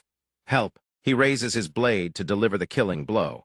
Those who defy the demons have only one path: death. Suddenly, a figure plummets from the heavens, freezing him in his tracks. Yang Ning materializes without warning and drives a devastating kick straight into the soldier's spine. A follow-up punch crashes down, sending the sword arm flying. The soldier roars in fury, "Who dares?" He doesn't even finish the sentence before the next strike arrives. Then, in his final moment of shock, a slash tears across his chest. His body splits into 4 pieces. The enemy is finished. Yang Ning's voice is cold as the void. "Who gave you permission to raise your blades in the fire tribe?" After dispatching the common soldiers, the entire army marches up behind him, demanding answers. "Outsider, do you have any idea what it means to kill soldiers of the Ran Kingdom? The consequences will be catastrophic." Yang Ning merely turns and waves his hand. A flash of golden light erupts once more. The 3 soldiers standing at the front share the same fate as their comrades moments before their bodies are cleaved in 2. They collapse in halves under Yang Ning's utterly indifferent gaze. The soldiers behind them witness this display and cannot help but tremble with fear. Even so, the commander still believes he can intimidate Yang Ning into stopping. "Young man, calm yourself. I know you're formidable, but one man alone cannot stand against an entire army." He presses on with his psychological gambit, "We came prepared. So don't force our hand with hate to have to kill you. Whatever you desire, I can make it happen to your satisfaction. I can even grant you the power of the ancients. It can be a win-win for both sides." To prove his words, he steps aside, revealing a vast and formidable army arrayed behind him. Before the last syllable leaves his mouth, his head tumbles from his neck severed before his own astonished eyes. Yang Ning gazes at the corpse with utter disdain. So tedious. He simply had no choice but to send the man to meet the heavens. The soldiers watch their commander cut down with such ease, and dread seeps into their very bones. Seeing them rooted in place, Yang Ningrer for him bothers to deliver a lengthy speech. "My disciple received word from Great Peng that you colluded with demons to slaughter the Fire Tribe. This matter had nothing to do with me originally, but the Fire Tribe and I have a deal. Anyone who dares interfere with my business partners dies." With that, Yang Ning activates his killing intent. His eyes blaze with lethal focus as he surveys the assembled soldiers. Yet they know no fear. Their eyes burn red with rage over their fallen commander. "Everyone charge. No matter how powerful he is, he's only one man. He'll run out of stamina eventually drown him in numbers." With that battle cry, they surge from every direction, encircling Yang Ning. But he stands motionless, unmoved, not even bothering to react until they close in to mere paces away. Only then does Yang Ning's expression darken, as he unleashes a single, earth-shattering punch. The blow detonates with cataclysmic force, blasting every last soldier backward. But it doesn't end with a mere explosion.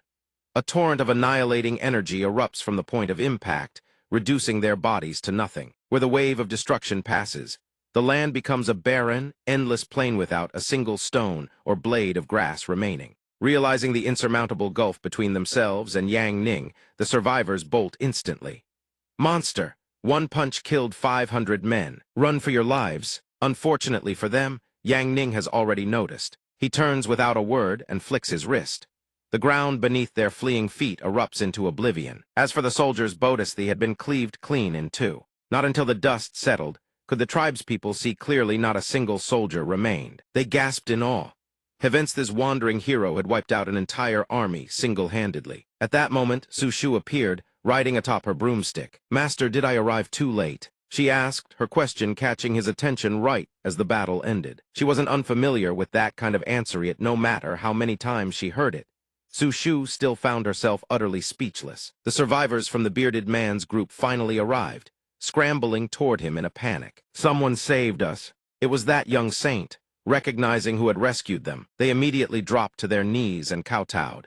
We are forever grateful for the hero's mercy. For the rest of our lives, we shall never forget this debt. If the hero has any command, the fire tribe shall obey unto death. Seeing the people had returned, Yang Ning and Su Shu soared into the sky once more. No need for thanks. I was merely ensuring the safety of our transaction. With that, he and Su Shu flew off. Once they reached a certain altitude, the two paused. With the great calamity approaching, the Ran kingdom has spiraled completely out of control. Each generation of the Wuji Sect's sect master takes in an unnamed disciple from the Ran kingdom. The current king of Ran is an unnamed disciple of the former sect, master, making us half-siblings of the same lineage. The two flew and talked, dealing with those bastards in Ran's army who had surrendered to the demons. In a way, it was a family matter of the Wuji sect. Su Shu finally spoke up. Master, what do we do next? Follow me? Meanwhile, at Eagle Mountain, Grandpa Eagle was bound by colossal chains. His body strained against the boulder beneath him, cracking it to pieces, his head thrashing violently as he struggled to break free of his bonds. The masters of those chains were the three great saint knights of the Ran kingdom.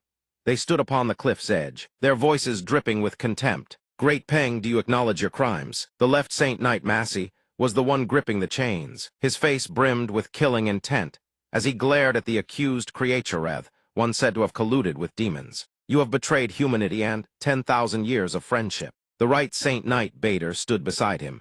Hearing those words, he couldn't help but smirk.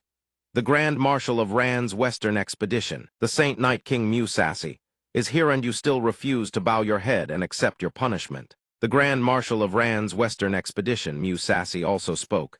Do not think escaping Eagle Mountain will spare you. At that very moment, a young monk appeared, gripping the chains tight, his voice erupting with fury. How dare you slander with such filthy lies? Great Peng has guarded the great desert for 30,000 years, slaying demons all the while. With that, Fan Shu yanked the chains toward himself, pulling hard. You bastards colluded with the demons yourselves, then pinned every crime on it. What's more, you didn't dare seek out its true body, only bullying its avatar. Luosi saw someone halting his chain, but paid it little mind. And who might you be? Fan Shu's hands gripping the chains had begun to tremble slightly, yet his aura remained fierce and undaunted. A demon-slaying monk.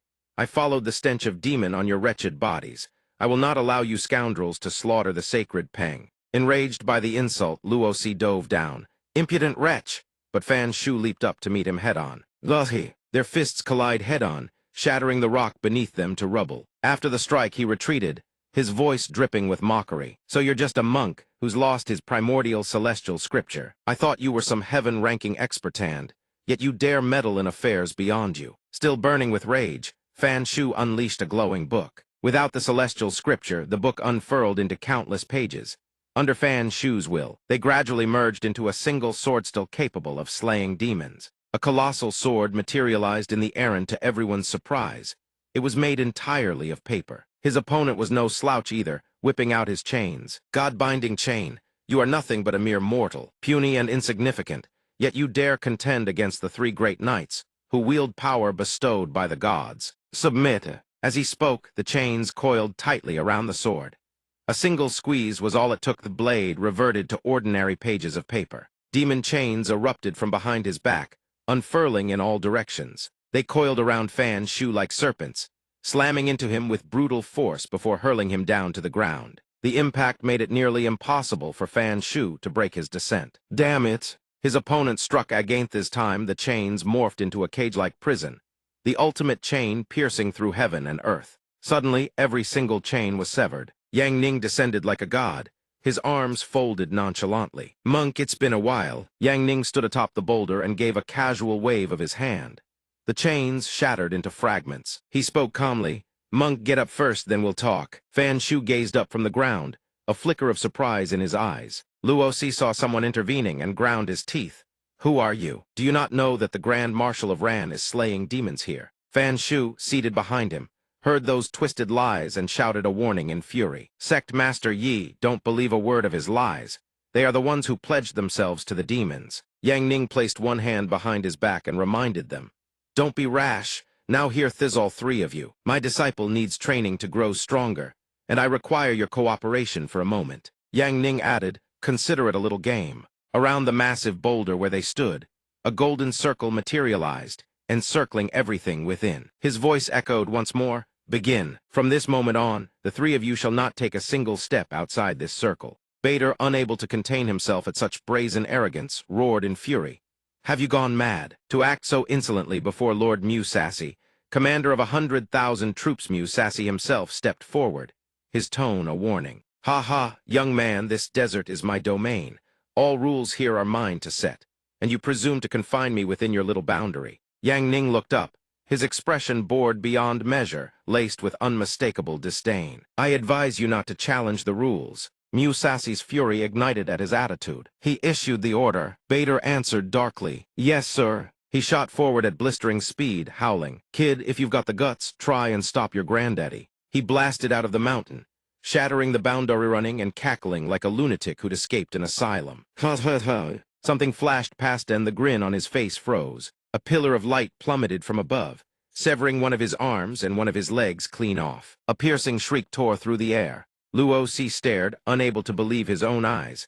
How is this possible? Musashi sensed something was wrong and extended his hand, activating the power bestowed by the ancient demon. He spoke simultaneously. "Fall back first. This formation is incredibly powerful. Do not rush out until it's broken." A beam of black light shot down upon Bader, restoring his body. His screams still echoed as his limbs regenerated to their original state.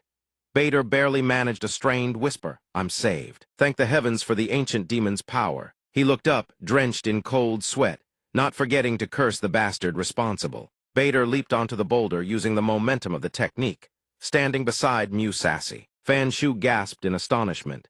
"Heavens, circle that sect master ye drew so casually is this overbearing." Su Shu stood behind, cradling the great bird that had collapsed below. "Grandpa Eagle, it's all right now. I can protect you now." Yang Ning continued his explanation. "Now I'll explain the rules that follow. This is a game for training my disciple. All three of you are merely props. My disciple, Su Shu, will enter this circle and accept your challenge. If you can defeat my disciple, then you three wretches who sold your souls to the demons and betrayed humanity may yet earn a chance to survive. The total time is 2 incense sticks. Every half incense stick, the circle will shrink by 1/4. Pay attention, Sushudo, you remember your rules." She answered, her eyes burning with hatred. "This disciple remembers. During the first incense stick, I may only defend. It is only during the second that I may counterattack." Bader gnashed his teeth. "Only defend? You look down on the 3 great saint knights to such a degree." Luo-si merely watched in silence, neither speaking a word nor raising any objection. Musashi warned him. "Her master is a formation grandmaster. This little girl is far from simple. While she's in her defensive phase, kill her quickly." Su Shu also began. Her expression darkened as she raised 2 fingers, chanting aloud. A limitless defensive barrier erupted into placerunes, resembling chains of text, wrapped around her entire body. Bader wasted no time. He rocketed into the sky, summoning his holy master battle armor. His body blazed with radiant light as a sword materialized in his grip. He charged, raising the blade for a devastating strike. "Prepare to die." Behind him, the phantom of a ferocious tiger surged forth. He conjures a torrent of black power that surges toward the tiger as it roars ferociously. Su Shu's defensive circle envelops her completely. His techniques do absolutely nothing to Su Shu. She glances up, gesturing for him to continue. Bader stares in disbelief. Seeing that his strike had no effect only enrages him further. "My tyrannical sword chi has dispersed again. It seems close combat is unavoidable now." Yang Ning watches from below, utterly speechless. Su Shu has once again planted 50 layers of defensive magic on herself, a sheer abuse of her monstrous spiritual energy. How could the opponent possibly injure her? Even with 50 defensive spells already in place, Su Shu still feels uneasy. She plants even more, muttering to herself that it's still not safe enough. "Let me think light shield of reflected walls, fire immunity through resistance. Did I forget the spatial trap? Forget it, let me layer one more round just to be sure." Being a mage is truly a pain in the neck. Seeing her chanting incantations, Bader charges in to attack. "While you're distracted, I'll send you straight to your grave." He roars, Su Zhao lightning star-shattering blade. Su Shu glances up, a flicker of anger crossing her face as a devastating strike crashes down upon where she stands. Su Shu looks at him and sneers. "You're finished. Every reactive magic chain has been triggered. You've set off all my spells." Su Shu unleashes a barrage of spell names.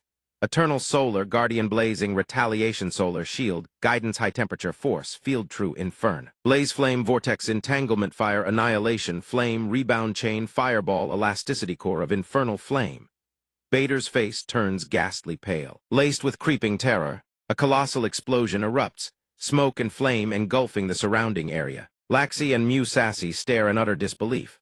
Bader's body has been scorched completely black, smoke still curling from his mouth as he collapses. His entire form disintegrates in an instant, leaving nothing but fragments of armor crashing to the ground. Eagle and Fan Shu watch with shock and a trace of fear. The monk murmurs, "A holy night vaporized instantly by sheer heat." Su Shu has no innate talent for cultivation, yet Yang Ning has trained her to such a terrifying degree. Yang Ning covers his face, exasperated. This fool charged straight into Su Shu's absolute defensive space and launched an attack. That was nothing short of suicide. Su Shu sits atop her broom, calling out impatiently to Laxi and Mew Sassy. "Hey, you two big brothers over there. Stop standing around gawking and come attack me already." She keeps urging them to rush in so she can leave. Master won't allow her to attack at this stage. Hurry up and strike so she can clock out early. "I still have a broomstick riding class tonight, you know." Hearing her tone, Laxi seethes with fury, yet a sliver of fear lingers beneath. Damn it, she has absolutely no sense of boundaries. Mew Sassy speaks up to caution him. "Calm yourself. Don't fall for her taunts and provocation." He has been utterly consumed by rage, his eyes burning with unbridled fury and malice. "I will awaken the ancient demon heart within my body. When that happens, a single strike will annihilate her and every living creature within 1,000 miles. Mew Sassy's killing intent erupts as his fury reaches its peak. He thinks to himself, "I must awaken the ancient demon heart at maximum speed." Fan Shu clutches his wounds and mutters, "A general commanding over 20,000 men, frightened by a single Su Shu. Something's off. They must have a killing move hidden up their sleeves." Up ahead, the monk Yang Ning points toward Su Shu and shouts, "Stop dawdling already. Quit dragging your feet." "Forget the rules. Su Shu just attacked them directly." Hearing this, she responds with gusto, "Roger that. Time to deal with those two holy night big brothers." Mew Sassy wastes no time. He barks the order, unleashing the full breadth of his cultivation base as he prepares for battle. Behind him, Laxi's face twists as he clenches his jaw. Understood. Su Shu swoops down and summons fire elemental energy. A fire spirit materializes before her. Laxi sees her summon nothing but a low-level spirit and erupts in fury. "A low-grade fire spirit? Is she trying to insult us?" Mew Sassy also scoffs. Energy signature is negligible. "It seems her only strength lies in defense. Still, we cannot afford to let our guard down." Su Shu speaks with rare seriousness. "My luck is absolutely terrible. I'll just have to rely on you, little one." "Let me give you some extra seasoning," she says, unleashing a torrent of buffs onto the fire spirit.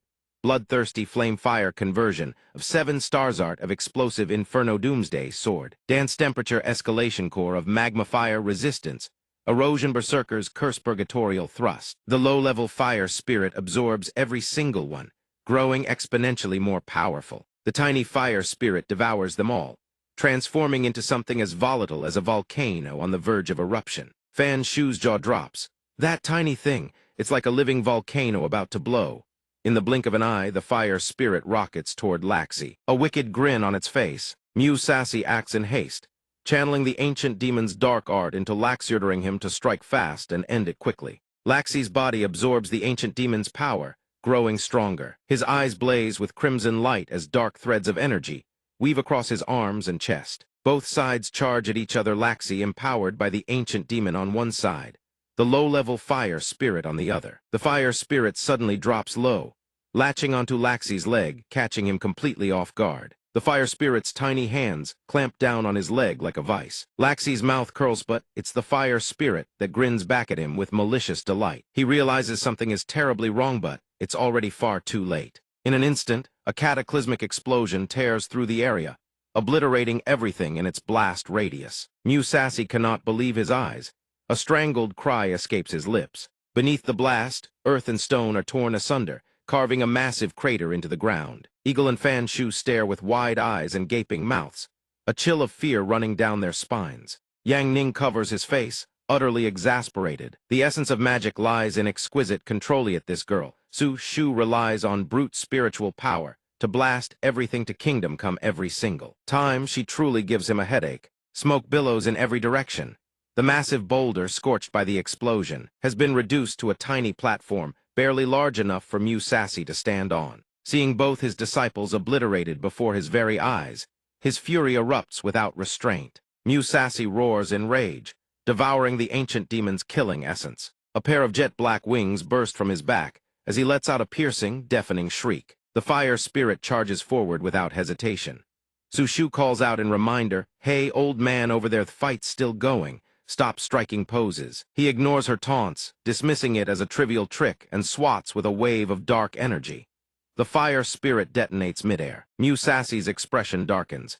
"In my demon wing state, I am the lord of this desert. A thing like this I can swat away at will," Su Shu sneers. "Oh, really? Then keep trying. The number I've summoned is rather considerable. I'm afraid they won't be so easy to swat." She raises a finger. Dozens of low-level fire spirits materialize and rocket toward him in a blazing swarm. Su Shu adds one final remark, "Everyone charge." The fire spirits are impaled one after another by the ancient demon's dark tendrils and detonate instantly. But there are simply 2 mana. The more he destroys, the more they swarm. Musashi grits his teeth in frustration. There are far too many of them.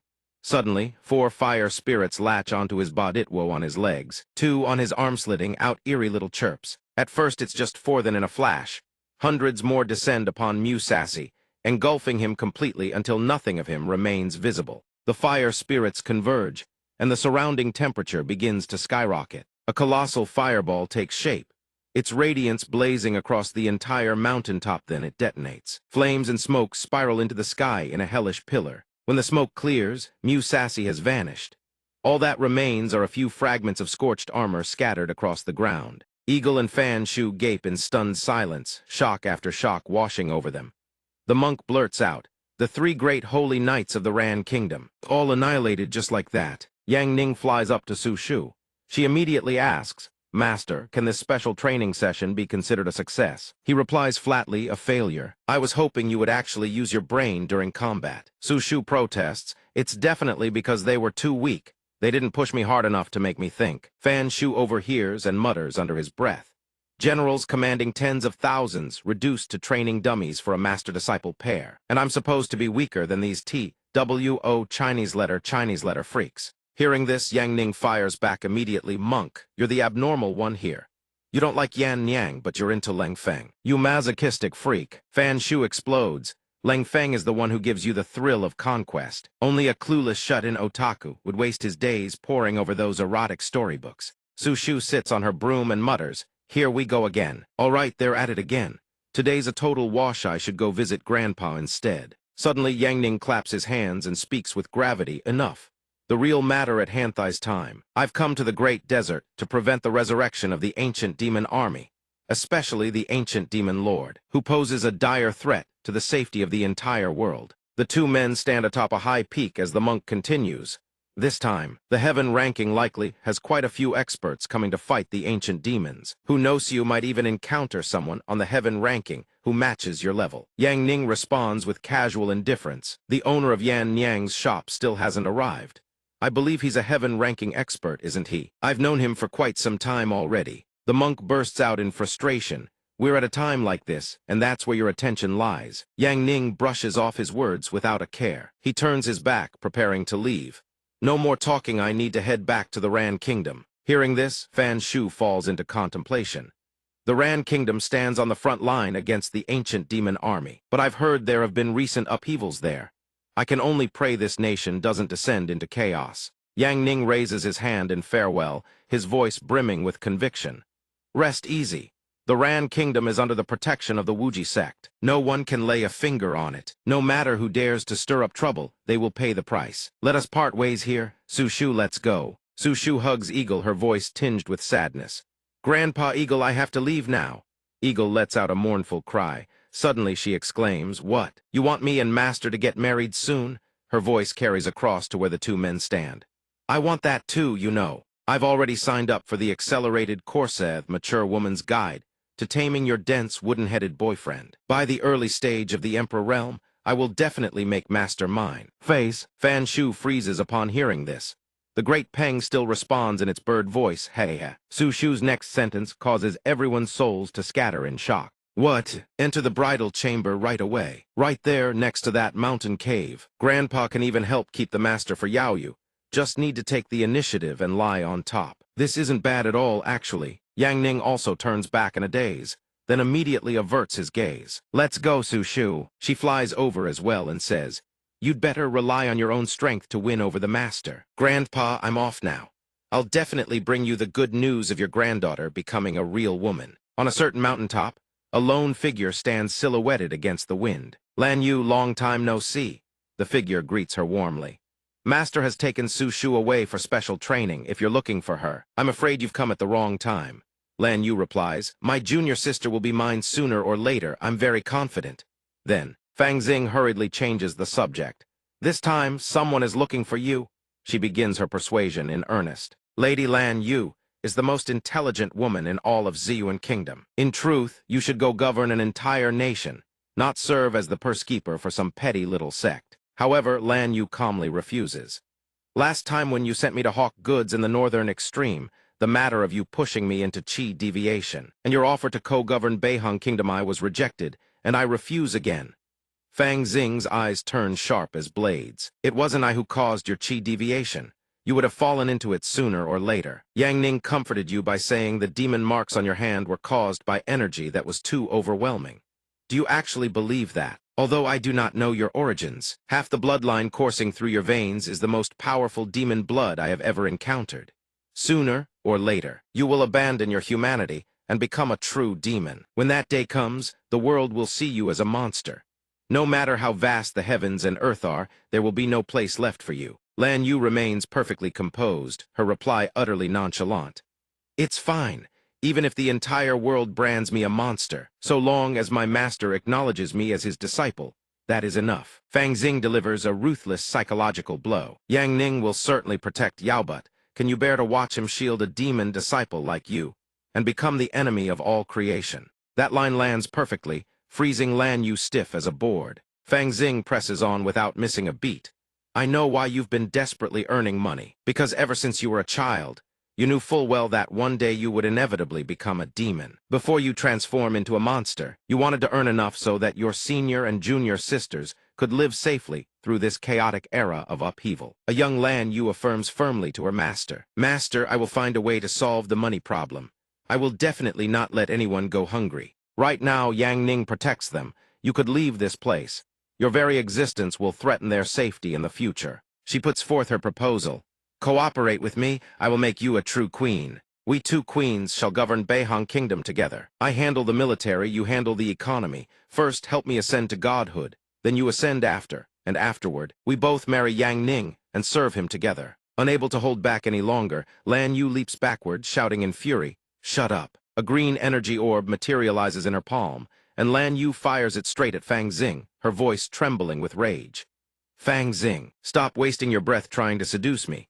I won't be a queen, and I won't become some so-called god. All I need for the rest of my life is to be my master's wallet. That is enough. The attack surges forward, but Fang Xing simply tilts her body and sidesteps it with ease. She continues her persuasion without pause. Lan Yu, you are a smart woman.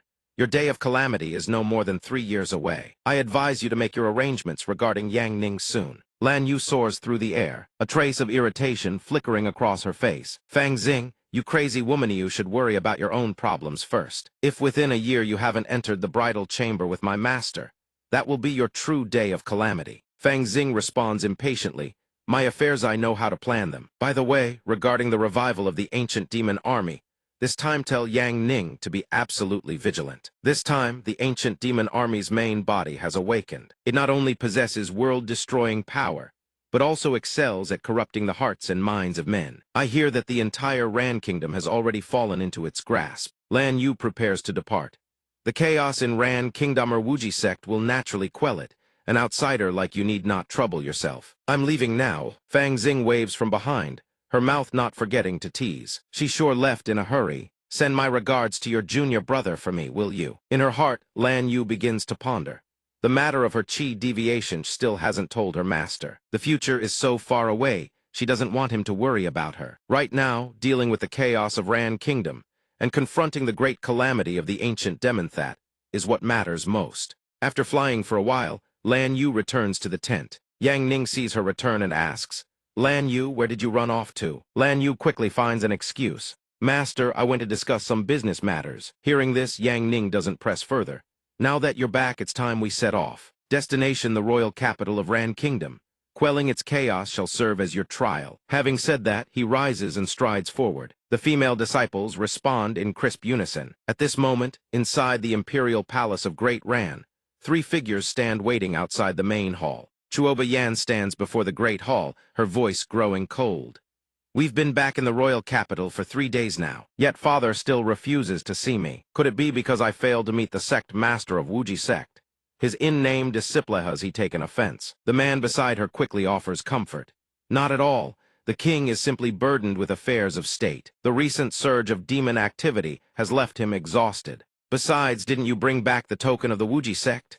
At this mention, Chuoba draws out a cleaver, and all 3 of them simultaneously sigh in speechless resignation. Just then, a eunuch emerges from within the hall and announces, "Her Highness the Princess and the 2 envoys please enter the hall." The princess leads the way, striding in eagerly.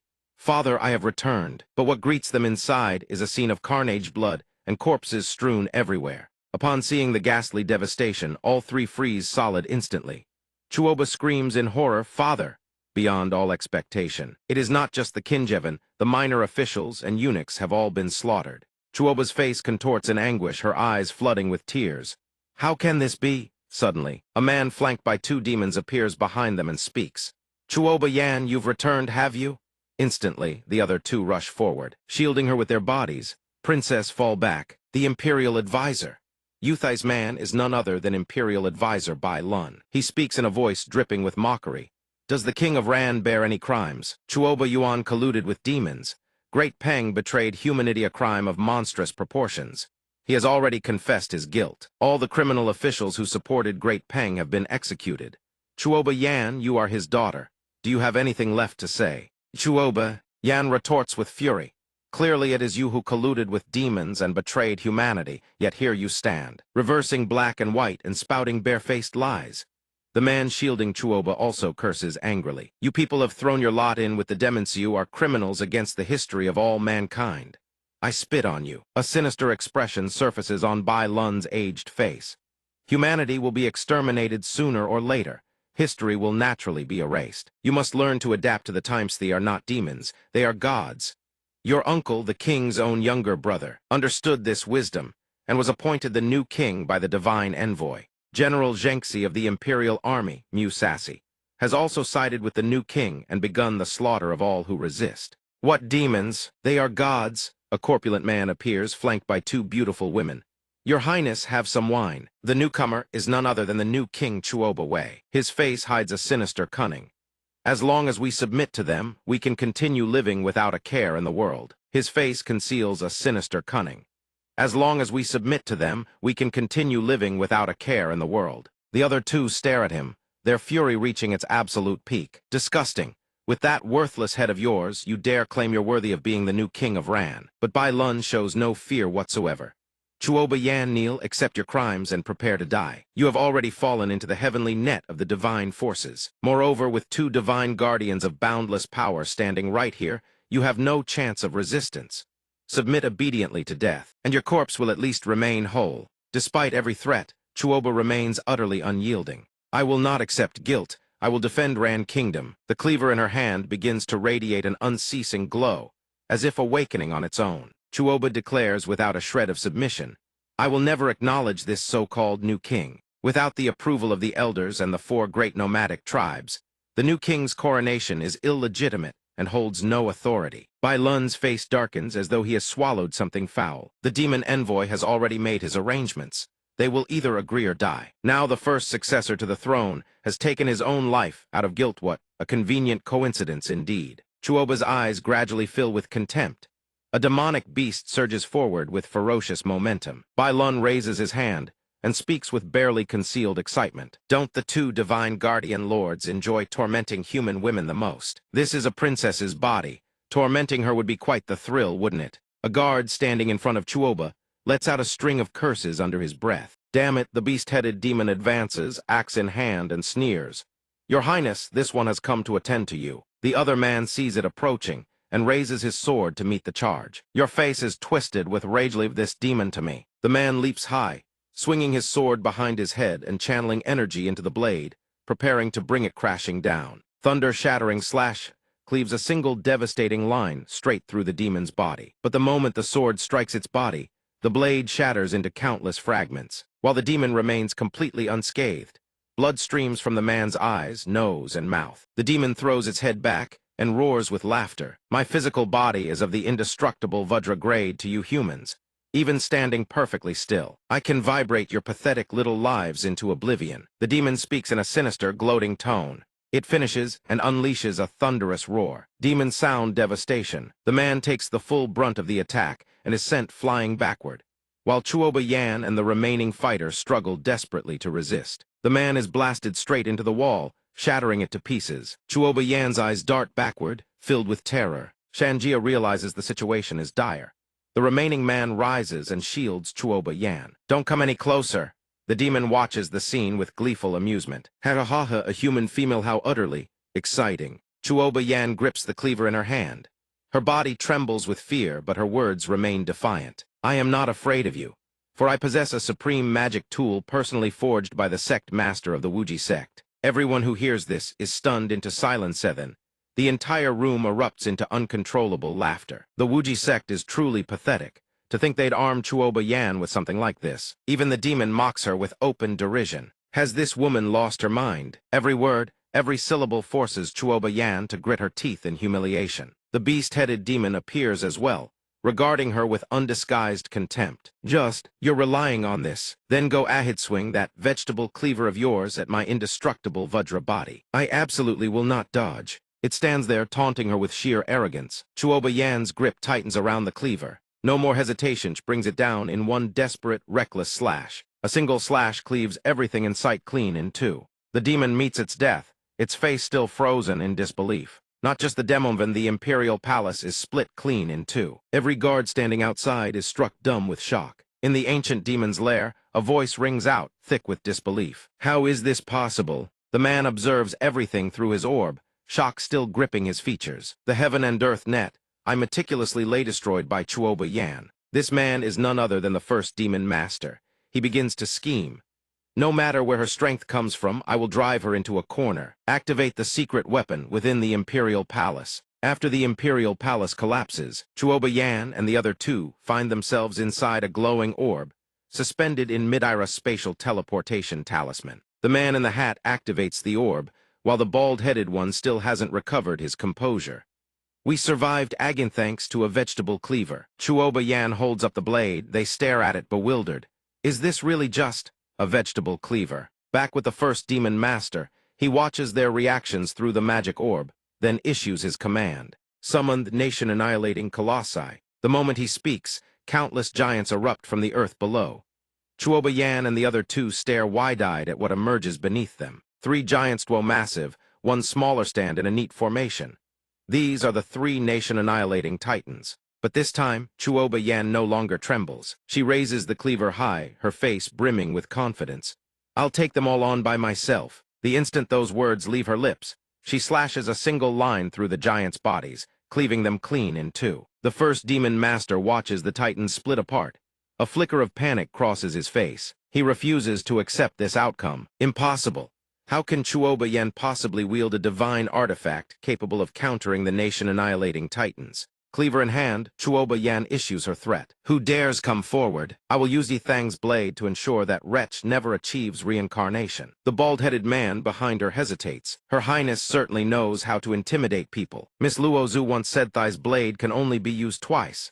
After that, she and the other two vanish. This is a warning to the demons, and you treacherous human scum who betrayed Usui can return at any time. The soldiers below drop to their knees in terror. Spare us, we beg for mercy, we dare not resist again. Meanwhile, somewhere nearby, Chuoba Veem has fainted from sheer terror. The 2 girls look at him lying on the ground, their voices dripping with disdain. This human male truly is utterly useless. He is not worth the risk we took to teleport him out and save his worthless life. Back on the other side, the first demon master stares at his shattered orb, his eyes burning with unwilling fury. The chess game that the supreme sovereign spent nearly 100 years laying across the great desert absolutely cannot be undone by a single cleaver. Stroge, no, I must return to Ran capital personally. Before the sovereign emerges, I must bring everything under my control. At the royal capital of the Ran kingdom, Yang Ning appears alone before the city gates. He holds a wanted poster bearing Chuoba Yan's likeness, a trace of puzzlement in his eyes. I've met this girl before. Is she really worth this much? After glancing at it a moment longer, Yang Ning tosses the paper aside. He strides forward, muttering to himself. Lan Yu and the others are all off on their missions. I need to finish my own job too. But the Yan Niang story is just reaching the best part. I can't stop reading now. He finally reaches the city gates and addresses the two guards. I am Sect Master Yang Ning of the Wuji Sect. I wish to see your Emperor, Chuoba Xuan. The two guards hear this but say nothing. They exchange a glance, then finally speak. Follow us. But instead of leading him to the Imperial Palace, they escort Yang Ning straight to the dungeons of the Ran Kingdom. He walks along, engrossed in his book, utterly oblivious to his surroundings, silently marveling as he reads. The Yan Niang arc this time really does unlock some surprising knowledge. He walks right into the prison without a second thought. By the time he realizes something is wrong, it is already too late. Why have we stopped walking? Have we arrived? The prison door slams shut behind him. A brute of a man growls, yeah, you've arrived. And now, you Yang Yue Huang brats better sit tight in this dungeon and accept your punishment. Faced with their brazen attitude, Yang Ning merely raises an eyebrow and walks himself deeper into the prison. Every prison's the same, he muses, settling in to finish his chapter. Suddenly, a massive silhouette looms from behind, accompanied by a menacing voice. Bookworm, no matter what brought you here from this second on, you need to understand one thing. I am the sky. I am the law. I am the king of this prison. Yang Ning pays those threats no mind whatsoever. Whoever you are, don't disturb me while I'm reading, whatever it is. Wait until I finish this chapter. The rest of the inmates gradually reveal themselves, their faces twisted with menace as they close in. By the rules, every newcomer eats an intimidation punch. A scrawny bookworm like you looks like a gust of wind could knock you over. One punch might just kill you. A girl called Second, a leaf-rolled cigarette dangling from her lip, steps forward. The boss watches, unwavering. The rules can't be broken. Eighth, go easy on him. We're short someone to keep the debt ledger. The one called Eighth steps forward. His face is small, but his body is a rippling mass of muscle. Before making his move, he doesn't forget to warn the bookworm Yang Ning. I advise you not to dodge. My black mountain fist has never once failed. It'll be over quick, just endure a little pain while I shatter 3 of your tendons, and it'll all be done. With that, he charges, but Yang Ning casually extends his foot to block his path. That single motion sends the man tumbling face first to the ground, his wig flying clean off. The boss and Second stare at the scene, eyes wide and jaws dropped in utter disbelief. As for the man himself, he curls up and pats his face a few times. My leg went numb, just a little cramp. The boss questions his very existence. What kind of situation is this? As for Second, having watched the whole scene, her face inexplicably flushes red. That bookworm just casually sat on Eighth's leg. Readers truly are clever. He's so devious, and I like it. After the first man charges, the ones behind him shed all hesitation. Before absolute strength, a bookworm's little tricks mean nothing. Now I'll show you in this prison, fists are the only truth. Seeing that he still doesn't react, they grow even more brazen. Beat him until he understands how things work around here. But reality is never as sweet as dreams. Yang Ning dispatches them all in just a few lightning-fast moves. The boss and number 2 are once again forced to completely reevaluate Yang Ning. The other 3 are sent crashing into the wall, their bodies leaving imprints in the stone. Only then does Yang Ning turn his head, asking calmly, "Who's the boss here? I want to have a word with him." The words stun everyone. Almost immediately, every person in the room points toward a towering brute standing in the center. Him, Yang Ning continues. According to prison rules, if you beat the current boss, you become the new one. Is that right? The boss's eyes flash with killing intent. He is completely enraged. Stinking brat, at best you're nothing more than a martial arts expert. I am Great Bear, a warrior who has survived 100 battles. Between the two of us, the one who falls will certainly be you. The boss speaks with absolute conviction, yet his entire aura crumbles the instant Yang Ning's figure vanishes before his eyes. He stands there bewildered.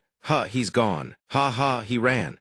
As expected, no one can stand before a true warrior. He sneers with contempt, But at that exact moment, the others behind him are frantically gesturing, pointing upward, above him. Yet the boss only furrows his brow in confusion. As it turns out, Yang Ning hadn't fled at all. Through some miraculous means, he now stands directly atop the boss's head, casually reading a book. The sheer absurdity of it leaves the man paralyzed. Holding the book in one hand, Yang Ning declares that from this day forward, the prison has a new boss. Then, keeping one foot planted firmly on the man's skull, he swings his other leg and drives a kick straight into the boss's spine, a move the man never sees coming. A few effortless motions, that's all it takes. Just like that, the boss crashes face first into the dirt. Sitting atop the man's crumpled body while still reading, Yang Ning asks, "Do you agree?" With his face ground into the floor, the boss can only groan, "I agree. I submit.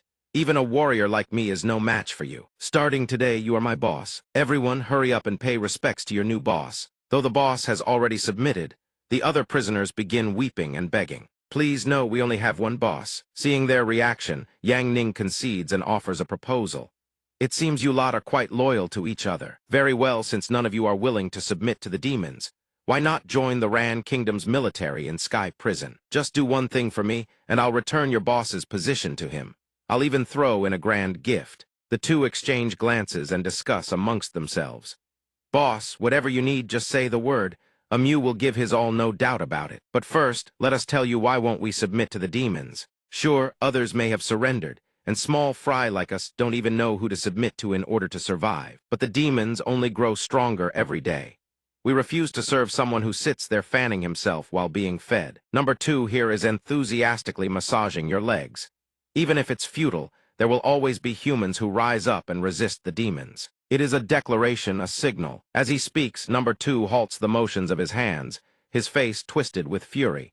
Humans will forever resist the encroaching darkness. But what use are small soldiers like us? Then even sacrificing ourselves would at least send a message to the humans, beyond the great desert, that the human race has never once given up its resistance. Hearing this, Yang Ning slams the book in his hand down. He rises to his feet in one swift motion. At a time like this, for lowly soldiers to still dare resist the demons, that is truly rare. You possess such spirit, of course you wouldn't truly submit to a temporary boss like me. He praises them. Amu, this is for you. With that, Yang Ning tosses a command medallion to Great Bear. He catches it in his hands and examines it closely. Then his eyes go wide, his face contorting with shock. After a long moment, he finally finds his voice and shouts in disbelief. "The West Conquest General's command token. The token survives if the bearer lives, the token is lost if the bearer dies. The 3 great Saint Knights.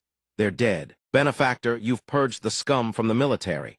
After the 3 great Saint Knights betrayed humanity and surrendered to the demons, every soldier of Ran Kingdom has hated them with every fiber of their being. It is not only Great Bear who is shaken to his core. Even his 2 subordinates question the very foundations of their reality. In the very next moment, every single one of them bursts into sobs. "We never dared hope that someone could avenge Ran Kingdom and wash the shame from our military. We swear loyalty to you for the rest of our lives." Witnessing this spectacle, Yang Ning can only sigh helplessly. "It wasn't me. It was my disciple, Su Shu, who eliminated them during her special training." Though he says this, their resolve only hardens. "We swear lifelong loyalty to both the benefactor and his disciple." Ignoring their fuss entirely, Yang Ning vanishes and reappears behind Great Bear. "No need to make such a grand show. I've been staying up reading these past few days and I'm truly exhausted.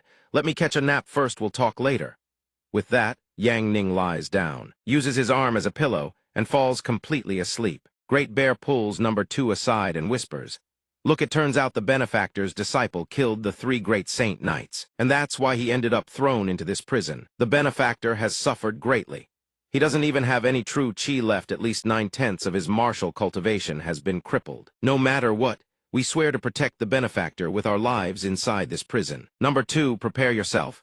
Tend to the benefactor's every need in this prison. Fulfill every single request of his to the fullest." Number 2 nods without hesitation. "Boss, I don't have experience, but I'll do my utmost to make the benefactor comfortable and satisfied." At that very moment, an earth-shaking disturbance echoes through the prison. A 3rd divine emissary crawls along the iron bars, slowly revealing its grotesque form. Leading it forward is a guard, the man hailing it with obsequious glee. "Lord Divine Envoy, every human in this prison is your meal. There's no need to hold back." The creature laughs with delight at the offer. Humans truly are the finest delicacy. Once I've had my fill, I shall bestow upon you the power of the ancient demon, making you as strong as the three great knights. The guard, thoroughly pleased with himself, leads the creature to a cell door with a sinister grin. Lord Divine Envoy, please feast to your heart's content. I'm famished tonight. I intend to devour every last soul in this prison. The creature happily obliges. No problem at all. With those words, it unhinges its maw, and countless tentacles burst forth. They coil tightly around every human in the cell. They struggle, but to no avail. Then something utterly horrifying unfolds. Those caught in the tentacles slowly dissolve into pools of liquid. Someone help! From the other side of the prison, Great Bear witnesses the scene and erupts with fury. That demon is about to massacre everyone. Number 2, quickly hide the benefactor in the secret passage. Everyone else cover number 2. Following the order, number 2 and another man rush to lift Yang Ning. They flip the bed and stow him beneath it. Quickly, the remaining 3 take position before the entrance, trembling with barely concealed fear. The emissary has already arrived at the main cell. It passes through the iron bars without the slightest difficulty. Eyeing the 3 men below, it is overcome with excitement. These soldiers have such rich blood essence, absolutely delectable. You little soldiers, you're hiding something tasty in there, aren't you? Before that question, Great Bear's expression hardens. He raises his fists, ready to strike. Monster, look over here. If you've got the guts, devour me first. He charges. The emissary's tentacles lash out and engulf Great Bear before he can even mount a defense. But in the very next instant, a barrier of light wraps around his body, and the tentacles instantly evaporate into nothingness. Once the tentacles vanish, the barrier dissipates along with them. Great Bear pants heavily, glancing back at Yang Ning being carried by number 2 behind him. His blood ignites in an instant. It's the benefactor. Has your true chi truly been restored? Great Bear watches warily as the tentacles retreat from him, the very creature that seduced the 3 great knights into betraying humanity. Yang Ning has already appeared at some point. You're the one who orchestrated the pursuit of Great Peng, aren't you? The creature shows not a shred of fear at his appearance. If anything, it grows even more delighted. Hey, you surely covet the power of the ancient demon too, don't you? Being able to block my demonic energy means you could become an even finer battle slave than the 3 great knights. Ignoring its words entirely, Yang Ning reaches out and plucks a single blade of straw drifting through the air.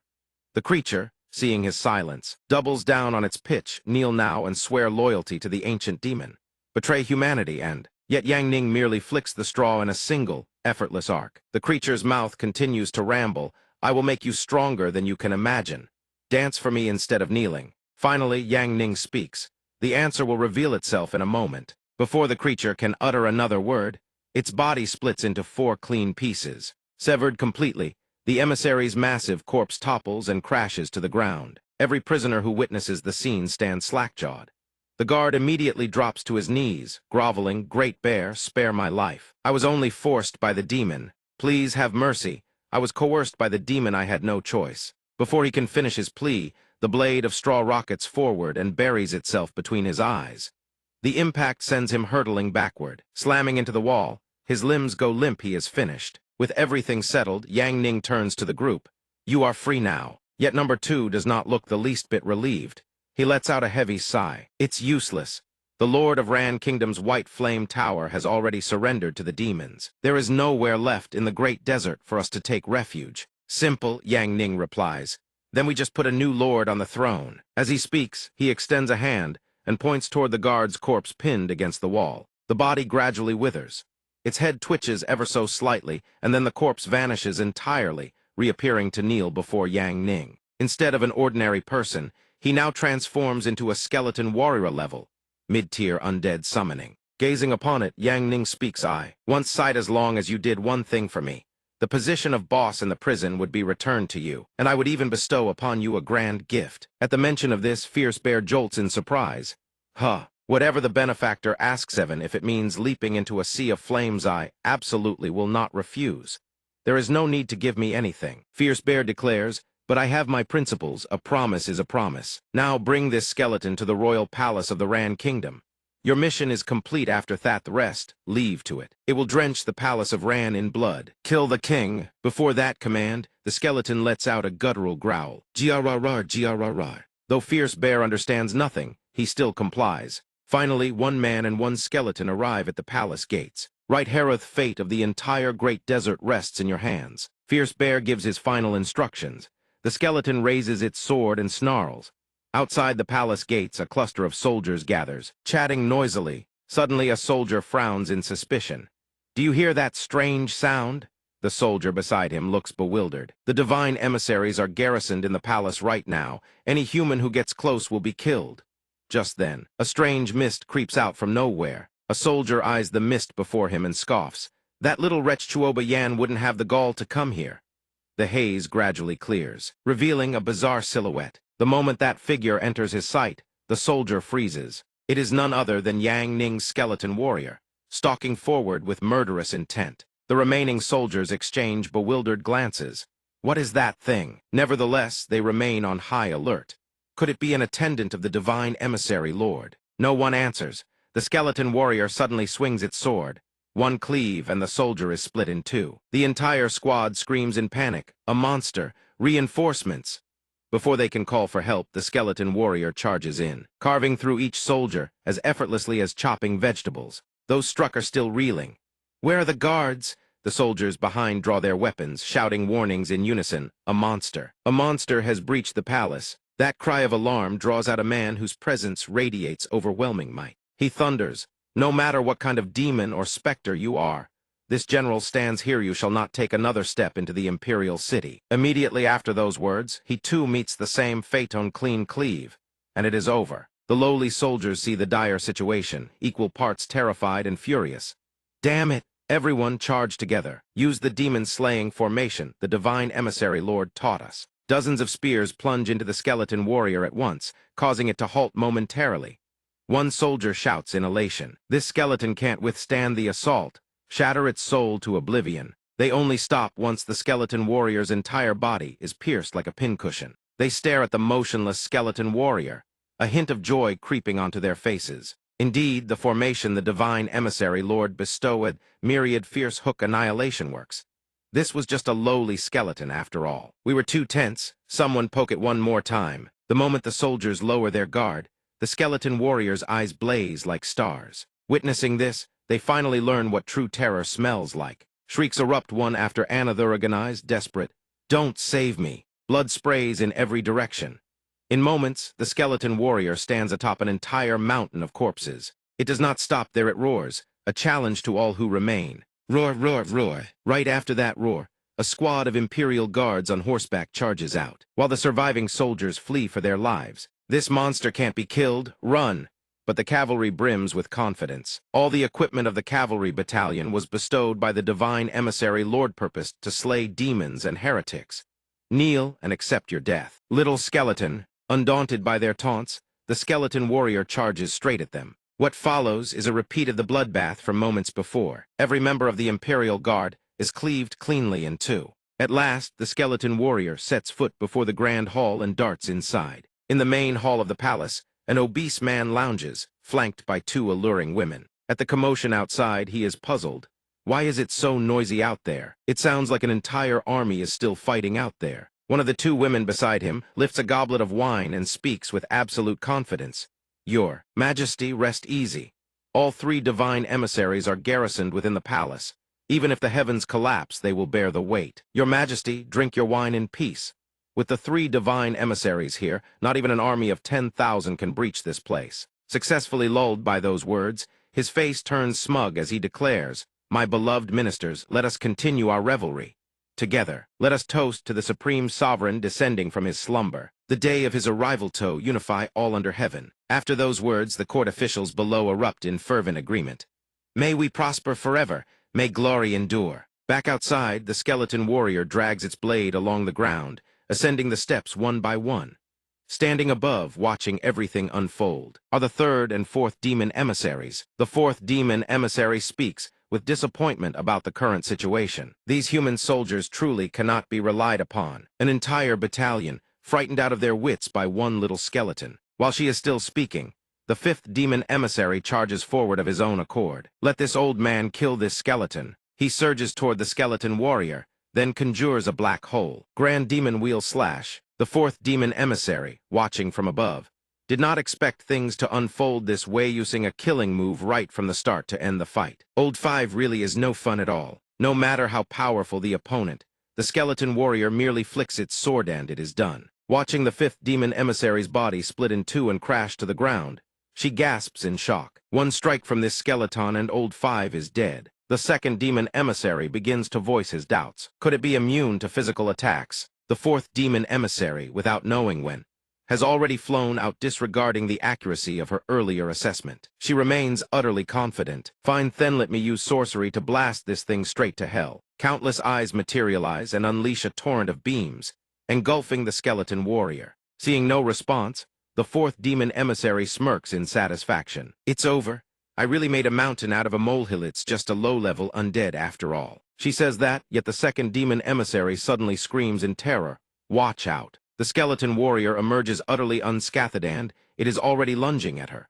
One strike sends the 4th demon emissary back to dust. The skeleton warrior lands softly, as if nothing had happened. The 2nd demon emissary is utterly shaken. These demon emissaris leaders over tens of thousands cannot even stop a single skeleton. Supreme Sovereign, forgive me, I must preserve my own life first. With that thought, he transforms into a streak of chi and flees. Finally, the skeleton warrior arrives before the entrance of the Grand Hall. It lets out a menacing roar. Outside the palace's Grand Hall, there is not a single soldier or demon emissary remaining. The skeleton warrior has no patience left. It vaults over the staircase and appears, towering, before the assembled court officials. At the sight of that figure, the master of the Grand Hall goes deathly pale. The 2 women who had been clinging to him moments ago cry out, "Where are the divine emissary lords? Big sisters, save me." The woman in the pink dress merely glances at him with utter contempt. Fat pig, looks like the divine emissary lords have already died for your sake. Even the divine emissary lords are no match for it. Pray for your own wretched life, you fat pig. Saying this, the 2 women exchange a glance and bolt toward the door. That act stuns everyone present, but before their feet even touch the threshold, the skeleton warrior turns and unleashes 2 slashes. In an instant, 2 bodies collapse, cleaved in half. The Grand Hall falls into a deathly silence.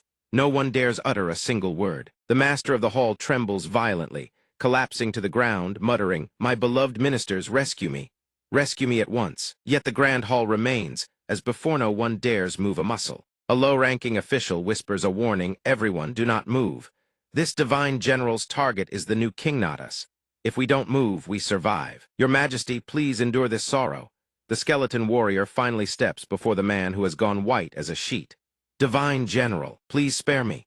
As long as I live, the entire treasury of the Ran Kingdom is yours. Mountains of gold, mountains of silver, endless jewels and treasures, countless beautiful women." He desperately offers those lavish conditions. "I beg the skull warrior to spare my life." He collapses to his knees, kowtowing frantically, tears streaming down his face. "Please don't kill me. Divine General, spare me. I know I was wrong. I should never have sided with the demons. Please, give me 100 more chances." The skull warrior doesn't even deign to respond. A single slash and the head rolls. Seeing the new king already dead, the court officials scramble to their knees, begging in unison. The new king is dead. Demo cannot go a single day without a ruler. They offer to enthrone the skull warrior as king, but the skull warrior doesn't even listen. Before stepping through the gates, it swings its sword once more. Every official in the hall drops in unison. Not a single one is spared. Immediately after, the sword in its other hand also transforms into a fully realized weapon, reducing every remaining official to a headless corpse. What's left is a slaughterhouse, countless bodies, sprawled across the floor, blood pooling everywhere. The skull warrior turns and walks away without a shred of mercy. Meanwhile, in the great prison, Yang Ning sits peacefully inside a dilapidated cell, right beside the corpse of a demon emissary. After a moment, he finally lets out a sigh. This chapter's done watching. He tucks the book into his sleeve and muses. The other side should be finished by now. Let's go. Lao NH letter 1 ECB stares at him, bewildered. "Go where's?" He stands up and explains, "To the Imperial Palace. The next ruler, Chuoba Yan, is a woman, and you're a woman too. You shall serve as commander of the Imperial Guard to protect her." Lao NH letter 1 ECB waves her hands frantically. "I don't have the strength to protect anyone." He snaps his fingers. Instantly, countless cleavers rain down from the heavens, embedding themselves into the ground before everyone's astonished eyes. He turns his back and explains, "Those are vegetable cleavers from the first time I ever refined artifacts. The one Chuoba Yan has no expiration or degradation. but it can only be used 3 times. These cleavers have a few restrictions added. They can be used up to 999 times. Lao NH letter 1 ECB picks up a cleaver, eyes full of doubt. Can this thing really protect the princess? Seeing everyone still hesitant, Yang Ning reassures them. No problem at all. Ordinary demons just slash away. Besides, these vegetable cleavers have already surpassed the usage limits. I taught my in-name artifact refining disciples. Each cleaver delivers equivalent devastating power. The Imperial Palace will be stable and peaceful for a long, long time. Reassured, they grip the cleavers tight, eyes blazing with resolve. Very well. The Imperial Palace shall be taken over by our vegetable cleaver squad. Seeing them ready, Yang Ning turns and takes the lead. Let's go, Little Skull has finished cleaning up everything. Time for us to take over the Imperial Palace. At the Imperial Palace of the Great Ran Kingdom, a girl's shrill scream pierces the air. There's a pervert. His eyes are absolutely lecherous. The one being cursed mutters nonchalantly, "Hey there, missy. Don't run." Lao NH letter 1 ECB has somehow already donned a full suit of armor. She barks a reminder. "Lao Bot, we are now the royal family's official troops. Stop staring at the palace maids' backsides and whistling." Lao Bot scratches his head sheepishly. "Second sis, I didn't expect palace maids to be that hot. I'll behave from now on, I promise." She eyes him with open suspicion, clearly not believing a single word. Suddenly, a panicked guard sprints over to report. "We've discovered a demon emissary hiding in the Phoenix Pavilion." Lao Bot and Lao NH letter 1 ECB freeze mid-step. Phoenix Pavilion? Lao NH letter 1 ECB's thoughts race. Her eyes fill with murderous killing intent. He must be planning to ambush the princess when she returns to the palace. Let's go deal with him. Near the Phoenix Pavilion, a figure soars through the air, laughing with unhinged madness. It turns out to be the second demon emissary. His entire body is wreathed in a shroud of deathly energy. His voice booms with overwhelming momentum. "That skull warrior has already vanished. Even if you've discovered this divine emissary, what can you do about it? This old man shall now slaughter every last one of you." Having said that, he transforms into a torrent of raw power, whipping up a ferocious gale across the entire area. Yet the spectacle doesn't last. Lao NH letter 1 ECB has already arrived, her eyes blazing in full killing mode. Her gaze brims with razor-sharp murderous aura. "Wretched fiend, don't you dare act presumptuous. The vegetable cleaver squad of the Wuji sect is here." Before those words, the demon emissary pays them no heed. He laughs even more wildly. Lao Bot grips the cleaver with trembling hands, his face drained of color. This is a demon emissary. Can a vegetable cleaver really work? A bunch of rabble soldiers courting death. With that, he hurls a massive sphere of energy straight at the group. Before that devastating attack, Lao Bot's jaw drops open. Finally, he musters every ounce of courage and takes a wild, reckless slash.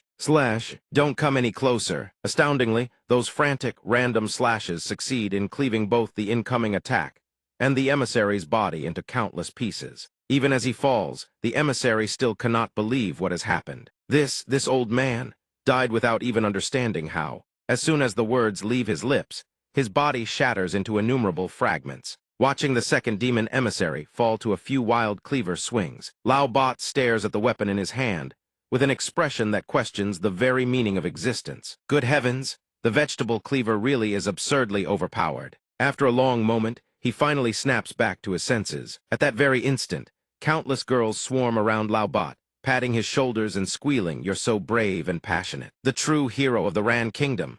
Do you have a girlfriend yet? Didn't you just say his eyes were lecherous?" The annoying thing is I actually like him."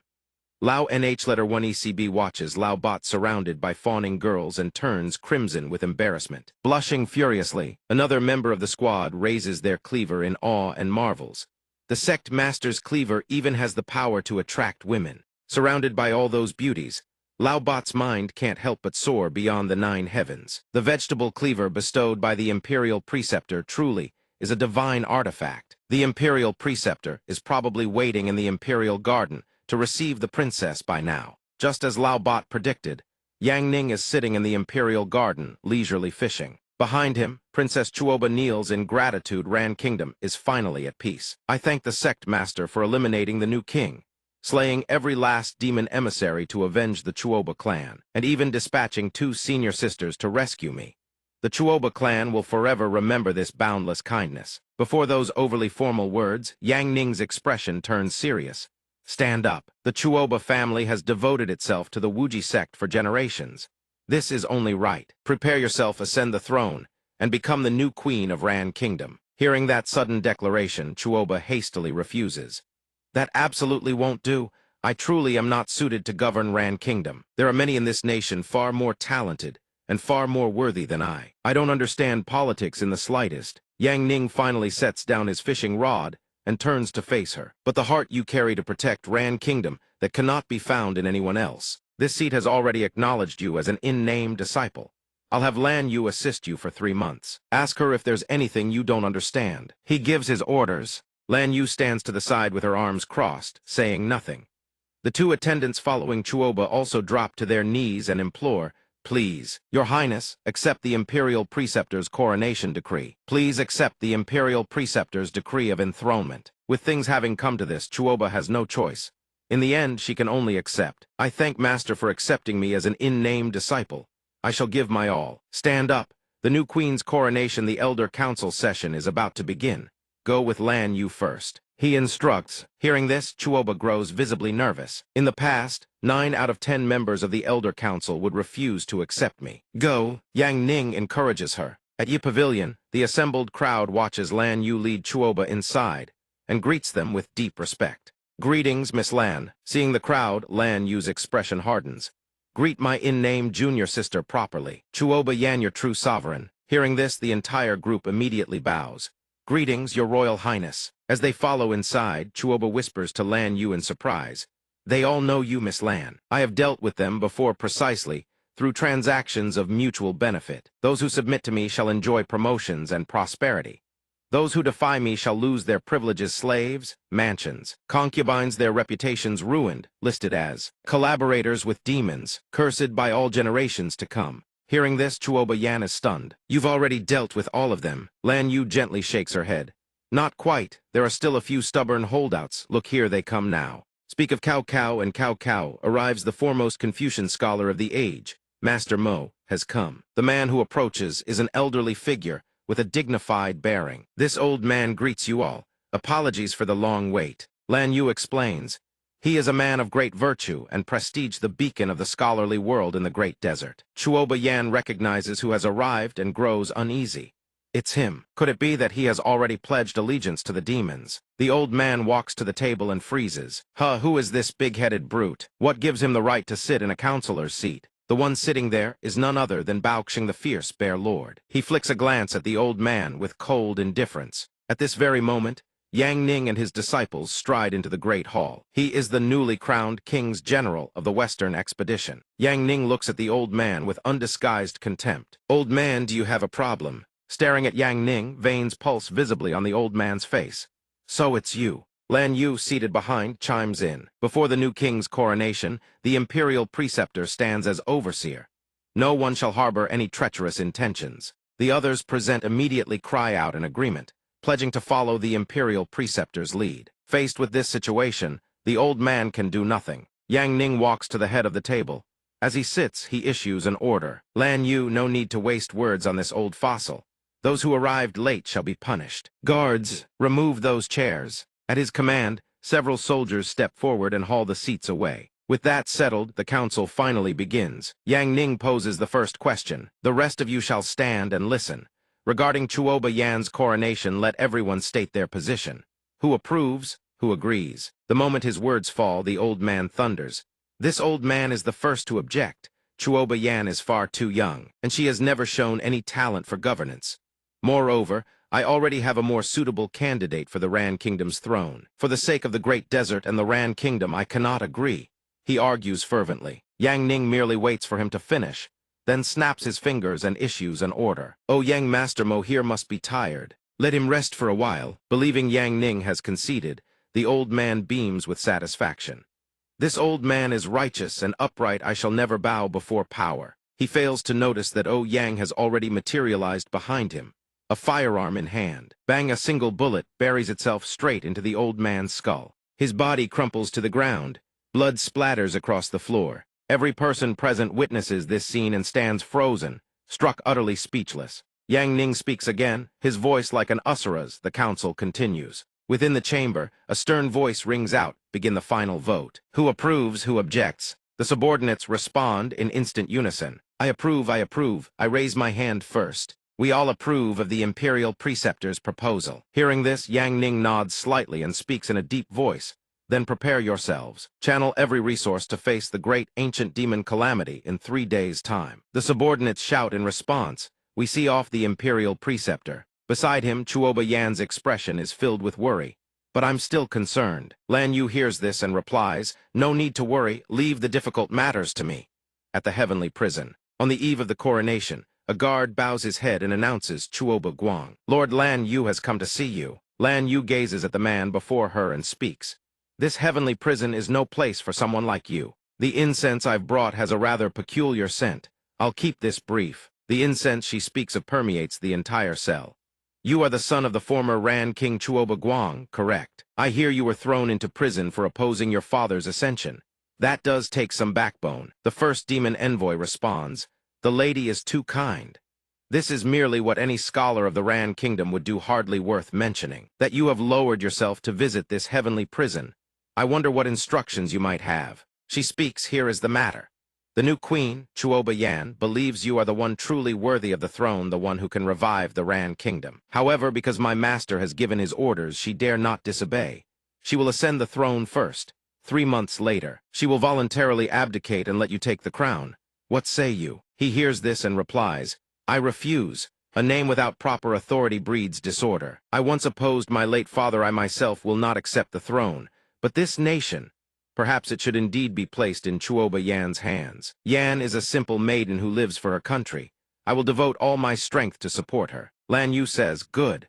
My little in-name junior sister is indeed an innocent soul. I was worried you might harbor divided loyalties. But this nation will change hands sooner or later, and when that happens, my master would have to rush all the way here from afar, just to handle the petty affairs of some small kingdom. He responds, Lord Lan Yu worries too much. I absolutely will not harbor divided loyalties. She then looks at the servant behind her and says, drink this cup of wine. Consider it a show of your loyalty. Once you've finished the wine, I shall release you from this prison. He presses, Miss Lan Yu, why must you pursue this to the bitter end? If you cannot trust me, I am willing to disappear deep into the great desert. That should suffice. Lan Yu taunts, you are indeed a clever man, but for my master to read his books in peace at the Wuji Sect, without worrying about these ticking time bombs in the great desert, they must be eliminated. The first demon envoy hears this and stares at her in shock. He opens his mouth to speak only to realize blood is already streaming from his nose. Seeing this, Lan Yu smiles with satisfaction. I've always been one who plans everything well in advance. The water and food you consumed these past few days were laced with an invisible poison. Whether you drink the wine or not makes no difference. The incense I prepared will trigger the toxin regardless. The first demon envoy finally reveals his true form, his voice dripping with impatience and malice. Wretch, so you've known my true identity all along. She responds, that was actually just a pleasant surprise. I couldn't care less whether you're human or a first demon envoy in disguise, hatching whatever wretched scheme. I simply wanted to kill whoever held the identity of Chuoba Guang. You just happened to be unlucky. Don't speak of a mere demon envoy. Even a demon king could not withstand the poison formulated by my master. He unleashes the ancient demon transformation. Fine, I'll drag you, this wretched woman, down to hell with me. Lan Yu remains utterly composed, unmoved even as his body continues to swell and transform. She looks at him and says, being big makes you impressive. Don't underestimate me. You've already been hit with a virulent poison, and you still dare to challenge the Queen of Abilities. What a joke. She instantly activates her anti-gravity ability. The first demon envoy has no time to resist. His massive body smashes through an entire section of the wall. Lan Yu speaks again, decomposition ability. He rasps, the Supreme Sovereign shall descend upon the great desert alongside the great ancient demon calamity. When that time comes, you will all pay the price. His entire body disintegrates, accompanied by a final, agonizing scream. Lan Yu watches and sneers. Fool, the title of Supreme Sovereign belongs to my master alone. She murmurs to herself, very well, the great ancient demon calamity is only 2 days away. It is said that every time the great ancient demon calamity descends upon the great desert, anomalies arise beforehand. This time, who knows what disturbances will emerge before the ancient demon army awakens. Hopefully, it won't disturb her master's reading. On the day of the great calamity, a contingent of warriors stands at the foot of the mountain. They speak in succession, Quite a few experts have shown up this time. In response, someone says, "After all, the demon army is about to emerge from the abyss." Atop the mountain, a young woman stands firm. She declares, "Master, I will give everything I have to hold back this great ancient demon calamity." Suddenly, Xiao Bao exclaims, "Look, a heaven-ranking expert has appeared." It's the 84th on the heaven-ranking Lunar Hunt Youth, the 71st Master Yixin, and behind them the 96th Wu Bai, someone calls out. In this great calamity, under the guidance of 3 heaven-ranking seniors, Earth-ranking juniors like us are sure to reap great rewards. One person declares. Another retorts, "These seniors came here to slay demons nothing like you lot, who are only after the ancient demon's treasure." The 96th on the heaven ranking, Wu Bai hears this and speaks, "That's correct. We are all here to rescue the great desert, not for personal gain." Suddenly, a young boy sitting on the edge of a cliff, drinking wine, speaks up. "These heaven-ranking experts are all bark and no bite. If senior brother ye 9th on the heaven ranking were here, every last one of these people would have to kneel and call him your majesty." Xiao Bao nods in agreement. "Of course, uncle is that terrifying." Then he adds, "Oh right, big sis, can you let me go now? This ancient demon is not something we can handle. I don't want to die." She hears this and replies, "Not a chance. You need to follow me and kill all 666 of these demons before I'll let you go. Otherwise, I'm telling senior brother, and all you'll be able to do is cry helplessly." Suddenly, a gust of wind sweeps past her.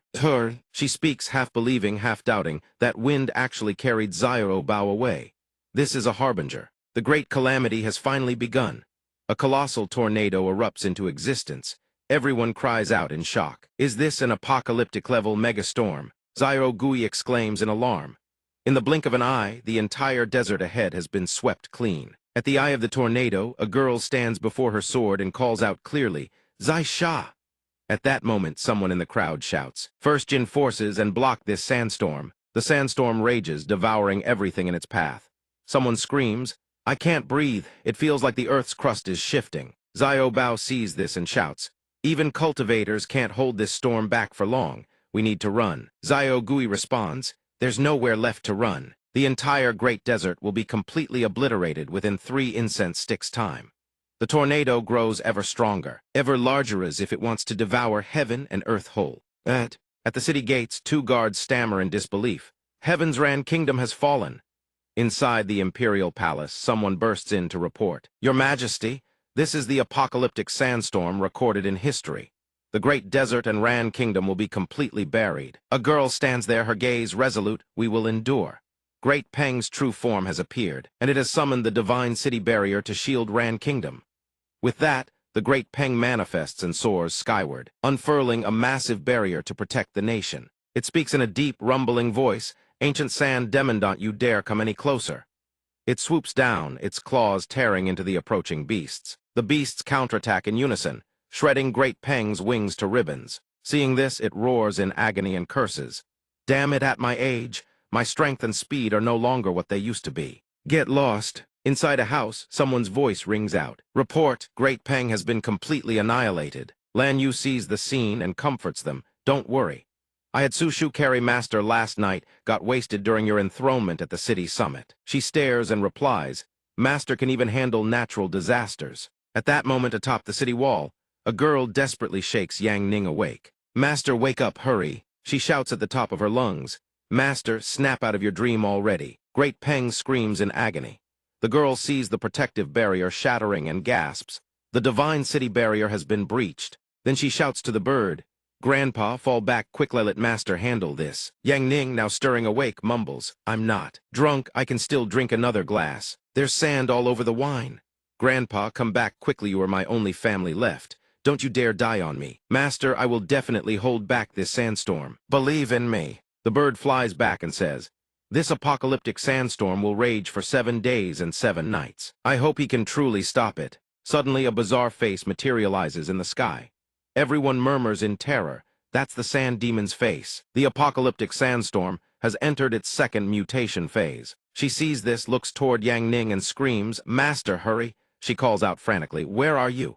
Then he mutters, "The wine is full of sand. The beauty I was holding in my arms turned into sand. Ruined a perfectly good dream." A bolt of lightning crackles from his palm. He waves his hand lazily and says, "The hell! An apocalyptic sandstorm. Then a colossal fireball erupts into existence, a level 100 max, peak tier fury blast. It hurtles straight into the sandstorm, and he simply charges in right behind it. The fireball rolls out into the distance. Zyogui sees it and gasps in awe. That explosive energy is on another level. It actually forced the source of the sandstorm out. An ancient Buddha ear suddenly materializes. The fireball draws near and swallows it whole. Then it detonates in a cataclysmic explosion. Yizin sees this and exclaims, "A single fist to obliterate the apocalyptic sandstorm." Wu Bai and Lai Yue both cry out, "Heavens above." A girl witnesses this and thinks, "Master struck from 10,000 miles away, and it was this terrifying." Everyone in the great desert also raises their voices. The guardian. Ling says Master is the new guardian deity of the great desert. The soldiers shout in unison, "Thank you, Iron Fist Emperor Master, for saving the great desert." Yang Ning sees this and smirks. Taking care of the sandstorm was just the beginning. What the hell even is this tribulation? He lies back down and says, "I need to go check this out for myself." She stands frozen and calls out, "Master." She sits atop the bird and says, "Grandpa says to thank Master for protecting the great desert in his stead. The betrothal gift is his blessing for our marriage. Master, rest well. He's taking us to the ancient demon battlefield." From below, 3 monstrous creatures rocket into the sky. They roar without end, kill, exterminate every last human. Everyone looks up and gasps. They've finally arrived. The first wave of ancient demons has appeared. Everyone beyond Garthes aren't demon emissaries, who merely borrowed the ancient demon's power. These are true, fully realized ancient demons. The earth-ranking cultivators immediately roar. "Strike first, take no chances. Everyone, concentrate your firepower on this one." The cultivators below look up at the 3 monsters and bellow, "Quangkun Treasure Twin Dragon Flash!" The 3 monsters are instantly bombarded by a relentless barrage.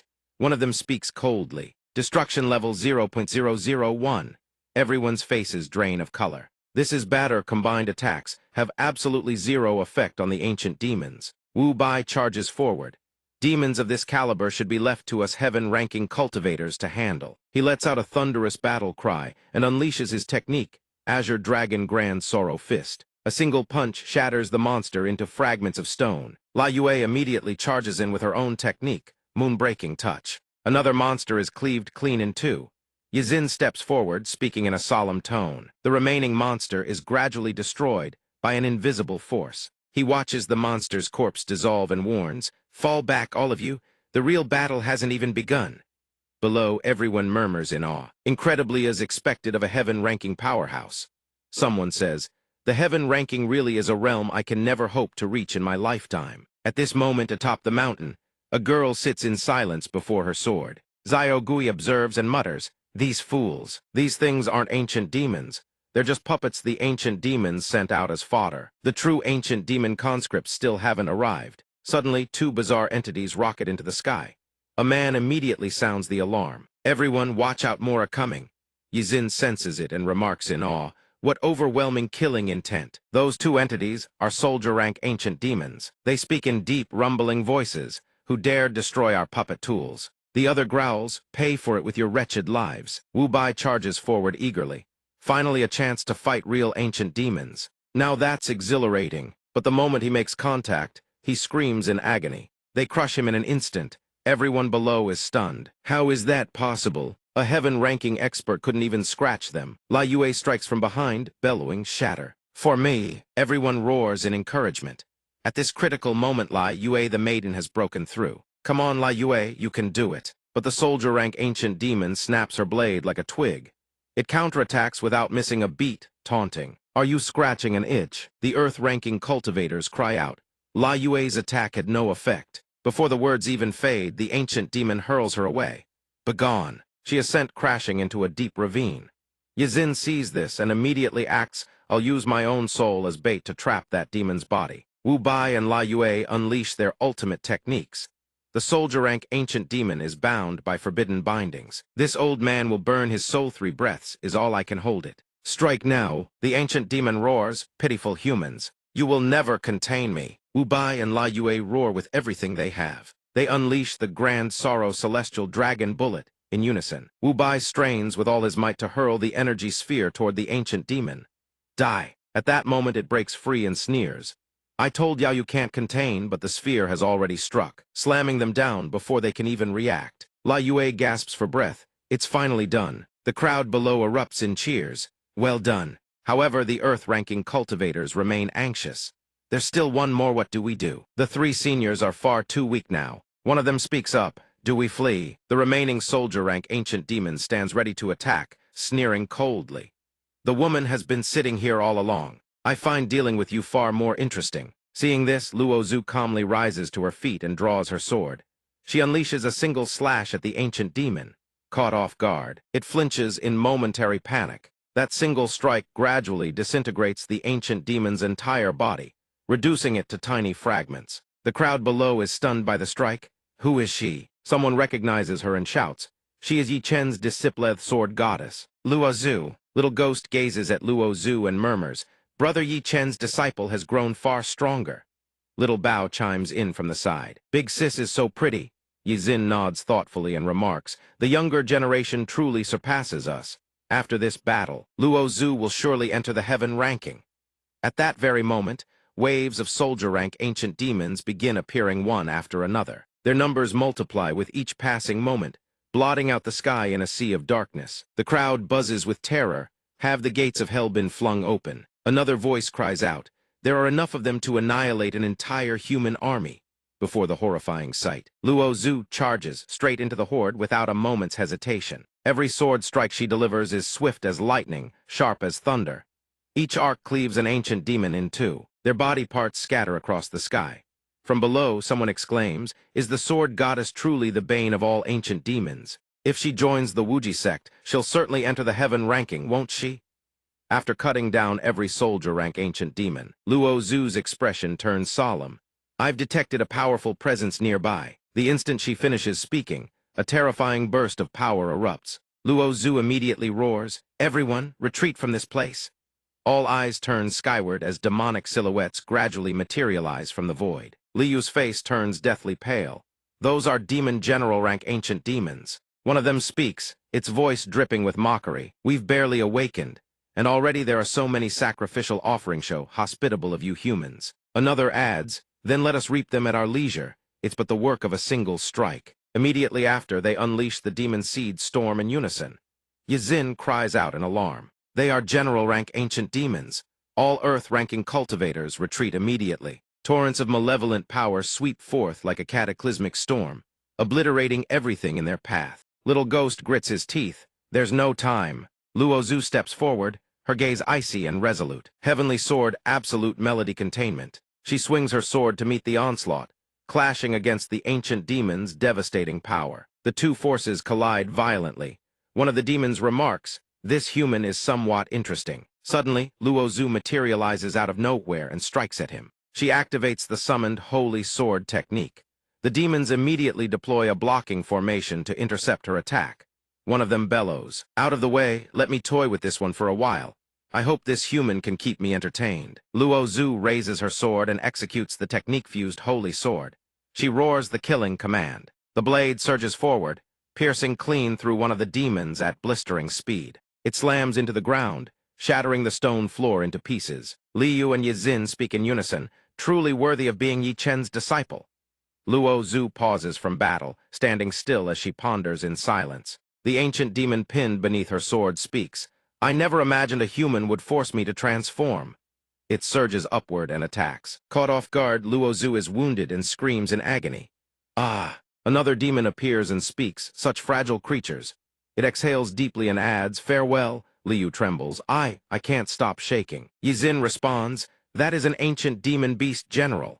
On the other side, Little Ghost hurls Little Bao into the distance and shouts, hurry, go save them. Little Bao screams as she's thrown. Wu Bai also speaks up. Together, force it back together. Buy time for Luo Zhu to recover. Little Bao shouts, big sis, snap out of it. If Uncle finds out you're hurt, he'll be furious. Luo Zhu collapses onto the rocks.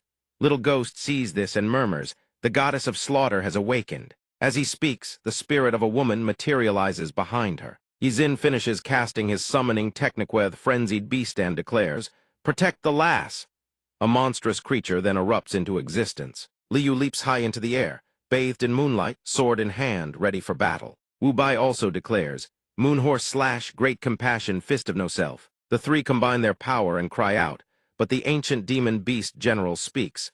That paltry strength of yours is nothing to me. Scram, he continues. The woman dares to resist Mesh struck first. His face twists into something more monstrous than ever. She must die. The demon general rank ancient demons observe and remark.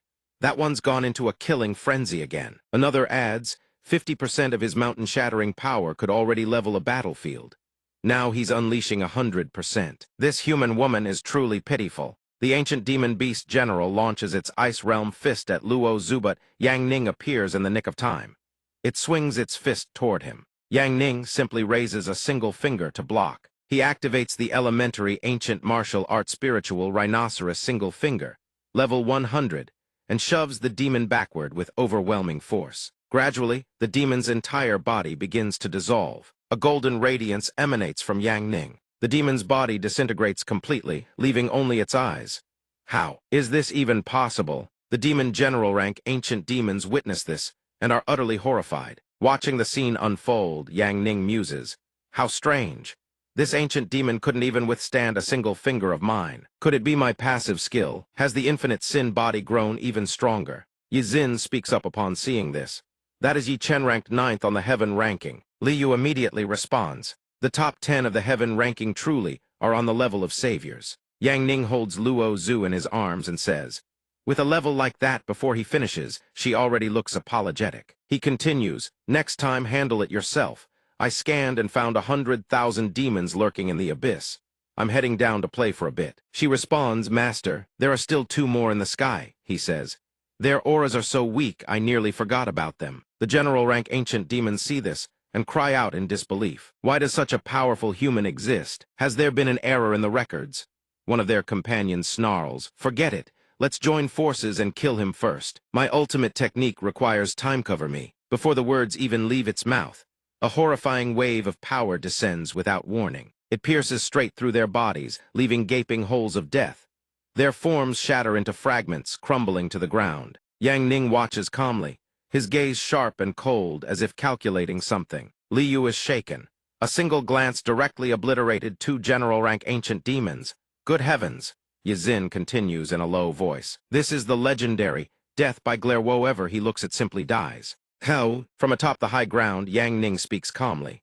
Luo Zhu, take everyone and leave this place. For ordinary cultivators like them, this place is far too dangerous. She replies, this disciple understands. The 3 beside her are stunned. Yi Xin stammers in bewilderment. Ordinary cultivators. A man nearby sighs with emotion. So in Yi Chen's eyes, even 3 heaven-ranking experts are no different from the rest of us. Yang Ning then turns to Little Ghost. Little Ghost, take Little Bao and leave as well. Head back to Ran capital. If the ancient demon army strikes there in the future, it may need protection. Little Ghost asks with concern, Brother Yi Chen, you're staying here alone to face the entire ancient demon army. He ponders for a moment, then says, no, waiting would be a waste of time. I'll go down there and find them myself. With that, Yang Ning leaps straight down into the abyss. The crowd erupts into frantic chatter. Is Yi Chen challenging the entire ancient demon army? Alone. Li Yu remarks, Yi Chen is truly incredible. Yi Xin adds, his courage reminds this old man of his own youth. Then Luo Zhu speaks. Everyone disperse at once. Do not linger here any longer. The crowd below responds in unison. Understood. Suddenly Fang Xing descends from the sky. She lands softly and thinks to herself, I've finally reached the ancient battlefield of the Supreme Sovereign, who has slumbered for 1,000 years. Last time, her junior brother gave her the corpse of a general-rank ancient demon, which made her far stronger. This time, if she stays by his side, she'll surely reap enormous gains. More importantly, on this ancient demon battlefield, it would be just the 2 of Thema lone man and woman together. She glances down below. Fang Xing dives downward, thinking, straw beside fire will eventually catch flame.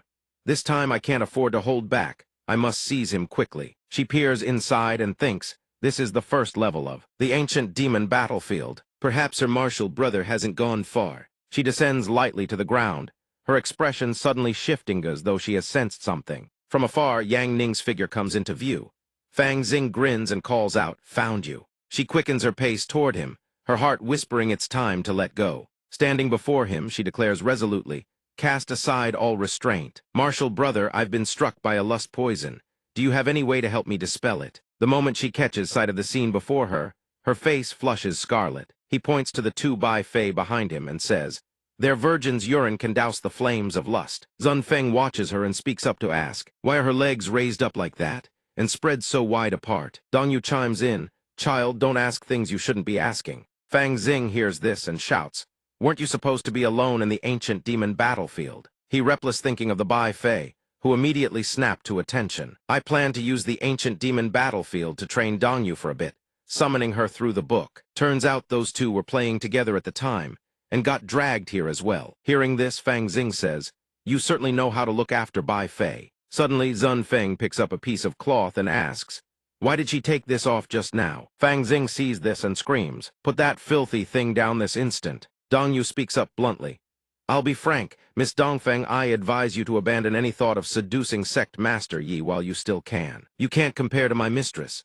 When she marries Sect Master Yi, the four of us guards come as part of the Darathat's far more firepower. You're all alone and weak. You'll lose without question." Fang Xing retorts, "Jiwei isn't even here, yet she sends you lot to steal my man. I refuse to accept defeat." She steps forward, caressing Yang Ning's face, and says, "My hands are frozen stiff.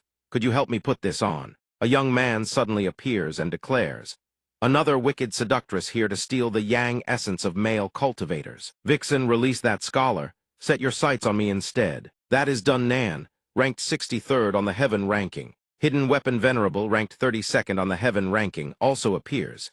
He smacks the young man and scolds, "My precious boy, you still have a bright future ahead. How can you throw away your prospects over some temptress?" The young man persists, "Grandpa, you're already older, you don't need that sort of thing anymore. Vixen, aim for me instead." Fang Xing watches this and inwardly curses, "Disgusting old codger." Two strangers suddenly appear. One speaks, "That man has no cultivation realm whatsoever. Those two are Blade of Radiance, ranked 37th on the Heaven ranking, and Phoenix of Rising Clouds, ranked 38th. He remarks perhaps he's a beast tamer, relying on 3 spirit beasts to fight. The girl beside him snorts, "HMPH. This beast-taming profession is nothing but freeloading off your pets." A large group of people emerges. The Heaven ranking is divided into 5 tiers. Ranks 1 to 10 form the Black ranking 11 to 30, the Gold ranking 31 to 50, the Red ranking 51 to 70, the White ranking 71 to 100, the Gray ranking. Each tier represents a chasm-like gap in power. Fang Xing truly did not expect so many red ranking experts to show up. The nephew of Tang Earth siblings, of the Shen family. Now this is getting interesting. Seeing this, Hidden Weapon Venerable speaks, "Everyone here has come to face the ancient demon legion. Young friend Beast Tamer, we arrived late and didn't see anyone else, only you.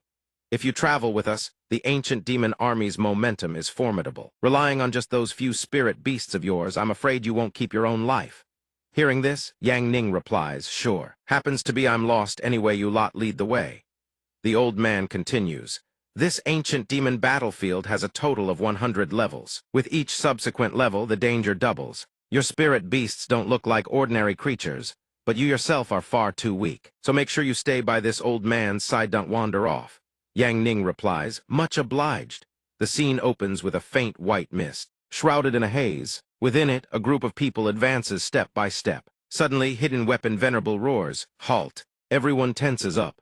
The entire group stops dead in their tracks. Before them yawns a bottomless abyss. Someone whispers in bewilderment, "What is that?" They turn to look, and on the far side of the chasm stands a horde of ancient demon colossuses.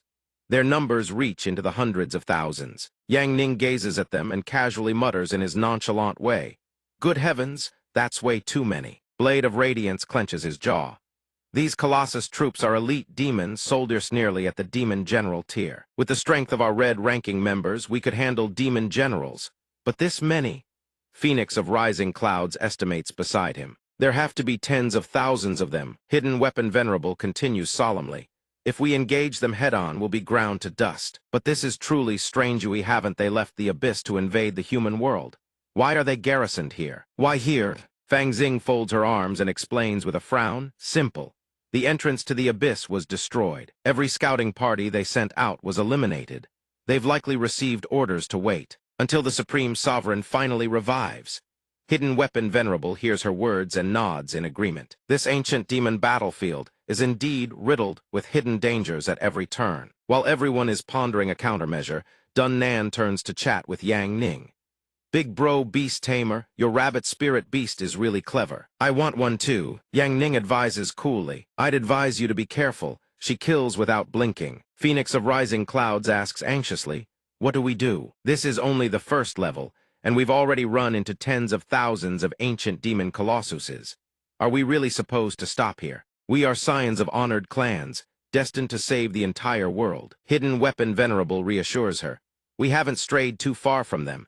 As long as we don't provoke them, we should be fine. The moment he finishes speaking, Zun Feng excitedly launches herself across to the other side. The entire group panics instantly, crying out, Beast Tamer, why is your spirit beast running wild? Tie her down quickly, don't provoke the Colossus army. But Yang Ning remains utterly calm, reading his book and replying at his own pace. You lot can't save the world right now anyway, so I'll train the little fox for a bit. Simultaneously, he telepathically instructs, remember no dodging, you can only face it head-on. Zun Feng charges straight at the Colossuses and shouts back, I'll do my best. Suddenly, a colossal foot descends before Zun Feng. The ancient demon Colossus slams its foot down, shattering the earth and rocks beneath into oblivion. Blade of Radiance covers his face helplessly. She's dead, Phoenix of Rising Clouds furiously berates him. Beast tamer, useless as you are. Couldn't you at least keep such an adorable spirit beast from throwing away her life? Shameless. When the ancient demon lifts its foot, the ground below has caved into a crater. To everyone's shock, Zun Feng is still alive.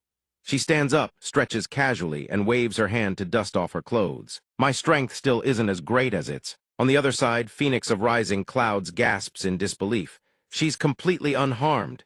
Hidden Weapon Venerable is utterly stunned. Could this be the legendary fox demon with the immortal bloodline? Impervious to blades and spears, immune to fire and water once this little fox matures, she will be absolutely terrifying. The ancient demon unleashes a barrage of trunk strikes at Zun Feng, but she nimbly dodges each one. Sensing the situation turning dire, she quickly tattles. It's no use, Sect Master, I can't beat it. Yang Ning hears this and offers his solution. Then I'll make you a bit stronger. Phoenix of Rising Clouds scoffs from behind. Let's see what tricks this show-off beast tamer has up his sleeve. Without another word, Yang Ning channels his energy and issues an order. Dong Yu, you get in there too. She accepts the order instantly, then blinks to Zun Feng's side to assist. A golden magic circle materializes beneath their feet. Yang Ning snaps his fingers. A blue magic circle appears in the sky and a figure emerges from within. Yang Ning speaks and issues a command. Wine Ghost, let Xiao Bao go and step away. I placed a mark on Xiao Bao's hat, didn't expect it would drag you here too. Wine Ghost nods with a flushed face, then executes his technique. Beast Tamer activates Intermediate Awakening skill, level 100 max immediately. A pillar of fire erupts from the three of them, all three channeling their chi in unison. Behind Yang Ning, all four onlookers stand slack-jawed in disbelief. Moments later, Yang Ning's group receives a tremendous power boost. The dust slowly settles. Super Fighting Fox Zun Feng, Flying Celestial Spirit Fox Dongyu, and the Dragon Child Ba Zia. The others cannot believe what they are witnessing.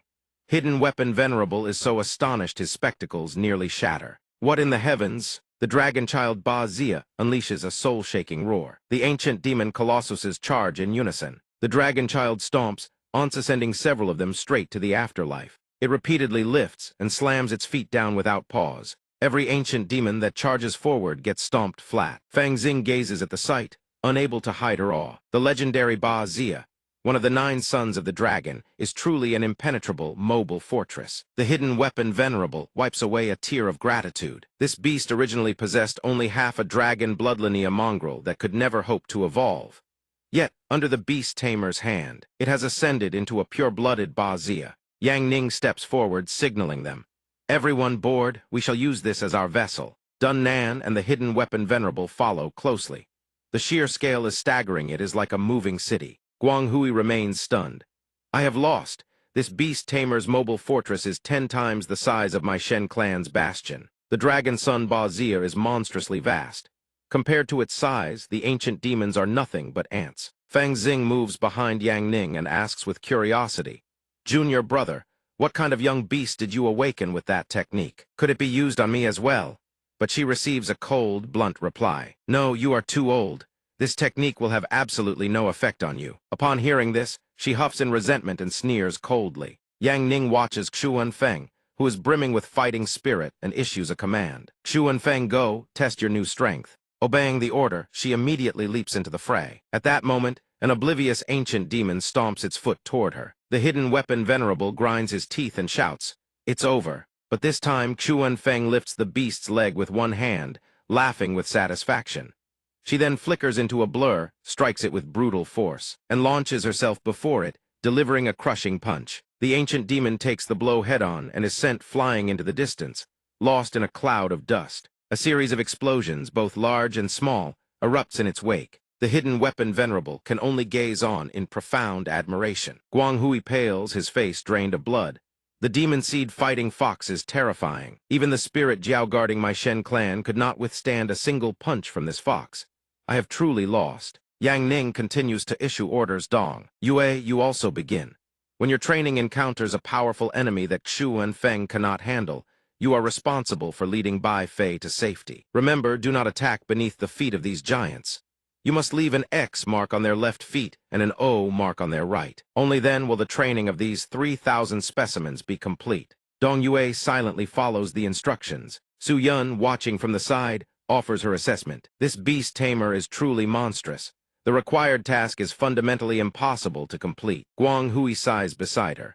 I cannot even conceive of how such a goal could be accomplished, let alone by a mere pet. Dong Yue accepts the command. Understood. She darts toward the horde of ancient demon giants at blinding speed. Wherever she passes, they fall. Su Yun screams in alarm.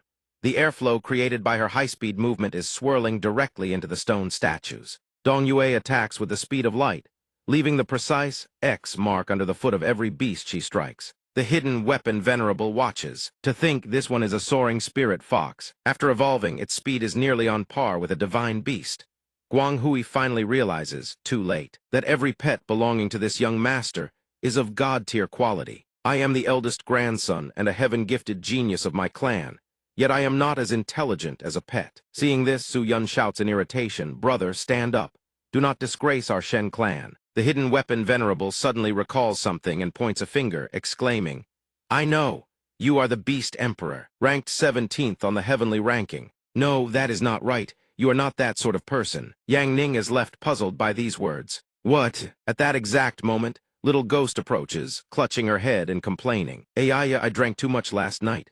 Little Bao is still spinning and my head is throbbing." She then leans heavily against his shoulder. Yang Ning asks with concern, "Are you all right?" Seeing this, Fang Xing also approaches, whispering to herself that she cannot lose and naturally leans into his side. "My head hurts too." Zai Gui watches this scene and teases. The warmth of Brother Yang's broad shoulder is truly intense. In an instant, Yang Ning is teased until his face turns bright red. Dun Nan looks at him with amusement. Is this a scene I get to witness for free? Pets and women competing for their masters favor a truly spectacular sight. The hidden weapon venerable also blushes. "Grandson, actually, your grandfather has always wanted to change careers and become a beast tamer. I shall leave the Tang Sect to you." Meanwhile, an idea strikes Guang Hui. He adds, "Little sister, why don't you sit down as well? Otherwise, I shall think you are not being sociable." Su Yun hears this and turns away in anger, ignoring Guang Hui's pleading. "Go, for the sake of the proud bloodline of our Shen clan. We must absorb the most powerful bloodlines. This is all for the Shen clan," Su Yun says, choking on her own fury. Finally, you all set aside your pride, walking awkwardly toward Yang Ning before haughtily declaring, "You two move to the sides. I am the daughter of a great clan, I must sit in the middle." At the entrance to the second floor of the ancient demon battlefield, a bizarre, colossal vortex suddenly manifests. With clean, precise slashes, Dong Yue sends a multitude of ancient demon statues to the afterlife. After the struggle, she stands arrogantly with her sword and announces, 3,000 completed. As for me, Xu and Feng's side is finished. Xu and Feng is currently working to finish off the remaining ancient demon statues. I am almost done as well. These ancient demon statues are only large in size. Their combat techniques remain raw and amateurish. Powerful slashes are unleashed wherever they land.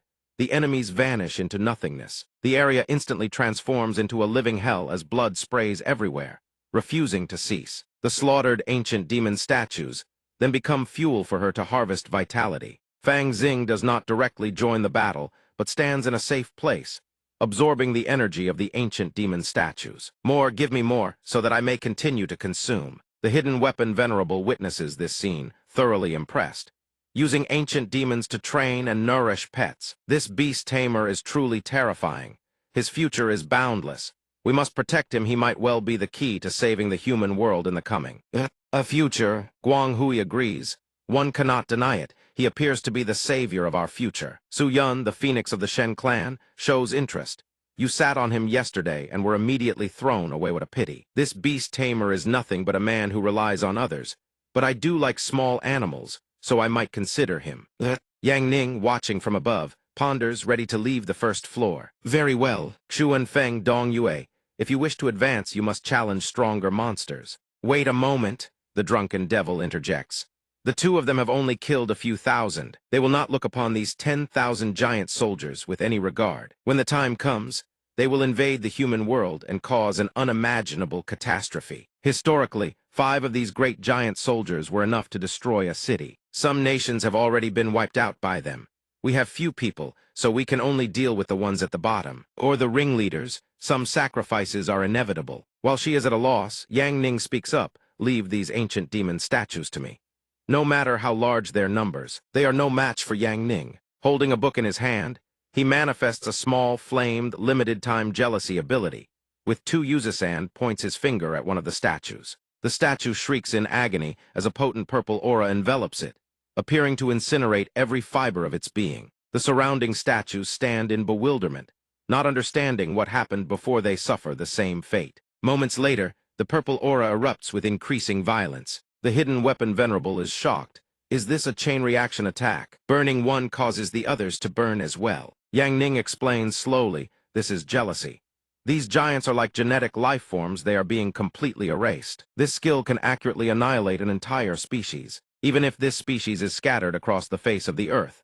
Guang Hui is stunned. This is truly a world-class race extinction artifact. Terrifying, this beast tamer is even more monstrous than his pets. In Ran City, the ancient demon statues are being crushed on a massive scale. At the royal palace, however, the scene is chaotic as everyone flees. Lan Yu feels a growing sense of unease. Hurry, the number of these giants is increasing. At the city gates, panic spreads due to the overwhelming number of ancient demon statues. We were clearly guarding the entrance to the ancient demon battlefield, and we saw Yi Chen go down. There why have so many ancient demon statues suddenly appeared here. The ancient demon statues are always the vanguard of the ancient demon army. Battlefield legends speak of the ancient demons possessing a spatial movement array. It seems it was true after all. When they dispatched their vanguard to scout, half of the great stone statue army had already closed in on Ran Capitalinly.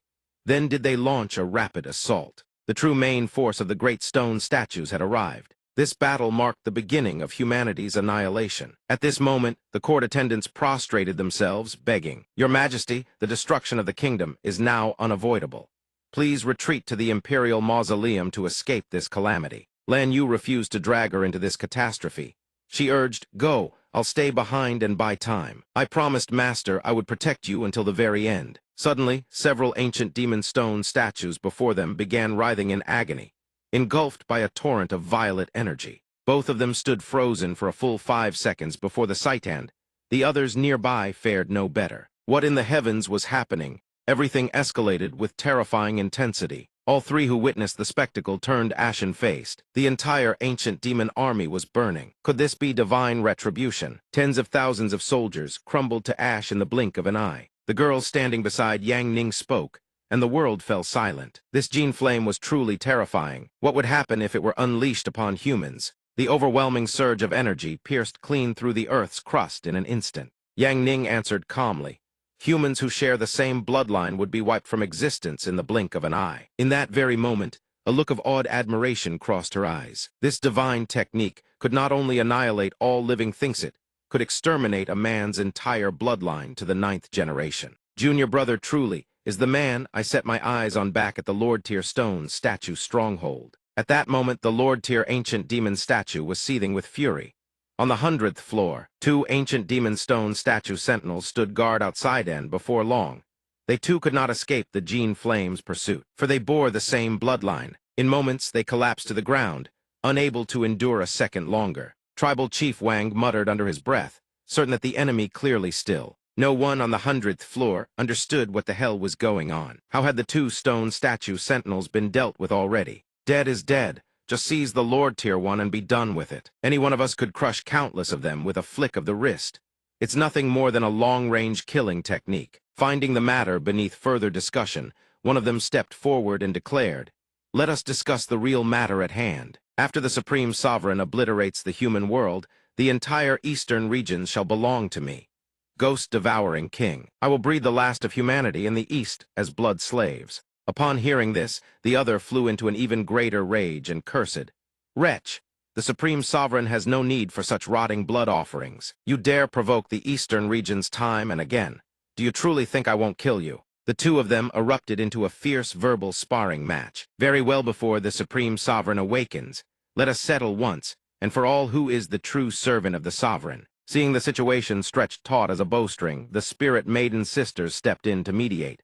"Calm yourselves. Let us speak rationally. We concede the Western Wu territories to you both for now."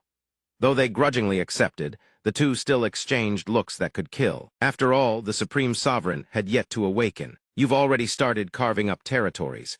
How will the human world be divided? Only the Sovereign himself can serve as arbiter. A moment later, the Supreme Demon Consort, the Old King, and the Insect King appeared. Without hesitation, every soul present dropped to their knees in reverence. "We pay respects to the Supreme Demon Consort. She spoke. I have held my silence until now, but I shall make my position clear. For the first time in an age, our 9 great ancient demon kings shall, under the leadership of the most exalted sovereign, annihilate the old world of humanity and forge our new world anew. Each king shall receive a portion of the human world as decreed by the Supreme Sovereign. Whether to destroy them, breed them, or experiment upon them is entirely at your discretion. Now cease this bickering at once." The old king, having eavesdropped on the situation, promptly reported, "Your Highness, the demon consort, human intruders this time have actually dealt with the ancient demon army. Rather interesting. Shall we go toy with them for a bit?" The next instant she commanded, "No need. The stone statue king guards the 10th floor. Countless human powerhouses have perished there. There is nothing to worry about. Now let us offer our most fervent prayers for the Supreme Sovereign's swift descent. Let us welcome the Supreme Sovereign's arrival." Yes, after Yang Ning unleashed the Gene Flame, Yi Chen's identity was finally exposed. After the heaven rankings were thrown into chaos for several hours, with no need to worry about the ancient demon matters for the time being, they began focusing on a game of cards with him. The 9th floor of the ancient demon battlefield. Though the situation was stretched to the breaking point, they were thoroughly engrossed in their gambling. They had barely played for a moment before the entire group started bickering. Chu Yun was deeply displeased with Guang Hui's gambling habits. "Brother, we came to the ancient demon battlefield to save the world. How can you spend all day drowning in these wagers?" He refused to back down. "Isn't everything I do for you, sister?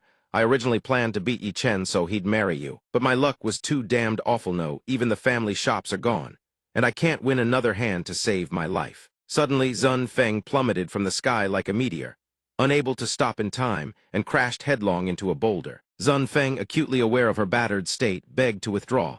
Crash. "My lord, every rib in my body is shattered. I can no longer fight." At the same moment, a demon beast hurtled down from above at incomprehensible speed, then abruptly froze midair. The creature abandoned its assault and flew away. The aura radiating from Yang Ning was so overwhelming that even these elite demon generals dared not draw near. Following him is truly reassuring.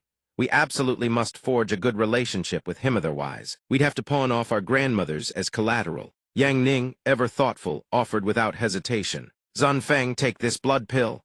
The pill immediately flew toward her. In a flash, she swallowed it whole. In the span of a single breath, Zun Feng was bursting with vitality, good as new. "I'm alive again. I can feel tremendous power surging through my body like a tidal wave." Zun Feng could barely contain herself, hurling a fist forward before anyone could react. Both of them stood there, jaws agape, utterly dumbfounded by Zun Feng's instantaneous recovery. This fox warrior, every time she suffers a near-fatal wound and gets revived, she comes back even stronger than before. That constitution was truly terrifying, but what was truly horrifying were the immortal pills Yi Chen produced without end. Without Yi Chen's 2 fox companions, she would have died 100 times over. How could she have grown this powerful? Being a die-hard bookworm, Yang Ning let the others decide for themselves while he continued reading. "You lot play your cards, I need to read. This is the part where Cold Phoenix and Flame Lady launch a simultaneous attack.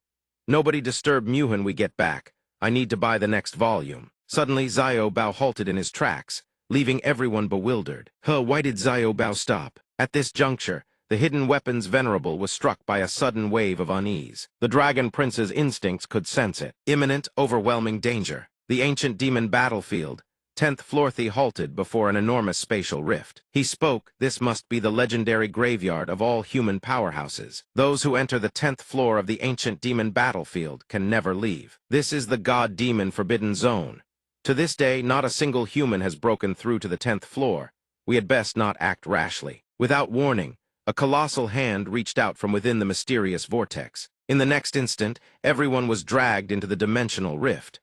The vortex erupted with a burst of radiant, otherworldly light. A space-time displacement had occurred. Xiao Bao and the others were about to be transported into an entirely new dimension.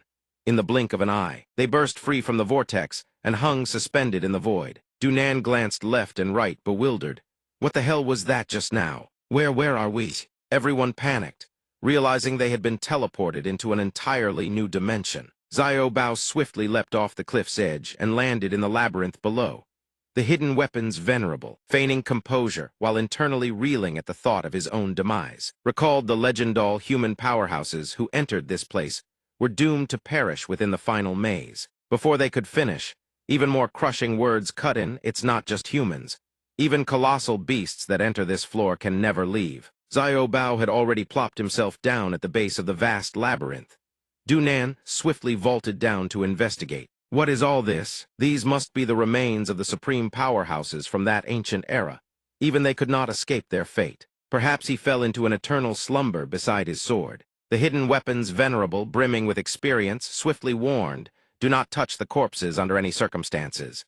The moment you do, they will crumble to dust. Fang Xing surveyed the surroundings and deduced, what the hell is this place? The Hegemon's sword sect master, the light-extinguishing corpse god monk, Long Valley venerable, the river-devouring Pharathes are all legendary supreme powerhouses whose names shook the world. This labyrinth was nothing less than a graveyard of powerhouses. Among them all, Yang Ning remained the most composite, had the mood to sit there giggling over his book. The Phoenix of Chu Yun suddenly realized that Yan Niang had squatted down again. That person over there is Big Brother, it's the ancestor. I've finally found the ancestor. General Shen Lang, the supreme commander of the Black Cavalry 30,000 years ago, slaughtered countless demons to protect humanity. In the end, he led his forces and vanished into the great desert. The hidden weapon venerable could not help but sigh with emotion upon hearing this. The Shen family had searched for him for 30,000 years. Throughout those 30 millennia, they faithfully inherited Shen Lang's will protecting humanity and slaying every last demon. To think he was here all along. No wonder those two fools kept saying they would save the worlder ancestor will surely bring us home. Yet at that moment, the voice of a mysterious entity suddenly echoed through the air. Foolish humans, you yourselves shall be imprisoned within this labyrinth, and you dare speak of carrying away the corpse of that old soldier. How utterly laughable! The hidden weapon venerable gazed ahead, his eyes brimming with vigilance. Who are you? The mysterious entity swiftly answered. I am the supreme will of this labyrinth world. I shall not mince words with you mere humans. You will never leave this place. No matter how you struggle, your bodies shall remain here for eternity, and your souls shall be trapped forever never to find release. Yet upon hearing these words, the group remained calm and brimming with confidence. We absolutely will not fall. We are the guardians of humanity. The souls of this Black Cavalry battalion had been imprisoned here for 30,000 years. They had never forgotten their mission, ceaselessly searching for a way out throughout this labyrinth. Yet the mysterious entity responded with absolute certainty, never shall you free their souls. They will ultimately be absorbed into this world. Welcome struggle all you wish, but their unyielding resolve would not permit them to surrender so easily. We will absolutely bring the general home.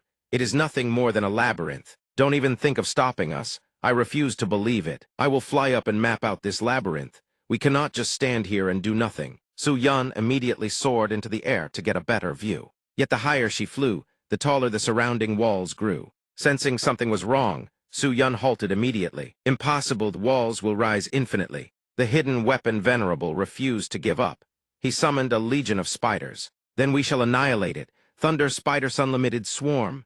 The tiny arachnids surged forward in a full-scale assault. Explosions of devastating power erupted one after another. The space was engulfed in white smoke, and cracks splintered across the walls. But things were never that simple. The cracks gradually sealed themselves, healing as if nothing had ever happened. This labyrinth was alivened. It could regenerate itself. Dun Nan suddenly had an idea. He would try the earth escape technique. Without hesitation, he dove straight into the ground. Like a massive worm burrowing through the earth, Dun Nan tunneled forward, but before long, he hit an impenetrable barrier. The ground sealed shut behind him, trapping him completely. Grandpa save me. Seeing his grandson trapped, the hidden weapon Venerable immediately summoned several tentacles to rescue him. My precious grandson, do not panic. Dragon coiling technique. The tentacles stretched out, reaching toward Dun Nan to pull him free. But the mysterious entity had grown agitated. Grandfather and grandson, united in Harthau touching, then perished together. The hidden weapon Venerable could not suppress his horror at the sight. Help, the walls are going to swallow us. Fang Xing spoke with unwavering certainty. This colossal labyrinth is constructed from hundreds of thousands of formation array spatial formations, temporal formations, arcane gate formations, spirit-absorbing formations, and matter-restructuring formations. Together, they ensure this labyrinth endlessly grows, repairs, and devours. The one who created this labyrinth is unquestionably the greatest formation genius in all of history. Hearing this, the mysterious entity was thoroughly impressed. While everyone faced the 7,749 tribulations, Yang Ning remained utterly absorbed in his book. Why did it get dark? I can't see anymore. Because a massive cube had blocked his view. This boss here didn't hesitate for even a second before obliterating it. With a single, effortless wave of his hand, the almighty Yang Ning shattered the cube to smithereens. The mysterious entity was deeply impressed by his overwhelming power. This mortal actually has some ability to resist. Excellenthis only fuels my killing intent further. Yet the only thing on Yang Ning's mind was his book. Can't even read in peace around here. Fang Xing breathed a sigh of relief. Junior brother has finally acted. A single punch is all it will take to pierce through this entire labyrinth. But someone immediately retorted, not even a punch, a single finger will suffice. Isn't this world composed of hundreds of thousands of formation arrays? Then let's just disintegrate every last one of them. Suddenly, a luminous seal materialized at the very center of the labyrinth. In an instant, the entire structure seemed to detonate and collapse, leaving every onlooker utterly stupefied. The entire labyrinth was crumbling apart. My maiden heart, under Yang Ning's devastating assault, the entire labyrinth reduced itself to chunks of rubble. Block after block plummeted down like a massive deluge of hailstones. Just as expected, the moment our boss makes a move, it all returns to dust in the blink of an eye. Fortunately, Dun Nan emerged unscathed. Thank goodness I made it out. That's Yi Shen for you. The hidden weapon Venerable swept his gaze around, unable to believe his own eyes. A single finger disintegrated hundreds of thousands of formation arrays. What manner of existence is this? As for Fang Xing, she was hardly surprised at all. My junior brother is the god of formations. Besides not knowing how to bear children, is there anything he doesn't know? The stone statue king, who mere seconds ago had been fierce and domineering, fell completely silent. Impossible. The formation world I spent 10,000 years crafting, how could a mere mortal dissolve it all with a single finger? I, the stone statue king, refused to accept this. Suddenly, a voice rang out. It is the light. At last we can leave this place. The new guardian of humanity has appeared. We thank you. In response to their gratitude, Yang Ning merely gazed at them with a complex expression tinged with pity. Everyone present was filled with profound gratitude for Yang Ning's rescue. Thank you, Yi Shen, for liberating our ancestors. The Shen family will forever remember Yi Shen's kindness. There was no need for such formalities.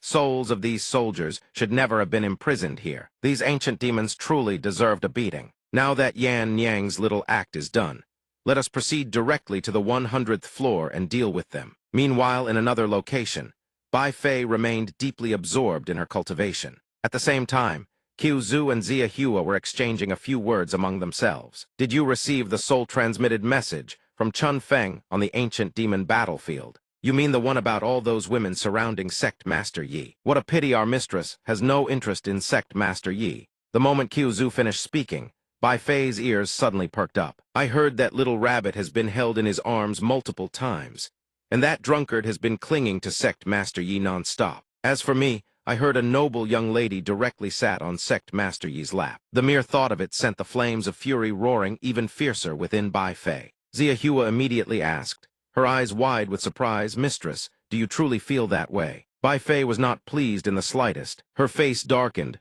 What kind of question is that? I'm suffering from chi deviation, all right. Confronted with Bai Fei's violent reaction, both could only add, Mistress, please take care of yourself. We hope those two can protect Sect Master Yi on the ancient demon battlefield and keep other women from seizing the opportunity. Otherwise, it will affect your cultivation speed. Meanwhile, Bai Fei could not stop thinking about Yi Yang on the 100th floor of the ancient demon battlefield. Yi Shen punched straight through from the 10th floor all the way to the 90th in an instant. We've been falling through this cavern for 3 days and 3 nights and still haven't reached the bottom. I'm scared to death. Yet contrary to everyone else, Yang Ning was lying peacefully in a corner, sleeping soundly without a care in the world. Fang Xing watched him, a mischievous thought forming in her mind. When junior brother sleeps, he really is adorable. Should I take this chance to ambush him? Sometime later, Xiao Bao crashed down below with tremendous force. Everyone slowly stepped forward, sweeping their gazes across the surroundings. We've finally arrived. Is this truly the legendary 100th floor? Crimson energy surges violently from both sides, startling Dun Nam. What's happening? From the sky, thunderbolts laced with lightning crash down, painting a scene of pure devastation. Dun Nam and Fang Xing stand frozen in shock. What the hell is that? Xu Wenfang pops several pills in rapid succession, instantly closing every gaping wound. Arriving at just the right moment, her strength fully restored, she rockets forward at breakneck speed. That's not all from the other side. Dong Yue continues unleashing a barrage of slashes. Before long, the giant hand is completely annihilated. But it doesn't end there. Something else materializes a colossal eye. Someone shouts, "What is that?" Dun Nam, with his towering arrogance, seems to have figured it out and raises a hand to calm everyone down. Everyone, don't panic. None of this is real. I'm picking up massive psychic energy signatures. This is the ancient demon king, an illusion conjured by the fierce king. Hearing this, the dark weapon venerable grows wary. Dear nephew, the fierce king is far more terrifying than you could ever imagine. Its ability is to turn the catastrophes imagined in your mind into reality. In simple terms, it possesses the power to create a pocket world of its own. Fang Xing, equipped with his profound knowledge, continues. The fierce king wields 2 types of abilities. The first creates an imaginary world layered over the real one, manifesting natural disasters and environments of catastrophic destruction. The second targets the enemy's soul directly, constructing a spiritual prison like a god locking its prey inside. Back in the Grand Labyrinth, the soul-imprisoning technique likely originated from the fierce king. One could even say that the ancient demon army's 10,000-year slumber was sustained entirely by the fierce king, continuously harvesting human souls as fuel, which is what revived the entire legion. They had acquired some knowledge of this. Correct. Over the past 30,000 years, the human souls I've claimed include countless armies of humanity and exorcist cultivators alike. Whether they launched preemptive strikes against the ancient demon army, or ventured into the human world to wreak havoc. I should actually thank you humans. You provided us with the precious energy needed to resurrect our forces. Su Yun and Guang Hui shout in unison, fury blazing in their eyes, shameless. These abominations must be exterminated. Only by killing it can we stop the ancient demon army from reviving endlessly. But the fierce king shows no fear. It laughs. How naive. All of you combined don't even amount to a single thought of mine. Humans dare challenge and slay a god. Ridiculous. The brat, perpetually wasted as always, points at it with drunken arrogance. You're proud of Jack Squat. Brother Yi, get up already and crush these bastards. The very next second, the fierce king drops a bombshell. You're still pinning your hopes on Yi Chen. He's already been sealed inside the perfect world I created living out a fantasy. He will never wake up. You have only yourselves to blame. Yi Chen was far too reckless, charging into the legendary 100th floor of the ancient demon battlefield, without a shred of caution, sleeping soundly with his guard completely down. This is the price of underestimating the ancient demon race. The brat hears this and furiously grabs him by the collar, shaking him violently. Brother Yi, but the fierce king wastes no words. He strikes without hesitation. World Eye Beam, I'll obliterate you all first. Not yet tired of living, Fang Xing counterattacks immediately. I was trained by my junior martial brother summon demon barrier. Black flame twin destruction. The beam rockets forward at terrifying speed, surpassing every obstacle in the blink of an eye. The demon barrier can't hold. Cracks begin to spiderweb across its surface. The very next instant, Fang Xing is critically wounded, coughing up blood. Xiao Bao and the others are blasted far away by the overwhelming force. The fierce king, having blocked the strongest among them, grows smug, How many of my attacks can you lot withstand combined? The answer shall be revealed shortly. Meanwhile, the brat is still desperately trying to wake the sleeper. Brother Yi, snap out of it already. On the other side, Yang Ning sinks deeper into a dream. Honey, I'm back from the market. The one calling out is none other than Bai Fei. This morning, I'll make your favorite breakfast. Are you hungry? At this scene, Yang Ning bolts upright, his face flushed red as a blushing maiden. Am I married? He looks around in bewilderment. Where am I? Am I actually married, being swindled out of money and love for so long by some wandering vagrant with no background? I really drew the short straw. In the distance, two small children squabble over the last pastry on the table. It's my turn this time, right? Mom said I'm the youngest, you should let me have it. Yang Ning picks up the pastry and splits it in half, one piece for each child. They're fair and square. Problem solved. Madam, your cooking is truly delicious. It tastes exactly like Imperial Palace cuisine. Hearing this, Bai Fei jolts, he's hit a nerve. Has my secret been discovered? Despite her unease, she forces composure. What nonsense are you spouting? You've never even tasted palace food. Have you now? Back in the Imperial Palace, Bai Fei issues an order. Go to the Imperial kitchen. Fetch me freshly baked egg tarts and load them up generously. The attendant is puzzled. Your Majesty, aren't you the one who hates sweets the most? She replies coolly, he likes them. Mind your own business. Yang Ning sits on the rooftop, grinning ear to ear. So the lady of the house is actually the empress of a nation. No wonder she always disappears without a trace. My wife is an empress. Before the subordinate departs, Bai Fei gives one final reminder. The rebellion in the West must be quelled within 10 days. I need a peaceful, prosperous kingdom so he can live out his quiet, ordinary life. Your servant obeys. After arriving in this world and casually marrying a woman, she turns out to be an empress. Talk about hitting the jackpot. Back to reality. Yang Ning savors the pastry and says, though I've never tasted Imperial kitchen dishes, my wife's cooking skills are this good, it surely can't be any worse. Contrasting his cheerfulness, she looks a bit grumpy. Save the sweet talk. I'm not falling for it. I cook for you because you're the only man in this house. Know your place. He replies, understood, but her words are immediately blown apart by their beloved daughter. Mom's lying again. Last time she said that as long as she could be with Dad, she'd give up the whole world. Seeing his little sister has blurted too much, the boy beside her quickly clamps a hand over her mouth. Mom never said that. Second treasure is talking nonsense, Mom. Please don't throw us in the Imperial dungeon. With the two kids meddling, Bai Fei's nerves are stretched taut as a bowstring. You two little rascals, you're absolutely incorrigible. As punishment, I'll have a third child to split your inheritance. Did you hear that, dear husband? It's not that I just want a third kid to punish these two brats. Do you understand? Before her blushing face, Yang Ning waves casually. Understood, understood. I'll prepare myself tonight.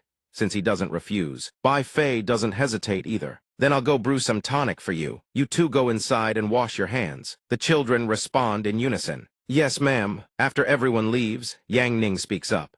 You must have thought this world was so perfect that I'd surely drown in it, lose myself and forget everything. But if this really is a perfect world, then why isn't Yan Yang in it? I'm not happy. Get out here now. In that instant, the fierce king materializes.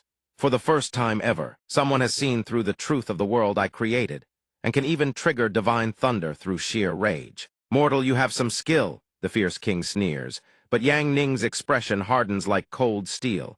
Fun's over. A fool like you dares call yourself the legendary source of catastrophe. The moment you intruded into my spiritual world, my passive skill soul law already had you. I was merely curious, what kind of world would you show me? You have disappointed me far too much. A miniature world of loss. The Savage King has finally revealed his true form. This is the world that I, the Savage King, created. How could I possibly let a mere human control the laws within it? I will obliterate this world and scatter your human souls to the winds. Yang Ning remains utterly unfazed, is heaven's chosen after all. He merely raises a single finger, and in the blink of an eye, the Savage King shrinks into a laughably tiny creature. Yang Ning casually seizes him by the neck. Fool, I am the boss here. A single thought from me and you vanish like smoke. But Lan Yu wants me to ask you something first, a list. A piece of the Supreme Sovereign's network across the human world, laid out over tens of thousands of years. A register of human traitors who have secretly pledged allegiance to him. The Savage King retorts defiantly. The Supreme Sovereign's network spans millions of humans, every noble house, every powerful clan in existence. How could I possibly tell you? Go ahead and kill me as you please. If I reveal even a single word, then consider me defeated. Upon hearing this, Yang Ning's interest is piqued. Oh, then let me take you somewhere fun. Let's see just how many seconds that backbone and loyalty of yours can endure. Let's go. The Savage King roars in fury. Despicable human. What game are you playing? Suddenly, Bai Fei appears behind him. Father of my child, you wish to leave. You would leave us behind. He steps forward and gently pats her head. Fool, we will meet again in the real world, I promise. Though sorrow fills her eyes, Bai Fei lets out a soft, quiet hum of acknowledgement. Elsewhere, the real Bai Fei in the true world senses everything that just transpired. She stands in contemplation, gazing into the distance. Will we truly meet in the real world? Ziahua watches her with a puzzled expression. What troubles you, my sovereign? Bai Fei answers. I feel as though I have just woken from an impossibly long dream, perhaps drawn by the immense laws of heaven and earth. In the spirit world, when Yang Ning struck, he planted a fragment of my divine consciousness within it as well. But it matters not. Everything now lies under Yang Ning's control. A pity it ended so quickly. Ziahua presses further. Ended what? But Bai Fei has lost interest in answering. Enough chatter. Tell Yang Ning not to contact me again. I have no desire to mingle with humans. Ziahua finally understands. So that is how it is. My sovereign is truly heartless. I wonder what sect master ye would think. The Nether Prison. After Yi Yang's soul hunter vocation advances, only the imprisoned evil spirit dimension remains. The Savage King howls, release me. Swiftly, Yang Ning touches down. The moment he enters the Nether Prison realm, every guard on duty bows in reverence. Welcome back, Warden. Meanwhile, the others are still struggling against the Savage King's true body. His relentless attacks threaten to reduce every last human to nothing. Hidden weapons, the Venerable cries out in sheer terror. I don't want to die. It's over, everything is finished. I'm still young, I haven't lived nearly enough.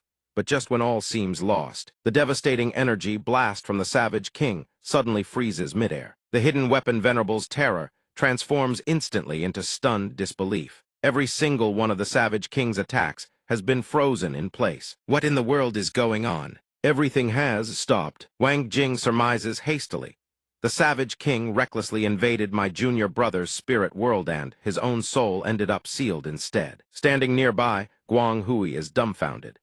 The Savage King is a deity capable of commanding tens of thousands of human souls simultaneously, and his own soul got sealed in return. The hidden weapon Venerable regains his composure and delivers his verdict. Look at this frozen world around us. It has been thoroughly and completely sealed. Moreover, his current predicament is likely far graver than any of us can imagine. Over on Chu Yun's side, heart-shaped bubbles float around her platform as she sighs wistfully. My DNA and maiden heart tremble for Yi Chen once more. The scene shifts without Sentimentalitido, the Nether Prison. The space within is ink black, exuding an atmosphere of utter desolation and dread. The Savage King, still seething after Yang Ning's soul-shattering stunt, burns with bitter fury. All of my power has been sealed by that wretched Yi Chen. Curse it, all confined to this mortal form once again. Even reduced to the frailty of a mortal, I will never submit. As the most powerful intellect of the ancient demon clan, even if my divine form remains trapped in the spirit world, I will safeguard the Supreme Sovereign's classified roster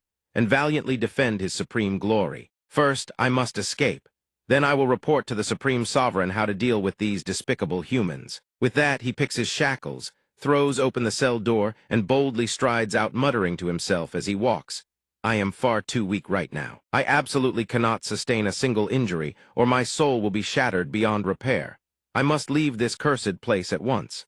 Just then, something scratches against the wall. A towering figure looms behind the Savage King. He whips around instantly. The figure approaches, speaking in a drawl, let me see, who has lost their way. Oh, a new little kitten, is it? You appear to be rather ill. I want to crack you open and extract the disease at its root, a high-level felon. Are you not? Cut open my belly? The Savage King breaks into a cold sweat. Without a moment's hesitation, he turns tail and flees as if a rabid dog were at his heels, screaming, stay the hell away from me. Inside his mind, that aura is terrifying. My instincts scream that this human is extremely dangerous. But Rags has no intention whatsoever of releasing prey he has already marked. Kitty, are you playing hide-and-seek with me? While running, the Savage King cannot help but wonder, what exactly has Yi Chen's private prison locked up in here? How can there be such terrifying humans? Maybe I can hide in this room. The moment he throws the door wide open, the Savage King finds a woman huddled in the corner. She is strikingly beautiful, with an air of gentle innocence about her. Mister, The savage king grins from ear to ear at the sight of her. Little girl, be a good lass and become my hostage. But she shows no fear whatsoever and instead asks, "Oh, do you think I'm pretty?" The savage king, oblivious to the danger, replies, "Very pretty. But I'm afraid you'll have to endure a little hardship now." Suddenly her expression darkens, and it looks utterly terrifying. "Oh, and what about now?" She is a demoness, dear felon. It seems the savage king has stepped on yet another landmine. "What the hell is this?" he replies, his face stiff with forced composure. "Very pretty." The demoness stares at the savage king and declares, "You're lying, liars must be punished." In the next instant, she cleaves the savage king's hand clean off. The demoness wields a massive pair of scissors, her expression utterly terrifying. The savage king clutches his severed stump, screaming as he flees. My hand, but the moment he bursts outside, he runs straight into rags again. He does not hesitate for even a heartbeat. I have to get out of here fast, but he immediately trips and falls flat on his face. He whips his head back. The savage king trembles violently. Don't come any closer." Right at that moment, the clown steps forward, pats him on the shoulder, and says, "You all right there, buddy? These vicious bastards are bullying newcomers again. Go on ahead." The fierce king crosses his arms and stands up. "Thanks." But after only a few steps, his face darkens and he freezes. What sound is that? Explosives. The third entity to appear is an S-rank fierce, Fiend the Dark Knight clown. The fierce king had just fired off his SOS signal when the bomb detonated with a thunderous boom. White smoke billowed outward and gradually dissipated, revealing the once dominant fierce god now beaten to a pulp. At this moment, Yang Ning finally reveals himself. "I know you've got backbone and will keep the secret to the end, but these vicious ones are far more terrifying than you imagined. Their methods run deeper than you think. If you want to hand over the list, you'll have to beg me." The Dark Knight clown steps forward and pleads, "Forgive me, Warden. I wish to borrow this little cat for a moment." The fierce king's brow twitches upon hearing this. "What?" Yang Ning agrees without a moment's hesitation. "Go ahead." The fierce king can only wail in misery, "Save me. Don't come closer, don't touch me. You're humans, damn it." 30,000 years ago, the supreme sovereign sits upon his throne, gazing down, and declares, after this sovereign battled the three supreme human powerhouses, "Though I slew them, the energy I expended was far too great. I have no choice but to enter a state of slumber first. However, as long as my arrangements hold, our clan will certainly return once more. Now proceed with your final reports." Upon hearing this, all subordinates bow in unison.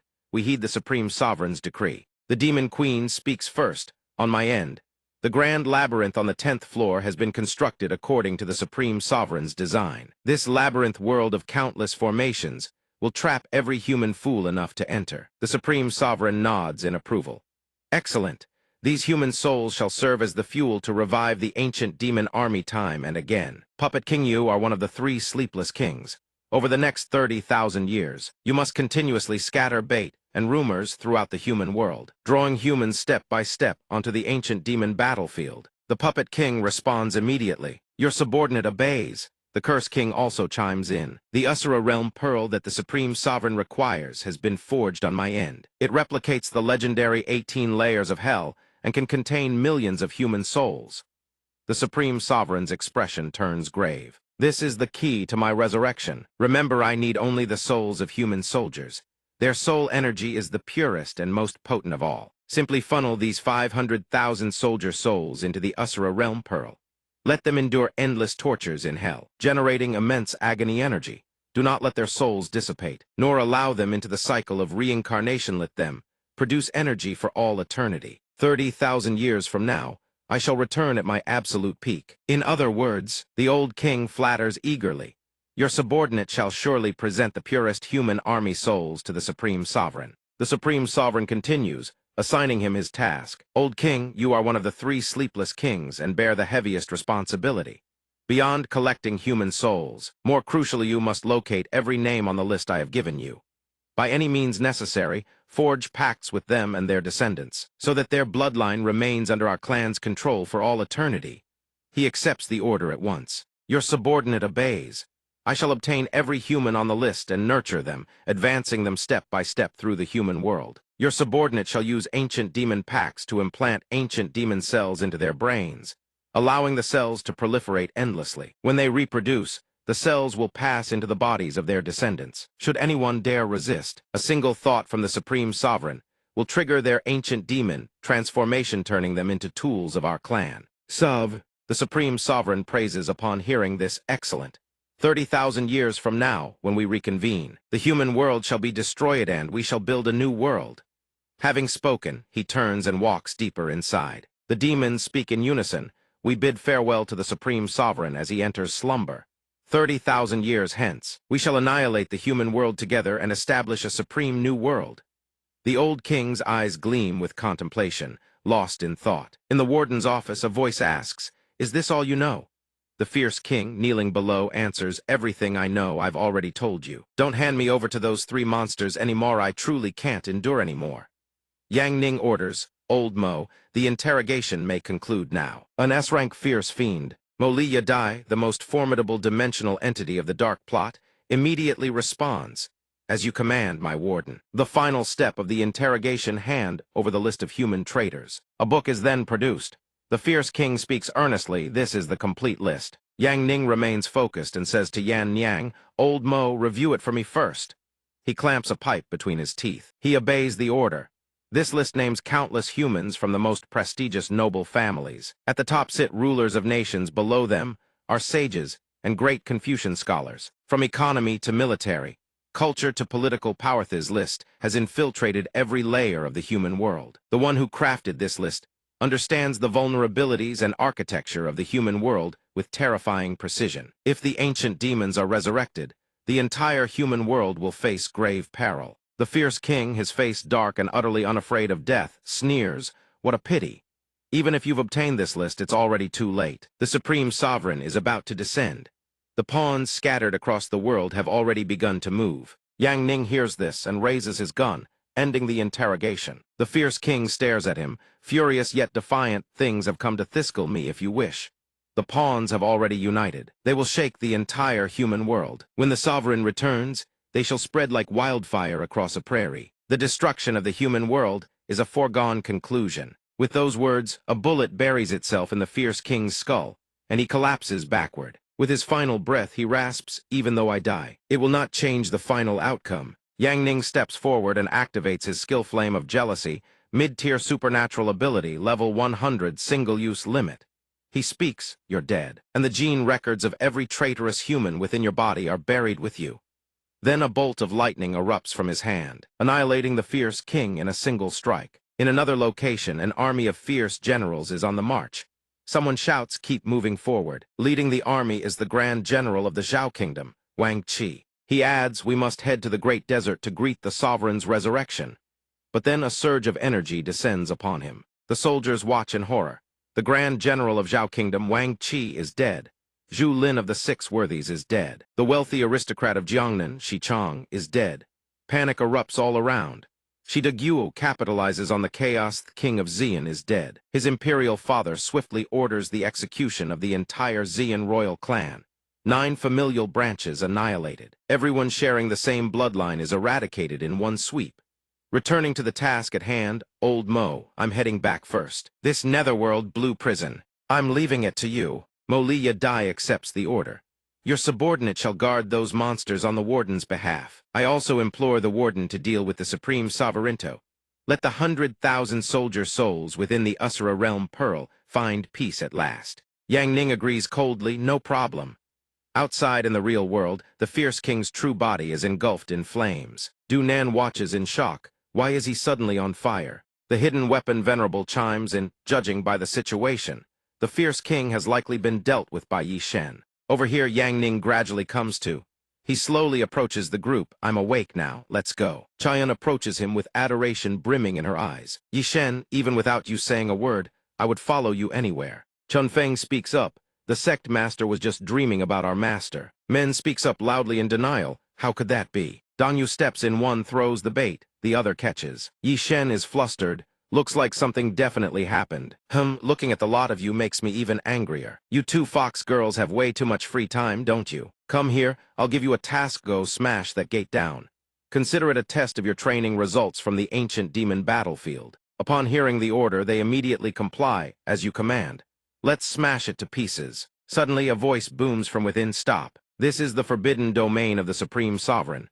Insects, halt your steps. Those who trespass shall die." The hidden weapon venerable recognizes the source and speaks, 10,000 beast slaves, a controller of 10,000 beasts, twin pearl spirits among the ancient demon kings. Fang Xing grows wary the strength of these twin sisters surpasses even the fierce kings. 2 fox girls' thighs will be troublesome. Chunfeng says with delight, a good dog doesn't block the road. The twin pearl spirit queen retorts instantly, a weak fox clan dares to act insolent. Then from the ground, a sprout emerges, rapidly growing into a towering tegu demon-devouring orchid. Sensing danger, Chunfeng screams, "Dodge no." Dongyu dodges in time, but Chunfeng takes a brutal beating. Dongyu assesses the situation and offers her insight, Chunfeng, circle around and smash the door down. She replies, got it. She immediately charges forward, but the red-haired little spirit steps up to block her path. Halt, how strange. You 2 Fox clan members actually side with humans. Since ancient times, the Fox clan has always been enslaved by the ancient demons. Only through us can you ensure true prosperity.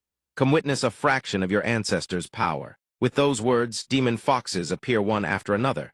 3 of them turn back in unison. Chunfeng's eyes widen in shock.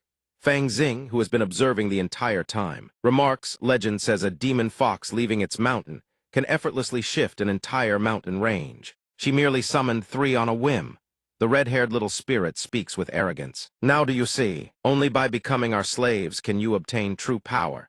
Siding with feeble humans leads nowhere. You 2 fools. Chunfeng seethes with rage upon hearing this. Tui, the sect master is not weak, he's 10,000 times stronger than you, you old hag. The spirit's face darkens the instant she hears that address. Old hag, you are courting death. Then let's settle this once and for all. The demon fox immediately surges forward toward Spring Wind. She's fuming with rage, no bring it on. She'll take them all. The 2 clash head-on without hesitation. The demon fox unleashes the battle fox ascending dragon strike. Overwhelmed in an instant, Spring Wind is sent hurtling backward. She clutches her arm, gasping for breath. What terrifying force. Half her body has gone completely numb. The small red-haired sprite flashes a mocking grin. Well, how does it feel? I'd have thought your ancestors would be this strong too. Kneel and submit at our feet already. Hearing this, Spring Wind still refuses to back down. Don't make me laugh. I'll crush you and your summoned beast. She lunges forward, wreathing herself in the blood-burning demon protection kill fist. Spring Wind moves with blistering speed, striking at her target. Fang Xing watches from the sideline, overjoyed. Wonderful, the little fox is actually suppressing her opponent. But the hidden weapon venerable behind him speaks grimly, Nosh isn't. These 2 young foxes, though forged in the harrowing crucible of the ancient demon, battlefield rising from mere demon soldiers, to lord-level existences here, still facing an ancient demon king of legend. Spring Wind is heaving with exhaustion when the demon fox suddenly lunges, jaws gaping wide. In a single savage bite, it snaps up Spring Wind's body. East Moon dashes over in a panic. Suddenly, a blue-haired sprite materializes from within Spring Wind's soul. Little treasure, eyes on me. You cannot afford to lose focus. East Moon, distracted by concern for her companion, takes a devastating blow. Spring Wind, muscles bulging with raw power, bellows to reassure her, don't worry. I won't lose, I can take this. The blue-haired sprite continues her tirade. A flying celestial spirit foxo. I've always wanted to raise one of those. Among the Spirit King clan, we simply adore keeping foxes as pets. You lot are practically our exclusive playthings. How dare you cling to humans? East Moon can't hold back any longer and curses under her breath. Go to hell. The green-haired sprite sneers at Yang Ning. That pale-faced bookworm, what could he possibly teach you? Claiming to grant you true power, that one behind you certainly has an inflated opinion of himself. It's time to release the preliminary training limiters on that little fox. Yang Ning snaps his finger, and Spring Wind's power surges exponentially. East Moon receives the same treatment. Limiters released. Next stage, battle fox fusion. Their eyes blaze with searing flames, brimming with the will to fight. East Moon and Spring Wind erupt with overwhelming power. The hidden weapon venerable gapes in astonishment. Primordial battle fox, ultimate combat evolution of the Fox clan. The 2 merge completely, and even their fox tails unfurl to their full, magnificent extent. Emerging cloud, Guanghui watches, equally stunned. Spring Wind and East Moon have fused into their primordial battle fox form, the ultimate state. Fang Xing observes and can't help but marvel. Is junior brother some kind of creator god? He's evolved both types of battle fox to their ultimate forms. The twin spirit sisters stare at the spectacle, equally dumbfounded. 3 demon foxes redirect their assault. The fused form of Wind and Moon lets out a low growl, instantly sending the red-haired sprite flying. Tears of fury brim in the green-haired sprite's eyes. Sister, that wretched fox, how dare it resist our supreme and exalted ancient demon tribe? With that, she summons a divine dragon. The fused form shows no weakness, now die. Summoning coiled dragon. In a single devastating strike, the dragon is swatted aside. The green-haired sprite watches in horror. The fused form dispatches the dragon effortlessly, then speaks with dripping contempt, the supreme and exalted ancient demon tribe. It materializes behind the green-haired sprite in a flash, resting a hand atop her head, and unleashes a savage, bone-chilling laugh. The sprite finally knows further. Without mercy, the fused form strikes her down. Chu Yun watches from below, commenting coolly, all dead. The spirit king sisters turned out to be even weaker than the primordial battle fox. The hidden weapon venerable shouts a warning. She's lost it. She's probably gone completely berserkivrion beyond guard. Yang Ning, however, remains utterly calm. Continue, breach the gate. The fused form responds instantly, understood. She rockets straight toward the massive gate, rears back her fist, and hurls every ounce of force into a single punch. A colossal sphere of energy erupts from her fist. At that exact moment, a figure materializes before Itand laughs. The sphere slams directly into the mysterious being. A thunderous explosion rips through the air, dust and debris billowing skyward. The fused form freezes in stunned silence. When the smoke clears, the mysterious figure stands revealed. Finally, something that makes me feel truly alive, exhilarating. The hidden weapon venerable screams in terror. That's the prison king. A transcendent tier existence among the demon kings. Guang Hui speaks as well. Another one continuously killing ancient demon kings, only to be sealed away eternally by the supreme sovereign. The prison king speaks again. A worthy opponent has finally drawn me out. And so here I stand. Yang Ning, meanwhile, remains fully engrossed with Yan Niang, unable to tear himself away. On the 101st floor of the ancient demon battlefield, the demon queen speaks in the final moments before the supreme sovereign descends. You must guard the gate to the ancient demon grand hall. The prison king hears this and replies, no need for more words. If Yi Chen is truly as powerful as they say, then give me a glorious battle. I will hold nothing back. Yi Chen, I'm coming for you. The hidden weapon venerable provides some context. The prison king is a pure warrior who seeks only victory, and the only king among the ancient demons who never slaughters the innocent. Guang Hui continues, legend has it that in his eyes, there are only the strong and the weak. He eternally challenges the strong and absolutely never bullies the weak. The prison king once slaughtered 15 ancient demon kings in a single breathal to protect a single human infant. Of the 24 ancient demon kings, his rampage left only 9 standing. For this, the prison king earned the supreme sovereign's eternal rat hand, was sealed away for all time. The fused fox form speaks up, I don't care what kind of king you are. If you dare block this gate, I'll smash you to pieces. She charges straight at him, unleashing the primordial annihilation fist. But in the blink of an eye, the fused fox's expression twists in shock. The prison king blocks her strike with a single finger.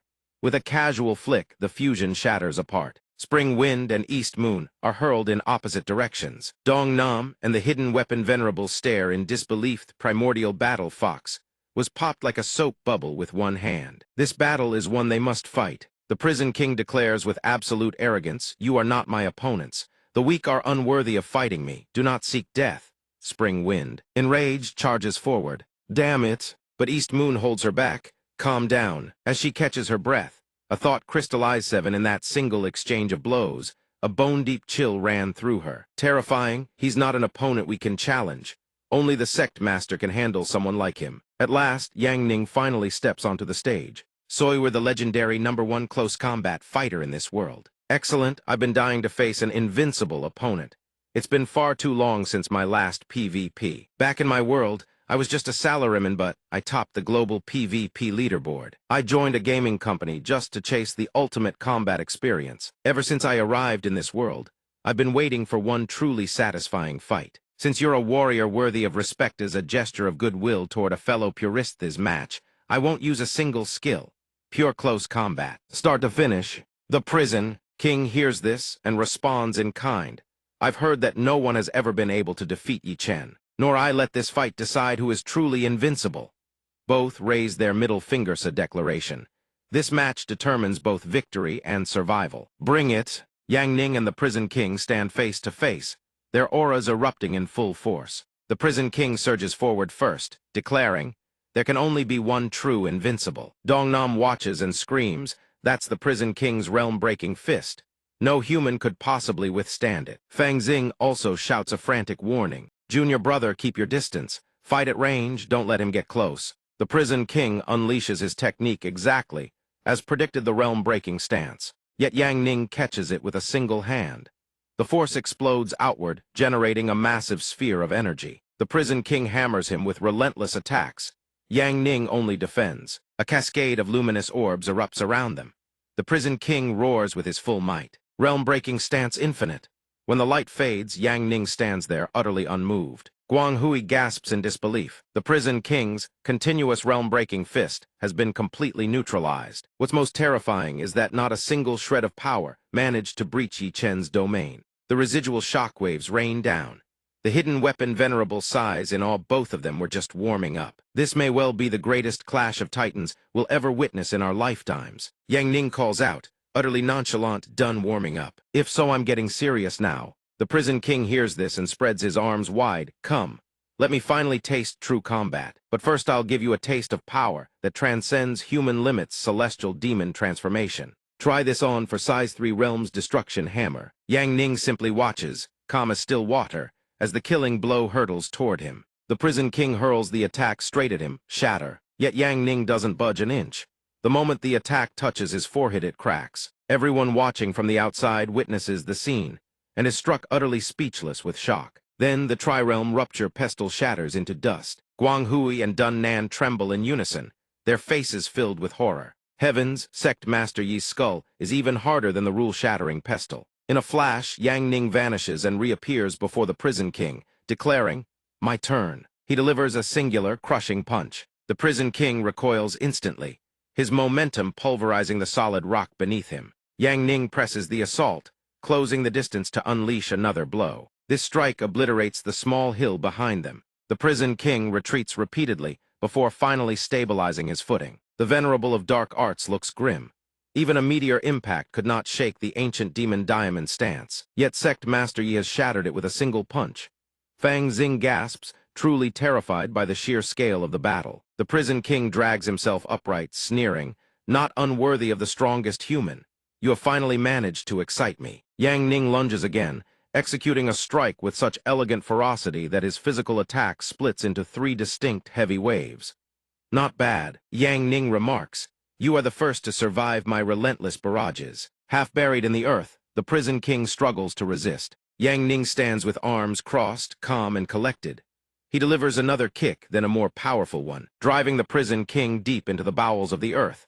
The descent seems endless. Finding that insufficient, Yang Ning delivers yet another strike, driving them both down to the 101st floor of the ancient demon battlefield. With one more crushing stomp, Yang Ning forces the prison king into a pool of blood-red water. Seeing this, Yang Ning feels a flicker of surprise. The prison king erupts with a deafening roar, his power surging like a super celestial demon transformation. "I never expected a mere human to force me into this state.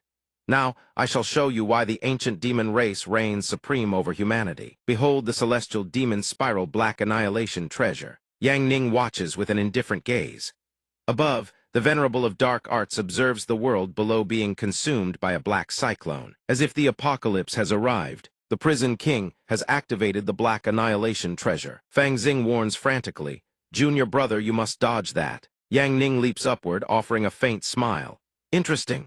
Without hesitation, he dives directly into the swirling vortex. The prison king is stunned. Yang Ning flies straight at him, head-butting him with full force. Yang Ning is exhilarated. The prison king breaks his shackles and lunges in to meet him. A massive sphere manifests before Yang Ning. Without a moment's doubt, he vaults to the very summit of the orb. The prison king booms, "Welcome to my domain." The prison god's gravity field descends with 10,000-fold pressure. A book falls from Yang Ning's person, and he panics. The prison god's gravity domain. Yang Ning sinks down in a state of agitation.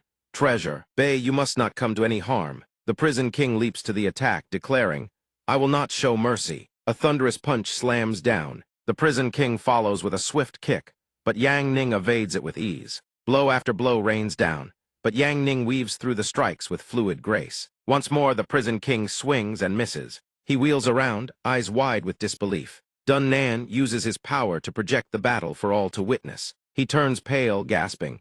Is this truly the battle of supreme experts? The prison king must be losing his mind. The venerable of dark arts nods in agreement. The prison king is truly terrifying when he loses control. Only in this state of absolute rage is he the true prison king. The prison king is driven to madness. Yi Chen, do you dare to evade my absolute killing blow? He manifests the demon annihilation giant statue. Yang Ning remains focused only on DI letter 1EC5M Nuong. Thank goodness she is safe. Now let us continue. As he turns, the demon annihilation giant statue charges. Yang Ning remains perfectly calm, merely raising a hand. The moment the statue's fist makes contact, the arm disintegrates. The prison god's field flickers and the sphere is enveloped in shifting, phantasmagorical light. The prison king is sent flying by Yang Ning, his body crashing through mountain after mountain before plummeting back into the crimson pool. As he rises, he gasps, I have always pursued the peak of martial Tao. I have yet to see the end of power. How could I fall here? I cannot be defeated. Unleashing the final form, the ultimate celestial demon body, he screams, I cannot lose. Raising his head, the prison king bellows, reverse the stars. Yi Chen withstand my strongest blow. Yang Ning remains serene. Only DI letter 1EC5M Nuong could ever disturb his composure. I understand. Since you have single-mindedly pursued strength, I shall grant you the respect of a true warrior. Observing closely, Yang Ning allows his power to erupt. The prison king lunges to kill. Yang Ning raises his hand. Let me allow you to experience a layer of power you could never hope to reach. Reality shatters. A blinding light manifestation of Yang Ning's power descends as a super heavy blade strike, tearing the void asunder. A vortex appears above the prison king. He turns, his expression one of profound awe. The void is severed, I see it. Finally, I see the power I have searched for. Thank you. The prison king's form begins to fade. He dissolves into the void, and the spatial rift begins to expand. Space itself is torn apart. Fang Xing and the others are frozen in shock. Guang Hui, having regained his senses, stammers, Heavens, Yi Chen just shattered the world with one blow. Fang Xing asks in disbelief, is this truly A-grade power as he claimed? Yang Ning appears and confirms, naturally it is A-grade. She immediately calls him junior brother. Yang Ning smiles softly. I only used a fraction of my strength. Come, let us go deal with the sovereign. In the Four Seas city, a cluster of buildings appears. In a tavern, a woman walks in gracefully.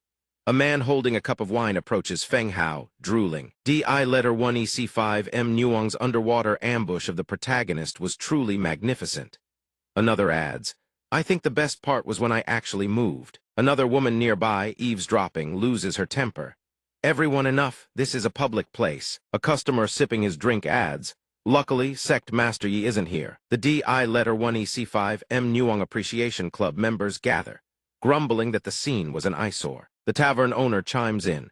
It truly feels like something is missing without Sect Master Yi here. Moreover, DI letter 1EC5M Nuong is truly a masterpiece. Miss Li enters the tavern, followed by a chicken. The owner greets her 2 liang of daughter's wine, and a plate of dried beans, as usual. Seeing her looking around curiously, someone says, Li, don't look, Miss Sect Master Yi has gone out and hasn't returned yet. She flushes, blushing deeply. Nonsense, who cares about him? I am just looking for a seat. Sitting before the tavern owner, he teases her. I understand. In this lawless world of demons, the Four Seas region has been peaceful for a long time, largely because Brother Yi stands guard. Suddenly a shrill scream echoes outside. Demons, run, she has killed so many, run. Before they can finish their sentence, the demon tears them apart with hidden wires. Feng Hao and the owner rush out, bewildered. What is happening? An old man runs past. She is a nation-destroying level demon. It's the Puppet King. Why did she have to choose the moment Sect Master Yi went to the Great Desert? The Puppet King radiates a fierce aura. I only asked for direction, Sui. Are you running? The entire Zai Yuan kingdom will be destroyed. Run or stay, you will all die. Save your energy and struggle in hell. The tavern owner steps forward to block her. I will find a way to stall her. Get everyone in Four Seas City to the outer gates. Miss Li speaks up, owner, I fear we won't make it out. The Puppet King observes the gathered crowd with curiosity. Oh, humans coming to me on their own initiative at a time like this. Excellent, tell me, human, where is the Tam Jiang Tavern? The owner grits his teeth and snaps back. Why do you seek the tavern? The Puppet King answers without hesitation. Yi Chen destroyed the 10,000-year barrier of the Supreme Sovereign and burned him to death. I am here to execute the spies in the human world and seek revenge. I am under the orders of the Supreme Sovereign to slaughter all his drinking buddies while he is away. Upon hearing this, the tavern owner bursts into laughter. So that is how it is. Yi Chen did brilliantly. His drinking buddies are proud of him. A few of our lives are a worthy trade for that flame. You can ask all you want, but the Puppet King already knows everything. You didn't even bother disguising yourself, boss. Truth is, your intelligence network has been under my control the entire time. Then let's go, take me to your tavern. The boss here surely won't dare refuse. Puppet. The Puppet King reaches out as well, threads of attack trailing from her fingers. The cord slices clean through the tavern boss's arm. The man screams in agony. Feng Hao sees the situation going south and charges forward. He hurls a devastating punch straight at the Puppet King. The moment her vision is blocked, Feng Hao glances back and shouts, "Take the boss! Get back to the tavern now. Sect Master Yi once sighed, as long as everyone stays inside the tavern, they'll be safe." She clamps one hand over her blinded eyes, the other seizing his throat, and curses. "You wretched little brat." The Puppet King strides to the tavern entrance, Feng Hao dangling from her grip, and declares with seething fury, "Friends of Yi Chen, let's go. We're heading to the tavern. Rest assured I won't kill you all at once. I'll slowly strip the souls and skin from every last one of you. Over tens of thousands of years, I've accumulated vast experience in tormenting humans. When Yi Chen sees your wretched state, he'll surely weep." She then sets foot upon the threshold. However, the Puppet King quickly senses something deeply wrong. The tavern is radiating a dazzling, brilliant light. She murmurs in bewilderment, "What on earth is this?" The oppressive aura is overwhelming. The spiritual essence of this peach tree is 10,000 times fiercer than the primordial demon tree of the Spirit King. And why can she sense an aura completely different from the sacred dragon and phoenix beasts of the ancient demon race? Wei-Thai's broom inside her chi-si towers even higher than the heavens. What in the world is going on? No good, something is terribly wrong with this tavern. I need to get out of here now. Strange, I can't move anymore. At this very moment, a golden dragon materializes in the void.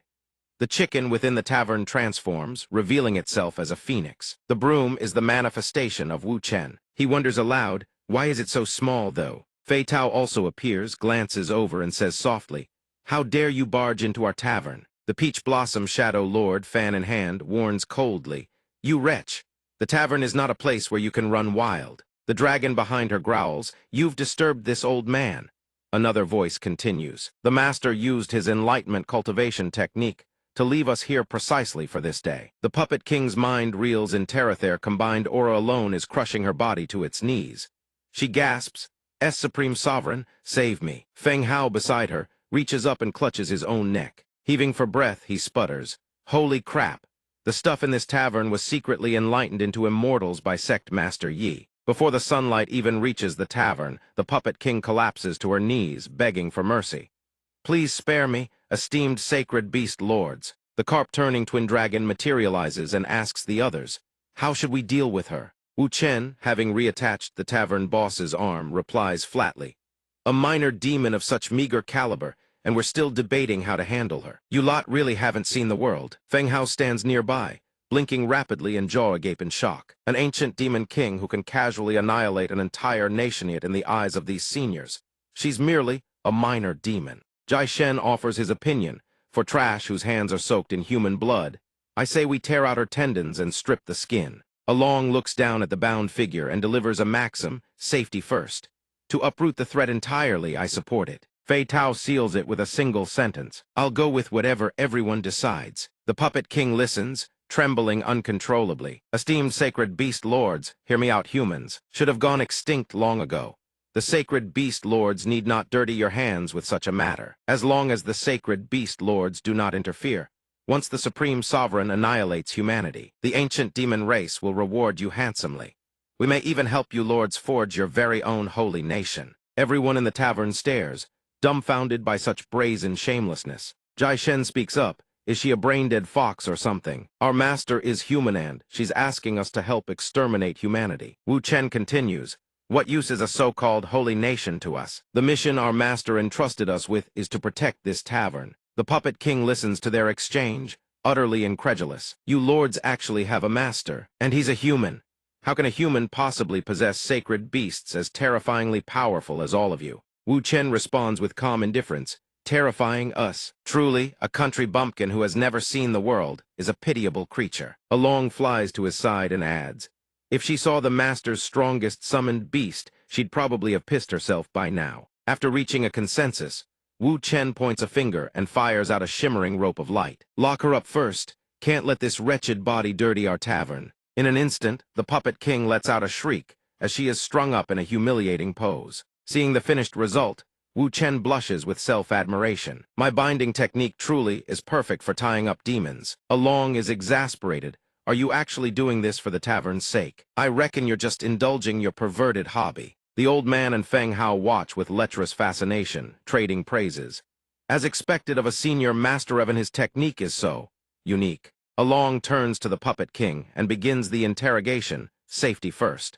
Before we deal with you, I'm going to ask a few questions. Answer honestly. Before a single blow is struck, she declares defiantly, esteemed sacred beast lords, although I dare not resist you, I will absolutely never reveal any information regarding the Supreme Sovereign. To your worst, I couldn't care less about you lot. Wu Chen turns to Fei Tao and asks, Little Tao, do we have the intelligence we need? She replies, I've already read her soul waves. When the prison king battled with the master, the Supreme Sovereign had already arrived above the skies of Sihai City, alongside the ancient demon king. They plan to annihilate the Wang Zai Yuan kingdom, starting with Sihai City. First, Sihai City holds special value to the ancient demon race, a secret only the Supreme Sovereign knows. Second, they intend to take revenge against the master, and will blood-bathe the most important tavern belonging to the master. Hearing the battle plans laid bare, the puppet king is stricken with terror. How did you know? I never betrayed the Supreme Sovereign, Wu Chen explains calmly. Along was merely conducting preliminary reconnaissance. As long as you heard the question, whether you answer or not, your brain automatically generates the information. Little Tao's soul reading extracts everything we want. Jai Shen exudes a terrifying oppressive aura. With all of us stationed here, anyone who dares lay a finger on the master's most important tavern will pay the price. Now then, it's time to deal with you. The puppet king listens, gnashing her teeth in silent endurance. Fei Tao covers her mouth and giggles, offering a gentle reminder, this is only half of the puppet king's body. She's always been cautious. This half was merely sent to scout the path. Along hears this and makes a demand, safety first. Jai Shen, you know what to do. Clean it up nicely. Hearing she's about to be disposed of, the puppet king screams a desperate threat. What do you think you're doing? The Supreme Sovereign will never forgive you. Jai Shen's eyes flash with killing intent. Then tell him to come. He extends his razor-sharp claws toward the puppet king's skull. Above the skies of Sihai City, a group of figures hangs suspended in the void, watching.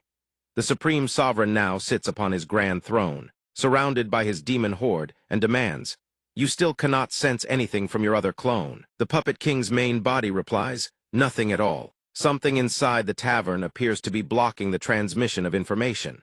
Moreover, I have a deeply unsettling premonition. Hearing this, the Supreme Sovereign decides, then allow me to forcibly link to your soul. These petty tricks of the Wuji sect master, can they truly block us? But the puppet king suddenly clutches her chest, trembling violently. Something's wrong, and she explodes. The Supreme Sovereign beside her startles in shock. Then fury overtakes him. They've destroyed both bodies of the puppet king. Could there be some hidden power within that tavern? According to our intelligence, the disciples of the Wuji sect master could not possibly contend with a king-tier entity. Blood King, you and Insect King go investigate. They respond in unison, we obey. Then the scene shifts back to the tavern. The Blood King steps forward, radiating immense pressure. A mere tavern, flatten it for me. He summons the Blood Corpse Legion. Superbly cool. Alai speaks up first. The Blood Corpse Legion awaits the master's command. The Blood King laughs gleefully and orders, go, turn everyone inside Yi Chen's tavern into blood slaves for me. The Legion instantly acknowledges the order. Yes, Master. Standing behind the Blood King, Alai cautiously speaks up. Master, the puppet king already perished in that tavern. Should we exercise a bit more caution? The Blood King responds without the slightest reservation, belittling his subordinate. That wooden-headed puppet was simply too weak. Our great blood race army has annihilated hundreds of human nations. Can we not conquer a mere tavern? Alai immediately reminds him. Humans have a saying, caution above all. This servant suggests leading a small squad to scout the tavern first. The Blood King hears this and smiles with praise. Very well. You have followed me for 10,000 years. We have carved through countless massacres together.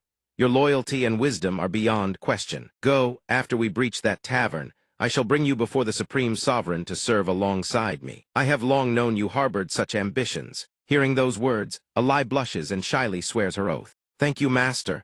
Alai swears unwavering loyalty unto death never to change. Standing at the head of the legion, she shouts her command, move out. We advance on the tavern at once. Suddenly, a golden dragon materializes behind the tavern. She jolts in shock, her mouth falling open in stunned disbelief. The other blood corpses have already dropped to their knees. Only she barely holds on, straining against the pressure. They've been raising a divine beast inside that tavern. Its aura suppresses the 8 desolations, and there's a true phoenix that specifically counters our blood race.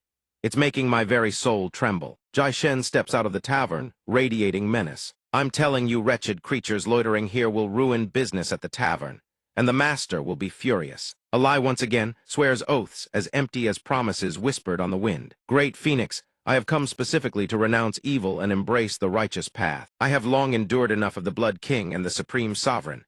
In this life, I am loyal only to you. Her followers behind her can only shake their heads in exasperation. Jai Shen, however, responds coldly, I have no authority to take in pets.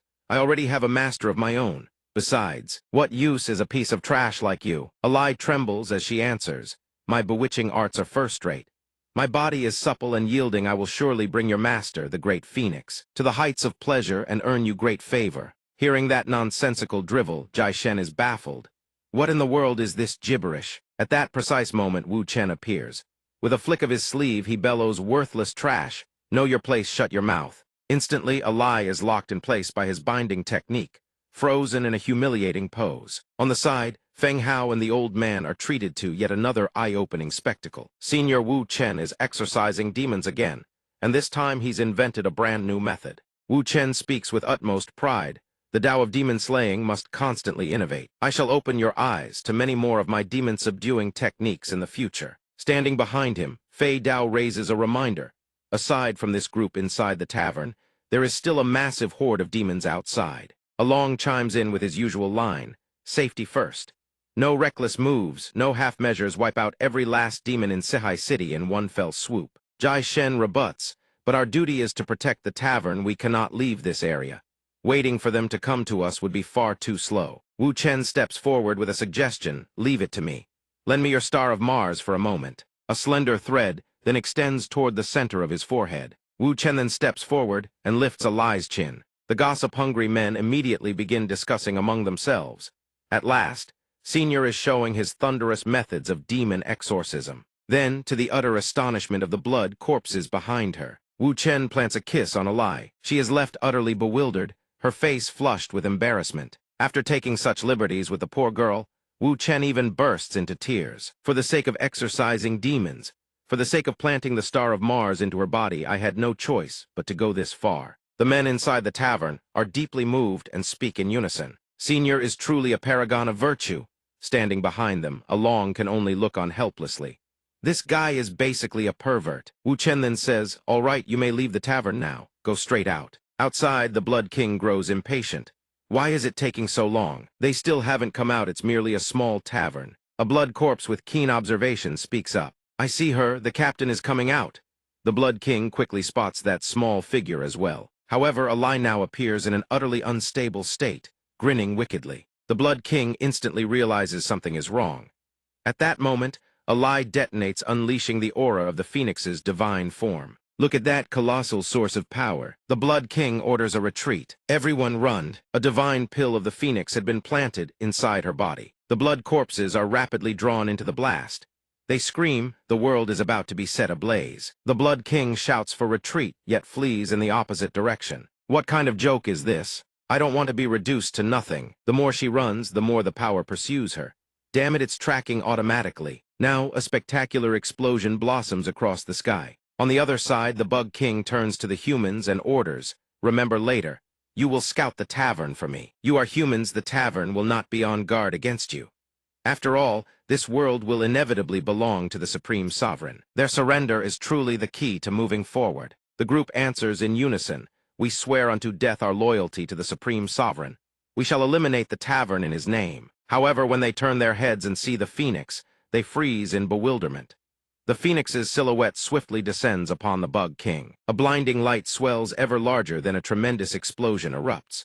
The people nearby look on with ashen faces and lament, "What the? Could it be that the 4 seniors Sect master ye left behind just destroyed all of Sihai City?" Wu Chen, however, casually turns away, pretending not to notice. "What fine weather we're having today." Fei Dao doesn't miss a beat either. Little Dao has some urgent business to attend to. Yet another massive explosion erupts in the distance. Watching this scene unfold from the side, the Supreme Sovereign offers his praise. The tavern's counterattack is rather interesting. The demon counselor folds his arms and observes. The enemy within the tavern dispatched the Blood King, his entire legion, and the Bug King with a single move. The demon zombie then submits a request, "Your Majesty, please allow this subordinate to go and deal with the tavern." The Supreme Sovereign speaks, "Sending you one at a time. Someone capable of obliterating both the Blood King and the Bug King barely warrants this sovereign making a move." The demon zombie then suggests a vicious plan. "Supreme Sovereign, just let the entire tavern perish." The Supreme Sovereign extends his hand. "Come here." Swiftly, a massive dark shadow descends upon the tavern's entrance. The old man inside the tavern, gazing at the calm after the storm, sighs in relief. The storm of the ancient demon king thanks to these seniors. It's finally over. Miss Li chimes in, "We must drink with the seniors until none of us can stand. Especially Senior Wu Chen, I must have him teach me the demon-binding arts." But Wu Chen's face darkens as he responds, "Old man, this storm has only just begun. The Supreme Sovereign can be called the most formidable enemy the human world has faced in 30,000 years. What makes him terrifying is that he is not merely a powerful cultivator. He is a ruler who commands the world itself." Wu Chen's eyes betray a depth of astonishment he cannot conceal. Outside the tavern, the Supreme Sovereign's arm has already reached forward. Feng Hao and the old man cry out in shock. Is that the legendary heaven-destroying giant palm? The Supreme Sovereign's palm strikes down, yet it shatters upon impact. Massive chunks of debris scatter in every direction, but the tavern remains completely unscathed. Along quickly reassures everyone, Don't be afraid." Jai Shen steps forward to explain. The barrier the master placed around the tavern is of exceedingly high caliber. Even the Supreme Sovereign himself cannot breach it. At that moment, Wu Chen suddenly senses something amiss. Strange, he suddenly withdrew his hand. The tavern shows not a single scratch. The protective barrier shields it completely from the falling rubble. On the Supreme Sovereign's end, he praises without end. The Wuji Sect Master is truly cunning, layering interconnected formations to protect it, just waiting for me to walk into the trap. Interesting, how very interesting. The Demon Counselor exclaims, "How is this possible?" The Supreme Sovereign is provoked into fury. He thinks I'll play his game of unraveling formations. I will swiftly show him the difference between a warrior who pursues the pinnacle of strength and a sovereign who forges an entirely new world. The blood-colored landscape scroll awakens. Instantly the scroll expands, radiating an eerie black light. The demon zombie sees it and grins from ear to ear. I never imagined that in my remaining years, I would be fortunate enough to witness the Supreme Sovereign's landscape scroll. Each time it is activated, 3 million souls are required as fuel. This time, tens of thousands across the entire Zai Yuan kingdom have been sacrificed. The Demon Counselor grows ecstatic. I'm positively thrilled. The Supreme Sovereign finally uses the mountain and river painting as his instrument. With Sihai City as the raw material, he forges it into our tribe's most powerful divine treasure. Sihai City grows impossibly dark. The commoners stare upward. Bewildered, has a massive blood-colored formation appeared in the sky. Several cultivators shoot into the air at once. The tribulation hasn't even ended yet. Let's go up and take a look. On the other side, the Sovereign grows ecstatic beyond measure. Once the blood-colored mountain and river painting refines all of Sihai City, it will birth a weapon of world-ending caliber, and that will be the very moment the world is annihilated. It begins.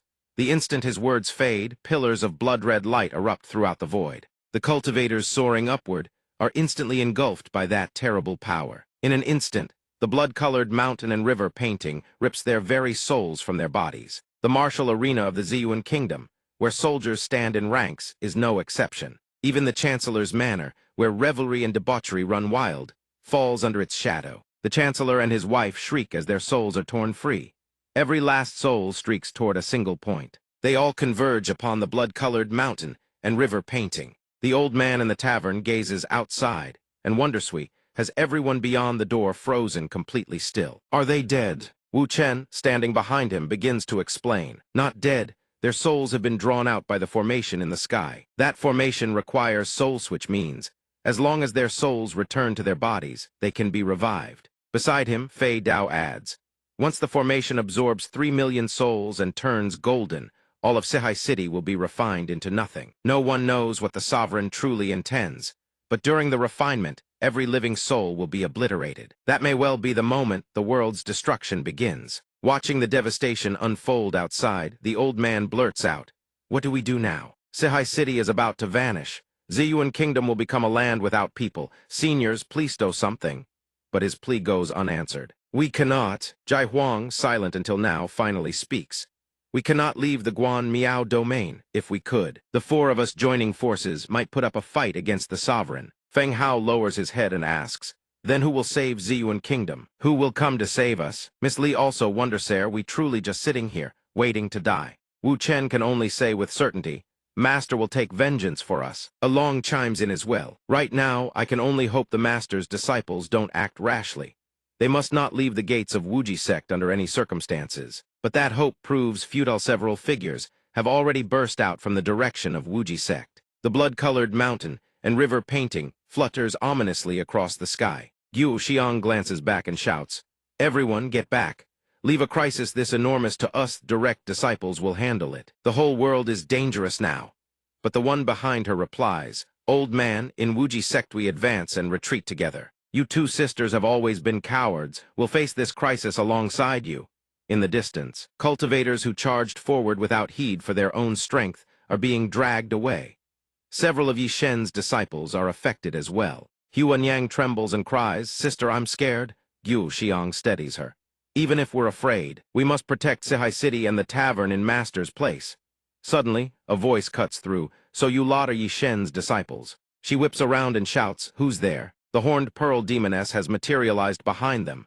She sneers, you think. Someone of your caliber can save the world. Yi Shen's disciples are poorly disciplined. Let me teach you a proper lesson.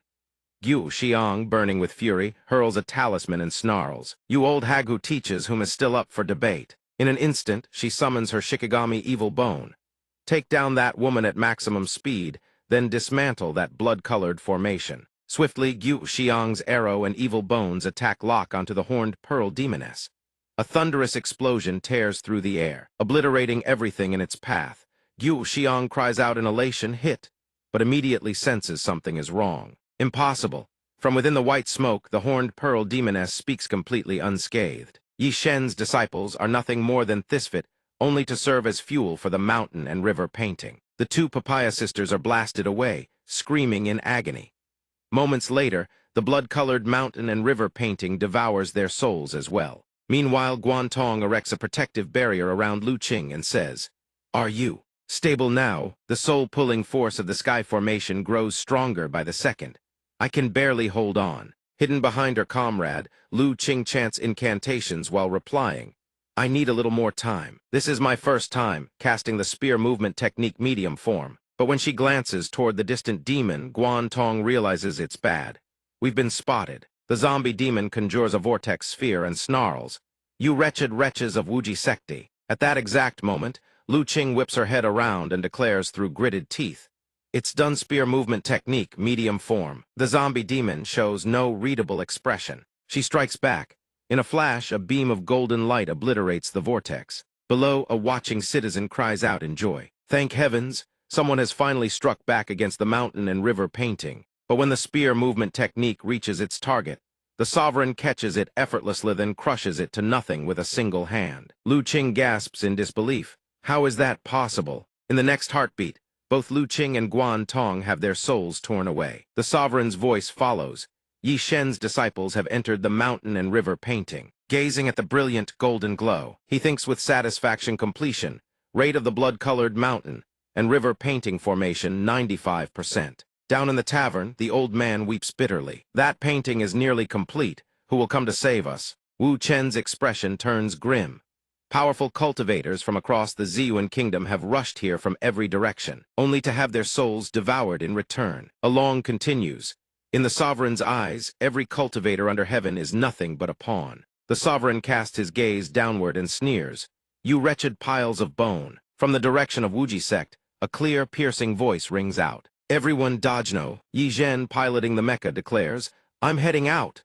The other junior sisters rush to stop her. Second senior sister, that's just an engineering puppet master gave you for digging. You'll be walking straight to your death. The steward bird perched atop the mecha also pleads.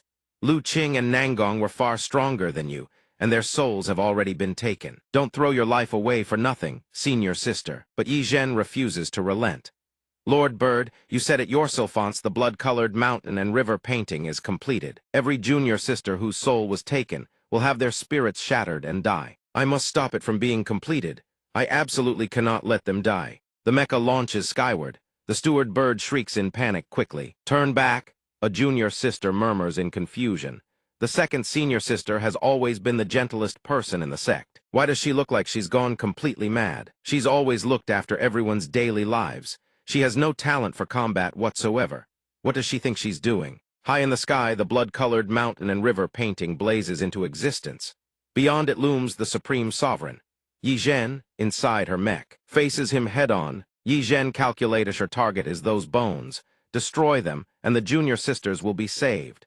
Master and the senior sister won't have to grieve. Everyone can return to a peaceful, happy life. You absolutely cannot die. A little closer, I have to get closer. The mecha that Master forged is incredibly sturdy. I can break through. At the same moment, the Phantom Shadow Guard Legion surges out to block her path. Mortals are forbidden from entering the Sovereign's domain. They unleash a relentless barrage upon Yi Zhen. As she closes in on the Sovereign, she keeps urging herself on, hold on. Master's mecha can withstand the firepower. Facing Yi Zhen, he cannot help but wonder, why do humans do this? Inside the cockpit, tears stream down her face. She makes her decision to perish together. Every last one of you junior sister Siu had better come back to me. Her hand darts toward the red button. 6 months ago, on a rooftop, Yang Ning and Yi Zhen converse. What do you want? He asks. You're the devoted #1 caretaker of everyone in Wuji Sect.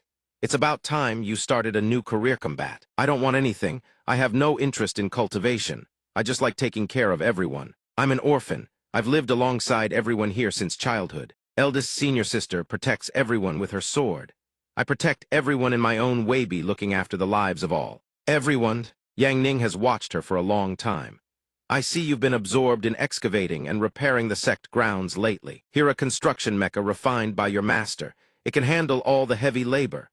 Holding the small cleaning robot in her hands, she beams. Thank you, master, I love it. He continues, I hear you don't even have a proper name. From now on, you're Yi Zhen, meaning precious jewel. She turns to look at him. Master. Returning to the present, Yi Zhen steels herself with unwavering resolve. Thank you, master. I'm glad to be called a jewel. Now it's my turn to protect everyone. In moments, she pilots the mecha straight before the sovereign. Without a moment's hesitation, she moves to press the red button. But in that very instant, Yang Ning appears at her side. Yi Zhen turns to his master in shock. Master, why is it you? He replies calmly. How could your master teach you to self-destruct? This keyboard is how your master summons his ride. Now let me take the wheel, I'll handle this. A colossal surge of power erupts before the Supreme Sovereign. He watches the robot nose soaring away, in an entirely new form, utterly bewildered. The robot now bears a shape completely different from before, radiating an oppressive pressure that makes one's very soul tremble. Even the Supreme Sovereign himself senses the ominous shift. Wu Chen below also realizes his master has returned. Fei Dao cries out in joy, the old master is finally back. The formation is nearly complete, will we make it in time? Yang Ning shoves the lever forward once more. In an instant, a barrage of devastating slashes rains down. The formation array shatters into countless fragments. The onlookers watching from the tavern gasp in shock. The scarlet landscape painting has been destroyed, completely and utterly. Along watches and praises without restraint. As expected of the master, Jai Shen nearby remarks nonchalantly. A world-grade artifact, and the master just dealt with it in a single strike. The Supreme Sovereign pulls the souls back toward himself and declares, the landscape painting is destroyed. This sovereign has no more use for these soul remnants. These 3 million souls shall be imprisoned within this Asura world pearl for all eternity. Yang Ning responds coolly, simple enough, then I just need to destroy you. Yi Zhen confronts the merciless enemy, commanding the release of every soul and soldier spirit imprisoned for 30,000 years. The Supreme Sovereign retaliates without hesitation. You can't even claim a single soul. You and every remaining human soul shall be devoured by me." With that, he transforms into his immortal demon lord battle form. The Supreme Sovereign raves on. "I will consume the souls of every last human." Yang Ning remains cold and unmoved. Below, the old man and Feng Hao exchange words so gleeful, one terrified. This is a heaven-annihilating strike capable of leveling an entire city. Sect Master Yi, be careful. You cannot withstand this blade of destruction. Yet Yang Ning simply raises his robot's arm, points straight at his enemy, and declares, "You're the one I'm coming for." Wu Chen and Fei Dao are left speechless when he charges in head-on with the mech. The Supreme Sovereign swings his arm down and roars, "My single slash can rend heaven and earth asunder." Die! Yang Ning refuses to be outdone. He launches himself forward, closing the distance, and unleashes his super-heavy strike. From the Supreme Sovereign's side, he too cleaves downward heaven-rending annihilation slash. Two pillars of light clash against each other in the night sky. The Supreme Sovereign cannot believe his eyes. How is this possible? I, the Supreme Sovereign, cannot defeat a mere piece of scrap metal. Impossible. You disguised this worthless tin can into something this powerful. I refuse to accept this. In the void beyond the planet, the ship's hatch opens. 100,000 treacherous human cultivators cry out in disbelief. We were told that surrendering to the Supreme Sovereign would spare our lives. What is this place? Where are we? I can't breathe. SOS. At this moment, Yang Ning pilots the robot to face the Supreme Sovereign head-on. Smoke billows beneath their feet as the situation grows truly tense. The Supreme Sovereign's reckless banter cannot halt the reborn immortal demon lord. Ye Sheniming, even one step. The old man is driven to madness, utterly powerless against Yang Ning. He screams, determined to strike once more. Then he launches himself at Yang Ning. Seeing the stubborn fool refuse to relent, Yang Ning pulls his leg back, building momentum ready to deliver a kick that would send the man into the heavens. "You like flying." He punts the old man skyward. That single kick launches the Supreme Sovereign clear off the planet. He rockets upward, hurtling past the galactic expanse. Seeing the Supreme Sovereign about to vanish from sight, Yang Ning has no intention of letting him escape. He activates the robot, channeling all energy into its feet. "Don't you dare run." Then he shoots skyward, pursuing the Supreme Sovereign at blinding speed. And so begins their game of the hunted runs, the hunter chases. Yang Ning's speed surpasses even a bolt from a divine bow. Across the starlit void, two streaks of light blaze through the heavens. The Supreme Sovereign, seeing Yang Ning has caught up, shows no fear. Instead, he turns back with a fierce grin. "I was waiting for you to follow." The words barely leave his lips before they clash in a chaotic brawl. No technique. No finesse, nothing but raw power and primal instinct. The sky shatters with every exchange of annihilation slashes. The more they fight, the fiercer it becomes. Yang Ning's punch shatters several of the old man's teeth. Get lost. The blow is so devastating the Supreme Sovereign cannot even resist. The old man is sent reeling backward. In that instant, Yang Ning seizes him by the ankle. He spins the old man round and round before hurling him with tremendous force. Begone! The Supreme Sovereign is sent crashing into a nearby asteroid. Pushed to this extent, the Supreme Sovereign can no longer hold back his ultimate technique. He never imagined that after countless years of domination, he would be forced to resort to this. I have envisioned countless times the moment I would first unleash this technique.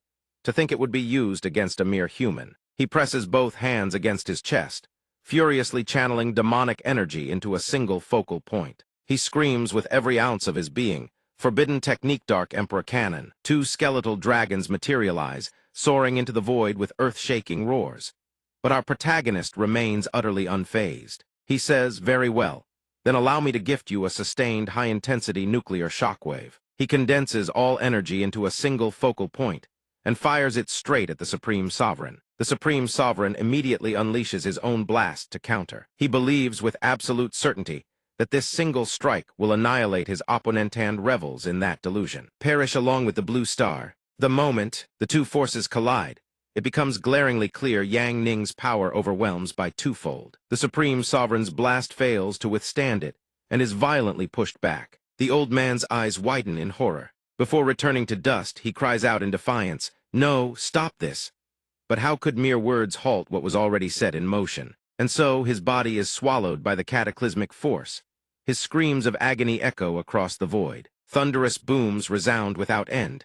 His body is all but obliterated. The sphere within his abdomen begins to crack boom. The sphere shatters completely. Hundreds of thousands of souls are liberated from their prison. They race toward the blue star, returning to their original bodies. One by one, the awakened souls find themselves restored to their flesh. We're back. Someone saved us. Yang Ning's female disciples gradually regain consciousness as well, crying out in elation. Malia Dai, seeing that everyone has returned safely, offers her deepest gratitude with a bow. Rise, learning of their resilience, Yang Ning is genuinely pleased. Well done, everyone. Those in the tavern, seeing him, weep tears of joy. I knew you would return to protect us. With Sect Master Yi here, old masters like us can finally retire in peace. Sect Master Yi, tonight we drink until we can no longer stand. Yang Ning smiles faintly, bidding them farewell with a promise to meet again. Tomorrow I'll head back to the sect first. I've been away long enough. Tomorrow we'll have ourselves a proper feast and drink our fill. With that, he turns to Leva, not forgetting to call for Yi Zhen. Yi Zhen, let's go. She obediently runs after him. Yes, master. In the great desert, a pair of feet bearing shackles that look extraordinarily familiar steps forward at a slow, measured pace. He stops just 3 meters away and softly calls out to the woman before him. Prefect, my lord. She crosses her arms and glances over her shoulder. You've arrived. He bows his head deeply.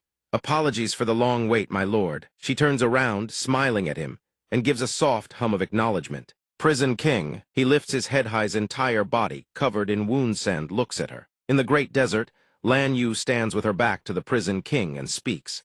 Master held back, spared your life by casting you into the void. You owe the Wuji sect a life debt. Yi Chen could kill me as easily as flipping his hand, he replies, pressing a hand to his wounds. I do indeed owe the Wuji sect a life debt. Whatever you need from me, Lan Yu, just say the word. Lan Yu turns to face him. I won't hide anything from you. The demon bloodline within me will fully awaken very soon. And what I become in the end will give you your answer. I do know, he answers gently.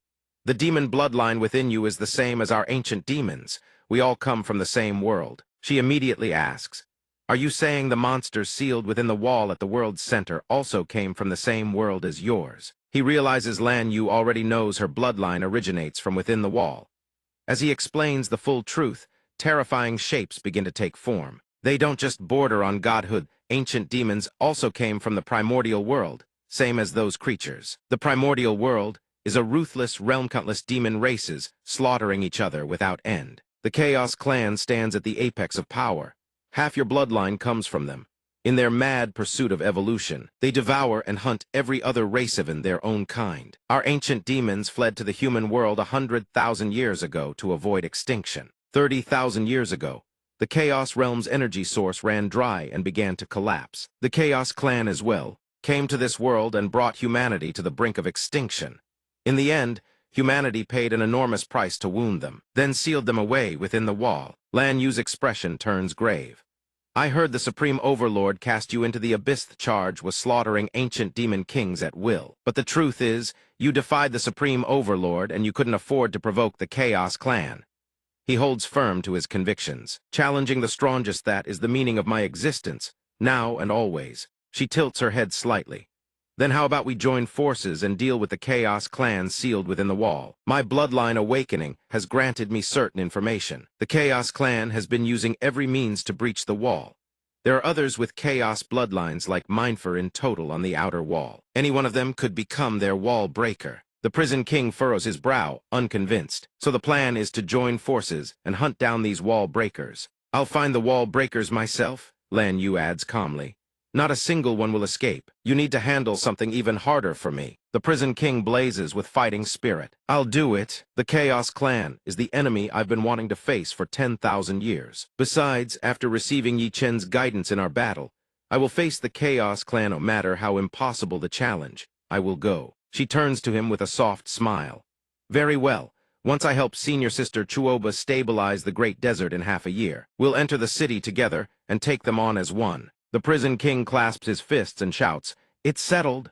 3 months later on the streets of Sihai City, Yandu cheerfully posts flyers as she talks. After finishing this street, we move on to the next one, she says. Ling Luoxu snatches one of the papers, her voice laced with irritation. Who told you to post these? But Master's been missing for over a month, Yandu stammers. We've tried everything, there's not a single lead. I'm out of ideas too, she admits. Ling Luoxu's tone turns severe. No, Yi Chen's disappearance must absolutely not be made public. Right now, Master is the guardian deity of all East Yuan. Without him here, every demon and monster will come swarming in. Yan Du cuts in immediately. With Master's heaven-reaching abilities, there's no way anyone could scheme against him. Could he have gone back to his homeland on Earth? Ling Luoxu grows worried hearing this and voices the question. If Master went home, he wouldn't leave without saying goodbye. Something must have happened, something completely unexpected. Don't panic, everyone, Zio Gui reassures. Don't forget we have already hired Sihai City's top detective. He's been investigating for a while now, and there's been a new lead recently. Everyone head back to the Sect first. At the Wuji Sect's sparring grounds, Yan Du suddenly speaks up. The detective isn't he that fat guy from the Yan Niang Club? Zio Gui responds. Don't underestimate him. Sure, he looks like a sleazy pervert on the surface, but he actually has a 100% case-solving rate in Sihai City. Tiangu chuckles lightly. You flatter me. Zhaoxi chimes in suspiciously. Every time you hit a tough case, don't you just use Yan Niang's photos to get Sect Master Yi to help you out? Tiangu's expression sours with irritation. Anyway, Yi Chen is like a brother to me. This mysterious disappearance, I've searched the entire city and gathered some key leads. Let me share them with everyone. At the bookshop, an old man was hollering and demanding justice. Yi Chen borrowed my manuscript and still hasn't returned it. Where are you? And there's a young man clutching papers with explicit illustrations, wailing his eyes out.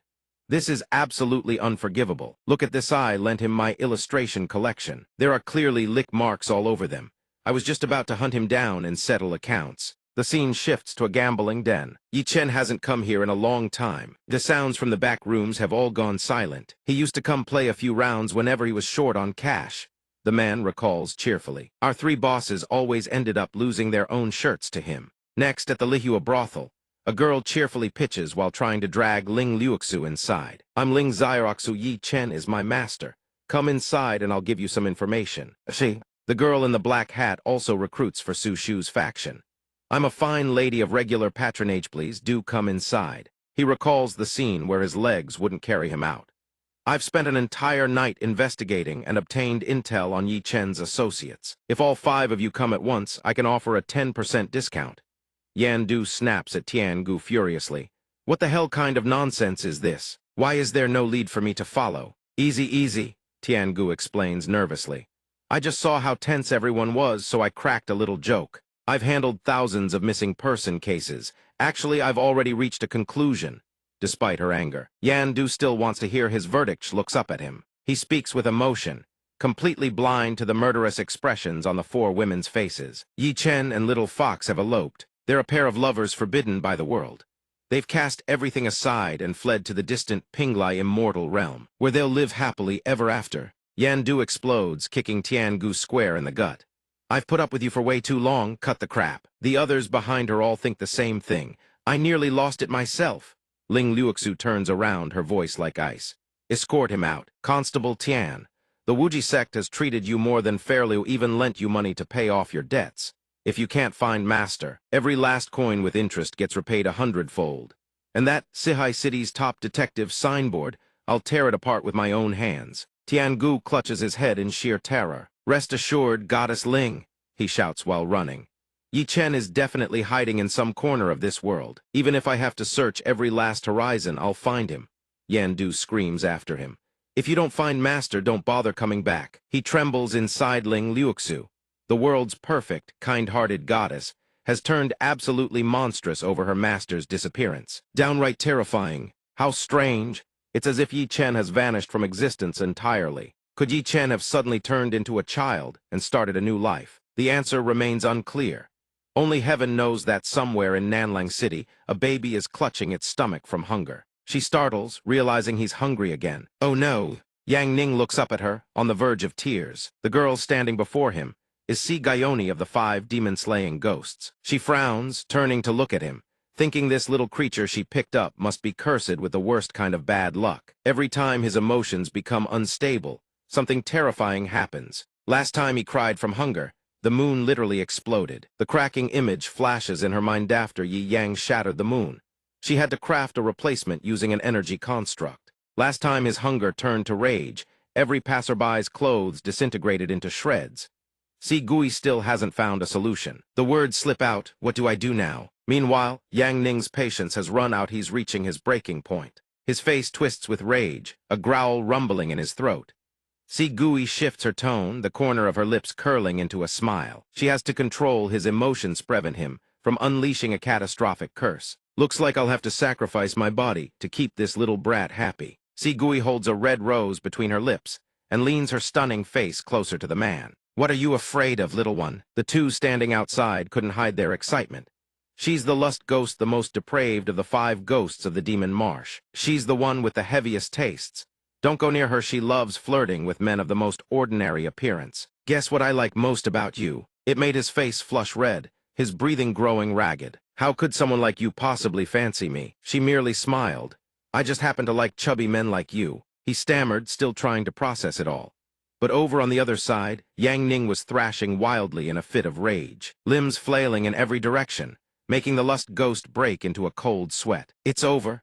Raising a child really does burn through money, and there goes another outfit. Tears streamed down the man's face. So you already have a child. Don't you dare violate me. The lust ghost stared blankly. Hey, he's not mine. I picked him up off the street. At that moment, no one knew why the plains had turned into an abyss. This time it was her turn to well up with tears. She had led him straight into the most goddamn romantic entanglement imaginable. Hurry up and feed him. If you don't, the world will be destroyed. Over on Yang Ning's side, he was still rolling around on the ground with all his might, wailing ceaselessly. Before long, Yang Ning was brought to an eatery. He devoured everything in sight, stuffing his mouth ravenously. In no time, tray after tray of pastries was stacked high across the table. His monstrous appetite left even the waitstaff stunned. The lust ghost slumped across the table, looking utterly wretched. I'm about to go bankrupt, for crying out loud. Forget it, you'll be dead in 3 days anyway. The money's useless by then. Picking you up at a time like this is nothing but a cursed fate. Fine, I'll take you home. Atop a mountain peak, within a small, weathered temple, voices echoed through the halls. I'm back. The lust ghost strolled in, Yang Ning tucked under her arm like a sack of grain, entering the rebel resistance's makeshift stronghold. A voice rang out from inside. The lust ghost is back. I won the bet. I knew she still couldn't seduce a single man, the girl inside said smugly. You lose. Tonight you're spending the night at the pleasure pavilion to serve this old lady. It turned out this girl's name was the glutton ghost. Fan Shu merely smiled and pointed toward her. Look carefully, the one who ultimately lost is you. She brought a man back with her. Only then did the glutton ghost notice Yang Ning cradled neatly under the lust ghost's arm. When did he fall asleep? The glutton ghost gasped in surprise. So the lust ghost finally has a kid of her own. A monk, calm as still water, chimed in. When you visit the pleasure pavilion, remember to sleep with 5 girls tonight. The glutton ghost heard this and flew into a rage. Cut the nonsense. I'll call the 5 mountain stronghold leaders to replace you, Leng Liuxu. From outside, the little ghost trudged in wearily, a child dangling from her hand. I'm back too. Today was absolutely exhausting. The lust ghost glanced over lazily. Huh, the little ghost sighed tiredly. The strongest part-timer just broke a new record again. Today, she single-handedly lured 200 customers to the pleasure pavilion in one go. Lingnan had just opened for business. The lust ghost looked at her and sighed. You'd take any part-time job just to afford alcohol? The little ghost replied matter-of-factly, obviously. Then she suddenly looked down in surprise. Oh, a kid. Little Bao, held in the little ghost's arms, suddenly felt something strange. This aura, this suffocating pressure, it was terrifying. As expected. It was Uncle. Why was Uncle here? The little ghost furiously jabbed a finger at her. Lust ghost, have you lost your mind? We're about to march into certain death, and you picked up a brat. Get that crap out of here. The lust ghost retorted. Little Bao, aren't you the one who always carries her around everywhere? The little ghost raised her voice. How can an ordinary child compare to little Bao, who carries the bloodline of the dragon clan? Standing next to little Bao, the kid would be scared witless and piss himself. But in the very next instant, she froze in shock, her gaze snapping toward the 2 children. Wait, little Bao is kneeling. She's kowtowing frantically before Yang Ning. Uncle, I'm sorry. Little Bao must not have done well enough. Which is why you came looking for me yourself. I'm sorry. Little Bao won't dare do it again. The 2 women immediately asked in unison. Huh, little Bao, what are you doing? Little Bao instantly went stiff. Oh no, the secret about Uncle disguising himself as a child can't be exposed. I have to help Uncle hide this. Should I silence the little ghost permanently instead? The glutton ghost, still reeling from shock, remarked. Little Bao is already making friends with the new kid. She really is well behaved. Fan Shu's expression turned grave in an instant. This is bad, something is approaching us, and the numbers are enormous. Hearing those words, the lust ghost and the little ghost tensed their gazes. The glutton ghost and Fan Shu also raised their guard. Above, flying warships streaked toward the temple entrance like shooting stars. The demon commission, the council that orchestrated humanity's annihilation, was here. Panic rippled through everyone inside. Fan Shu spoke cautiously. They're the three great demon envoys of the demon commission, the ones charged with planning humanity's eradication. We've been tracked. What do we do now? I fear a traitor among the humans has already exposed our movements. A furious gale roared across the sky. Trees shook violently, and leaves scattered in all directions. The four stepped outside. The lust ghost assessed the situation. We few carry the entire human resistance on our shoulders. Our mission is to assassinate the chairman of the demon commission. Now that they've found us, we're in deep trouble. The three demon envoys leapt from their warships, streams of blazing energy trailing behind them. Their landing shattered the ground, earth and rock cracked apart, sending debris flying everywhere. The glutton ghost rushed forward in alarm. We haven't acquired the assassination divine artifact yet. We're no match for the three great demon envoys. I'll hold them off. The lust ghost immediately threw out her arm to block the girl's path. Let me handle it. Use your unique technique to teleport everyone into the spatial fold. Hurry, we can't beat them anyway. If one person has to die, let it be me alone. Take care of that cursed child for me, he must survive. The white-bearded demon envoy regarded her with cold indifference. So, you're the lust ghost, the one who couldn't make it onto the heaven ranking. Is this the best the humans could send to resist us? The pink-haired demon envoy sneered.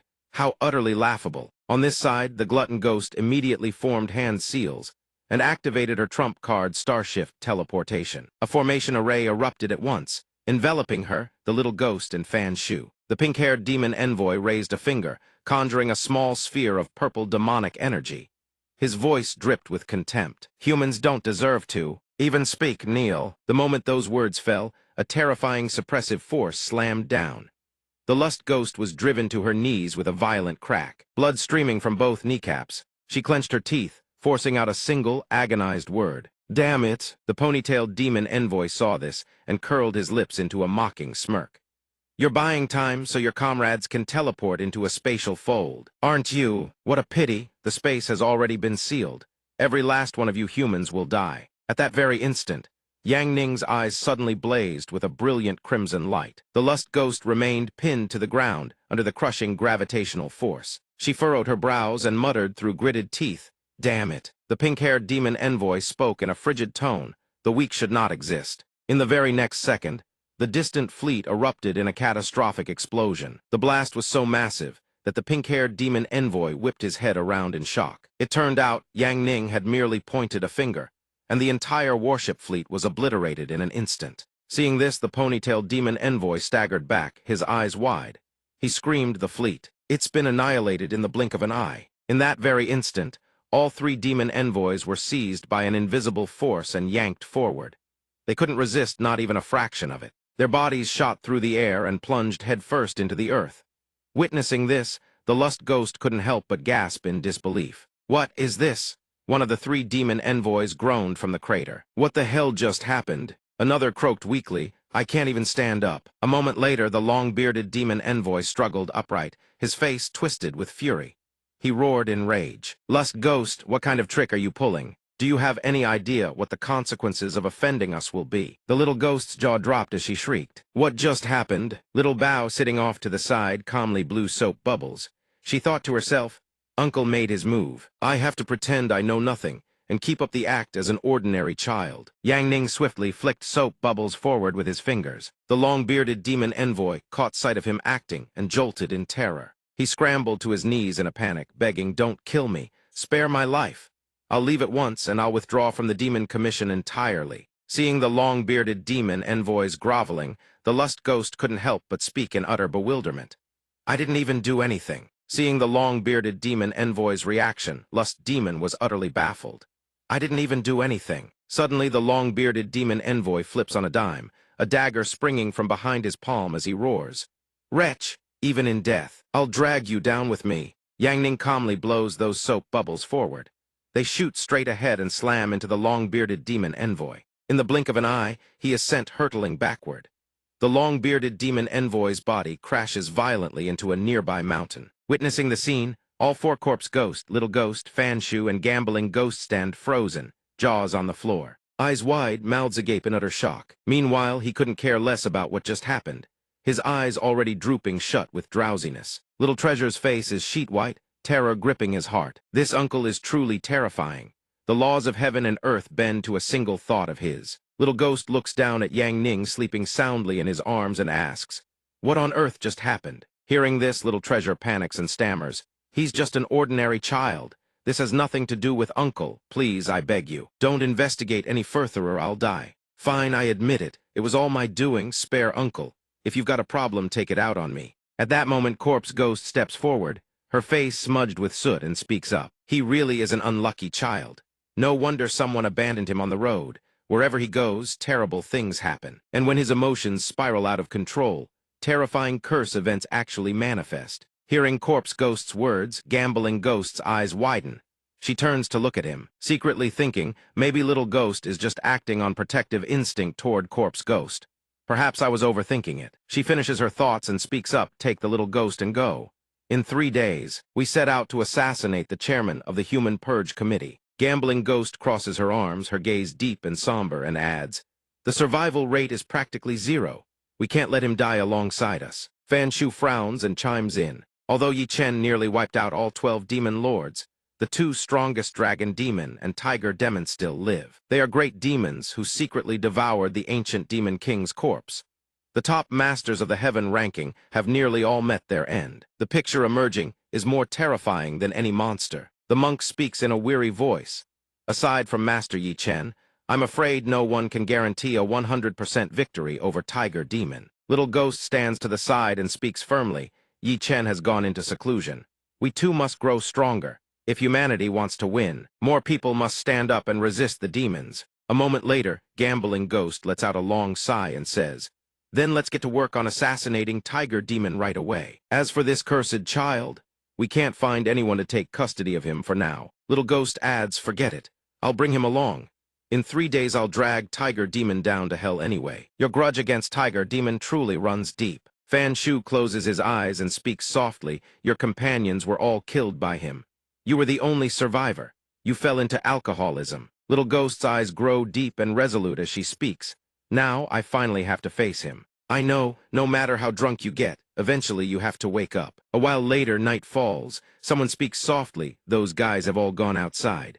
Bring that cursed child and toss him out for me." Little Ghost sits quietly by the nearby campfire, drinking in silence. As she drinks, she lifts her head to gaze at the brilliant moonlight hanging in the night sky and murmurs, "Brother Yi Chen, I wonder where you are right now. Your disappearance, I'll keep it a secret from the monk. Without you in this world, we'll protect it in your stead. You always used to ask me why I loved drinking so much. I'll tell you this secret now, because only when I drink myself senseless can I see them again." Meanwhile, Mini Yang Ning has tumbled into the hole he just dug. He looks up at Little Ghost with an innocent gaze. In a hazy stupor, a blurry silhouette materializes before her eyes. A man walks up to Little Ghost and speaks gently. "Kid, you're sick." Little Ghost responds with a hint of cheer in her voice. "Old Captain, we meet again. Don't call me sick like that. I'm still doing my best to eat, see? I'm not even your real daughter. You talk too much. Wang Ji, I've been sending money to your wife's side all along.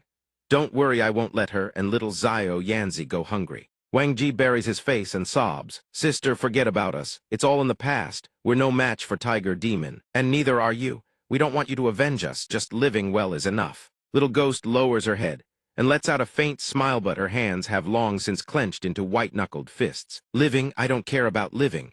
I will avenge all of Yao no matter what.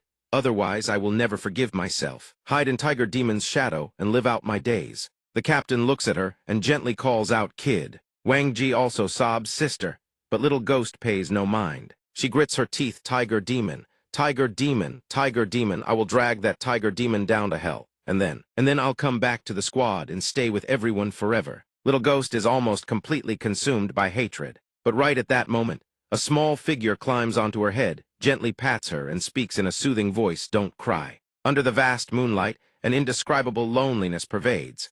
Only the gentle whisper of wind remains. Inside an abandoned house on the outskirts of Nanling City, Gambling Ghost, visibly irritated, asks, "How much longer do we have to stay in this godforsaken place?" Little Ghost, walking behind, reminds them in a hushed voice, "Don't anger these people. Otherwise, we won't be able to get the most critical assassination artifact for this mission. We'll end up leaving our lives behind here too. In the shadows, a group of sinister-looking people eye them and flash a cunning grin. Gambling Ghost is still fuming. It's just a deal, isn't it? This is so damn annoying. Security checks alone had to be done multiple times. It's not like we're going to meet the Emperor. Fan Shu steps forward to shut her up. Girl, getting this merchant to see us is harder than getting an audience with the Emperor. After all, he's the only merchant in the world who can obtain anything. But his moods are wildly unpredictable. One wrong word and the deal turns to slaughter. The North Horse family fortress, most prestigious in Jiangnan. Thousands were slaughtered in a single night. All their wealth plundered clean. Gambling Ghost grows more and more furious, grinding her teeth as she snaps at the monk. This guy is nothing but a mad bandit. Why the hell do we have to deal with him? Fan Shu, who was just acting all ominous, now looks visibly frightened. We have no other choice. This deal concerns our lives. In short, when we meet him, everyone must watch their words. Corpse Ghost rests her chin on her hand, calmly musing. Where on earth does this mysterious merchant come from? The monk wags his finger as a signal. Quiet. He's here. From within, a tall, imposing man steps out. He speaks. Relax, I'm no demon. You've come all this way. You understand my rules, yes. Fan Shu is the first to answer. Every deal you make comes with an additional random condition. Refuse, and the deal is off. Tone Ban nods approvingly. Truly. Quite something. Go ahead and check the goods first. A Model 97 Nade rifle. Gambling Ghost steps forward curiously to inspect it. So this is the legendary assassination artifact. The monk finds this item oddly familiar. It looks somewhat similar to the kind Yi Chen's disciple once used. It must be top quality. Tone Ban starts laying out conditions. Even at the ancient Demon King level, one hit from this means certain death. Besides the 50 million transaction fee, the additional condition is that you must place a bet. You'll gamble one round with me. Win, and I waive the 50 million. Lose, and not only do you not get the goods, 50 million is gone too. No refunds. On top of that, I need the heart of the strongest among you. Gambling Ghost jolts and shouts, "You want to gamble with me?" Fan Shu's face also goes pale. If she gambles, she'll lose everything. Gambling Ghost continues, "I'm addicted to gambling, but these stakes are more than I can bear. Lives are at stake." The merchant's face darkens. "You cannot refuse. In all the deals I've brokered, no one has ever refused. Whether prince, noble, or commoner, all must abide by my rules. No one in this world can oppose me. I'll give you 3 seconds to decide. 3, 2, 1. The instant the words leave his mouth, Yang Ning appears right in front of Tone Ban, startling the merchant half to death. Tone Ban frowned, and in that instant, he ate a clean punch straight to the face. Blood and teeth scattered everywhere. All 4 of them, Fan Shu, Lust Ghost, Little Ghost, and Gambling Ghost, wore the exact same expression, ghost-white faces. Tone Ban was sent flying, crashing straight into a pillar behind him. Boom. Fan Shu's jaw dropped. It's over. Lust Ghost reacted fast, snatching Yang Ning back. Sorry's just a kid, he doesn't know any better. Right then and there, Tone Ban and every one of his men dropped to their knees. Your servant had no idea the master was here. Please forgive our offense, please spare our lives. Gore Ghost still had no clue what was going on. Her head was full of question marks. Why did everyone who met this kid immediately drop to their knees? Lust Ghost grabbed Yang Ning and pressed his face into her chest, wondering to herself, is this some kind of ritual before killing a child? He recalled the day Yang Ning had set them free. His instruction was crystal clear: after I break the seal and release you. The first rule is do not approach me unless summoned. Tone Ban's master was currently in a sealed memory state. Although we violated the taboo, it wasn't intentional, it was an accident. Besides, no one in this world can harm the master anyway. For now, let's just cover for him. Tone Ban stepped closer. His expression was somewhat strained, barely concealing his true thoughts. I really do love cute children. Although this is our first meeting, I feel a special connection with this little one. How about this? 50 million is waived. Just take the goods and go. All attached conditions are annulled. Take it, don't be polite. Consider it a small gift from me to the little one. Looking at the scene before her, Gore Ghost still couldn't process what had just happened. What on earth just happened? Tone Ban and his subordinates turned to leave, each one silently praying when the master recovers his memories. Please don't kill us. Xiao Bao quietly crept up from behind, scheming to himself that wealthy man from the enemy nation actually likes children. Maybe I should get in on this too. He immediately latched onto Tone Ban's arm, startling the man. Tone Ban delivered a brutal kick, sending Xiao Bao flying. Get lost. It's getting late, I take my leave. I wish you all a successful assassination. Fan Shu, watching from below, saw Zyro Bao slam into the wall and broke into a cold sweat. Zyro Bao, are you okay? Gambling Ghost chimed in from the side. The very next second, Tone Ban gave the order to depart. In the blink of an eye, they all vanished. The moment they left, Fan Shu picked up the gun and muttered, "It's free, isn't it a knockoff?" Seeing the whole affair, the girl face-palmed and said helplessly, "A deal this criticalone that determines the fate of humanity, and it ends this sloppily." Meanwhile, Lust Ghost carried Yang Ning in her arms and frowned, murmuring, "Accursed child, a blessed child." Meanwhile, Little Ghost, still worried about Zyro Bao, spoke up. "Zyro Bao, are you all right, dear?" At the same time, Tone Ban was aboard his fleet, thinking to himself, "I never expected to run into the master here. I need to tell the others immediately." No sooner had the thought crossed his mind than he raised his hand, channeling a spell, and called out, "Friends attending the War Council." Instantly, a large screen materialized before Tone Ban. Someone on the other end asked, "How's the progress?" He answered gravely, "You'll never guess what just happened. I ran into the master by accident this time. It genuinely scared the hell out of me." On the screen was a virtual War Council room. The man seated in the center chair on the screen told him to calm down. "You didn't approach the master on your own initiative. It doesn't count as violating the taboo." This man was none other than Miati, the Patriot. He continued, "This time, the master was turned into a child due to a system glitch, and with his memories sealed, there are two possible outcomes. First, once the master recovers, he'll unlock a new hidden class. Second, he won't recover at all. He'll simply grow up again from scratch as a child. In the first scenario, we dedicate everything to the master economy, governance, culture, fate hand, infiltrate every layer of the Great Zhao. As for the second scenario, we've already launched the hunting plan preparing to conquer the foremost royal dynasty of the Great Zhao in this world." Everyone took turns reporting their respective progress. Under their charge, Tone Ban frowned and said, "Everything on my end is going smoothly. Half a year ago, following the master's decree, I entered the merchant trade. Acquiring the 4 major commercial enterprises of the Great Zhao is child's play now." The woman Lai Kao spoke up with a smug expression. "As for me, I recently killed the saintess of the Church of Light and used her identity to infiltrate the imperial palace." Hearing this, Miati smirked and replied, "Excellent. I've been guarding the underworld dungeon and haven't been able to leave. But I don't know how Wu Chen is doing." The one called Chicken had their face darken, speaking in a cold voice. "Wu Chen is doing phenomenally well. Let me brief you on his situation. He's survived every catastrophe we engineered. Using his medical skills and raw power, he's saved countless people. He's already emerged as a new saint in the eyes of the Great Zhao's people." Just then, a familiar voice chimed in. "That drunk, lecherous bastard actually managed to pass himself off as a saint. That's almost impossible to believe." The speaker was Ngu Ko. She was savoring a candy stick as she added, "I've smoothly taken the seat as the new leader of the evil dragon gang in the Great Zhao. After I killed half their members, they submitted completely. Keep killing, and a top 10 faction in the Great Zhao will be ours sooner or later." Hearing this, Miati said with satisfaction, "Good. Everyone, keep up the good work. If the master knew, he definitely wouldn't allow us to use such underhanded methods to conquer the Great Zhao. But everything we do is to present the very best to our master. Even if he recovers and blames us, we'll have a clear conscience." All 8 of them shouted in unison, their voices brimming with iron determination. "No regrets. We will hand the Great Zhao to our master." "Without fail," he echoed. Suddenly, White Bear spoke up. "Oh, right, the master was led away by those female ghosts to asses, to assassinate the chairman of the Human Purification Commission.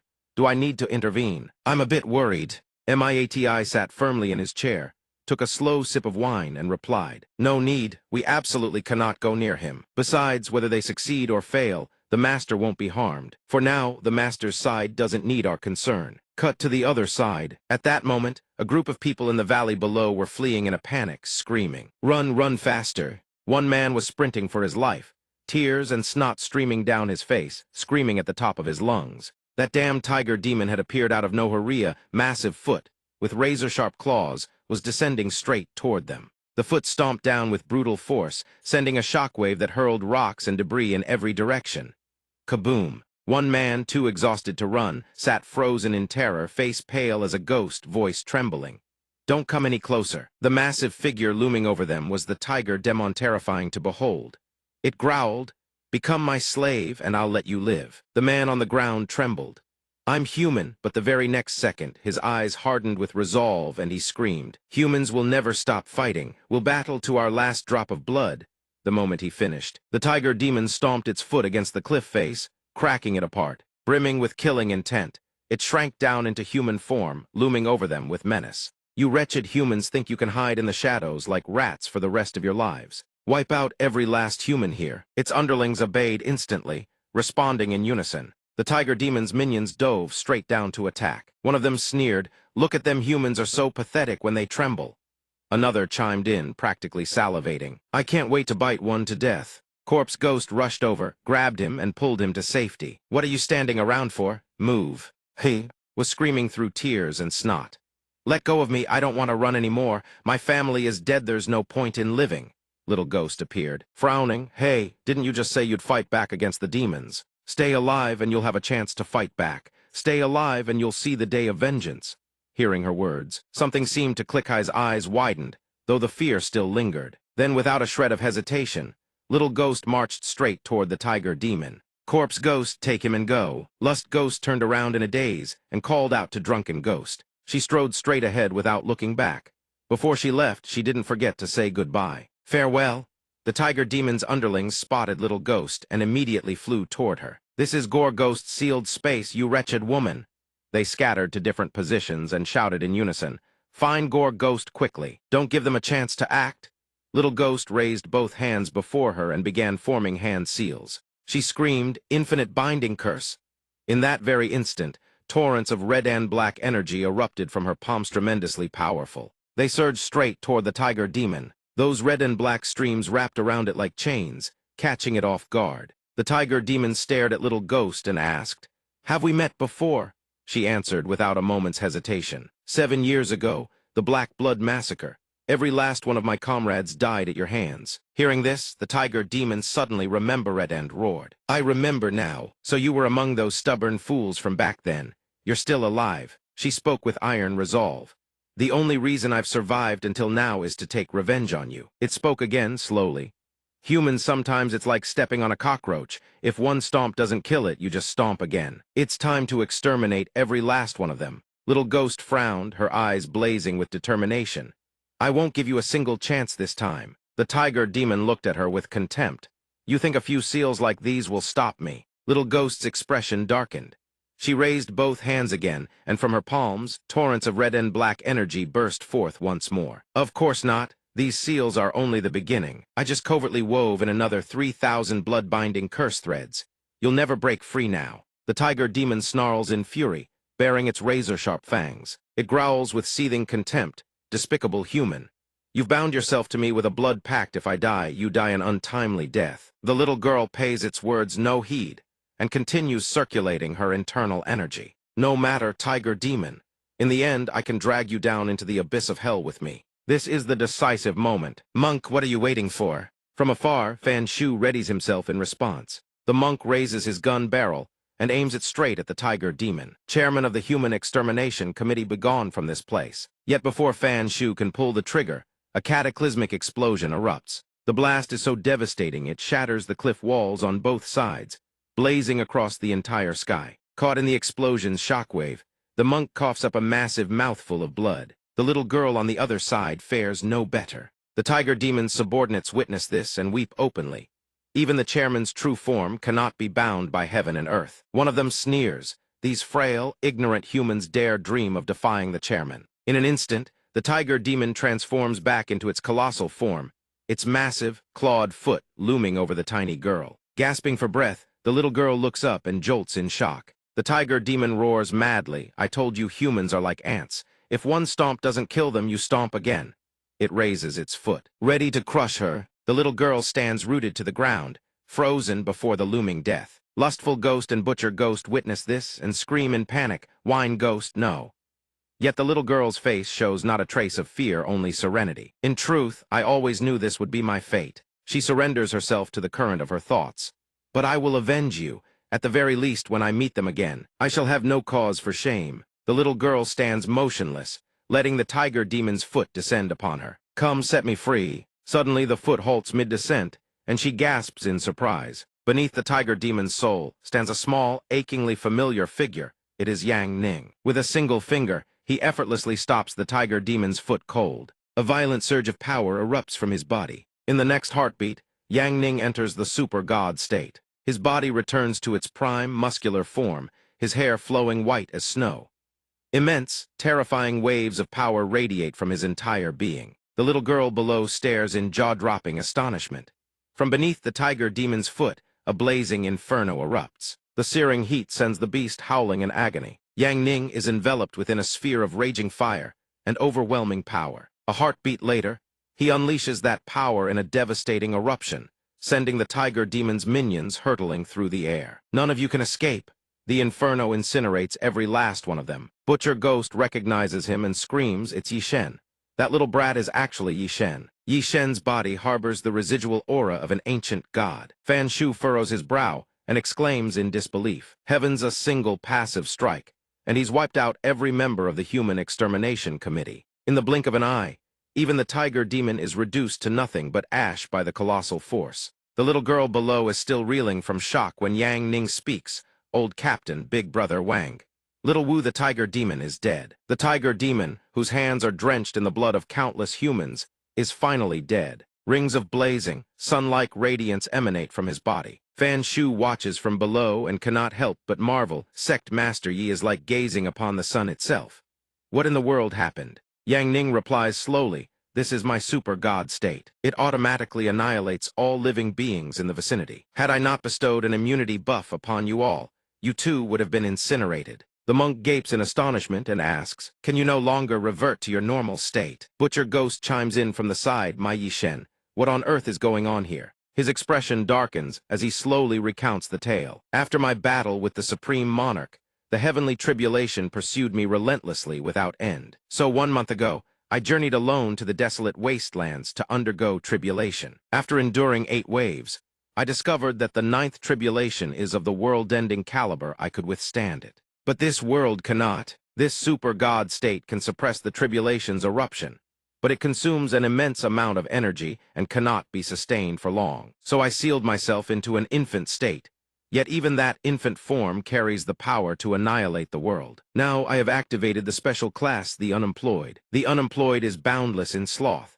I cannot use any combat skills whatsoever unless I enter the super god state." Fan Shu calls out, "But is there a permanent solution?" Yang Ning answers in a low voice, "Once I find the origin land of this world and gain access to the world's source code, I can act like a programmer. I will rewrite the laws of the heavenly Tao and resolve everything at its root. After that, I will immediately enter hibernation. Monk, once you bring me back to the Wuji sect, have my disciples lead me to the origin land of this world. This shall be their first true trial." Hearing this, the monk responds, "Understood."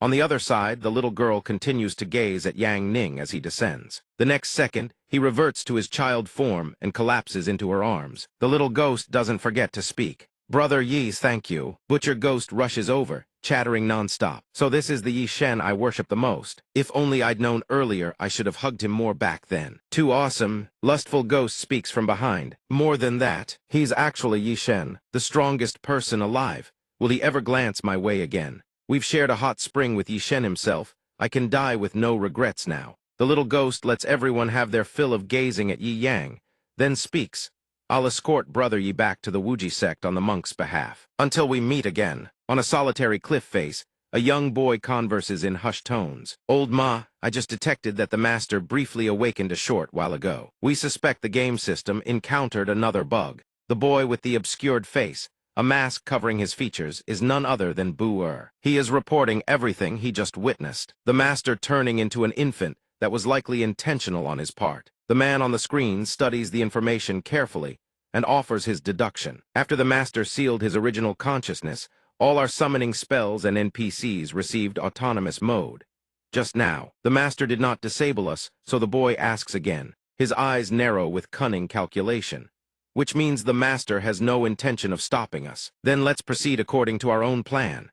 First, seize Great Zhao, then wait for the right moment to claim this world." The boy is left utterly speechless by such wild imagination. I suspect the master simply forgot about us. That said, I do support the plan to take Great Zhao.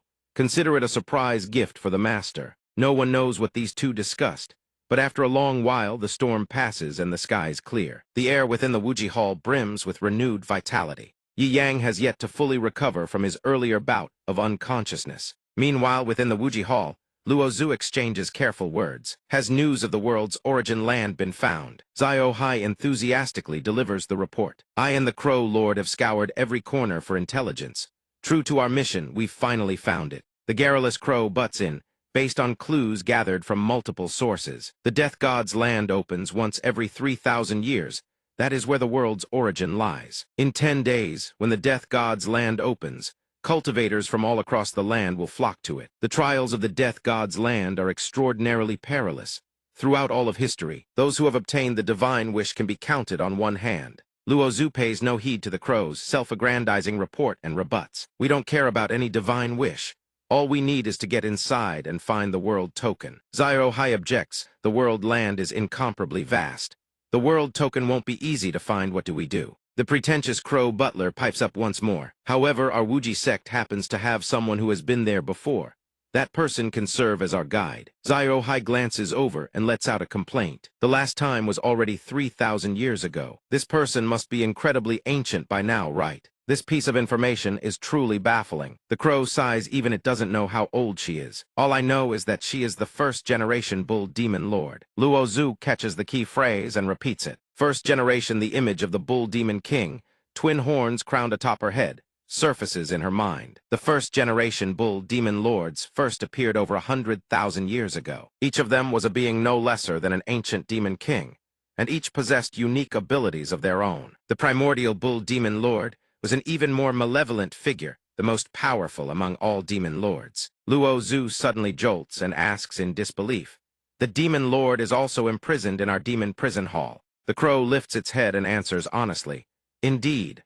Among the 4 great beast guardians of the demon prison hall, she has lived the longest. She is also one of the beings the late Sect master warned about in his dying words, extremely dangerous and utterly mysterious. She must never be allowed to leave the demon prison. However, in this entire world, the only one who likely knows the location of the world token is her. Hearing this, the entire team finally concedes there is no other way. Then, Master, you must go meet her. The moment the scene shifts to the prison, the sky plunges into darkness. Luo Zhu and the others stand before the cell where the Bull Demon King is imprisoned. The Bull Demon King's pitch-black eyes gleam, her delight reaching its peak. Wuji Sect, so the day has finally come when you lot come crawling to me. Inside the cell holding the Bull Demon King, Luo Zhu steps forward and offers a greeting. We trouble this senior. The Bull Demon King cuts her off. I know why you're here. My rule is simple. Anyone who seeks my aid must give me a full night massage to help me unwind.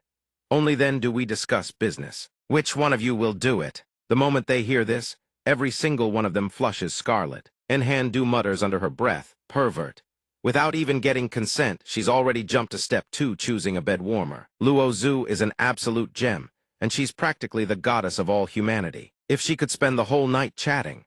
Xiao Hai deflates. She never imagined the Bull Demon King could be this depraved. The first-generation Bull Demon Lord is immeasurably wanton. Her reputation is well-earned indeed. Su Shu, on the other hand, looks genuinely interested.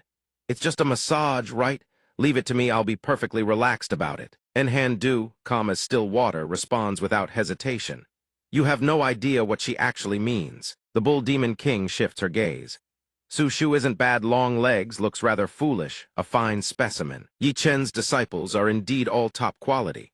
Now that Wuji Sect comes begging for my aid, having them all in the palm of my hand. How delightful. Yi Yang's reflection suddenly appears before the prison cell. He greets her casually. Hey there, little miss.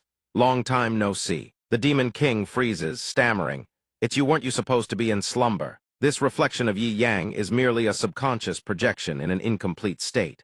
I remembered your debts, so I simply woke up on a whim. Make a trip to the land of divine ruin, and all your previous debts will be wiped clean. Otherwise, I'll settle every last 100 caddies of cow's milk. And don't forget, you lost our last bet too. The Bull Demon King chokes and sputters. You fine, stop talking. I'll go to the land of divine ruin. In truth, her heart leaps. She has been waiting for a chance to finally break free. I've waited far too long for this day. The deal struck. Yi Yang's reflection fades back into unconsciousness. Xiao Hai's face burns red. What incredible luck, he fainted right next to me this time. The scramble for the harem position begins anew. As the future mistress of the sect with master unconscious, it's only natural I tend to him. Move aside. A sheltered girl like you wouldn't know how to properly hold someone, let me handle it. Though Luo Zhu also. Fond as I am, I must assert my authority. All of you, shut your mouths. How dare you squabble over such a trivial matter and ruin the sect's harmony? This heavy burden your senior disciple shall shoulder it. The bull demon king watches them with contemptuous eyes. What kind of harem circus is this supposed to be? Before leaving, she doesn't forget to leave behind a puppet clone. Luo Zhu carefully reminds everyone, we should still prepare ourselves. Atop a towering peak, Bai Fei's voice rings out. I've suddenly made a decision. I will personally travel to the land of divine ruin. She intends to leave immediately. Hua reacts swiftly and rushes to stop her. My lord, you have already recovered 9/10 of your strength and are on the verge of a full recovery. To venture into the land of divine ruin at such a critical juncture, all your painstaking progress may be for nothing. Zun Feng chimes in from behind, coming to her defense. I've heard that Cao is quite the expert at seducing men. I believe that is what truly worries my lord. Hua, standing beside her, nods in agreement. The bull demon lord will also be heading to the land of divine ruin. Sect Master Yi, she is both vicious and formidable. My lord must be worried for Sect Master Yi's safety. Struck at her deepest secret, Bai Fei refuses to accept it and fires back with nonsense. Who said anything about worrying for Yi Chen? The land of divine ruin obtaining a divine wish there would greatly aid our tribe's restoration. That is the sole reason I've decided to go. As for Yi Chen, I lost interest in him long ago. Xiao Feng promptly produces a painting she had once created. Then how do you explain this painting? After that last dream, my lord painted quite a number of these. Bai Fei's shame transforms into fury. She roars, no explanation needed. In any case, I am going to the land of divine ruin and not to protect Yi Chen. Does anyone else have objections? The entire group trembles like leaves in a storm. And no, that's all. Xiao Feng, standing aside, still won't let it go her thoughts race unchecked. But she grows accustomed to the chaos. The space around them is barren, yet the light brims with an inexplicable vitality. In the great Zhao royal territory, at 7 Herbs Hall before the young prince departs to pay respects to the saint, the emperor's rule has become tyrannical and immoral, plunging all of great Zhao into misery as though living in hell. Only the young prince, compassionate and wise, guards this nation teetering on the brink of collapse, but he suddenly wants to venture into a place as perilous as the land of divine ruin. If he leaves, then great Zhao will be thrown into grave danger. We implore the saint to stop him. The 7th prince, Zhao Ying, says nothing. He simply stares at the elegant silhouette within the ancient pavilion. The moment Zhao Ying steps inside, a voice from within questions him. This time you've come to see me, it is to tell me this, that you are determined to go to the land of divine ruin. He falls silent for a moment, then speaks. I must go, but before I leave, there is one thing I cannot let go of. The white-haired mysterious figure calmly sips his tea. Great Zhao is already teetering on the edge of instability, and yet you insist on heading to the land of divine ruin at a time like this. There is indeed much to worry about. The one who has been speaking with the 7th prince all this time is none other than Saint Wu Chen. What is it that you cannot let go of? This simple question sets Zhao Ying ablaze. What I worry about is you, Saint. Wu Chen regards him with amusement. Your rise has been meteoric. In a remarkably short time, you've won the hearts of all of Great Zhao's people. This is highly irregular. As long as I remain in Great Zhao, I can suppress your influence. But if I leave, the people's loyalty will shift entirely to you. Wu Chen raises his wine cup to his lips, a sinister smile playing at the corner of his mouth as he gazes at Zhao Ying. The 7th prince draws his treasured sword. Which is why I must kill you before I can go to the land of divine ruin. Wu Chen lets out a cold snort. Clever. From within the dim pavilion, he gazes outward as the last light of dusk slowly fades. Inside the pavilion, the two continue their conversation in deep absorption. Wu Chen addresses the 7th prince. As the strongest young genius in this world, you've always hidden your talent and concealed your true strength. In reality, I suspect you've already reached the very top. If rankings were to be drawn, you would place within the top 15. But do you truly believe you can kill me? Zhao Ying slowly steps closer to him. From the very first moment you appeared, you've maintained the image of a saint who saves the world and takes no lives. If you strike to kill me, that saintly image will crumble. Whether you win or lose, I lose nothing. Wu Chen remains seated, perfectly composed. A saint killed by your hand, and the image of Great Zhao's prince, as the world's savior, will collapse as well. Zhao Ying states with absolute certainty, that will not happen.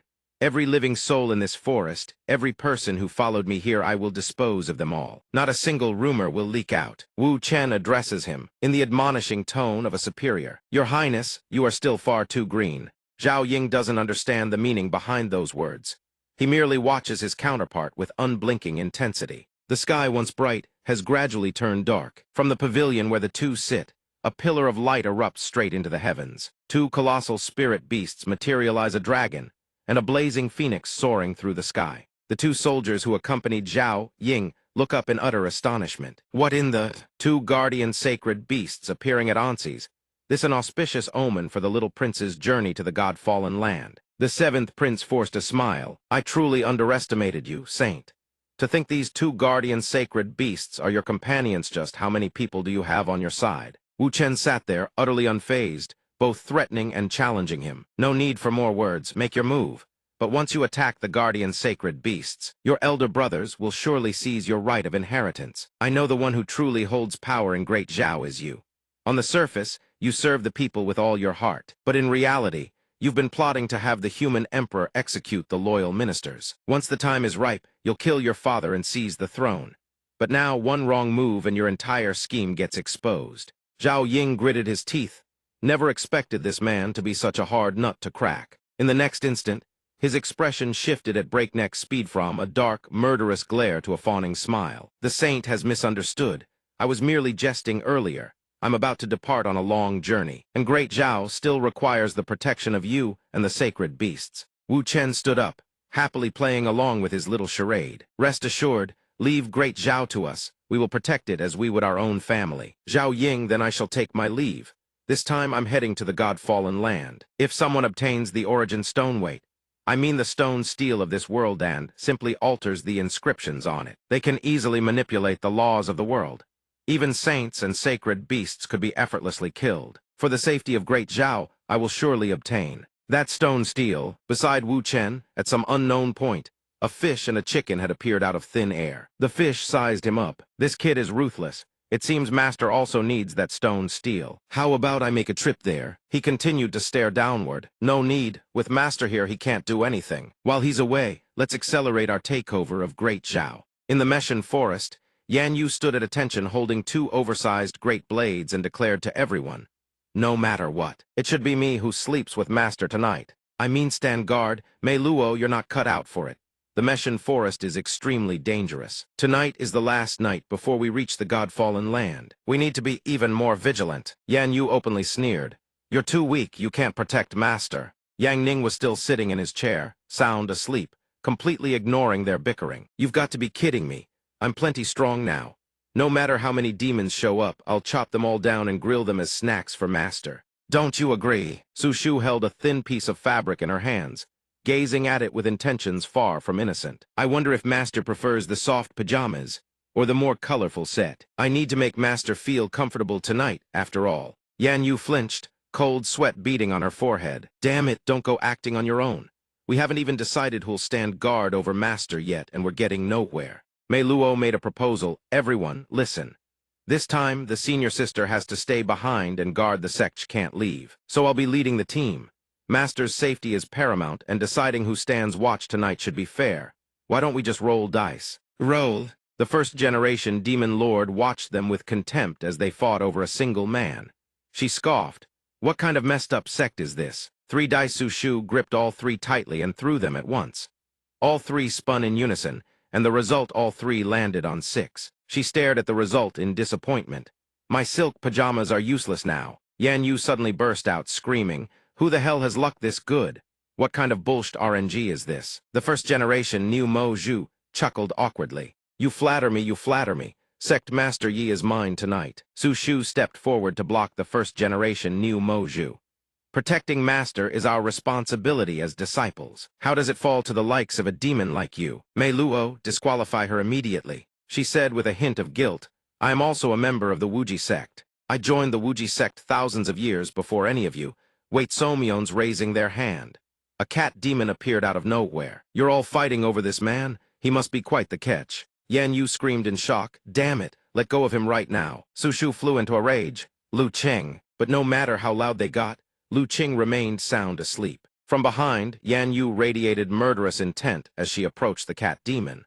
I'll give you 3 seconds to let him go. But the cat demon wasn't fazed in the slightest. It swiftly lifted him up. It turned around and said with a taunting voice, "When food's already in your mouth, why would you let anyone else take it?" Su Shu hastily threw out her hand to stop it.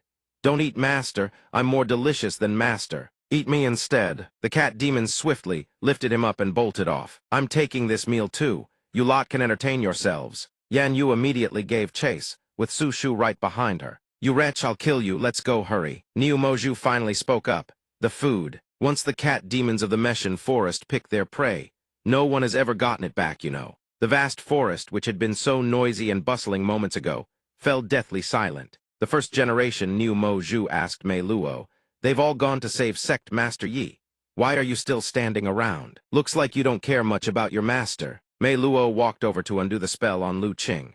"I have to stay here and keep watch on Yuthai's dangerous demon." Niu Moju started to get cocky. "How am I dangerous? I'm also a member of the Wuji Sect's harem, you know. I have a way to bring Sect Master Yi back here right away. Hit them where it hurts." Mei Luo whipped around to face her. "What way?" "Undo the seal on me, and I'll rescue Sect Master Yi for you. This Meshan forest isn't dangerous in any ordinary way." Mei Luo fell silent. Niu Moju continued, "Keep hesitating and Sect Master Yi may never come back." Mei Luo stood up and flatly refused. "No need. The other junior sisters will surely bring Master back." "Niu Moju, you're far too naive. Underestimating this forest comes with a price." Yan Yu used her lightness technique to chase the cat demon from earlier but lost its trail. She cursed in frustration. "Damn it! I lost the trail. I've searched for ages and found nothing." Su Shu teased from the side. "Don't worry. Your future master's wife guarantee nothing will happen to your master." Yan Yu was furious, bristling like an angry cat. "You wretch, I'm the #1 contender for the master's wife position. Even in the worst case, I'd still be his #1 widow. You need to understand that." Meanwhile, Yang Ning, he was soaking blissfully in a hot spring when a sudden sneeze jolted him awake. "This time I slept for quite a while. Could have sworn it was only a few hours. What's going on? Where am I? All cleaned up, huh? Are they trying to play some kind of thrilling game with me?" From behind, a female voice called out to him. "Dear guest, please follow us. Remember every move and follow orders." 2 petite cat demon girls stood behind him, giggling. "If you don't, you'll be eaten, you know." Yang Ning didn't seem particularly concerned about what they just said. "You two are actually one and the same, aren't you?" The cat demon praised him. "Impressive. You're the first to discover this secret. Actually, in this forest, every single one of the thousands of cat demons is the same person. We are all avatars of the cat demon who brought you here. Each avatar has different abilities, permissions, and ranks." A fatso walked over and spoke in a lecherous tone. "So marrying her would mean marrying over 1,000 wives, wouldn't it?" The old man beside him spoke up. "What joke? The cat demon is the guardian of the God-fallen land. Marrying her means gaining immense privileges over the God-fallen, land becoming the closest thing to a god." Yang Ning recognized a familiar voice. It was Diane Gu and Lao Zun. He turned around and asked, "Why are you two here?" Diane Gu stared at him wide-eyed. "It's Yi Chen. Brother Yi, why do you look so young?" Lao Zun started complaining the moment he opened his mouth. "We were all forced by Goddess Ling to come to Four Seas City and find you. Normally, we've already burned through a mountain of the Wuji Sect's money.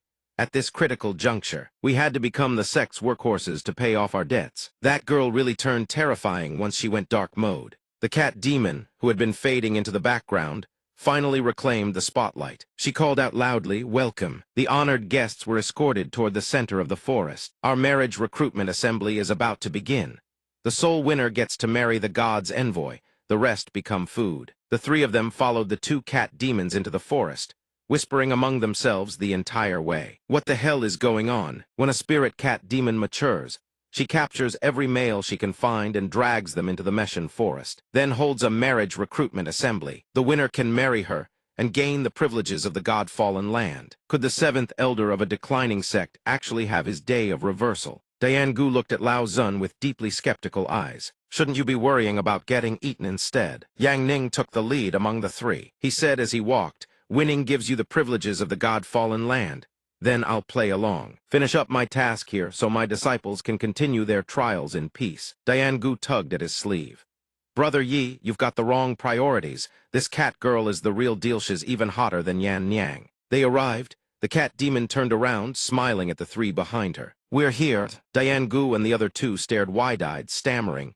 "These are our competitors. I was gathering firewood. Am I here?" A deep purple demon also lost it.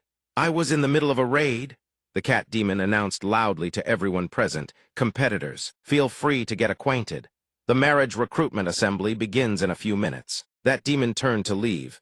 "I don't want any damn marriage recruitment. I'm out, you lot have fun." Suddenly, the cat demon cast a razor-sharp glance at the demon. The demon froze on the spot, unable to comprehend what had just happened. The cat demon coldly repeated two words, "Come back." The marriage recruitment assembly permits no one to defy its rules. The demon figured this cat demon was easy pickings. It glared threateningly. "You got a death wish. Dare to block my way." The demon hoisted its massive iron club, ready to smash the cat demon flat. But before it could swing, the cat demon flicked her wristband. The demon exploded on the spot. Yang Ning watched the scene unfold, eyes glued in fascination. He couldn't help but praise her impressive, truly impressive. The cat demon waved her hand. A white mist materialized out of thin air, engulfed the purple demon, and swallowed it whole. Two men perched on a large tree branch, who had been watching the show from start to finish, shuddered violently. No one else dared to act out. Everyone stared at the cat demon with fear in their eyes. Diane Gu's face went pale as he stammered a string of curses. Holy shit, holy shit. After dealing with the demon, the cat demon turned around and smiled sweetly at them. "Dear honored guests, I didn't scare you, did I?" The first to respond was the Azure Dragon Venerate of Great Zhao.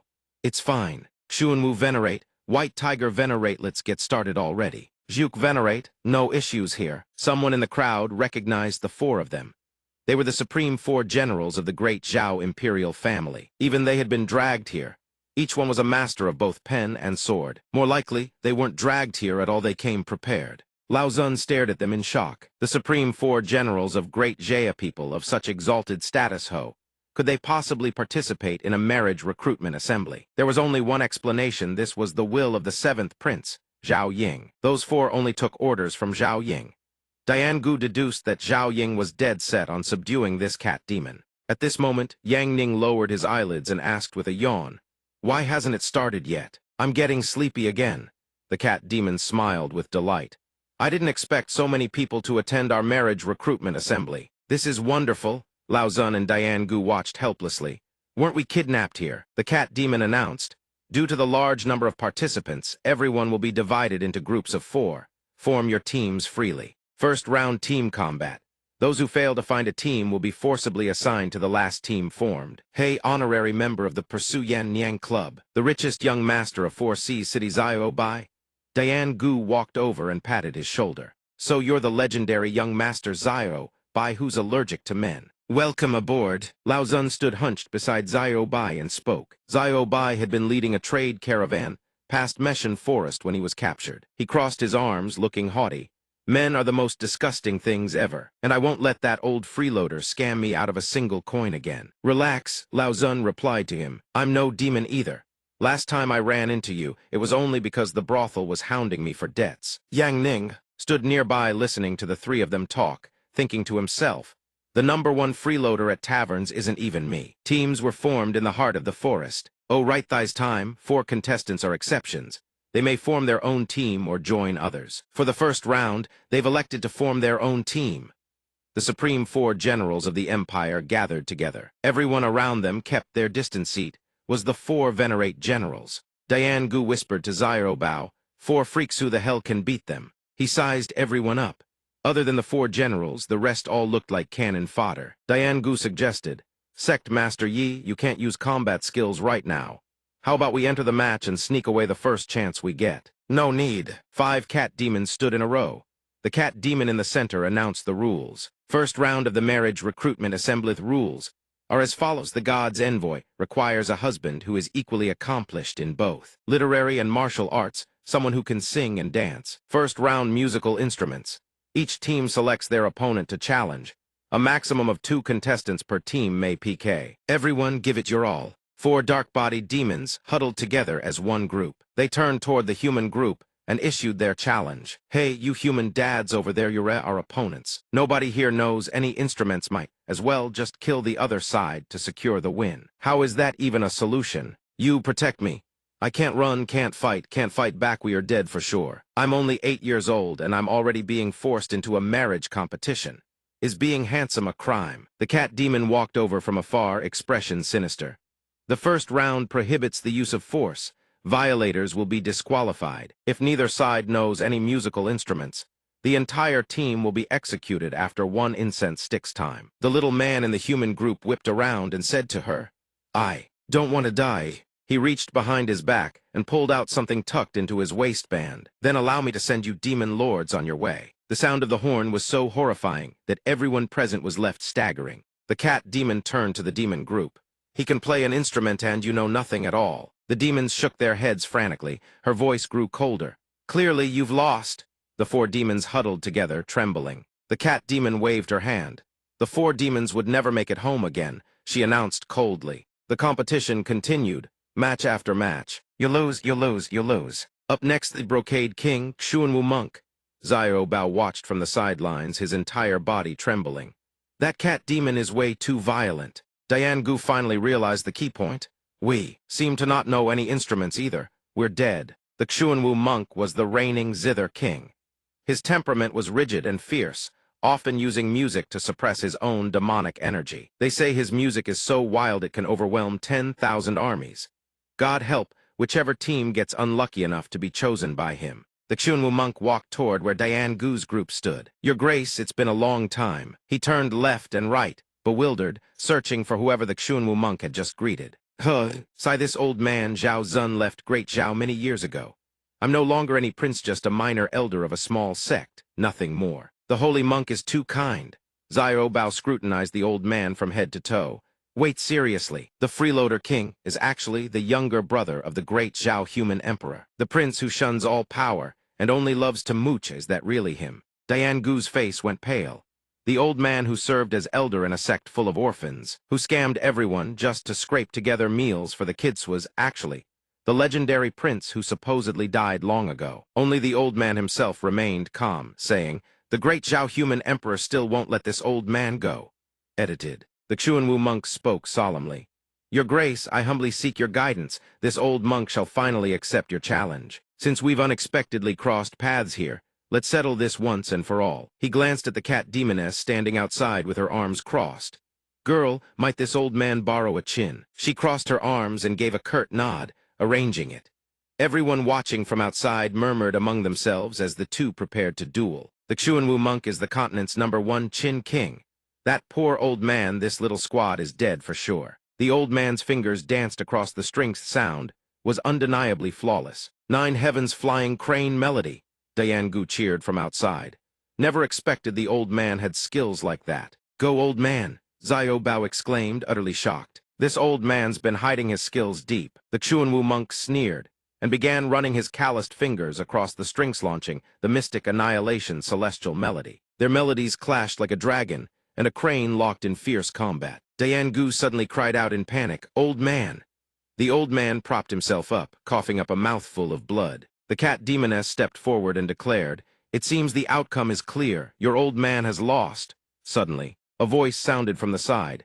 "That chin sounds pretty good, actually. I'll use this leaf as my instrument." A young man stepped forward, glancing at the scene with contempt. That young man is out of his mind. Using a leaf flute to challenge the Chin King? He's absolutely insane. Yang Ning paid no mind to their words. He raised the leaf to his lips and gently blew a melody. The flute maiden listened to his melody, then gazed at him with trembling eyes. Combat skills can't be used by a jobless class, but all kinds of survival skills still work. Amidst the vast, deep green ancient trees, a melodious sound echoed in every direction. It flowed into the cat demoness's ears like a gentle stream, making tears cascade down her face for no reason she could fathom. How can a leaf flute sound this beautiful? And why am I crying? Behind her, the wailing of her followers erupted all at once. Xiao Bai over there sobbed uncontrollably, hands clasped, alongside the self-reproaching Diane Gu. I feel so guilty toward this world. From the moment I peaked to the moment I got caught, simple problems, just throw money at them. So sad, so heartbreaking. Xuanwu suddenly spoke up. It's just a flu to show some backbone, you lot. Why do I feel so sad too? At the same time, Yang Ning's figure stood towering in midair as he answered. Because destruction is coming. The words barely left his lips when a brown, stone-like object suddenly plummeted from above. The stone slammed onto the green creature, cracking the ground wide open beneath it. It kept swelling larger, crushing everything beneath it flat. Meanwhile, Xuanwu's side began spitting blood in agony for no apparent reason. Xuanwu looked at the scene before him, still standing nonchalantly as the two old men began composing their pieces. The Qin king losing to a young man. Xuanwu's musical ear has reigned supreme in the Jianghu for decades. But that young man's leaf flute is at the divine level. We lose it completely and utterly. The other cultivators stared at Yang Ning with burning curiosity. Just what is that young man's background? This youth must be the god of music. We can't keep everyone waiting any longer. The cat demoness declared loudly, "The winner has been decided." To think a god of music would appear among the divine envoy's suitors. Now let's deal with the losers first. Hearing her words, Xuanwu clutched his chest and said through gritted teeth, "You can't kill me." Right after those words, 3 clones of the cat demoness surged forward simultaneously, transforming into a massive, ferocious fox glaring down. Xuanwu could only stare up in shock. The next second, the enormous, tyrannical fox lunged and clamped its jaws around his head. Xuanwu barely managed to choke out, "Damn it." Watching the scene unfold, Baihu broke into a cold sweat but still bellowed furiously. "Illusion technique. It's all part of the 7th prince's plan. Everyone hold it together. We kill the prince and the boy soon and that's all that matters." Xuanwu fell silent, arms crossed, while Qinglong seethed in disbelief. Truly unbelievable. Xuanwu, however, gave them no chance to calm their nerves. The cat demoness flipped her expression faster than turning a pancake, announcing the next round with a coquettish flair. The next round is also the final round of the literary trial, Divine Envoy's greatest passion, calligraphy and painting. Her dream groom must be a grandmaster of literature as well. The rules for this round still require team-based combat, but each team may submit only 1 painting and 1 piece of calligraphy. At that moment, Xuanwu and Qinglong's expressions turned grave as they spoke in unison. "Your Grace, the 2 of us will team up this time. We humbly seek your instruction." Diane Gu, standing behind Zhao Zun, cried out in panic, "We're done for. Sheng Long is the calligraphy saint and Zhuke is the painting fairy." The cultivators behind them also began murmuring. The great Zhao people are truly shameless. This young music god's talent is astonishing, but there's no way his calligraphy and painting can compare to those 2 monsters who have immersed themselves in those arts for nearly a century. Behind them, Zhao Zun strolled forward with a drowsy face and said, "So sleepy I'll take a quick nap. You all go ahead, can't have Diane Gu worrying too much." Zhao Zun's steady voice echoed with quiet conviction. Yi Chen's martial Tao reaches the divine, and he's mastered music theory as well. But no one in this world is omnipotent. This old man's calligraphy is still passable. I can give it a shot. He wiped his sweat and added, "Then I'll handle the painting side." Immediately, Zhao Zun shuffled his aged body to the stone slab and picked up the brush. An ancient, verdant character materialized as his brush traced through the air. The calligraphy swift as a forest forming in an instant appeared across the ancient trees, forcing everyone below to crane their necks in awe. This calligraphy is at the spirit communicating level extremely powerful. But he wasn't done. As Zhao Zun continued writing golden characters onto the stone, a mysterious figure of a man emerged from its surface. Immortal spirit calligraphied ascended to the mortal realm. Even the gossipy onlookers erupted into fervent discussion. The calligraphy saint wields the brush like a god truly deserving of his title. I declare him the strongest on the continent.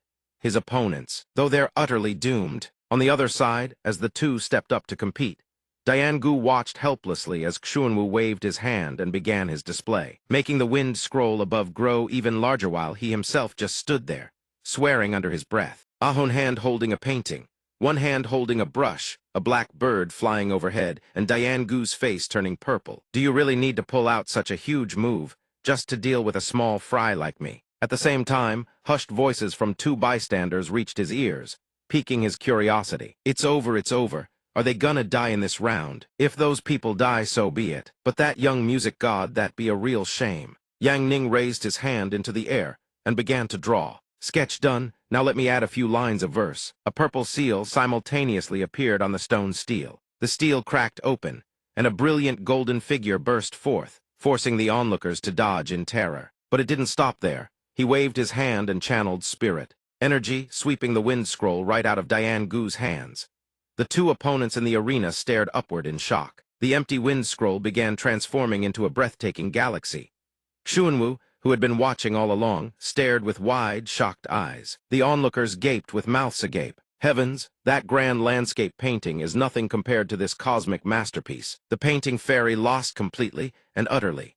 Who knew the music god was also a calligraphy god and a painting god? Good heavens, someone who achieves divine mastery in all three: calligraphy, painting, and music. King Long beside him collapsed to the ground, his body trembling like a leaf. Juk, hurry, let us kneel before the god of calligraphy and painting. This level of mastery with just a few strokes, even if we lived 3 more lifetimes, we could never reach it. The next second, all three dropped to their knees and kowtowed in unison. Yang Ning, oh my god, come quick, look. The Wenchu star has been reborn. It's really the Wenchu star.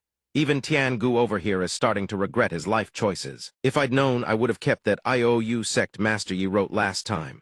I'd be filthy rich by now. Meanwhile, the cat demon stood alone, her face flushed red. This man seems to attract everyone else more than he attracts me. Moments later, Azure Dragon and Black Tortoise lay battered beyond recognition, a pitiful sight. The cat demon appeared like a demoness stepping out of the abyss, her blood-soaked hands raised.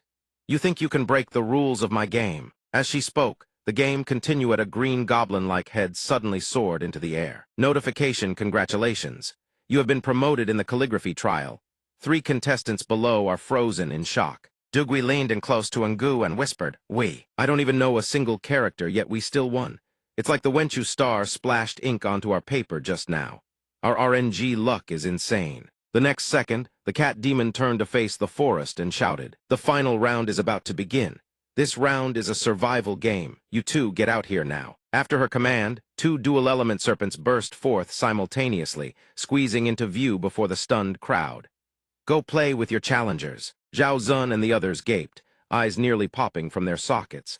Those are the guardian beasts of Meshan Forest Icefire Demon Vines. They're virtually immortal. The sheer size is insane. If we all banded together, we probably wouldn't even be worth a mouthful for it. Instantly, a razor-sharp arrow streaked through the air and plunged straight into the twin serpent heads, blowing their jaws wide open. Before the astonished eyes of the crowd, a massive explosion erupted across both serpent heads. The cat demon's hackles rose in fury. Who dares violate the rules of the god envoy's game? How dare you? But what greeted her eyes was the voice of an armored knight commander, bow in hand, standing before a vast army. His long hair whipped in the wind. "The game is over, kill them all." The knight opened his mouth to issue the order, forcing the cat demon to reveal her true form. "Prepare the sword rain formation." The soldiers behind him answered in unison, "Yes, sir." Following his command, thousands of crimson arrows rained down. Sensing the incoming danger, the group below didn't run, they simply stood there, staring up in shock. The moment the arrows struck the ground, Xiao Bai immediately ran over and clung to Tian Gu's arm, wailing. "That's the Tianxiang army of the great Zhao Empire. Why are they here? We're done for, totally done for." Meanwhile, the cat demon's 2 clones had already snapped, lunging forward with lethal speed. "Wretch, this is not a place for you to run rampant." Before the cat demon could fully take flight, a barrage of arrows slammed into her body, forcing a blood-curdling scream. At the same time, Zhao Zun and a tearful Xiao Bai were hiding behind a tree, whispering among themselves. 7th Prince Zhao Ying had laid out his plans even before the game began. 2 contingencies. If the marriage recruitment fails, he switches to brute force. He will have the cat demon at all costs. Suddenly, Baihu burst onto the scene, radiating killing intent. "King Zhao, surely you've figured out the truth by now. The 7th Prince's plan is unbreakable. You were always meant to be a gifted tribute to the human emperor for his centennial birthday. So just come out and die quietly. Stop hiding." Immediately, another wave of arrows soared down, forcing Zhao Zun and his grandchild to look up in horror. This 7th Prince had been a prodigy since childhood, cold, ruthless, and harboring the ambition of a wolf. He looked down on all creation. His plans had never once failed. This time, the Tianxiang army joined forces with the 4 generals of the great Zhao Empire. It seems the outcome is already decided. Against a monster like him, we're finished. Suddenly, Yang Ning's voice cut through the chaos. "If I enter the god-slaying state, I'd have to grant immunity to too many people. That'll knock me out for days. I still have 4 Junkrank enhancement seeds. Let's find 4 ordinary people with no cultivation roots to serve as vessel puppets." Simultaneously, Baihu's voice erupted from behind them, making Xiao Mudu and the others whip their heads around in terror. "You've been quite lucky to have survived until now." His voice was like a demon from hell itself, A dark sphere coalesced in his palm, his terrifying visage enough to make anyone tremble. As a reward, I'll send you on your way. Instantly, a dual-toned explosion tore through the air, sending trees, earth, and rocks flying. As the purple haze gradually cleared, 4 towering silhouettes emerged into view. Baihu stared with trembling, wounded hands, his eyes wide. What is this? 4 mutated figures stepped into the light Dakian, the small at the front, followed by Super Ngu, Steel Hero Dugui, and the giant Mew, now fully manifested. The cat demon and the rest could only stare upward in disbelief. Baihu staggered backward, unable to believe his eyes. What the hell are you people? A pair of glowing eyes appeared from behind, accompanied by a calm voice explaining. These are my player units for heroes created from 4 supergrade seeds. In short, they're combat avatars under my control. He stepped forward, cutting in. Doesn't matter what you are, we will annihilate every last one of you. Unfazed by the situation, he held the control panel and spoke with complete nonchalance. Then let's begin. The moment he finished, Baihu erupted with full power, his dark sphere blazing as he charged. The giant Mew's eyes gleamed gold at the same instant. Don't underestimate me. The next moment, Baihu was completely overwhelmed by a single arm swing, sending him crashing down. The cat demon and Zhao Zun stared wide-eyed, knocked flat by one punch. Baihu's body shattered completely, spraying crimson across the ground before everyone's eyes. Hearing the tremendous commotion, the iron-armored Knight Commander whipped his head around. Baihu is dead. The very next second, his commanding voice boomed, avenge the Baihu Venerable. Tianxiang armor fire at will. Sir, yes, sir. Meanwhile, Yang Ning casually held the control panel under countless stares. All right, let's play something more interesting next. While arrows still rained from the sky, his fingers danced across Dakian, the Small's control interface. Tentacles erupted from the puppet's body, fanning outward with alien laughter. From above, the tentacles descended like the legendary stakes of the Bakdang River, skewering soldiers one by one. The 2 demon beasts' eyes went wide. The Tianxiang army just got turned into pincushions. This human is more demonic than we are. But the Knight Commander didn't stop there. He pulled out a strange, cylindrical box. The Tianxiang army will never fall as long as I live. He hurled it onto the soldiers. They will be resurrected at any time, anywhere. Down on the ground, Zhao Zun and Zio Bai watched the undead army with growing dread. The Tianxiang army is the legendary undead legion of the great Zhao Empire. It was refined from 1,000,000 souls. As long as the commanding general, Ling Xiang, doesn't die, every soldier revives endlessly. That's terrifying. Suddenly, the Knight Commander's entire body was enveloped in violet light, as if undergoing an evolution. This time, I will have the Tianxiang army devour every living soul in this place. His frame bulged with muscle, and a golden beard sprouted from his chin. No one will be spared. Yang Ning, controlling his units on the battlefield, finally grew serious. Your turn. The golden-bearded knight now stood above 10,000 troops, gazing down, then leaped across dimensional space. He was startled to see a razor-sharp face hurtling toward him.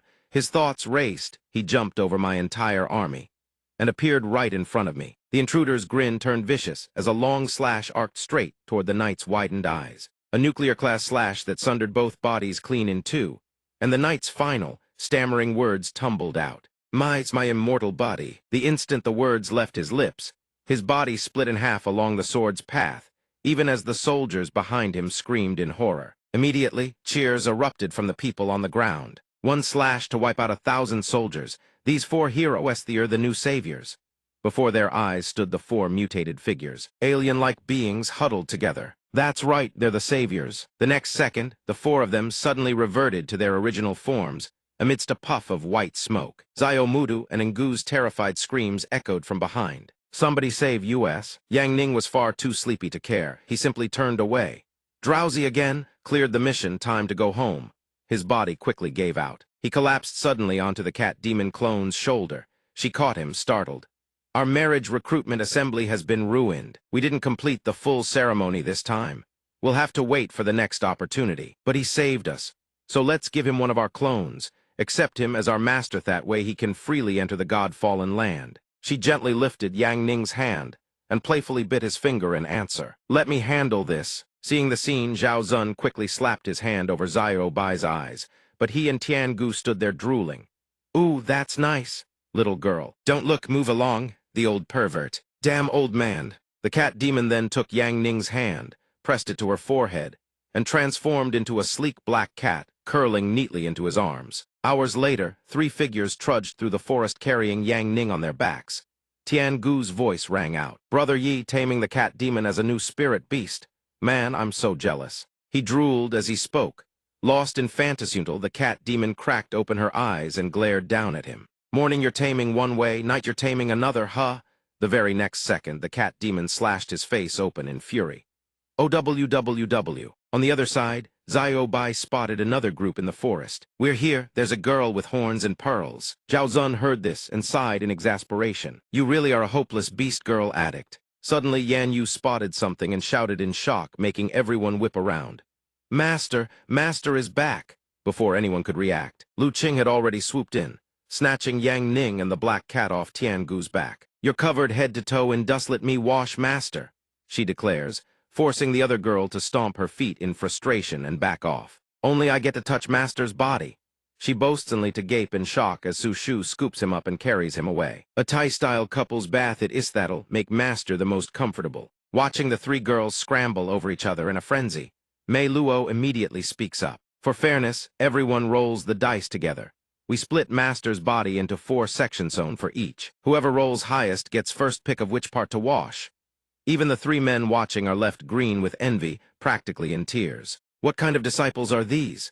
Meanwhile, the scene shifts to the towering Cloud Peak Tower of the Great Zhao Empire, where the big shots have all gathered to discuss matters of state. Zhao, this emergency session has summoned all members of the Secret Council at Cloud Peak Tower to discuss our response to the Wuji Sect. One of them speaks up immediately. The Wuji Sect is just a minor sect in the Zai Yuan Kingdom. Yi Zio's face appears as he continues. Is that really worth all of Great Zhao's top officials convening together? He glances at the blue-haired man fanning himself nearby. The man sneers, just send any heavenly rank expert and wipe them out.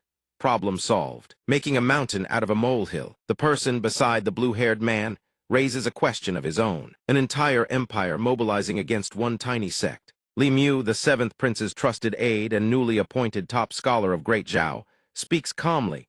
His Highness, our future sovereign, laid an elaborate trap in the Meshan forest, but someone shattered it. General Zai and the entire Tianxiang Legion of Great Zhao were annihilated. The moment those words land, the room erupts in chaos. The 7th prince's plan has been foiled for the first time ever. How is that possible? Who could have done this? His mind flashes immediately to Yang Ning's face.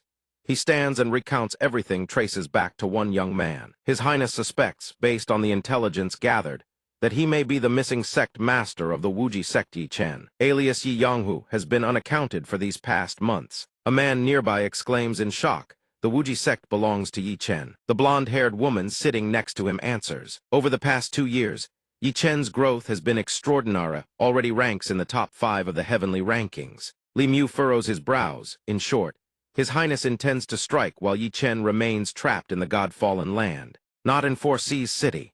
The man at the head seat continues. You mean to mobilize the Empire's full might, and within 3 days, annihilate the Wuji sect, forcing Yi Yang to pay blood debts with blood, while shattering his Dao heart, so His Highness can crush him effortlessly in the God-fallen land. Yi Zio speaks eagerly, ready to rid the prince of every last worry. Li Mu and Wei Yuan echo an agreement total annihilation of the Wuji sect. His voice continues. Now, let our great empire's Grand Vizier, Grand Chancellor Meng, speaks briefly on the plan to destroy the Wuji sect. Grand Chancellor Meng, he replies in his aged voice. This old man has already devised an extermination plan. His Highness has approved it. All of you need only execute your orders. Within 3 days, the Wuji sect will be eradicated. Vice Minister Chu of the Rights Bureau departs tonight for the Zai Yuan Royal Court to pressure them into revoking the Wuji sect's land rights and forcing their disciples to evacuate. Vice Minister Chu Qing, fan in hand, smiles. This junior will not fail your expectations. Li Mu continues assigning tasks. The Shadow Bureau will set fire to Wuji Mountain and poison the water supply, leaving the Wuji sect nowhere to run. Shadow Bureau Chief Yi Zio clasps his hands confidently. Leave it to me. Not a single soul in the Wuji sect will survive. Assignments quickly pass to the blonde-haired woman next. Miss Mu handles intelligence to spread rumors across the Zai Yuan Kingdom that Yi Chen consorted with demons, completely isolating the Wuji sect from humankind. Intelligence Officer Mu Yu responds immediately. Understood. Next comes the stubborn old General Wei Yuan. We need you to personally lead 30,000 troops to besiege and annihilate the Wuji sect. Leave no survivors. General Wei Yuan, his massive frame arms crossed, speaks HMPH. Honestly, this old man had no desire to involve himself, but His Highness's grace weighs heavier than mountains. I will see it through. After all assignments are given, Li Mu closes his eyes and speaks calmly, good. No matter how powerful a sect may be, it cannot stand against an entire empire. I wish you all swift and complete success. The Light Church's Saint Maiden suddenly speaks up. Wait, there's a minor issue on my end. She sits at the grand conference table and begins voicing her own opinion. The Saint Maiden will coordinate with Miss Muse. Operation simply, mobilize all the Light Church's faithful to declare the Wuji sect traitors to all. Humankind, her expression turns grim. A glint of crimson killing intent slowly creeps into the Saint Maiden's eyes. That's not the issue. What I want to know is, no matter what happens in here tonight, no one outside will ever find out. Correct. Li Mu answers at once, of course. This is a top-secret meeting protected by barrier formations. The Saint Maiden needn't worry about leaks. Hearing this, the Saint Maiden breaks into a devilish grin. Good, then. She shoots forward like a bolt of lightning. In the blink of an eye, she's already upon Meng Hind, cleaves his head clean off. With that single sword strike, blood splatters across the entire room. Li Mu, witnessing this, breaks into a cold sweat. The Saint Maiden still holds that blade, an inhuman smile slowly spreading across her face. The one who devised the plan is dead. Good. Now for the executors, suddenly realizing something. Li Mu screams from behind. The Saint Maiden was a demon in disguise all along. How dare you infiltrate the secret council? She smirks wickedly and turns her gaze to Chu Qing. Vice Minister Chu, let's start with you. Hearing this, Chu Qing immediately tears at his robe and sneers. I'm not like the Chancellor. He swiftly produces a flurry of violet talismans and hurls them forward with full force. As a mere scholar with weak arms and legs, the Saint Maiden spins around instantly, beaming with eyes that shine as if she's just found priceless treasure. She swings her blade, shredding every talisman to pieces, then bursts into laughter. Watch out! Yizio reacts in a flash, charging forward with a warning. Carefulth's demoness is not to be underestimated. Mu Yu calls from behind. Let's join forces and suppress her. The Saint Maiden laughs wildly. You're all far too slow. Mu Yu and Yizio, mid-charge, are both cut down by a single devastating slash. The general charges in. Foolish girl thigh's old man's Vajra battle body is impervious to all blades. The moment those words leave his mouth, he's struck by two X-shaped sword slashes from the Saint Maiden. Blood sprays everywhere. The Saint Maiden presses her blade's edge against Li Mu's throat. The mastermind behind the plan to exterminate the Wuji sectier turn has come. Before he can even react, a sword pierces straight through the center of his chest. That day, Cloud Peak Tower is dyed crimson with blood. Li Mu is sent crashing into the wall.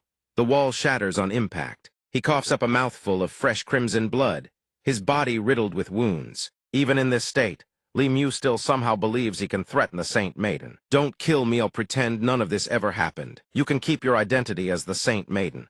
Continue hiding in Great Zhao. Do whatever you please. She scoffs. The title of Saint Maiden, what is that worth? Could it possibly matter more than my master's Wuji sect? The Saint Maiden laughs a wild, unhinged laugh. Immediately after, Li Mu is blasted out through the wall, looking back inside. She stands tall atop the pile of wreckage, longsword in hand. Now no one will disturb master's mood while he plays his little game in the God-fallen land. The God-fallen Gatito obtain divine wishes. Countless cultivators have gathered before its entrance. A group of men step forward, gawking. The goddesses of the Wuji sect have arrived at the God-fallen gate, and they even survived the most dangerous stretch of Meshan forest. Those long legs of fire goddess Miss Su, and the innocent face of goddess Lo Lai is absolutely intoxicating. Su Shu pushes Yang Ning's wheelchair from behind. She leans down and whispers, Old Zun, they've been gone for days now. And Master's been sleeping for so long, how about we massage his legs a little? Mei Luo warns, fine, but this time don't accidentally. Let your hands slip somewhere else. The onlookers spot Yang Ning sitting in a wheelchair and their faces drop. A groundbreaking discovery, the all-female Wuji sect actually has a male disciple. As the only man in the entire sect, no matter how weak he is, they can tell he's being pampered to oblivion. Jealousy overload, and he even brought a cow along to supplement his nutrition. Everyone at the Wuji sect needs supplements too. But that cow looks really strange. Niu Moju glances behind and curses inwardly, 3 morons. Should just kill them and be done with it. They're standing right behind you lot, and haven't you noticed the male disciple has been asleep this whole time? Must have been absolutely wrecked by all those goddesses last night. I despise that freeloader. The two companions console the black-haired man. This trial forces participants to act on their own. If he sleeps through the trial, he'll be disqualified. Senior brother, you'll finally get to prove yourself in front of Miss Sue. I'll stomp that freeloader into the dirt, then Miss Sue will see me in a whole new light. System power assessment, trial initiated. The man steps forward and throws a full power punch. The stone erupts with a thunderous boom. Results flash: 760,000 energy, output exceeds 50,000 jin. His two lackeys cheer and flatter. Incredible. Boss is amazing. And right when that freeloader's up next, no prove to Miss Sue who the real strongest is. Behind his back, the fist he just punched with has swollen up badly, still trembling from the pain. Now prove to Miss Sue who the real strongest is. Behind them, the other two men laugh mockingly. Yang Ning, how bizarre. Someone like him actually showed up for the trial. First time I've ever seen a vegetable walk into a combat trial. He's just here for the ride. That freeloader is really embarrassing the Wuji sect. The cat steps forward and punches the stone pillar. They still stand there, smirking with contempt, actually sending out a kitten to sweet-talk its way through. Does he think he can charm his way through an examination the same way he charms women? I'm dying of laughter here. Suddenly, the stone pillar cracks wide open with a deafening roar. Those who were just laughing now stare, eyes wide as saucers. System Booth 1378 has passed the strength test. What just happened? That cat is terrifying. A pet can punch like that? Damn it, this guy is utterly shameless, not just leeching off women, but off pets too. System next trial speed test. The participant's body must cross the finish line. Pets do not count. System speed test is about to begin. That fanboy of Su Shu sprints ahead. By the time you wake up, I'll have already crossed the finish line. Miss Sue, please watch me. The black cat behind the wheelchair pushes it forward with one paw, rolling the wheels ahead. In an instant, Yang Ning swiftly overtakes all three of them. The two runners trailing behind never expected something like this could even happen. The black cat sprints ahead and is the first to cross the finish line. The others chase after it, seething with regret. System Booth 1378 has passed the speed test. System, all other participants have been eliminated from the contest. 55.5555. Damn it, I actually lost to a vegetable. System next trial large puppet combat test. The combat puppets are enormous. The black cat perched atop Yang Ning's head lets out a single meow. A moment later, a mountain of defeated combat puppets lies scattered at his feet. The battlefield over there reaped so many casualties and he just slept through it. Bottom line, I still don't accept this. He's just a freeloader who leeches off women and pets. That's all. System puppet combat test has concluded. System congratulations to Booth 1378, the first to pass all trials. You have earned the qualification to enter the God-fallen land. Yang Ning remains fast asleep, completely oblivious.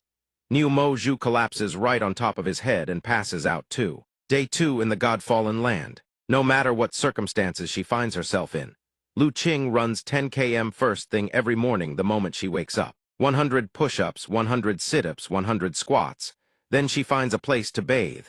Then she deals with anyone who dares ogle her master. Niu Mo Zhu hides behind a cliff, thinking to himself, good thing I haven't been spotted yet. Under the tent, Mei Luo and the others whisper among themselves. Lu Qing went out to train again, didn't she? What's wrong with Yan Yu? She can't stand that cat lying in Master's lap. She's gone absolutely berserk. Yan Yu is brawling with that cat inside the tent. I've been putting up with you for way too long. You've crossed the line. Su Shu walks in and scoops him up in a princess carry. You're all so busy, so I'll handle Master's morning facial mask myself. By the time Yan Yu notices, Su Shu has already carried him away. That sneak thief stealing him again. At that moment, an announcement echoes across the land. System, all cultivators who have entered the God-fallen land hear this. System, the first trial of the God-fallen land is about to commence. All participants will be transported to the Sea of the Deceased. Pass or perish. System, good luck to you all. Teleportation commencing now. Yang Ning is currently activating his God-fallen land privilege. In the Sea of the Deceased, each participant will encounter the most important person they have lost and must fight them. Before Yan Yu, a tall woman materializes. Mother, it's Mother. The woman smiles warmly. Silly girl, of course it's me. Mother's starving, hurry up and make me something to eat. Tears begin to well up in Yan Yu's eyes. Mother was ranked 72nd on the heavenly rankings. Her job was hunting and slaying great demons. Mother always said that no matter how badly she was injured, eating my cooking would heal her instantly. A memory from Yan Yu's childhood resurfaces. Her mother says, "Little Yu, Mother's hungry." The innocent young Yan Yu replies with a smile, "I'm all ready." My childhood dream is to cook the most delicious food in the whole world for you, Mother. Mother is sorry. Dying at the hands of demons forced you to grow up in such loneliness. Come, follow Mother. From now on, I'll eat your cooking every single day. I'll never leave you again. Yan Yu speaks softly. No, Mother. There's no need. I was so happy just being able to cook for you. I've grown up now, and in the future there's someone I want to cook for all my life. Her mother's expression darkens. Silly girl. Looks like some no-good man has tricked you. Mother will have no choice but to take you by force. She pulls out Yang Ning's enchanted profile scroll and presents it to her mother. Mother, wait, this is his information. Please read it first. Name Yi Yang Ning, gender male, age 24, height 180 cm. Assets owner of an ancient sect that once stood at the pinnacle of the world. Hobbies immerse himself in reading an elegant, refined man. Personality upright and righteous. Flawed dangerously attractive. Doesn't understand social boundaries. The woman fades away. Mother, I didn't choose the wrong person. Don't worry about me. I'm not lonely anymore. On the other side, Lu Qing drives a spear into the chest of a man lying on the ground. He too fades away. My comrade in arms shall not be disgraced. Lu Qing is then teleported elsewhere. She approaches the other three and asks, you all made it. Yan Yu calls out. Lu Qing, Su Shu and Mei Liu, those two didn't even do anything and got teleported out just because they took one hit from the cat. Incredible. As expected of Master's cat, Niu Moju asks the four of them in a deep voice, have any of you noticed? The most dangerous cultivator in the God-fallen land has appeared. This may very well be the most dangerous human I've encountered in all my years of existence. According to this game's logic, the most important deceased person for each participant appears. So it can only be you, Father the Human Emperor. Zhao Yan, it's been too long. 7th Prince Zhao Ying gazes upon his father. Meeting you again, Father Emperor. I'm filled with mixed emotions. But the great Zhao Empire no longer needs you to worry. After I personally killed you, I used a puppet disguised as you to take your place. The great Zhao Empire carries on as usual. The Human Emperor asks his son, then what exactly do you want to lead the great Zhao Empire toward? Zhao Ying turns around, his gaze fixed on the distant horizon. You should be asking what direction I want to lead this world in. I want the flames of war to engulf the entire world. That's right, I love war. I love the thrill of annihilation and the ecstasy of conquering my enemies. And now my top target is Yi Chen and the Wuji sect.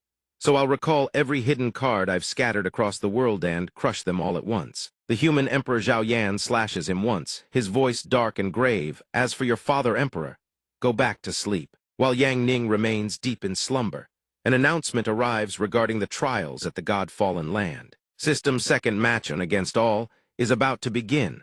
All participants will be teleported to 4 trial arenas. System, one person from each arena will be randomly selected as the rebel. System, the rebel must face all remaining participants alone. Only one side survives. One participant puts on a look of exaggerated shock. What the hell is this? The rebel, another one is equally terrified. A weakling playing the villain God-fallen land's trials are clearly not something mere mortals can dream of. System teleportation commencing now. On a rocky cliff shrouded in dense mist. This is the first arena. Everyone stands in a daze, none understanding what's going on. Where is this place? Yan Yu can barely handle herself, yet she still worries about her teammates. I wonder if Su Shu is in the same arena as us. Mei Luo, on the other hand, seems more level-headed. Even if we're not in the same arena, the first priority is to wait for the rebel to reveal themselves.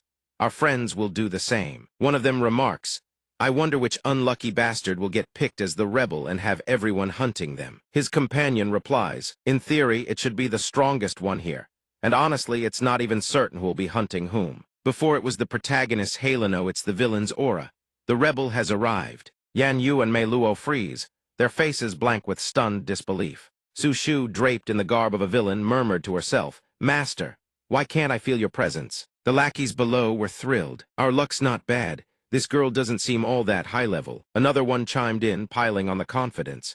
Seriously, what insane luck. Before we kill her, drag her down so the boys can have some fun first. Su Shu's lifeless eyes suddenly blazed with killing light. A blade whooshed straight toward the chattering scum below. Bastard, sucks to get hit, huh? He screamed in agony. My hands. Su Shu's mind had been consumed by a malevolent force. A world without master must be destroyed. The cowards below went deathly pale, as if they'd swallowed poison. That bitch is vicious. Everyone, rush her at once, kill her. A mob of young thugs ganged up on her, relying on sheer numbers. If just one person got taken down, they could brush it off. But an entire crowd still getting wrecked. Now that's just humiliating. She had barely unleashed a few attacks, yet the ones in the back were already trembling with fear. Wasn't her specialty fire magic? Why is her wind technique this terrifying too? The lackeys weren't just individually cowardly, they were cowardly with organization. They turned tail and ran. A direct assault was suicide. Two blazing fire dragons materialized as Su Shu summoned them into existence. The flame dragons were absolutely bone-chilling, a death sentence wrapped in fire. Su Shu had been rambling on for a while, but the message was always the same. A world without master must be destroyed. Her screams merged with raging flames, engulfing everything in sight. Those caught in the inferno looked pitiful, but she didn't care. They still had the nerve to question it. Had Yi Chen really raised a world-destroying monster? Mei Luo's group, who hadn't been caught in the calamity, watched the chaos unfold. Su Shu's strength within the sect was second only to the senior sister. But once she entered a berserk state, her destructive power surpassed even the senior sisters. Lu Qing stared in stunned silence, completely at a loss for what to do. I'm afraid we'll all die at the hands of a berserking Su Shu. Meanwhile, in another space, equally chaotic Arena 2 participants had fallen into a full-blown crisis. He's insane. The man wrapped in chains exuded undeniable style, slaughtering every cultivator in sight. I love it. Anyone who's scared, go home. But the poor bastards couldn't leave even if they wanted to. It was far too terrifying. The Heavenly Chain Envoy is ranked 19th on the leaderboards. If he goes berserk, there's no way we can resist. The prince, banking on his overwhelming ability, made even the wrong sound right.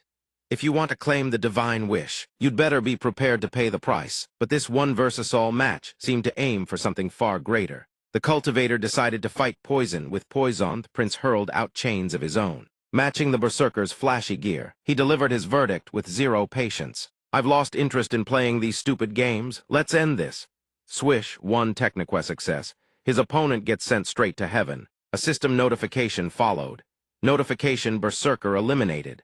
The surviving participants, their pride wounded, nonetheless thanked him profusely. We thank the prince for his gracious intervention, saving us from this calamity. The prince stared down at the blissfully ignorant crowd below, irritation flickering across his face. Fools, insects, they don't even realize they're already dead. Then he moved on to another space. Another berserker. Arena 3. The berserker here was actually quite beautiful, but her words dripped with venom. Just slaughter all the shrimp. Why do you even need to go berserk? The final space, none other than Arena 4, perhaps out of sheer adoration. This berserker walked a path so ridiculously foolish it was almost endearing. Seventh prince, I swear I will clear every obstacle and help you claim the divine wish. Not the sun, yet Su Shu blazed brighter than anything in existence. Mei Luo was no fortune teller, but she had a gut feeling at most one incense stick's worth of time, and every living being here would be burned to ash by Su Shu. The great Zhao Empire's royal guard surrounded her, everyone pinning their hopes on them. Our last hope rests with the Imperial Sword Saint Corps of Great Zhao. 100% of our trust is on them. I can't believe they actually showed up in the God-fallen land. Only they can handle that lunatic. 5-on-1? Now that sounds entertaining. She's Yi Chen's strongest disciple. Killing her here will definitely shatter Yi Chen's Dao heart. Looked cool, but turns out they're just sucking up. They said, who knows, 7th Prince might be pleased enough to join in the kill. One stick alone can't break a sapling, but bundle them together and you get real strength. 5 men struck dramatic poses, yet only managed to summon a measly little dragon. Sword Spirit Su Shu, banking on her overwhelming power, had every right to look down on them. Without a single ounce of showmanship, she simply extended her hand. Hell's grasp, the pathetic dragon was cleaved in two. Su Shu spat at it, get lost, without wasting a single ounce of energy. Su Shu could even absorb incoming attacks and convert them into her own power. The second move flopped spectacularly.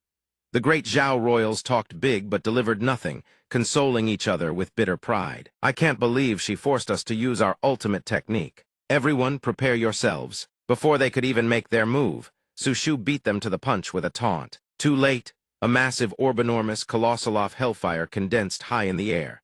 Delay even a second and the fun would be ruined. She didn't keep them waiting. The orb detonated.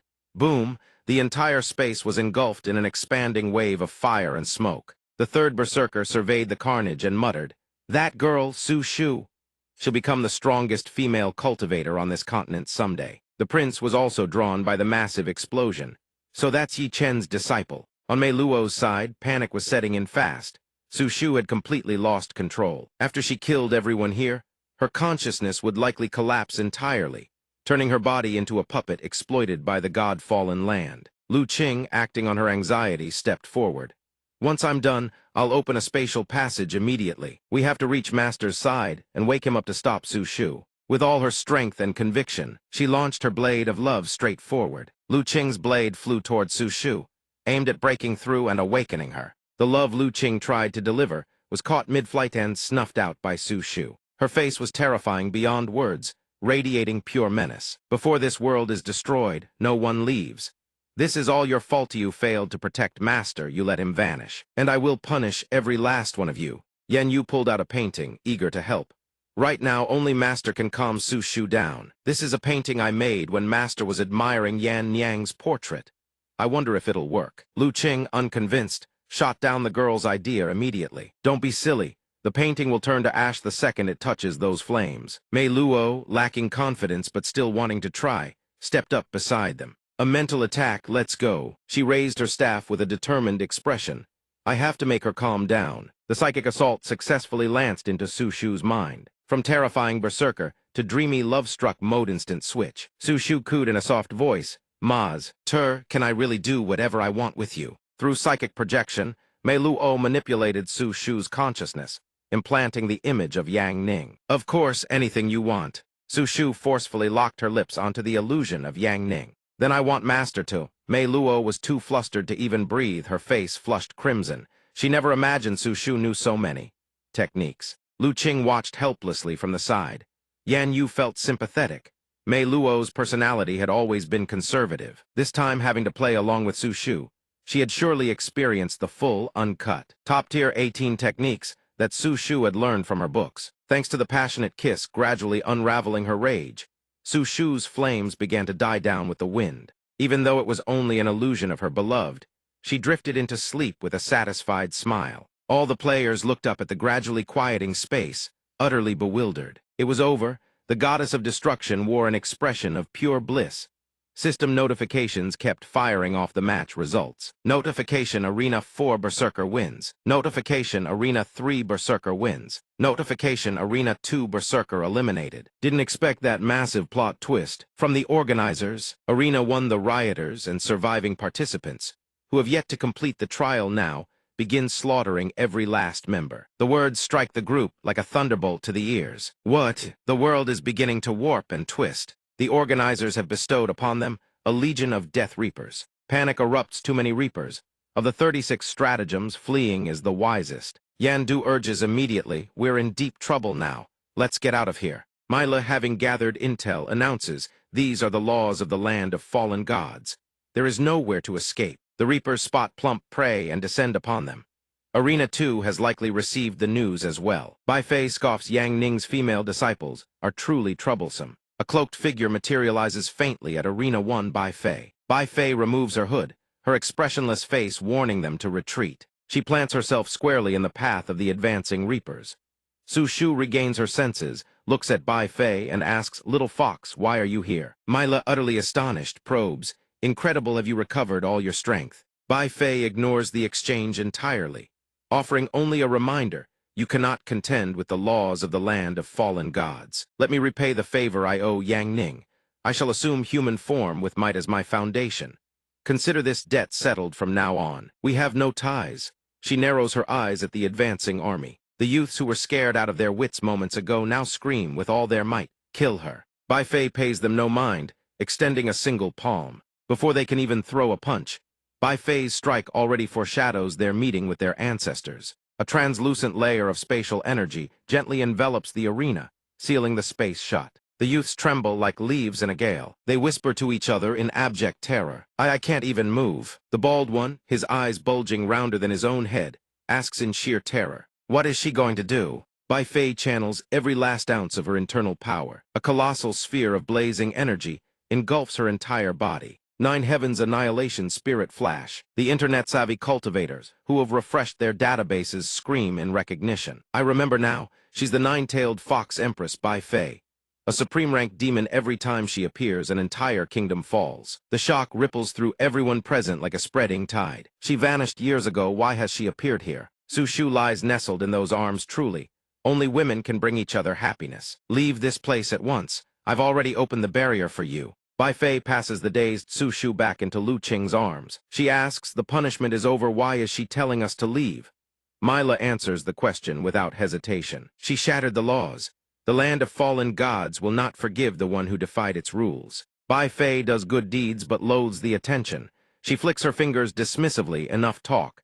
She arrives swiftly and departs just as fast. One teleportation, and her silhouette vanishes without a trace. Bai Fei's actions never fail to catch everyone off guard. Lu Qing asks, she doesn't want the divine wish, why would she defy the land of fallen gods for our sake? Yandu quickly picks up the thread and chimes in, perhaps she came out of concern for Master's safety. She couldn't care less about the divine wish. A massive vortex erupts in the sky. Bai Fei gazes upward, her aura surging in open defiance. The rules of this antiquated realm still dare presume to restrain her. She relies more on sorcery than brute force. At that moment, the vortex unleashes the celestial purple thunder. Despite her provocative stance, a slight tremor still runs through her heart. It's over. Bai Fei's face goes sheet white. That thunder is far too loud, serious trouble is upon her. Yang Ning said something about my post-war trauma disorder acting up again. A talisman soars high into the distance, Yang Ning's voice echoing faintly by her ear. If one day you break free of your prison, I won't be there to cover your ears when the thunder rolls anymore. Flashback, he slurs through his drunken haze from the past. Take that talisman from my Yan Nyang's shop along with you. At the time, Bai Fei had been absolutely furious. Yan Nyang, again. Yang Ning, indifferent to her anger, explains, it will protect you in my stead once more. Returning to the present, the talisman inscribed with a girl's image blazes with radiant light. Though it is not human, it bravely intercepts the devastating attack. Every torrent of power that crashed down is absorbed by the talisman. A blinding streak of light erupts with devastating force. The war has ended, yet dawn still refuses to break. These youths are as rowdy as an airport departure lounge. The heavens truly defy all reason to think someone actually blocked heavenly lightning with a sheet of paper. Exclamations of shock ring out without end. That sheet of paper devoured the entire lightning domain of the land of fallen gods. Though he follows no Buddhist path, Bai Fei seems blessed by the Buddha himself, deeply moved in his heart. Yi Yang, just how powerful are you? A faint glow flickers across the sky, whether it heralds fortune or calamity. None can say. A spatial gateway tears open before them. This is the gate of judgment of the land of fallen gods. A voice of profound melancholy echoes from within the gate. What is happening? Has the order of laws been shattered? By a single sheet of paper. God's envoy Hound speaks aloud, the doubt gnawing at his heart. Perhaps a powerhouse beyond our wildest imagination has appeared this time. Atop the cliff's edge, the God's envoys face one another. A divine council is in session. God's envoy Hound speaks at length during the council. Those who defy order can only be destroyed with divine punishment. Divine punishment triggers spatial collapses long as the remnant soul of the God Lord remains unaffected. There is no reason against its use. The Hound's temperament is easygoing by nature, but his flaw is a quick and childish temper. That fox killed a spirit essence and shattered the laws of order is a direct challenge to the supreme authority of the land of fallen gods. In contrast, the God's envoy of the graceful horse maintains her composure, appearing far more serene. Spirit Cat blocks the divine punishment. Are you in heat? Desperate to mate with a human, Spirit Cat frantically demands to clear her name. I am not. The God's envoy of the graceful horse refuses to relent and continues. Then activate divine punishment and purge all trial participants. Those who are fated shall survive. What blazes opposite them is not the Sunit, is a God's envoy burning with radiant fury. The one favored by the graceful horse. Could it be the seventh prince? I have my doubts. The seventh prince is the strongest among them, so why wasn't he chosen as the instigator of this chaos? Could it be that he has already won the heart of one of the God's envoys? Receiving such misplaced protection, the God's envoy of the graceful horse, gentle by nature, finds herself flustered, sweating as she hurriedly corrects them. I am a lofty God's envoy. I would never be bewitched by a mere mortal. The one burning as bright as the sun is none other than God's envoy TUY letter 1 EC7 T Vierne. Though no one has provoked her, her brow remains furrowed in displeasure. We have guarded the land of fallen gods for far too long. It is only natural that some waver. After all, there were those who went mad and perished before those who betrayed us to become the very first demon lords. TUY letter 1 EC7T, Viern's anger, is merely the crudest expression of her disappointment. We are running out of time. If we fail to find a suitable candidate this time, the last remnant will of the God Lord may fade into nothingness forever. I believe in Spirit Cat Woman's loyalty. Though she is weak, she possesses the attribute of immortality, can reincarnate without end. With each reincarnation, she seeks a new master, but that master must withstand divine punishment to claim her. Spirit Cat listens, slightly dumbfounded. TUY letter 1 EC7T, Viern maintains that such mortal passions do not exist and, therefore Spirit Cat is bound to remain loyal only to the gods. Standing atop the highest peak, God's envoy TUY letter 1 EC7T Veen delivers her final decrees. The Grand Envoy remains in deep slumber. I have decided not to activate divine punishment. Let these participants proceed to the fallen god tower to undergo their final judgment. If among them lurks one whose power surpasses our imagination, then let that one become our god's vessel. The assembled gods' envoys obey the decree in unison. Yes, ancient Tao of the fallen god, the final trial's destination. Fallen God Tower. A crowd surges forward along the path. The one at the front urges the group behind him, pick up the pace, everyone. No stopping. Whoever reaches the Fallen God Tower first stands the best chance of claiming the divine wish. The red-haired one, knowing a thing or two about this place, boasts smugly to the rest. There are no rules on this ancient path. Why don't we thin out the competition first? But at that very instant, a streak of light blazes past them. The entire group freezes in place. It turns out to be a demon. Having already cut the group clean in two, he says coldly, "Those who block the way die." Another figure approaches and says sternly, "You've killed again." He replies with utter dissatisfaction, "The prince told us to exercise restraint, so I merely severed their tendons and gouged out the eyes of those who blocked my path. That way, I'm both merciful and satisfied. I want to find some Wuji Sect disciples to play with, satisfy myself a little." She immediately objected to his plan to go pick a fight with the Wuji Sect. "That won't do. The prince ordered our sword demon troops to head to the God-fallen tower first. As for the Wuji Sect people, the prince will deal with them himself." After relaying her master's orders, she flew off with the other one. "Go on then." Down below, a wretched black cat dragged a cart toward the God-fallen tower, dust and debris blasting into its face, driving it into a furious rage as it cursed up a storm. "You bastards, so what if you can fly? If it weren't for that monkey stealing our trial privileges." The more it spoke, the angrier it got. The cat pointed a claw at the sky and cursed, "I already got the master into the tower in the blink of an eye." Bai Fei, displaced by the woman beside him, grumbled in annoyance. Hearing this, the cat's blood boiled even hotter. "The master is unconscious, and I'm out here dragging a cart just to keep up. That's bad enough. But what's with the two women up there?" She was simultaneously trying to snatch Yang Ning from the first-generation New Mo Zhu, and cursing at the old woman's shamelessness. "Get off now, this demon who loves treating men as slaves and toys. Stay away from Yi Yang." The old woman stubbornly refused to let go, not forgetting to mock her. "How strange. Wasn't it you who said you'd lost all interest in Yi Yang?" Having her old words thrown back at her, Bai Fei's embarrassment turned to fury. "How I use Yi Yang is none of your business. Sure, I may not care about Yi Yang anymore, but I still have ties to Wuji. Those female disciples are as close to me as sisters. I can't just stand by and watch you destroy their master." Su Shu watched the scene unfold and couldn't hold back. "Close as sisters. She always calls us foolish humans and claims she's allergic to us female disciples." The first-generation New Mo Zhu was already a grand saint-level expert at being brazen. She twists black into white and spouts utter nonsense. "All the disciples treat you as a sister, and me as the master's wife. We've already built a deep relationship with Sect Master Yi. During all those days you weren't around, we were all entangled playing forbidden games together." But Bai Fei didn't buy a single word. She snorted twice and started putting on her own act. "Wuji Sect forbids gambling. Your forbidden games are just playing cards right. Back in the day, the things I did with Yi Yang were what you truly call crossing moral boundaries." The more she spoke, the more outrageous it got, cuddling and sleeping together in the Demon Palace dungeon, singing day and night without a care for heaven or earth. Yan Yu listened to these two pigs blow up and was stunned.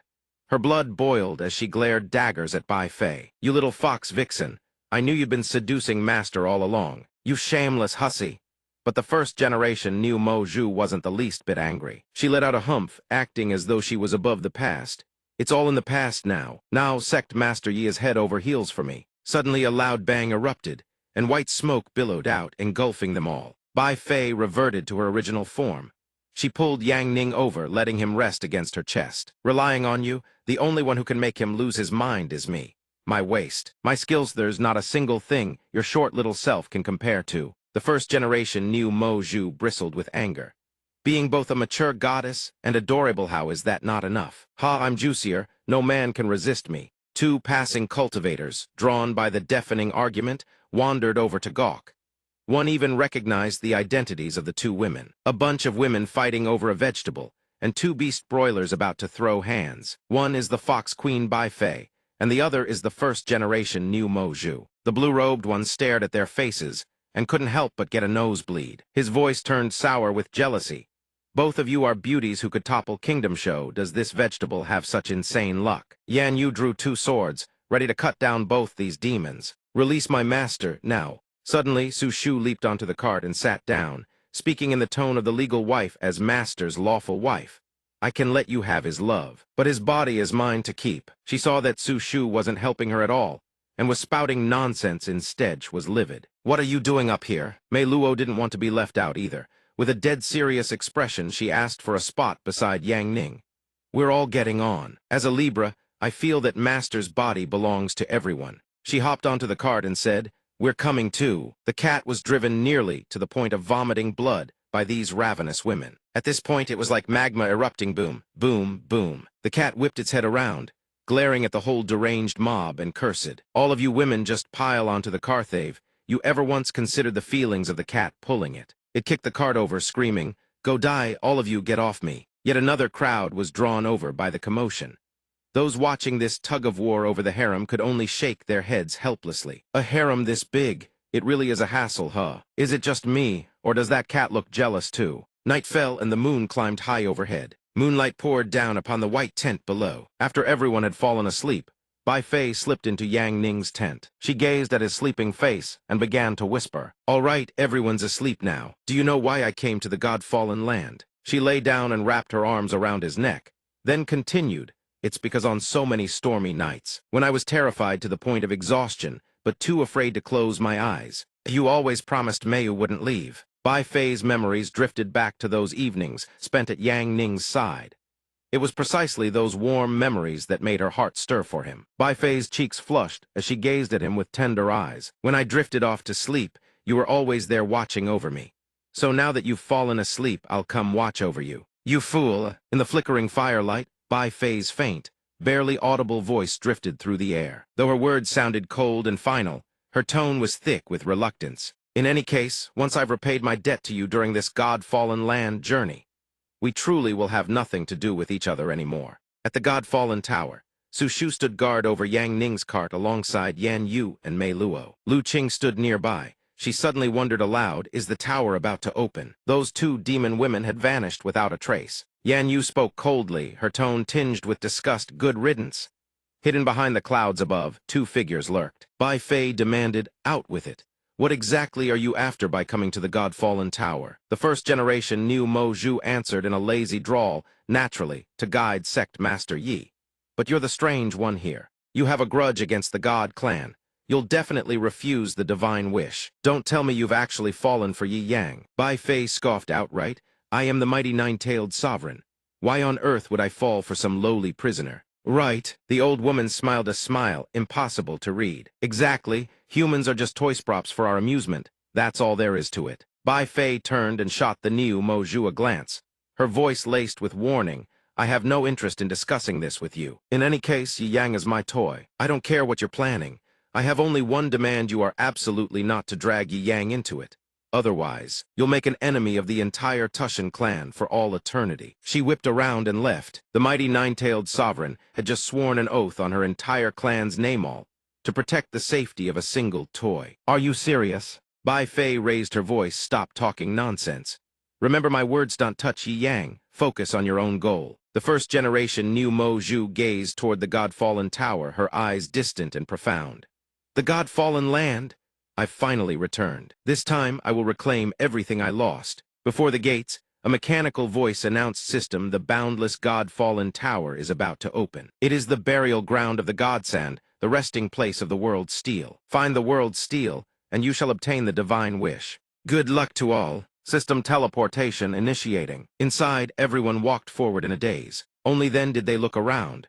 Lu Qing stepped forward with a lantern and asked, "Where are the others?" The voice from before rang out once more, "Welcome to the graveyard of the gods." After the gods were cursed, their divine remains transformed into the eternal world steels. This is where those divine remains world stelis exist for eternity. The voice speaks again, but the remnants of the curse have yet to fully dissipate. It echoes across the entire nightmare world. In the nightmare world, the lamp in your hands must never be extinguished. Without the spirit lamp's protection, you will quickly be devoured by the cursed creatures, lurking in the darkness, mere fodder for ancient beings to test their mettle. Kaboom, the lamp in his hand is snuffed out. Those around him scream in terror. Somyeon shrieks, "I see it! I see the monster! Save us!" The voice's words ring out like an ancestral decree. Guard the spirit lamp in your hands well. It is the greatest protection for your survival. If you wish to find the world's steel, then make your lamp burn brighter. Only by extinguishing another's lamp can yours blaze brighter, and only then will you find the world's steel. Lastly, good luck to you all. Ahead of Lu Qing, a burly brute locks his eyes on her. He flashes the grin of a villain of the four fiends of the corpse gate. Not just him, his three companions burst out laughing too. Interesting. Snuff out everyone else's lamps and we'll claim the divine wish. Let's go, starting with the weakest ones. She glances around. I need to find Master fast. That cat can't be relied on. One of them approaches. Where's the little lady headed? It's so dark and gloomy around here. A woman like you, wandering alone at night, it's quite dangerous, you know. Before he can even finish, she coldly cuts him off. Scram! Malice twists across the villain's face. I'll let you pass after you've had some fun with us brothers first. No one's here to protect you, little missy. Strip! Before he can finish his sentence, her spear has already pierced clean through his skull. She repeats, I scold, I said scram. The three remaining men watch their brother collapse. They shout to each other in panic. Third brother is dead. That bitch dared to kill third brother. She's dead. Cut off her limbs first, then we'll play with the corpse. Kill her. With a single spear strike, she wipes out all three. Suddenly, 3 streams of light fly into the lamp Lu Qing is holding, surprising her. It's brighter now. The onlookers can only stare. Wide-eyed on spear, 3 kills. Is this girl the Grim Reaper? She fights like a heartless killing machine. Yet another burly figure steps forward, approaching her. Little girl, your ruthlessness quite resembles this old man's style. The surrounding people's eyes widen, and jaws drop as they see him approach. He is the blood-handed butcher, an ancient fiend infamous for slaughtering experts on the heavenly rankings. That little girl is done for. He leers at her with lecherous eyes. This old man has killed countless experts from the heavenly rankings. Become my disciple, join me, and we'll slaughter everyone here. Refuse, and I'll kill you. Lu Qing casually flicks the spear from her hand.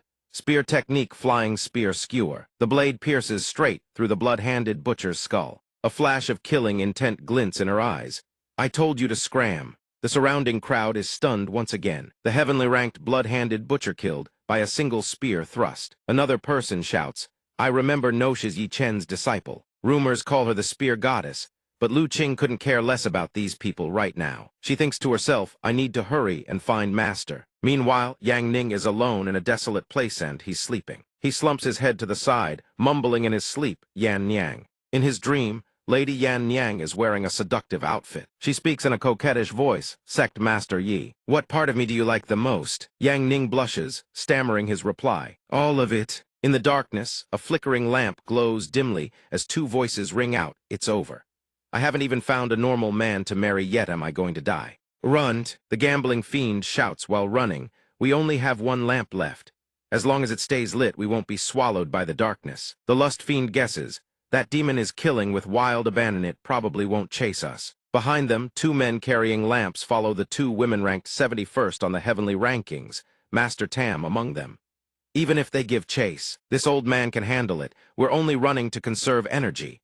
The lust fiend curses in regret. If I'd known earlier, I wouldn't have come seeking the divine wish. This place is literally hell. The gambling fiend drops a philosophical line, life is always a gamble. Then he spots something, someone's coming up ahead. Lu Qing stands right in front of them. They assess her no killing intent, no cultivation aura, probably not here to fight. Suddenly she darts forward, racing between the 2 of them. The gambling fiend calls out a kind warning, "Girl, it's extremely dangerous up ahead. Don't go, your lamp will just get snuffed out. Miss, come with us. We've got a top-tier heavenly rankings fighter." Master Tam adds, "Protecting one more person will cost extra." The gambling fiend curses, then tells Lu Qing that gambling addict you'd have to pay him. She coldly rejects their invitation all the same. "No need." The lust fiend steps forward, intending to knock Lu Qing unconscious before she rushes headlong into danger. "Sorry, I can't let you run to a meaningless death." But before the lust fiend can reach her, Lu Qing has already sprung into the air. Lu Qing dashes forward. "Master, I will never stop slaying demons." The lust fiend is still behind, trying to stop her. "Brighten your lamp, and you can teleport to the world's steel." The steel. The lust fiend is still behind, desperately trying to stop her. "Don't go." She charges at a massive demon, holding a lamp that emits an eerie blue glow in the darkness. The lust fiend still tries to chase after her, but it's too late. Lu Qing has already reached the demon and strikes boom. The impact staggers her for an instant. After recovering her footing, she charges in again. "No good. I have to go save that reckless fool." The gambling fiend is also behind, trying to stop her. "Get back here. You're way too reckless." Suddenly, the lust fiend freezes in place, staring in shock at the scene before her. Up ahead, Lu Qing stands tall atop the demon's corpse, spear in hand, her skirt and hair billowing in the wind. The lust fiend looks up at her, lamp raised high, standing on the demon's head, unable to believe her eyes. What just happened?" The gambling fiend still can't grasp the situation. This great demon just suddenly died. They really can't gauge the level of power at play here. Master Tam asserts firmly, the heaven-devouring demon must have been rampaging everywhere its lamp oil was nearly depleted. That's the only reason she could claim the kill. She has no cultivation realm after all. Lu Qing remains indifferent, paying no mind to those below. She continues forward with her lamp, thinking that one's dealt with. Then the lust fiend calls out from behind, "Girl, even though you have no cultivation realm, I can tell you have real strength. But in this nightmare world, you definitely can't survive alone. Your lamp will be targeted by many. Why not join us?" Right before Lu Qing's eyes, booming male laughter echoes. "The corpse of this heaven-devouring demon is ours. You pieces of trash actually managed to take one down together. What dumb luck." Ranks 42 and 43 of the heavenly rankings, bone-devouring twin lords. The other one speaks up with a provocative tone. "You old coot, you're here again." S letter 1 EAFC. Q, U letter 1 EF7 was even more terrified after seeing them. She screamed a warning to the people behind her. "The PH letter 1 EC7, C letter 1 ED1T brothers go berserk on any cultivator weaker than them. They'll sadistically slaughter you," Master Tam warned. "Stay as far away from them as possible." Master Tam stepped forward, trying to mediate. "Surely the two exalted ones haven't forgotten this old man. This old man is honored. I humbly ask the two exalted ones, for the sake of being fellow cultivators on the heavenly rankings, to spare me a way out." It seemed the two had no intention of letting them go. One of them stepped forward and bellowed, "Insolent! The heavenly rankings are divided into tier-shy, middle, and low. Does this old dog even qualify to speak with our brothers? Kneel!" An invisible pressure slammed down onto the four of them. "Huh." The PH letter 1 EC7, C letter 1 ED1T twin sovereigns continued. "We're not ones to forget old favors. Tell you what, we'll let you die a little slower than our other prey. On one side, you get to enjoy our signature bone flaying, tendon stripping techniques. On the other, you thrash and bleed out in agony. Whoever can actually catch us, I'll call that a loss." While the two were still reveling in watching others squirm, a spear materialized from nowhere and pierced clean through both their throats. They collapsed simultaneously, their lanterns slipping from their grasp. Lu Qing descended from the sky, the spear already in her hand. The PH letter 1 EC7, C letter 1 ED1T twin sovereigns, holes punched through their throats, let out a horrified scream once they registered what had just happened. Light erupted from their two lanterns and surged into Lu Qing's, making it blaze even brighter. She turned to the four kneeling figures and spoke. "My apologies. I cannot travel with you." Master Tam prostrated himself on the ground. "Benefactor, please wait. This shameless old fool once said he wanted to charge the benefactor a protection fee. This old man was truly out of his mind. Please forgive me and take me as your disciple." Lu Qing gave them a helpless glance. "I wasn't paying attention to what you said before. Besides, I don't have the qualifications to take disciples. Be careful and leave this battlefield as soon as you can." S letter 1 EAFC, QU letter 1 EF7 stepped forward and asked solemnly, "Hero, may I ask your honorable name?" D stroke letter 1 ED3, QU letter 1 EF7 behind her exclaimed, She's so young. Yet one spear strike killed two top-ranked experts in the top 40. On the heavenly rankings, she's an absolute monster, a name known throughout the world. She had already walked far but turned back to answer. I am Lu Qing, disciple of Yi Yang from the Wuji Sect. Distroke letter 183. QU letter 1EF7 found the name somewhat unfamiliar. She'd only heard of the young sword saint Ling Liuxu, and the divine Su Xuansh never expected Yi Chen to have a disciple who wielded a spear. Master Tam recalled the moment she announced her name. She was the spear saint, who had once appeared at the blood-drenched arena. She'd never been seen in the martial world since. He never imagined she'd be this terrifying. S letter 1EAFC, QU letter 1EF7 heard the familiar name and fell into deep thought. Every single disciple of Yi Chen could probably stand at the pinnacle of the Grand Tao. Come to think of it, I'm actually lucky I once got to sleep in Yi Chen's arms. As for where Yi Chen Yangning was at this moment, he was sitting pretentiously on a cart, a whole row of lanterns laid out before him. More lanterns meant more prey lured in. Meanwhile, Master Tam's group hurriedly urged each other to pick up the pace. The disciple ran and asked, "How much longer until we reach the teleportation point? I don't want to stay in this hellhole for even one more second." Zok QU letter 1EF7 ran alongside and replied, "Who the hell knows? As long as I make it out alive, the first normal-looking man I see, I'm marrying him on the spot." Distroke letter 183. QU letter 1EF7 chimed in with a teasing tone. "I bet he'll reject you, but if he accepts, you'd better include me in the marriage too." Master Tam suddenly shouted a warning. Up ahead, a demonic presence with insanely violent killing intent is approaching. Everyone dodge. Before their eyes, a tall, gaunt man with long, flowing hair appeared. I just spotted a lantern glowtop 35 on the heavenly rankings, Huang Tian, the heretical sovereign. He flashed a sinister grin. "Come on out, hiding is pointless, get out here, no. You old rats hiding behind the cliff." While S letter 1EAFCQ, U letter 1EF7 was channeling a concealment technique, a rock flew from nowhere and struck Huang Tian square on the forehead, driving him into a rage as he spun around. Then a volley of stone fragments rained down on the heretical sovereign, making him scream in agony. The rocks zeroed in on Huang Tian, the heretical sovereign, before clattering to the ground. Master Tam's group, hidden behind a large boulder, were safe. But the heretical sovereign, pelted by stones from who knows where, couldn't endure the pain and cursed aloud. Damn it all! The one behind it all was none other than the original Niu Mozhu. She watched from afar as the heretical sovereign was pelted with no way to fight back. Weak, weak, weak. You humans really are pathetic. Have you seen Nine Tails yet? This time I've got the bet in the bag. I'll definitely be the first to light up the lantern in the world of the stone steel. And after that, Sect Master Yi belongs to me." Bai Fei appeared from somewhere. Behind her, she was still dragging along a captive, a hulking brute. "Let me go." She paid no attention to the one behind her and strode toward Niu Mozhu. "What's the point of killing indiscriminately like that? That's so inefficient. A professional trial participant like me has hunted plenty. Minimum effort, maximum results." The brute behind her burst apart, and her lantern trembled as it absorbed another golden wisp of light. But the two continued their conversation. Niu Mozhu crossed her arms, a sulky look on her face. "You talk big about going on a killing spree, but in reality you only kill the wicked. Could it be you've actually fallen for Yi Yang? Going soft on humans, afraid he'll hate you." Bai Fei ignored her provocations and flashed a wicked smile. "You're about to lose, so now you're changing the subject. Remember the terms of this bet. Whoever loses can never compete for Yi Yang Agonaut in this life or the next." Niu Mozhu feigned curiosity. "And the winner gets all rights to love Sect Master Yi forever." Bai Fei flinched as if her heart had been struck. As if who'd want to love some human forever? "I simply want sole ownership rights over him.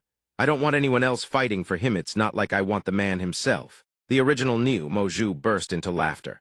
"I love how stubbornly you deny it. In any case, this toy called Yi Yang, we must get him. I'll win, and then I'll play with him until he's completely spent." Bai Fei was so infuriated that even her tails burst free. "You lecherous wretch! I will absolutely not lose, and I absolutely will not let you touch him. I'm going to light my lantern." Niu Mozhu watched her lose her composure and only teased harder. "Please, just admit defeat already." The two of them bickered noisily as they soared through the air. "I'll definitely be the first to light up the lantern." Behind the boulder, Master Tam stared blankly at the Spectacletwo great demon queens fighting over a single human man. He wondered if he'd come down with some kind of dementia. Bai Fei once brought the great Chu dynasty to its knees, and Niu Mozhu built an entire demon kingdom for herself. What kind of peach blossom fate does Yi Chen have? Distroke letter 183.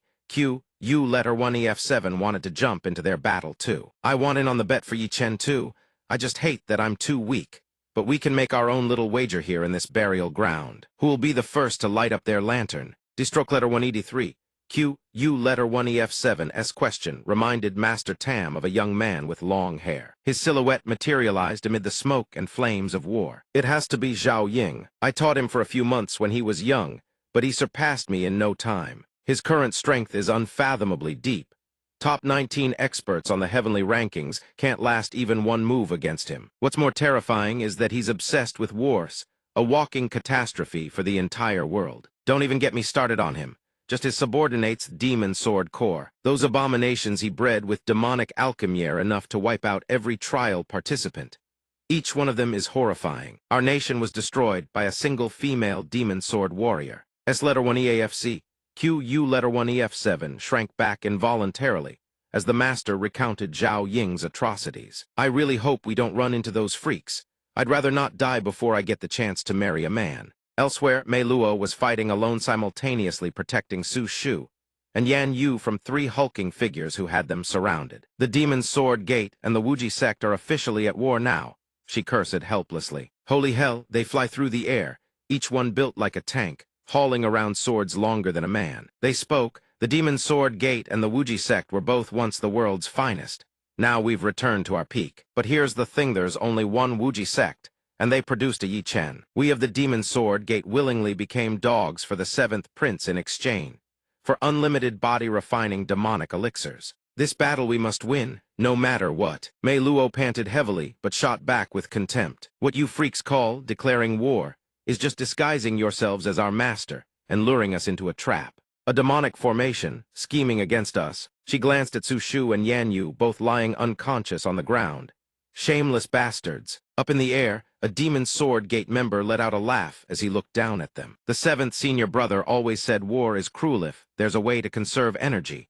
Why not use it? A black-haired woman wearing a demon mask speaks to Mei Luo in a mocking tone. Stop struggling. Let the formation refine you all. Another woman picks up where the first left off.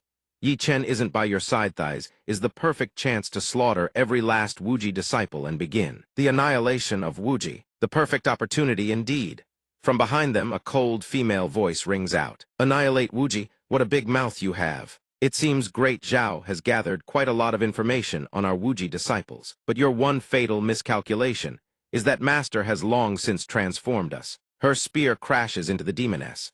Unable to withstand the blow, the woman is sent hurtling into the ground, creating a massive boom. The white-haired demoness claws her way out of the rubble, beginning her taunts once more. So you're just a grown-up foot soldier abandoned on the battlefield. Even if a deity teaches you, you're still worthless. Come here, let me teach you what true cruelty is, in Yi Chen's stead. Lu Qing carefully hangs her lamp at her waist. Both hands grip her spear tight. Lu Qing swings her spear with tremendous force so fast that afterimages trail in its wake. The white-haired woman startles at the charging girl's figure, but it's still not enough to frighten this demoness. She continues her taunts. A foot soldier's charge on the battlefield couldn't even kill a pet dog. Is that all you've got? Suddenly, the demoness freezes. A powerful figure drives a spear clean through her body. The white-haired demoness collapses. With her last shred of consciousness, she whispers in disbelief, I am impossible. A Demon's Sword Sect subordinate watches her fall, stunned. Ma Qing was impaled by this foot soldier. How is that possible? Lu Qing pushes forward to the center of the formation and plunges her menking spear into the ground. With a single thrust, the dark formation shatters completely. She can finally breathe. The leader of the Demon's Sword Sect group stares at her, eyes flashing with blood-red killing intent. I underestimated you. Starting now we'll use our awakened demon swords to chop you into pieces. Full frontal assault. We'll go all out and see how you alone manage to protect the lives of those three beaten-down Wuji disciples. The ground before Lu Qing splits as she carves a long line into it. She lays down the rules. Simple. From this moment on, anyone who crosses the line dies. They charge in together, dismissing her words with contempt. How arrogant! Not even an army of 10,000 could block our demon swords, and you think a single line will stop us. Surround her from three sides. No matter how strong she is, she can't protect everything at once. Let's see how you hold up. We'll destroy the Wuji sect starting by crushing your little boundary. You're not even going to dodge. Three swords pierce through Lu Qing's body simultaneously. Mei Luo witnesses it all and can only scream in helpless horror. One of the three attackers stabs at Lu Qing from behind, only to be met with a counterthrust from Lu Qing's spear, piercing straight through his skull. He still has just enough strength to curse her. "You wretched woman!" Lu Qing's face drenched in blood, she turns to glare at him with eyes burning with hatred. "I told Yuanion who crosses the line dies." The leader sees she can still speak as if nothing happened and is utterly shaken. "You're still alive. Those struck by the demon sword die from sheer agony within moments. You've been hit by a demon sword and can still counterattack." Lu Qing calmly answers his question. "Master saw how I loved to charge recklessly into battle without thinking. So he taught me a final last stand passive skill. As long as the body isn't completely destroyed, even if the attack causes fatal damage, I can survive for 5 more seconds." As she speaks, Mei Luo casts a green aura of light that envelops Lu Qing's body. "As long as there's a single breath left, I can restore the body to 50% capacity. Though resurrection can only be used once, that's enough." But the enemy still refuses to back down. A terrifying idea suddenly springs to his mind. Our demon swordsmen already fight like killing machines, but this woman is even more insane. "You're truly a perfect fit for our demon sword sect. If only you could join us." What a pity it's too late, because this time, not a single person from Wuji will leave this burial ground alive. A third eye suddenly appears on his forehead from nowhere. "Offered to my soul summon the entire demon sword sect." From the distance, a horde of towering figures, each identical to him, as if mass-produced essence like a swarm of hornets from a shattered hive. Mei Luo trembles uncontrollably at the sight before her. All 3,000 demon sword sect swordsmen have been summoned. These monstrosities, after their dark refinement, are no longer human. Master Xin, watching from behind, is both terrified and astonished. Heaven Saul members of the Demon Sword Corps have been summoned into this burial ground. Isn't this just cheating? It seems the 7th Prince's heaven-reaching methods have already dealt with the divine envoys of the God-fallen land, granting his Demon Sword Legion special access to this place. Whoever their opponents are is absolute catastrophe. On Mei Luo and Lu Qing's side, the leader of the Demon Sword Sect group radiates surging waves of dark energy from his entire body. He roars his war cry, "Kill every last Wuji disciple." The ones behind him bellow in unison, "Destroy Wuji, destroy Wuji." Lu Qing, far from showing fear, calmly faces the towering figures before her. "All I know is fighting. My life was given by Master." She recalls Yang Ning's words from when she first joined the Wuji sect. "Wuji is the only place I belong. When Master came to this world for me, wherever Master is, that's home." Remembering her Master's words, her heart fills with unwavering resolve. Protecting Wuji means protecting home. "So all I know is fighting, and I will defend it at any cost. From now on, anyone who crosses the line dies. Mei Luo, give me everything you've got this time." Mei Luo steps forward, placing her hand on Lu Qing's back, shielding her. "No problem. We'll use everything Master taught use and fight for Wuji." The spear tip plunges into the formation's core once more. The dark formation flares back to life-infinite spear annihilation formation. The Demon Sword Sect members are impaled by countless spear tips, erupting from the ground, piercing clean through their bodies. The earth is stained crimson. The spear tips rise higher and higher, even impaling those soaring through the air. The Demon Sword Sect subordinates are now riddled with holes like beehives. The leader grits his teeth, staring at her with eyes full of venomous hatred. "You wretch!" On this side, Lu Qing and Mei Luo gasp for air after the battle. Lu Qing declares the battle over. The soul lamp that had been knocked to the ground now has even more wisps of light streaming into it. Then suddenly, Lu Qing's lamp blazes with brilliant light. Everyone nearby, Master Xin and his disciples, Tu Gui, Zio Gui, Niu Mo Zhu, and Bai Fei all whip around in astonishment to stare. Lu Qing blazes with light. Mei Luo watches and speaks words of comfort. "Lu Qing, Master would be proud to have a disciple like you." The original Niu Mo Zhu stands there in contemplation, the first to ignite the world's steel, obliterating the Demon Sword Legion in the blink of an eye. How many monsters like Lu Qing has Sect Master Yi actually raised? Si Gui sighs in admiration. "Yang Ning's disciples are incredible." Tu Gui continues, "I never expected that in this clash between Great Zhao and Wuji, it would be Great Zhao that suffers total defeat." Master Xin refutes, not necessarily. Given the 7th Prince's temperament, arranging the Demon Sword Sect to go all out in exterminating the Wuji disciples can't possibly be his only move. He must have launched a full-scale war against Wuji already. If I'm not mistaken, the 4 Berserk war gods under Zhao Ying's command have already committed to full-scale battle in the outside world. Si Gui can't believe it. The 4 Berserk war gods of the world are all Zhao Ying's people. Tu Gui continues, "You've got to be kidding." The Butcher Emperor Taibu Khan, the chieftain of the mightiest steppe tribe. Wherever his army treads, cities are slaughtered, nations are annihilated, never leaves survivors. He takes the lead and instructs everyone. The Wuji sect is almost upon us. Keep pushing forward, there'll be plenty more beautiful specimens to collect this round. Aboard Black Dog, a massive man rides with a retinue of followers trailing behind. Berserk war god number 2, Headless Queen, who once assassinated countless generals on the battlefield. She is the nightmare of every hero on the battlefield. She killed her own parents as a child. Then she killed her master. In the end, she didn't even spare the old leader of the Tiancha organization. She is that psychopath who lives for the slaughter. Who does Zhao Ying want her to deal with? At this moment, she was perched on the rooftops of the Wuji sect, peering down and cackling. All confirmed. The Fu family's vassal network is the primary financial artery of the Wuji sect Wu Chen's domain. The Black Dragon Gang's 8th princess. Every power that has infiltrated the great Zhao Empire, all bankrolled by you. The Fu family fortress declared, then let's sever that golden lifeline of yours. Among the 4 great war maniacs, the most terrifying of all were the war god Absolute Dominion Kao Shan, the #1 imperial power broker under heaven, Bai Tianj. Kao Shan the Invincible walks forever with solitude as his only companion. This drunken demon and savage butcher serves as the war god of the great Xiao dynasty, a being whose single punch can obliterate thousands of troops and tens of thousands of cavalry, ranked 8th on the leaderboards. Even he is just a chess piece in Zhao Ying's hand within the great Zhao imperial palace. Bai Tianj rose from a penniless schoolteacher to become the grand imperial preceptor of the great Zhou dynasty. Rumor has it he climbed the ranks by bedding the wife of every major minister in the dynasty. Never thought our first time joining forces would be to deal with the monsters under Yi Chen's command. He is the most powerful formation grandmaster in this world. To deal with these guys, you really just need to throw a fist. Why mobilize the entire dragon vein beneath the great Zhao Empire to set up a killing formation? Have you spread the rumor that the human emperor has fallen? Whoever holds the imperial seal shall have the world juice it to lure them here. But you won't even let me make a move. I hate bookworms who think they're masterminds with their endless scheming. His dragon-suppressing Heaven Grand formation has already locked them all in. Of course, you don't need to lift a finger. Inside the formation churns endless dark energy that alone prevents the dragon and phoenix from taking form. Every last prey within will be reduced to ash. Wu Chen's cursing wasn't loud,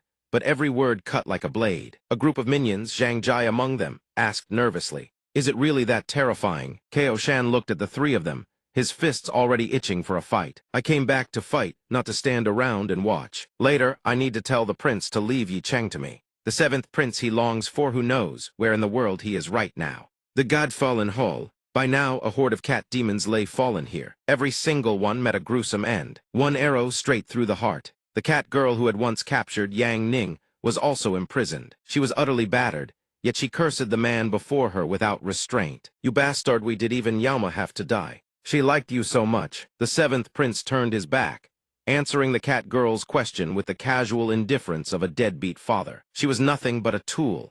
The god executors don't even regard you awakened as worth looking at. Am I just a container for the divine sense? It's just that this time, none of you expected the awakened's target wasn't just the world Stealthy intended to devour the divine sense itself." She clutched herself in agony, but with her last ounce of strength, she was determined to seek justice for her fallen comrades. "Screw your divine sense. The only thing I hate is that you deceived Yaomaused her to sneak into the God-fallen hall. Used her to infiltrate the God-fallen hall. Used her to lead the entire Sword 3rd squad into the burial grounds, throwing the god executors into chaos. And in the end, you killed her. You animals." He gazed into the distance, his expression dark and sinister. "As far as I'm concerned, once the entire Sword Demon squad entered the burial grounds, they were guaranteed to be purged by the god executors. So winning or losing never mattered. What mattered was making you descend into chaos, creating the opening for my ambush. I promised Yaoma I would only confine the god executors, not kill them.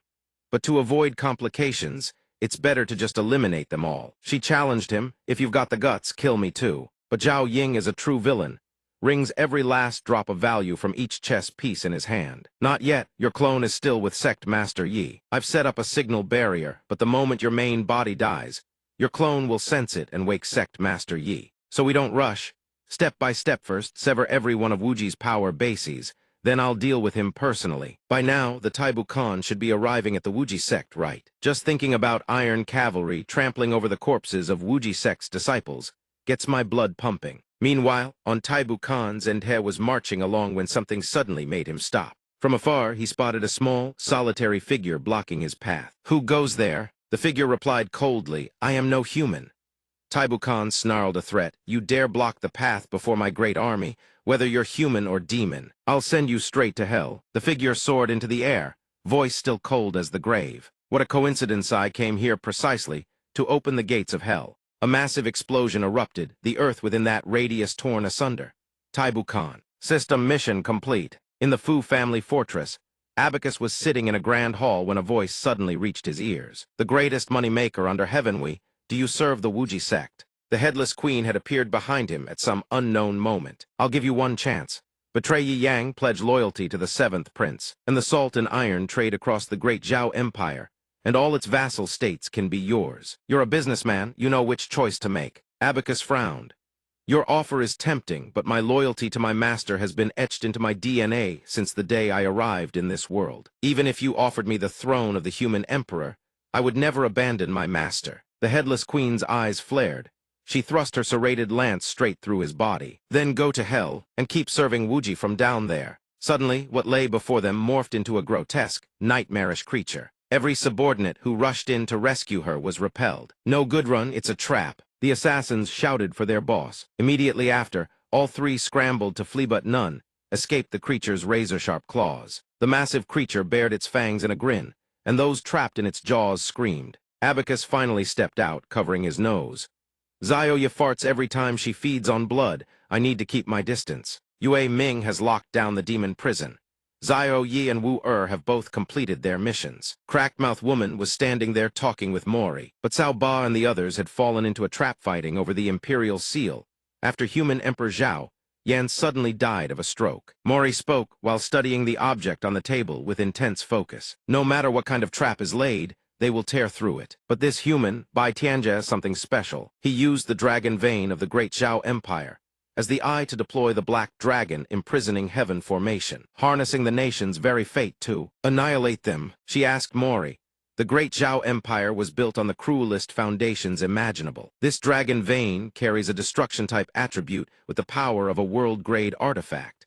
Are we really here to help Cao Ba and the others?" He frowned, looking straight ahead. "No need. Have you forgotten where Zio Ba comes from?" Crackmouth Woman answered. "She comes from the land of the ancient gods." Mori began to explain. "The destructive power of darkness can subjugate anyone it touches, but it will only cause Zio Ba to absorb that limitless dark energy and spiral completely out of control. Once she loses her composure, the ancient gods will descend upon this world without end. To put it plain, Litha's energy will spawn countless imperfect ancient gods.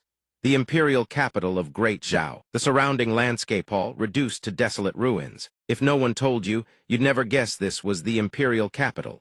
Two colossal octopi writhed across the sky. Below, an azure dragon circled the massive crater. Zio Ba stood among those colossal octopi, their tentacles writhing endlessly.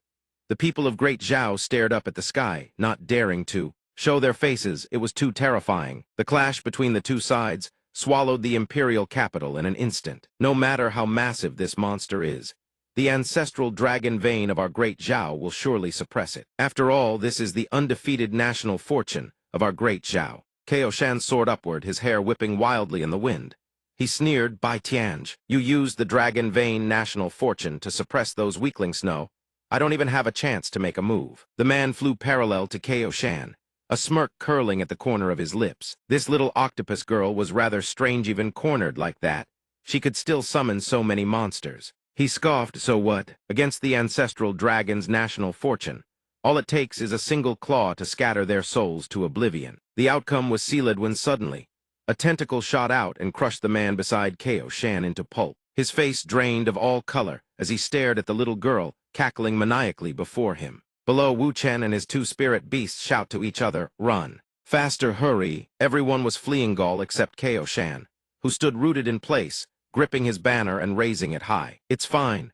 As long as the ancestral dragon's national fortune remains, every sacrifice has meaning. Even if I turn to dust, Great Zhao will endure forever." The black dragon swooped in, jaws gaping wide. Igniting its own bottleting, the ancestral dragon's primordial flames incinerate everything and absorb the dark matter. The black dragon was seized by the octopus's tentacles, constricted so tightly it couldn't breathe.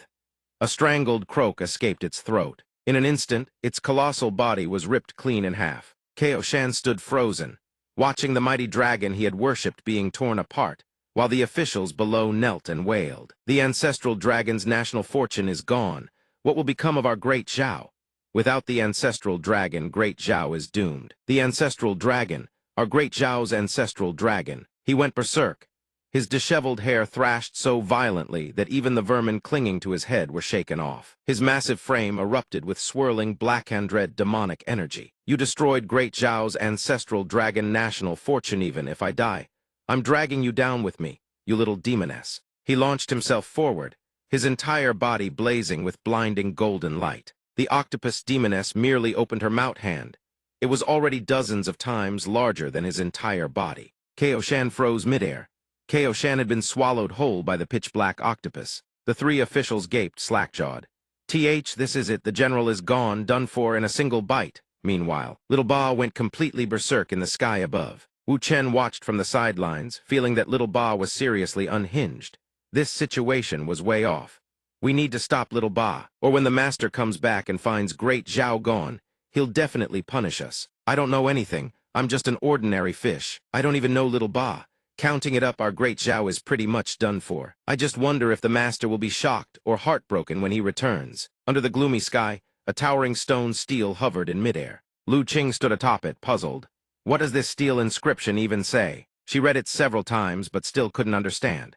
But why was she the only one transported to this steel world? Where is everyone else? Suddenly, from behind her, a barrage of strange objects hurtled toward her at breakneck speed. Whoosh, they shot past her back and slammed into the ground, creating a massive explosion. From within the smoke, a group of ragged figures stumbled out, awakened once more. Master Tamon, the lust demon, the demon exterminator, and his disciple watched from afar in terror. Heavens, we've run into ancient demon ancestors who have been dead for tens of thousands of years. These trial takers look quite appetizing. An old ape eyed Lu Qing hungrily, licking its lips. Wanling Yuan, Bei Ming Lang, Tushan Fox, Tianqiu Crane, stop causing trouble. Our target is the one sleeping over there. Master Tam was horrified. The powerhouses from every era have come to the God-fallen land. But why are they wearing prisoners' garb? Are they actually still alive? The Black Mountain Cat Elder, rarely getting the chance to stretch its legs, naturally wanted a taste of human blood. Crap, every single one of them radiates a bloodthirsty aura. Suddenly, they all changed direction, leaving everyone bewildered. They've all flown off. Where are they going? Those creatures that had just vanished now landed in unison before the sleeping Yang Ning. The cat on Yang Ning's lap felt something strange coursing through its body. Crap, its movements were completely sealed. Its true body must have been bound by the god lecturer, making this impossible. Unless the god has awakened. But without finding a vessel, how could it awaken? Could there be another possibility? The god has been absorbed by someone else, which means these god slaves were all released by that person. These god slaves are far too powerful. Even self-destructing wouldn't push back more than a handful of them. Crap, a hand with razor-sharp claws gently landed on its head. Cat child, what are you so afraid of? Then the cat was grabbed by the scruff and lifted clean off the ground by Bai Fei. Give me some room. Where are you esteemed seniors rushing off to in such a hurry? The dangerous beings that had just broken free didn't deign to give Bai Fei a second glance. A nine-tailed fox with barely any cultivation. This old one respects that your cultivation wasn't easy. Step aside, and I won't kill you. She showed not the slightest fear of the stinking old rat's words. Please. The rat hurled its lantern aside and shot straight forward. Boom! Suddenly, its body exploded into pieces. The other beasts quietly took a step back. A flash of killing intent blazed in Bai Fei's eyes. She asked again, "Are you all sure you want to continue pushing your luck with me?" An old fox stepped forward and asked, "You are a descendant of our Tushan bloodline, are you not?" Bai Fei didn't recognize who this was. She asked, "And who might you be, sir?" This old one is the third-generation Lord of the Nine Tails. Bai Fei greets the most powerful Nine Tails ancestor in history. He clasped his hands behind his back. The newest Lord of the Nine Tails is a girl. It seems our clan has suffered a great calamity. Rest assured, this ancestor will see justice done on your behalf. Bai Fei bowed. I thank the ancestor. However, the ancestor is imprisoned here only by killing that young man can you regain your freedom. By my reckoning, you and he share a karmic entanglement. You carry the blood feud of our entire clan. How Can you sink into romantic feelings for a mere human? This Tushan divine blade is entrusted to you. Gossip him to death yourself, and you can absorb half his power. This is a once-in-a-millennium opportunity. She reached out and accepted the blade. Understood. Swish, suddenly Bai Fei swung the blade cleaved across the false Nine-Tails elder's throat. The beasts behind her stood in stunned silence. The old Nine-Tails elder couldn't utter a word. Bai Fei addressed him with undisguised contempt. You clearly know our clan was annihilated by the gods, yet you yourself fell and became a god slave. Would I really entrust my hopes to someone like you? A wolf spirit stepped forward and sneered at Bai Fei. Obviously you killed your own ancestor for the human you fancy, forcing him to become a god slave. That ruthlessness honestly makes me rather like you. Little girl, say whatever you want. Today no one touches this human.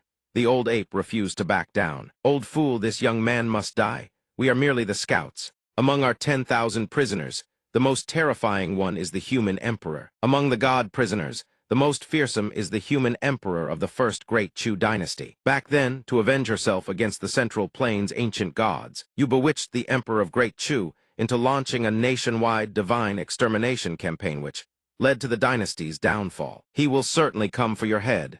I, too, once harbored that hatred, making things no easier for you, little fox. I advise you to leave now. Don't throw your life away for some lowly human scum. Bai Fei planted herself in front of Yang Ning, resolute. I won't leave. I once swore if the day ever came when he fell into slumber, I would protect him wholeheartedly. Suddenly, a voice called out from behind. Little fox, what if I wake up on my own? His black cat jolted, looking up at its master in shock. Yang Ning floated into the air, looking utterly slovenly at his entire being radiated overwhelming immortal energy. Greetings, everyone. Little fox, long time no see. You've gotten even more beautiful. Bai Fei blushed and whipped her face away, scolding him. What nonsense are you spouting? Listen carefully, the strongest powerhouses of every era in the god-fallen land have all become god slaves. And right now, their target is to kill you. There's no time to explain anything to you. Little kitty, take your master and get out of here. Now, he can't enter a combat state. Run as far as you can. A deep, hoarse male voice speaks from behind. You think that little star wolf of yours can still run? Bai Fei whips around to face the speaker. He can't escape, and neither can you, fox. You seduced the last human emperor of our great Chu, obtained the title of empress, then refused to enter the palace. You said, as long as the gods exist for one day, I shall never marry. In the end, your little stunt provoked him into slaying the godsend, destroying the great Chu empire I built with my own hands. You will pay for this in blood. Bai Fei echoes his words mockingly. Destroy my great Chu. It was clearly that unworthy descendant of yours who schemed to build an immortal legacy through god-slaying. If he himself had no ambition, what good would my seduction have done? You're the pathetic one, old man. You don't dare seek vengeance against the godsonly bully a woman. How laughable. A wretched god-slave with a foul mouth today, this emperor shall teach you what it means to be human. Humans believe in repaying debts and avenging wrongs. Even a fox like me understands when the gods slaughter my kin, I slaughter them back. You've been enslaved by the gods for 10,000 years, and you don't even have a shred of defiance left. By comparison, I'm more human, you are more dog. The human emperor grits his teeth. Insolent wretch, sharp-tongued beast. A torrent of spiritual energy erupts from his body, warping the surrounding space. Kneel before me. He slaps himself across the mouth. Bai Fei is forced to her knees by the overwhelming spiritual energy. Her face twisted in defiance until a blinding, unfamiliar light flashes before her eyes. The human emperor takes the hit clean. His face twists sideways, and not just his face. Several teeth scatter to the ground. Yang Ning, his long white hair cascading to his waist, hovers in the sky. With a casual flick of his wrist, the stone steel suspended in midair, fracture entering the supergod state. Lu Qing looks down and spots Yang Ning in his supergod state below. A flicker of joy crosses her face. Master has awakened. Yang Ning returns to normal and touches down beside Bai Fei. This space is too fragile. The supergod state would trigger spatial annihilation. Stay in it 1 second longer, and everyone here gets erased. The steel world itself would collapse. Bai Fei's face goes pale. A single slap just killed the Chu human emperor. He still hasn't realized how terrifying his own strength is. I honestly didn't expect the first-generation human emperor to be that weak, he says, utterly nonchalant. She turns to him. Who in the world are you? His black cat explains on his master's behalf. Master, among these god slaves, Xiu Yang is not the strongest. The strongest is the third-generation human emperor of Great Zhao. Master, you must be careful. They intend to rally every god's slave and unleash a combined 10,000-man strike against you. 3 figures wreathed in billowing black chi descend from the sky. Let all of us, the divine retinue, join forces to send this sleeper to his grave. The prisoners who just broke free are instantly seized and controlled. Fate decrees the sleeper must die. Bolts of lightning rain down from the heavens in unison. The escaped prisoners are yanked into the air, fusing together into one. Bai Fei rushes forward in a panic. I know you're strong, but a combined strike of 10,000 god slaves is something no one can block. Runt, the black cat chimes in. This is trouble, master. You'd better figure something out. The weakest of the 3 human emperors stop their combined strike from forming. Yang Ning waves his hand. Picking them off one by one isn't efficient.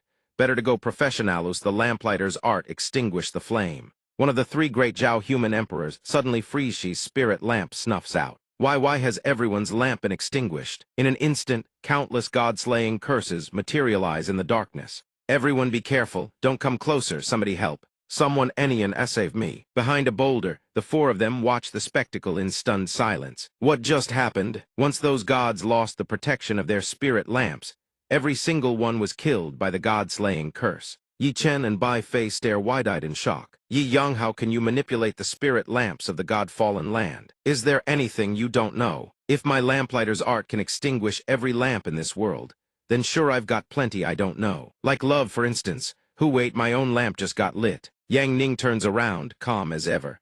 Final I can go check out the Steel World. Bai Fei, let's meet up in the Steel World. The god-fallen summit. The cat demon lord stares in horror at the corpses of the cat demons before him. You killed these divine emissaries. He doesn't turn around, but he already knows exactly who stands behind him. The god-fallen land's traitor, aren't you here to take revenge? He asks. I slaughtered all your former comrades on your behalf. You should be thanking me. So why the rage? The first-generation bull demon lord trembles with fury.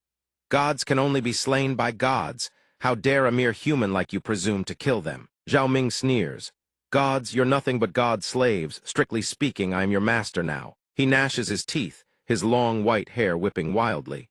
You got ahead of me and devoured the god's remnant consciousness. While you haven't fully fused with it, yet let me carve it out of you. Forbidden god, realm descend. Zhao Ying sneers.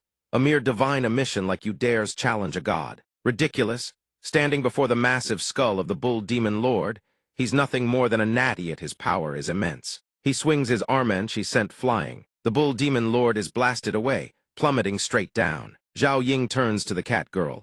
Now it's your turn. She can barely fight back anymore, but that mouth of hers just won't quit. My master will never let you get away with this. He crushes her last hope.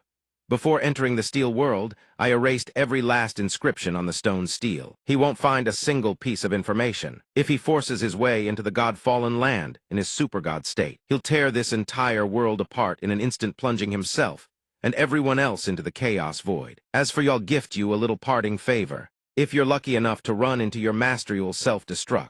His entire body erupts with a violent surge of black chi. The Wuji sect is finished. He growls, his voice deep and hoarse, dripping with hatred. Yi Yangthai's is no longer a war between Great Zhao and the Wuji.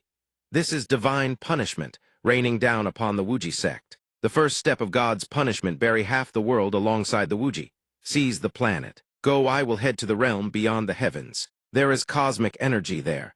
It will allow my body to achieve complete divinization. As for this place, wait here for annihilation. In the sky, an asteroid hurtles toward the Earth, its descent visible to the naked eye. Those trapped inside stare up in terror at the object plummeting at blinding speed. The sun, it looks like something's blocking it out. That thing is getting closer and closer to us. Standing by the riverbank, Master Xin and 3 others gaze up at the incoming object with perfect commas, if nothing is wrong, casually debating among themselves. So this is how the end of the world begins. The world outside the god-fallen land descends into total chaos. Little Bao, a pacifier in his mouth, looks up.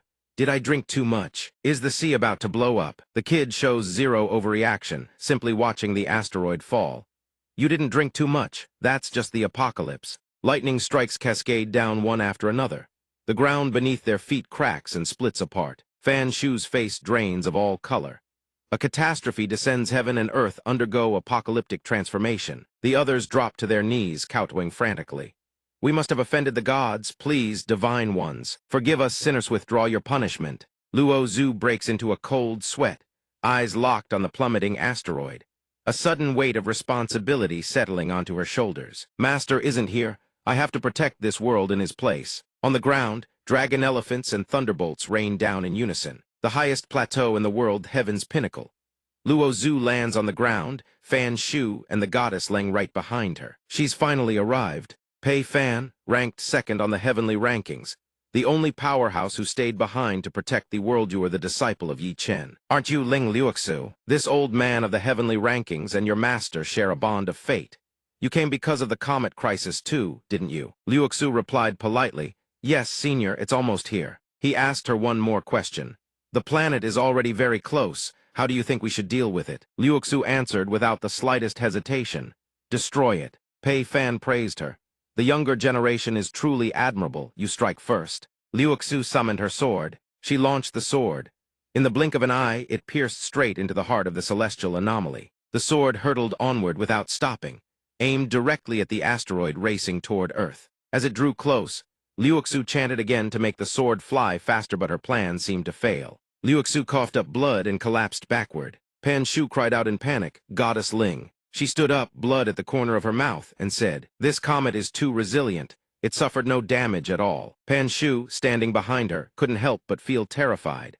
Goddess Ling's sword seemed comparable to a divine artifact, yet it was useless. This planet cannot be destroyed. This old man will split it apart and redirect its trajectory, so it falls on the northern wastelands where virtually no one lives. Thank you for your trouble, senior. What kind of stellar shifting technique is this? The asteroid came to an abrupt halt, no longer moving.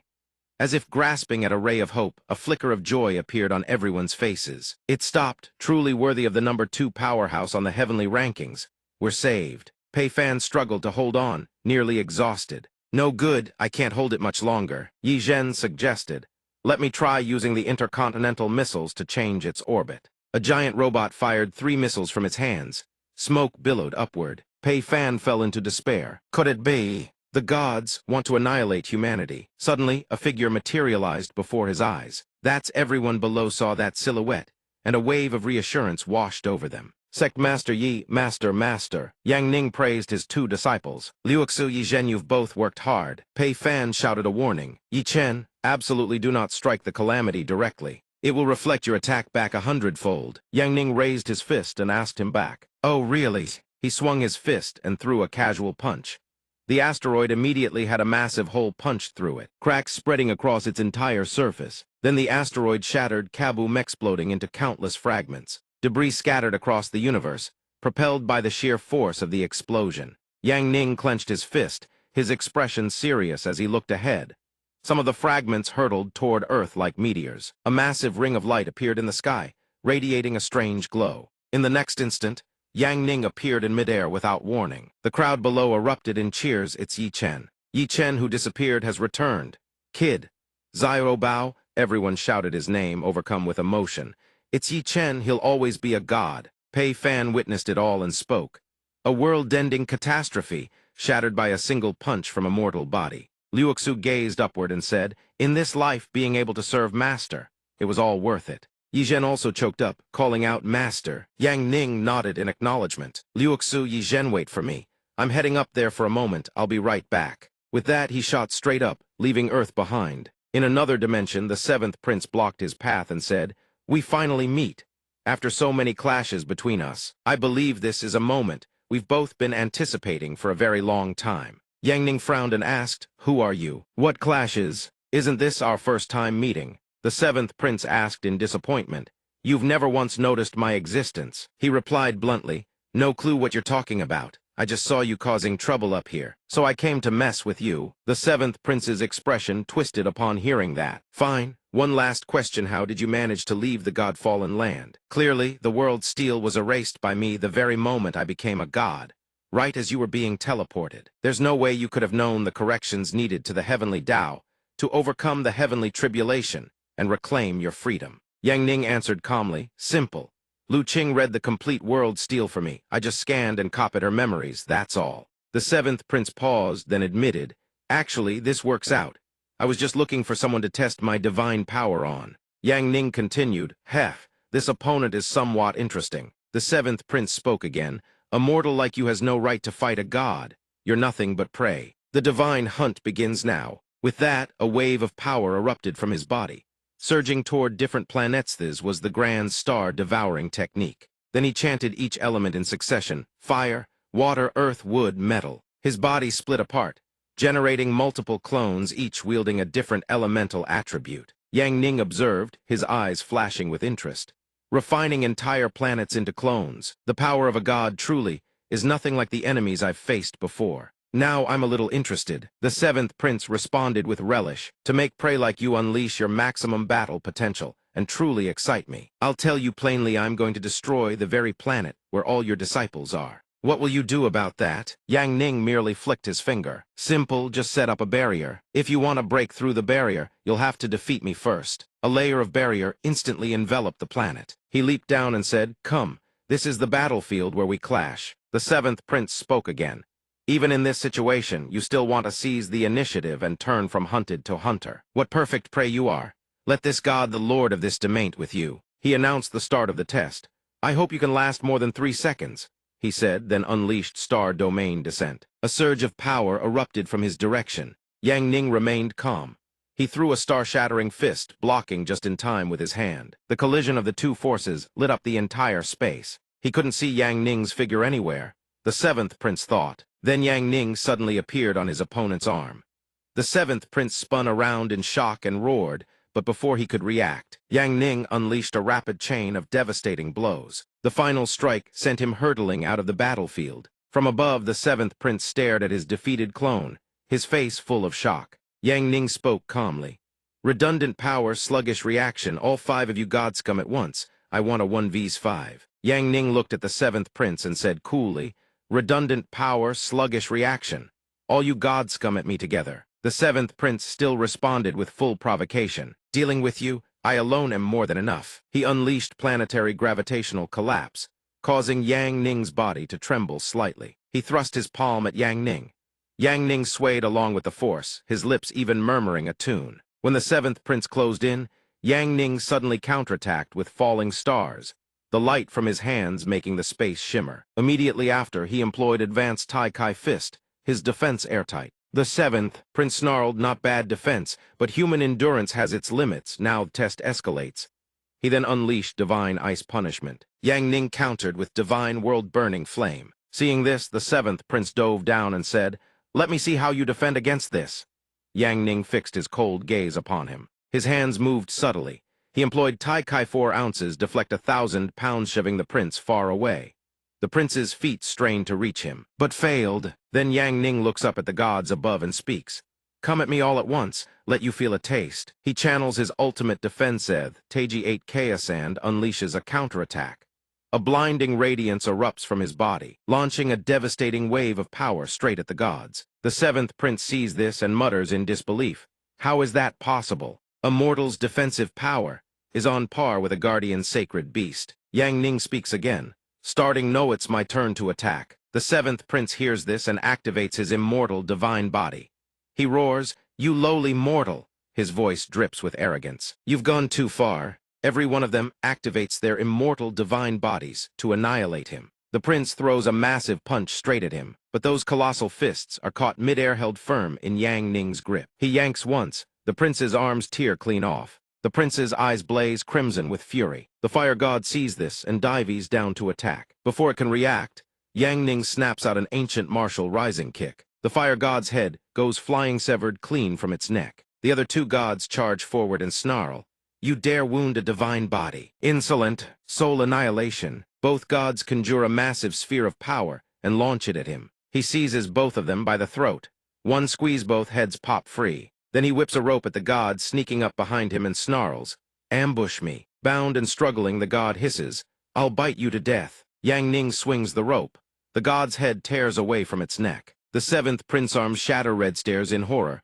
What happened? My body was destroyed by a mere mortal, and it can't regenerate." Yang Ning replies flatly, "Because my Kai flows through the immortal slaying scripturia supreme tier cultivation killing art." One of the beheaded gods croaks out a voice. "You wretched mortal, I'm done playing. Now the noose, the full form of the divine archer." The seventh prince retracts all the gods back into his body. Yang Ning tilts his head, Done playing already. Hasn't it only just begun? The prince says nothing. He simply presses his face closer to Yang Ning. Yang Ning watches calmly. Then the seventh prince speaks. This form isn't bad either. His voice turns cold. It's over. The final divine judgment upon all of humanity is about to begin. Yang Ning replies, is that so? But I've already passed my judgment on you. Blood erupts from the seventh prince's entire body. Yang Ning speaks, the immortal slaying whale force won't vanish from your body just because you've fused with the gods. He snaps his fingers. The prince's entire body explodes. Yang Ning watches the aftermath and sighs. Well, high-tier pseudo-divine skills were more than enough. I wonder when an enemy worthy of my super-tier skills will actually show up. How lonely. Suddenly a beam of light descends from the planet above. Everyone murmurs and points. Look, what is that? It's the seventh prince falling. The crowd erupts. It's the seventh prince. Oh heaven, seven, a god was killed by him. System target erased. The little imp sees this and grins. Brother, ye really is something, Jevin, gods die. Little treasure in her arms chirps. Uncle is god tier forever. Luo Zhu watches and murmurs to her master. It turns out there are mortals even more terrifying than gods in this world. A girl standing atop a tombstone calls out, Yang Ning, I'm taking this steel world with me. I'll use it to track down the ancient god and settle our score. Perhaps in this lifetime, we'll never meet again. Hearing this, Yang Ning gazes into the distance, lost in thought. At the Liang dynasty inside, the grand Palacia voice rings out urgently. Chief Constable, you absolutely cannot go meet the new emperor. They say not a single person who has met the new emperor has ever survived. The chief constable replies gravely, going to meet the new emperor. Even I may not escape death. The saints and sacred beasts serving under the new emperor are far too powerful. They're nothing short of monsters. He turns back and hisses, SHH, not another word.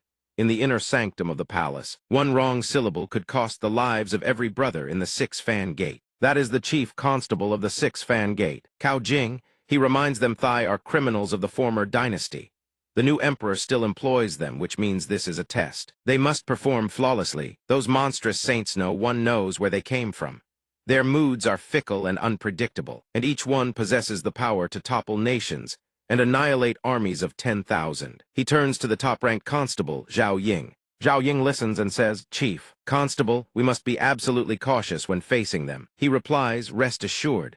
No matter the cost, I will protect the lives and livelihoods of every brother first. As for the new emperor, I'll go in alone. You wait outside. Absolutely do not act rashly. Understood. The fate of the entire Six-Fan Gate rests on our shoulders. A voice summons Cao Jing into the hall. He clasps his hands and bows. Your Majesty! But the throne is empty. Then Prime Minister Moli Yati speaks. Enough. Lift your head and speak. In Cao Jing's mind, a cold realization hits the new emperor isn't here. So it was a trap. They used the new emperor's name to lure me here to die. He speaks, your subject knows the gravity of his crime and deserves death. But I beg the esteemed lords to show mercy and spare my subordinates. National Guardian Saint Wu Chen sees this and reassures him, don't be afraid.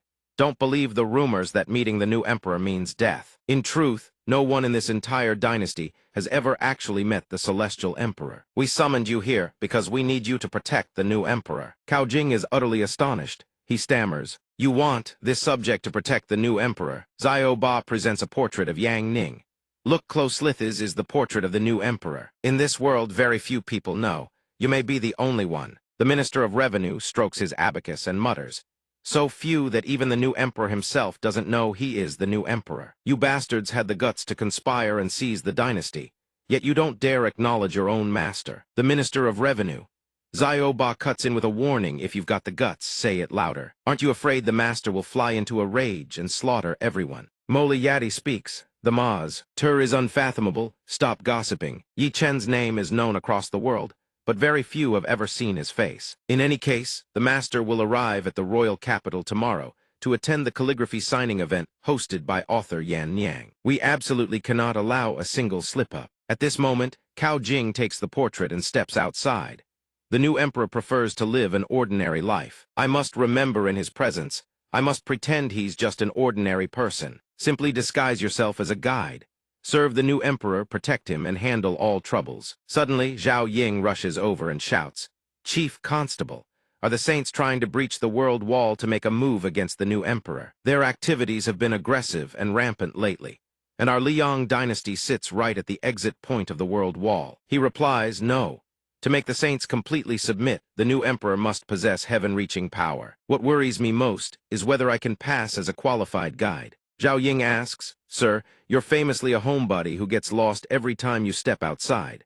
How can you possibly handle this job? Hearing this, he replies firmly, whether I can or not, I must. This is for the thousands of lives in the 6 fan gate. I absolutely cannot allow a single mistake. Zhao Ying speaks again, bold enough to ask, Chief Constable, whom exactly will you be hosting? He replies with patience, members of the Yan Niang Book Society. Scene transitions somewhere in an unknown location. A voice rings out. The royal capital is under strict lockdown. Yet Yan Niang's press conference not only gets to proceed, all readers are being given VIP treatment. Could it be that the new emperor has particular tastes? Yang Ning stares at a menu and mutters, Are the glamorous sister-in-law dumplings better, or the regular sister-in-law dumplings? This is a tough choice. He turns to Cao Jing. Hey, guide brony recommendations, Cao Jing answers. This humble servant is also visiting for the first time. I wouldn't dare make recommendations on my own. In his mind, he thinks if I recommend the wrong dish to the new emperor, the thousands of lives in the 6 fan Gatathiel all perish here. I absolutely cannot take a single wrong step. Suddenly, someone taps his shoulder. Brother Yang, I brought you to the sister-in-law's dumpling shop not for you to study the menu. That's the president of the Wang Tu Book Society. Brother Z. He points. Look at the sister-in-law's right over there. A woman approaches from afar and speaks. Readers of Yan Niang across the world are all one family. It's the widow Wen Kaian. She smiles. It wasn't easy getting here. Today's dumplings are on the house. Big sister is treating you. Yang Ning looks surprised. Thank you, big sister. Now I remember. You're the woman from the season 5 poster of Yan Niang. It was a poster depicting a seductive woman in a red dress. The men around her nodded in agreement. Of course, she was the most dazzling beauty in the place, and she was especially good at doting on the boys. Another one chimed in. This time, we absolutely have to get our hands on this wench. Then he continued. So the little miss favors that side but looks down on us. How about you waive our table's bill too? Hearing this, Wen Chan turned around and said, I'm sorry, this young sir is a first-time visitor to the capital. I'm giving him special treatment. Your table's drink orders are a bit excessive, and I still have a business to run.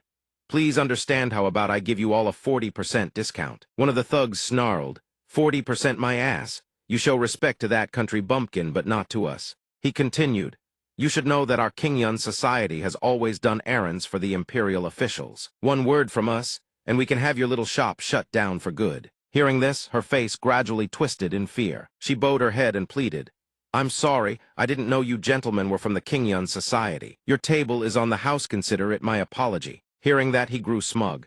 Too late, let me tell you that's not enough sincerity. You need to sit on my lap and drink 10 cups of wine as punishment before I'll forgive you. You showed that country bumpkin respect but looked down on us. Yang Ning called out, Hey, that's enough, I'm getting angry now. The thug laughed mockingly, his voice dripping with irritation. This country bumpkin says he's angry, go ahead, threaten us. He burst out laughing. This is the royal capitalpor is everything.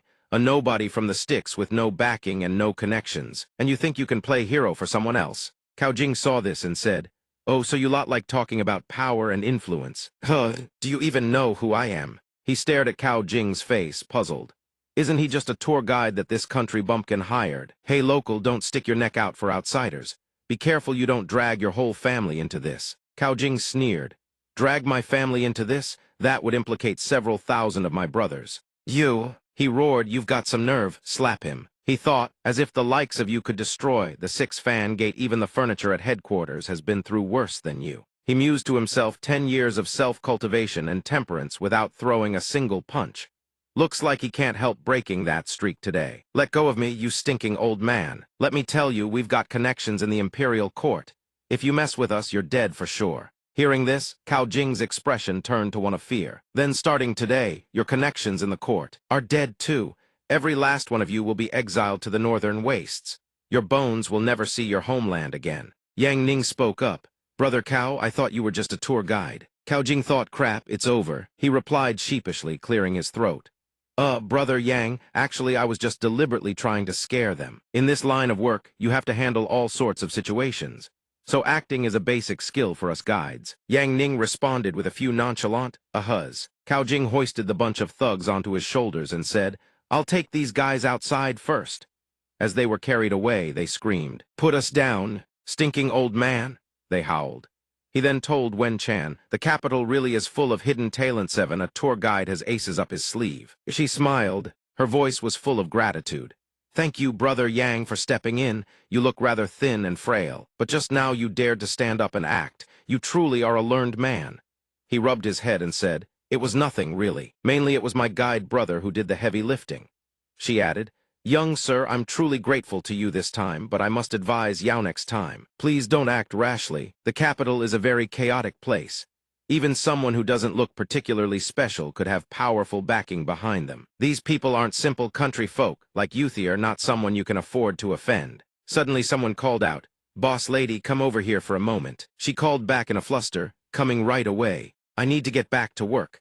Tomorrow, young sir, you absolutely must come eat my dumplings, okay? I'll specially prepare my signature harmony dumplings for youth to you personally by yours truly, hee. He gave a soft grunt in acknowledgement. Then he said, The capital truly is something, Jevon. The dining service here is this refined. Brother Track thought to himself, doesn't this guy realize the boss lady is flirting with him? Even we never get treated like that. Then he slung his arm around Yang Ning's shoulder and said, Brother Yi, since this is your first time in the capital, I absolutely have to help you broaden your horizon so that you experience the infamous decadent pleasures, and the beauties thick as clouds. What do you say? Tonight I'll arrange a singles mixer for you so you can see just how open-minded the ladies of the capital are. Hearing this, Yang Ning replied, I'm just worried whether any of them have read the tale of Yan Yang. Would we even have anything to talk about? What's wrong with that? At the 6 Fan Gate headquarters, a voice spoke. In short, everyone on this list and their families are to be exiled to the northern wastes immediately. If anyone petitions for leniency on their behalf, exile that person too. The messenger relayed the order, and upon hearing it, everyone responded in unison. Yes, sir, someone muttered. Who exactly did these people offend? Another replied, the boss has always been fair and just. This time he didn't even give a reason, had just acted directly. The messenger continued. Tonight I've got a social mixer to attend, so there's nothing urgent left. So there's no need for me to stay at headquarters. If anything comes up, just ask Zhao Ying and Li Heth, top constable of the 6 Fan Gate, and the world's greatest divine constable. I'm heading out. Suddenly Zhao Ying called out, Boss, I'm afraid you can't leave just yet. Cao Jing turned and asked, what is it? Take your time, no rush. She said, it's about the world's greatest divine constable is dead. In the secret chamber, Cao Jing exclaimed, how could this happen? He went to investigate the underground lair. Didn't I tell him not to go there? Zhao Ying said, but that's where the wall breakers gather. They're about to make their move on the wall. Our scorching sun empire sits at the entrance to the wall. If the wall is breached, the world will be destroyed. Hearing this, Cao Jing clutched his face and asked, what was the last piece of intelligence he left behind? She answered, the commoners in the south discovered his corpse. Zhao Ying produced something and said, they also found a memory crystal that recorded his final moments. I've already viewed it. He managed to bring back intelligence that could topple the entire world. Cao Jing stared at the crystal and cursed, damn it. Inside the stone were memory fragments. Next scene was a top-secret recording of the meeting between the 6 leaders of the wall-breaking faction. I don't know who will find this memory crystal, he said, but I beg whoever you are, please deliver these memories to the 6 Fan Gate at any cost. This concerns the survival of all humanity. This journey will likely be my last, so I beg you please, no matter what, deliver this to the 6 Fan Gate. The scene shifted. They're here, one of them said, glancing at a group of figures. There's still one missing, another muttered. Wait a little longer, the other replied. At that moment, the supreme consort sole survivor of the ancient demon incident spoke up. Why the hell isn't that bastard here on time? They're about to breach the wall. A bird perched on a branch spoke, calm down, our plan is meticulous, nothing will go wrong. Hearing this, a man spoke, we've waited far too long for this day. It was the Longma Demon King. The moment is finally upon us. An old man behind them said, to breach this wall, we've had to sacrifice far too much. The 7th prince was a member we cultivated for so long. The supreme consort replied, the 7th prince was far too arrogant. He obtained a fragment of divine sense, and became so full of himself, he forgot his own limits, truly stupid beyond measure. That waste dying was hardly a loss. If only this divine sense had been given to Jai, that would have been enough. A man sitting on a nearby rock spoke up, forget it. The divine sense he obtained was nothing but a broken shard. Jai is number 1 on the celestial ranking. He continued, I've already consumed 3 complete divine senses. I have no use for broken fragments. The bird then asked, At this very moment, the entire world believes you've already entered the wall, he replied. That was merely my clone. I sent it in to deceive the world's eyes. In any case, nothing is more important than the wall-breaking operation in 7 days. The man hiding nearby answered. 7 days later, suddenly something tapped the top of Jai's head. The man thought, not good, that was too loud. Jai leaped down from the rock and said, Jing, it seems the last member of our wall-breaking faction has arrived. Upon hearing this, the man thought, seems like they haven't discovered me after all. The final member, the bird, flew over and said, you've finally arrived. Everyone then spoke in unison, we greet Yi Chen. The man's face was drenched in cold sweat. Suddenly, the sky above churned with a vortex bearing the faces of 2 men, both lost in deep thought. It's over. Cao Jing stared at the crystal, his face slightly panicked. Seeing this, Zhao Ying said, the memories end. Hereth recording cuts off abruptly. Li He was killed. I never expected the wall breakers to hold such prestigious identities. Cao Jing replied, what I never expected is that the newly appointed savior, Yi Chen, is the leader of the wall-breaking organization. Li He, I swear your death will not be in vain. Hearing this, Zhao Ying asked, what do we do now? Listen, he says, gazing out toward the road. Zhao Ying speaks.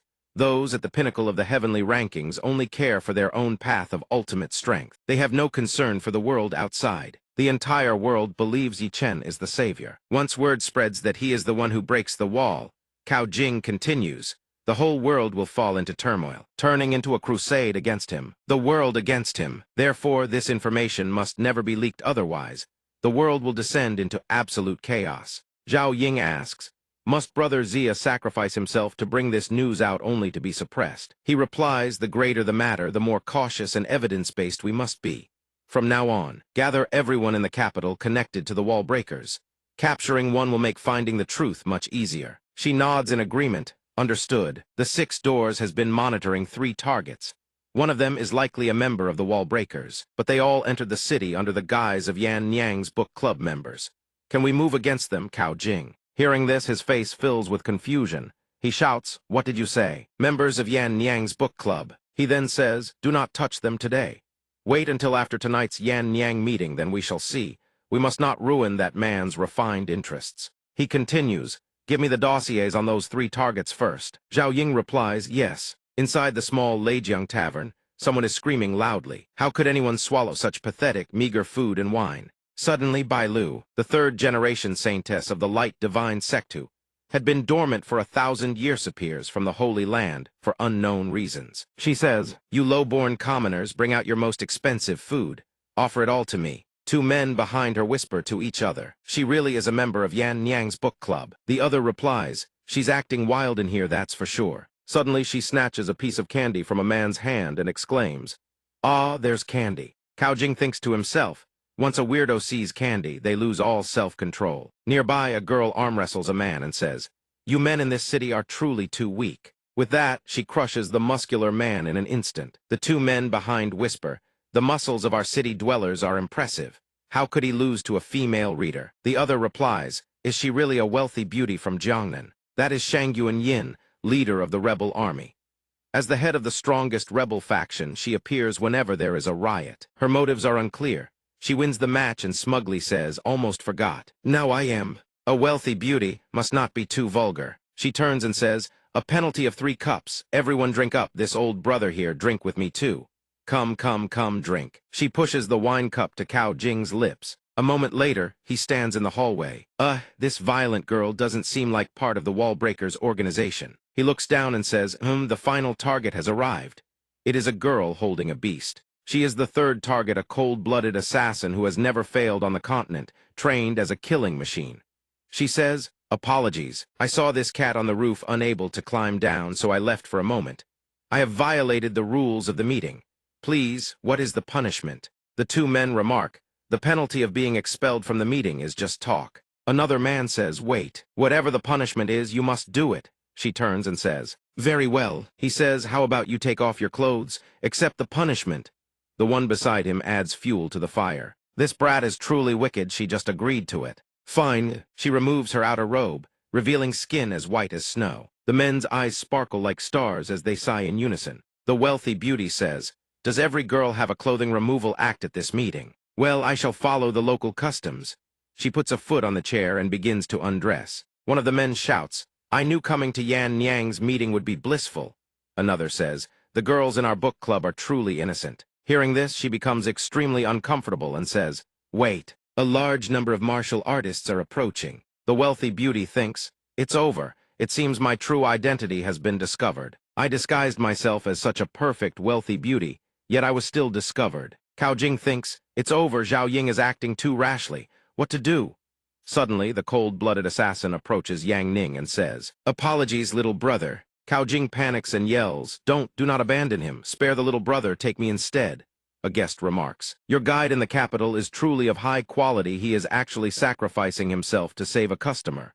She continues, "Rest assured, I won't hurt the weak. Just cooperate and I will let you go." He looks at her and replies, "Oh," inside. Someone suddenly says, "Since you have discovered my motive for coming to the capital is to assassinate the Qin Emperor, then I have no choice but to cross the Rubicon." "Zhao," she says, she is one of the wall breakers.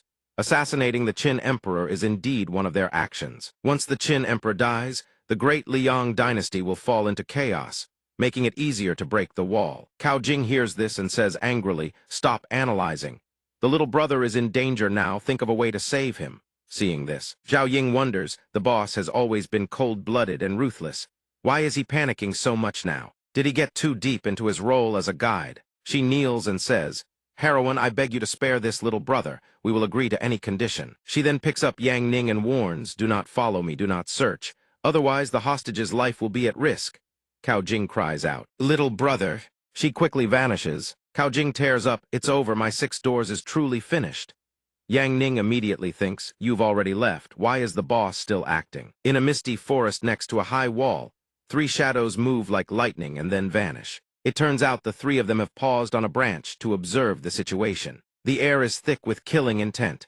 You chose a very unreliable place to stop," Bai Lu complains mercilessly, refusing to be outdone. The cold-blooded assassin retorts, "Why did you 2 follow? Wasn't it agreed that we would all flee together?" Shang Yuan speaks up, hoping to break this tension, which is tighter than a bowstring, while Bai Lu is using her arrogant attitude to mock the other do not like inferior people. Suddenly, a pair of red, bloodthirsty eyes stares at her from behind. Attracted by that gaze, as if it wanted to devour her alive, Bai Lu turns around immediately. Staring back is a massive, 2-horned beast, panting heavily. The cold-blooded assassin activates her gauntlets, ready to slay the beast. But before she can act, Bai Lu stops her. "Do not initiate an attack." The monster sees them standing still. Instead of leaving, it coils itself, preparing to pounce. Watching its movements, Bai Lu gasps, her voice almost screaming as she explains to everyone, "This is an infernal hell python." No sooner had she finished her sentence than the snake opened its massive jaw filled with fangs and lunged at them. In the midst of the total chaos, only Yang Ning stands there reading his book. Yang Ning notices the monster heading for him first. He doesn't panic, still focused on his book. Raising his other hand, "Can't you let a man read in peace?" However, before Yang Ning can show his own skills, Shang Yuan rushes up, using her polearm to smash the snake's head with a heavy, painful strike. Meanwhile, Yang Ning is grabbed by someone and whisked away. The one who took him away is the cold-blooded assassin. Escaping the battlefield, she whispers, "Apologies, you must have been terrified. This is near the wall." Beasts infected by the wall's killing intent evolve and become incredibly dangerous. On the other side, the python is too strong, batting Shang Yuan away and shattering her polearm into pieces. Because of the force, Shang Yuan is sent flying uncontrollably. Seeing the invulnerable monster, she begins to lose all hope. This hell python that has evolved into a stone-swallowing python will never stop hunting us. We probably won't be able to escape. After tumbling uncontrollably, Shang Yuan finally finds a tree branch to steady herself. Stabilizing her body, she curses angrily. "Damn it, this thing is invulnerable. My polearm is broken. Everyone stay alert and keep it away from the little country boy." She warns. The cold-blooded assassin stands in front of Yang Ning, observing the python, and says, "This is troublesome." While no one was looking, Yang Ning took out a slip of paper and scribbled a talisman on it. Immediately after, Yang Ning swings his arm, launching the paper talisman straight at the python. Then something incredible happens. The python is sliced into pieces by the paper talisman. Even as its head and body separate, it cannot believe it. Not only the snake, but even the trees behind it are cut down. When the talisman's effect ends, the python's mangled remains fall to the ground alongside the unlucky trees. Witnessing this, The three of them, Bai Lu, Shangyu and Yin, and the cold-blooded assassin, gape in shock, their faces filled with existential dread. This area is near the wall, so it might be connected to the wall's defensive formation. How lucky of us. In total contrast to their fearful, blank expressions, Yang Ning still holds his book, yawning lazily, wondering to himself, wait, did you guys not clearly see me strike? Could it be that my hand speed has increased from using it too much lately? The cold-eyed woman gazes ahead, her voice emotionless. This region is suppressed by the wall's formation. Flight is impossible here, and the area is crawling with ferocious beasts. My apologies for involving a scholar like you. I fear I cannot ensure your survival out of this place. Duong Nin stands there, completely bewildered by her apology. Suddenly, a shocking turn of events unfolds. The woman tears off her outer robe, revealing a figure that would make even other women envious, her face flushed with shyness. If I have dragged this village lad into this, I must take responsibility according to our rural customs. So be it. I shall leave my offspring with you as a mark of my responsibility. We shall follow the procedure. You may jump in here now. Breathing heavily, her words and actions leave Duong Nin blushing bright red. Are you a robot? Everything follows a procedure. But the madness does not end there. Shangyu and Yin suddenly joins in. She reaches out to undress. The customs in this city are truly complex, but I shall adapt. As the saying goes, when in Rome, do as the Romans do. With that, she sheds her outer layers, revealing a curvaceous frame. I, too, shall leave my offspring with you. Just as they prepare to offer their bodies in gratitude, a colossal eagle emerges in the sky, seizing everyone's attention. The moment she spots it, Bai Lu's arrogant expression crumbles into pure terror. It is a predator of the heavens, a high-level beast that even the hell python treats as prey. Run! With that, the three of them dissolve into streaks of energy and flee. Upon a nearby branch, Bai Lu watches in horror as the giant eagle's feathers scatter through the air. She realizes something is amiss, stands tall and gazes at the sky, where feathers continue to drift down. The cause of this rain of feathers is exactly what happened to the python moments ago. The eagle has been shredded into pieces. Watching the scene, Bai Lu cries out in agitation. It's dead too. High above, the defensive formation of the wall looms. The cold-eyed woman carries him on her back. Duong Nin sighs with slight regret, having wasted another advertising flyer. Yan Niang's ads have certainly changed lately, but his confusion has led the woman to a massive misunderstanding. Village lad, do not be afraid. I will take you to a safe place. I shall protect you with my life until the very end. Her words leave both Duong Nin and Bai Lu stunned. Ignoring the absurdity, Bai Lu voices her burning question. Assassin, are you truly part of the Wallbreaker organization? Have you ever met the 6 great leaders of the Wallbreakers? Facing the question, the assassin looks up at the blue sky and replies, I am merely a speck of dust. I have no qualification to meet the 6 great leaders.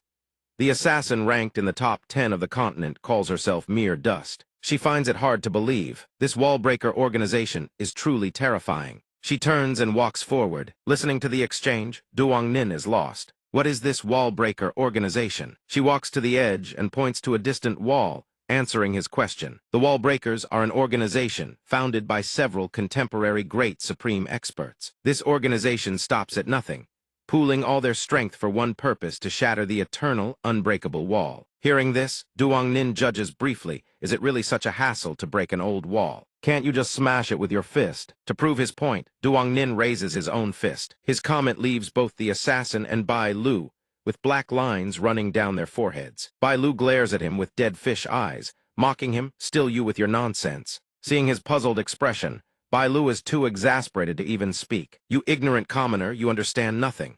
The wall is indestructible and guarded by a saint knight. Why else would they go to such lengths to break it? She pauses, then frowns in confusion. But what I don't understand is how this girl ever thought she could assassinate the new emperor. Shangyu and Yin, who has been silent until now, chimes in, agreeing with the assessment. Indeed, the new emperor is protected by saints and guardian saint beasts terrifying existences. Attempting to assassinate the new emperor is no different from seeking death. Listening to them, Duong Nin remains perplexed. Is the new emperor truly that terrifying? The subject of the conversation, the assassin, finally speaks up. My superiors do not care whether I succeed in assassinating the new emperor or not. I am merely a pawn in their grand plan. I know it is a death wish, but that is my fate. After hearing this, Duong Nin offers a simple solution. Why not just leave the organization? She turns pale and shakes her head. Impossible.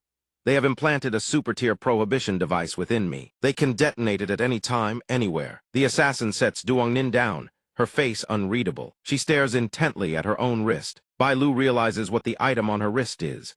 Distaste and annoyance etched on her face, she cannot help but sneer. The wall breakers are certainly generous. That prohibition was crafted by an ancient artificer. It is incredibly durable. Not even the heavens collapsing could break it. Suddenly, something happens that causes the assassin's face to turn purple with terror. It turns out that the indestructible prohibition is now lying in two pieces on his hand, broken just by him pulling at it. Duongnin wears an innocent expression. The action leaves Bai Lu and Shangyuan Yin completely traumatized. Looking at her bare wrist, the assassin cannot believe her eyes it broke simply from being pulled. It takes quite a while for Bai Lu and Shangyuan Yin to regain their composure. They stare at the broken device, struggling to rationalize it. The device must have been malfunctioning, a dusty antique perhaps. Even though she is free of one burden, the assassin looks no happier. A broken prohibition device is useless. Every member of the Wall Breakers bears a demonic sigil. One of the 6 leaders branded our souls when we were children. It is permanently bound to our spirit. It is an eternal mark, right here on my thigh. As she speaks, her gaze shifts downward. Duongnin follows her gaze. Before anyone can react, he naturally lifts the hem of her skirt, revealing a smooth thigh marked with the sigil. Oh, so this is it. The assassin blushes deeply at his actions, while the other 2 are stunned, followed by sounds. Moans ring out. "Ma, don't, it tickles." Duongnin continues to fiddle there, comforting her. "Bear with it. 3 seconds is all it takes." Bai Lu stands behind, bewildered. What is he doing? Leaving offspring. Shangyuan Yin, taking it literally, curses. "Damn it. There, you are free." After a moment of work, Duongnin finishes his task. The terrifying sigil on the assassin's thigh has vanished, leaving only smooth porcelain skin. The other 2 are shell-shocked. He even managed to erase the brand itself. Without the brand, this thigh looks so alluring. I really like it. Shangyuan Yin's face flushes, her eyes gazing at her with fascination. Duongnin ignores her state. He continues, "You are free. From now on, you can go wherever you please. The sigil left by the 6 leaders is gone." "Lad, who on earth are you?" Shangyuan Yin is suspicious. Isn't he supposed to be a weak scholar? The assassin cannot help but confirm. "Am I truly free? Can I really go home now?" "Of course." Yang Ning confirms it with absolute certainty, staring at her own hands. Her voice trembles. "I've imagined my own ending 1,000 times, but never once did I think there'd be a day I could go home. No father, no mother. Growing up clinging to my big sister. Snatched away by the wall-breaking organization as a child, forced to live like a puppet. Never once did I imagine I'd actually get the chance to go home and find my sister." Emotion wells up in Ice Cold's chest. Her mind drifts helplessly back to the days of her childhood. Back then, a little Ice Cold was chasing after her big sister and Trip. "Mei Luo's sister, wait for me." Sister, seeing this, turns around and gently reminds her, "Run a little slower, watch your step." Just thinking about it brings tears flooding to the corners of Ice Cold's eyes. "Can I really go back? Let's go home." Yang Ning offers comfort, expecting her to brighten up, but Ice Cold only sinks deeper into despair. "But master, she will never let me go. She's the head of the Shadow Division. She won't spare a single traitor. Yang Ning will handle everything. Simple as that." He snaps his fingers. "Tu, come here, I need you for something." Following his snap, a white-haired masked figure materializes from thin air and bows deeply to Yang Ning. "Tu, at your command, master." The one who appeared is none other than the Minister of Works of the Blazing Sun Empire II. Seeing the person he needs has arrived, Yang Ning gives the order, extract her master's genetic signature from inside her. Then perform a spatial lock. Yes, without another word, Tu reaches out to her forehead and streams a chain of data into it. Right before Ice Cold's stunned, wide eyes, he turns away. Bai Lu has been frozen in shock ever since Tu appeared. Isn't this guy supposed to be a high-level exorcist? He's a puppet master on top of that. That puppet seems to have the ability to control a slice of heaven and earth itself. Shangyuan Yin quietly adds a remark. A short while later, Tu finishes the search and reports the results to Yang Ning. Spatial coordinates locked. Target located at Shadow Cloud Peak 30,000 miles away. Hearing the result, Yang Ning shifts into kill mode. "Then let's go pay them a visit." "Let's go." With that, he and Ice Cold vanish on the spot, leaving Shangyuan Yin standing there, utterly bewildered. So this is the legendary teleportation. 10,000 miles in the blink of an eye. At this moment, at the wall-breaking Shadow Division's headquarters in Sky City, a building, suspended in Madeira heated argument, has erupted inside the base. What? The surveillance monitors and suppression wards on Ling can no longer detect her. Someone shouts, "This is absolutely impossible." The voice comes from three figures, sitting on hovering chairs in midair. Could it be? The equipment malfunctioned. The man asks. The woman who had remained silent from the very beginning finally speaks up, rebuking him coldly. Ling is a machine I cultivated with my own hands. No force in existence can make her escape my surveillance, unless that little wretch has been seduced by some man and turned traitor. The man hypothesizes. Right after he finishes, a mysterious voice echoes through the entire space. The ones who trained you into machine-sare, these people. The voice appearing from nowhere startles all three. They snap to high alert and shout, "Who's there?" "Me." A streak of gold flashes through the air. Yang Ning and Ice Cold materialize before the three. "There's a little matter I'd like to discuss with you all." Seeing Ice Cold appear out of thin air with Yang Ning, as an unexpected bonus attachment, woman flies into a thunderous rage. "Negotiate? Some pretty-faced freeloader that this little wretch dragged back dares to negotiate with me. Anyone who incites a wall-breaking operative to betray the organization has only one path: death." The man beside her is equally displeased. He can't hold back his mockery. Women so easily swept away by emotion. "Let me extinguish that little love flame by killing this skirt-clinging pretty boy. Then I'll send you to the bug pit for some serious reflection." With that, he clenches his fist tight and surges forward. After just a few swift, effortless steps, the man has already materialized behind Yang Ning's back. He slams one hand down on Yang Ning's shoulder and summons a crackling purple sphere of lightning in the other. Wall-breaking art. Even with an attack incoming, Yang Ning doesn't budge an inch. Then something unbelievable happens. The man's hand begins smoking violently. His eyes go wide with sheer disbelief. Immediately after, something even more shocking occurs. His entire body erupts into raging hellfire, incinerating everything, leaving not a single bone behind. Everyone present stands frozen, jaws dropped, eyes bulging, unable to believe the scene before them is real. After a moment, the flames die down.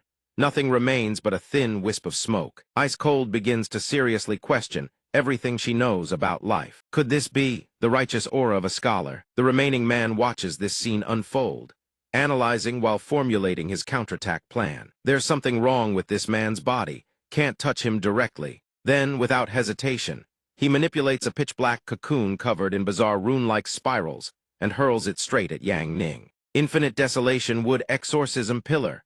The black cocoon rapidly morphs into a colossal staff the size of a building, intent on crushing him flat. Just like before, Yang Ning makes no obvious countermove. Only when the massive staff is nearly upon him does he casually reach up and catch it with one hand. "This is your life-bound artifact, isn't it?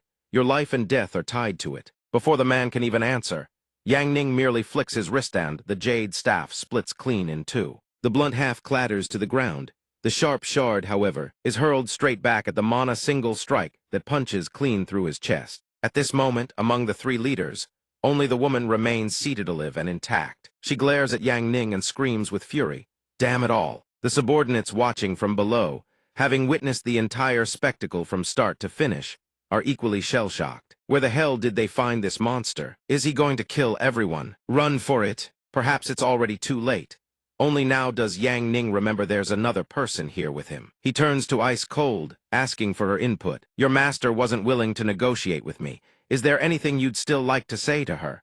The response comes as a cold, clipped voice. "No." Only now does the woman learn what fear truly tastes like. "Damn you." Receiving Ice Cold's answer, Yang Ning raises his hand high and summons a crackling sphere of energy. "Then let's end this." The sphere starts small, then swells larger and larger and larger. Finally, the sphere detonates. Every living soul in the base is obliterated, reduced to dust and nothingness. Only two survive the blast: Yang Ning and Ice Cold. Standing beside him, she stares, and a new feeling stirs curiosity. "Are you a god? Just a member of Yan Nyang's place?" He answers with practiced humility. The base, shattered into countless fragments after the explosion. With nothing left to hold it, aloft plummets straight toward the earth below. Right at that moment, a contingent of soldiers arrives and stares at the scene in stunned silence. What in the world happened here? At the head of the group stands a man clad in full armor. He senses something strange about the situation. "We were ordered to surround and eliminate this place. How did it get blown to Kingdom Come before we even made a move?" But he quickly composes himself. "Forget it, then let's just clean up the Shadow Division's remnants." The soldiers obey the command, marching forward while shouting in unison, "Eliminate the Shadow Division remnants." ice cold, hovering in midair. Naturally spots them too. Her face darkens, recognizes them instantly as soldiers of the Blazing Sun Empire. Young man, don't worry about me. The fate of a wall-breaking tool person like mine was sealed long ago. Neither light nor darkness accept me. You absolutely must not defy the Blazing Sun Empire on my account. Those people are the new emperor's direct subordinates beings, that even the gods themselves fear 3 parts over. Bing Leng delivers her final words as if she has no further attachment to this life.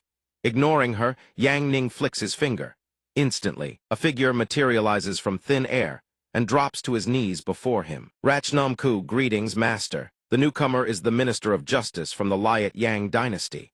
Upon recognizing him, Bing Leng shrieks in terror. He is the Minister of Justice of the Liat Yang dynasty. I have perused the roster. Her words send a violent jolt through him. Bing Leng quickly realizes the implication, turning to stare at Yang Ning in utter disbelief. He calls you master. Yang Ning asks calmly, what was that? Is that acceptable, minister? Faced with his question, he frantically waves his hands, then drags Bing Leng aside to whisper into her ear. Under no circumstances are you to speak of this. He glances back to monitor Yang Ning's reaction. It is nothing, merely a title. I shall not hold him accountable for it. My command, Ratch, escort her back to her homeland. Do not let anyone impede her, and ensure she returns in complete safety. Acknowledging the order, Yang Ning retrieves his familiar book and takes to the skies, leaving them behind. Ratch bows respectfully as he departs. Safe travels, master. As she watches his silhouette vanish into the distance, Bing Leng murmurs to herself, we shall certainly meet again. Once he is gone, Ratch approaches the army with a grave expression. The crowd yields, parting into 2 rows to clear a path for them. As their figures fade from sight, the commander bows low. We shall obey the sacred decree of the minister. As they walk, Bing Leng begins to deduce Yang Ning's true identity. The country boy is truly the emperor. Seeing her about to speak, Ratch raises a hand in a silencing gesture. SHH, please keep this secret. Miss, I am merely carrying out the master's command to return you home. Her confirmation of his identity only strengthens her resolve. If he is truly the emperor, I shall seize this opportunity to secure the most loyal descendants for him to repay his kindness. The palace is crawling with deceivers. Only our son could protect him until the end. Back at the city walls, only Bai Lu and Shangyuan Yin remain. Little girl, Bai Lu begins. Now that there are no outsiders, can you tell me why you truly came to the royal capital? The question startles Shangyuan Yin, yet she answers truthfully. By any means necessary, I must ascend the dragon bed of the new emperor. This is a task I must complete. Bai Lu expresses satisfaction with the answer, while remaining cryptic about her own motives. Oh, what a coincidence. I too have come for the new emperor, but my objective remains confidential. The atmosphere slowly lapses into silence. 2 figures, they stare at the city walls, deep in contemplation. The new emperor is profoundly mysterious, and it is uncertain if risking their lives and fortunes will even grant them a single audience with him. The following day at the Jiangli Inn, the hustle and bustle of guests fills the air. In a secluded room, Yang Ning stares in shock, his face flushing crimson at the scene unfolding before him. Lying beside him is Shangyuan Yin, stark naked, her face flushed and her eyes hazy. Good morning. I apologize for the indecency last night. I am usually a very refined person. Of course, things did not end there. Fang Xing clutches a pillow and murmurs in a sleepy, defensive tone at Shangyuan Yin's remark. Refined? What nonsense! You reckless woman, you even left me in pain. Her voice causes Yang Ning to jerk his head around, his eyes wide in astonishment. As he regains his composure, Yang Ning hurriedly pulls the blanket to cover himself, trembling with shock. Why are you here? As he pulls the sheet, someone loses their support and tumbles from the bed onto the floor. Just then, the lust demon enters. Seeing the situation on the bed, her worldview begins to crumble. Just how many people are on this bed? Caught off guard, he has no answer. My apologies. Suddenly, something moves beneath Yang Ning's feet, causing his heart to skip a beat. Immediately after, a green-haired girl with a haggard expression and dark circles under her eyes appears, giving Yang Ning quite a fright. Is it morning already? A gloomy night indeed. The girl quickly collects herself, throwing off the blanket with a dissatisfied pout. I, the daughter of the prestigious Shen clan, have suffered such a humiliating night. The green-haired girl is none other than the 83rd ranked on the heaven list, the Xunian Phoenix. Yang Ning, still bewildered by the events, finally cannot help but ask with an incredibly blank expression. Can someone please explain to me what happened last night? As soon as the question leaves his lips, Bai Fei emerges from nowhere, burning with rage. Don't pretend to have amnesia with me. Men are truly devoid of any virtue. You, a man with no sense of shame, don't even know how to restrain yourself. Her overbearing aura makes both Yang Ning and the Chunian Phoenix shrink back. Bai Fei marches toward him, ready to grab him by the throat, unable to contain her temper any longer. Fang Xing sits up abruptly, furious. If you hadn't interfered, Bai Fei, we would have already succeeded. Bai Fei is not a pushover. She retorts immediately. What interference? Yang Ning's disciples and I are like. How could sisters be so heartless as to not protect the virtue of their master? Trapped in the middle of this heated argument, Yang Ning can only look on helplessly. The lust demon watches the bickering from the sidelines, completely at a loss for words. I've had enough of these wretched women. They fought all night long, and none of them managed to take advantage of Yi Chen. This is truly hellish. Just as the group threatens to descend into further chaos, a notification seizes everyone's attention. The recruitment ceremony for the new emperor has officially begun. Selected candidates report immediately. Following the announcement, the room sinks into heavy silence. Seeing her duty approach, Bai Fei does not forget to threaten him before leaving. Yang Ning, remember this. Although I have no interest in you, you must not allow these improper women to take advantage of you. Men must learn self-respect. I am heading to the palace now. Take care of yourself. Yang Ning, feeling quite intimidated by her threat, satisfies her with his reaction as she departs. Immediately after, Shang Yuan, the lust demon, and the Chunian Phoenix follow suit, leaving only Yang Ning and Fang Xing in the room. Fang Xing sits on his lap and winks suggestively.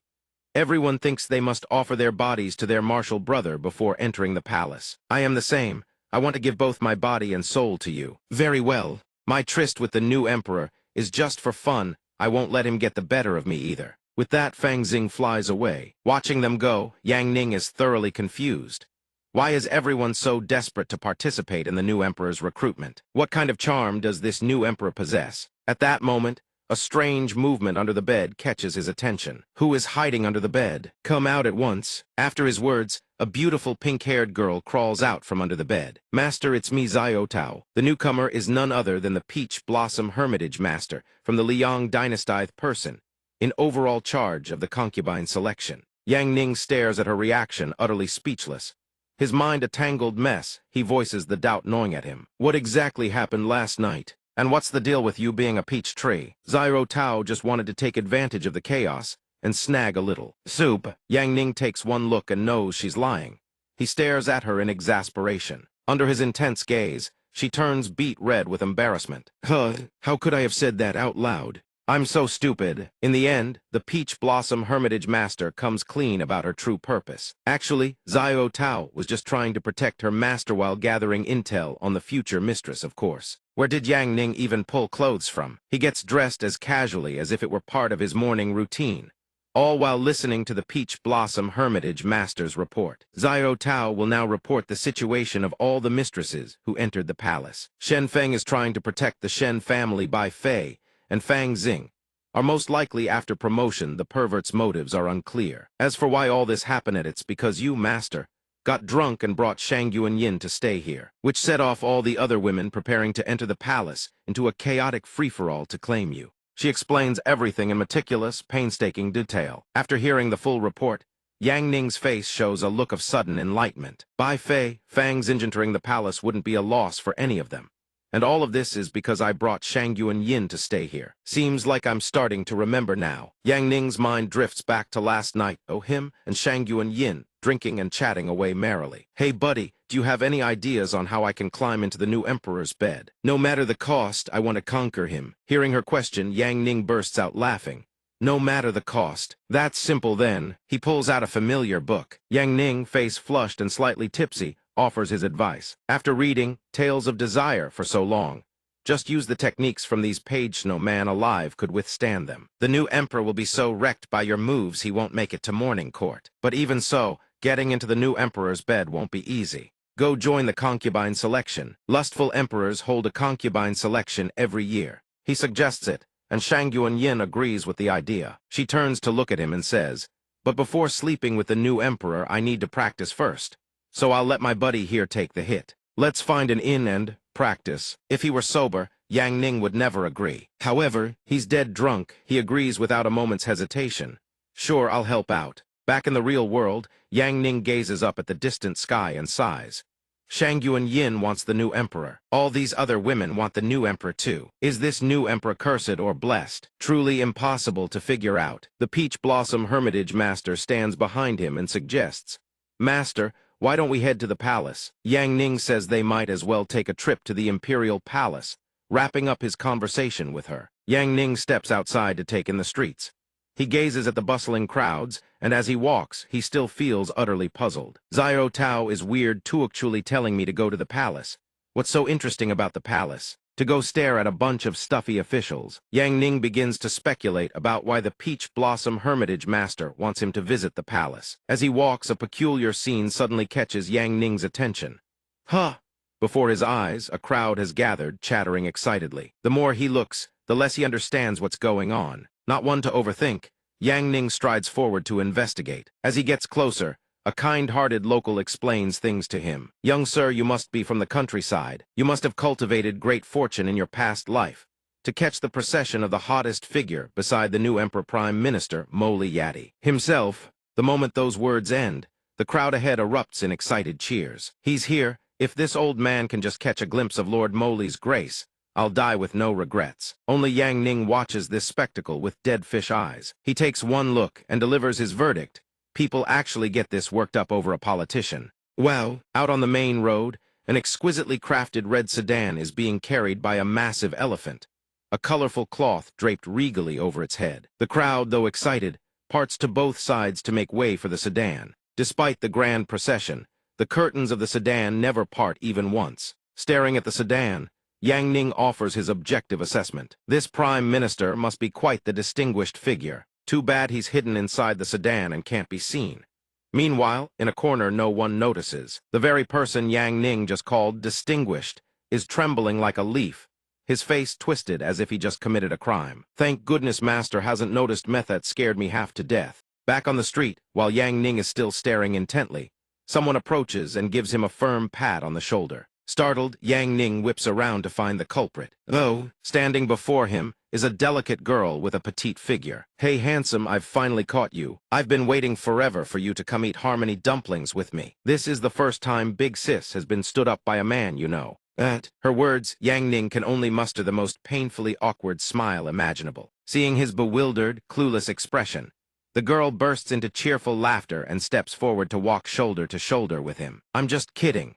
You're here to see the flair of the hottest celebrity beside the new emperor too, right?" "I was just passing by." Yang Ning scratches his head, a bit flustered, and delivers the most textbook answer possible. The girl hears his answer and nods with an expression of deep understanding. Makes sense. Wanting to see him on purpose is pointless anyway. Lord Moli is a man who stands above tens of thousands second only to one. For the likes of us, we're from two different worlds, that's a realm high in the heavens, completely out of reach. If only we could marry the new emperor, step into that world, and all our troubles would vanish. Hearing her words, Yang Ning stops and looks at her, then offers a suggestion. The new emperor is holding a concubine selection recently. His idea makes her burst out laughing. The girl tilts her head, looking at him with a gentle expression. "I'm joking. A drop of water can't quench a desert's thirst, though could I ever catch the new emperor's eye. I'd rather keep company with a country boy like you who reads Tales of Desire and similar smut." "Oh right, handsome, if you're free, do me a favor." He is indeed free, so Yang Ning agrees without hesitation. No problem. On the bustling street, Yang Ning reads a book with one hand while lugging a mountain of bags and packages with the other. Wen Kaiyan walks beside him, praising him non-stop at the sight. "Who would have thought a scholar like you would be this strong? Must be some kind of anti-gravity magic." Yang Ning answers without lifting his eyes from the book. Mid-stride, Wen Kaiyan suddenly freezes in place, her eyes blazing brighter than a gambler's winning streak as she stares dead ahead. He has absolutely no clue what's happening. The jewelry shop up ahead is having a sale. The two words "big sale" successfully trigger the shopping frenzy buried deep in Wen Kaiyan's soul. She bolts toward the storefront like her life depends on it. Sale, sale. Watching her, Yang Ning can only sigh. Indeed, no matter what world you're in, women love shopping. As they approach the shop, its golden sign stands out prominently. Inside the jewelry store, Wen Chan, just like every other girl, gazes around in wide-eyed wonder, unable to hold back her gasps of admiration. This is the official jewelry store of the Liat Yang government manor. Only the nobility can afford to shop here. What luck today happens to be a special sale day, with tons of jewelry on discount. Yet all she can do is stare in longing. There's nothing else she can do. So exquisite.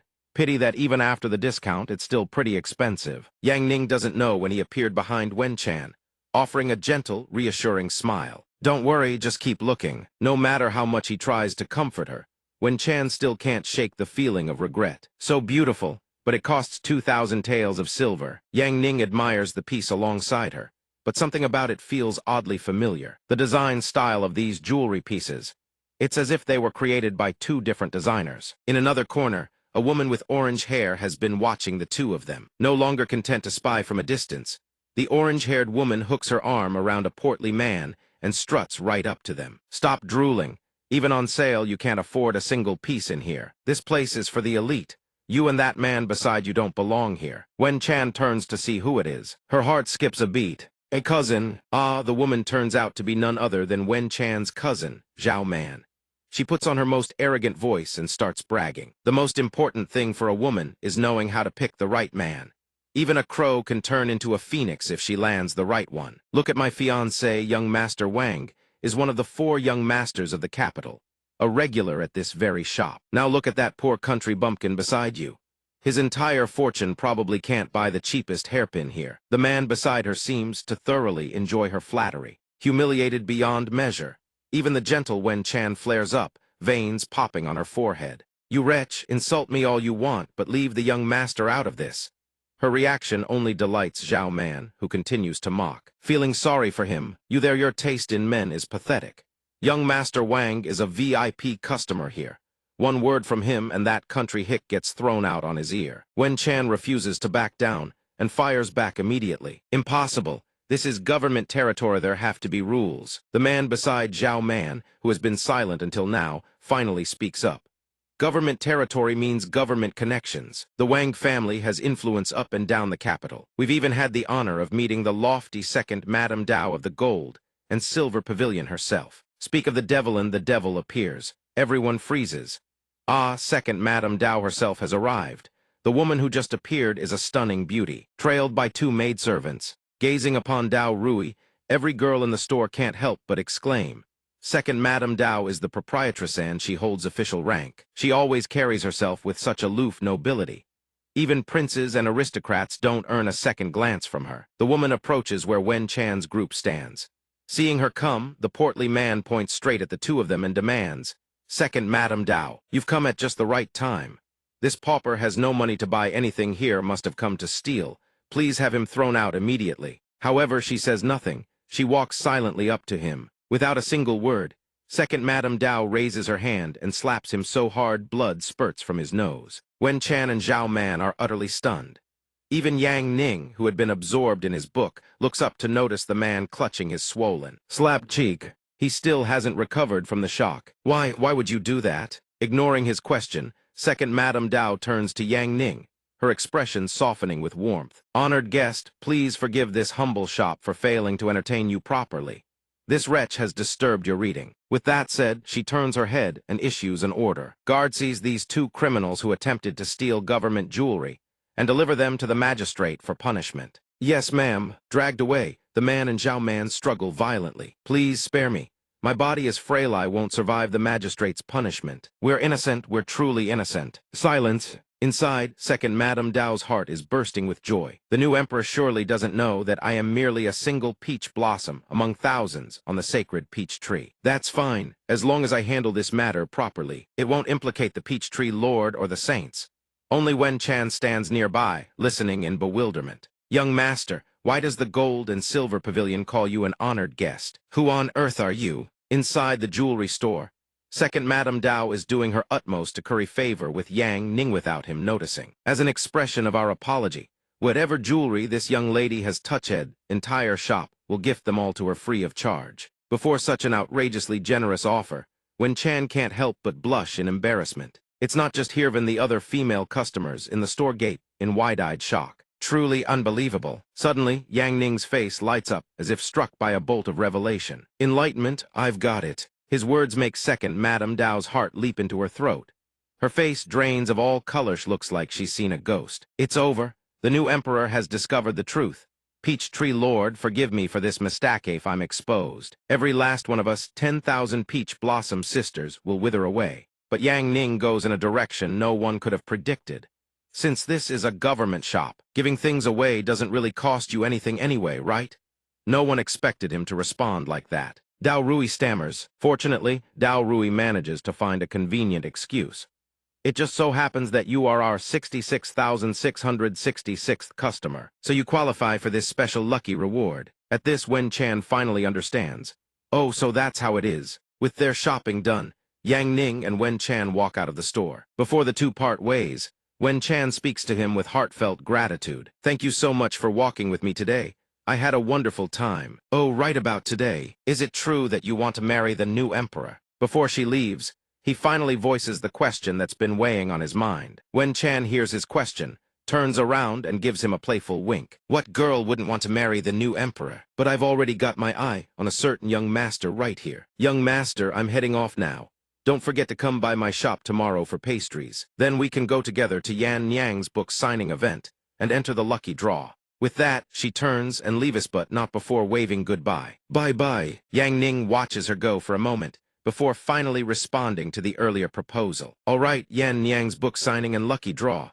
Hopefully I can win a VIP spot. Mentioning this, Yang Ning's eyes blaze with an unprecedented determination. Not only could he meet the cosplayer dressed as Yan Nyang, he'd also get to request any pose he wants from the author. Now that's what he calls a good time. The girls at the book fair don't have this kind of luck. Yang Ning sighs wistfully. Suddenly he remembers something. Shang Yuan Yin went into the palace. What happened to that little vixen? Haven't seen her in days. Did she get scammed too? The person he's thinking of is currently perched on a rocky outcrop, surrounded by a gloomy landscape crackling with thunder and lightning. Bai Lu sits alone on the cliff edge, cross-legged in meditation. A stream of golden energy swirls around her body. At that very moment, a colossal hand descends from the sky. It reaches down to seize Bai Lu, accompanied by a threatening voice. You dare. A mere mortal trespassing into a forbidden cultivation ground. Right after those words, the single arm multiplies into countless armsaw lunging toward Bai Lu at once. But she remains seated, utterly unshaken. She merely glances upward. After that single glance, a massive tear rips open across the sky, scattering the dark clouds apart. In the end, the dark clouds and the countless arms all vanish, leaving behind only a bleak gray sky. In an unseen corner, a man silently observes everything. Beside him perches a black bird. Bird messenger, disassemble the defensive formation. She is the strongest saintess of light in all of history, fully awakened from her ancient slumber. Those tricks are useless against her. At this moment, Bai Lu rises to her feet. Her entire body is enveloped in a radiant golden aura. Bai Lu immediately activates her killing intent, her eyes filled with murderous aura as she glares at the two stalking her. I am here to warn you. I do not care about your wall-breaker pavilion, but you are not to touch the new emperor. Despite the threat, he remains undeterred and stands his ground. The Light Holy Sect has always been the protector of this land. No matter how dynasties rise and fall, you always judge each new emperor by your own set of rules. Though seemingly satisfied with that answer, she does not retract her terrifying aura. It is good that you know. Before the judgment ends, if you dare to plot against the new emperor, I will drag 2 members of your wall-breaker pavilion to the grave with me. He no longer hides, appearing face to face with her alongside his black bird. Holy maiden, do not be so hasty. We are merely interested in the wall and have no desire to attack the new emperor. Furthermore, we are eagerly awaiting your challenge for him. He explains his purpose, noting that 2 previous dynasties failed the examination. If this time the examination is failed, the entire realm will lose its light and sink into eternal darkness, and the world will fall into an eternal slumber. The black bird, seemingly a mindless creature, suddenly speaks. Bai Lu instantly discerns their true intentions. She does not hesitate to expose them point by point. You are all hoping that once the new emperor's judgment fails and the world falls into darkness, the wall's defenses will weaken indefinitely, allowing those monsters to easily break through. Exposed, he does not bother to deny it. Correct, this is indeed part of our plan. I will not allow anyone to interfere. She declares firmly, we naturally cannot interfere with the new emperor's judgment. But if we can prove the new emperor's world does not exist, can we not go directly into the darkness? The black bird retorts. Her words confuse the saintess. What could it mean? At that moment near the imperial palace, specifically the new emperor's bedchamber, someone shouts, Chu Yi, lord of the great Zhao dynasty, requests an audience with the new emperor. The voice forces Wu Chen, master of Taohua Hermitage, and the rip-mouth woman to turn around in alarm. What is happening? Standing before the palace are an elderly man and a figure cloaked entirely in white. These two great dynasties have always been on good terms. I have come personally, I must see him. If the new emperor does not appear within the time it takes for an incense stick to burn, I shall be forced to lead my men inside. His request sounds more like a threat. Naturally, the palace guards are terrified by his words. As a top figure on the heaven ranking, who could possibly stop him? Despite his threats, no one appears. The man, he uses all his remaining strength to bellow. New emperor, show yourself at once. He is worthy of being a leader on the heaven ranking. Even his voice carries immense pressure. The shockwave spreads, reaching even where Yang Ning is staying. Whether by accident or design, a page of his book is torn away. Before Yang Ning can react, the torn page is swept away by the wind. Seeing the page fly off, a rage erupts in his heart. Whoever dared to blow away this lord's page will pay. Yang Ning successfully transforms into a ferocious monster. Climbing out the window, Yang Ning is seething. I will beat you until even your mother wouldn't recognize you. The book club for the reader Yan Yang is hosting a major giveaway nearby. Everyone is lining up to receive freebies.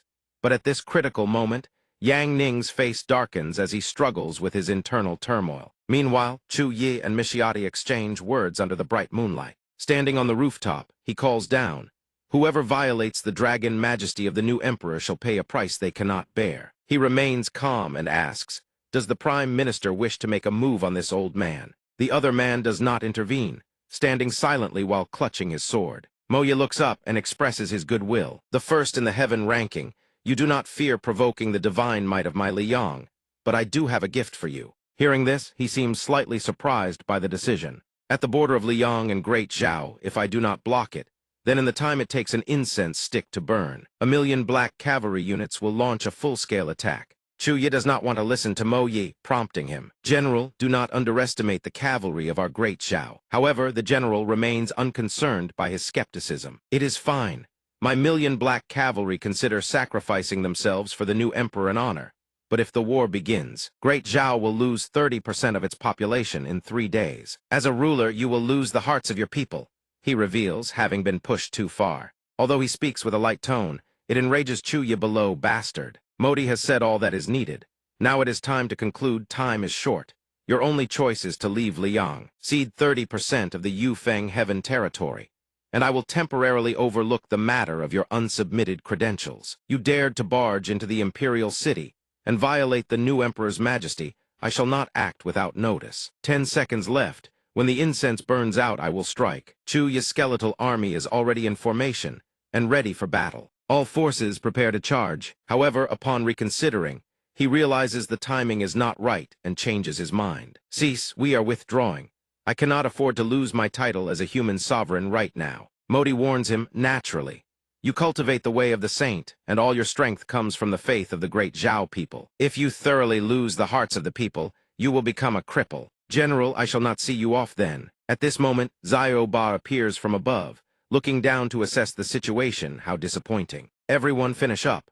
Annoying, the humans of the great Zhao dynasty look delicious. In the meantime, as night blankets every corner, a very lively activity is underway. Naturally, Yang Ning cannot miss out on these activities with the demon maidens. The item is already in hand. Suddenly, Wen Kaiyan appears, forcing him to switch to his serious persona. "About the missing book page, Brother Yi, I Yan Yang have patched it up for you." Yang Ning shows concern for her and asks, "Sister-in-law, why have you come here?" She does not hide it, "To take you to the Harmony Cake Shop. Then we will go together to participate in the Yan Yang autograph event to draw prizes and get tickets." Yang Ning's face turns bashful upon meeting Wen Kaiyan. How exactly does one eat a Harmony Cake? Hearing this, Wen Kaiyan decides to take him there to enjoy it. "Follow me. You will know soon enough." At the residence of the third dynasty elder, the Wufeng demon concubine is furious. These barbarians actually chose to storm the palace. They truly look down on the bird monsters protecting the Liang dynasty. Liang's momentum is too strong to attack head-on. Sabotaging from within is the king's way. Facing her anxiety, her subordinate reassures her. "Don't worry, demon concubine. I will certainly make the internal affairs of the entire Liang dynasty collapse." Wufeng demon concubine has already made her own decision. Naturally, as a third dynasty elder, Every generation of the imperial court admires you. The integration of old and new forces of the various dynasties cannot happen without you. Who would have thought you were my man? Third dynasty elder Jiabayuan, I was saved by the demon concubine. Naturally, I will follow you even in death. Wu Feng, demon concubine, walks forward slowly and announces, 3 days from now, all the big shots of the wall breakers will act together. It is the final day of breaking the wall. Before then, no matter what, you must obtain the array blueprint of the wall. I will not disappoint you, Bayuan commits. I will definitely do a good job. Neither Modi nor those monsters pay any special attention to me. Anyway, after all, besides having good interpersonal relationships, I am also known as a man addicted to wine and women. Hearing this, Wu Feng demon concubine is very satisfied. Very good, I heard you are even forcibly marrying a 13th concubine. Well then, happy early marriage to you. A moment later, she vanishes into the air. Bayuan, the palace elder, is no ordinary man. He immediately wears a cunning smile. In this world, no one can discover the true face of my 13th concubine. I have laid out a net across the heavens and earth. No matter how you resist, you cannot escape my grasp. Not long after, Bayuan is dressed up and arrives at Wen Kaien's house with a wedding procession behind him. Little beauty, come out. I have come to propose marriage. Facing the sudden presence of Bayuan, she cannot help but be startled and anxious. Wen Kaien's face turns pale as a banana leaf. She urges him, young brother, you should leave first. I cannot let you be implicated. Yet, in this very moment, Yang Ning remains unfazed, savoring his steamed bun with complete composure. Seeing that Wen Kaien keeps them waiting, they press on.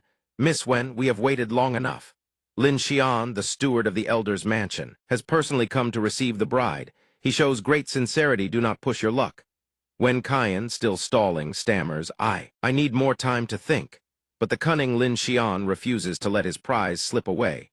He has already given her far too much time. Apart from the elder himself, no one else can provide you with such lifelong splendor and riches. Who would have thought you would use this bumpkin as a shield? Could it be this pathetic country bumpkin peasant? I do not know him, but with his devious schemes, he has clearly been stalking you for a long time and knows you well. Not acquainted. According to our intelligence, this country boy has been lingering around you several times now, hasn't he? It must be this pale-faced brat making you look elsewhere, delaying the elder's plans. Ba Yuan, seeing that Wen Kaien refuses to comply regardless of his words, decides to use force. Little Lin, you are far too soft-hearted. You haven't applied enough pressure. The thugs you sent to cause trouble at her shop were useless. Now watch me demonstrate how to make her behave. You country bumpkin, you are truly pathetic. Yang Ning shows no interest in retorting, instead casting an evaluative gaze forward. Fearing for his safety, Wen Kaien urges him again. Young brother, leave through the back door quickly. The new emperor has ascended and declared a general amnesty. They cannot touch you easily, but it seems Lin Xian will not let anyone leave today. It is too late, there is no place in this vast world left for him, for he has committed a crime beyond forgiveness. Suddenly, he orders a timid girl to step forward, the head maid of the princess of Sa Ngu, Y letter 1EC7T. Bearing some unknown grudge against Yang Ning, she points at him and frames him. This lowly peasant defiled me. Upon hearing this, the crowd immediately believes her and begins to berate Yang Ning. I never expected someone who looks like a man to behave like a beast, committing such an act. A young man who strays must pay the price. Not stopping there, Ba Yuan adds fuel to the fire. Last night at the temple, this country boy lost his reason, violated the maid of the princess of Sa Ngu, Y letter 1EC7T, and shattered the diplomatic relations between our two nations. Even with the new emperor's amnesty, you will be executed. Wen Kaien cannot stand by and watch him be framed. She speaks up for him. You are spitting blood and framing the innocent. This young brother is an honest man. He could never do such a thing. The members of the Dian Niang Book Club also sympathize with her. That's right. He is a straightforward, honest man from the countryside. A female cultivator wouldn't make a mockery of her own reputation, could it be a case of mistaken identity? Ba Yuan clearly has no interest in idle talk.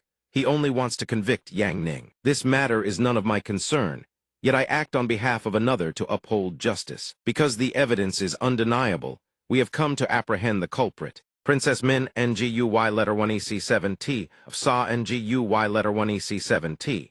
Please step forward to provide your testimony. Princess Min Ngu, Y letter 1EC7T of Sa Ngu, Y letter 1EC7T points at the man from the countryside. I witnessed it with my own eyes. After Zyro Mai and I visited the temple, he lost his bestial nature and humiliated her. Facing these baseless and heavy accusations, Yang Ning remains as calm as possible. Oh, since arriving in this world, this is the first time someone has tried to frame me. This is somewhat interesting. Ba Yuan and Min, NGUY letter 1EC7T, have clearly made a secret pact to destroy Yang Ning. I have helped you secure your concubine next time.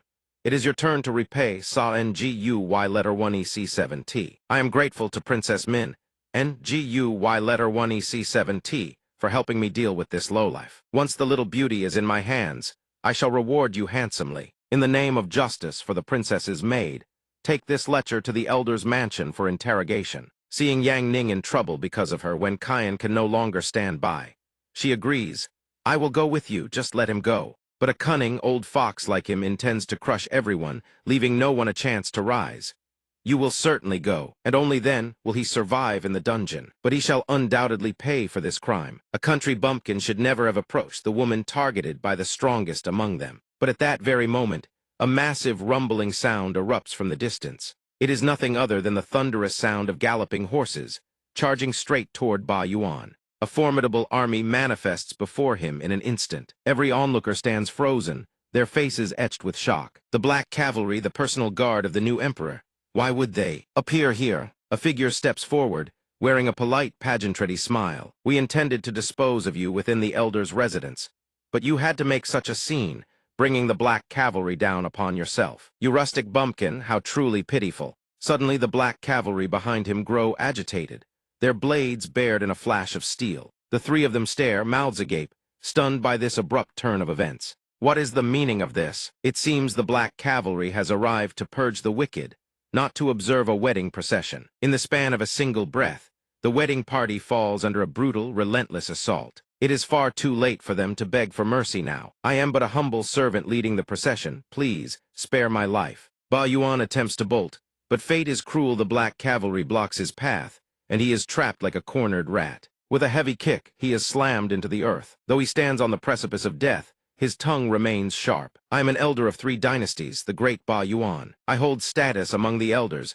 and General Mo treats me with great respect. Generals of the Black Cavalry, surely you recognize an old friend. We are all family, yet no one expected Mo deity to appear at this very moment. Family, in my eyes, you are nothing more than a mangy, impotent dog. Do you truly dare call yourself family? Shamelessly, he tries to justify his existence, claiming that even a dog has its uses. The next second, Mo deity snaps, his voice chilling. A dog dares to bite the master of this house. Tell me, Ba Yuan, how should I handle such a beast? Only then does the realization begin to dawn on him. Mo deity bows deeply before Yang Ning, leaving the crowd reeling in disbelief. Master, I am late. Please forgive this subordinate. Wen Qian stands bewildered, muttering, Master, a master. As for Ba Yuan, he finally grasps the agonizing truth. Could it be that everyone here is showing such reverence toward this man? The divine vine speaks, paying respects to the new emperor. We welcome the new emperor back to the capital. Every soul present bows in deep, trembling submission before Yang Ning. Those who had oppressed Yang Ning just moments ago now stare, unable to believe their own eyes. The commoners are equally stunned. The rural friend is the legendary new emperor. No wonder this royal capital felt so familiar. It was modeled after his own city. Mo deity, you lot have immense courage to act this way. Whispers ripple through the crowd as the gravity of the event sinks in. Ming Yue and her attendant pray silently, their hearts hammering. We were told we were merely tormenting a common bumpkin. How is it that he is the new emperor? We are dead, we are surely dead. Ba Yuan can do nothing but collapse and beg for mercy. Your Majesty, spare my life. Every soul who had wronged him begins to grovel. A complete and pathetic reversal. Your Majesty, spare my life. Your Majesty, spare my life. Yang Ning remains unmoving, his expression cold and unreadable. The first to pay the price for such foolish arrogance is Ming Yue. She dangles from a tree, screeching, Put me down at once. I am a princess of the Seiyu kingdom. Do not dare to humiliate me. My kingdom is the world's largest producer of artifact-grade ore. If you harm me, the supply of jade spirit ore to the Liang Empire will be severed. Apologize now while you still can. You are not someone who can touch me at will. Yang Ning barely registers her words, his figure blurring as he closes the distance in a killing strike. Who would have expected that he'd actually give Ming Yue a slap so hard it stung to the bone? Then he looked at Ming Yue with eyes full of contempt, slandering the former emperor. Coercing your maidservant, what the hell? is your jade crystal ore worth anyway? Even if you offered your entire Sha Yue kingdom, it still wouldn't be enough to make up for your foolishness. Ming Yue, at this point, not only showed no shame for what she had done, she even had the audacity to threaten him. My father, the emperor, won't spare you. Since that was the case, the flayed one wanted Ming Yue to witness the scene firsthand. He waved his hand forward and tore through the dimensional fabric. Suddenly, a rift tore open in the void. Through it, she could see her own kingdom. And standing before Ming Yue right now was her own father. So this old man is the father emperor you said wouldn't spare me. Like father, like daughter, raised an unfilial child who slanders the former emperor. Perhaps he should be punished first. Who would have expected that the flayed one, with his explosive temper, would issue the order immediately? Dark Knights move out. Kill everyone in the Imperial Palace. Obey. It wasn't long before the Dark Knight stood right before the emperor. I am the ruler of Sha Yue. Please, demon god, show mercy, I'll pay any price. Kleng, seeing him begin to beg them, Ming Yue also desperately admitted her fault and pleaded with him. I was wrong. Please don't kill my father. But all pleas were useless at this point. The Dark Knights dared not defy the flayed one's order-san, sent the emperor straight to the afterlife. Seeing that she had indirectly caused her own father's death, Ming Yue was consumed by both horror and guilt. Father, that moment of hers was witnessed by everyone present. Her sobbing would disturb the new emperor. Take her away. Send her to the instruction bureau. Wu Chen, this time your subordinate knows he was wrong. As for Bai Yuan, he was prostrating himself before Moli Yati, pleading. Conspiring to frame the new emperor is an unforgivable crime. Death is well deserved. I only beg you for the sake of old who in the early days of building Liang went everywhere recruiting guild forces. Please spare old Hu's wife and children. No matter how he pleaded, Moli Yati could never tolerate such lèse-majesté. When you thought the new emperor was just a country bumpkin, did you ever think of sparing him? Using despicable means to frame the new emperor's crime warrants the extermination of 9 clans. Guards, take him to the heavenly prison. To ensure his family wouldn't be implicated, Bai Yuan made a desperate pledge. I can reveal the hiding place of the wall-breaking faction, the supreme demon consort, true mastermind who commanded me. I only beg you to spare my descendants. Moli Yati found this quite the sweet deal and promised to consider it. Now that I can actually consider. Go to the Court of Judicial Review and write your testimony first. If the intelligence proves valuable, perhaps I may consider sparing your bloodline. Hearing this, Bai Yuan was overjoyed, happier than hitting the jackpot. Thank you, General Moli. Your old friend will surely tell everything he knows, will confess all the intel on the wall-breaking faction. I only beg for the chance to atone with merit. Who would have expected that Moli Yati wasn't one to be fooled either? He swept past the man and gave a cold order. Use your mind-reading technique to verify every word of his testimony. Then execute his entire family. Yet Bai Yuan still hadn't realized his family was about to meet their end and was still singing Moli's praises. General Moli is truly god tier, forever high above, forever cold and aloof. Both of them, after witnessing everything, concluded that this world had already been completely dominated by him. A man like Theisven, the apocalypse probably couldn't shake him. Suddenly, the very next second, both of them did an extreme 180, sweat pouring down their faces. Moli Yati was no different, trembling in fear, his face drained of all color. He and the one-strike devastator both dropped to their knees before him. Master, Moli Yati also knows he was wrong. Yet even something as simple as kneeling to admit fault, the two of them still had to compete over it. Old Moli, scoot over when you kneel. Don't crowd me. Little one, now's not the time to squabble. Calming the master's wrath is what matters. Both of them fell dead silent, not daring to move or even breathe too loudly. I never dreamed, not even in my wildest dreams, that those who once stood above the heavens would become so humble before a country bumpkin drinking buddy who once clinked cups with us. I even saw him licking Madame Yan's hand once. Is he really the new emperor? Although Yang Ning had granted them authority, he was by no means satisfied with how they wielded their power. You lot have truly gone too far. I'll go say goodbye to sister-in-law first. When I come back, I'll settle this debt with all of you in the palace. Sister-in-law, thank you for always taking care of me ever since I arrived in the royal capital. Wen Shan didn't stand on ceremony and replied cheerfully, not at all, it's always been you helping me. What Yang Ning remembered most about his time with Wen Shan was the incredible taste of the dumplings. Those dumplings that day were truly divine. I have a few things to handle. Yan Yang's lottery draw and seat assignment. I can't go anymore. Let's meet again at the fan signing event, okay? Wen Shan immediately agreed. Sure. Suddenly, he turned to Wen Shan and asked, You always used to say you wanted to marry the new emperor, didn't you? Hearing this, she immediately denied it, her face flushed crimson. I was just joking. Back when I was in a desperate situation, I thought only the new emperor could save me. Who would have thought it would be a country bumpkin who rescued me? That bumpkin turned out to be the new emperor himself. How could I not dream? I only hoped that 3 days from now I might see him one more time. That alone would make me happy enough. The new emperor returns to the palace.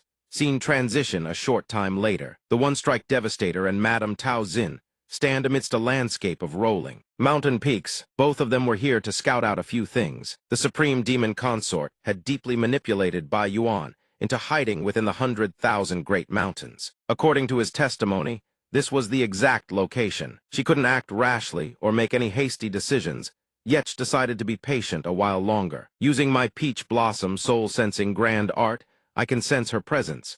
It's just that there are countless defensive formations laid out here. I need a little more time. I don't have the luxury of screwing around here. Active skill super beast transformation. Suddenly, a powerful surge of energy erupted around the one-strike devastator. Its colossal body swelled even larger, as if about to break through to the Frost Earth Fist realm. The one-strike devastator suddenly transformed into a living fireball, plunging the entire area into a sea of flames. Rocks and earth shattered apart. Before its incredibly violent eruption, Madame Tao Xin simply stepped aside with a remark. A plume of white smoke then billowed up, blanketing the entire sky. The supreme demon consort, who had been sleeping peacefully, was rudely awakened by the one-strike devastator and was absolutely furious. White Bear, you destroyed my 72-chain formation of the Earth Palace. I will make you pay. But before she could even resist, the one-strike devastator struck first. Active skill intermediate beast art devour. It immediately sucked the supreme demon consort into its maw along with the surrounding rocks and earth. And so, the one-strike devastator enjoyed a delicious feast tade courtesy of the supreme demon consort herself. Madame Tao Xin hadn't expected things to unfold in the blink of an eye. Like that, it struck way too fast. I still wanted to ask her about the ancient demon war. How did she manage to survive that? She mused aloud. The master should be heading back to the palace from the court of judicial review by now. I hope those consort candidates don't cause any disgrace. Meanwhile, a eunuch was running frantically to report to Lord Li. Lord Li, it's terrible. The consort candidates in the harem suddenly started fighting violently. Hearing this, Lord Li's eyes lit up with excitement. Was about to witness some top-tier palace drama unfold. They've finally started fighting over the new emperor. At last, some real palace intrigue atmosphere. He couldn't afford to dawdle a second longer and rushed over immediately. Indeed, the little fox and the white-haired girl were clashing intensely with each other. I heard the new emperor is about to return to the palace. Let me go check out their palace catfight in person. The original goal of everyone entering the palace was to live in perfect harmony. But then you declared you wanted Yi Yang all to yourself. That's going too far. At the very least, there should be some respect for the order of arrival. Yi Yang and I first met when we were imprisoned in the Demon Hall.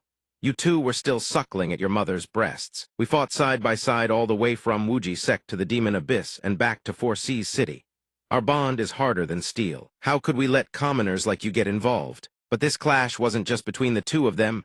Pervert also joined in. Didn't you say you don't like Yi Yang? That's right. If you don't love him, then let go. Don't hog public resources. So what if I don't like him? I don't like him, and I still want him all to myself, so what? What about it? Not convinced. Not convinced? Then come hit me. The little fox showed absolutely zero fear, displaying a fierce attitude and refusing to back down against the two of them. Everyone had split into two factions at this point, and it was very likely the little fox was about to pull off an epic 1v2. You want to fight? Bring it on. Who's afraid of who? We fight the nine-tailed fox and take Sect Master Yi back. Come on, all of you, charge together. Shangyu and Yin, standing nearby, could only watch as the three of them looked no different from a bunch of street thugs fighting over turf. This scene, I swear I've seen this somewhere before, looks exactly like our bandit crew brawling over territory. Come on, don't be scared. What are you so arrogant about? You're all bottom feeders. The concubines were supposed to be elegant and refined, yet here they were, snarling like beasts in broad daylight. The future consorts of the new emperor were tearing each other apart over a mere commoner. What kind of palace intrigue is this supposed to be? Though darkness had already draped itself over every corner, Shangyu and Yin was currently skulking outside Yang Ning's palace chambers. So this was the Heart Emperor's bedroom. If she could capture him, tame him, she could seize this chance. Who could have predicted that moments later? the little fox would show up wielding a stick and bonk her right on the head. Shang Yuan, little fox does not allow anyone to seduce Yang Ning. You think that little trick of yours can compete with me? The new emperor is my business now.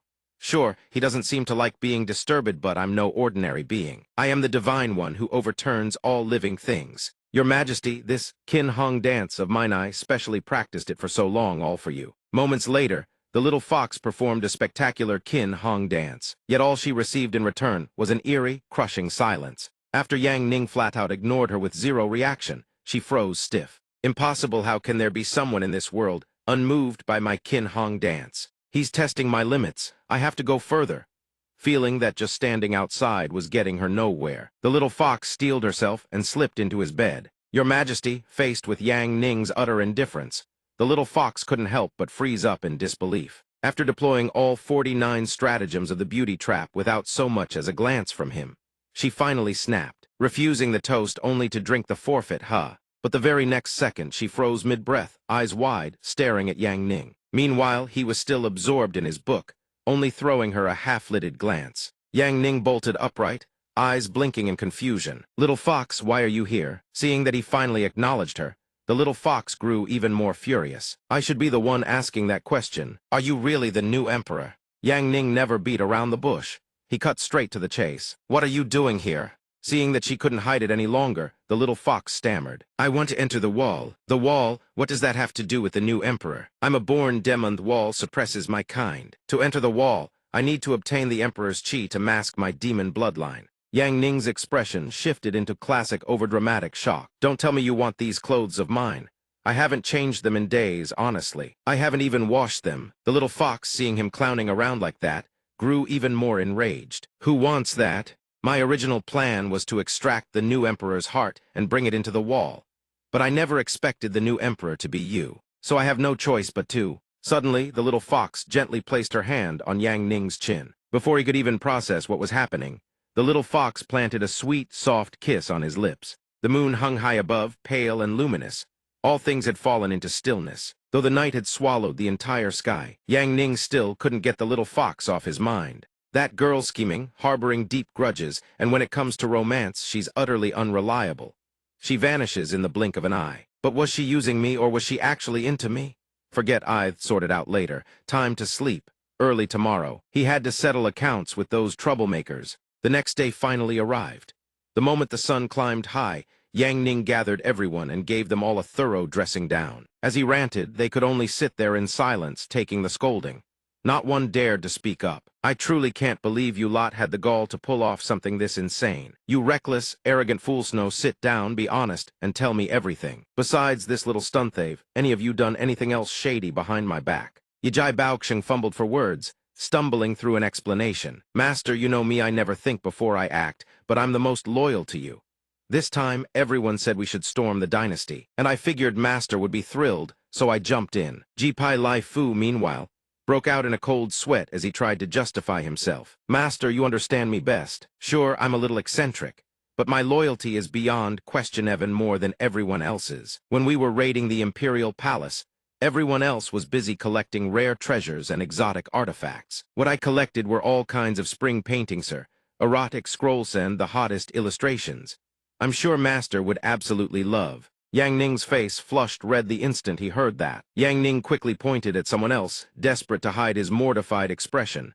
Enough, stop talking. Jipai Lai Fu, realizing his mouth had just dug his own grave, didn't dare utter another word. Yes, Master. Tao Hua Yinzhu sat hunched over, stammering out her response with visible embarrassment. Master, you understand Memi's sins are heavy. I beg Master to allow me to use this body of mine to atone for them. Yang Ning's mind spiraled into a tangled mess the moment he heard that. Anyone watching could tell she was playing a masterstroke. Tao Shu was far too cunning, whipping out a move like that. He then pivoted to Tao Hua Yinzhu's atonement gift. Tao Shu, your apology gift is far too ordinary. I spent a fortune handpicking 3,000 artisans from the Golden Kingdom capable of crafting anything the Master desires. 3,000 artisans? I thought it was something actually impressive. Of course it is, because they're all beautiful women. As the two of them bickered back and forth, Yang Ning grew increasingly displeased and cut them off. Now is not the time to discuss apology gifts. What I need is for you to confess. What else have you been hiding from me? The two ringleaders were Mo Yati and Wu Chen. The two of them were expected to give a full account. Who could have guessed that Mo Yati, trying to save his own skin, would betray his closest ally right beside him? Master, you misunderstand, old Mo. I am loyal to you. The sun and moon can bear witness. I've always been guarding the nether prison for Master when I received Wu Chen's proposal. That madman, I treated him like a brother, and he couldn't stand it anymore. So he burst out and dragged me into this whole scheme. My original suggestion was whoever said Master could be kept as a growing child's form. Just hand the great Zhao dynasty over to Master as a gift. How did it become my proposal? You laid out the entire plan. You want one most loyal to Master to take the fall. Truly shameless, Wu Chen. Yang Ning couldn't stand listening to their verbal sparring match anymore and shut them down. Enough, you bastards. Can't you let me just read my erotic novels in peace back at the Sect? You've left me holding the bag for a mess this big. But since you've already built a new dynasty, you're responsible for the common folk and your national prosperity and people's well-being. Give them comfortable lives. Now stand up, all of you. For now, Yang Ning let them off the hook. All of them answered in unison, "Yes, Master." But no matter how he thought about it, he still couldn't feel at ease about them. Running a country is such a pain in the neck, and the Sect is giving me a headache too. Yijai Baoxian couldn't understand why he was reacting so strongly. Wasn't Master always just focused on reading his erotic novels? Since when did he start worrying about the Sect? The other two, seeing him looking like a lost fawn, took it upon themselves to explain. Originally, having old Mo handle Sect affairs would have been the most reassuring, but he's stuck guarding the nether prison. That place is the zone with the highest frequency of northern outbreaks in the game. Countless times, it has nearly caused the game world's total annihilation. So old Mo must rush back to the nether immediately to stand guard. MJ, after gathering intelligence through his own efforts, delivered his report. Your subordinate was just about to report this matter to Master. Nether prison is on the verge of spatial collapse. Your subordinate must return to Lai Yang at once. I can no longer afford to attend to matters on this side. Yang Ning then revealed something related to Lan Wu as well. Actually, having Lan Wu take over would be the most suitable. But after leaving Great Mo, she requested a year-long leave of absence from Mesed. She wanted to go traveling. I already approved it. I can't exactly derail her future over this. So, which of you is going to take over? Both he and Slitbelly shook their heads. Furious Linabody wanted to shoulder this glorious burden. The truth was, Yang Ning had already handpicked the most suitable candidate among his disciples. Liuxu could technically handle it, but she was wholly devoted to the sword, couldn't cage her in political affairs. I think you already have the most suitable successor in mind for this empire, don't you? When he asked for her opinion, Mo Deep put forward a standout name. Your subject indeed has someone to recommend, is the foremost strategist of the empire, and also one of the 10 great beauties. Tingshuan, Yang Ning also found her quite decent, possessed both beauty and intellect. Tingshuan, of course, still had her flaws, but they were fixable. Though she had the ability to govern, she harbored an intense bias against the new emperor, convinced he would lead the nation down the wrong path. That was why she'd always been locked away in prison. If you wish to make use of her, I'm afraid you'll have to convince her in person, Master. Yang Ning decided he would meet Tingshuan and see for himself what kind of person she was. No problem. Winning people over with virtue is my specialty. Arrange the meeting immediately. Let's go. Once she's dealt with, I can head back to Wuji. I've played dating sims before. My skill at persuading beautiful women should be a piece of cake. Everyone was buzzing with curiosity, wondering what decisions Yang Ning would make next. Since when was he into conquering beauties? Honestly, it feels more like the girls are the ones reverse conquering him. Just hearing it is unbelievable enough. In another location, Shangyuan Yin and her companions were lurking in the shadows, plotting something. One of them, unable to fathom why they had to do this, asked, "Boss, didn't you already go to kill the new emperor? Then why are we forcing ourselves into such a desperate situation?" Even so, Shangyuan Yin preferred to handle things herself. Originally, she had planned to seduce the new emperor in bed, then take his head to trade for the lives of the Blood Alliance brothers. In any case, that path is blocked.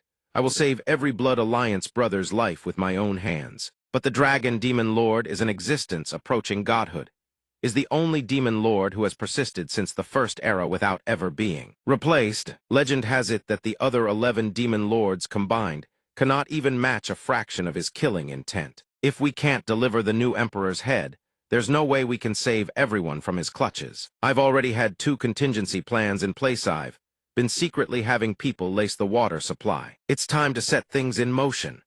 Shang Yuan Yin and one other companion were going all in Tadethi could only bet their lives. The next moment, that person raised a smoke tube to their lips and blew out a dense cloud of white mist. The mist drifted over the people lying bound on the ground. And then the mist quickly reached the demon lord. He still had his eyes shut, no reaction whatsoever. Shang Yuan Yin, seeing the demon lord completely unmoved, quickly decided to ambush him. "Let's go. I'm going to take the dragon's head myself. No need to trouble the new emperor." The subordinate standing beside her still couldn't fathom what kind of person the new emperor really was. "This is the first time I've ever heard boss keep bringing up a man like this. I've heard that Miss is the foremost go-master in the world.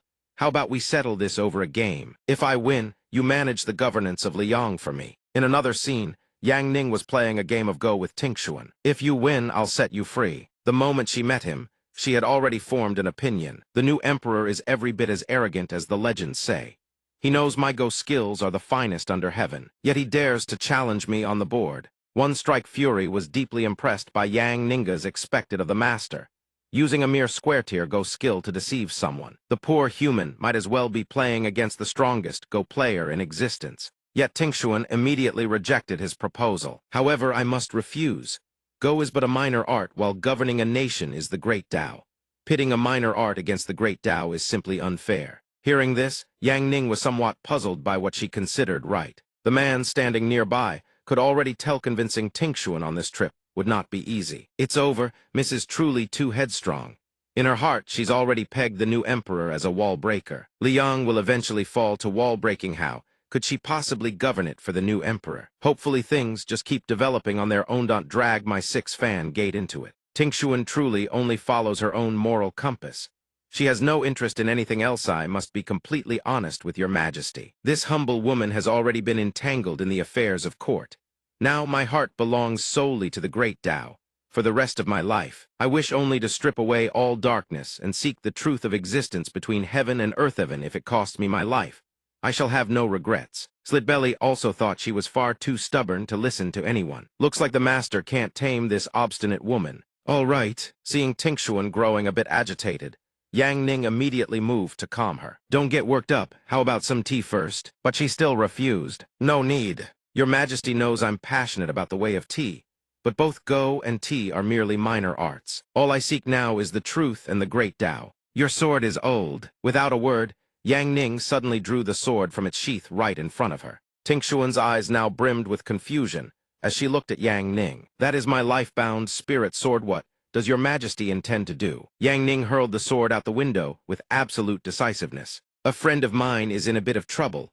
I'll borrow your sword for a moment." The sword, propelled with immense force, pierced straight through the wall and continued hurtling forward without slowing like a shooting star. A blue book sitting on the table suddenly radiated a brilliant light. At this moment, Shang Yuan Yin had been discovered by the demon lord, and he now gripped her by the throat. "So this is how humans resist. I already gave you the chance to trade the new emperor's head for the lives of the entire Blood Alliance. But you chose wrong." Yet even in this moment of mortal peril, her heart remained loyal to Yang Ning.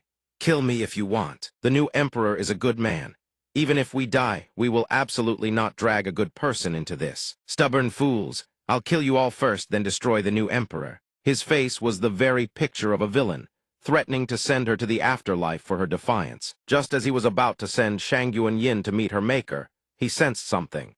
Something's approaching. The sword Yang Ning had hurled was still tearing through the air, hurtling forward. Like a tempest, it bored through every layer of the hardest rock and earth, seeking its target. The sword carried an absolutely terrifying destructive power, now poised to send its target straight to the grave. The demon lord spotted the sword and moved to shatter it on the spot. "So it's the esoteric technique of sword control. Useless. Once I snap this blade, I'll make the one controlling it explode. But life isn't a dream."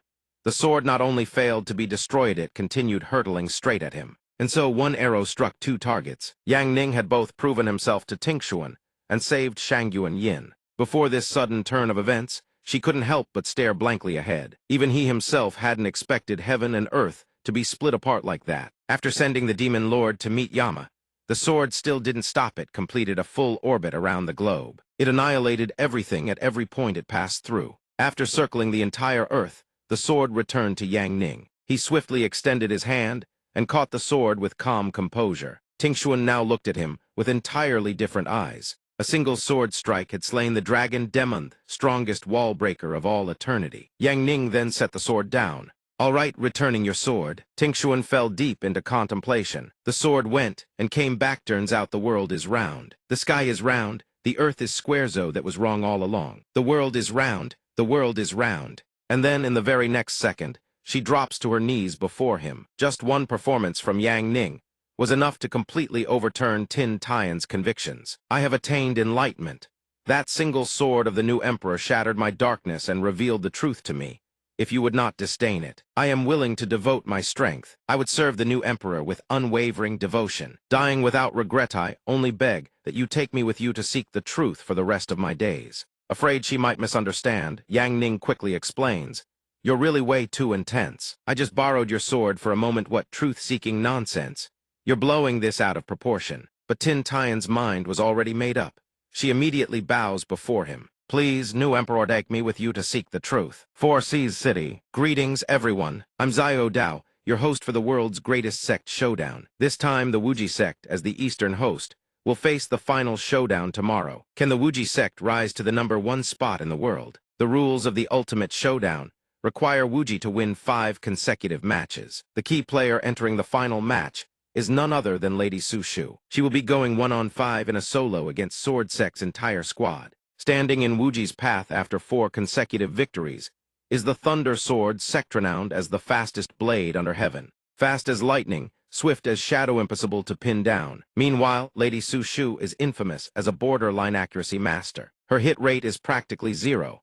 That's why Su Shu's betting odds have skyrocketed to 1,500 to 1. Xiao Dao is a die-hard Yi Chen fan, so I'll still throw 1 silver coin on Lady Su Shu. Everything else I own is going on Thunder Sword Sect. And the crowd's pick is Thunder Sword Sect, Thunder Sword Sect. Meanwhile, the senior elders are reminding each other to stay absolutely vigilant. In tomorrow's match, no one can afford to let their guard down.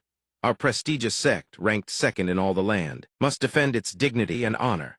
We absolutely cannot let some lazy, playboy bookworm lead his sect to the #1 spot in the world. Another elder steps in to calm him down. "Sect master, rest easy.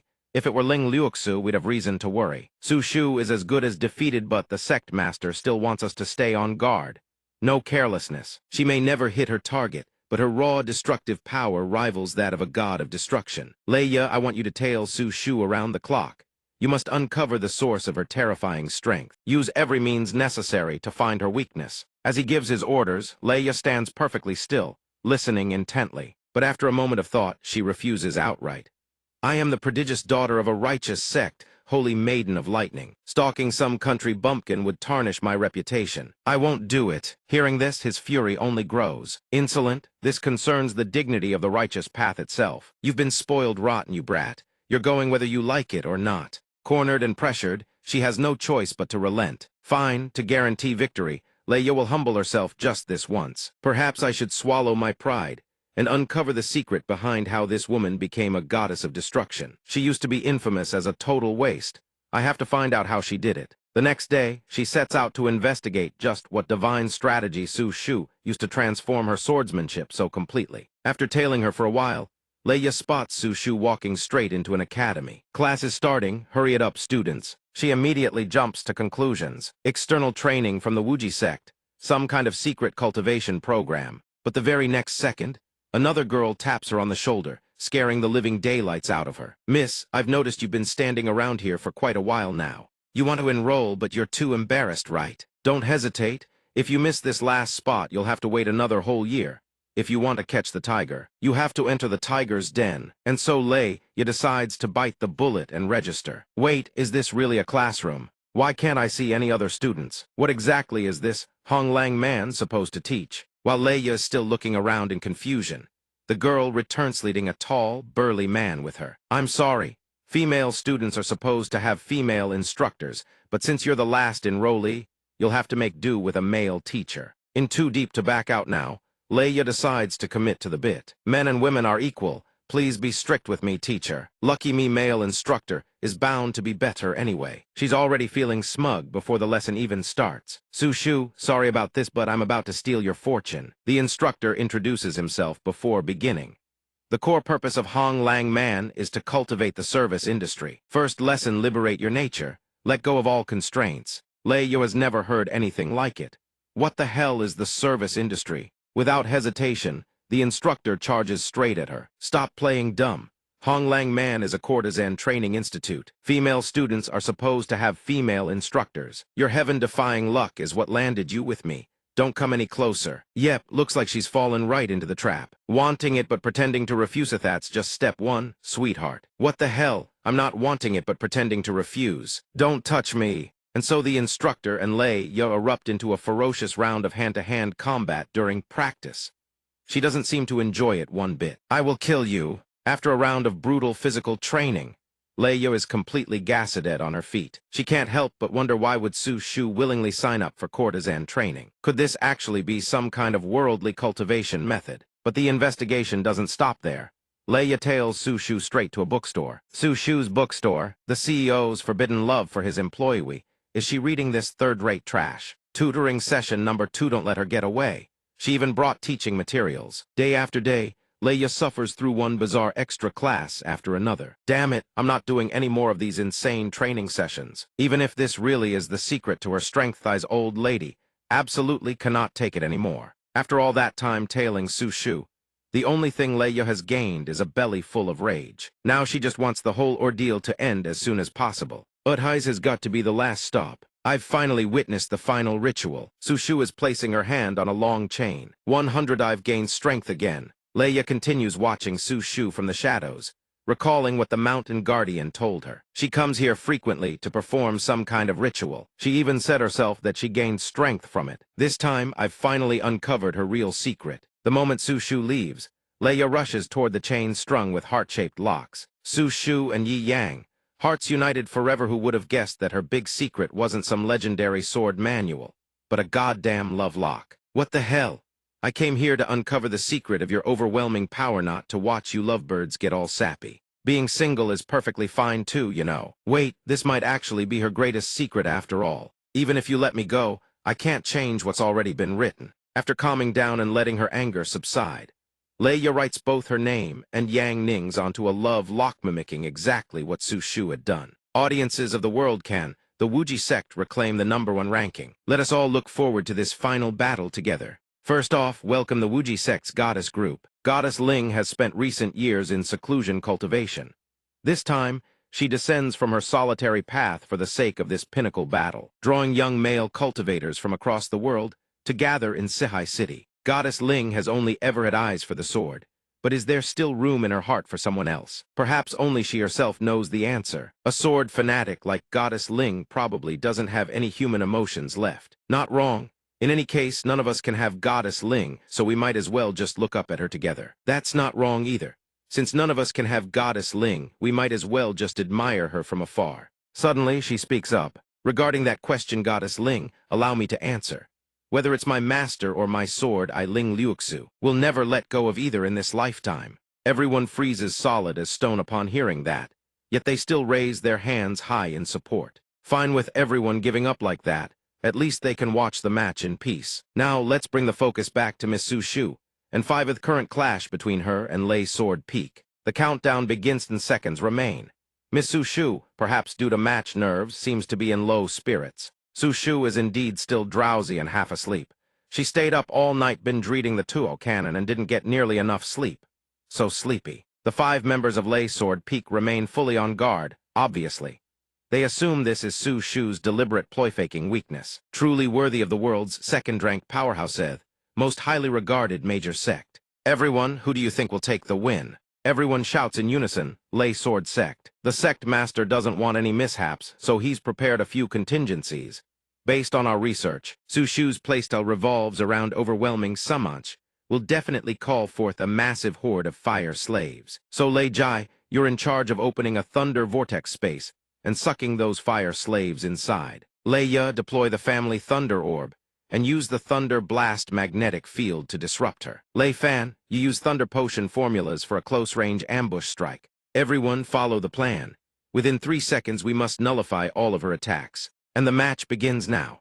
Truly worthy of the Grand Lei Sword Sect, you can see their absolute confidence and flawless strategy on full display. Next, let us witness the peak of their performance. Here it comes, but shockingly, Before they can even touch a single hair on Su Shu's head, they drop to their knees. Just like that, they knelt way too fast. What the hell is happening? Full team synchronized kneel down. Su Shu's opening move is utterly devastating. Her ultimate fireball technique leaves the entire audience in stunned silence. High above, a blazing sphere of crimson energy materialized, radiant and terrifying, no different from a second sun. The sphere is so massive it could swallow the entire Earth whole. No one expected someone supposedly unskilled in swordsmanship like Su Shu to unleash a technique this apocalyptic. They were dead wrong to underestimate her power. Now every single one of them is in full-blown panic. Miss Su Shu, we came here for a friendly match. You're taking this way too seriously. It's just a competition between two sects. No need for this. We're dead. I'm still a virgin. Please have mercy.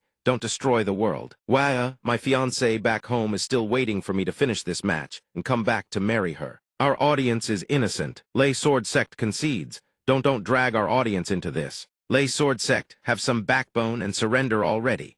Don't force us to invoke the authority of the Hongyuan Holy Court. Master, your disciple feels that second place is actually pretty good.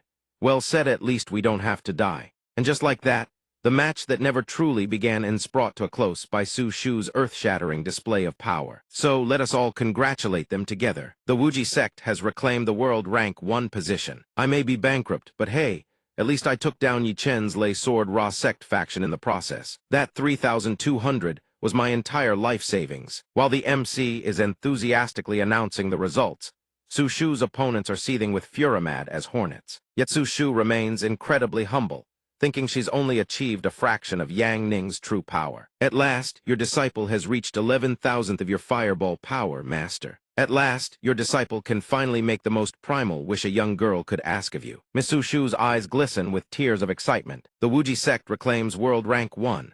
After so much turmoil, wonder if Yi Chen is shedding tears right now too. Meanwhile, the 3 girls are discussing Yang Ning's recent situation. I think the last time Master cried was while reading a book called Madame Yan XX. Children, don't talk about such things. The news of our Wuji Sect reclaiming world rank 1 has already been reported to Master. Master told me to take everyone to soak in the hot springs and relax for a bit. Whenever Yan Yu thinks of that, she can't help but feel bitter about Lan Yu. Every time they go to the hot springs, the thing that makes everyone the most furious is Queen Lan Yu. I wonder where she is right now. I want to tell her that we've reclaimed world rank 1. Based on what she knows, Liuxu reveals, Junior sister Lan Yu said she went traveling, but it seems she hasn't received any of my messages. Junior sister said she was going on a trip, but the messages I've sent her don't seem to have been received. I've been worried something might happen to her. I hope I'm just overthinking it. Inside the wall, the sky burns an ominous redab bleak, foreboding scene that signals nothing good. Lan Yu and a white-haired old man are indeed traveling, or rather, they're desperately fleeing from some entity pursuing them. She's running until she can barely breathe. Sarami's speed boost ability has hit its limit. The old man reassures her. It's fine. Those black mists can no longer chase us. Let's find somewhere to rest for a bit. I'm really Akimi body recovers incredibly fast. But I never imagined the inside of the wall would be this terrifying. Those wandering black mists can devour all living spirits in heaven and earth. And if we stumble into that kind of territory, the true lords here are the chaos race. How do you even fight something like that? Let's not think that far ahead for now. The most urgent priority is finding a blood-soaked cave before nightfall. Once darkness falls inside the wall, what appears isn't just black mist. Only by finding a cave before sundown can we survive. Suddenly, he raises a hand and clamps it over Lan Yu's mouth. Has sensed something. It seems they aren't the only ones here. A third party has entered the scene. In the vast, sprawling forest, they look impossibly small. Neither knows what dangers lurk around them. Hiding behind massive tree trunks, neither dares to breathe. The very nerve stretched taut. Will they find us? Don't speak for now. Suddenly, a colossal tree trunk crashes down from above, but it's no ordinary tree. It's a giant tree entity, moving right before their eyes. The sun giant sentinels inside the wall are extremely sensitive to body heat. As long as we keep our distance like this, we should be fine. He grows somewhat worried now. I'm starting to suspect we may have inadvertently wandered close to a Chaos Race stronghold. Even though I carry half Chaos Race blood, my master was human. I can only choose to stand with humanity. Things have come this far, there's nothing left to lose. Lan Yu accepts whatever outcome awaits. No matter the price I must pay to oppose the Chaos Race, I'm willing. I will stop them from breaking out of the wall. I will stop them from destroying the world my master lives in. Outside the city, the sky is a picture of serenity clear blue and utterly peaceful, with no danger lurking in sight. A woman sits at the edge of a cliff, leisurely taking in the scenery and playing her instrument. Long-limbed jade maiden of Tuma Palace. Suddenly, a voice rings out. Father Sure has refined taste playing the gyukin first thing in the morning. No wonder all the birds and beasts nearby have been fleeing in every direction. Long Ling doesn't snap back. She merely offers a gentle jab. Even these unawakened spirit beasts know how to survive day by day. And yet someone dares to barge into my dragon domain without fear of death. Little Fox grows sorrowful seeing that the old woman doesn't recognize her. Grandmother, don't tell me you've forgotten even me. Long Ling doesn't care about the sentiment, just wants Little Fox out of here. The faster the better. You have 10 seconds, get out of here and don't come back. But once its mind is made up, it never changes. Grandmother, you truly are formidable. But my resolve is absolute. No matter how you try to stop me, I will enter the wall. Seeing her words carry no weight, she sighs. It seems I've truly grown old, Evan. A little girl like you dares to look down on me. Little Fox quickly explains herself. Grandmother, you are the mightiest battle dragon under heaven. Little Fox would never dare look down on you. I just know that your heart truly aches, and that you wouldn't lay a hand on me. Long Ling could see that Little Fox was truly perceptive. But she too had a few words that needed to be said. Child, you are brilliant beyond measure, yet hopelessly stubborn.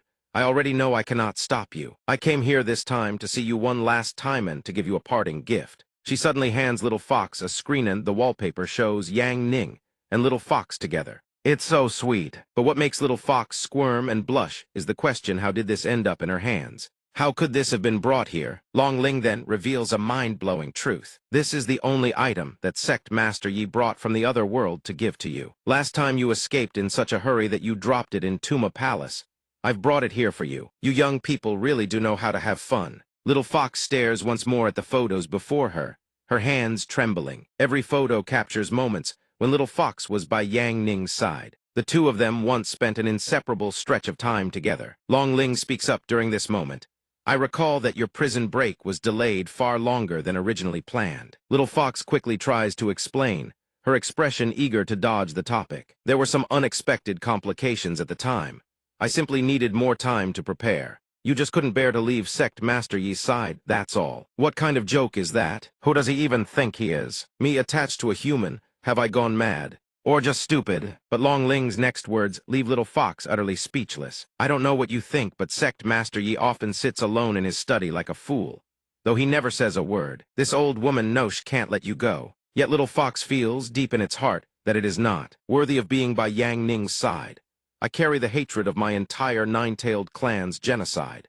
Until the day I avenge them, I have no right to linger over anything over anyone. In truth, just meeting this human was already a stroke of incredible fortune. I am more than satisfied. Every person carries a destiny they must bear on their shoulders. My destiny is to slay the god and dismantle his chaos race. If I don't, I'll have failed every clansman who died protecting me. Please pass this message along to Yang Ning. Because I met him, my life no longer holds any regrets. But before Long Ling can even respond, Little Fox vanishes into the sky. Child, you lovesick fool.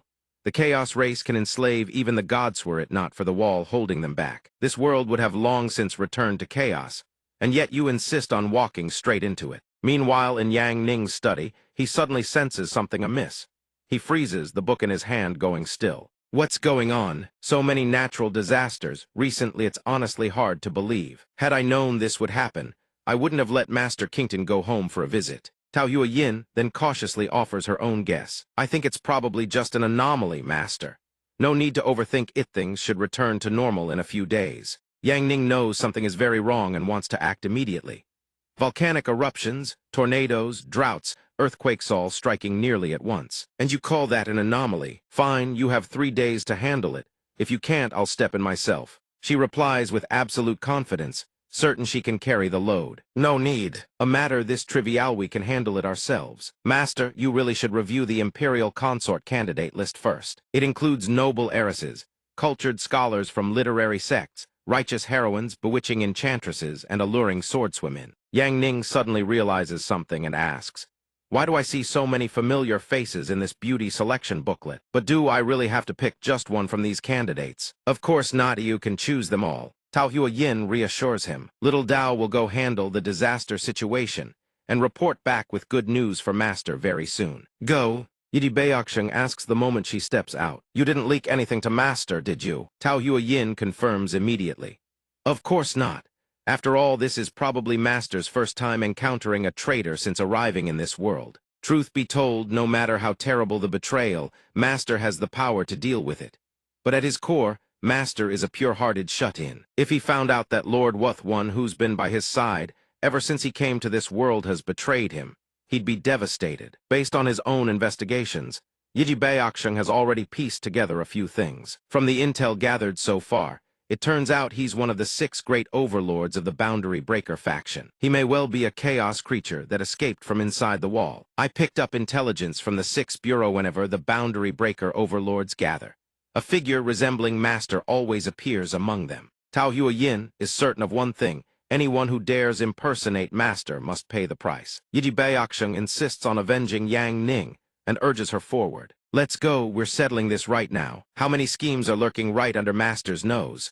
More importantly, we need to find out exactly how many chaos creatures have escaped from inside the wall. From what I've heard, Tai Yi is extremely powerful.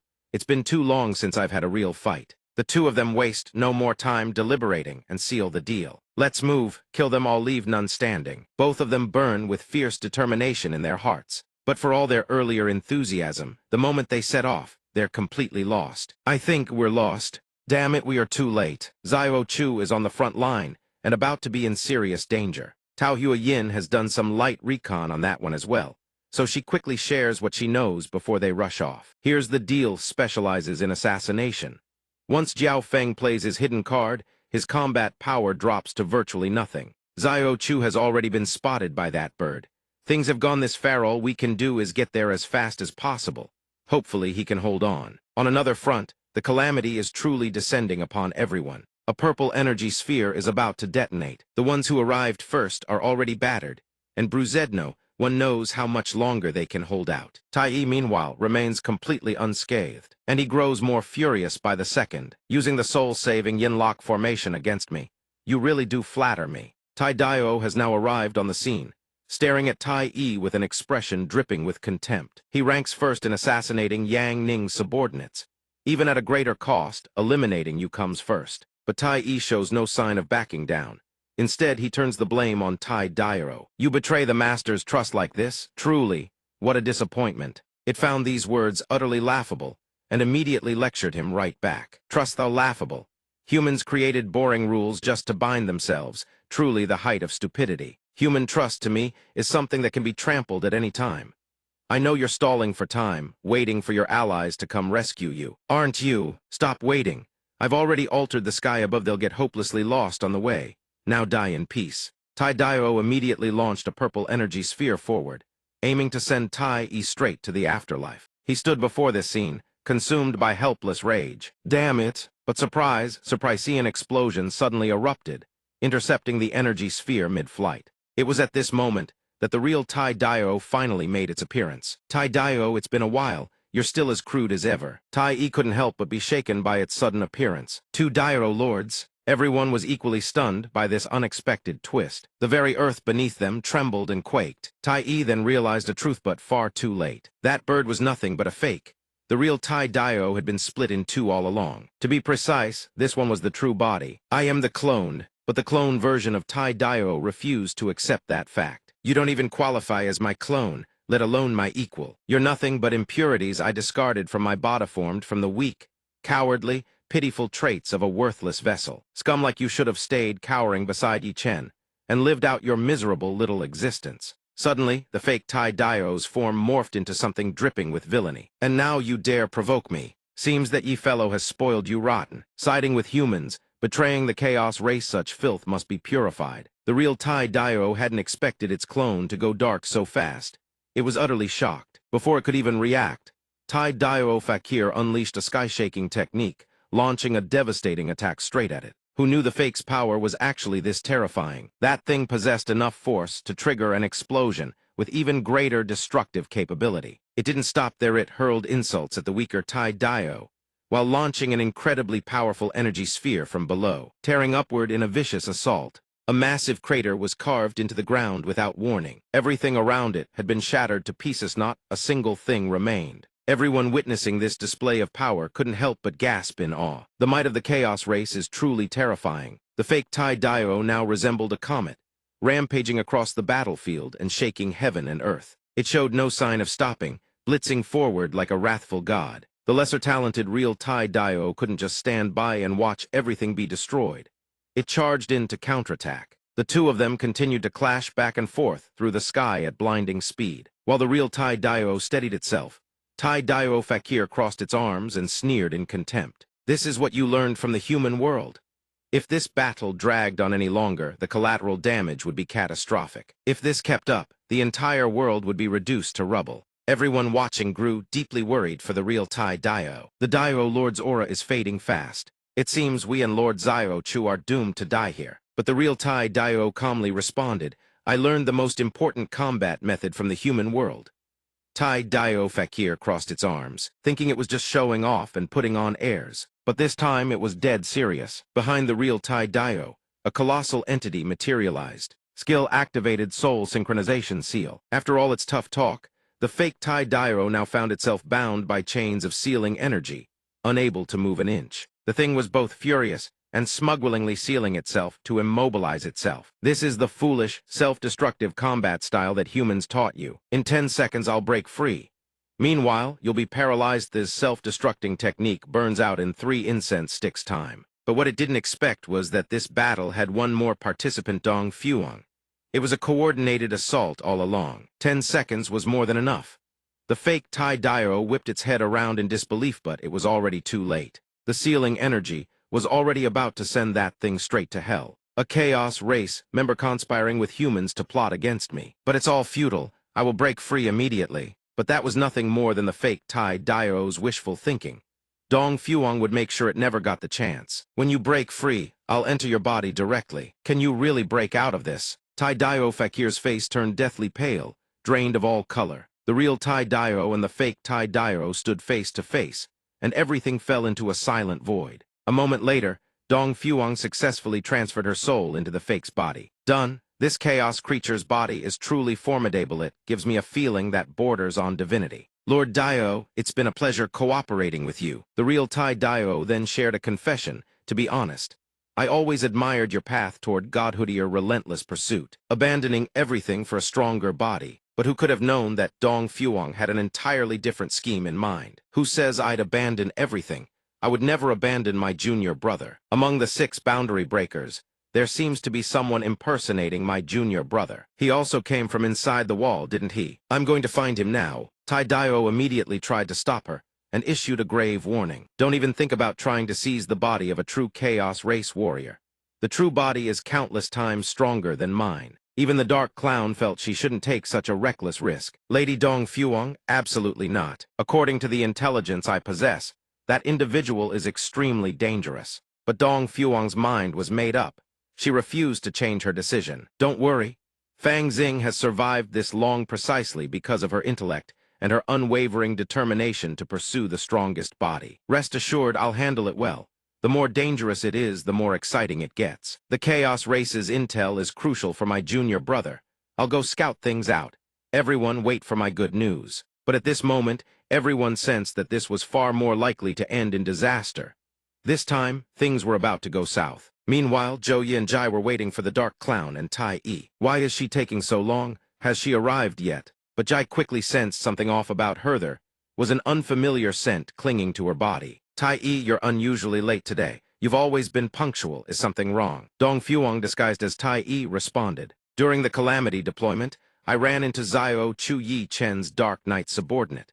Killing him left some residual aura on me. You two sure talk a lot. Wanna fight or what? But who could have guessed that the next to appear was the Chaos Lord himself? What are you arguing about? I can verify there is indeed some residual aura. Let's get to business first. Dong Fuang thought to herself, the pressure is immense. This chaos body is absolutely no weaker than a divine physique. She quickly continued the conversation. This time, the Boundary Breakers operation will have us coordinating from within and without the wall in perfect sync, bringing this world back to chaos. After all, humans are a weak race. In the end, they can only serve as food or be enslaved. In truth, humans are so pathetic they don't even qualify to be food. Tai-E, what do you think of humans? Dong Fuang wholeheartedly agreed and chimed in. Humans, of course, are nothing good whatsoever. Zhou Yi and Jai are human, that's the original sin. We should just kill them outright. Zhou Yi couldn't help but feel puzzled after hearing her words. Who would have thought the Chaos Lord wouldn't object Tai-E's words weren't without reason? Humans are indeed an unstable factor.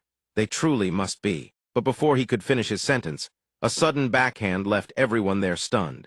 Dongfang was instantly sent flying into a tree, splitting it clean in half. She coughs up blood, her injuries severe. Under the supreme power channeled through Yang Ning's body, the tree can't hold and is utterly destroyed. As for Dongfeng, she's blasted straight backward, the ground and rocks cracking and shattering beneath her. Dongfeng immediately asks, her eyes hollow with shock, "What do you mean?" If she truly doesn't understand, the Chaos Lord will help her understand. No matter whose shell you wear, the soul inside your body is purely human. Fang Xing, you truly have some nervous sneaking into the boundary breakers, and now even setting your sights on the Chaos Race's holy ground. Zhou Yi can't hide his surprise either. Xiang Xing, Dongfeng is now ready to accept any fate. Exposed, she has nothing left to say. Kill her, torture her, do whatever you want. Suddenly, Yang Ning summons a chain and hurls it forward. Dongfeng is quite taken aback by his reaction. The Chaos Lord doesn't attack her, only binds her tight in chains. How could I possibly kill you? You're far too useful as a trump card. Before Yun returns to recover his strength within the wall, killing Yi Chen would cost me dearly. But with you in my grasp, a smooth return inside the wall is guaranteed. No matter what he says, she still wants him to send her to the grave. You're overthinking it. My junior brother despises meh. Would never compromise for my sake. You should kill me while you still can. Hearing this, the Chaos Lord finds it laughable. You're that afraid of dragging Yi Chen into this? Who would have thought that the legendary freak among freaks, Fang Xing, was someone bound by such meaningless human emotions? Let us go. The boundary breaker operation is officially underway and the final reckoning approaches. And now, the dark, villainous version of Yang Ning prepares for his large-scale offensive. The entire space is now draped in a gloomy paled world, stands on the brink of an unforeseen grand finale. The World Wall Defense Legion has already taken their positions, ready to engage the Chaos Race. Everyone stands at rigid attention, motionless, not even a twitch, when the general suddenly spots a lone figure, holding a guzheng right at the edge of the world's forbidden zone, where no one is permitted to approach. Yet he pays no heed to the warnings and continues advancing. The Chaos Lord sets the instrument down and begins playing a melody of death. By pure chance, I stole a tune from someone called Yi Yang. Care to have a listen, gentlemen? Everywhere his fingers pluck the strings, tornadoes spring to life, during through the entire army and wiping every last soldier from existence. After a single piece, there's nothing left here, absolutely nothing. Not a single soul remains around him. The general has survived, but his face is deathly pale, drained of all color. He has no one left alive. The general can't believe the hellish scene before his eyes. He trembles like a leaf, his face green as death, having just witnessed a massacre unfold in the blink of an eye. He can't linger here a second longer, turns tail and bolts at full speed. I must report to the Grand Commander. The general sprints straight ahead, desperate to deliver the devastating news to the Grand Commander as fast as possible. But before the general gets far, a violent inferno erupts right before his eyes. And so, before he can even report anything, the man finds himself buried in rubble, his head left exposed. The Grand Commander, while still struggling, unsure of what to do, suddenly sees a girl descend from the sky. Looking for this old man, I'll bring him to you myself. I am a good person after all. Nothing beats being in your own body. Before the Chaos Lord's shameless impersonation and theft, Dongfang is consumed with fury. You actually dare steal my junior brother's music? You've got some nerve. Won't forgive you for this. He also remarks, I never imagined Yi Chen's music carried such immense power. 100,000 wall soldiers annihilated in the blink of an eye. I've cleaned up battlefields countless times after Yi Chen was done. Reading this melody from the memories of those he defeated, it made me tremble with excitement. The power of this Qin melody is truly perfect. Yi Chen is truly a treasure trove. I will kill him one day and devour every last memory. Dongfang, faced with the Chaos Lord's brazen shamelessness, is utterly enraged. You despicable bastard, Zhou Yi quickly reminds him. The most important thing right now is to enter the wall and obtain the Void Severance's power to kill him. But the moment he finishes speaking, a blinding beam of light grazes past him, and an explosion detonates right behind Zhou Yi. This leaves him utterly stunned. The Chaos Lord did this precisely to put Zhou Yi in his place. "Are you trying to tell me what to do?" Zhou Yi immediately speaks in a hushed tone. "I wouldn't dare. Everything is according to the Chaos Lord's plan." Yet at that moment, Jai feels that Zhou Yi better keep his mouth shut. "Don't open your mouth, Agon, or you'll get yourself killed." The Chaos Lord can no longer wait and decides to depart as soon as possible. But Mo Deity and her comrades will never let the Chaos Lord achieve his goal. "You won't be returning to your new world. All that awaits you is endless hell." Right now, Yang Ningyao's army has been standing here since afternoon, ready to engage him in battle. Everyone is determined to join forces and drive evil from this world. The human world doesn't exist for you to come and go as you please. Dongfeng hesitates at this moment. The Chaos Lord, having never shed tears until seeing the coffin, still holds them in contempt. "You think those useless things Yi Yang created can challenge the Chaos race?" He turns to face them, his eyes burning crimson, radiating murderous intent. "Have you even considered the consequences?" At this moment, Dongfeng quickly urges everyone to stay calm and not act rashly. "Old Mo, he's replicated many of my junior brother's techniques. Don't be reckless." But the more she hears about his crimes, Mo Deity's fury only doubles. Then killing him only becomes more justified. Stealing the master's techniques has only one ending. Both of them look like they've been holding back for far too long, ready to settle the score with the Chaos Lord. And the one whose patience runs out first is none other than Yiji Baeksheng. Its face clearly shows a ravenous hunger to devour him alive. It can no longer hold back. With boxing gloves strapped on, Yiji Baeksheng charges forward like a frost god of war heavenly strike incarnate. Though it's about to unleash a heaven-shaking blow against the Chaos Lord, he remains perfectly still, not moving an inch. The massive impact sends sparks blazing across the entire sky. The ground splinters apart, unable to withstand their divine destructive power. Meanwhile, Zhou Yi and Jai watch with bated breath, uncertain of the outcome. How is it? Just wait a bit longer. And yet, the Chaos Lord catches Yiji Baeksheng's attack barehanded, or more precisely, with just a few fingers. All of this is possible because he has perfectly replicated Yang Ning's every technique. Yi Yang's heaven-void supremacy truly can suppress all things in this world. Upon realizing he can't even touch a single hair on the Chaos Lord, Yiji Baeksheng grows even more enraged. He shows no fear, confident he can take him on, ready to try his ice fist once more. The Chaos Lord clenches his fist and raises it, ready to strike. Yiji Baeksheng and the Chaos Lord clash fists. The friction is so intense, it generates lightning between them, yet his power still dominates. Moments later, Yiji Baeksheng is sent flying. It crashes down to earth like a meteor, generating a devastating shockwave. Yiji Baeksheng, his body riddled with wounds, slowly forces himself up from the shattered ground. But he has no intention of giving up. He glares at the Chaos Lord with a mix of fury and barely concealed terror. Right then, someone else appears, stepping forward to block his path. Zhou Yi fall back for now.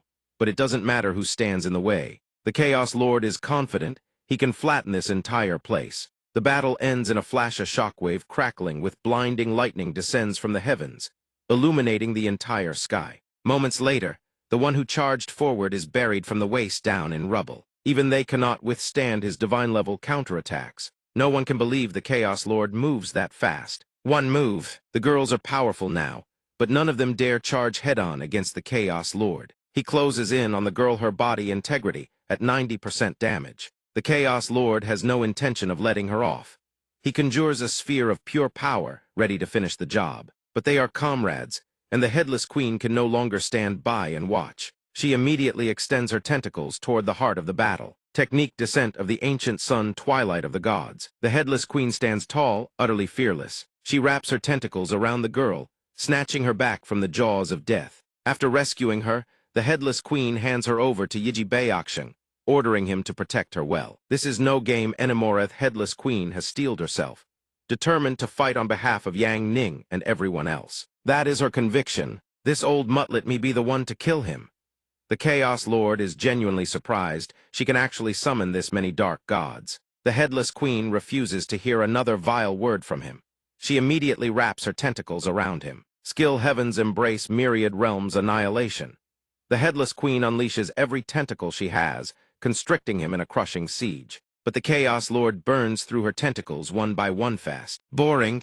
Skill Priest Holy Light Guiding Bullet, LVL 66. A sphere of energy blazing like the sun erupts into existence, The explosion annihilates every single tentacle in an instant. The blinding light of the blast expands, engulfing the entire sky. Everything is swallowed in a stark white void from the explosion's glare. If they don't find a countermeasure fast, this place is done for. Everyone stares blankly at the wall of smoke ahead. Zairoba. But at that moment, a purple barrier radiates around the headless queen. She's completely spent, barely standing, but she refuses to submit. The Chaos Lord realizes he didn't hit hard enough.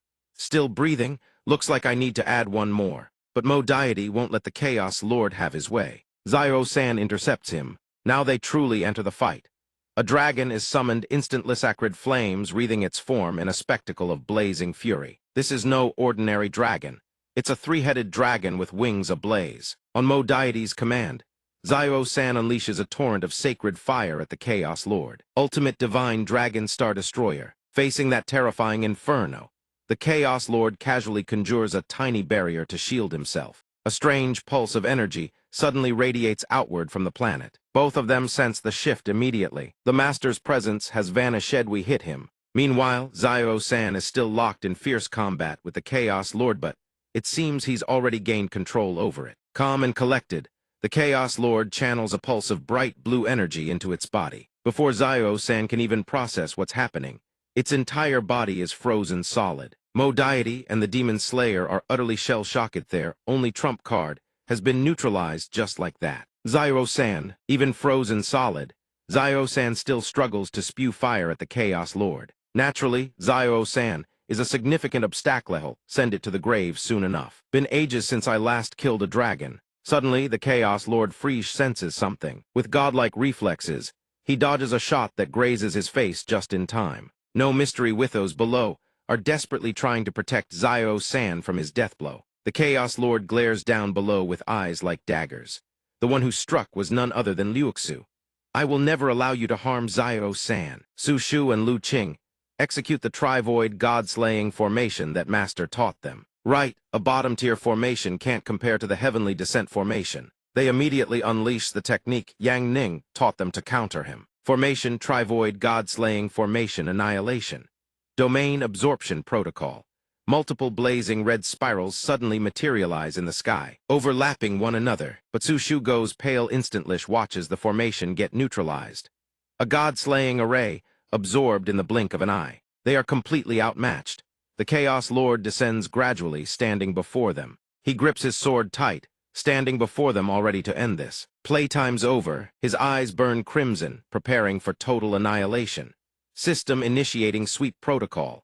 A massive red grid materializes across the ground, covering everything. Everyone is now within the Chaos Lord's kill zone. With total dominance secured, there's no counterattack left. They can only stand frozen in place. All of them are staring down the same inescapable, tragic end. Skill mid-stage restriction zone 1 sword, 10,000 demons slain. The Chaos Lord wastes no more time.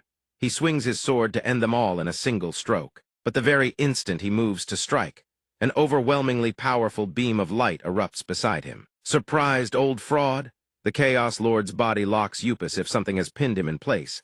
He can't move an inch. Everyone whips their heads toward the source, stunned that he's suddenly frozen. What just happened? The beam of light originates from inside the wall, piercing outward. That blazing pillar of light is nothing short of a miraculous savior that flips the tide, suppressing the Chaos Lord's forces. The searing radiance burns like it intends to purify the corrupted souls of all who stand in its path. The Chaos Lord can't accept it. Victory was his, and now he's the one getting wrecked. The light engulfs his entire body, slowly incinerating every fiber of his being. But the Chaos Lord can only endure the onslaught. There's nothing he can do. The light floods the entire space, reducing his body to near nothing. A fitting end for someone as ambitious and ruthless as the Chaos Lord. In the span of a heartbeat, he burns away completely, dissolving into the void, ending the sins he wrought upon the world. The war is over.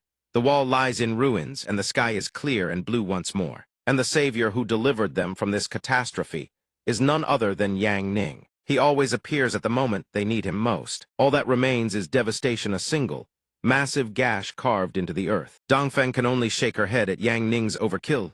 Really just broke through the wall, that's all. Did you maybe go a little overkill? She's not exaggerating. A colossal crack now runs across the Earth's actual crust. He stands high above with the little fox, surveying the surroundings. Did I accidentally break something just now? It's then that Liuxu senses his presence. Master, everyone erupts in cheers at Yang Ning's return. Master, after surviving so many trials, they're finally reunited. Mo deity bows deeply before him, respectful and reverent.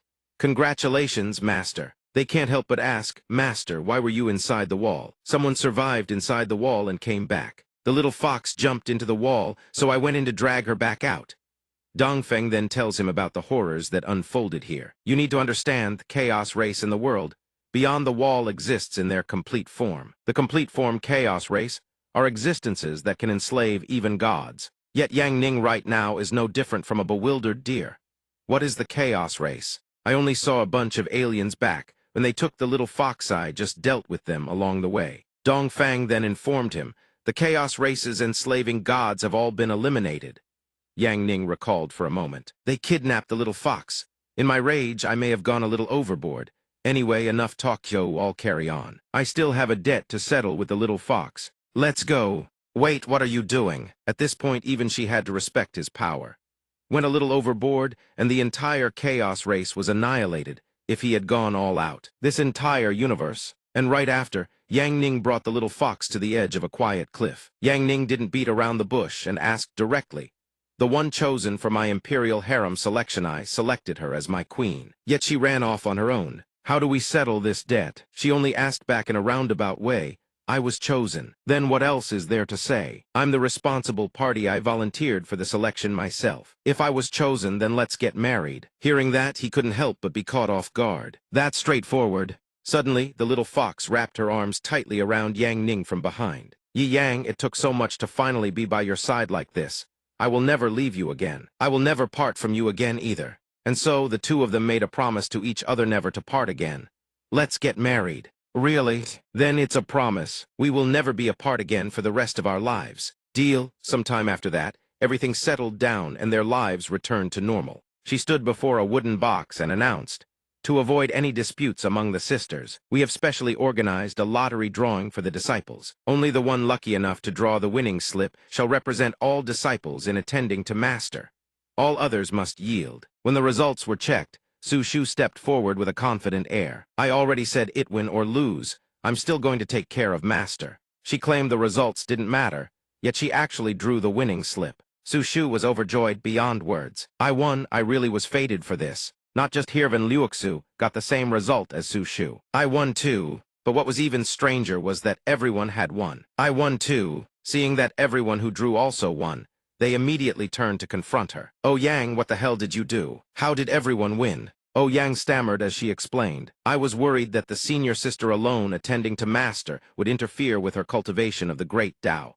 So I dragged everyone else in. That way, even after marriage, the senior sister can still focus on her training. This was a plan I spent a long time thinking up, and you all are secretly overjoyed about it. Liuxu, on the other hand, thought different lithas was actually a plan that covered all bases. Tai Dio, perched high above, silently observed these crazy women. When Yi Yang returns from the book fair to the sect, who knows how wild things are going to get? When brilliant fireworks lit up the night sky, it was also the moment Yan Yang's book fair display went on sale. She now stood silently on the rooftop tiles, gazing up at the fireworks. Sect Master, ye surely never guessed that I'm the author behind Yan Yang. As for Yang Ning, there was still an unresolved mystery lingering in his heart. Every time Bao Han helped deliver packages, they turned out to be manuscripts of Yan Yang. What exactly is going on? She too had secrets buried in her heart that she couldn't bring herself to say. I never expected that, to prevent anything from happening to the author of Yan Yang before the story was finished. He added a life-saving incantation to protect the authordo save me. Not knowing how to repay him, she used the scene from Just Know Him bringing the little fox together to the book Farah's the cover illustration for Yan Yang's finale. She wrote an additional passage dedicated to Sect Master Yi and the little fox, with Yan Yang herself also making an appearance. At this moment, everyone together looks up to admire the magnificent fireworks. Meanwhile, the little fox clung to Yang Ning without letting go for even half a step, making him a little uneasy. There are so many people here, get down already. But she refused, whining coquettishly. You say get down and I just get down. Turns out even Yang Ning couldn't resist the little fox. This is so embarrassing, he muttered. Hold on tighter then. A moment later, the two of them watched the fireworks side by side. This was the moment of peace and happiness they truly deserved. After all the turmoil, his disciples returned to their daily lives once more. Yan Yu continued serving as the head chef of the entire sect. Zhao Hai remained as attentive as ever, tending to everyone from their meals to their sleep. Liu Xu held fast to her passion for the sword, training diligently every single day. Lu Qing never gave up his burning passion for physical conditioning, running enthusiastically day after day. Su Shu finally found the recognition and inner peace she had always sought. Everyone now lived a life of tranquility. Each one of them was fully devoted to their own work. Though the past still left faint traces of longing and wistfulness in their hearts, in the end, everyone, whether at the beginning or the end, remained bound together, never to be separated. Those who belong together will always find their way back to each other. Their healing was the fruit of a journey fought without rest.